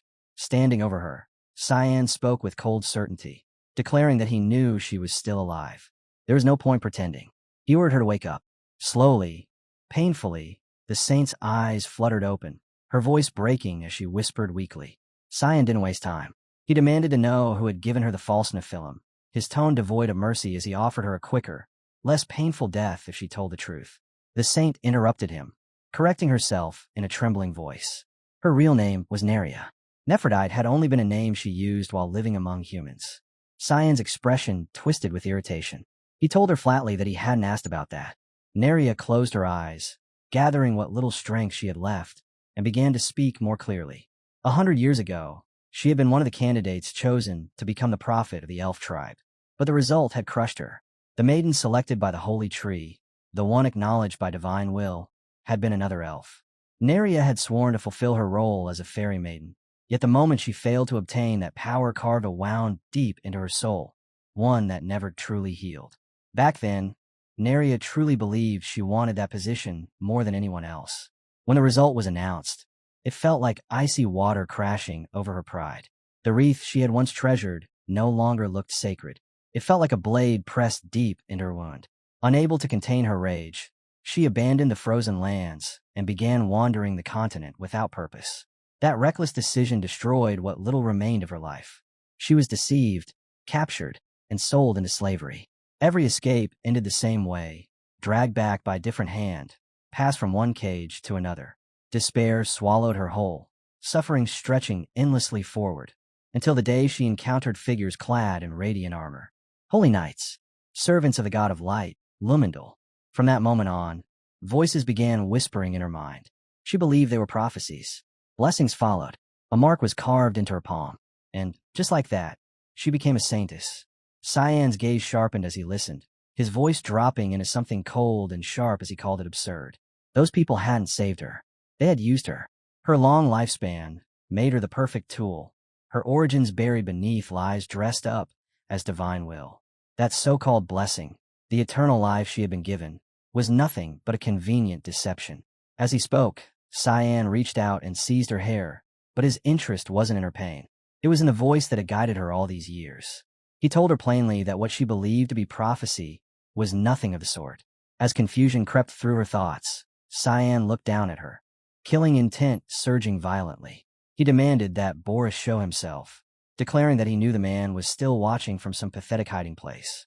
The words echoed directly inside Neria's mind, leaving her unable to understand what was happening. Just as Cyan expected, something answered.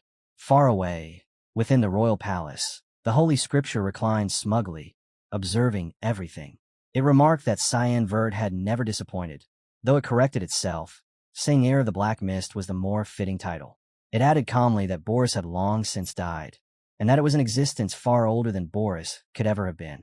Cyan's expression tightened, confusion flashing across his face as he demanded an explanation. The response was nothing more than a smile and a vague promise. They would meet again soon. There was no need to rush.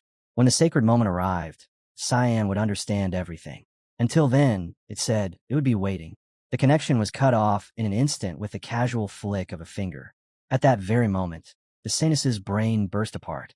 Her body dropped lifelessly to the ground, her fate ending as abruptly as it began.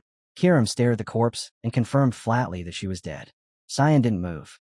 He remained frozen, his thoughts still tangled in the final words the Holy Scripture had etched into his mind. Something older than Boris. The idea refused to settle. Kiram broke the silence, saying she believed she knew what that being truly was. Cyan turned toward her, about to ask what she meant, when Hastia suddenly rushed in from behind and wrapped her arms tightly around him. Her voice shook as she admitted she had been terrified something might happen to him again. Cyan stood there stiffly, wondering how long they were going to linger on matters that were already finished. Behind Hastia, two familiar figures approached. They spoke calmly, stating that once again, they owed Cyan a debt. The elder of the elves bowed deeply, offering the gratitude of the entire elven tribe. Hastia turned as well and thanked them, saying she could finally rest easy knowing elders like them stood watch. Garnian answered simply that they were only doing what their duty demanded. Watching the exchange, Cyan shifted his attention back to Hastia and asked how that man had been able to hear everything she said earlier. Her face flushed with embarrassment as she explained softly that it was because he was her guardian. Cyan repeated the word with mild surprise, prompting her to explain further. Guardians were warriors chosen to protect a seer in times of danger. Because of their role, they were granted the ability to hear the seer's words even from afar. This gift was known as the blessing of clairaudience. She went on to say that the blessing did more than that. It revealed the path a guardian was meant to walk. Those words struck something deep within Cyan, something he had been unknowingly searching for all along. If such a blessing could reveal one's path, then he saw no reason to hesitate. He stated plainly that from this moment on, even if he didn't yet understand everything, he would become her guardian. Hastia's face brightened instantly, joy spilling over as she asked if he truly meant it. Garnian stepped forward at once, irritation clear in his voice as he declared he couldn't allow that. Cyan turned toward him, disdain written plainly on his face, and asked whether Garnian had been consulted at all. This decision, he said, belonged to the prophet. Garnian's expression darkened as he snapped back that being a guardian was not a role a human could claim so lightly, and that the position carried weight far beyond simple words. Cyan narrowed his eyes but chose silence. Garnian turned away and ordered him to follow. The elder beside them let out a helpless sigh, admitting there was nothing he could do and urging Cyan to comply. Cyan exhaled slowly, acknowledging the inconvenience without protest. Later, deep within the frozen mountain range, the two stood facing each other beneath the dying light of the setting sun. Garnian finally spoke, explaining the test he had prepared. They stood at Lake Sera, one of the few lakes in the frozen lands that never froze, the very place where he himself had trained under the guidance of a blessed seer. The condition was simple. Cyan only needed to defeat him. Cyan's expression didn't change. His calm made the outcome feel already decided, and he accepted without hesitation. Garnian's anger flared at that indifference, warning him not to look down on him. He moved first. Garnian lunged forward, driving a brutal knee strike straight in. Cyan leaned aside effortlessly, the attack slicing through empty air. Using that motion, Cyan spun and snapped a precise kick into Garnian's hip. Pain surged through Garnian's body as his teeth clenched hard. Only then did he realize it. The opening exchange hadn't been real. It was bait. Even Cyan paused for a fraction of a second, surprised, wondering if Garnian had deliberately taken the hit. Garnian roared and slammed his fist into the ground. The surface shattered violently, ice and stone erupting outward. But the attack struck nothing. When the dust settled, there was only silence. Sweat ran down Garnian's face as unease crept in. He couldn't sense him. Cyan had slipped completely outside his range, untouched. A shadow passed overhead. Cyan descended through the air with controlled grace, his cloak billowing as he gathered himself for a counterattack. Garnian looked up, his expression tightening as realization struck. The presence above him was overwhelming. Cyan's eyes burned cold, like silent flames. The next blow was coming. Cyan's fist cut through the air and slammed toward the side of Garnian's head. The impact never landed, yet the ground beneath them exploded. Rock shattered apart, violent tremors rippling outward as a massive crater was carved into the frozen land. Garnian was thrown to the ground, his body skidding as his thoughts lagged behind the destruction. Had Cyan missed on purpose? His eyes locked onto the crater, his breath catching. If that punch had connected directly, there was no doubt. He would already be dead. Fear seeped deep into his bones. This outsider had long since crossed the boundary of humanity. A chilling realization surfaced, one that made his blood run cold. This man might even possess the power to kill a godlike being. Cyan Vert looked down at him with an expression devoid of emotion and stated calmly that the role of Guardian Garnian had spoken of earlier was now something he was more than qualified to claim. The scene shifted. Hastia stood solemnly before the divine tree, hands clasped as she prayed, invoking its sacred blessing. Light flowed through the ritual as she formally declared Cyan Vert the guardian of the prophet. Behind her, Cyan stood in a black cloak, watching with mild surprise. That was it. He had expected something more dramatic. As the ritual ended, he realized something else. He couldn't hear her at all. The connection had been severed. Hastia suddenly turned around and looked at him, her eyes bright. She asked if he could hear her now. Then she ran toward him, excitement clear in every step. Cyan answered calmly that he could hear her just fine. Her face lit up, joy overflowing as she declared it official. From this moment on, he was the guardian of the prophet. Cyan reacted with amused disbelief, tilting his head as he casually asked her to tell him what the weather would be like tomorrow. Hastia froze, confusion written all over her face. When he repeated himself, she panicked, admitting she didn't know either. Cyan clicked his tongue and remarked that her prophecy powers were terrible. Hastia's expression crumpled as she awkwardly blurted out a guess about snowstorms mixed with heavy rain. Cyan crossed his arms and told her not to just say whatever came to mind. Letting out a sigh, he muttered that he'd become her guardian for nothing.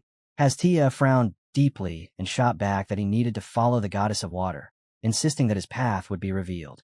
She added hurriedly that she had just received a prophecy from the divine tree itself. Cyan turned away, repeating his warning about speaking without thinking. Tears welled up in Hastia's eyes as she grabbed his hand, pleading for him to believe her. She swore she was telling the truth, insisting the prophecy spoke of a family member from long ago, someone who was already there. Hearing that, Cyan turned back, his gaze sharpening as he asked what she meant by an old family from the distant past. The scene shifted to a heavily guarded castle. Cyan spoke again, asking if they were referring to Lady Alice. Elder Alfuris offered a faint smile and replied that he knew her well, mentioning that they shared a long and complicated history. Cyan pressed further, asking where she was now. The elder's expression grew distant as he admitted he didn't know. After she departed for the temple of Lady Aquanes, all contact had been lost. Cyan immediately asked if Aquanes was the goddess of water. Alfuris confirmed it, adding that rumors placed her somewhere in Fuina, where she governed water spirits. Her identity, however, was carefully concealed, which was why no one knew where her temple was located. Hastia suddenly cut in, her voice bursting with excitement as she insisted she had been right all along. Cyan turned to her and asked if she knew where the temple was. Faced with the question, Hastia froze, flustered and unable to answer. Cyan turned away without another glance and dismissed her as useless. Hastia's shoulders slumped as tears welled up and spilled over. In that moment, Kiram spoke calmly, stating that she knew the way. Cyan stiffened and turned to her, demanding how she could possibly know. Kiram didn't explain. She simply told him to follow her and keep quiet. Suspicion crept in immediately. Cyan wondered how she could know the location and why she was revealing it so readily, questioning what kind of scheme she might be hiding. Even so, he declared that he had somewhere to go and took his leave. Elder Alfuris nodded in acknowledgement and told him to take care. Hastia watched him leave, unease written across her face as she sensed something was wrong.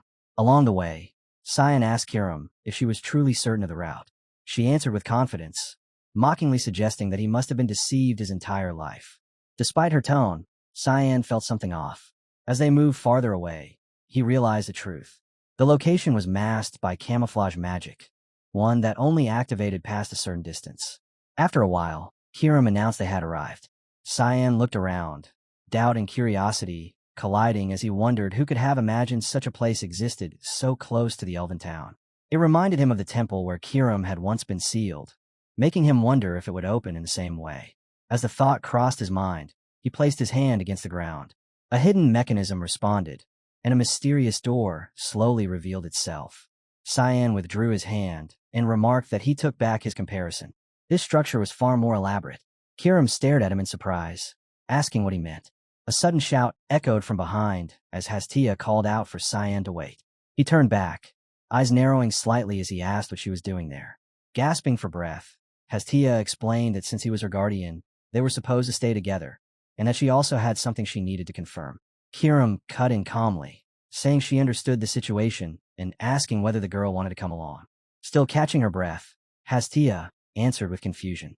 Kiram sighed, then smoothly shifted into her human form and fixed Hastia with an intense stare, asking if she wanted to be carried instead. Hastia looked up at her with trembling fists and tear-filled eyes, her body stiff with fear as a thought struck her. Was this truly the real form of the demonic blade? Kiram's arrogant, unsettling smile only made it worse, cementing the idea that this woman was genuinely terrifying. Cyan interrupted dryly, remarking that the two of them seemed to be getting along far too well. He told them to keep playing while he went in first. Both girls protested at once and hurried after him, entering the doorway together. Inside, Cyan scanned the surroundings and noted that the place was a massive maze, questioning why there were so many rooms. Hastia explained that following the waterway would eventually lead them to the correct destination. Cyan voiced his doubt, asking if she was really sure. Hastia insisted he trust her, reminding him that she was a prophet. Cyan thought to himself that trusting her wasn't easy when she couldn't even predict tomorrow's weather. Nearby, Kiram tilted her head in confusion, wondering what kind of conversation those two were even having. Before long, the three arrived at a vast chamber dominated by a flowing waterfall. Cyan remarked that he hadn't expected to find something like this at the end of the waterway. Hastia added that the area itself was enormous. As Cyan surveyed the expanse, his gaze locked onto something below, pointing out what looked like the true entrance. Hastia asked how they were supposed to get down there. Cyan replied that before worrying about that, they had a nuisance to deal with first. The atmosphere shifted instantly. Kiram's eyes lit up with excitement as she declared it was finally time for a warm-up, while Hastia froze in stunned silence. In the next moment, the water exploded upward. A massive aquatic monster surged out from beneath the surface, its intent unmistakably fixed on them. Cyan regarded it calmly and remarked on its appearance, while Hastia, pale with tension, identified it at once. It was the sentinel of the ruins, the relic serpent. Kiram stepped forward and lazily stretched out her hand, declaring that the massive serpent was hers to deal with. She remarked that her body had been itching for a fight this whole time, telling them not to interfere. As her arm extended, her form shifted, revealing her true weapon state, radiating overwhelming power. A confident smile curved her lips as she added that it wouldn't take long at all. The clash began the moment the giant serpent launched itself towards Cyan's group, its massive body surging with violent intent. Kiram didn't even flinch. She observed it calmly and commented that despite its size, it was painfully slow. The weakness was obvious. Without hesitation, she moved. Her counterattack landed cleanly, and the serpent let out a shrill scream as its enormous body crashed heavily to the ground. Kiram stared down at it in disbelief, wondering if that was really all it had.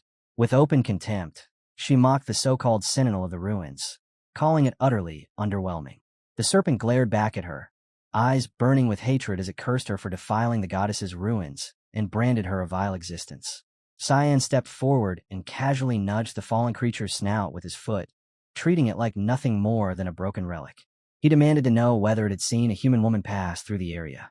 Behind him, Kiram snapped in irritation, reminding him sharply that she was the one who had defeated it and warning him not to steal the credit.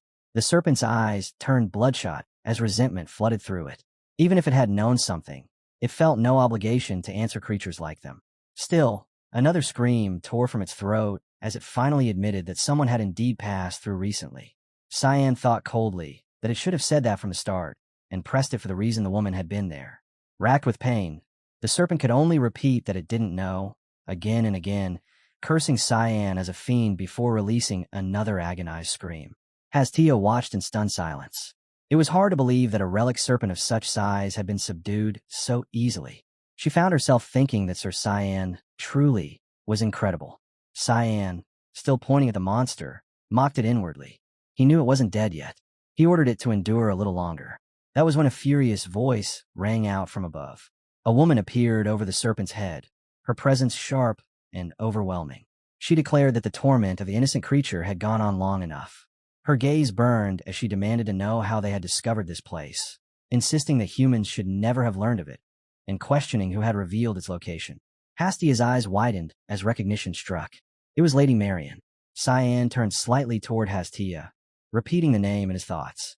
A faint smile curved his lips. He had just encountered something exceedingly rare.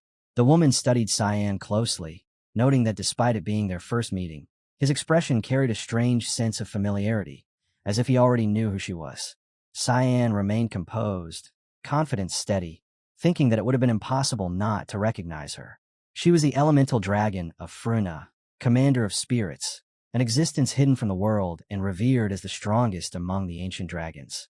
Memories surfaced of his previous life, of the time he had entered Fuina in search of the demon blade Kirim, only to be discovered and expelled by her overwhelming force. He admitted to himself that he had never expected to face her again like this. Marian then turned her attention to Hastia, calling her by name and remarking that it had been a long time. Hastia stiffened instantly, bowing deeply as she nervously offered her respects. Before the tension could settle, Kirim's voice rang out as she told Cyan to listen carefully. She said she would finally explain why she had brought him here, and without hesitation, declare that Marian had to be killed. Her blade swung toward Marian as the words left her mouth. Marian sighed lightly, remarking that Kirim truly hadn't changed, and questioned whether she intended to repeat the same mistakes. As Cyan moved to block the strike, a thought crossed his mind. These two clearly knew each other. He spoke firmly, stating that before any decision was made, he deserved to hear the reason first. Marian responded coldly, saying that words wouldn't work on Kirim, and that she would subdue her by force if necessary. As she moved, she casually flicked 2 fingers toward Cyan. Hastia cried out in alarm from behind him, calling his name. Marian paused, observing him with interest, noting that he was enduring far better than expected. It should have been difficult for him to even remain standing under such pressure. Cyan answered calmly, telling her to stay silent for a moment, pointing out that she couldn't see he was in the middle of a conversation with his demon blade. Watching this, Marian questioned how a human could remain unaffected by such overwhelming divine energy, and wondered just who Cyan truly was. Hastia then stepped forward, turning to Marian and pleading for forgiveness. She explained that Cyan had only come there to search for Lady Alice. The moment Alice's name was spoken, Marian's expression shifted sharply. Cyan felt it immediately. The crushing pressure vanished without a trace. Marian asked how he knew Alice. Cyan answered plainly that Alice was his sister, and asked whether his elder sister had been there. Marian confirmed that Alice had indeed once passed through, but added that it had been a very long time since she left. Cyan pressed on, his voice tightening as he asked why Alice had come to Fuina in the first place. Marian shook her head, saying she didn't know either. This place, she explained, was the source of holy water granted to them directly by Lady Aquanis. If Cyan's goal was to find Alice, then there was no reason for him to remain here. Leaving would be the wiser choice. Cyan let out a quiet sigh, a hint of relief slipping through, and agreed. There was nothing to gain by staying any longer. Hastia hesitated beside him, asking if he truly intended to turn back just like that. Cyan answered simply that lingering served no purpose. As he turned away, he added one last remark, asking whether Marian still harbored unresolved hostility toward his demon blade. Marian replied calmly that he should ask the demon blade himself. As Cyan walked off, his thoughts drifted to Kirim. She had been unusually silent for far too long. He decided he would question her later, slowly. Scooping Hastia up, he leapt onto the towering wall ahead and looked down from above, his expression layered with unspoken thoughts. Below, Marian remained where she stood. She admitted quietly that while she had expected it, she hadn't truly believed Cyanvert would come all the way here. Turning her head toward the doorway behind her, She addressed the woman standing there. The woman remarked that Cyan was no ordinary man, noting that the boy had grown far more than expected. It was a relief, she added, that they had managed to send him away without him discovering the truth. Marion asked if that was because she had resolved not to reveal herself until she became stronger. The woman confirmed it, saying she had always been a burden to him in the past. Marion smiled faintly and said she had failed. Confused, the woman asked what she meant. Marion explained that Cyan had already sensed her presence. It seemed he had read her thoughts and deliberately chosen to turn back because she hadn't revealed herself.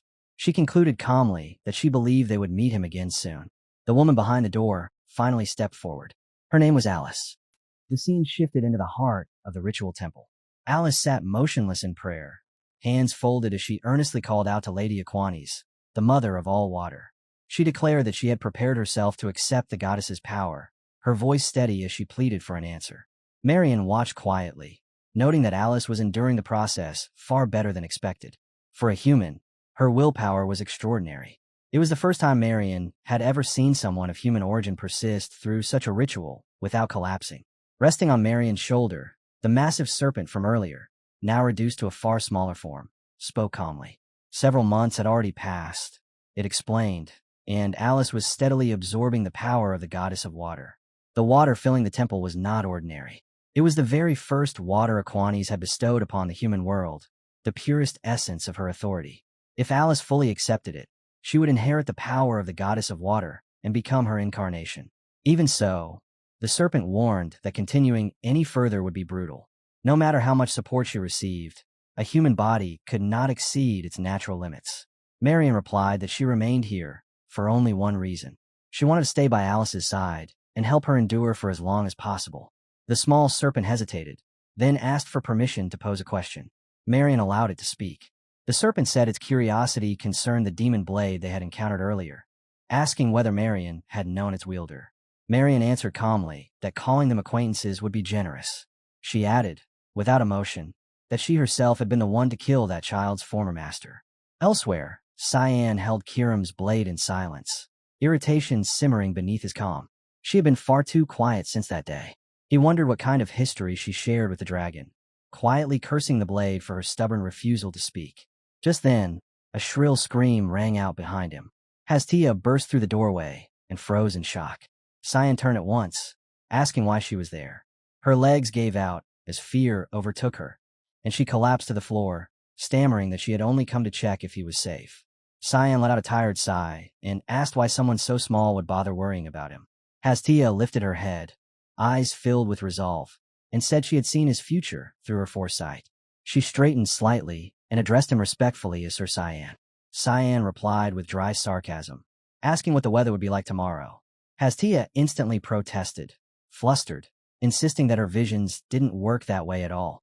Cyan let out another sigh, disbelief clear in his voice as he told her she sounded completely unreliable. He waved the matter off and ordered her to go to sleep, remarking that it was time for children to take their naps. Even so, Hastia's eyes didn't waver. Conviction burned steadily within them. She truly believed she had seen Sir Cyan's near future, no matter what he said. Elsewhere, Ayar cradled a teacup in one hand. His posture relaxed as he remarked that everything felt unusually peaceful. It had been a long time, he mused, since he had enjoyed such calm. Maintaining composure, he reflected, was precisely how a god preserved dignity. Across from him, Nana frowned openly, admitting that she found his laid-back attitude irritating. Without lowering the cup, Ayar gently swirled the tea and replied that such composure was simply the nature of a god. Nana sighed and pointed out that although he had applied perception manipulation to Cyan's brand, even a momentary delay on Cyan's part could lead to immediate complications. At that, Ayar's demeanor shifted sharply. The teacup vanished in an instant, incinerated as he remarked that she still seemed to distrust the boy named Cyan. Nana hurried to clarify, saying she only believed it was far too early to feel at ease. Ayar answered calmly that if that was her concern, he would prove her wrong. The declaration left her staring in disbelief, demanding to know what he meant. His reply was simple. He would show her that the 3 years Cyan spent under his guidance had not been wasted. Meanwhile, Cyan walked alone through a desolate land beneath a sky filled with stars. Leaving empty-handed felt oddly anticlimactic. He reflected that he had come to Fuina seeking a prophet, Yet he couldn't allow that young elf to be dragged into his own battle. As the thought settled, Marion appeared before him and asked if he was leaving. Cyan replied by asking whether she had come to see him off, adding with faint irony that being personally escorted by the elemental dragon herself was quite an honor. Marion's expression turned serious as she answered that he could think however he liked, but as he himself had said, she was there to send him away from that land. Cyan laughed softly and assured her that he had no intention of stirring up further trouble. He would leave quietly, and she had nothing to worry about. Marion admitted it was a relief that he was willing to talk, unlike his demon blade, and added that she had been prepared to expel him by force if he had continued to resist. Cyan fixed his gaze on her and asked how she had come to know his demon blade. For a brief moment, the beautiful woman's expression softened into something unexpectedly gentle. She told him to ask the demon blade himself, adding that the two of them clearly weren't on good terms and that it would be wise to resolve that sooner rather than later. Cyan slid his hands into his pockets and asked what she meant by that. Marion turned away abruptly and said it simply meant he would need that demon blade far sooner than he realized. Without warning, agony tore through Cyan's chest. He collapsed to the ground, breath stolen as shock flooded his mind. Why now? Why had the brand already activated? As Marion's figure faded into the distance, her voice drifted back to him, explaining that the spell she had placed on him the first time they met was beginning to lose its effect. The pain intensified, spreading through his body as if it were breaking apart from the inside. Cyan realized the truth. The spell was weakening. Had the perception manipulation been dispelled? Marion turned back toward him, an eerie smile curving her lips as she declared that this meant his end had arrived. Cyan's eyes burned crimson as rage surged, and he cursed her as a despicable existence. Elsewhere, Nana maintained a stern expression as Ayar suddenly sneezed, remarking casually that it felt like someone was speaking ill of him.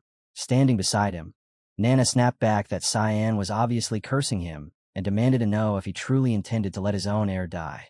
Ayar rose to his feet and stretched his arm, replying calmly that he had already said the boy would not die. Nana shouted that the opponent was a god sentinel. Turning away, Ayar answered evenly that he had personally trained the boy for the past 3 years and that there was no chance he would lose. Nana frowned and demanded to know how he could be so sure. Ayar replied that it was what the Oracle had determined and told her not to worry. Back on the battlefield, Cyan clicked his tongue in irritation, cursing the timing. Kiram still hadn't emerged. Did that mean he would have to handle this, using only his own power? One technique after another poured out as he fought, his thoughts racing. Without Kiram's full strength, it was difficult to even pierce the opponent's armor. Maybe this really was an insurmountable wall for a human, just as expected. Then he laughed softly. That limitation only applied to humans. The horned woman with pink hair looked down at him and sneered, saying he had finally realized the truth. No matter how desperately he struggled, there was a wall he would never cross. A human could never surpass the supreme god. Tilting her head, she mocked him, asking what he planned to do now as the so-called heir of the Black Fog. Cyan suddenly raised his sword high. The motion caught her off guard, and for a split second, confusion flickered across her face as she wondered what he was trying to do. Cyan spoke without hesitation. If he couldn't overcome that wall as a human, then there was no reason for him to remain human at all. He declared that he would give Kiram what she had wanted from the very beginning and told her to take it. The woman screamed in disbelief. The thought was absurd. Was he truly offering his own body to the demon blade? At the same moment, Hastia jolted awake in her bed, clutching her chest as she cried out Sir Cyan's name. Terror filled her eyes as a single fear took hold. What if he was no longer Cyan? Just then, Kiram appeared without warning, staring ahead as she muttered that he had to be joking.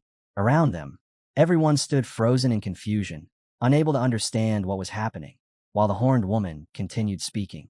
She admitted that she had never imagined she would be able to take his body in such a way, awkwardly voicing her gratitude as the realization settled in.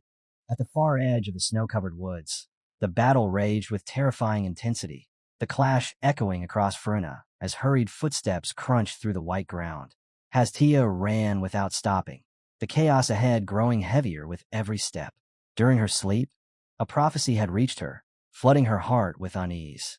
As she ran, her thoughts returned to the words her predecessor had once left behind. Would the blessing of insight truly guide the path she was meant to walk? That blessing, bestowed by the sacred tree, was meant to ensure that a prophet's guardian would never lose their way. Her mind drifted to an old memory, one filled with quiet guidance. Garnian had not found his path solely because of the blessing.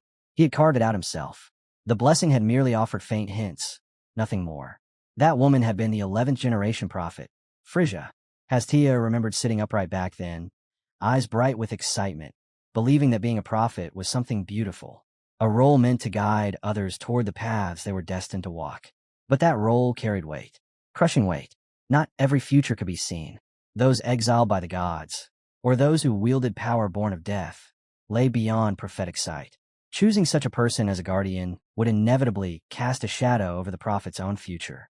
Back then, Hastia had answered without hesitation. When she became a prophet, she would never choose such a hopeless guardian. Remembering those words now made her chest ache. Tears welled up and spilled over as she ran. She felt foolish for ever thinking that way, wondering how Frisia could have allowed someone so hopeless to become her guardian. As she struggled to calm the storm raging in her mind, a deep dread settled into her heart. Fuina was vast. How was she supposed to find Cyan in a land like this? Before the thought could deepen, a vision slammed into her sight. The battlefield unfolded before her eyes in brutal clarity.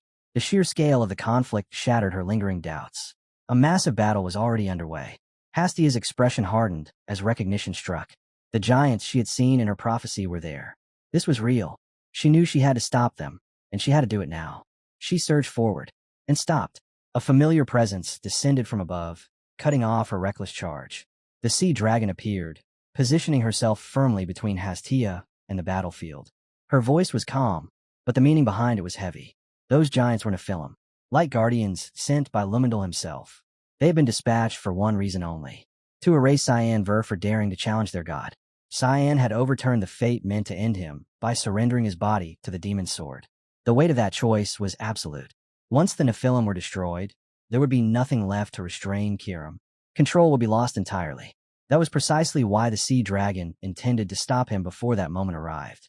Hastia ran forward and seized the sea dragon's hand, desperation driving her as she begged to intervene while there was still time. But the response she received was mercilessly clear.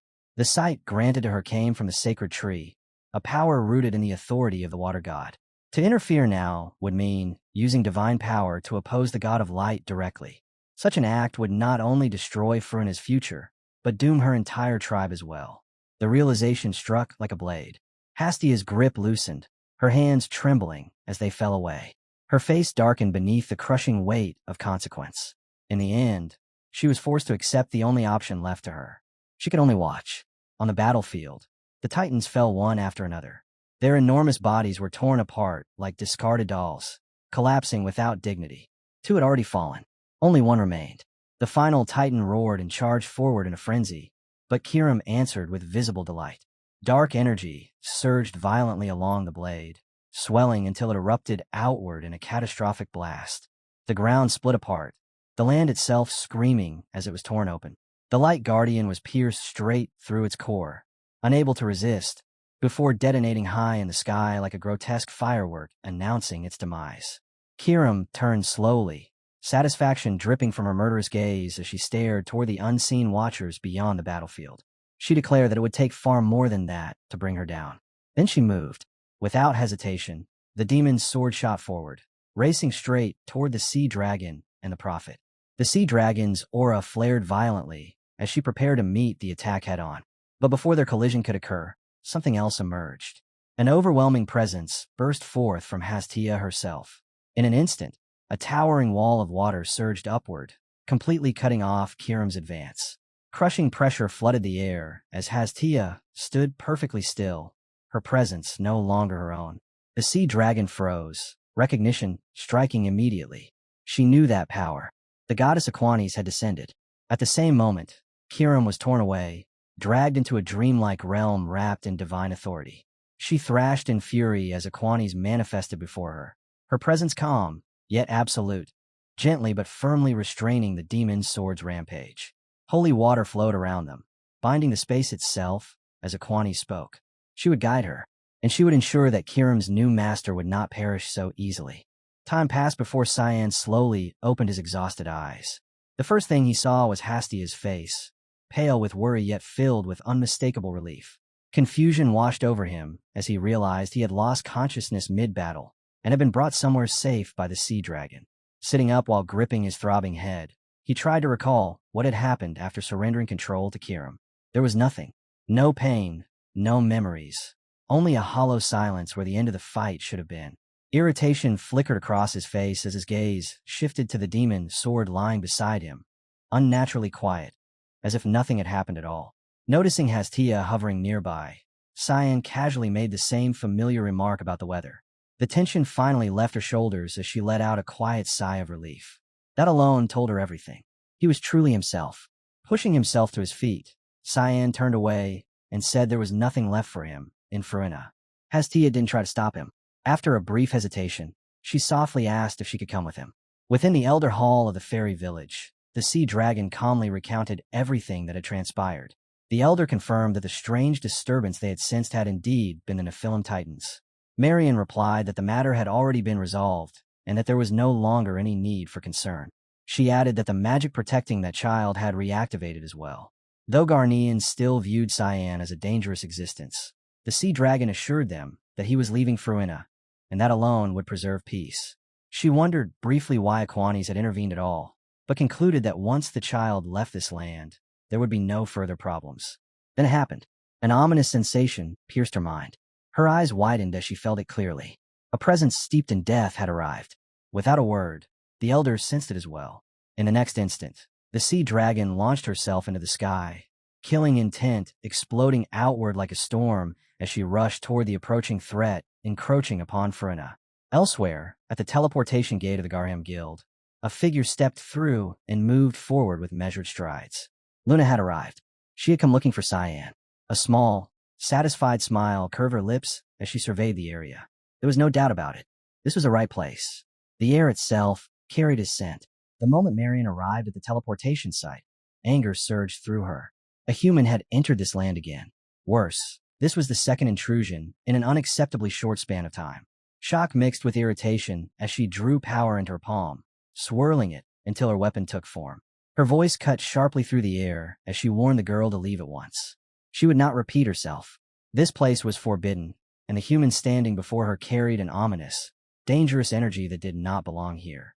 Luna looked up calmly and offered a faint smile, showing neither fear nor surprise.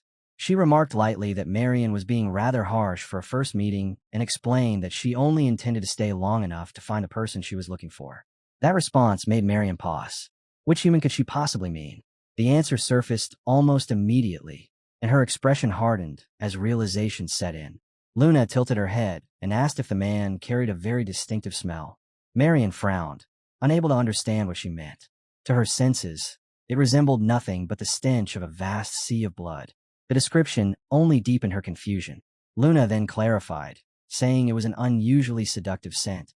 The words sounded nonsensical, yet Marian could feel it. This girl was far from weak. Her gaze sharpened as she questioned what Luna truly wanted. She then stated coldly that Luna was already too late. The human she sought had just left this land. She ordered her to leave immediately and warned her not to bring that unpleasant, incomplete demonic scripture into a sacred place like this. The small demonic scripture perched quietly on Luna's shoulder finally spoke, advising her to heed Marian's warning. Luna glanced at it in surprise, wondering if it already knew the elemental dragon. The scripture answered grimly, stating that Marian was not an existence they could oppose. She was a higher being among the ancient elemental dragons. He admitted that he had believed she was long dead, and even now, challenging her would be nothing short of suicide. Luna listened calmly, then acknowledged that the demonic scripture seemed far more knowledgeable than she had expected. With mild curiosity, she asked how it had accumulated so much knowledge after living for such a long time. The demon answered calmly, saying she was both right and wrong. Knowledge, she explained, naturally accumulated over time, through experience. Then she turned the question back on Luna, wondering whether a human like her could ever obtain such vast knowledge. The demon replied that there were ways to surpass the limits of a single lifetime, paths that allowed knowledge to be inherited rather than earned slowly. Necromancy, she suggested, was one such method. Luna fell silent, her thoughts lingering on that word as it echoed in her mind. Elsewhere, Cyan stepped out of a portal and returned to familiar ground. The first thing he saw was Sera, her hand wrapped tightly around Air's neck. Without hesitation, she demanded to know whether Cyan had shaken off the Nephilim. Cyan answered in a way that made it clear she already understood most of it. Air confirmed that Cyan had returned safely, and the next instant, Sera released him and slammed him into the ground without mercy. Cold poured out from Cyan as the frost of Fuina spread violently, freezing the surrounding area solid. Air lay helpless against the frozen ground as Cyan demanded to know why he had undone the spell. Struggling to his feet, Air replied casually that he had only wanted to test how strong he had become. The answer only fueled Cyan's anger. He accused Air of pushing his own successor to the brink of death. Air, unfazed, teased that he and Kiram were not all that different, adding that the two of them had always been close. That was enough. Cyan snapped, telling him this was not the time for jokes, and explained everything that had happened. Air's expression shifted as he understood the situation. Cyan had handed his own body over to Kiram. That choice alone could have led to a catastrophic battle.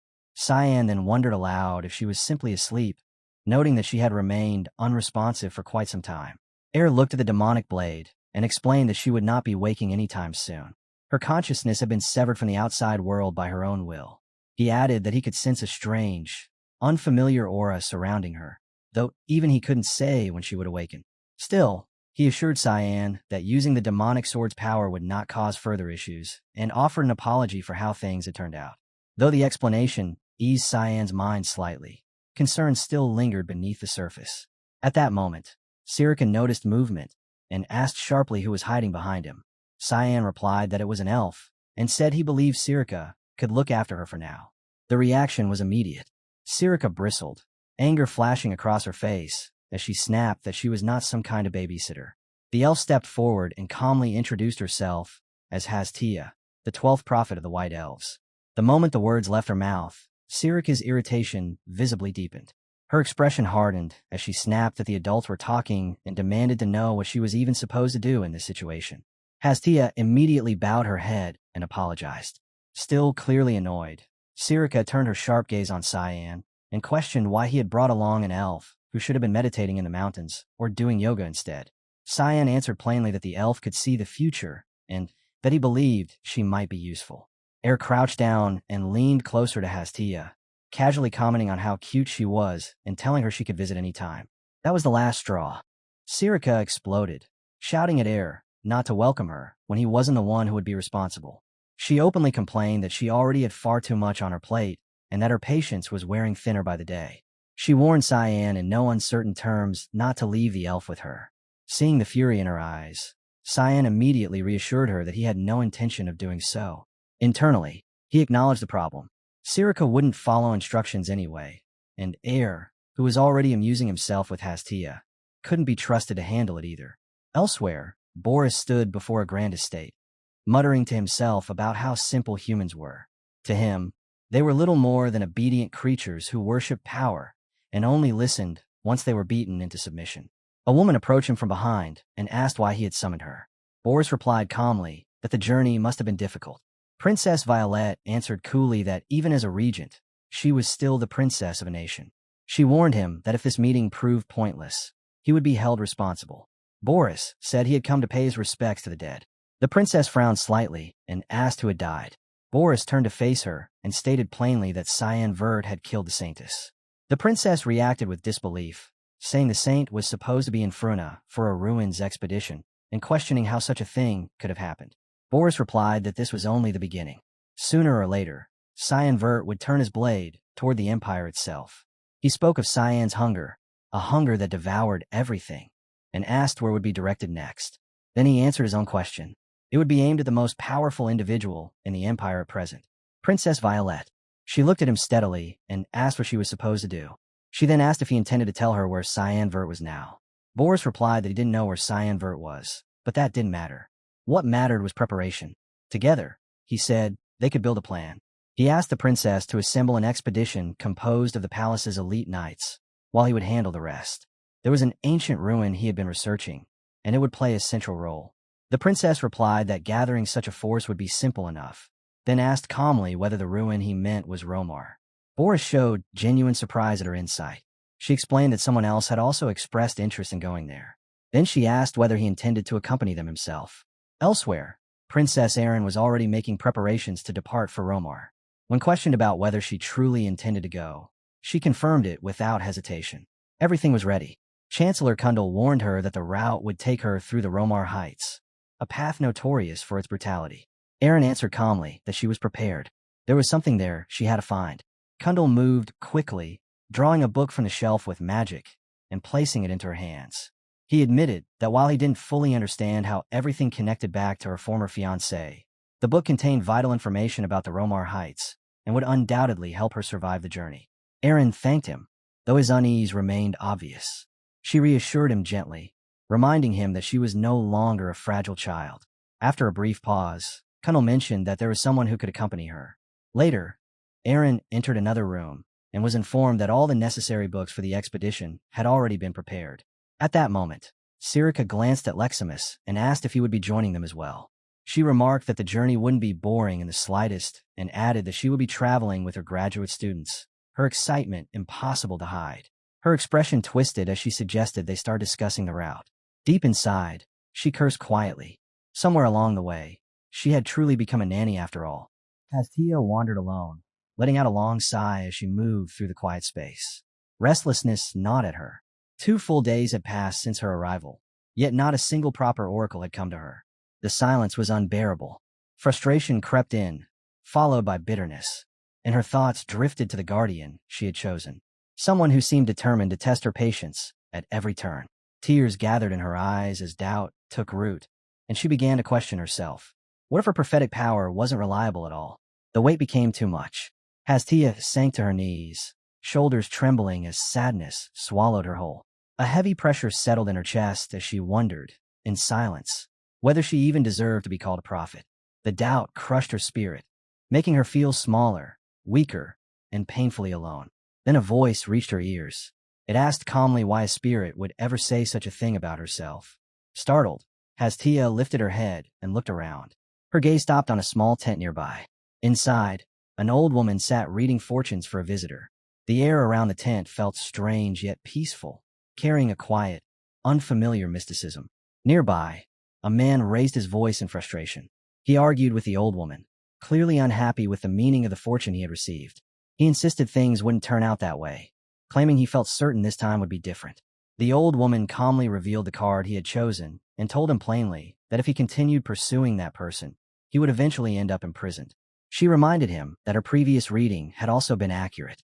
Then she advised him to stop deceiving himself and focus on making money instead. Her blunt honesty shattered him. Tears filled his eyes as he fled the tent, shouting that she was far too cruel. Hastia stepped forward without hesitation and entered the tent. The old woman looked up and asked who she was. Hastia introduced herself by name, stating that she was a prophet of the White Elf tribe, then asked if the woman was a prophet as well. The old woman gently placed her hands on Hastia's head and confirmed it. She encouraged Hastia to speak freely about her worries and reassured her in a steady voice. The cards, she said, never lie.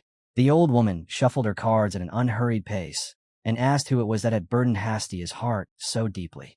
Her voice carried calm certainty as she assured her that everything would be examined properly. Drawn in by that confidence, Hastia reached out and chose a card from the deck. The moment the old woman saw it, she revealed its name. The Eight of Cups.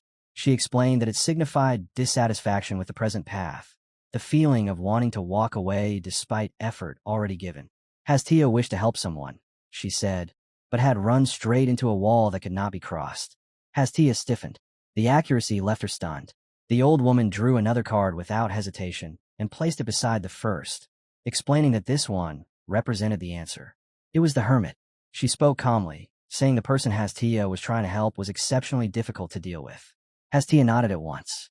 There was no denying that. Overwhelmed by how precisely her situation had been laid bare, Hastia suddenly grabbed the old woman's hand and begged to learn this art herself, calling it prophecy. The request startled the old woman, who looked at her sharply and asked whether she truly understood what she was asking for, and whether she was certain she wanted to walk such a path. Elsewhere, Leximus spoke with visible unease, asking Her Highness whether it was truly acceptable to allow instructor Sera to join the expedition.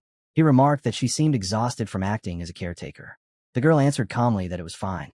Keeping her close would be beneficial, especially since she was closely tied to Cyan and could be useful. She added that she had placed her among them intentionally to keep watch, and that there was no point regretting matters that had already unfolded. Leximus hesitated, then raised another concern. He asked what they should do about the remaining issue. The girl questioned what he meant, and Leximus snapped back in irritation, explaining that an unidentified individual had been secretly following her for several days. He asked if he should deal with the threat immediately. The girl raised her voice deliberately, ensuring it carried into the forest. She warned whoever was hiding to come out at once, before her guardian knights were forced to act, making it clear that her patience was limited. Leximus echoed her command, drawing his sword as he ordered the hidden figure to reveal himself in the name of the princess. A moment later, a man stepped out from among the trees, hands raised slightly as he stated he had no intention of fighting and was cooperating, asking them to lower their weapons. The princess narrowed her eyes, recognition flashing across her face. She addressed him by name. Sir Gale. Leximus stared in surprise and asked if she knew him. Sir Gale looked equally shocked that she recognized him, quickly insisting that he meant no harm and pleading for forgiveness. The princess coldly accused him of lying, stating that she already knew he had been sent by Violet. Sir Gale let out a short laugh, openly acknowledging her sharp perception and remarking that the rumors about her intelligence were well-deserved. He claimed the situation was nothing more than a misunderstanding. The next instant, Leximus activated his skill, bound second, and lunged forward. Sir Gale barely had time to react, drawing his sword just in time to block the strike. He repeated that they were misunderstanding things and ordered Leximus to step back, insisting that he would speak directly with Princess Erin instead. The princess shut him down immediately. She made it clear that she alone would decide who she spoke to, and reminded him that secretly following her had already crossed a line. She demanded to know exactly what information he had been reporting to Violet so far, stating that honesty would spare everyone unnecessary bloodshed. Sir Gale answered calmly, explaining that while he was now a royal knight, he had once been an advanced knight of the Knights of Light. There was no chance, he said, that he would lose to someone who had only recently graduated. Leximus pushed forward regardless, pouring all his strength into the clash and forcing Sir Gale back step by step. Sir Gale then halted the exchange, stating that he would withdraw for now. His orders were to minimize direct contact. Before leaving, he advised them to tend to the child's injury first.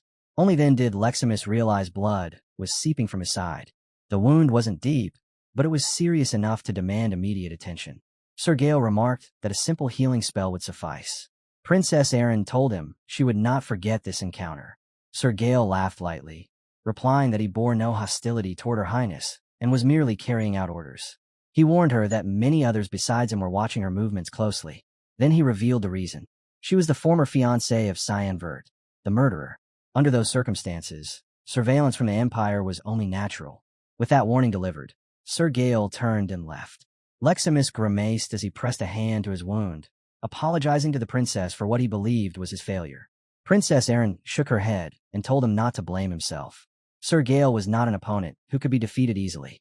She explained that he was a sword master of the Knights of Light, and that only a handful of individuals within the Empire could truly face him on equal footing. After retreating into the shadows, Sir Gale finally allowed himself to sit. Only then did the reality of the fight settle in. The strike he had barely managed to block replayed in his mind again and again. If he had been even a fraction slower, he would already be dead. Pain throbbed sharply from his shoulder as he clenched his jaw and let out a quiet breath. He acknowledged it honestly. Leximus had nearly killed him. The boy was already wielding sword aura. There was no doubt anymore. Given time, he would grow into a terrifying swordsman. His hands trembled as he reached the conclusion he didn't want to admit. This time, Princess Erin truly had someone formidable at her side. He resolved to report everything. Then his instinct screamed. Before he could react, a presence closed in and steel pierced straight through his shoulder. Sir Gale staggered, spinning around as he dragged himself free and searched for the attacker. For an instant, he assumed it was an assassin sent by the royal family. But that thought shattered the moment his senses locked onto the figure before him. This was something else entirely. Sir Gale drew his sword at once and activated Predator of the Abyss, his aura flaring sharply. Only then did he fully see his opponent. Cyan, disguised, yet unmistakable. There was no hesitation. Cyan stepped in and unleashed his strike. Sword singular flash. The world narrowed to a single line of death. The sheer purity and lethality of the technique froze Sir Gale in place. His breath caught, his mind blanked, and shock consumed him completely as he realized the truth. This was an attack meant to end his life. That's where we'll leave it for now. If you want to catch the next part, make sure to like the video and subscribe so you don't miss it.